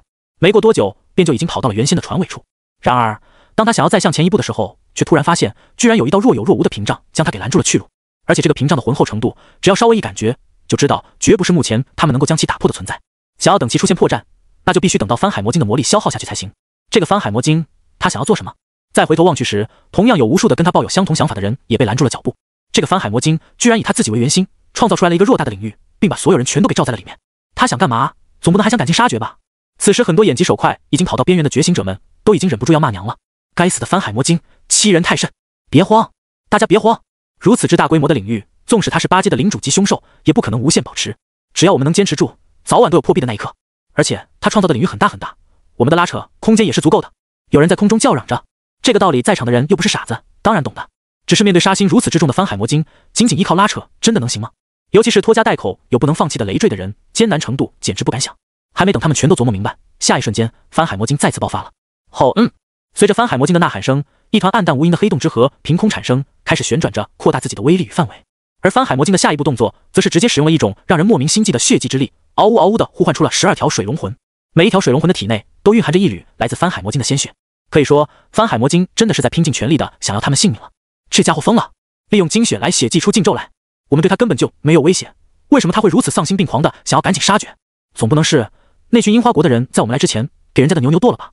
看到这一幕的亚瑟真是脸都绿了，心系茱莉亚的凯撒也有点气急败坏了。鬼知道他们做了什么，但现在可以得出的结论是，这头翻海魔晶已经彻底被激怒了。他出手与我们为敌的目的，已经不是单纯的自卫或是保卫领地，而是想要把我们全都杀死，或者说是能杀多少杀多少，最好不放过一个。凯撒的表情可谓是相当的难看，但他确实也根本就没有一点办法。亚瑟暗骂一声，然后道：那我们就不要去管其他人了，拖住等时间消失才是王道。他们能活多少看造化，反正咱们得缩着了。说着，亚瑟还不忘了瞅一眼茱莉亚。凯撒自然也是这么想的，便冷哼一声：等着吧，翻海魔晶早晚有力竭的时候，而我们这边还有那么多的炮灰可供挥霍。等他们这些杂鱼死的差不多了，时间也就到了，翻海魔晶的怒火差不多也就该消了。到那时候，即使他的屏障不撤开，我们也是有可能抓住机会一举突破的。当然，并不只是凯撒、亚瑟或者是某些队长们这么想，几乎场上的所有人抱的念头都差不多。实力强的认为实力弱的是他们天然掩护，自己能安全很多。而实力弱的则认为实力强的那些人相比他们而言，就像是大海中的夜明珠一般耀眼，会成为翻海魔晶优先绞杀的对象，他们反而安全。于是大家再都抱着这么去拖的念头后，这一拖就是2小时。经过了这么久的鏖战，凯撒只感觉自己浑身上下的骨头都要散架了。空中旋转的黑洞一直在朝着外面逸散腐蚀性的黑暗之力，频率高，速度快，只要沾上就有大麻烦。而那12条蕴含着精血的水龙魂更是无法无天，来回冲击殴打，施法轰炸，死在其手下的怨魂根本就是数不胜数。现在还能站在场上的，那几乎都是有2把刷子的存在。前来凑数的杂鱼们已然是死了个差不多了。至于翻海魔晶的本体，则在一开始还扑腾的挺欢，现在倒是不怎么动弹了。本来分出去12个分魂就是一件极为累人的事情，更别说还要不停地操纵他们去杀敌。若是本体也一直动的话，绝对会多线程混乱的。所以在一开始尝试过之后，翻海魔晶的本体就选择摆烂了，全力以赴地去折腾那12条水龙魂。这一条条的水龙魂不怕被打，实力凶悍，数量众多，配合还默契，杀的海中的觉醒者和其他人可谓是死了又死，血流成河。此时被翻海魔晶区域笼罩的这一片，已然成为了无尽的血红。这家伙没完没了的换，亚瑟也是一阵阵的精疲力竭。尤其是最近的这半个小时，随着人数的锐减，水龙魂光顾他们的次数已经是越来越多了。不过好消息是，翻海魔晶恐怕也已经差不多快控制不住局面了。我可以明显的感受到，这个屏障变弱了好多。若是再等个半小时，都不用他主动解除，我们都可以直接挣脱。凯撒倒是没有他那么乐观，可就我们这状态，真的还能再坚持半小时吗？翻海魔晶此时已经是明显的感觉到，他不可能把我们所有人全都留下，开始挑选着重的攻击目标了，想尽可能的多杀一点。我们若是运气不好被挑选到的话，恐怕压力很大。亚瑟闻言咧嘴一笑，怕毛，我这个人运气一向可是很好的，就连吃东西的时候，往往都能准确无误的挑到因为盐没有撒开而最咸的那一块。凯撒的脸当即就是一歪，你管这个叫运气好？也就在二人的说话间，场上的情况再度发生了改变。原本那个中间不断散发能量的黑洞突然就闭合了起来，开始由外放能量变为向里面收缩能量了。这家伙好像在蓄力。亚瑟喃喃自语，不会是朝我们这边打来的吧？那个黑洞可是带有超强的引力与腐蚀性的。凯撒的心中当即就生出了不好的预感。这个黑洞由于引力的存在，可是很难躲避的。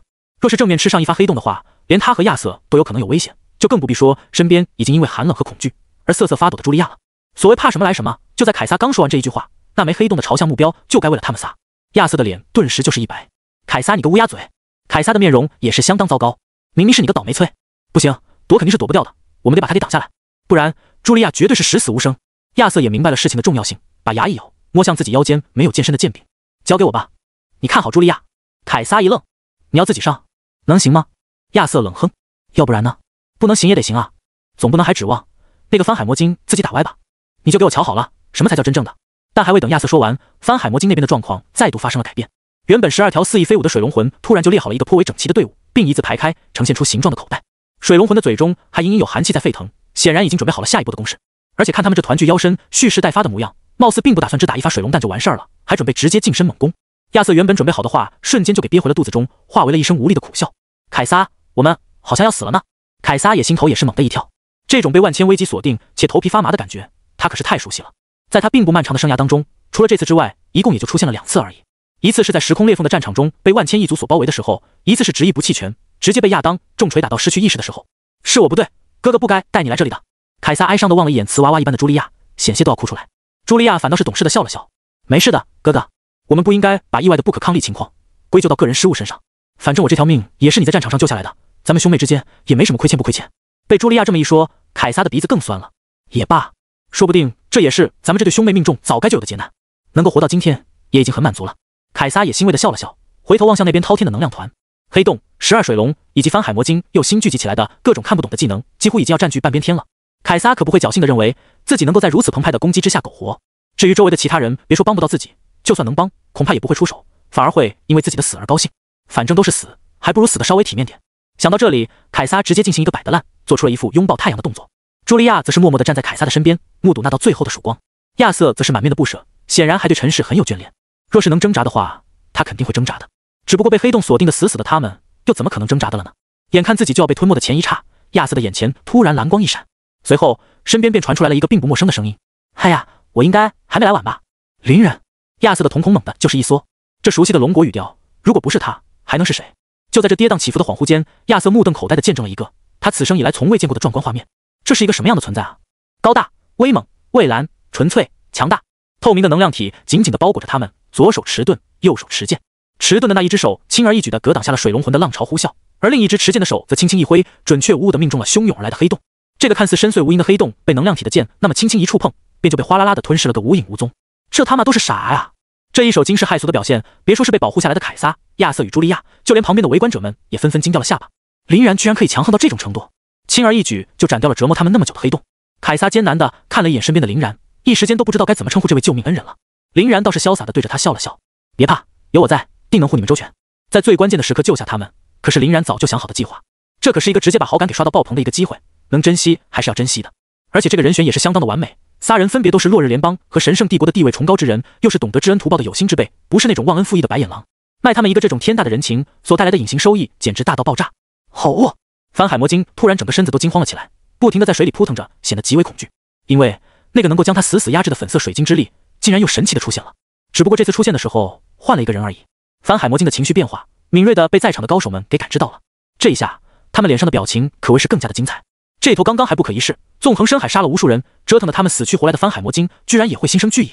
而且他所害怕的目标，还是一个仅仅只有5阶的觉醒者。这是世界在什么时候都他妈疯狂到了如此地步？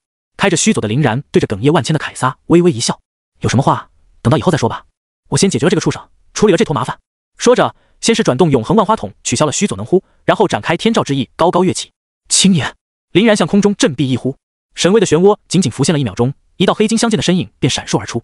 刹那间，无数的 buff 与 debuff 从天而降，圣光铠甲，神圣庇佑，勇气赞歌，天使之翼，神圣赐福，天堂辉光，荣誉壁垒，圣迹，创世神光，暗影诅咒，残废之剑，苦痛之伤，腐朽狂热，扭曲束缚，虚无枷锁，魔咒，深渊降临。得到 buff 加持的林然气势更盛，而被 debuff 削弱的翻海魔晶态势欲颓。在将技能全都丢完之后，洛青岩那半翼金光的翅膀也完全被黑暗所笼罩，彻底化作了堕落天使形态。此形态之下的他只轻轻将手一招，12个硕大的鬼念珠就从空中浮现，然后暗光乍现，将翻海魔晶锁在中间，并开始不断旋转。阵法不动明王。在鬼念珠的旋转之下，阵法中间的翻海魔晶顿时如同遭受千刀万剐一般，一阵阵的血花沸腾。空中的林然也轻轻将手一招，对神武装，天之锁，王之财宝所创造的次元之门从翻海魔晶的四面八方浮现，一道道的暗金色锁链从中喷涌而出，轻松地穿透翻海魔晶的皮肉，将它捆了个结结实实。身为8阶的领主级凶兽，又拥有神兽鲲鹏的一丝血脉，神性自然是不低的。再加上林然还拥有粉色水晶的特工加成，完全是将他给摁了个没脾气。亚瑟倒吸了一口凉气，好恐怖的压制力！下面铺个网，上面捆个绳，怎么那么像我们捕鱼的时候呢？一会儿给上面浇一勺汤汁，下面开始入锅清炖，绝对是一道上好的鱼汤。凯撒本来也看得心潮澎湃，被亚瑟这么一插科打诨，顿时没了气氛，恼道：“你倒是还挺有心情的嘛？啊，不是刚刚的那一脸悲怆的死相了？”亚瑟嘿嘿一笑：“此一时彼一时，你可不要刻舟求剑呀！早说过我这个人运气很好了。你看，这不是有贵人相助，在他们的这种攻势下，咱们喝上鱼汤，那也是迟早的事情了。”一直沉默的茱莉亚却突然在此时插了一句话：“他们不是5阶的觉醒者吗？为什么会这么强？”凯撒脸一歪：“这鬼知道，我要是知道的话，也不会现在站在这里看了。龙国真是一个出变态的地方啊！这种神秘的东方古国确实招惹不得。”亚瑟则沉吟了片刻道：“我觉得他们现在的状态应该是一个类似于潜能激发的效果，大概率是龙国神秘家族的家传秘术，能够在短时间之内激活出远超自己本身的战力。不过这种秘术肯定不是无节制的，不然他们岂不是无敌了？不知你们还记不记得，林然他俩貌似消失了很久呢？那应该就是在进行这种秘术的前期准备吧。而且这种秘术一般还会伴随着强烈的副作用，某些甚至是不可逆的，也不知道他们会不会那样。”亚瑟并不知道粉色水晶的存在，所以也只能这么去猜了。凯撒颇为意外地看了一眼亚瑟：“你居然这么了解？”亚瑟笑了笑：“我平时喜欢看书嘛，看得多了自然就懂。有一次整整看了一本龙国巨著，将近3个月，自然是了解的不少。尤其是那本书还特别的精美华丽，从上面阅读的话也不算枯燥。”凯撒的脸更歪了，因为当着茱莉亚的面，所以亚瑟说的是黑话。他那个所谓的读书，其实是在找女人罢了。他刚刚絮絮叨叨说的那些个东西，应该是跟他之前的那个龙国小女友有关。这也是为什么凯撒一直不同意亚瑟追求自家妹妹的原因。就这个风流成性的家伙，谁会乐意让他在自家的菜园子里拱白菜呢？至于场内的其他人，其想法倒也大致与亚瑟差不多。这种变态到极点的状态，若是能一直保持，那林然早他妈无敌了，显然不可能。他们主要感觉离谱的地方在于，林然和洛青岩的这种秘术，对于实力的增强未免有些太过夸张了。技能一开，能直接把8阶的领主级凶兽打得没脾气，这谁顶得住啊？要是在比赛里来上这么一手，还不是神挡杀神，佛挡杀佛？再看战场，浑身上下都被束缚得动弹不得的翻海魔晶，因为莫大的恐惧与惊慌，眼睛都已经变成了赤红色。在这种情况下，他也只能去操纵空中的那12条水龙魂为自己解围，同时还用魔力激起更大的浪潮与龙卷，开始进行疯狂的无差别攻击。就在外围的这些觉醒者们惊呼着想要开始躲避的时候，林然却又从王之宝库里面取出了另一个神器——圣仙之骨因陀罗之雷。小小孽畜，还不服输？在我雷雨双神之前，也敢造次？林然一边说着狂到没边的调话，一边将魔力注入了手中这个宛如门把手的小器物之中。下个瞬间，风起云涌，雷鸣电闪，潮汐涌动，大雨倾盆，几乎所有的雷雨元素全都被林然给掌控了下来。甚至连翻海魔晶激起的浪潮和利用精血唤出的水龙魂，都有些逐渐脱离了他的掌控。没过多久，这些玩意儿居然开始为林然而战了。在粉色水晶的绝对克制之下，翻海魔晶任何与林然比拼魔力或体质的地方，无一不败北，几乎要给他气到吐血。黑暗流星，见到翻海魔晶武装被瓦解的洛青岩也不客气了，抬手便降下了哗哗啦啦的流星雨。这一枚枚暗属性的陨石从天而降，每一颗都能激起翻海魔晶的一阵哀嚎，并在他的身上留下一道被黑暗之力灼烧炙烤的疤痕。魔咒中烟之芒，与林然建立了共享契约的洛青岩挥霍起魔力来，那可就爽快多了。转眼间又是一个大招出手，手中的光剑汇聚出了能够一剑劈山的澎湃魔力，化作一道滔天的剑芒，刹那间将魔晶笼罩。滋啦！这一剑直接将翻海魔晶从头斩到尾，险些都直接给他一刀两断了。而这道深创而致命的伤痕，已经将翻海魔晶锤了个奄奄一息。至于林然，此时也已经摸到了一个跟翻海魔晶相平行的位置，掏出了一个大道夸张的攻势，贯穿天地，真射杀百头。这把大有威名的弓可谓是凶残至极，那就是一箭9连发，且附带自动追踪的功能。林然轻轻拉动弓弦，看似极为随意的一扯，便有9道宛如激光一般的使箭脱手而出。中中中中中中中中中，9道箭矢分别在不同的范围接连命中了翻海魔晶的骨架与神经，让他整个的意识都陷入了深层次的昏迷。林然也不停歇，又是一连串的攻势爆射而出，导得天边一阵异彩流光飞舞。只不过这些攻势的目标道已经不再是杀伤翻海魔晶了，而是为了开始收割战利品，剔骨、切肉、拿核、取胶。对林然而言，这头翻海魔晶的身上有3个最为重要的存在，其分别是蕴含着精纯魔力的魔核，对身体大有裨益的晶胶，以及那颗活力堪称无限的心脏。屠宰场在手术果实的辅助之下，切割工作进行的那叫一个相当的顺利。比较有价值的东西，林然可谓是一个不落的，全都丢到了自己的灵魂之戒中。而不太有价值的那些个边角料，也被林然挑挑拣拣塞进了神威空间。于是乎，刚刚还猖狂的宛如海上霸主，以一己之力折腾的整个参赛团队不得安宁的翻海魔晶，就这么陨灭的连渣都不剩了。望着突然阴云散去，阳光明媚，风平浪静的海域，凯撒突然生出了一阵阵的不真实感。这就结束了？翻海魔晶已经不存在了，这速度是否有些太快了一点？海域之内的其他人也纷纷扑腾着，找到一处天草太郎号的残骸上站稳了落脚点。此时他们在看向林然的目光已然变得相当复杂，这家伙的实力居然能恐怖到如此程度，争冠的队伍里有这种人的存在，当真还有继续的必要吗？纵然林然击败翻海魔晶的能力是一种独有之秘术，但终究还是存在这种手段的，到时候只要一使用，杀他们还不是犹如砍瓜切菜？注意到自己再次成为了万众瞩目之焦点的林然，赶紧故意勉强的笑了笑，然后突然就像一个断了电的机器人一般从空中坠落。这突如其来的变故惹得众人都是一阵惊讶，连忙朝着林然的落点赶去。不管是怀抱着好意还是恶意，他们都想着总得先摸清楚情况再说。只不过有一个早有准备的人比他们更快，唰！在林然还没有彻底跌落到海平面之前，洛青岩就展翅翱翔，一把给林然从半空捞了起来，然后才将他抱在怀中，缓缓落到了海面。凯撒的动作最快，第一个挤到了洛青岩的身边，看了一眼面色惨白的林然，急切道：“林兄，林兄他！”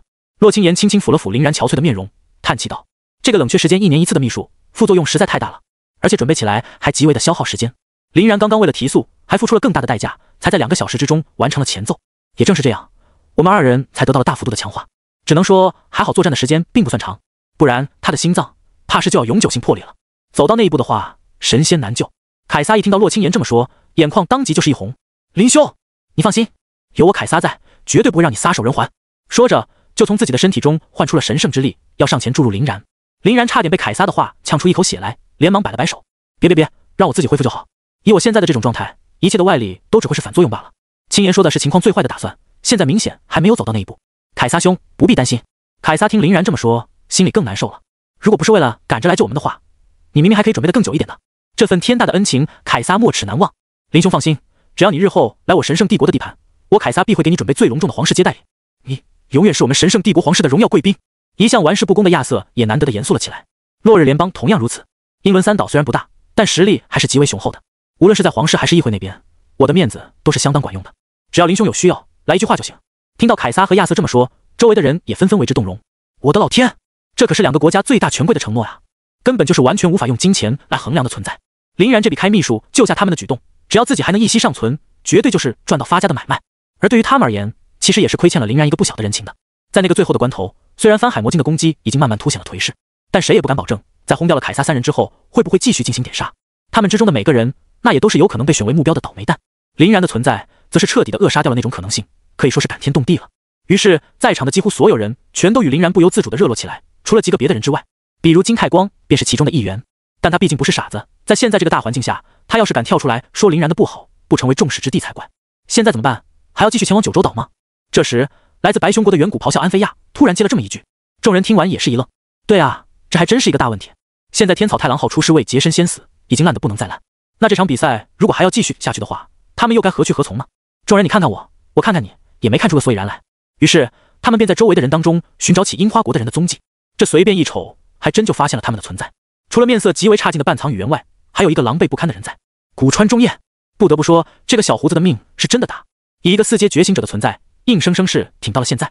死在海中的5阶以上觉醒者都已经数不胜数了，能够顺利活下来的，除了实力强劲者，大抵也就是这种幸运了。察觉到自己被注视以后，古川中彦连忙扑腾了几下，从海面上挣扎到残骸上。前进，咱们完全可以继续前进。横跨海面对在场的诸位而言，完全就是小意思。只要我们有恒心和毅力，这根本就不是什么难事儿。古川中彦身为这届比赛的负责人，肩上可是承载着重振樱花荣光的责任的。天草太郎号的沉没已经让他心如血滴了，现在若是再让这一届比赛告吹，他就是回国直接切腹自尽，也难以平民愤啊。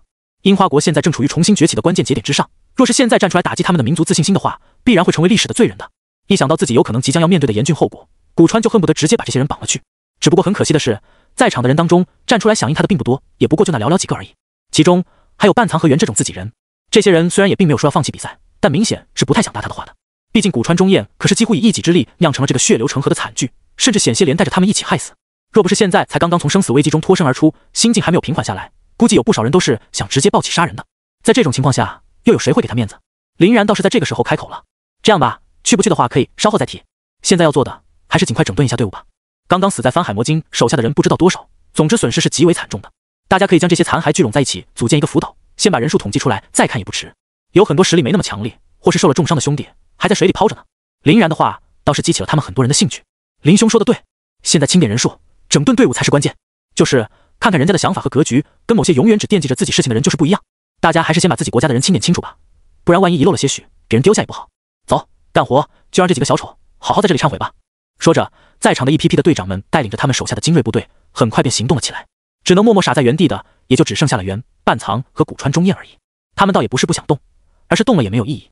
毕竟樱花国作为举办本次比赛的主场，他们的选手们大都是聚集在自己国内的。除了源和半藏提前赶来为了屠杀翻海魔晶造势以外，其他的人一概没来。而船上的其他服务人员等，则几乎全都是普通人。光是从如此之高空坠落，就已经足以让他们摔为肉泥了，更别提这片区域还经历了翻海魔晶的无数次洗礼，绝对十死无生。所以他们自然也就没有了行动的意义。既然现在闲着也没事干，半藏便把目光聚集在了林然的身上，目光闪烁。对于林然刚刚的那把弓，其实他心中是极为在意的。对弓类武器极为敏感的他，能够清楚地认识到林然的那把弓，恐怕其威力程度还要在他手中这把神龙之弓之上。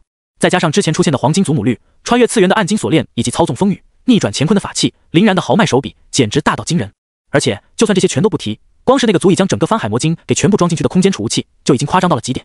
这个人身上的财富简直就是富可敌国啊！他身上这一系列的道具，但凡随便拿出去一点，都是旁人所无法企及的存在。而现在樱花国在重新振兴的路上，是特别想要提高自己的国际地位的。虽然他们相当寒酸，且贫富差距大到了极点，之所以咬紧牙关去建立这个天草太郎号，主要就是为了带给世界一点小小的樱花震撼。结果一上来就被林然的黄金祖母绿完爆不说，现在还被炸了个尸骨无存。这对樱花来说，完全就是一个所无法承担的损失。若是想要弥补这种损失，拿下林然，貌似是一个极为划算的买卖。尤其是他现在还是一个半死不活的状态，谁又不想拥有那些看起来就品质非凡的神器呢？一想到自己若是有朝一日也能乘坐上黄金祖母绿，半藏的心中就不禁掀起万千波澜。想到这里的半藏，立马就跟原来了一波对视，二人当场也就都明白了彼此的意思。哥哥，那我现在就跟国内联系一下，让他们提前准备准备。袁说的很委婉，不知道的还以为他们是在讨论比赛的事儿。半藏点了点头，这种事情自然是准备的越早越好，而且一定要注意手脚麻利，干脆利落，不可留下破绽。袁低头应允一声，很快便走到一边去进行通讯请求了。至于林然，虽然大抵知道袁和半藏可能会对自己心生不满而采取行动，但拥有神威兜底的他倒是毫不在意，依旧舒舒服服的把脑袋埋在洛青岩肆意滚动。这舒服的柔软让林然一阵阵的心潮澎湃，甚至好几次都让林然有了一种把小头也放上来的冲动。总不能光让大头一边爽吧？洛青岩倒是甚是嫌弃林然这种见缝插针的揩油行为，但是为了要把戏做个全套，便也只能默默忍着了。没用太久，周围的那群队长们就清理出了现在还剩余的人数。不得不说，这次在翻海魔晶的恐怖浪潮下，一行人死的那叫一个凄惨。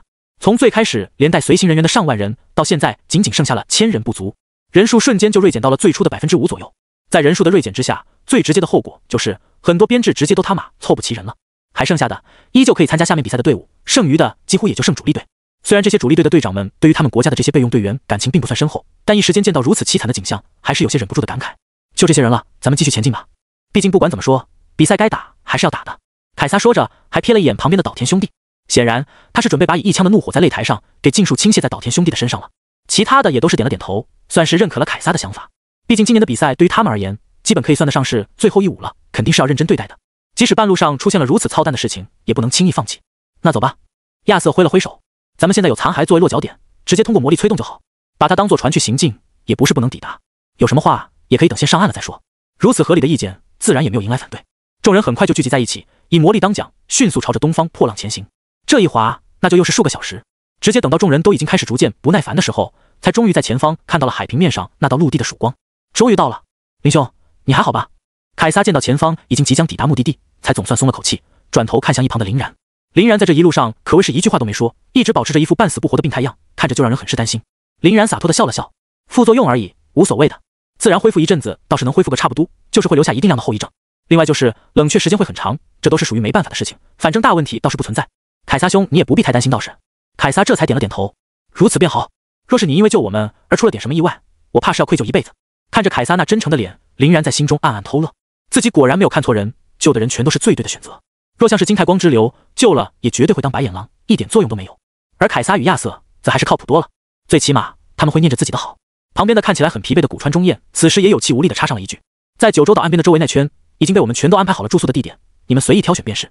毕竟，本来古川中彦想说，毕竟人都已经死得差不多了，房间绝对空余的厉害。但一想到那么多人的阵亡，好像有很大一部分都是由于自己的原因所造成的，便立马又把话给憋了回去。若是因为这样的原因再刺激这群人第二次，那可就太蠢了。洛清言此时却貌似已经不打算再等待了，对着自己怀中的林然笑了笑后道：咱们直接走吧，先去抢占一个好位置，这样的话晚上的安排还能充裕一点。说着便抱着林然展开翅膀踏空而去。林然突然就有点无语，那么急干嘛？不差这几步路吧？洛清言俏脸微红，歪嘴冷哼，哼，要是再不赶紧动一动的话，就你那在我怀中蹭来蹭去的瞎懂的劲儿，俩头都要给你咬下来。仗着自己有幻阵，所以肆无忌惮了是吧？林然嘿嘿一笑，这不是躺在你怀里没事做吗？总要给自己找点东西玩，不然那多无聊。现在距离深夜还早，要不要在寻到住处之后四周转一转？咱们应该还从来都没有见过樱花的东瀛风光呢。洛清言瞥了一眼怀中的林然，啊，你其实是在想出门瞅一瞅樱花妹吧？现在虽然是冬日，但是街上的 JK 嗨丝应该还是不少的，这不是很对你的 XP？ 林然急忙干咳了两声，哪有，不想去的话，咱们直接回去睡觉也行，或者说你去买一套穿给我看。洛清言脸一歪，当即就给了林然一记暴扣，去死吧你！夜晚，九州岛临宾酒店，这些樱花人别的不说，住所还是安排的蛮到位的。看看这小花小草小酒的，真的有风调。林然抄起桌上装着瓷碗的清酒就是一口，然后美滋滋的说道：是还不错，就是食物不怎么好吃。洛清言对这里的安静环境倒也算满意，点了点头后问道：话说你把那一整头鲸鱼全都给收走了，但那些真的都有用吗？林然笑了笑，差不多吧，在神威空间里我已经用天照把杂质给他们剔除的差不多了，现在可是弄出来了很多好东西呢，而且有些还很好吃。听林然这么一说，洛清言顿时便提起了兴趣。哦，是什么？快掏出来看看。林然也不搭话，直接就从灵魂之戒中啪的一声甩出来了一块块黑乎乎硬邦邦的块状物。看着他们表皮那粗糙焦黑的模样，洛清言当即傻了眼。你管这叫好吃的东西？林然摇头晃脑，不然呢？这可是金蛟，八阶领主级凶兽翻海魔鲸的金蛟，大补好吗？快吃点，快吃点，这玩意儿对于你这种身子骨娇弱的人来说可是大有裨益的。洛清言差点没给自己的舌头咬下来。身体娇弱？我还身体娇弱？在身体素质这方面，哪怕把高阶的觉醒者也算上，我也绝对算是其中的佼佼者。哎呀！洛清言话还没说完，就突然被林然一个偷袭给侧着身子笨倒在了桌子上。由于林然的这一下既迅捷又凶猛，完全打了洛清言一个措手不及，洛清言摔的那叫一个结实。而刚刚的桌子上可是被林然放满了樱花清酒的，洛清言的这一摔直接将桌子上的清酒尽数打翻，洒了个满桌。于是洛清言那并不厚实的上衣便被清酒给浸透了个完完全全，显露出了最原始的肉色。林然一边提起洛清言侧身上方，然后俯下身去轻轻舔舐清酒。洛清言顿时就被林然这一套组合技折腾的是又羞又恼，气急败坏道：洛清言话还没说完，嘴巴直接就被黑乎乎的不明硬物给封死了。乖，来尝尝这个金蛟到底好不好吃。林然笑眯眯的金蛟给塞到了洛清言的口中，然后腾出那一只手把洛清言的双臂给锁在了背后。这还没完，由于洛清言的鞋跟较高，现在全身上下又都在靠另一只腿支撑着力量。林然干脆直接用脚轻轻一踢，就给洛清言的那只鞋踢飞了出去。这样一来，除了被摁在桌子上的半个身子之外，洛清言的整个人都悬在空中了。洛清言急忙挣扎起来，可惜力量远没有林然大的他，根本逃脱不了林然的身体束缚。想说话背，嘴巴又被金蛟给死死的封住了，而且这样一来，还大大加剧了他的体力消耗，让他那黄金比例的细腰一阵阵的酸麻起来。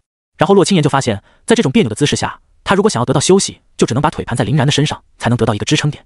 不然的话，就这么一直悬在空中没法发力，自己早晚得酸麻死在这个桌上。万般无奈之下，他只好用上面的那条腿勾住了林然的脖颈，用下面的那条腿环住了林然的后腰。林然显然对洛清言的表现相当满意，继续笑道：好啦，别挣扎了，有我在，你根本逃脱不了的，这可是肉体力量的差距。现在还觉得自己不娇弱吗？乖，快点把金蛟吃了，不然我可就不放手了。说着还示威般的拍了拍洛青言的屁股。保持这种状态的话，对于林然而言是一种享受，对于洛青言来说却是一种莫大的折磨。洛青言只感觉自己再这么酸麻下去，迟早要发疯，便赶紧憋屈的照做起来。次日清晨，这天一大早，林然就带着被他折腾了一夜的洛青言，来到了樱花国人准备好的比赛场地。二人的出场，自然是迎来了堪称最高层次的隆重瞩目。毕竟昨日那耀眼的表现堪称无敌，几乎所有的人都会把林然当成他们夺冠路上的最大劲敌。唯一值得庆幸的是，这次龙国仅仅来了2个人而已，而且这2个人还在昨天刚刚大战了一场，状态必然会受到不小的影响。尤其是林然，昨天都是给人抱着走的。至于他们所受到的那些伤势与疲惫，几乎都通过休息恢复的差不多了。而林然的秘术透支，那可不是仅仅依靠时间的推移就能完成。尤其是林然这个休息的时间还相当有限，秉持着做戏要全套的原则，林然今天的状态看上去依然是格外的憔悴，这也就让那些竞争者们再次安心了不少。来自大洋联邦的致命金靴多鲁正在跟一旁澳洲联邦的毒血玛格丽塔以及大洋联邦的俯视洋流桑杜讨论着。可惜了，今年若是路上没有出意外的话，怕是能够见到那个铁皮人的传说陨落了。是啊，碰到铁皮人之后，直接秘术一开，哪怕只能持续1分钟，就昨天的表现，也绝对够碾死铁皮人至少3次的。但那样的话，除非是在决赛相见，不然承受副作用的他也不可能再进一步了。现在就是不知道常态之下的林然战力究竟几何，估计也是相当的不好招惹，恐怕最起码也会是跟我们这些人相差不多。也许在经验上会有些许的欠缺，但硬实力绝对足够了。但那也就是他自己的个人战力了，缺少5个人的话，终究还是不太行的。他们年轻，机会还在未来，不像是我们，只能拼着最后的一届了。3人言语之间可谓是充满了对林然的感叹。其他的几级小团体也都大致如此，除了某些人，比如闪星金太光。神气什么？老子昨天不用你救，也不可能死的，仗着一点微小的功劳就在那里摆臭脸，更别说你们还仅仅只有2个人。不过由于泡菜国的名声太差，根本就没有人愿意和他待在一起组成小团体，所以金太光也就只能在那里喃喃自语了。凯撒、亚瑟、茱莉亚、安菲亚、凯瑟琳则在第一时间围了过来。林兄，你的后遗症好些了吗？凯撒看上去一脸的关切。林然笑了笑，马马虎虎吧，虽然比不上全盛时期，但应该也不会差到哪里去。白熊国的远古咆哮安菲亚则摇了摇头。林兄，你太勉强了，现在是个人都能看出你的状态不是很好，若是在比赛的过程中感觉到了力不从心，可一定得快点弃权。你是第一次来，我觉得很有必要和你说一下，这个比赛可完全不类似于你在龙国之内参与的那些，还有足够优秀的擂台的安保措施，他的安保措施可是完全接近于无的。若是真的碰到强敌，打起来之后刀剑无眼，可能会进一步加重你的伤势，甚至于……说到这里，安菲亚的调也逐渐急促起来。林然笑着看了看他，多谢姑娘告诫，虽也无妨，但我会注意的。不得不说，这个安菲亚倒是很对得起他国家的名字，2头熊都是又白又大，且饱满圆润。而且白熊国一向与龙国交好，2人自然熟络起来也快上不少。凯瑟琳则是老神在在的来了一句：“林兄，你可别不当回事儿，我可是听说有不少人都打算针对你呢。比赛中碰到其他人，或许还不会出现那种生死相搏的情况，但他们嘛，不好说。比如……”说着，凯瑟琳的眼睛便若有若无的朝金太光、岛田兄弟、瓦西里、卡皮尔以及亚当、重锤等人的方向瞅过去。林然同样点了点头，多谢姑娘告诫，我也会注意的。茱莉亚则是没去操心那么多，而是老老实实的向林然行了一礼，感谢恩人的救命之情。林然连忙回了一礼，举手之劳，不足挂齿。林然清楚，现在肯聚集在自己周围的，那都是比较偏向自己这边的人，再加上他们一个个的在各自的国内地位崇高，要把他们争取过来的话，那可真是一件大大的美事儿。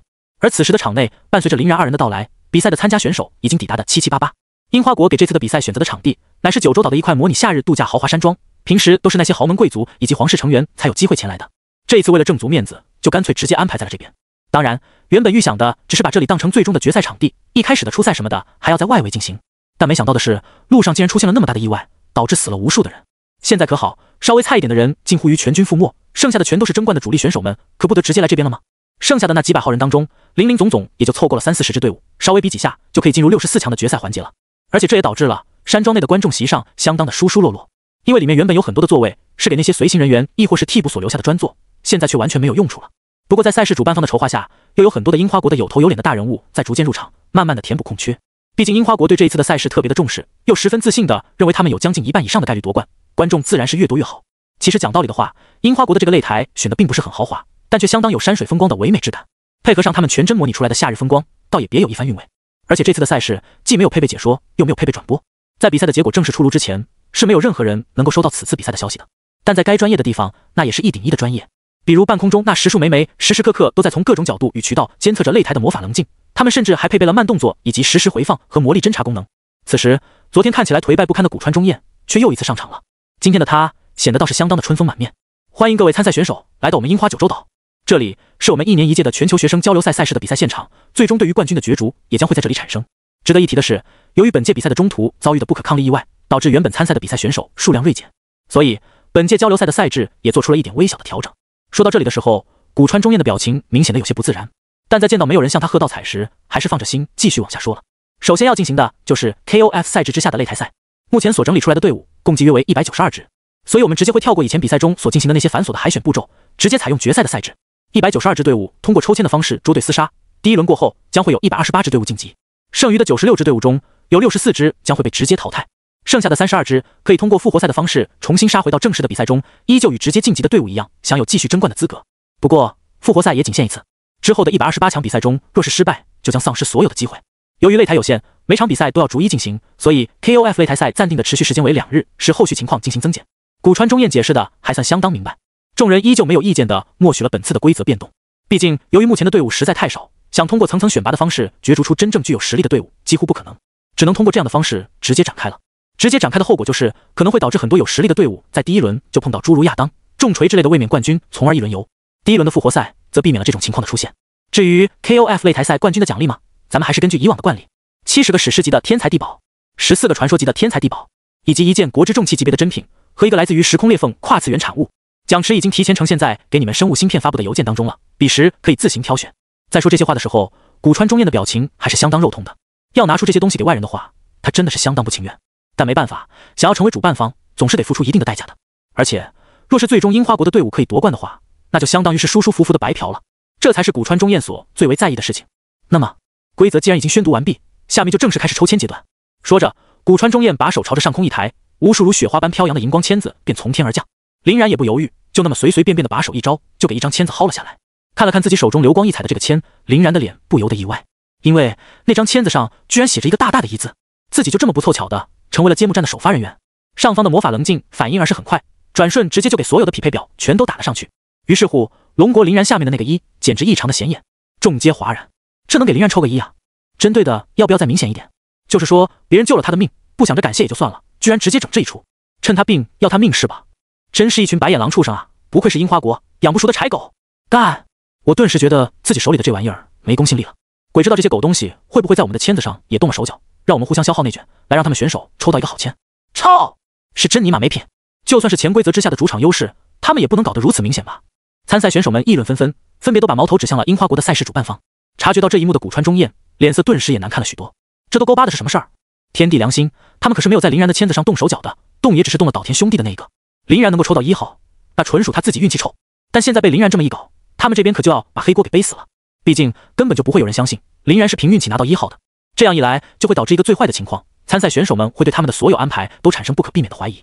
他们若是再想要搞什么东西，公信力就极低了，而且还会导致原本可以蒙混过关的半藏他们，怕是要成为众矢之的的了。落人口舌不说，还会给自己国家的队伍吸引到一大波莫须有的仇恨与针对，影响真是极其的败坏。古川中彦蛋疼地看了一眼林然的方向，如果不是林然在刚刚那一瞬间表现出了明显的惊愕，抽签的速度又极快的话，古川中彦都要怀疑林然是不是在专门去找那个1号签了。察觉到场面情绪变化的洛青言看了看林然，你故意的？林然翻了翻白眼，干嘛总把我想的那么坏？这次真的纯属意外，纯属意外。洛青言冷哼一声，意外？还问为什么总把你想的那么坏？那你昨天突然偷袭我，还差点给我折腾散架了，也是意外？林然哈哈一笑，那自然，如果不是你非要提什么金胶，不就没事吗？洛青言愤愤地捶了林然一拳，不许再说什么金胶了。哎，对了，咱们不是1号吗？待会儿 KOF 的擂台我先上，打不赢你，总能打那些人出气。林然无所谓的摊了摊手，你来就你来吧，什么时候打累了再丢给我也行，反正有我兜底，你随意发挥。说着，林然便拉着洛青言来到了一旁的备战区，看向魔法棱镜中显现出来的他们的对手。没劲，都不是主力队。林然叹了口气，魔法棱镜上所显现出来的对手赫然是一个灯塔国的2队，里面的人大多是叫不上名号的存在，虽然看上去有个6、7阶的样子，但都不怎么会被林然与洛青言放在眼中的。自从与林然建立共享契约，洛青言在魔力值近乎无限之后，真实战力也是飙升的厉害，越阶战斗什么的完全也是家常便饭。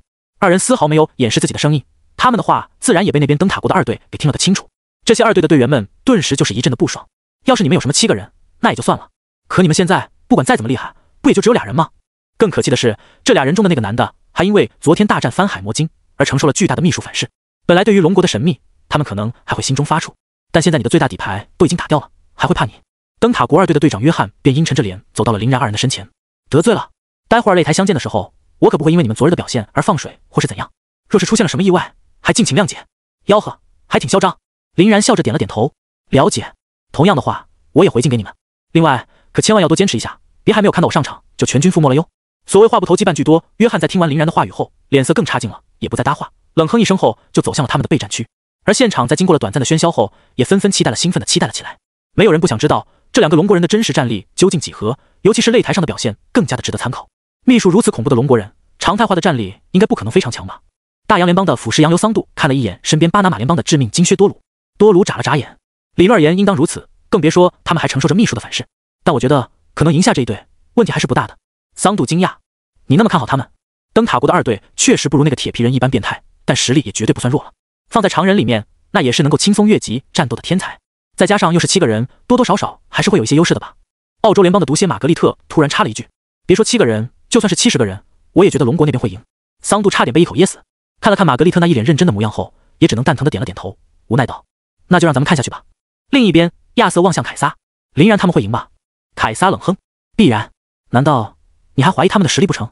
亚瑟连忙摆手，没有的事儿，没有的事儿，我只不过是有点担心罢了。全胜状态下的林兄必然是乱杀的，但现在这个明显状态有些许欠缺的他，总是会有点让人不放心的。更别说对面还是和他们并不太对付的灯塔国。茱莉亚却在旁边捏紧了拳头，林然他一定会赢的，有没有眼光啊你？本来还想继续再说点什么的亚瑟，一见到开口的是茱莉亚，便只得老老实实把嘴巴闭上了。而就在他们的扯皮期间，作为2队首发人员的选手也纷纷登上了擂台。龙国这边自然是刚刚就准备大打出手的洛青年，而灯塔国则是先派出了一个名为杰克逊的6阶觉醒者作为试探。双方于场内站定之后，上方的魔法棱镜也是开始了最后的倒计时。全场观众所有的心神以及场内的2名选手全都聚集在了那上面。3、2、1，就在倒计时彻底结束的那一瞬间，杰克逊便怒吼一声，将双手往地上一拍，无数个土石柱便从地上接连升起。不过这一切全都直接被洛青年给忽略了过去。只见他直接切换至神圣天使形态，展开神圣双翼，挥舞着光剑就冲了上去。与此同时，还将身上几乎所有的魔力全都朝外毫无保留的释放。刹那间，耀眼的金光便汹涌地覆盖了整个擂台。圣光十字斩，一个纯粹而炽烈且大到夸张的圣光十字，就这么朝着杰克逊暴斩而去。这一手可谓是给场外的所有观众都惊呆了。见过奢侈浪费的，但也没见过这么奢侈浪费的。这一上来就将自己的魔力全部挥洒到极致，完全都不考虑一下续航的问题吗？这未免也太暴躁了点。更别说龙国身为人数天然就少的那一方，更应该注重续航呀。本来想稳着打的杰克逊也没想到洛青年一上来就如此的奔放，忙慌不迭的开始也加大自己的魔力注入量。但现在再开始努力，自然是比不上一开始就倾注全力的洛青年。澎湃至极的辉光就那么摧枯拉朽的湮灭了杰克逊的一切土柱，结结实实的命中在了他的身上。哇！吃痛的杰克逊慌忙操纵更多的土墙进行防御，但其的能量在质量上属实逊色洛青年太多，依旧不出意外的被挨个湮灭。圣光流星，洛青年一击得手也不紧追，抬手朝空中一挥，近100颗神圣属性的大块陨石就那么哗啦啦的落了下来。这些陨石在洛青年的操纵之下，一颗不落的全都降在了擂台之上。这魔力的浑厚程度未免也太变态了吧！在场的每个人都有点看傻了眼，万没想到洛青年挥洒起魔力来居然会如此的夸张。他是真的完全把自己当成一个魔力的无底洞在玩啊！这么多陨石召唤出来，明显的能够感觉得到他体内的魔力已经被掏空了一大截。若是这样的话，后面还要怎么打？等等，他怎么好像又满蓝了？在众人的目瞪口呆中，洛青年才刚刚把陨石召唤出来，不过1秒的时间，身上的魔力又再度回到了最为充盈的状态。这尼玛是什么情况？开挂也没有这么开的吧？现在搞得他们都怀疑洛青年是不是利用什么不为人知的外力了。但很让人无法接受的是，无论这群老油子们如何侦查，都没能发现其中存在一点点的异常。这自然是很正常的，毕竟林然与洛青岩所构筑的那一套共享契约可是出自马特的手笔。据马特而言，共享契约的造价甚至比很多的神话级装备还要高昂，且能量流动完全无声无息，哪怕是马特本人来了也不可能窥见其踪。马特都做不到的事情，就更别说这些人了。所以他们自然也就无法理解洛青岩是怎么做到魔力源源不息、滔滔不绝的。有林然这个超大号的蓄电池在，给谁不变态？正所谓出了先祖谷，啥币都能唬，这正是林然的强悍之处。依靠着灵魂之界无限回蓝的他，可以额外把洛青岩也给带起飞了。场上的杰克逊是最绝望的，旁人看到洛青岩整这一出，最多也就算惊讶与不解，可对他而言，那可是极度的危险。眼看着这100枚陨石就要砸到脑袋上，杰克逊怒吼一声，也豁出去了，拼尽全力从地底呼唤着土墙与土刺，想要将其格挡下来。可对于洛青岩来说，他的抵抗不过是徒劳罢了。神圣成剑，抬手一招之间，洛青岩的身后顿时浮现出了无穷无尽的梭状辉光，宛如飞行的尖刺一般接连爆出。这下子再加上了地面之上的立体打击之下，杰克逊便彻底抵挡不住了，土墙与土刺的阵线接连崩溃，直接被洛青岩给撵了过去。看到这一幕的阿三国的大地之灵卡皮尔不禁摇了摇头，差距太大了，根本就是全方位的吊打。灯塔国2队的这个土系操纵者的能量层级太低，根本就无法与神圣天使这种最顶级的天赋去抗衡，再加上魔力方面与技能增幅的区别，真的是一碰即碎。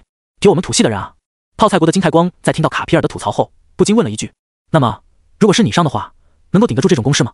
卡皮尔在看到问话的人是金太光之后，其实是有点不大乐意搭理他的，但又感觉这其实是一个特别好的装逼机会，还是勉为其难的接上了话。哼，换我来，换我来的话，现在被打出场外的就是那个小姑娘了。我的大地之灵天赋在层级之上不输神圣天使太多，战力层级还高她整整2阶，对魔力的运用同样堪称完美，不像那个2队的弱鸡一般软绵无力。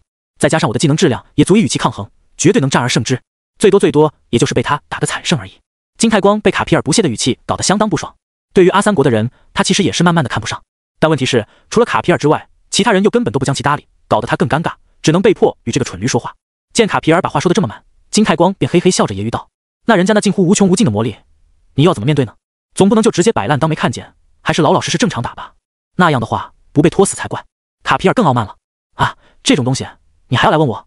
有些时候我是真的怀疑你到底是怎么混到7阶，还代表泡菜国来参赛的。哦，对了，你是泡菜国的，那没事了。在明知道别人有续航方面的优势时该怎么办，我就教教你好了。速战速决，懂不懂？这种最基础的战斗课程，我们阿三国才上1年级的小孩子都知道。你真是给我整无语了。更别说，我还真不信他那种能够迅速恢复魔力的手段可以一直保持，总该会有一个限度的，或者说要付出什么代价，不然能量守恒定律创始人的棺材板，怕是就要压不住了。这也就意味着，即使是拖着打，也未必就不能赢。当然，没有接受过教育的，你可能还不知道什么叫能量守恒定律。哎，这样吧，金兄，看你这知识匮乏的可怜模样，要不你来我们阿三国进修算了。从小学1年级到大学的全部课程，我必然会嘱托最好的老师给你1对1的完成。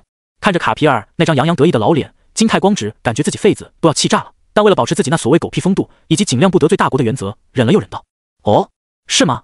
那么我还有一个问题想要请教一下。”卡皮尔已经好久没在别人面前装得这么爽过了，便哈哈大笑道：“金兄尽管问，我必定知无不答。”金太光便冷笑道：“如果这个女的也会使用昨天类似于林然那样的秘术，卡皮尔阁下你又当如何解决呢？”卡皮尔原本猖狂的笑声顿时就是一滞，看他那副便秘样，简直就跟拉的正爽的人被强行掐断了一般，不痛快。而合理的反击了一波卡皮尔的金太光，则是心满意足的深吸了口气，重新把目光投回到了擂台上。此时，灯塔国2队已经犹如串糖葫芦一般，叮叮咣咣的倒下去了6个人，只剩下了一个队长约翰。而另一边的龙国洛青岩，则还是一副笑意盈盈的全胜模样。约翰脸色铁青，都已经有点不知道该怎么办才好了。作为堂堂灯塔国的2队，在国内也是赫赫有名的存在，难不成一上来就要给人打成一个1穿7不成？而现在想要阻止这种屈辱的诞生，貌似就只能依靠他自己一个人了。洛青岩的恐怖实力，在台下他已经看了个清清楚楚，想要战而胜之，几乎就是一件不可能发生的事情。特别是在前面那些人完全没有对洛青岩造成一点消耗的前提下，那么自己还要继续上去白白挨打吗？轻则伤筋动骨，重则颓然丧命的风险，他是真的不想冒。在洛青岩毫无顾忌魔力挥使的情况下，他的前6个兄弟现在就是伤的伤，残的残，正在台下接受着医疗设备的救治。而自己这个一向比较倒霉，又曾经对着林然和洛青岩2人恶语相向过的存在，不会直接在擂台上被洛青岩恶意报复给直接宰了吧？在重重的担心之下，约翰一时间都晃了神，根本不知道外面发生了什么。等到他反应过来的时候，才看到赛事的一名负责人走上前来提醒他：“这位选手，你已经是你们队伍的最后1名成员了。按照 KOF 擂台赛的赛制规定，你现在应该立即出战。”赛事负责人一丝不苟地向他播报着比赛的情况。约翰这才猛地惊醒了一下，赶紧连连摆手：“不打了，不打了，我认输！这场比赛我们宣布弃权。”约翰此言一出，无数双目光顿时就将视线聚集在了这里。好家伙，这揭幕战有意思哈！还有被1穿6之后首类大将直接弃权的，不是国家的主力队的队伍，弃权这种事情并不算少见。毕竟在敌我差距悬殊，而还有私人恩怨，容易让比赛的性质上升层级的时候，还非要伸脸上去给人家打，就非常的不合理了。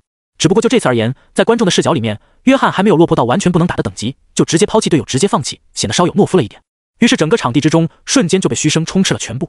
赛事的负责人也在愣了愣之后，遗憾地看了一眼约翰，走到场地中宣布了本场比赛的胜利方为龙国。听到这一声宣布的结果后，已经聚集在观众席上不少的樱花观众们嘘得更大声了。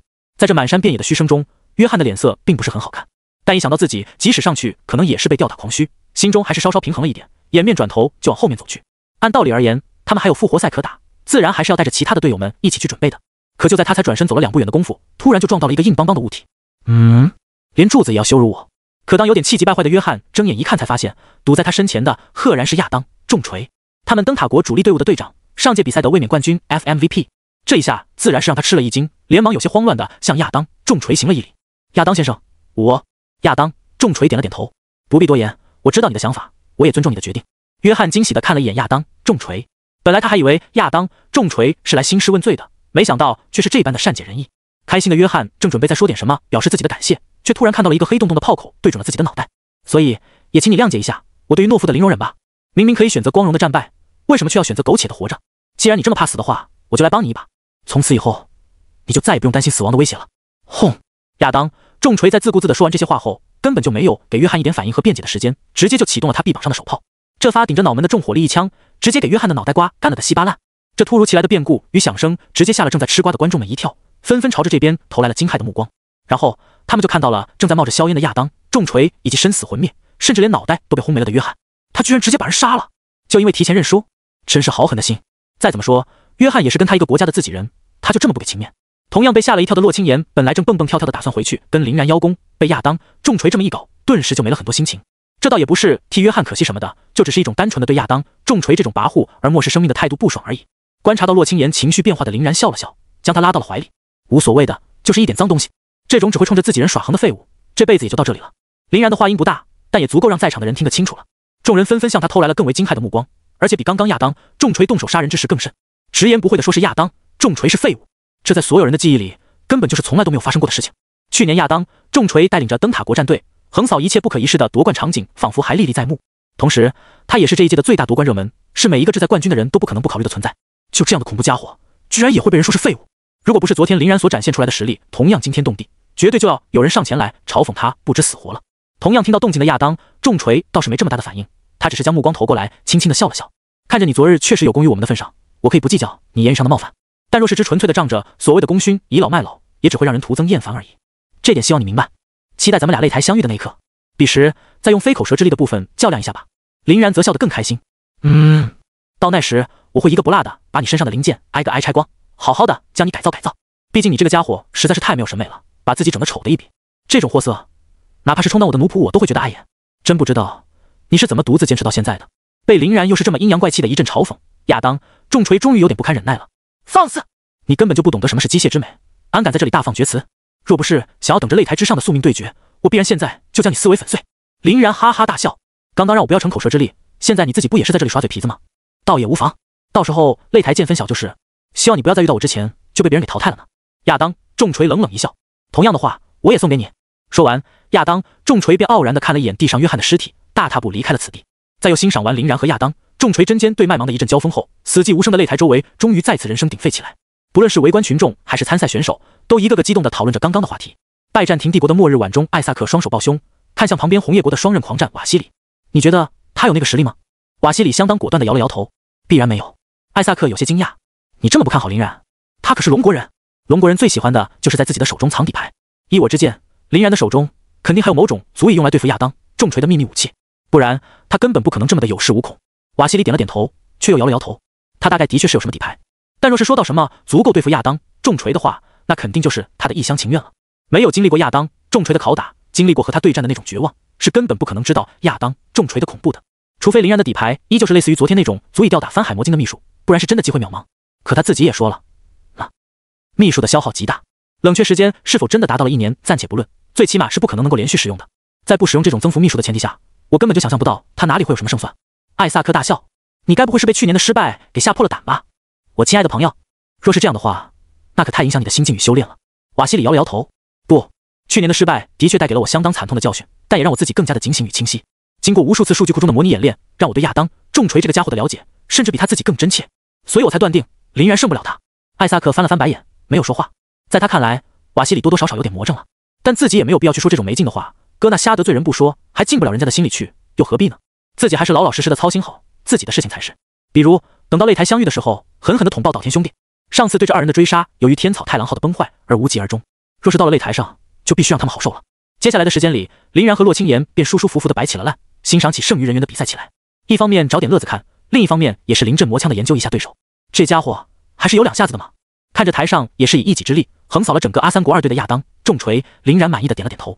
如此看来，之后再碰到他的时候，多半是不会无聊了。洛青言也是笑了笑，怪不得这家伙狂得跟你差不多，的确也算有点资本。他这个将身体与机械融为一体的构想，的确太超前了，在整个蓝星当中，怕都是走的最前列的那一批，极端且疯狂。从某些方面来说，跟你还蛮像的。大概世界上所有的天才都有一定的疯癫性吧。林然则是不语，继续看着亚当、重锤。相较于亚当、重锤这种程度的改造而言，倒是有很多要比他轻上不少的潜力存在。那些人往往只是改造自己身体的一部分，亦或是利用某种义肢与外骨骼来进行辅助。在这个科技越来越发达的时代，此类存在几乎已经在逐渐变成主流。骑乘机甲、改造躯干变得越来越常见。虽然在觉醒者当中，往往将其视为邪门歪道，不加理睬，但这的确也不失为一种迅速提高自己实力的法门。甚至有很多原本毫无实力的普通人，借助着机械改造，能够战胜一些低阶的觉醒者。而当拥有着最适合机械飞升条件、天赋为 SSS 级的机械之星的亚当重锤走上这条路，并大获成功之后，说不定又要加剧这种风气了。想到这里，林然不禁叹了口气。作为一个穿越过来的人而言，他的思想还是极为传统的，根本就不喜欢这种看起来就难受的改造。真不知道这个时代的人又是怎么若无其事的接受这种设定的。而刚刚大获全胜的亚当重锤在看到这一幕之后，则是挑衅的朝林然笑了笑，然后比了一个抹脖子的手势，搞得林然一阵无语。这家伙该不会是以为自己刚刚叹的那口气是惊讶于他的实力吧？真是有够自作多情的。算了，这样也好，就让他先自我得意一阵子吧。笑得越欢，摔得越惨，账是早晚都会算清楚的。不过突然想来，马特之前之所以把自己与洛青岩派来参赛，是提到了一个要让他们去赢回某样东西的事情的。现在自己都已经来到了樱花国的九州岛，还打完了一场比赛，差不多也该把这件事儿给问个明白了。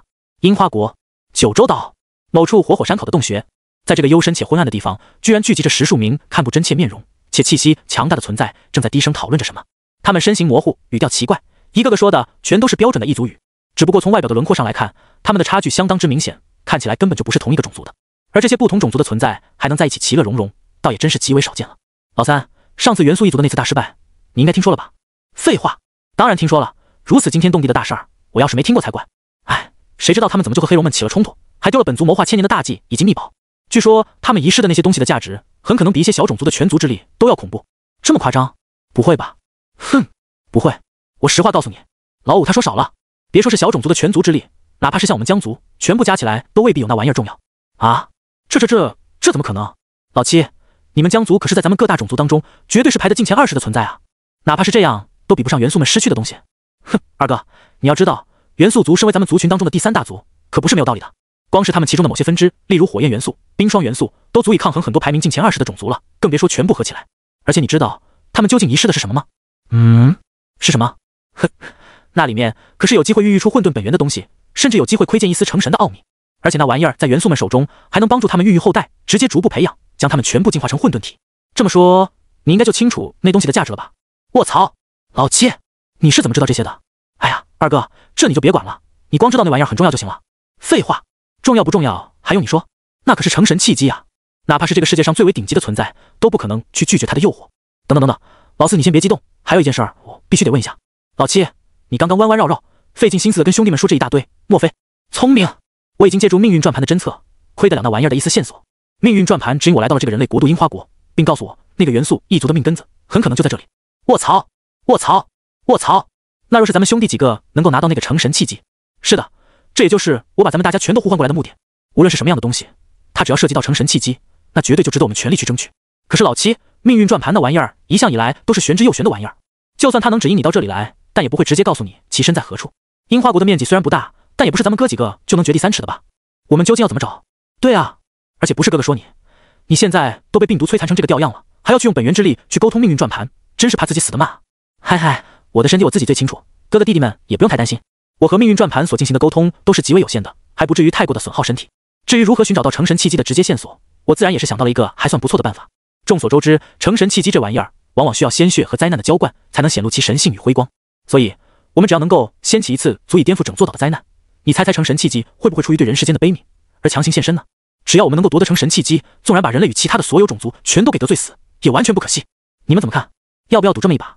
赌赢了，前方便是一片坦途，哥几个就能成为世间的主宰；赌输了，或许就是生死魂灭，落得一个永世不得超生的下场。操！这有什么好犹豫的？肯定赌了呀！哥几个一直苟且偷生，躲躲藏藏到现在，为的不就是这一刻？没错，咱们早就已经是烂命一条，死不足惜了。现在这种足以让所有大能都不可能不争取的机会摆在眼前，又怎么可能放弃？就是这样，老七，你一直都是我们的大脑，你来安排吧。这就算是哥几个的最后一舞，不成功便成人。反正哪怕是正常活着，有那种病毒在身的咱们，也不可能再多活过10年，根本就没有什么好怕的。行，既然大家都这么说了，那我就把自己的详细计划告诉你们吧。可都万万要记好了，此计划相当的走钢丝，若是一步不到位，后果都是不堪设想的。毕竟去争夺成神契机的事情，本就是逆天行，承受天谴可太正常了。那么我们的第一步，就先从这个樱花国几大岛屿的其中一个岛屿，也是我们现在所位于的岛屿九州岛开始。这可是关于成神契机的争夺，我必将拼尽全力。樱花国九州岛第一轮的比赛很快便在如火如荼中告一段落了。相关的赛事负责人员们一边紧锣密鼓地安排着接下来的复活赛，一边再次进行第2轮前一半的胜者的抽签工程。为了保证神秘性与意外性，这个比赛的所有签子那都是现打现抽的，所以也不存在什么半区之说。作为首先取得胜利的林然俩人，自然是在第一时间就拿走了一张他们准备好的匹配签。而与此同时，魔法棱镜之上也显现出了林然他们下一轮的对手。在看清那个对手的名号之后，林然当即就开心地笑了起来。这场让我来吧。洛青言一愣，不至于吧？他们不过是一个巴拿马联邦的二队而已，基本全都是小菜。阵容配比我也看过，哪怕算上预备队，那基本也就是10几个只知道打打杀杀的傻大个，以及一个暗属性法师而已。我上去还不是随便切？莫非你打算提前活动一下筋骨，给未来的战士做准备？林然笑了笑。如果我说我认识他呢？洛青言呆了呆，不禁又瞅了一眼巴拿马联邦的二队。这些人无论是从外表上来看，还是据实力而言，给人的感觉都是一副病恹恹的样子，有气无力的。上一场比赛战胜雄鸡国的二队，只不过是惨胜罢了，一直轮班倒的，上到了第7个人才赢。唯一比较奇怪的是，他们的队长，也就是那个看上去最为病态的法师型选手没上，不知道在搞什么幺蛾子。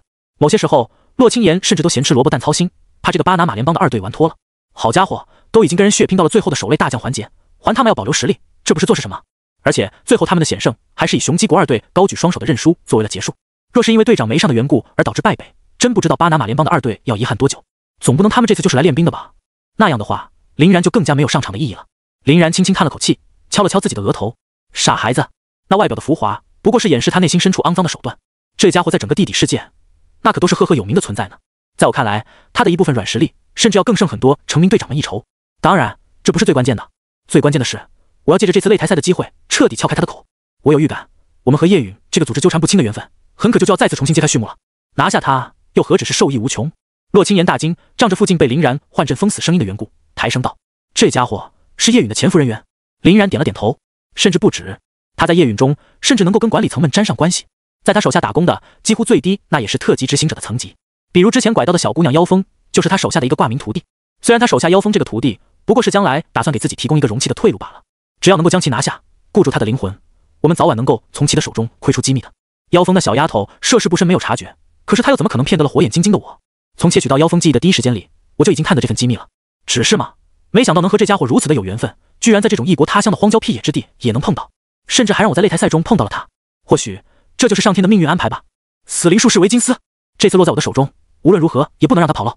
洛青言这才恍然，怪不得你知道的这么清楚，原来是曾经窥见过妖风的记忆啊。那还真是不得不说，你的能力也是够恶心的，简直比这个维金斯更加像是死灵术士。哦对了，你不会哪天里突然想不开，偷偷摸摸的来敲一下我的脑袋吧？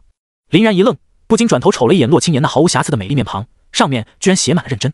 林然不禁莞尔道：“我疯了呀，还去撬你的记忆？里面除了黄色废料，还不是干干净净，毛都没有。再说，万一真有什么事情，我直接问你不行，非要整个民间的方式。”一提起这个洛青言，就气不打一处来。哈，你还有脸说这个？昨天那么变态的玩法，也就只有你一个人想得出来了，最后搞得不也是很阴间？另外，黄色废料这种东西，明明是你的脑袋里比较多吧？林然哈哈一笑，也不再跟洛青言继续斗嘴，轻轻刮了一下他的鼻子后，就起身站到了一旁。好了好了，闲话少说，你呢，就乖乖在这里等待我凯旋而归吧。说完，林然便把手一挥，扑腾一声从椅子上站起，朝着擂台走去。林然的举动自然是惹得围观群众们一阵惊呼。之前这个化名为图灵的死灵术士维金斯班底的战斗力，他们也是从刚刚与熊国二队的比赛中看得相当清楚。若是真的要找出了一个词形容的话，除了费拉不堪，真的再也没啥了。虽然他们那是一个没有上场队长的情况，但就看他们这副倒霉的模样，即使上了队长，又能如何呢？绝对是刚刚强势无敌的洛青言直接杀穿的结局啊！更别说这些人还都是黑暗属性的，根本就是被洛青言玩克。暗属性的质量不可能比得过堕落天使，另一形态的神圣天使则能够化作洗涤一切污秽的无敌圣光。在这种明眼人一瞅便能分出输赢的战斗中，林然还非要横拆一手干嘛？莫非是为了测试一下自己目前的实力，来搞一下大战之前的预备演习？若是这样的话，岂不是意味着林然目前对自己的实力勘察很不自信，已经到了需要用实战来验证的程度？这可不是一个自信高手的所作所为啊！若是这样的话，面对从未登场、一直保持着神秘的图灵，他岂不是存在一定的翻车可能性？一想到这种可能性，无数不看好林然的人便纷纷兴奋了起来。好啊好啊！若是昨天宛如天神下凡一般爆杀魔镜的存在，今天跌落神坛，那可就是去了他们好大一块心病呢。至于关心林然的那些人，则纷纷露出了担忧的目光，尤其是直接受益人凯撒亚瑟等人更是如此。至于化名图灵的维金斯，在看到来着是林然之后，也微微愣住了。随后他便摆动起了自己的手：“林兄，你要亲自上场，我也是倍感荣幸啊。虽然昨日承蒙恩典，但今日的擂台之上，在下也的确不好留手。毕竟那样一来，岂不是落得一个瞧不起人的口舌？所以要是打起来刀剑无眼，伤了我敬爱的林然阁下，就容我在这里提前向您道歉了。”维金斯说的相当诚恳。林然笑了笑后，张嘴便问了一句：“那么你们的排兵布阵还是跟上一场一样，让那些小鱼小虾们先上来送吗？最后再惨烈的营造出来一种战到最后一刻的险胜模样，这样的手段可是忽悠不了我。”维金斯一愣，没想到林然问的那么红果，甚至已经不礼貌到提前询问排兵布阵了。讲道理，就算他要保持原打法，那也多少算得上是战队的机密了。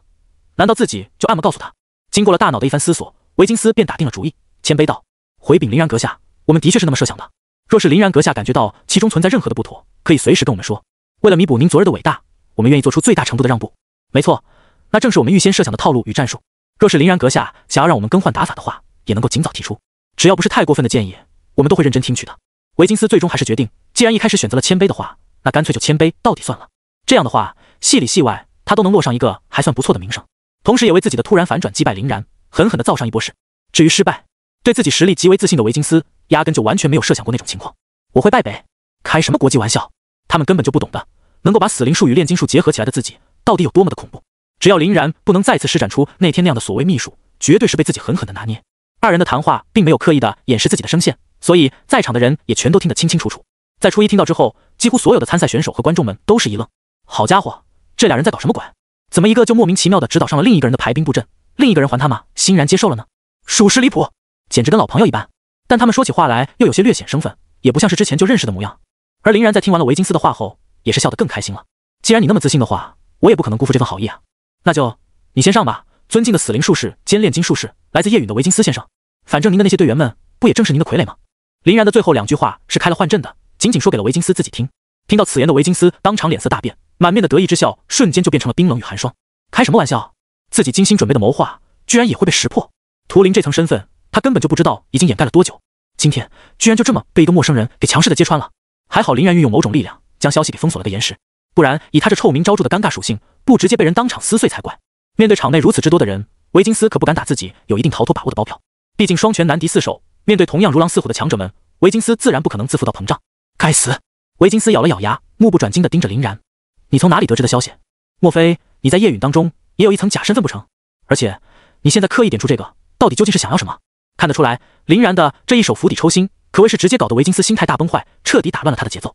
不过维金斯到底是一只见识过大风大浪的老狐狸，也很快的就冷静了下来。既然林然没有当中揭穿这件事儿，那就说明还有谈判的余地，甚至说不定身怀强力秘术的林然根本就跟他是一路人，也有一个隐藏在夜陨之中的真实身份。可惜以自己的见识，暂时还真搜索不到与林然相类似的存在。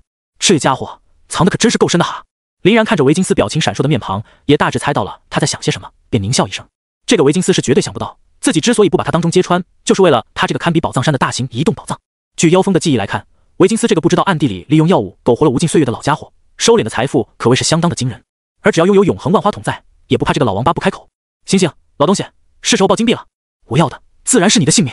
对于你这种祸害了无数人类同胞的败类，人人欲杀而快之，居然还妄想跟我谈条件，狂妄！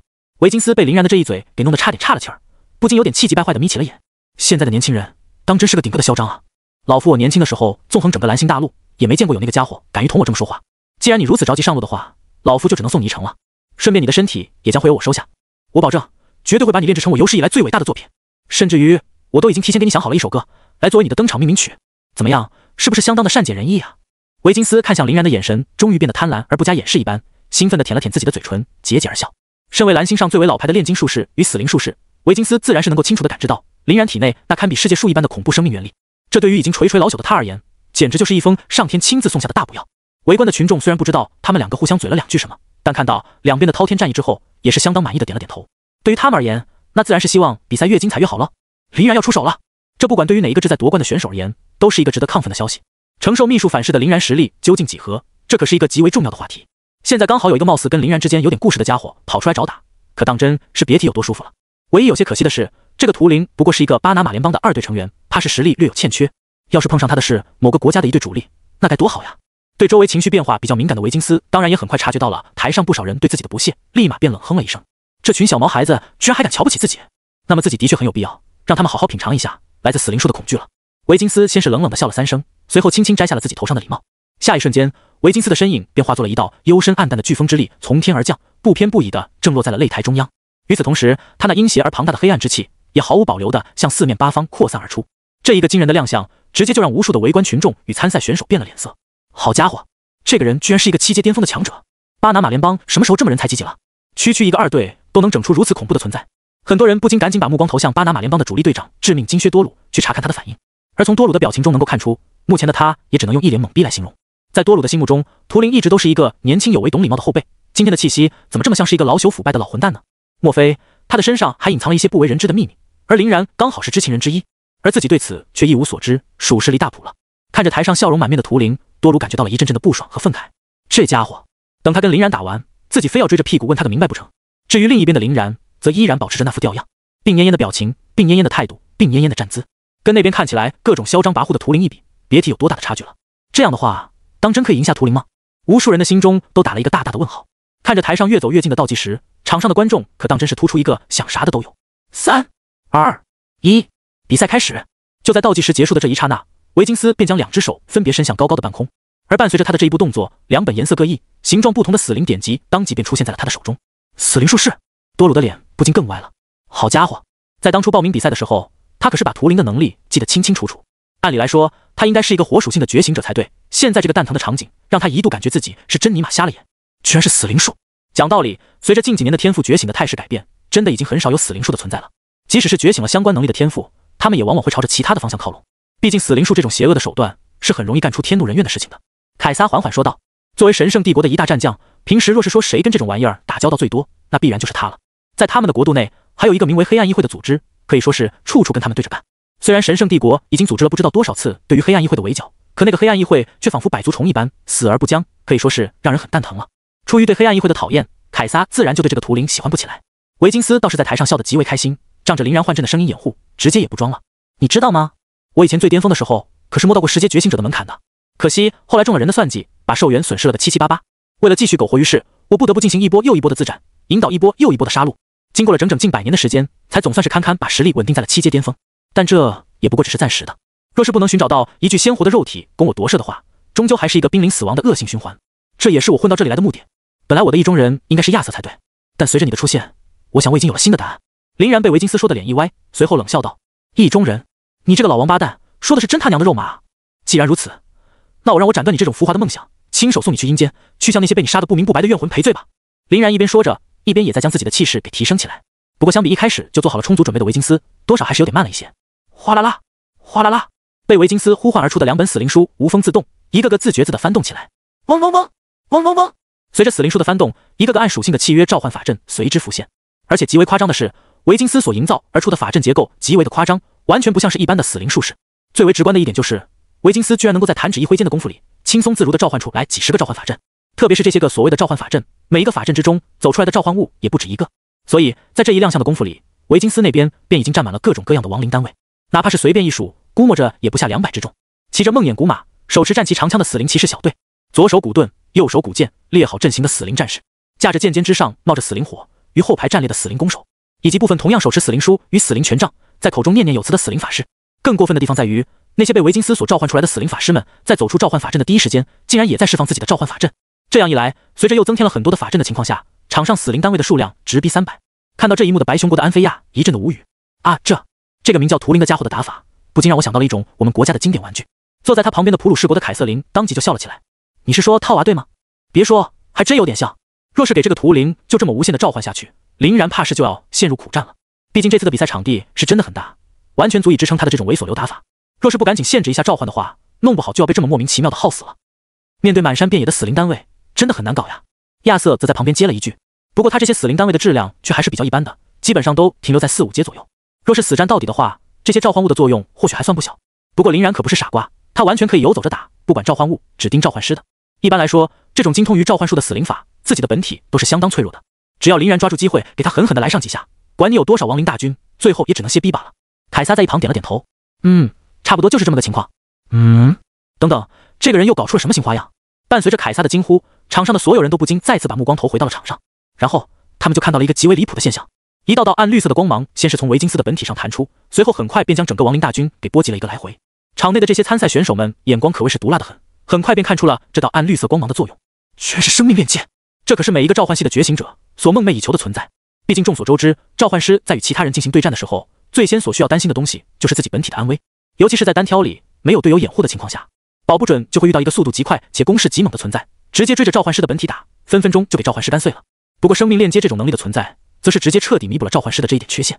这种能力的效果异常的离谱，其所带来的效果就是把召唤师本体所召唤出来的所有召唤物的生命力跟自己连接在一起。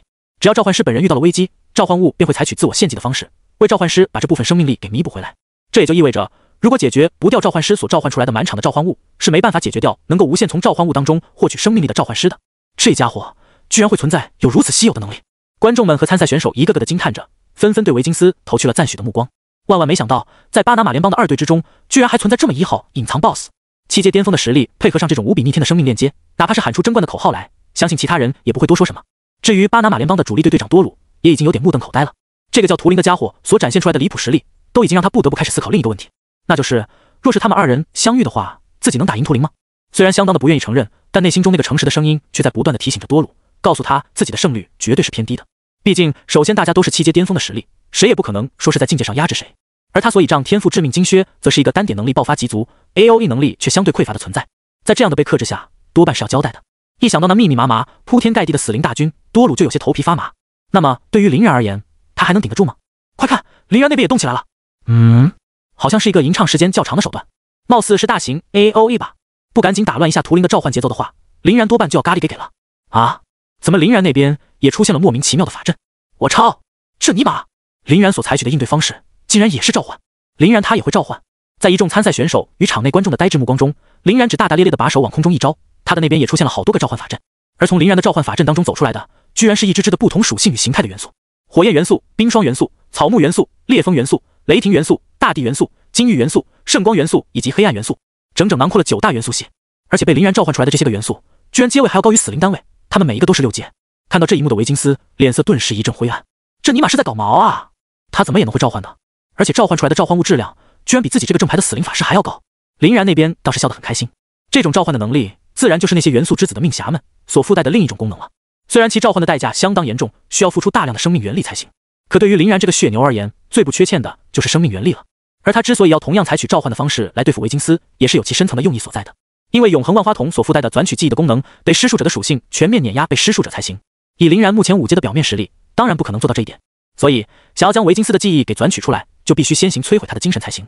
只有那样的话，才有机会保留更多的记忆碎片。也就是说，光是杀人还远远不够，诛心也是其中极为重要的一环。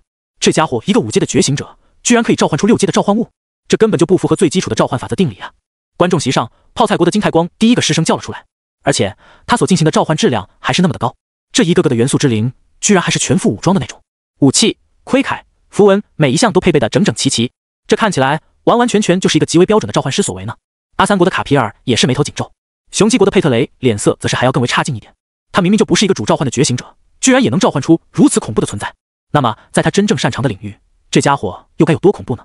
听到佩特雷言语的人全都面面相觑，全都不知道该说点什么好了。但可以肯定的是，他们对于林然的评价在心中已经再次不自觉地拔高了一档。再看场上，被林然这突如其来的一手召唤给有些搞晕菜了的维金斯知道自己也不能傻站着，果断操纵他的死灵大军就压上前来，想要靠数量碾压林然这边的元素之灵。毕竟再怎么说，他的死灵大军目前都已经套娃套到了近400只，而林然的元素之灵虽说囊括了9大元素系，但是每一元素系的元素之灵也就被他给召唤出来了4只而已。所以林然那边的场面就要显得冷清不少，总共也就4936只而已。只不过元素分裂，在林然的施法动作下，他的脚底再次出现了崭新的魔法阵。这个魔法阵的效果自然也就如同技能所说的那般，能够将召唤出来的元素之灵们进行多重分裂，1升2， 2升4， 4升8。不过短短的数十秒过后，林然周围的元素之灵们数量就已经达到了576只多，每一个元素之灵的母体都足足分裂出来了16只分裂体。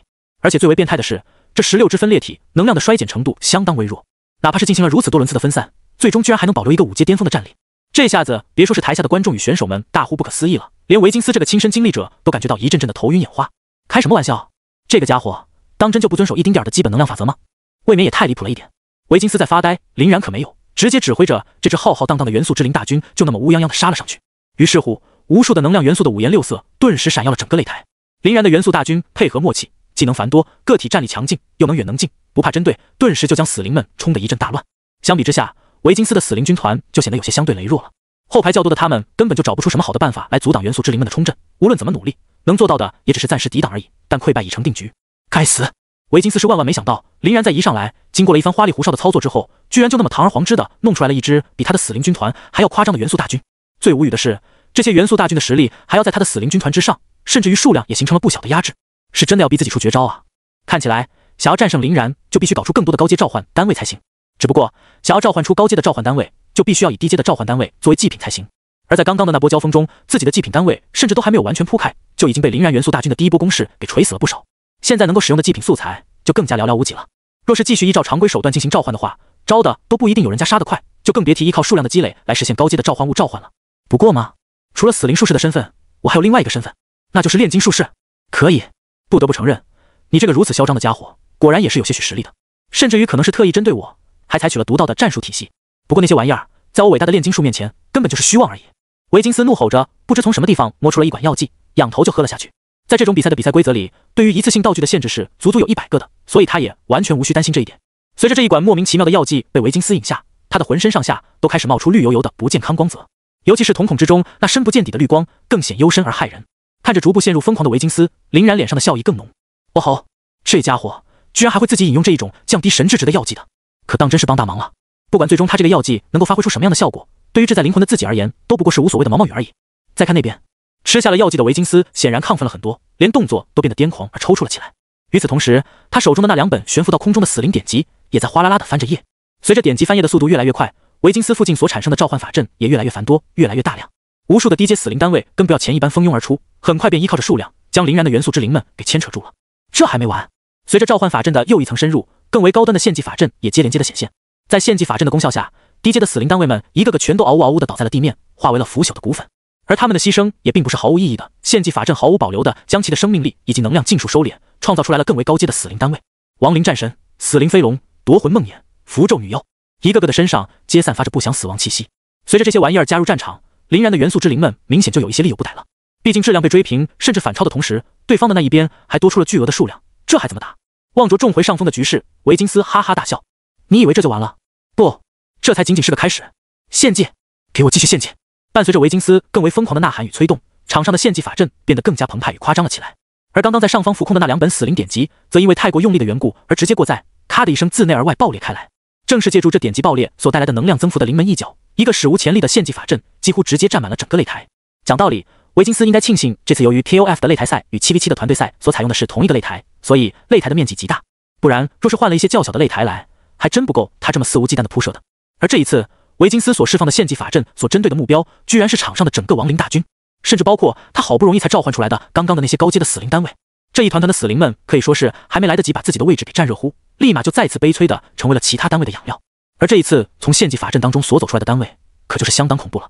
其半只脚不过才刚刚出现在法阵当中，包括主力队队长在内的无数的观众与参赛选手纷纷倒吸了一口凉气，因为这个召唤物所散发出来的气息，赫然是一个7阶巅峰的存在。当这个召唤物的身形完全显现出来之后，他们心中的震撼则更为剧烈了一点。亡灵君王，竟然是一只亡灵君王！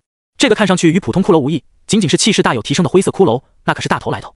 作为死灵单位中序列几乎是最高的亡灵君王，在死灵内部可是享有着近乎于神明的待遇。而且这家伙变态的地方在于，他几乎掌握了所有的死灵系法术，这当然也包括那些套娃所用的召唤类法术。同时自身的身体素质也是极佳，算得上是能近能远的全能型战力。原来这种级别的存在也是能够被召唤的吗？真是长见识了。至于直接面对亡灵君王的林然，却只是意味深长的笑了笑。套娃接套娃，献祭接献祭，然后又是套娃接套娃，真是的，你也不嫌麻烦呀？明明1、2步就能够做到的事情，为什么非要搞得那么复杂？既然你都已经献丑在前了，我就大发慈悲，给你看看我的吧。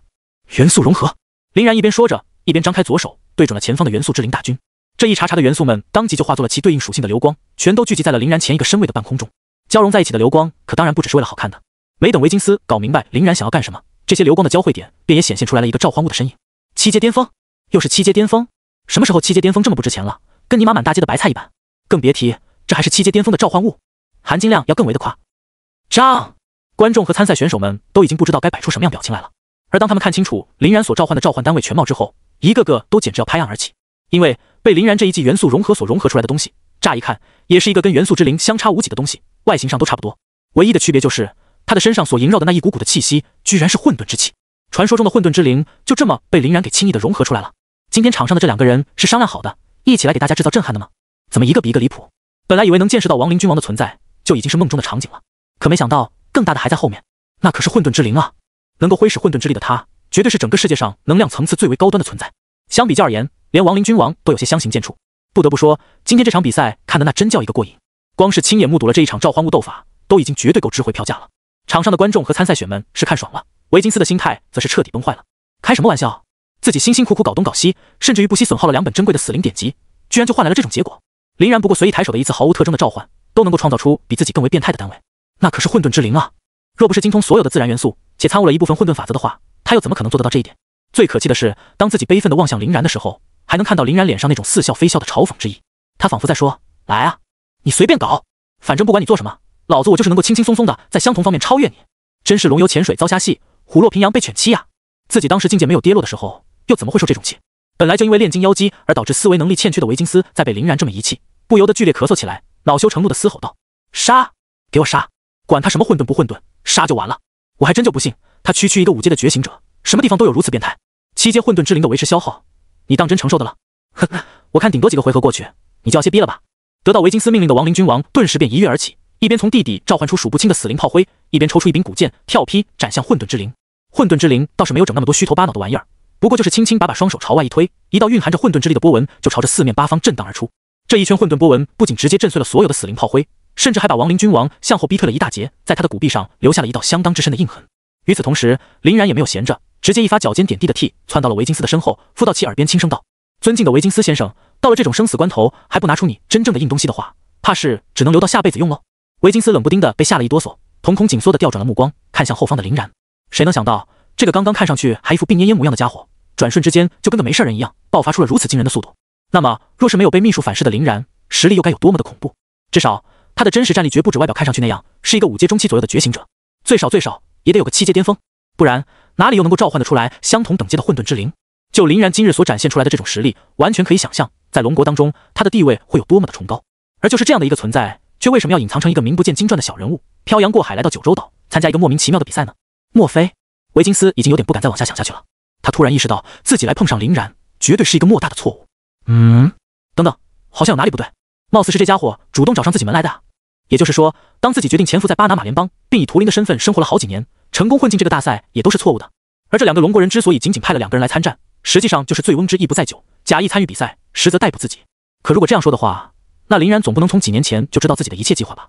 这个计划自始至终都一直仅仅是被自己一个人所知晓。如果说真的要是泄露消息，除了自己晚上做梦游到龙国，把这个消息告诉林然，再梦游回来才有可能了。这明显就是扯淡啊！一向善于思考的维金斯今天算是彻底被打昏了头，急得冷汗直冒不说，连很多逻辑都已经理不清了，完全陷入到了恐慌与混乱当中。当然，这一是因为对未知威胁的天然恐惧，2是因为强化自身的炼金药剂的副作用，3呢，就是因为林然不停地利用永恒万花筒的幻术，温水煮青蛙一般慢慢蚕食着他的神智。这样一点点加大砝码的做法，可以说是完全的封锁了维金斯的一切挣扎空间，将其彻底锁死在了阵中。好！不甘心的维金斯发出了一声怒吼，从身前抽出一把阴气森森的鬼头刀，反手斩向身后的林然。胜利之剑，破灭的黎明。林然则把双手一架，一把崭新的神器就出现在了他的手上。这把胜利之剑可是附带有极为强力的净化与抵挡邪秽之功能，对维金斯这种既使用死灵法术又引用邪能炼金药剂的家伙，完全就是绝对的碾压与克制。更别提维金斯的身体素质相比较起拥有黄金龙血脉的林然而言，更是存在着不小的差距。咔！只听一声清脆的冰刃交接声过后，维金斯连人带刀直接就被林然这一记势大力沉的横劈给斩了出去，飞得还如同脱膛的炮弹一般，又快又急，直到借助着亡灵君王的辅助，才算堪堪稳住了身形。只不过现在亡灵君王这边的场面也是异常的狼狈，面对仅有1人的混沌之灵，无论他如何召唤铺场，亦或是亲自上阵，都会被反打得极为狼狈。两者之间的能量质量的差距实在是太大了，完全已经到了一种无法比拟的程度。也就是在林然的操纵下，混沌之灵保持着一种猫捉老鼠的耐心，在吊着亡灵君王，进攻欲望没有特别的强，不然的话，亡灵君王估计早就已经被碾成无情的灰骨之粉了。看着前方手持圣剑的林然，以及身后凝聚混沌气息的混沌之灵，维金斯几乎要把牙咬碎。非要让我整大活了，你们是？既然如此，那么谁都别想活着。今天不成功便承认，老子非要夺舍了你个小王八蛋不可。说完，维金斯仰头连续吞下了5、6管颜色各异的不明液体，并且又接连丢出了3、4个喷溅式药剂，砸在了一旁的亡灵君王身上。顿时，这一人一鬼便如同打了鸡血一般，一个塞一个的精神起来。前者立马就变得能够用鬼头刀升阶林然的圣剑斩击，后者也是虎的可以顶着混沌之灵的混沌波纹强行硬干了。这还没完，维金斯又是一声怒吼，在空中呼唤出无数的亡灵怨魂辅助作战。与此同时，还不忘了从裤裆里掏出一捆捆的炼金酸性炸弹，朝着林然席卷而来。王之财宝！林然站在原地，根本就没带动弹的，直接在身后洞开了将近80门王财肆意开射，哗啦啦的就给那些酸性炸弹射得平仰一番。而这些惨绿色的剧毒加腐蚀性液体威力也是着实恐怖，居然都可以渗透进林然射出的王财宝具中，对其产生一定的破坏。要知道，在经过了伏魔金刚杵的淬炼之后，林然的王财都已经附带有相当大威力的抵挡之力的 AOE 爆裂了，却还是会被他们犹如枯骨之组般缠上。好在被收回次元空间之后，王财所发射的宝具是会被自动净化的，所以倒也无需太过担心。看到自己的酸性炸弹没有立功之后，维金斯也不再忍耐了，直接抄刀自己冲了上来。林然这次面对维金斯的袭击，没有继续选择用胜利之剑与其对抗，而是把手微微一抖，从中翻出了另一把剑，诅咒之剑达瑟汀，一把带有招致破灭的强力诅咒，一旦拔出就不夺人命不归鞘的魔剑。此剑一出，场上原本正无比嚣张、漫天飞舞的怨魂们当即就全部软趴趴了下去。别说上前攻击和纠缠林然，根本是连接近其500米的距离都不敢。毕竟越是身着此道的人，就越是惧怕此道之上的大佬。也就是现在维金斯嗑药嗑得太嗨，已经有点神志不清了，不然就他这一身的死灵之气，绝对被诅咒之剑压制的完全抬不起头。看着皮肤发紫、肌肉膨胀、脸上杀气腾腾，已经无法再思考其他东西的维金斯，林然的眼神也逐渐犀利起来。所有的前戏都已经铺垫的差不多了，是时候该给个收尾了。既然自己掏出了诅咒之剑，那就证明自己对于这个维金斯那可是杀意已决，死亡化斩。林然面对维金斯的攻势，直接就是一个诅咒之剑的附加技能，将他从空中当场削落。诅咒之剑的锋锐与威能，显然不是维金斯能够轻易抵挡的。剑身直接在维金斯的身上洞开了一个深可见骨的大口子。不过维金斯仿佛就跟没事人一样，依旧是一个箭步从地上跃起，依旧在向林然发动猛攻。除了手上的动作之外，他还在不停地释放着各式各样的死灵法术，投掷着各式各样的喷溅式炼金道具。但很可惜的是，他所做的一切努力根本就是被林然完爆。在诅咒之剑的威慑下，所有的死灵法术根本就进不了林然的身。他投掷的各种炼金道具，无一不被林然的永恒万花筒锁定加王财的攻击射爆，不仅根本就碰不到林然，有时反而还会伤到自己。至于他的贴身短打，那就更加可笑了。面对身体素质更优异等、精通六式、手握神器的林然，根本就是跟撒泼打滚的小混混一般无力。他引用的那么多炼金药剂，根本就不足以弥补住二者之间的差距，反而让狂暴状态下的他更容易被林然的技巧给戏耍了。于是乎，在这无止境的冲锋中，维金斯身上的伤口可谓是一道道的多了起来。为了更好的折磨他，林然甚至都没有舍得下狠手，采取的还是钝刀子割肉的打法，一边摧残着他的肉体，一边侵蚀着他的神智。而以维金斯目前的状态而言，这些什么乱七八糟的东西，他已经全都看不见了。填满他双眼的，只有林然那张面带嘲讽的欠揍的脸。杀杀杀杀杀杀杀！只要能够攻击林然，付出其他再多的一切，那也是值得的。给我死啊！在林然给他制造的梦境幻觉中，他恍恍惚惚地看到自己正在处于上风，压着林然猛砍猛冲，甚至于还无数次的利用手中的鬼头刀砍得林然不停地嗷嗷怪叫。胜利，胜利就在眼前！维金斯的脸上不禁露出了变态的狞笑。等着瞧吧，看我把你这家伙拿下之后是怎么享用你那美妙的身躯的。先来一刀劈开这家伙的臂膀，再来一刀砍折这家伙的腿脚，左边一刀划伤这家伙的小腹，右边一刀直插这家伙的胸膛，直插胸膛，直插胸膛，直插。哎，为什么自己手中的砍刀已经无法再向前哪怕一步了呢？林然明明都已经躺在了鲜血淋漓的血泊中，无力挣扎了，还有什么东西能阻止自己？等等，自己的意识好像也越来越模糊了呢。褪去那层幻术的包裹后，维金斯才愕然发现，林然的剑尖居然已经不知道在什么时候贯穿了自己的脖颈，而自己浑身上下都已经被剑痕刻满，已然是大势已去的奄奄一息了。怎么会这样？难道自己刚刚的那么多的体会全都是虚无的假象吗？自己是怎么可能被林然在不知不觉中给捅了个遍体鳞伤？维金斯艰难地张了张嘴，却说不出来一句话。看到这一幕的林然不禁笑了起来，回光返照了呢，神智都恢复过来了不少。可惜这一切都已经太迟了，你这个肮脏腐朽的老东西，终究不是我们年轻一代的对手吗？对了，问你一个问题，这个很关键，叶允他当真死了吗？听清林然问题的维金斯顿时惊骇地张大了嘴巴，未还未等他继续有所反应，林然贯穿其脖颈的诅咒之剑就爆发出了一阵让人头晕目眩的暗色辉光，直接把维金斯整个人给吞噬了个完全。林然当然没打算从这个家伙的嘴里把这种惊天秘密的答案给问出来，所以就直接下手将其的肉体给抹杀，身上的一切战利品传送进了神威空间。至于其灵魂碎片，则直接用永恒万花筒配合轮回眼给固在了眼眸中。现在趁着维金斯的精神状态不稳定，只要拿下了这块灵魂碎片，绝对够自己收集到相当充裕的信息了。而刚刚之所以要提那么一嘴，主要就是为了刺激一下维金斯大脑中的记忆，给自己从灵魂碎片中拿到重要信息的可能性更大一点而已。场外看着林然一顿抢攻，把维金斯活生生削成一个血人，最后又一剑封喉，爆发黑暗能量将其吞噬。无论是选手、观众还是裁判，全都是一阵静默的鸦雀无声。等到尘埃落定，擂台上只剩下来林然自己，主裁判才颤颤巍巍地举起了手。图灵选手，图灵选手。可惜无论他怎么去喊，始终都没有一个人应答他。由于活不见人，死不见尸，主裁判一时间也不知道该怎么办才好了，只得将求助的目光投向看台上的古川中彦。古川中彦刚准备清清嗓子亮个相，抒发一下自己的见解，场内的林然突然开口了：“他已经死了，可以宣布我的胜利了。”被打断发言的古川中彦顿时一阵不爽：“啊，他死了？现在单听你的一面之词还不足以下这个论断吧？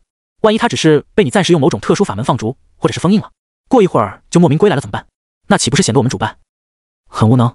林然拿出了一副看白痴的眼神扫向古川中彦：“那要不你看看他剩下的队友们？”古川中彦一愣，虽然不明白林然为什么会这么说，但还是将自己的目光给投了过去。然后他就看到了极为震撼的一幕，图灵也就是维金斯的队友们，居然现在全都化为了一滩脓水，他们的盔铠武器什么的零落了一地，看起来真是瘆人又诡异。林然得意地笑了起来，没想到吧，这个图灵所带来的所谓队员们，其实也都只不过是他的傀儡罢了，就像是刚刚擂台上的那些玩意儿一样。既然图灵已经死了，他们自然也就消失了。而图灵这家伙的实际年龄，别说30岁，根本就是连300岁都超了。你们完全可以自己想想，一个如此精通死灵术与炼金术这种最需要时间来沉淀的家伙，可能会年轻吗？刚刚说什么判断死没死什么的，会显得自己无能？难道相比之下，参赛选手的年龄，甚至是不是人都调查不清楚，岂不是更加无能？被林然这么一嘴，古川中彦的脸色顿时就跟吃了屎一般难受。张口结舌的他瞪大双眼，支支吾吾了半天，也没支吾出来个所以然来，反倒是引得旁人一阵阵发笑。这不禁让他气血上涌，胸腔憋闷，面色发红。如果不是依靠着过人的意、后、智、力派强行硬撑的话，他真的就要一口老血喷出来了。八嘎！这一届的全球学生交流赛，樱花国不知道花费了多么大的力气，才争取到了这么一个来之不易的机会。为了什么？为的就是要好好的宣扬一下他们樱花的樱花文化，展示一下他们樱花的雄厚国力，炫耀一下他们樱花的人才储备。只有这样，才能让樱花国的国际地位得到一次显著的提升，进而能够在国际上摆脱灯塔国的遥控。不然，总是让这些拥有着大国美梦的家伙们甘居人下，当一条被人牵着走的狗，他们是说什么也不愿意的。尤其是在本届樱花国的那个年轻的最高领袖登台之后，采取的一系列激进举措，更是证实了这一点。可如今这个比赛办到现在，别说给樱花国带来正收益了，干的几乎都是倒霉事儿。天草太郎沉了，樱花必亏马；岛田兄弟伤了，脸还被打肿；抽签系统黑了，再无权威性；总主办方傻了，认自己无能。这一系列的操纵折腾完，别说提高樱花国的国际地位了，没给弄得更低都已经是万幸。要是岛田兄弟二人可以夺冠，那就还可以当做之前的一切全都未曾发生过。可如果最终岛田兄弟不能夺冠的话，那位暴躁的新领袖不扒了自己的皮才怪。而这一切的归根究底，貌似都和一个人脱不开关系。林然。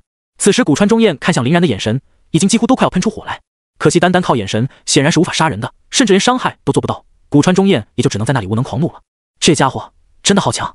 那个死灵术士可是一个货真价实的7阶巅峰的强者，但他应对起来却是如此的轻松，甚至于还能灵活的见招拆招。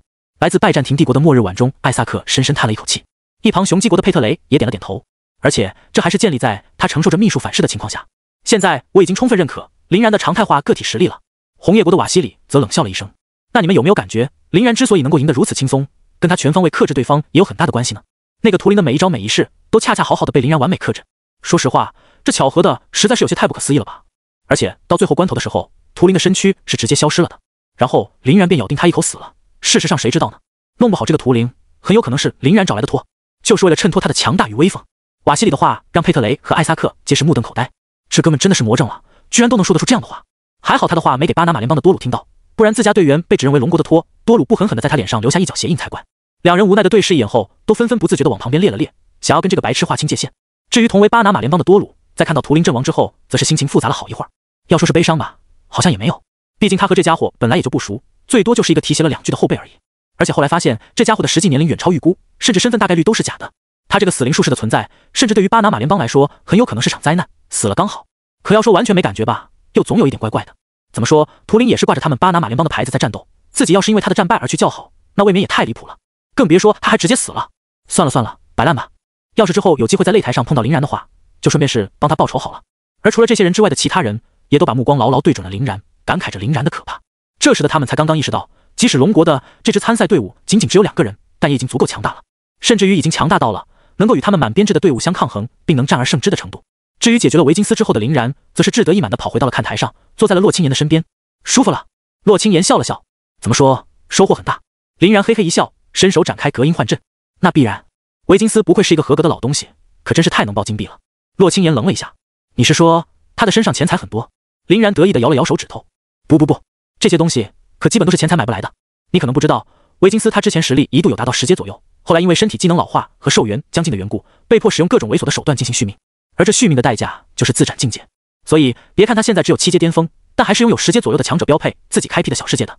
而他这个开辟的小世界，在我固住他的灵魂碎片时，还发动了神威，给他的小世界也夺了过来。现在他小世界里的一切都在我的神威空间当中了。听林然这么说，洛青岩顿时也提起了兴趣。哦，那快说说里面都有什么？林然悠哉地拍了拍双手，那可就太多了，超大量的炼金道具和原材料，制作傀儡的器材与成品半成品，死灵法术相关的器具与典籍，以及更多的其他乱七八糟的零碎东西。最离谱的是，里面还被维金斯设置了一个犹如乱葬岗一般的东西。乱葬岗？洛青岩呆呆地重复了一下林然说的话。林然点了点头，或者说是大目的吧，反正维金斯是给他这么命名的。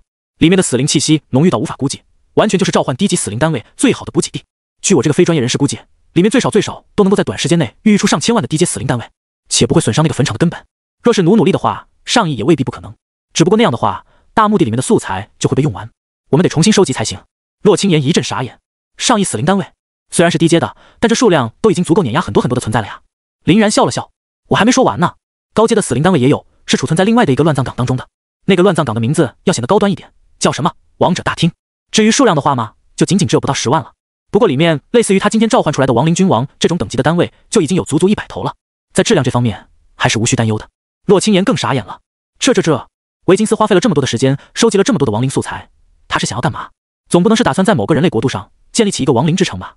哎，对了，既然他的小世界里面有这么多的存货，打你的时候为什么不拿出来用呢？林然叹了口气，抬手给了洛青岩一个脑瓜崩。笨，你不会以为他们那种所谓的小世界和我的神威空间一般方便，能够随取随用吧？想要进行沟通并从里面取物，可是要付出极大的精神损耗以及时间成本的。尤其是呼唤死灵军团这种类似于召唤仪式的东西，若是没有稳定的传送门作为框架，分分钟就会把自己吸干。他根本就没那个能力，好吧？洛青岩吃痛，郁闷地揉了揉自己的额头，道：“原来如此。”林然又笑了笑。那么现在的话，我们的手中就有整整2支精锐之师了，一支是由元素之子们组成的元素大军，现在都还没繁衍开就有200多万；另一支是由10万高阶死灵带领上亿低阶死灵的死灵大军，而且还可以通过素材不断补充。这2支军队若是合力的话，洛青岩慌忙摆了摆手：“打住打住！刚刚还说维金斯，现在我必须得问问，你想干嘛了？”林然不在乎地扭了扭脖子：“当然是打倒敢于挡在我们面前的一切敌人。”洛青岩翻了翻白眼，刚想说点什么的时候，突然就被一声惊天动地的炮响给吓了一跳。趁势钻入林然怀中的他，赶紧转过头看向刚刚发出异响的场内。这不看不知道，一看吓一跳。此时的擂台之上，几乎已经被密密麻麻的钢铁堡垒的占据。这些钢铁堡垒连点成线，并成一排，一个个的都还立起了依靠魔力驱动的激光炮与火炮，正在对前方进行狂轰滥炸。而在这些钢铁堡垒的上方，悬空着一个西装革履、抽着雪茄的男人，他的身侧还围绕着一次银白色的菱形防护罩。仔细一看，这不正是雄鸡国那位佩特雷吗？此时的佩特雷正在猖狂大笑，哈哈哈哈哈！早就说过，我的马奇诺防线天下无敌，非要不信。现在是不是都被我给碾压为齑粉了？看了看整个被炮火给离了一遍的擂台，以及佩特雷身上厚到夸张、密度极大、抗性又相当变态的防护罩，林然不禁点了点头。可以的，这个天赋我喜欢。洛青岩此时还正因为被佩特雷吓了一跳而不爽呢，不由得道：“真没想到啊，你居然还会喜欢这种玩意儿。本来我以为你会对这种无耻的龟缩打法不屑一顾呢。”林然哼哼一笑：“那你倒是误会了，我所说的喜欢，是指喜欢打爆这种乌龟壳的快感而已。现在所遇到的这些个对手们，那是一个比一个的不经打。就算他们其中有些人的确很强，但是不够皮实呀，稍微摸2下就没了，那样有锤子意思，还得是这种家伙，打起来才够劲儿。希望在之后抽签的时候，我能遇上这家伙吧。”除了林然和洛青岩之外，其他的参赛选手们看到这一幕后，都有点面色沉重。真是好一个马奇诺防线，相当有2下子。别的不说，光是这个堪比绝对防御的防护罩，都已经足够他人喝一壶的了。更别说佩特雷还能不停地去铺设武装堡垒，构筑飞行圆盘，安插支点枪线，让他把这乱七八糟的场子一铺开，就真的很容易就会沉沦在漫天飞扬的炮火中了。那样的话，就会陷入一个打不穿佩特里防御，拆不过佩特雷召唤的恶性循环，直到被活轰个屁。想要避免这种情况，就必须尽早打穿佩特雷的乌龟壳才行。而佩特雷的攻击力倒也不是盖的，都已经活蒸发掉3个6阶和1个7阶了，很是棘手啊。特别是一些攻击性本就偏弱的队长们，此时的心情更是蛋疼。相比于兴奋到想上场的林然，真可以说是一边欢喜一边愁了。而随着佩特雷战士的结束，比赛又差不多走完了一轮，马上就要进行64进32的比赛了。就在林然刚刚起身准备前去抽签的时候，他突然感觉到天边有道炫光一闪，一股相当不妙的预感便油然而生。刚刚永恒万花筒加轮回眼冥冥之中的一瞥，仿佛窥见了什么命运的轨迹一般，让他不安。林然赶忙便坐下了身子，闭上双眼，开始追寻那一缕玄妙。随着思维的深入，林然在恍恍惚惚中看到了一个景象，在一片混沌未开中，莫名其妙出现了18颗样式不一的晨星。这些晨星围绕成一个周天在旋转，而自己正是他们旋转的中心原点。他们唯一的共同点则是隔角星叠加，阴阳差错。也就是说，他们每一颗那都是遭致灾祸的天煞孤星。但奇怪的是，这些天煞孤星明明已经组成了大凶之兆，却好像又能够在彼此之间相互制衡，形成了一种微妙的平衡。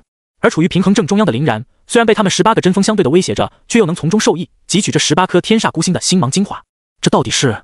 还未等林然搞明白是怎么一回事，一股宛如醍醐灌顶般的顿悟与冥思所得，就如同汩汩清泉一般流淌进了林然的心中。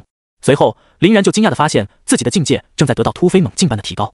原本刚刚达到5阶中期的他，硬生生是借助此次的顿悟，一步跃升到了6阶巅峰。而因为共享契约同样跟着受益的洛青岩，此时也是跟着一起膨胀，丝毫不逊色于他。这，林然可以说是彻底傻眼了。当然，最傻眼的肯定不是他，无论是周围见林然没动静，便自己跑去抽签归来的洛青岩，还是早就抽签完毕，兴高采烈地讨论着下一场有哪些强对决的参赛选手，甚至于是场上境界并不突出的观众，才是一个眼珠子瞪得比一个大。刚刚那是什么情况？要是没看错的话，这家伙是不是直接莫名其妙横跨了整整1个半的大境界？这怎么可能？开挂是吧？若不是还想着保持一点的风度在，无数人简直就要拍案而起了。对除了洛青岩之外的那些人而言，其实还要更震撼一点，因为在他们的目光中，洛青岩也同样完成了一下这种史无前例的突破。龙国人怎么可以恐怖到这个地步？这也是秘术的一种吗？醍醐灌顶式的修为暴涨，而且是2个人一起，他们这悠久历史传承之下的隐藏，未免也太变态了。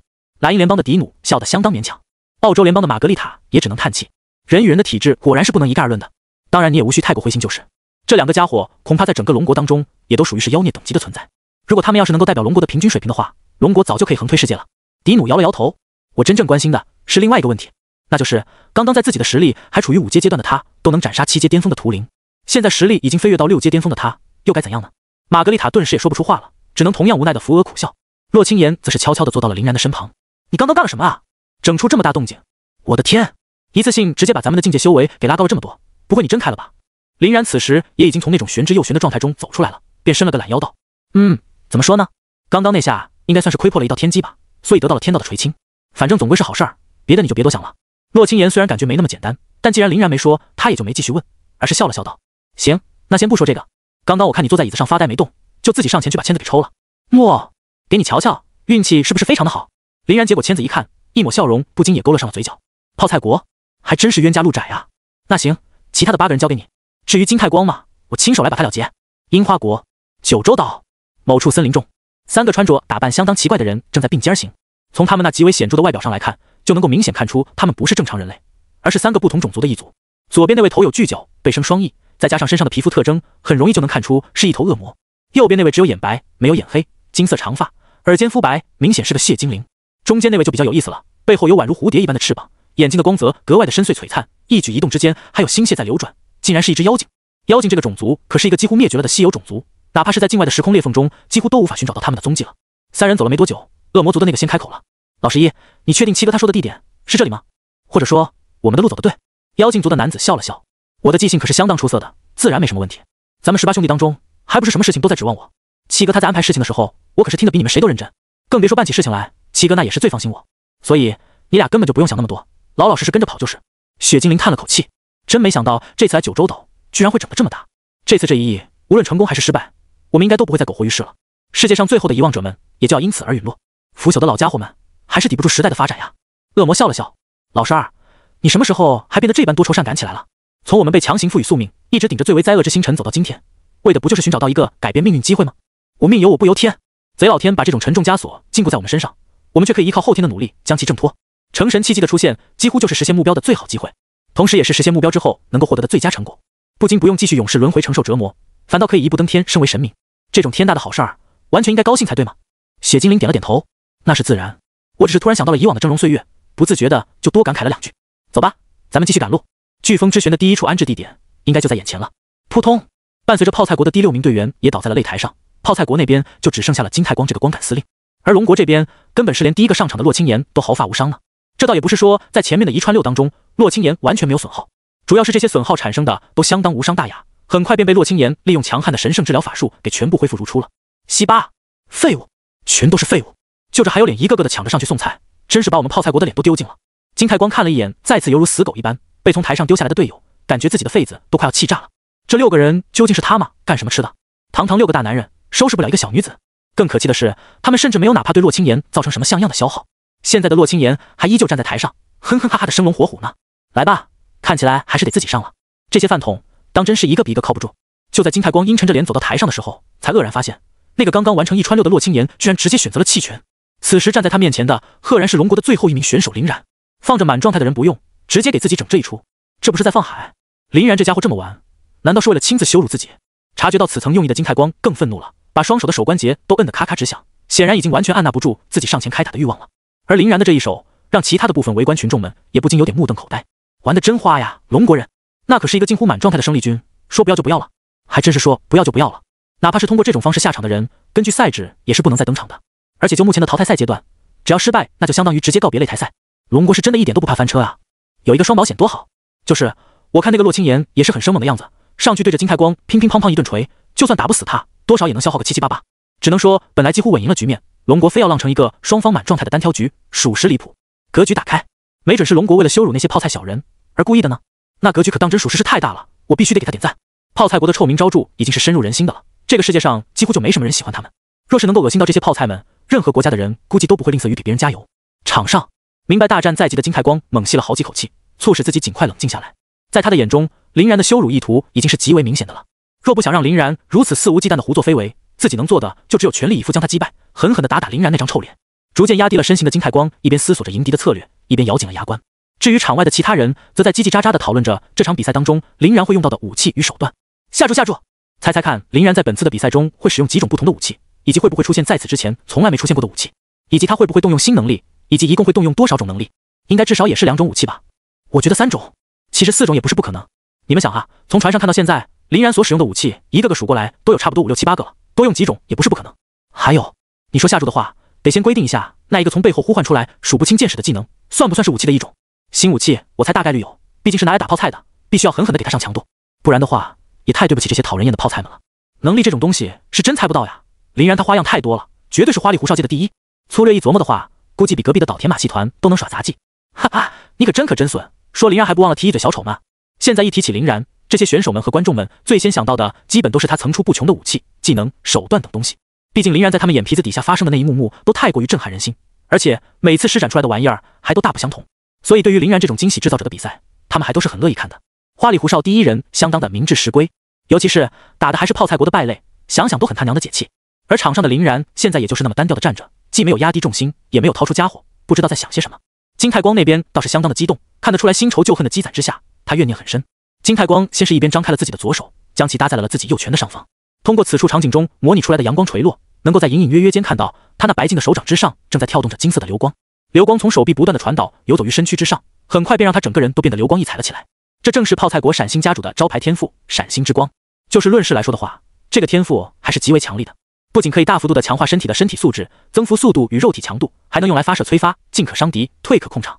而闪星家主的宗族一脉还有一个名为黄金之躯的血脉传承，赋予了他们更为充沛的血气与更为强健的身躯，让他们的整个战斗体系都更加的相当一张。所以说，别看金太光人很傻逼，但实力还是相当不俗的，不然就他这傻逼的性格，还不是分分钟给人打肿啊！小子，你很狂妄，所以我也希望你拥有配得上你狂妄态度的实力。金太光咬牙切齿道。林然一脸坦然的点了点头，我倒是没别的，就是希望你能皮实一点。我从龙国出发到现在，已经很久都没遇到上等的沙包了。多说无益，速来受死！我必须要用自己的拳头给你来上一个颅骨整形手术。金太光咬牙。而此时擂台的倒计时也已经逐渐接近了尾声。3、2、1，开始！几乎就在倒计时结束的那一刹，卡在比赛开始的这瞬间，咚！金太光猛地用脚尖一点地，地面上瞬间就爆发出了一层惊人的气浪。可以看出，金太光的脚部肌肉是十分的矫健有力的，也就是借助这一层气浪的助推效果，他整个人简直化为了一道迅捷的黄色闪电，直直的扑向林然而来。先抛开其他的不提，光是金太光在这开场所展现出来的速度，便就已经让不少人为之侧目了。可以看到，他身上那流光溢彩的黄色，简直就相当于他的万能辅助一般，极大的增幅了他的爆发速度。在金太光进行点地的时候，黄色流光就施加了一股向下的冲力，而在他冲锋的途中，黄色流光还能起到助推的效果，堪比自带喷气背包的机械化设备一般。也正是依靠着对黄色流光的灵活使用，使得金太光仅仅才用了4、5秒钟的时间，便就已经踏过了擂台的1/4线。闪星家族果然还是有点东西的，不愧是能够成为凌驾于整个泡菜国政府之上的超级豪门。哪怕不说其他的，就光是他们的这个天赋都已经足够顶级了。其他人感慨着对金太光的表现议论纷纷。是呀，如果闪星家族不是在泡菜国的话，恐怕还有机会混得更出彩一些。可惜泡菜国终究只是一个弹丸小国，成长的上限完全是注定的，目前根本就是寸步难进。再加上他们国民那不讨喜的脾性，几乎已经走到了头。反正我是巴不得他们早点完蛋，泡菜国的家伙们早死早干净。倒是也有人极端的表达了对金太光等人的不满。无所谓，林然会出手。同样不喜欢金太光的自然大有人在，此时不由得都把目光又交给了另一边的林然，想看林然大破金太光。可林然为什么不动啊？怎么跟呆愣住了一样？就算对面的速度再快，最基本的反应总归是要有的吧，总不至于一会儿都被人冲到近前了，还在那里傻站。看到林然那边仿佛跟没看见一般，立马就有人不淡定了。对啊，这金太光的速度好快好快，感觉林然再傻一会儿就要被人撞上了。比赛都开始了10几秒了，发呆也要讲场合跟时间吧。心系林然的观众们看的可真是比他本人还要焦急认真。来了来了，要撞上了！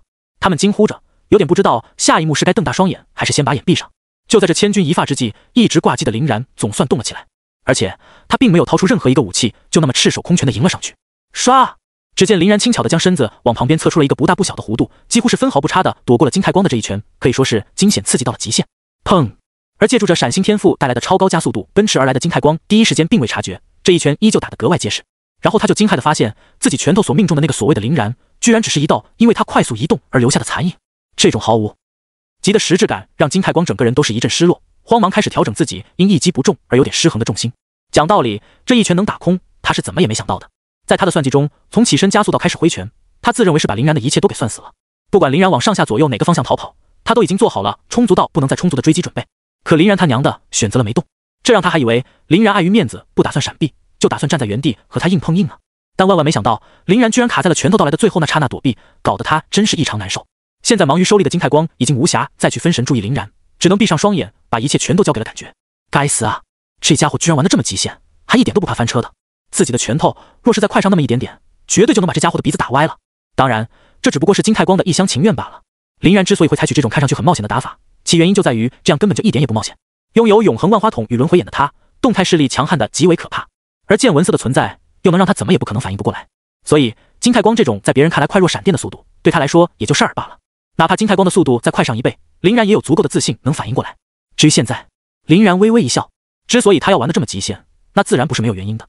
在原地停留到最后一刻才躲避，且躲避的幅度被缩减到最小，自然就是为了趁着对方的逼近，给予其最为迅速的反击。由于二人的位置被卡得极为接近，成功借助小闪避躲开的林然，若是想要触碰到金太光，那自然没有一点问题。更别提此时的金太光还正在承受着自己势大力沉的一击不中的力道反噬当中。于是乎，趁着金太光与自己擦肩而过，拳头夯空，尚未收回手臂之时，林然左右开弓，右手直接向其肩头摁去，左手则抓向了他的手腕。与此同时，一股强横的内力从林然的右手喷薄而出，被他一下子拍到了金太光的体内。面对这种格斗系的家伙，自己自然也要采取格斗系的方式来对待，不然又怎么能够在最大程度上去抹杀他的锐气呢？只不过林然所拍进他体内的这股内力，并不是冲着对其造成伤害去的。这股内力真正的打开方式，赫然是进一步帮助金太光强化肉体，加速魔力流转。虽然这乍一听上去几乎就是在扯淡，放着好端端的破坏力不去做，非要在这里搞什么资敌，这怎么看都像是在给自己找麻烦。可林然还偏偏就这么做了。他不仅这么做了，甚至还是从两头下的手，右手的能量从肩头上注入了进去，左手的能量则从手腕便扣了进去。咔嚓嚓，当即金太光的这一条手臂便就以惊人的速度膨胀了一小圈，且里面能量的流转速度也哗啦啦的快了好多倍。你！金太光一时间惊讶的都不知道该说什么好了。两个人在这里单挑，有一个人打着打着突然莫名其妙滋起了敌，这他娘的不是个250，跟自己过不去吗？林然在搞什么飞机？如果不是之前看过林然暴虐7阶巅峰的强者图灵，金太光都要把他当傻逼了。但现在用脚趾头想想也知道，无论其他人谁是傻逼，林然都不可能是那个傻逼。那么他到底想干嘛？脑子还没有转过来圈的金太光绝对暂时先不管了，继续自己刚刚被中断了的攻击节奏才是关键。闪星天云裂，金太光再次一拳轰出，这次还用上了一个惊天动地的技能。但有一点比较可惜的是，金太光所打拳用的那只手刚好是被林然摁过的那只。于是乎，轰！整个竞技场犹如吃了一颗小蘑菇蛋一般，当场便升腾起了一朵极为耀眼的蘑菇云。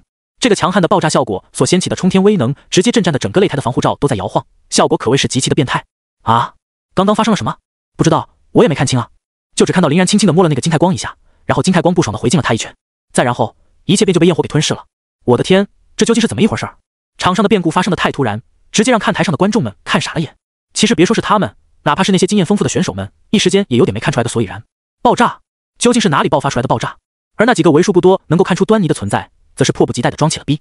拜占庭帝国的末日晚钟艾萨克第一个跳了出来，啧称赞起来：精彩，精彩，精彩！真不愧是林然啊，居然能玩出这种骚操作！利用提前注入在金太光手臂上的那2股暗流的对冲，阻断了金太光的一部分脉络。金太光那个傻子倒是完全没发现这一点，还敢在没有解决内部矛盾之前就着急忙慌的动手呢。凯撒也是赞许的点了点头，接过了艾萨克的话。没错，而且这2股暗流看似是给金太光增幅了很大一部分能量，但那部分能量却是杂乱无章且不受控制的，在体内完全是副作用。不过林然坏就坏在，竟然一开始还操纵的那2股暗流配合金太光的行动，搞得金太光还真以为那2股能量是他自己的了。亚瑟也笑了起来。所以说那个金太光一动手，那2股反水之下，直接就把他积蓄已久的能量给卡在了手臂之上出不来。但他又找不到什么疏通的方式，可不就是直接无能憋爆自己了吗？既然是这样，听完3个人的联手解释，不少人这才明白过来。于是他们看向林然的眼神瞬间也都严肃与尊敬了不少。真是好强的一个家伙，全面无死角的战斗模式之下，居然还这般的精通算计。那么承受了刚刚那一发爆炸的金太光，此时又怎么样了呢？还可，小子，不得不承认，你的脑子的确有点好用的。但若是仅仅想靠这样就废掉我一个胳膊，还是差点意思呢。待到硝烟散尽之后，金太光的身影也从中浮现。刚刚在爆炸掀起的一瞬间，林然是直接开溜了，并没有被爆炸给席卷进去。所以此时独自承受爆炸的金太光，看模样多少有点凄惨，满身的灰炭与焦黑不说，浑身上下还布满了密密麻麻的伤痕。尤其是发生在爆炸正中心的那条手臂，更是惨不忍睹的厉害。只能说自内而外的反噬效果还是有些太过于强大了，让金太光这个身体素质堪比畜生的家伙都有些接受不来。不过金太光看上去并不怎么沮丧的样子，反倒是各种的不屑，陪着你折腾闹到现在，也差不多该结束了。现在就让你知道一下，为什么我闪星家族可以傲立于整个泡菜国之巅吧。如果只是单纯的战斗辅助的话，那么闪星这个天赋根本就没有存在的必要。它真正的意义，那可是变身呀。金太光狞笑着甩了甩自己的右臂，就让我来好好打打你那自以为是的臭脸。看好了，这才是我们闪星人所惯用的战斗模式，超级闪星形态。说着，金太光突然就爆发出了一股无可比拟的强大气势，整个人当场便沐浴在了一层淡淡的金光之中。之前那些流光溢彩的金光，此时全部都消失了个无影无踪，化作点点滴滴的液体钻入了他的体内。下个瞬间，金太光的头发便噌的一声竖立了起来，甚至还被莫名其妙给染成了金色，而他的瞳孔也从一开始的漆黑变成了略带光泽的淡蓝。看着金太光这突如其来的改变，林然一时间不由得呆住了。当然，并不是因为感慨金太光变强了或是怎么样，主要是这玩意儿实在是太有既视感了。好家伙，这不妥妥的超级赛亚人吗？只不过金太光这个盗版的超级赛亚人的身体强化幅度，貌似并没有正版的那样夸张，但要说变强，那还是结结实实的变强了不少的。看着整个人都迟疑起来了的林然，金太光还以为是自己的这一手把人给震慑住了，不由得哈哈大笑。现在知道小爷我的厉害了，但是晚了，马上我就要把自己的协议狠狠地印在你的脸上。这就是闪星家族真正的战斗形态吗？看起来相当可以啊。对啊，这金灿灿亮闪闪的，真是越看越威猛，越看越帅气。而且我能够明显的感觉到，这家伙的气势攀升了特别多，看起来强化自己战力的效果那是相当的不错。确实，那么林然那边估计也得认真了，不可能再赤手空拳的不拿武器跟他闹了。哎，这俩人有底牌还搁那硬捏，最后还是得用，还不如从一开始就掏出来，直接乒乒哐哐一顿干，分个谁赢谁输不就完了，多干脆利落啊！那是你作为观众的想法，身为选手的他们要面对的敌人又不止一个，还得考虑后面的战斗啊。对他们而言，如果能赢的话，肯定是所用的底牌和手段越少越好喽。面对突然变身的金太光，围观的群众们也忍不住叽叽喳喳一阵议论。场内已经完全解开了禁制的金太光，自然也就没有的那么多的顾虑，抱起一跃跳到空中，朝着林然踏去。看老子踩扁你个臭脸！林然冷笑，还真是聒噪啊，区区一个变身而已，你以为我不会？林然这次是真的不打算再耍小手段了，他也有点对此感到厌倦了，准备直接狠狠地锤爆金太光的狗头。谁让这家伙嚣张的没边，还一直逼逼赖赖个不停，已经消磨掉了林然的最后一点耐心。黄金龙真身！林然前踏一步，猛然激活了自己黄金龙武魂的武魂真身。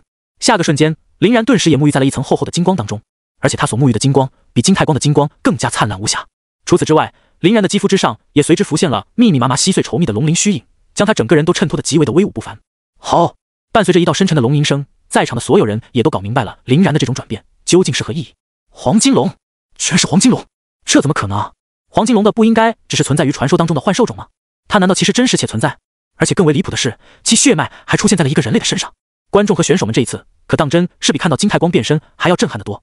在最开始看到林然张牙舞爪的横扫千军时，他们其实就已经对林然所拥有的怪力非常好奇了。毕竟据情报的了解，林然应该是一个以防御天赋为主的家伙，但他所展现出来的进攻性却又强到可怕，这也就让很多人怀疑林然实际上还拥有着一个极为强大的隐藏血统。果不其然，在今天面对金太光的时候，还真就给他用出来了。这可是黄金龙啊！看台内所有人的目光全都紧紧地汇聚在林然身前，目不转睛地盯着他那金光灿灿的龙躯。林然也先是短暂地适应了一下自己的黄金龙真身，然后才将目光投回了金太光的身上。这一招黄金龙真身，乃是林然在将自己的实力飙升到6阶巅峰之后所领悟的崭新技能。此状态下的他能够极为明显地感觉到自己的全属性出现了一次大幅度的飞跃，并且自己所拥有的那些黄金龙武魂的魂技威力也都是翻了1倍有余。舒服了，能够操纵如此强大的躯体，对于林然来说自然是一种莫大的享受。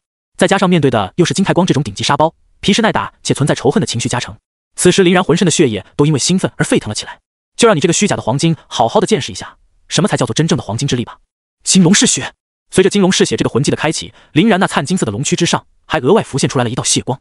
金龙嗜血以降低自身的魔法抗性为代价，大幅度提升自己的攻击力、攻击速度、移动速度和释放速度。在开启这个技能之后，林然已经有足够的多的信心，直接面对面的用拳脚将金太光给打爆了。而在看台上感受到林然这滔天血气之后，好几个队长都疼的一下站了起来，尤其是醉心于贴身短打的那几位，红叶国的双刃狂战瓦西里，白熊国的远古咆哮安菲亚，巴拿马联邦的致命金靴多鲁等。他们明白，作为格斗系的核心驱动力，血气这种玩意儿讲究的就是一个澎湃，而林然这个血气绽放时期的澎湃程度简直都要超脱天际了。他究竟是怎么做到拥有如此变态的气血浓度的？这尼玛简直都要比他们这些纯粹靠此吃饭的人都还要更胜一筹。他奶奶的，从这家伙日常的打法态势来看，很明显他应该是一个通过借助不同的手段和技能呢来打拉扯与控场的家伙。现在倒好，直接尼玛变身巴萨卡了。至于林然之所以要这么做，主要就是为了遵循自己内心的想法，好好的暴打金太光这副嚣张小人的丑恶嘴脸一顿，以暴制暴，以拳对拳，就这么拳拳到肉的跟他干。砰！林然就那么把脚往地面上一蹬，不退反进，裹挟着浩瀚无边的气血，直愣愣的迎上了朝着自己扑来的金太光。哦，来了来了！我去，激情的好像真要来了。林然这是打算直接和金太光硬拼干。本来我以为这场会是格斗系大战控场戏，万万没想到被林然这么一搞，反倒是变成了格斗系大战格斗系的猛男对决了。不过林然应该没有此道的太多经验吧？面对沉浸其中不知道多少年的金太光，真的能行吗？话音未落，场面上原本胜负难料的局促场景顿时就分了个高下。纵然同时拥有着地势、高度、先后手等一系列的不利因素，林然却依旧后发先至，沙包大的拳头恶狠狠地挥舞起来。咚！这是大力沉的一记老拳，就那么毫无保留地夯到了金太光的头上，险些直接给他的脸都干歪。而金太光反手打过来的闪耀着金光的拳头，则被林然轻而易举地扭着脖子躲掉了。他居然能把肌肉收缩反弹到那种地步，这当真是人类可以涉及到的范畴？又有懂藏的人率先叫了起来。的确变态，这不仅要求了身体躯干的柔韧性，还得神经的反应速度极快才有可能。哪怕光是从这个细节看，就已经能够证明林然他绝对是此道高手了。这一个人在说话的时候，还不忘朝着刚刚说林然是门外汉的那家伙身前瞟，显然刚刚对于他的言论极为不满。而刚刚看衰林然的人，现在自然是哑口无言了，只能看着场上的局面讪讪而笑。场内，金太光也一时间有点被突然状态大爆发情况下的林然给打懵了。他是怎么都想不到，林然的拳头居然可以有力到这种程度，几乎到了直接将其身子骨打飞的程度。如果不是靠着能够灵活发力的金色液体形成了一个向后的支撑力，此时的金太光还不知道搁哪飘着呢。再吃我一拳！发狠的金太光极度不甘心，刚刚的拳头甩空，再次以迅雷不及掩耳盗铃之势连续挥舞了5、6拳。可惜这一次，他依旧是一拳都没有命中。拥有黄金龙真身开启之后的林然，三色霸气以及海军6式的操纵效果，也跟着身体素质的飞跃而达到了一个顶点。在此状态之下的他，只要一直保持着防守姿态，卡着金太光的收力点发动进攻，就能让金太光永远打不中自己。不过那样的话，终究是有些无聊呢。效率低不说，还没有拳拳到肉的打击感。既然如此，那还不如直接交换。金太光在一连挥出去了接近10几拳之后，才惊喜地发现自己终于有那么1、2拳砸在了林然的肩头。这最起码证明了他刚刚的那一切努力都不是无用功，终究还是起到了一定的效果的。咚！然而根本还没等他完全高兴起来，林然一记从下颚出发的上勾拳打的嘴巴紧紧闭合在了一起，险些咬掉了来不及收走的舌头。欧啦欧啦欧啦欧啦！林然此时已经放弃了任何会耽误进攻节奏的闪避动作，疯狂地在用拳头朝着金太光的身上宣泄火力。被其死死追逐且笼罩在拳锋之内的金太光根本就无从选择，也只能被迫地跟着林然的节奏发起反击。木大木大木大木大！金太光也是完全抡圆了自己的双拳，顶着林然疾风骤雨的拳风朝他发力。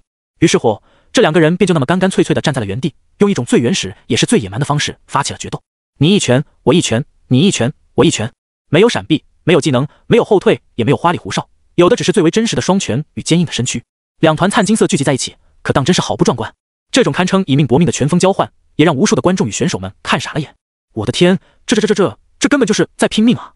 完了，俩人算是杠上了。一开始交火的时候，或许还有可能说是战术的选择，但随着他们俩人互殴互到现在，根本就是脸面的问题了。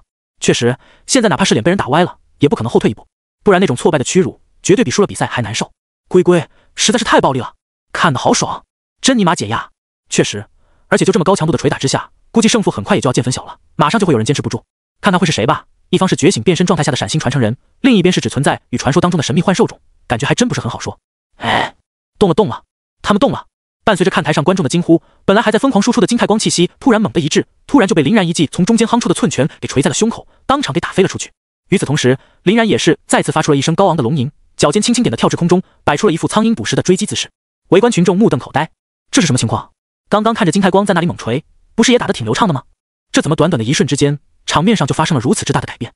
这个问题的答案自然只有场上的两个人知道。金太光那边在跟林然短暂的交手互捶了大概17、8秒，就已经明显的感觉自己力有不逮了。之所以又硬挺了半分钟，一是因为他拼命拉高极限强行硬撑着，二也是因为林然对其稍微放了点水。而林然之所以要这么做，就是为了在让自己打得最为酣畅淋漓的同时，积攒起破防金太光以后下步动作的力道与时间。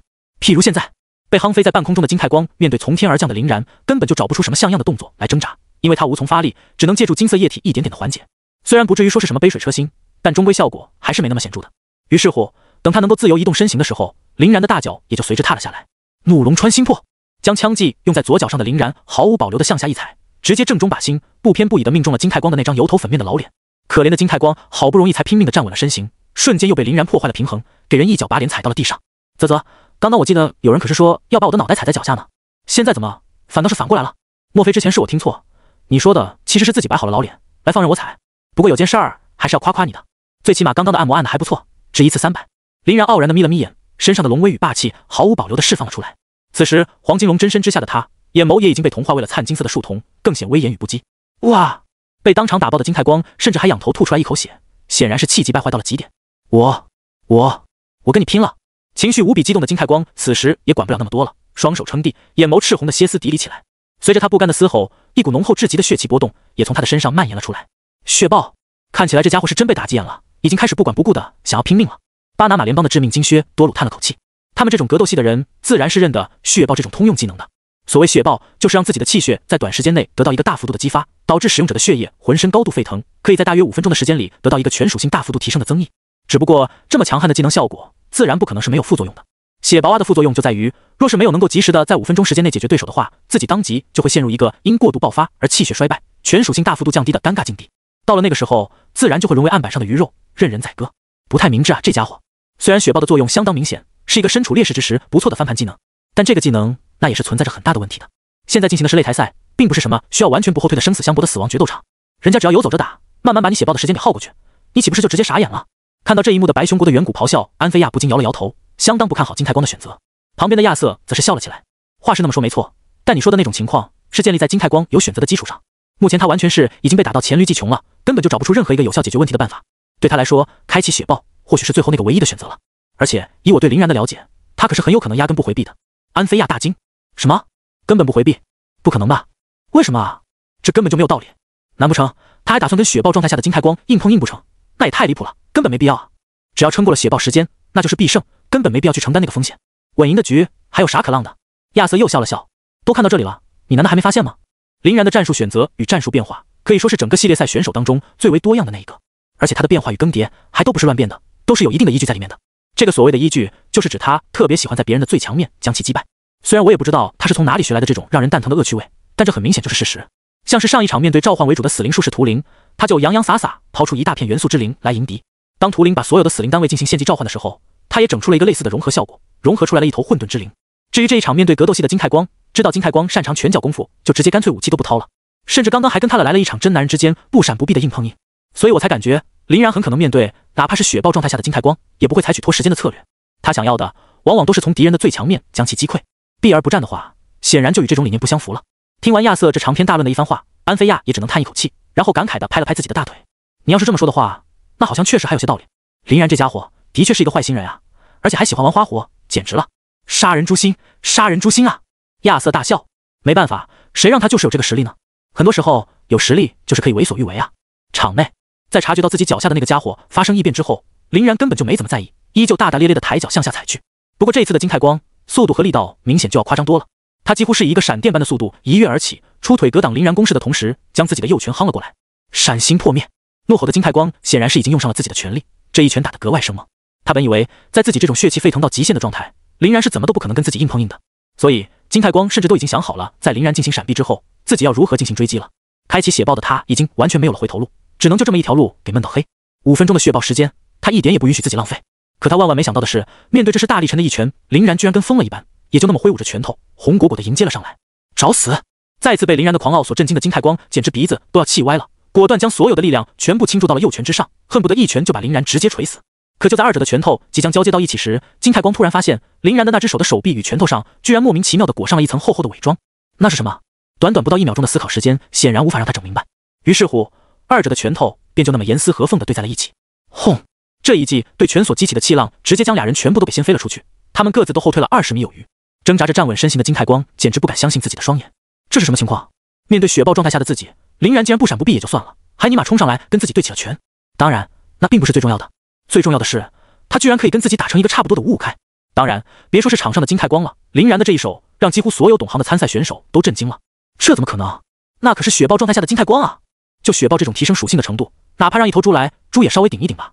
他是怎么能够做到在不开启雪豹的情况下，把开了雪豹的金太光也锤飞那么远的？红叶国的双刃狂战瓦西里第一个失声惊叫了起来，完全无法相信眼前发生的一切。大洋联邦的腐蚀洋流桑杜也倒吸了一口凉气，好变态的肉体素质，这就是黄金龙吗？唯一让我有点不太理解的是，他刚刚手上缠的那坨是啥？那个特别像是铠甲的东西，应该是在他抵挡金太光攻势的情况下立了大功的吧？凯撒也是看着林然，若有所思。那貌似是一个用来强化自身肉体的法门，有点类似于之前我遇到的一个能够把身体铠甲化的家伙。不过从林然的这个具体效果看来，貌似要比那家伙的铠甲化可强悍太多了。拥有这种特殊法门的他，绝对是一个顶尖的肉搏型选手啊！旁人默然。显然，林然的变态程度又一次超出了他们的预计，这也让他们的夺冠之心变得更加难受了。只能说，唯一值得庆幸的点就是林然他们归根究底也就只有2个人，但每次都拿这个理由来安慰自己，总还是显得有些尴尬。那不是自己动摇自己的道心吗？而此时场上的金太光道心则是崩碎得更加厉害，别人在场下看着还只是觉得震撼罢了，而他在场上亲身经历着，只会感受到无边的愤怒与恐惧。这个人真的好奇葩变态啊！他为什么都如此擅长？自己可是已经拼尽全力的血豹都开了，结果还是只能沦为一个5-5开的结局。这岂不是意味着自己若是不开血豹的话，分分钟就被吊打？憋屈的一笔的金太光感觉自己马上就要疯掉了，嘶吼着再度冲向林然。来得好！林然精神一振，也是不偏不倚的朝着金太光反应了上去。自己已经好久没有打得这么过瘾了，自然不能让他就这么歇着。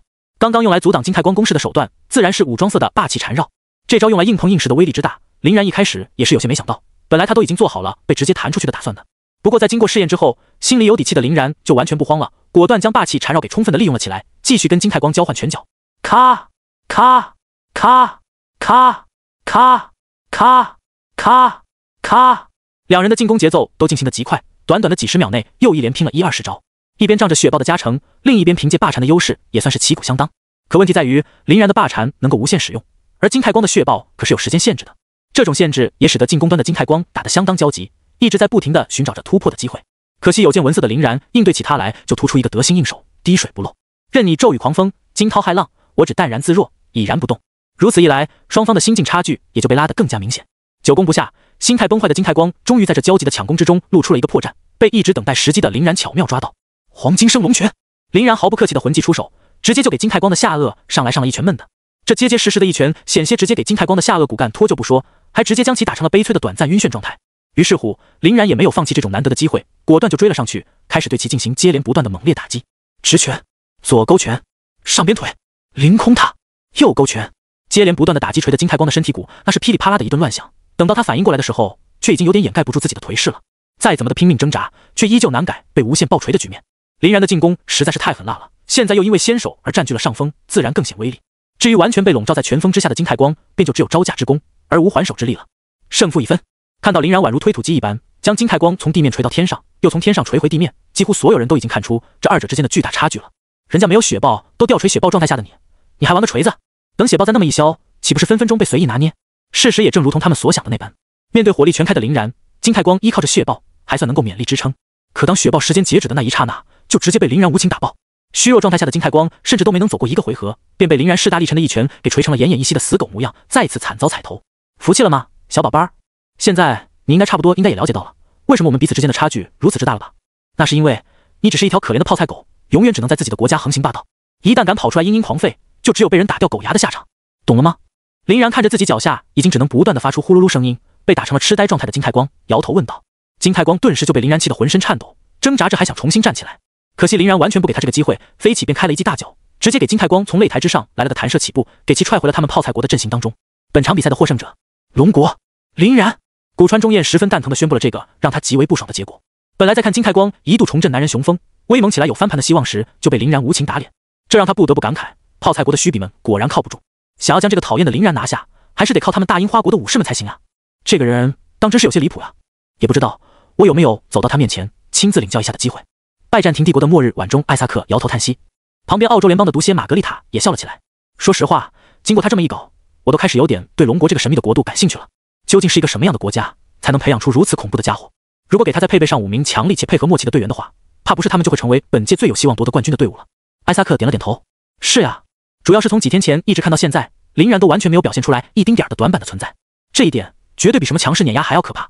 一个根本就找不到弱点的人，你又能有什么方法去击败他呢？哪怕抛开其他的不谈，光是刚刚所爆发出来的浩瀚无边的澎湃血气，都不知道能够压得多少人抬不起脑袋。若是再配合上他那根本用不完的手段与技能，甚至是层出不穷的强大武器，简直就是大魔王级别的存在啊！玛格丽塔突然一愣，犹豫道：“你刚刚一说起大魔王这3个字，倒是还提醒我了。貌似在很多年前，同样也是龙国，还有一个极为耀眼的天才呢。那个天才也是在各种各样的赛事中横扫千军，无论是国内的还是国际的，而且也是从来只带着一个名为月姬的队友。而这种碾压全部敌人的霸气以及残酷血腥的手段，为其赢得了大魔王的称号。”艾萨克顿时就如临大敌一般，在座位上正襟危坐了起来。你该不会是在说叶允吧？玛格丽塔苦笑，不然还能是谁？上一个被称为大魔王的男人，可不就是他吗？当时他的野心之膨胀，可是在整个蓝星的范围内掀起了好大一阵的血雨腥风啊！甚至是直到今天所留下的叶允组织以及数不清的邪教徒和狂热追随者，都在荼毒着整个世界。叶允实在太可怕了。艾萨克摇了摇头，但我感觉林然他倒是应该不会变成叶允的模样。叶允那家伙可是出了名的独来独往，自私自利，是无论如何也不可能在那一日做到自己拼命施展秘术，从翻海魔镜的口中将我们拯救的。而林然却那么做了，这就是人品与格局的差距。所以叶允走到最后才会众叛亲离，被无数的高手围攻给轰成了碎片。至于林然，则已经成为了无数人心中英雄的代名词了。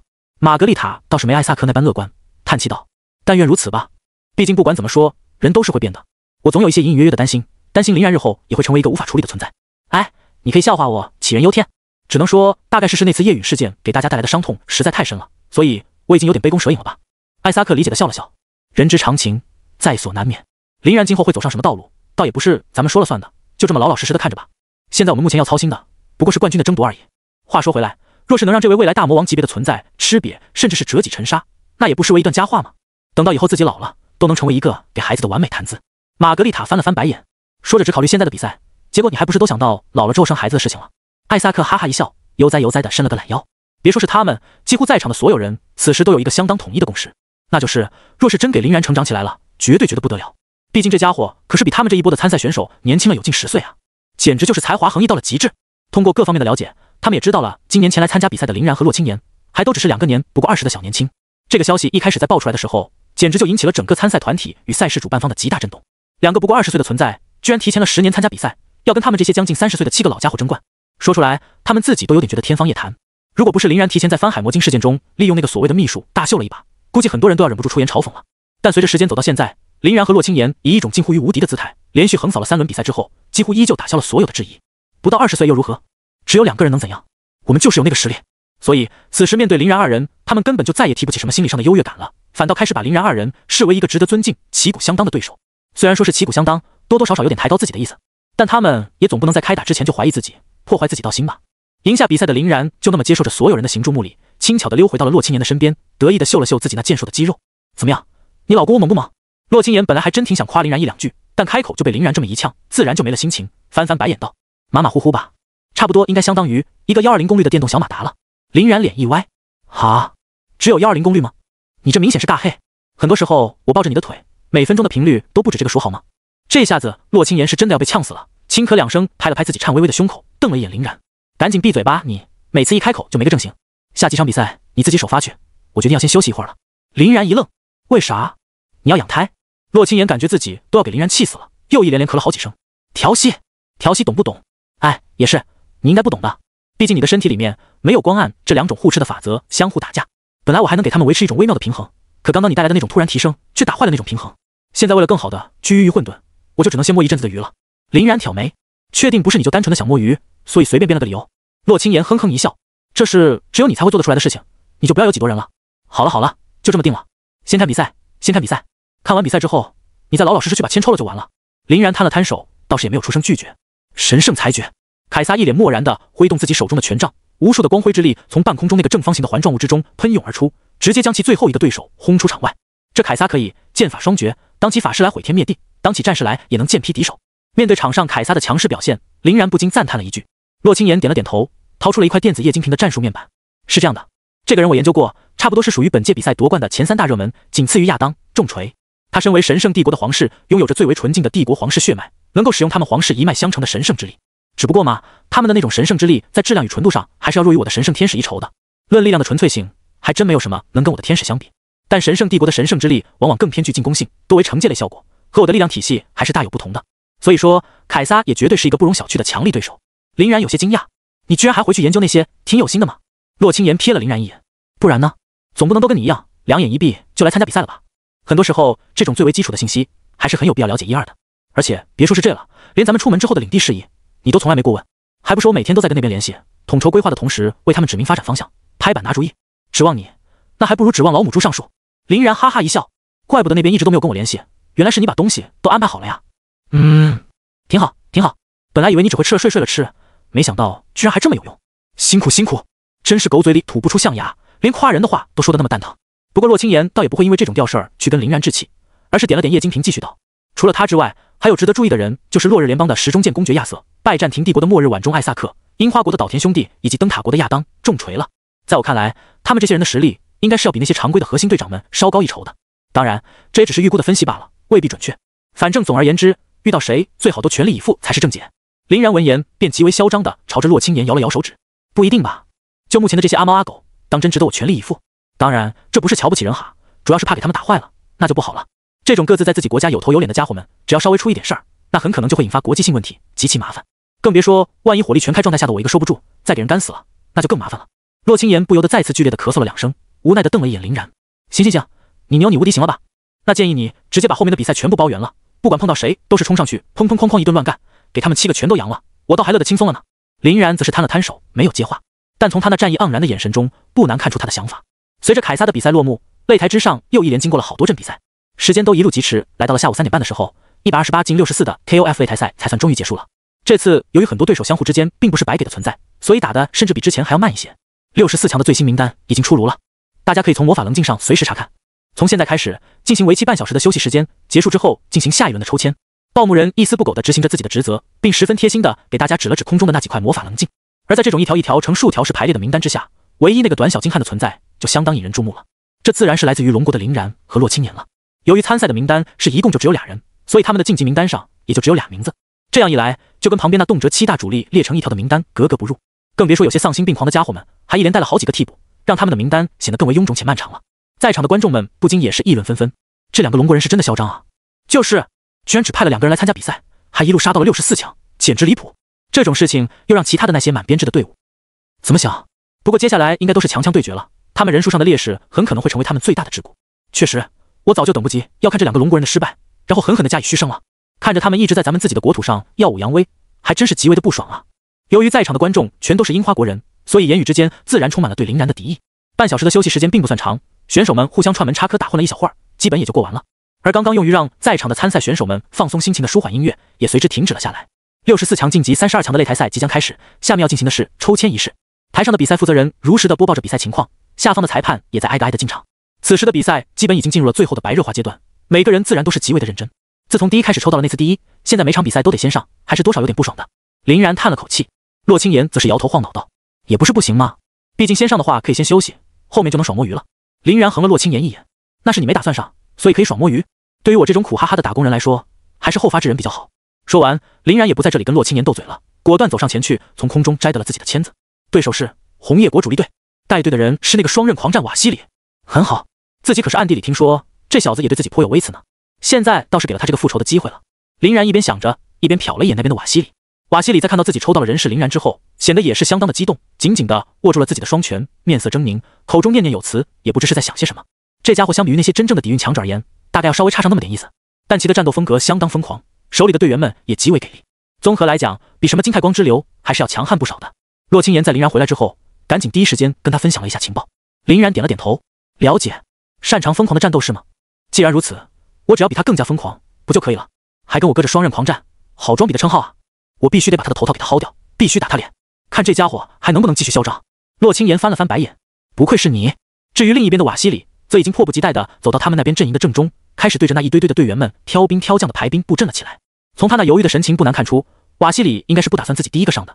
林然这边就没那么多的顾忌了，反正他们一共也就2个人，再怎么排兵布阵也排不出的所以然来，干脆就直接自己大大咧咧的往上一站，随瓦西里折腾去了。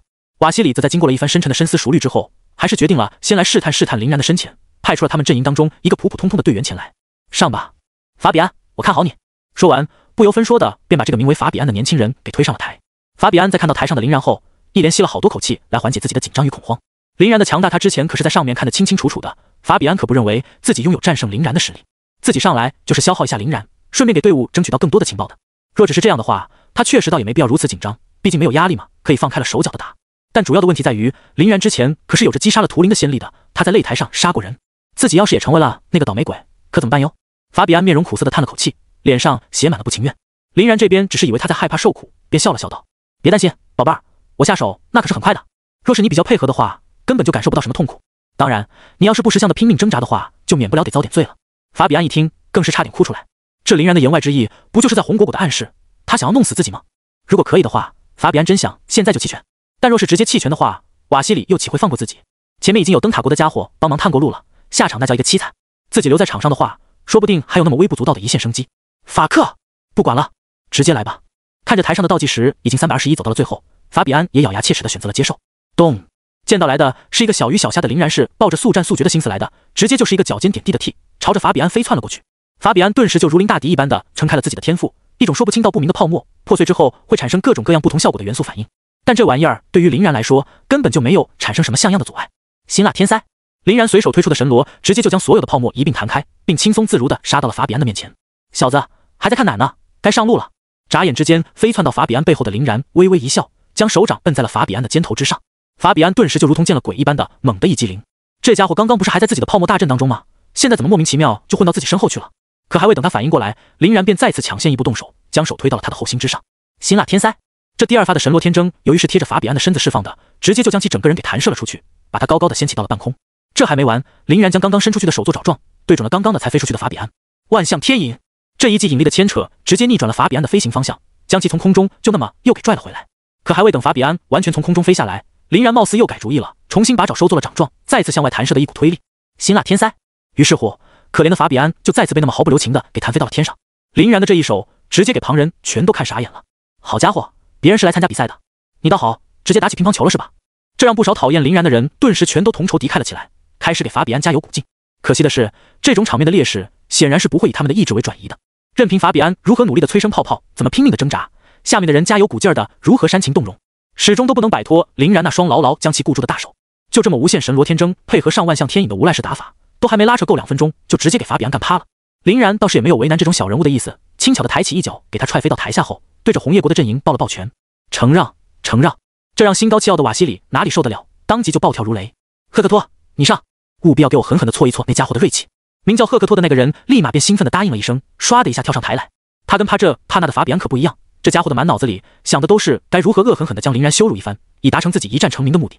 林然，准备给我上前受死了！赫克托张牙舞爪地咧嘴大笑起来。对于赫克托这种强势的表现，瓦西里也忍不住赞许地点了点头。虽然两人还没开战，但从此人所展现出来的态势来看，就比刚刚那个气势全无的法比安不知道高到哪里去了。对，就是这样，给我上，狠狠地打那家伙的脸，看他还敢不敢嚣张。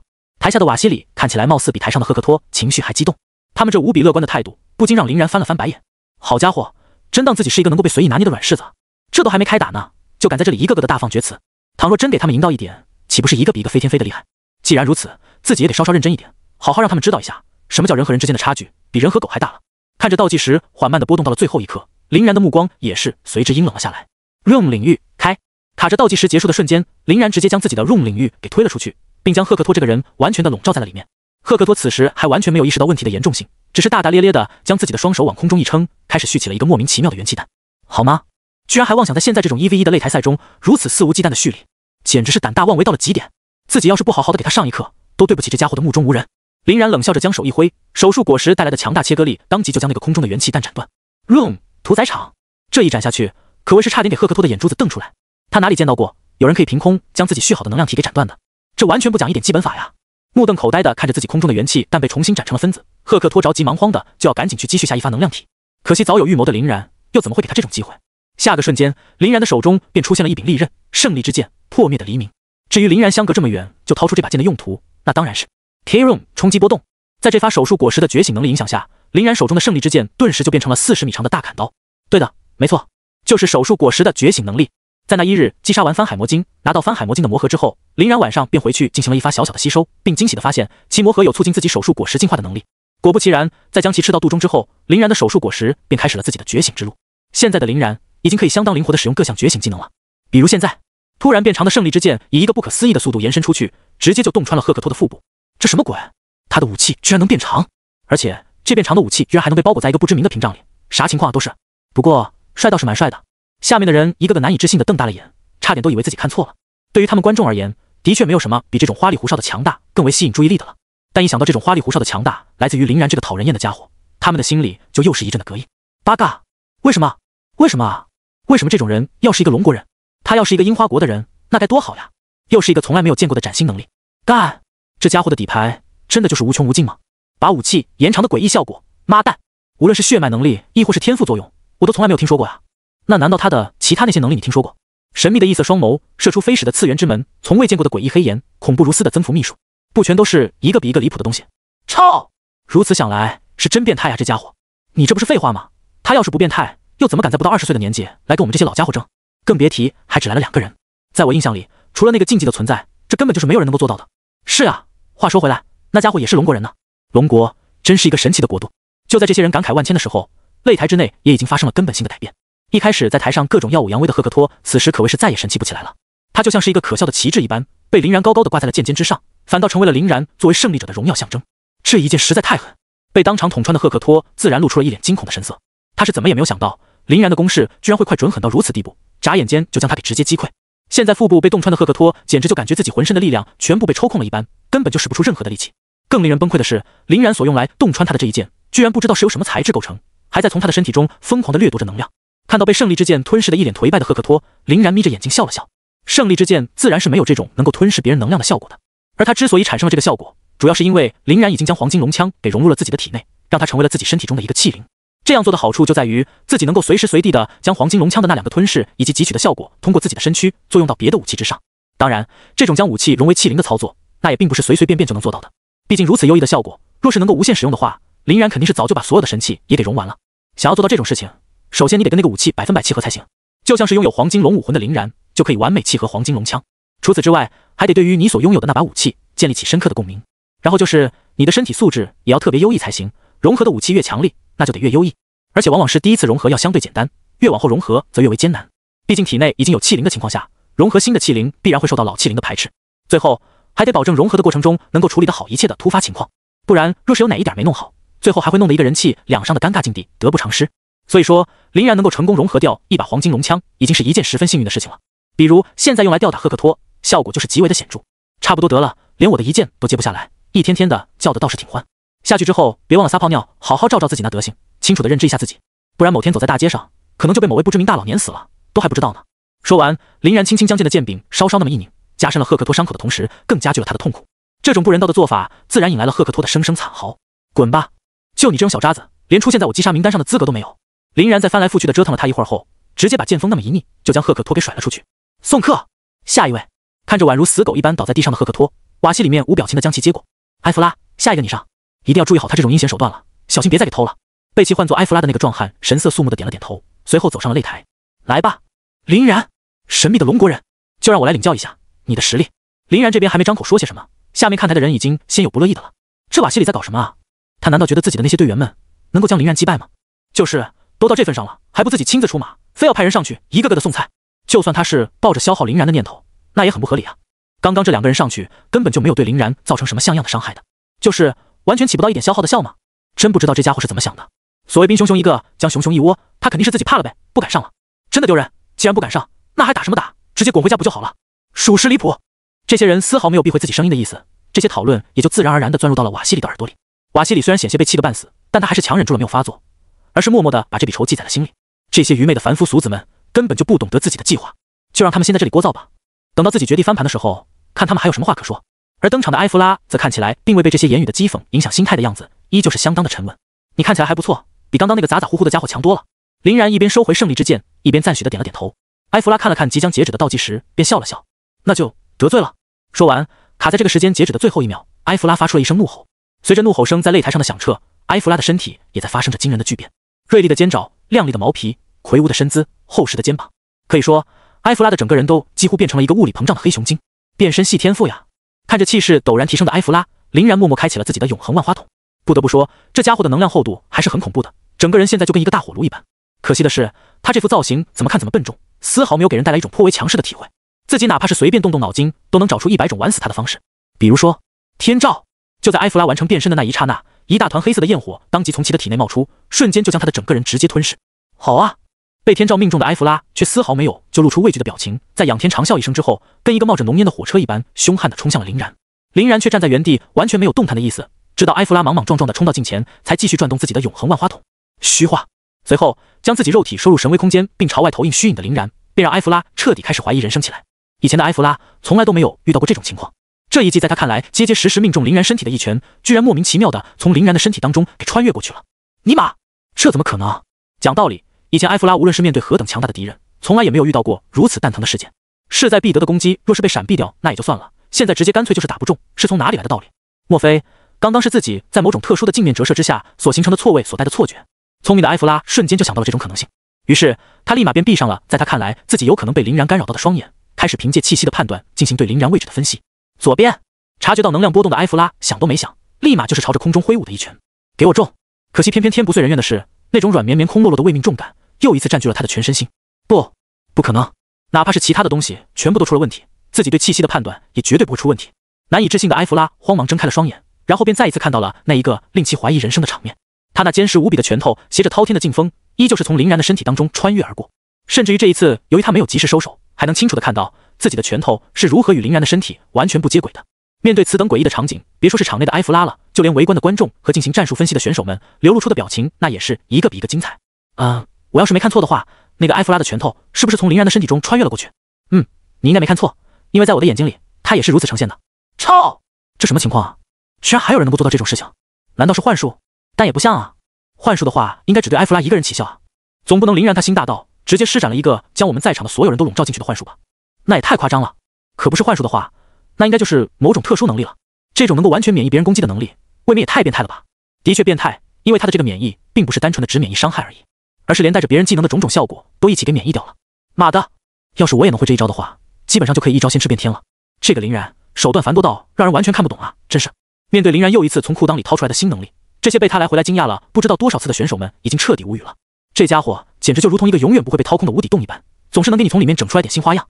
而且他所整出来的这种新花样，效果还一个比一个逆天，哪怕是随便分出来一点点，那都是值得所有人哄抢的玩意儿。林然真是一个让人头皮发麻的存在。现在没有亲自成为林然敌人的那些人都已经在台下感觉到恐慌了，台上亲自承受这份压力的埃弗拉还顶得住吗？顶不住了。在一连串如同疾风骤雨般的王八拳全都命中了空气之后，埃弗拉的表情就十分明显的有些许绷不住了。连续而无力的徒劳对于他积极性的打击简直就是毁灭性的，导致他不得不暂时先收了手，开始思考起下一步的对策来。当然，这思考的速度一定得快才行，毕竟他自己的身上可是还燃烧着来自于林然所释放的天照呢。时间每往后拖延1秒钟，他就要额外承受天照的炙烤1秒钟，可谓是十分的不利。看到埃弗拉一时间有点呆住了，林然却开心的笑了起来。喂，你该不会是把脑袋给烧坏了吧？总该不会是觉得我不会对你动手？听到林然的这番话，埃弗拉才彻底如梦出现般的变了脸色。对啊，自己只是打不到林然，这又并不意味着林然也打不到自己。林然现在他可是能够随时对自己发起进攻，并打乱自己思绪的。可就在等他想明白这一点，林然的攻势也就那么适时的来到了。神威，撕裂一切的空间漩涡猛然出现在埃弗拉的胸口，完全就没有给他任何思考的时间。面对这突如其来的状况，强烈的危机意识促使埃弗拉拼命的将自己的身体朝着旁边送上那么一点点，来尽可能的避开那么一点要害。可即使如此，林然的神威依旧没有落空，还是在他那厚重的身体上留下了一道深可见骨的伤痕。张嘴吐出一口老血后，埃弗拉惊恐地看了一眼自己的胸前的伤痕，就他这厚实到完全能用变态来形容的肉体，居然也会被如此轻易的破防。林然刚刚所施展的攻击手段究竟是一种什么样的技能？场上被林然卷走了注意力的他看不真切，但下方的观众与选手那可都是看得一清二楚。亚瑟摸了摸下巴，是空间能力吧？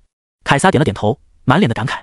没错，真是空间能力，而且这玩意儿看起来还是一种足以撕裂空间的空间系能力。这种空间系能力的攻击力与破坏性都是极为可怕的，从他能直接将这个物理防御能力极为优异的埃弗拉直接破防就能看出，想要依靠防御力来抵御住他的这种攻击，几乎是不可能做到的事情。好可怕的眼睛啊，既能躲避一切攻击，又能撕裂一切防御。这个世界上居然也会出现完美的东西。凯瑟琳悠悠地叹了口气，好恐怖的一个年轻人啊！我现在已经有点不敢想，10年后的他若是出现在这个比赛上，会是一个什么样的场景了。哪怕其他的不说，光是靠那一发能够杀死翻海魔镜的秘术，都足以让他直接锁定比赛中任意一场的胜局。若是再算上那些七七八八的特殊能力，怕是真的就要在团队赛中出现一人血虐全队的变态景象了。有此人在，怕不是至少能够保龙国在5年之后到10年之前的那段时间拿下一个前无古人后，可能也不会有来者的5连冠。凯撒也是颓废的笑了笑。是啊，未来是属于他的，但今年还是把机会交给我们这些老家伙们吧。现在还是属于我们的。我的目标只有夺冠，无论那个挡在我面前的人是谁，我都必须要将他狠狠的击败。亚瑟在旁边翻了翻白眼，但是你有这个实力吗？就目前林然所表现出来的东西来说，我感觉咱们很悬啊。更不必说那个铁皮人在今年看来也是更加强悍了不少。那凯撒的脸色虽然并不好看，但还是坚定的摇了摇头。那些就不是我能操心的了，我能操心的就是如何一步步的毫不动摇的走下去。亚瑟对凯撒竖了个大拇指。哎，我倒是没有你那么深的执念。对现在心境已经发生了大变化的我来说，能夺冠自然是最好的。可若是夺不了，那干脆就拉倒，老老实实回家照顾自己的那1亩3分地去了。凯瑟琳一愣，你什么时候变得这么豁达了？亚瑟嘿嘿一笑，大概是当初险些死在翻海魔晶手上的时候吧。从那一刻起，我就感觉自己的整个人都仿佛升华了一般。还是活着好呀，只要能活着，日后什么荣誉和价值争取不到，又何必执着于一时呢？人生的路还很漫长，完全没必要吊死在一棵树上。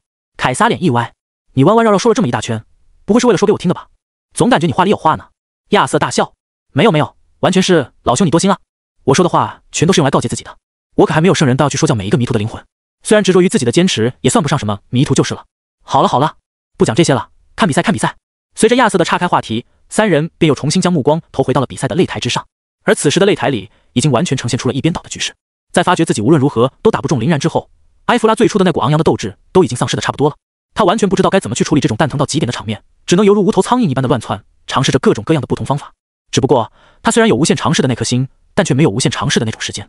且不说林然一直燃烧在他身上的天照都已经把他炙烤的七七八八了，光是用来追击他游走所释放的那5、6发神威，每一发都给他带来极为严重的创伤。而在被林然的最后一发神威拧断了左腿骨后，埃弗拉终于无力地垂倒在了地面上。不太行呀，小伙子，这就没力气了。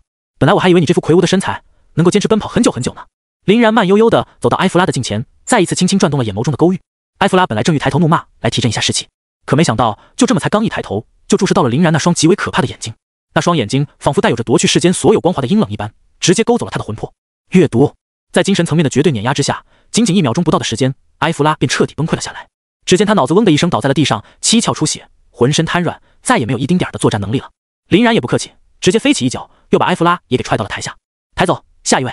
有了前几次的经验，这次的瓦西里也可谓是相当的轻车熟路了，很快就将埃弗拉给收拾好了，随后淡定自若的挥了挥手：“伊萨亚斯，你去。”这一战术安排再度让那些观众和选手们目瞪口呆。怎么说，还是不自己上？他这玩的好奇怪，就算是真的怕，但早晚也是要碰上的，为啥非把自己一直往身后藏呢？无法理解，属实无法理解。这家伙该不会是连自己手下人的实力都不知道，搁着猪鼻子插大葱，打算一个一个是吧？那也太离谱了。如果瓦西里能够愚蠢到这个地步，那根本就无需将其视为对手。哎，算了，鬼知道他到底是个什么思路，先忍着看吧。要是等到一会儿打完了，依旧是一头答辩，到时候再喷也不迟。这次的瓦西里貌似是已经坚定自己的想法了，面对观众们的质疑，根本都不带鸟的，就只是那么目送着伊萨克斯冲了上去。上台之后的伊萨克斯开心的笑了起来。来自龙国的林然，很高兴能够成为你的对手。之前我曾经注意到，你的血脉貌似是黄金龙，这种极为稀有的幻兽种，所以早就想领教一下了。毕竟我所拥有的血脉，那也是一个相当少见的龙系血脉啊。到底谁才是真正的龙神？我想很快就要见个分晓了。听完这个名叫伊萨克斯的家伙的话，林然差点直接乐了出来。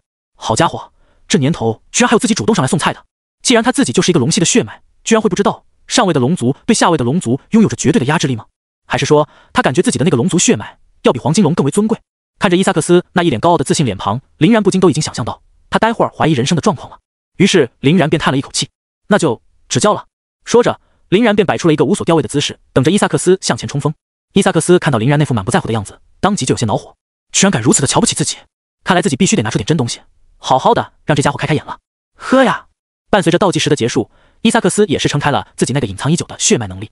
噼里啪啦，噼里啪啦，随着伊萨克斯的血脉激活，一团又一团蕴含着雷霆之力的鳞片也从他的身上浮现。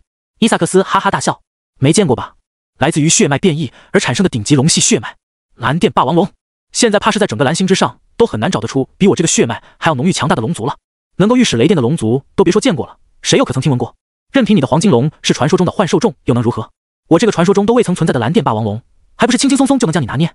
说完，伊萨克斯还极为兴奋地舔了舔嘴唇，整个人的面庞扭曲的兴奋且疯狂。至于林然这边，则是直接都无语了。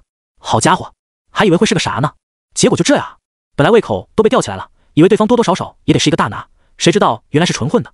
蓝电霸王龙这么拉杂的血脉能力，在整个龙族当中都排不上前几，就这么被这个伊萨克斯看中，这家伙多半是之前在自己的那个舒适圈里豪横惯了，根本就不知道外面的世界究竟有多么的天高地厚，还真是悲哀啊！看着依靠着一个所谓的蓝电霸王龙就在那里耀武扬威的伊萨克斯，林然无奈的叹了口气。既然发现事情如此无趣的话，那就直接赶紧让这一切结束吧。黄金龙武魂开，霸王色霸气起！浑身呈现出一团金色的林然宛如天神下凡，将身上的气势毫无保留的释放了出去。而那边的伊萨克斯才刚一接触到林然的这股气，就立马变了脸色，因为他突然感觉到自己对林然这个人的存在居然会有一种先天性的从骨子里的惧怕感。这种惧怕感带来的影响十分的显著，让他整个人本能的都不意与林然为敌了。每当他刚一对上林然的目光，就有一种被尚未存在盯上的不安。呼呼呼！伊萨克斯不断的喘着粗气，拼了命的想要克服自己的畏惧，却反而因为更为亢奋的精神状态，让他整个人都木然的呆住了，甚至血液都有点流通不畅。看着宛如被扼住了咽喉的伊萨克斯，林然不禁笑了笑。可怜的小龙仔，现在你总该知道自己在我的眼中是一个怎么样的存在了吧？不过是区区一个劣等的杂交龙族，也敢在我黄金龙面前嚣张？龙神之龙族，难道是跟你开玩笑的？现在乖乖滚下去认输还来得及，不然待会儿真打起来了，满地找牙的场景可就有点太难看了。本来嚣张无限的伊萨克斯哪里受过这种气，当即就嗷嗷叫住，想要冲过来开干。可还没等他走过2步远，就突然腿下一软，扑通一声跪倒在了林然的身前。林然险些直接笑出声：“哎呀哎呀，这年关刚过完，你就行此大礼，我要是不给点压岁钱，还真说不过去。这样吧，这里有250龙币，你拿去买点糖吃。听说你们红叶国的枫叶糖浆果挺有名的，应该妥妥够吃。”伊萨克斯不堪受辱的憋红了脸，双手撑得拼了老命的想要站起，却始终无法做到。在黄金龙的上位压制与霸王色霸气的双重作用下，现在的他连呼吸都是一件极为艰难的事情，就更不要说是站立了。看着不停努力的伊萨克斯，林然啧啧了2声，随后叹了口气：“孩子，现在知道在整个龙族当中谁才是真正的老大了吧？别说是你这种的，哪怕是一个真正的巨龙来了，哪怕那个巨龙有10阶之高，他在我面前也会变成一个乖巧的宝宝。你这区区一个蓝电霸王龙的血脉，就敢大放厥词，还妄图教训龙族的龙祖，那就只有让我这个龙族的代言人来给龙族清理一下门户了。”黄金地龙印，林然将自己的右手向前推出，手面之上当即就浮现出了上古圣龙皇的咒印。而这枚小巧玲珑的咒印之中所封存的力量，足以让所有的观战者们都感觉到无比的心惊。好变态，好夸张的魔力储量，哪怕只是远远的观摩着那枚咒印的存在，都让他们不由自主的呼吸短促起来。就更不要说血脉被压制还身临其境的伊萨克斯了。这种来自于灵魂深处的畏惧与压制刺激的伊萨克斯仰头便吐出了一口鲜血，随后瘫软的伏倒在地。此时连他身上的鳞片与雷电都因为遭受过于强大的威压而消失得无影无踪。林然直接上演4大喜，又是一脚飞踢将伊萨克斯也踹了下去。送客，下一位。看着林然兵不血刃的就终结了战斗，选手们也只能感慨他这个恐怖如斯的黄金龙究竟是多么的变态了。龟龟，这就是血脉的压制吗？这个黄金龙连动都没动，那条闪得噼里啪啦的雷电龙就直接崩溃了。没办法，他们这种从上古遗存下来的古老存在，上位者就是拥有对于下位者近乎于全面碾压的优势的。主要这也就算了，最搞笑的是那条雷电龙貌似一点都不知道这些事的，上去还妄想以下克上。这就是无知的可怕了，见识太短是这样的。也就是林然收敛气息的法门着实太过高端，收敛起来是属于完全不泄气的那种，不然甚至都不用把血脉释放出来，单单靠着身体自带的那种威压就足以将伊萨克斯制服了。不过那样的话，伊萨克斯就会早知道对面是一个硬茬子，而不敢上来扮小丑了。哈哈。台下的瓦西里听着这些人叽叽喳喳的议论，再次轻车熟路的把被踢到空中的伊萨克斯也接了下来。阿纳尔，你去。看着再次走上擂台的红叶国队员，林然忍不住多看了瓦西里2眼。这家伙居然一点都不急眼，莫非他还真的给最后的手擂战准备了一点花活？不然以这家伙的脾气加藏不住心事的心态，肯定早就急得跳脚了。而且他这种一直让队员上来送菜，自己在后面躲着手擂的做法，那可是要承受相当之大的非议的。就他这种在乎外界评价且好面子的人，怎么想都不太可能会这么做。不过倒是也不用太不管这个瓦西里到底在搞什么幺蛾子，在自己这绝对且无敌的实力面前，任他把那些乱七八糟的东西玩出一个花来，都是无所谓的事情。先看看这个被派上来的小喽啰究竟是怎么样的一个人吧。林然将目光投在了走上擂台的阿纳尔身上。阿纳尔在接受到林然的注视之后，咧嘴一笑。虽然我可能并不能战胜你，但我也得让你好好的品尝一下沙漠皇帝的可怕。黄沙，切！伴随着倒计时的结束，无边的黄沙出现在了擂台之上，凝聚成了一个又一个的手持长戟的沙兵。无边的黄沙，必要将你吞没。林然看了看阿纳尔这漫天的沙暴场景，不由得摸了摸下巴。你好像是第5了个吧？阿纳尔一时间没反应过来林然在说啥。林然却也没理会他，而是轻轻笑了笑。那就赶紧加速，让那个始终不愿意出头的懦夫尽早登场吧。阿纳尔冷笑。哦，你有那个实力吗？还想要加速？你怕是不知道，我在我们红叶国有一个称号，名叫最强防御。就算赢不了你，我也能把你狠狠地消耗一番。来吧，见证一下我那无敌的沙墙。说着，阿纳尔猛地把手往地上一拍，一团又一团的沙子从地面升腾而起，构筑出了一层又一层的沙墙。林然顿时就乐出了声。好吗？见过夜郎自大的，但也没见过你这么夜郎自大的。区区一个红叶国的7阶觉醒者，都敢他妈的自称绝对防御了。就这么跟你说吧，打穿你这种程度的沙墙，我甚至都不需要动弹的。说着，林然便将手朝着身后一招，近80门蕴含宝具的次元之门就那么展开了。王之财宝，在得到了一堆堆的神器，吸收了大半的伏魔金刚杵之后，林然王财的威力也已经被大幅度的加强了。现在的王财远非昔日的单纯射击的插杆之术可比，因为他的每一发射击都被赋予了崭新的不同效果。继承自天之锁的束缚，继承自维摩纳的速度，继承自诅咒之剑的暗伤，继承自胜利之剑的圣光，继承自因陀罗之雷的雷霆，继承自连刃神剑的锋利，继承自命运之枪的因果律，继承自黄金铠甲的破魔，继承自众神之盾的坚固，继承自真射杀百头的分裂，继承自冥王之步的隐形，以及继承自乖离剑 EA 的切开世界。虽然每一发的效果只能随机保留其中的一种，但也已经足够变态了。尤其是第一次面对这种铺天盖地的攻击时，绝对能够直接把人打懵逼。比如现在的阿纳尔，他就直接完全呆住了。在他根本无法相信的眼神中，目睹着林然的王财宝具就跟穿透脆弱的窗户纸一般，无情地撕裂了他的沙墙防线。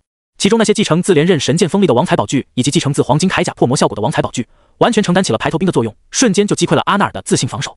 看着眼前被捅穿了无数窟窿、层层叠叠的沙墙，阿纳尔宕机的大脑一时间都丧失了所有的动作，完全不知道该怎么办才好了。而就在他呆滞的这段时间里，继承了另外几种神器力量的王财宝具却已经杀到了他的面前。刷刷刷刷刷，这些宝具或束缚，或暗疮，或惩戒，或引雷，或分裂，效果各异。唯一相同的地方就在于，他们都无情地从阿纳尔的肉体中穿行而过，将其给射成了一具血肉筛子。若不是林然怕搞出人命提前罢手，估计王财的骑射都不用半分钟就已经被阿纳尔给直接轰杀了。嗨嗨，来个人把他抬下去吧，我不能再踹一脚来送他一程了。现在他的伤势太重，到时候要是强行保持这种惯例的话，给人一脚踹死岂不是搞笑了？林然对着主办方摊了摊手。此时如梦初醒的主办方们才猛然反应过来，裁判赶紧指挥着医护人员们先用治愈光束将丧失了意识的阿纳尔护住，然后将其给抬了下来，继续采取魔力灌输与纳米技术的魔法与科技的双重抢救。而林然的这一手瞬间击溃阿纳尔的王财，也让在场的其他人们皆是倒吸了一口凉气。好恐怖的压制力！我记得前些日子里他在开启这些次元之门发射箭矢的时候，貌似威力还没这么恐怖，数量也还没这么多。这才多久不见啊，居然就又取得了如此之大的进步。其实还有一种可能，就是那个时候林然偷偷摸摸的保存实力了。哪怕就是今天他现在在擂台上面的这种表现，谁又能确定就一定是他的真实实力呢？靠！如果这还不是他的真实实力的话，那我们还打勾8呀？一个不过刚刚进阶到6阶的觉醒者，在面对7阶觉醒者的这种越阶的时候，能打出碾压的态势。完事儿了你还来一句，这还是他依旧在隐藏部分实力的情况下。这个龙国年轻人真就他妈有如此变态？那我们这一大把年纪，跌跌撞撞活了将近30岁，全尼玛活到狗身上去了啊！那啥，别急，你有点太急了。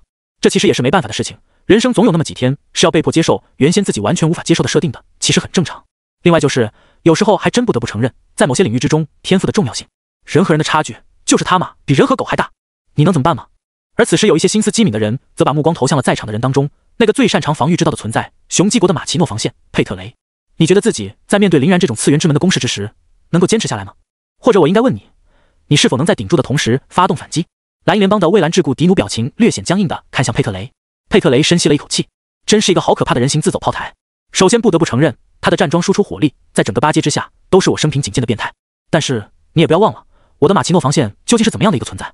只要不是阶位碾压我的人，是永远都无法从正面将其击溃的，绝对不可能。在我之前输掉的那么多比赛当中，几乎每一次都是被人用卑鄙的手段给绕过，或是强行逼出了防护罩和堡垒的。如若不然，他们也根本没办法将我击败。旁边的亚瑟在听到佩特雷的这番话之后，直接笑出了声。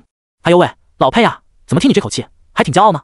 我要是有一个号称无敌防线的东西，天天被人绕得跟傻逼一样，根本就不会把这种丢人的经历当成一种谈资。你倒好，一提起来还蛮洋洋得意的。你不会以为一个笨重的防御攻势体系真的很有安全感与成就感吧？这种总是被人智取的老王八龟壳，根本就是卵用没有，给我都嫌弃。佩特雷的老脸顿时涨得通红，险些就被亚瑟的毒舌给气出一口鲜血。他和亚瑟作为落日联邦和雄鸡国之中的知名贵族，也是一对老冤家了，平时互相之间就总是损来损去的，相当类似于落日联邦与雄鸡国之间的微妙关系。但由于亚瑟是一个不着调不正经的花花公子性子，而佩特雷又是一个喜欢假装正经的腔调老做派，所以在言语的交锋上往往都是完败。这次当然也不例外。支支吾吾了半天之后，佩特雷也没找出什么合适的反击词语，只能涨红了脸，额上青筋条条绽出，争辩道：防御不能算龟，防守者的事情能算龟吗？接连便是难懂的话，什么永不陷落无敌防线投降但不腐朽之类，引得众人都哄笑起来，台上台下充满了快活的空气。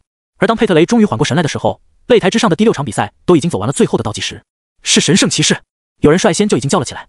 哦，听闻此消息的亚瑟顿时精神一振，放弃了对佩特雷的调侃，将自己的目光也落在了擂台之上。毕竟作为时钟剑拥有者的他，其实也算是神圣骑士的一个分支，只不过他的层级可是比一般的神圣骑士要高得多，就是哪怕是他手下那12个圆桌骑士，每个人也都是神圣骑士当中的佼佼者，甚至于1打7的存在。但多少是同宗同脉的家伙，给点关注度也是应该的。顺便也可以借此机会好好的观摩一下林然这个最大的假想敌，在面对神圣骑士类型的对手之时，会是一种什么样的表现。同样开始提起兴致的还有凯撒，他这个神圣帝国的直系皇室成员，自然更是深谙此道。虽说他擅长的裁决之力跟神圣骑士这种大开大合的骑士道以及圣光之力还是有相当本质的区别，可多少也是有点借鉴意义的嘛。因为林然目前在他心目中的夺冠威胁，可是比亚当、重锤还要大了。在看场上，林然面对这个名为卢卡斯的家伙之时，也是有点意外。感受着这空气中弥漫的神圣气息，林然只能感慨，瓦西里那边的最后一名队员更是白给到了极点。面对这种自带神性的敌人，尤其还是在1v1的情况下，林然完全就想不到怎么输。毕竟在昨晚都已经摁着桌子试过了，天之锁对于神性存在的束缚效果，那可是连洛青岩这种最为纯粹的神圣之力拼上老命都无法挣脱的。他尚且如此，更何况是其他人呢？最后又看了一眼结束完战前祷告，正在对自己行礼的卢卡斯，林然眯了眯眼。你很不错，低调、谦逊、有礼貌，而且还发自内心的虔诚，在整个团队中完全就是格格不入吗？既然如此，我就不折磨你了，直接送你下就好了。面对一个真正的战士，那就给他最为纯粹的考验。对神武装，天之锁，出来吧，我的老朋友。不过心念一动之间，一条暗金色的锁链便唰的一下从虚空中闪出，直接缠上了卢卡斯那矫健的身材。心中一惊的卢卡斯本来还想挥舞着他的骑士巨剑进行挣扎和反击，可让他没想到的是，这一条锁链简直就跟附带了软骨伞一般，在他将自己缠上的那个刹那，自己就仿佛被抽空了所有的力气那样，根本就无法调动自己体内的圣光。而最令人惊恐的地方还在于，这条锁链居然能够把他辛辛苦苦修炼出来的神圣之力死死地封印在体内。现在被捆缚的自己，除了肉体最原始的抗性之外，几乎已经跟普通人没有任何的差别了。这他妈究竟是一个什么样的诡异器物？当然并不只是他一个人，在天之锁缠绕上卢卡斯的瞬间，还有一些人也同样变了脸色，其中自然就包括凯撒与亚瑟这两个神圣之力不同分支的操纵者。他们一个目光呆滞，望着天之锁张嘴瞪眼，一个瞠目结舌，捂着脖子猛喘粗气。因为这哥们俩发现，那条锁链在出现的时候，他们的心头之上居然闪过了一抹无法言喻的恐慌与畏惧感。这种先天性与生俱来的被压制性，简直就跟那条蓝电霸王龙遇上了凌然的黄金龙一样，全面爆压。此时就仿佛有一只无形的大手扼住了他们的咽喉，让他们喘气都相当的艰难。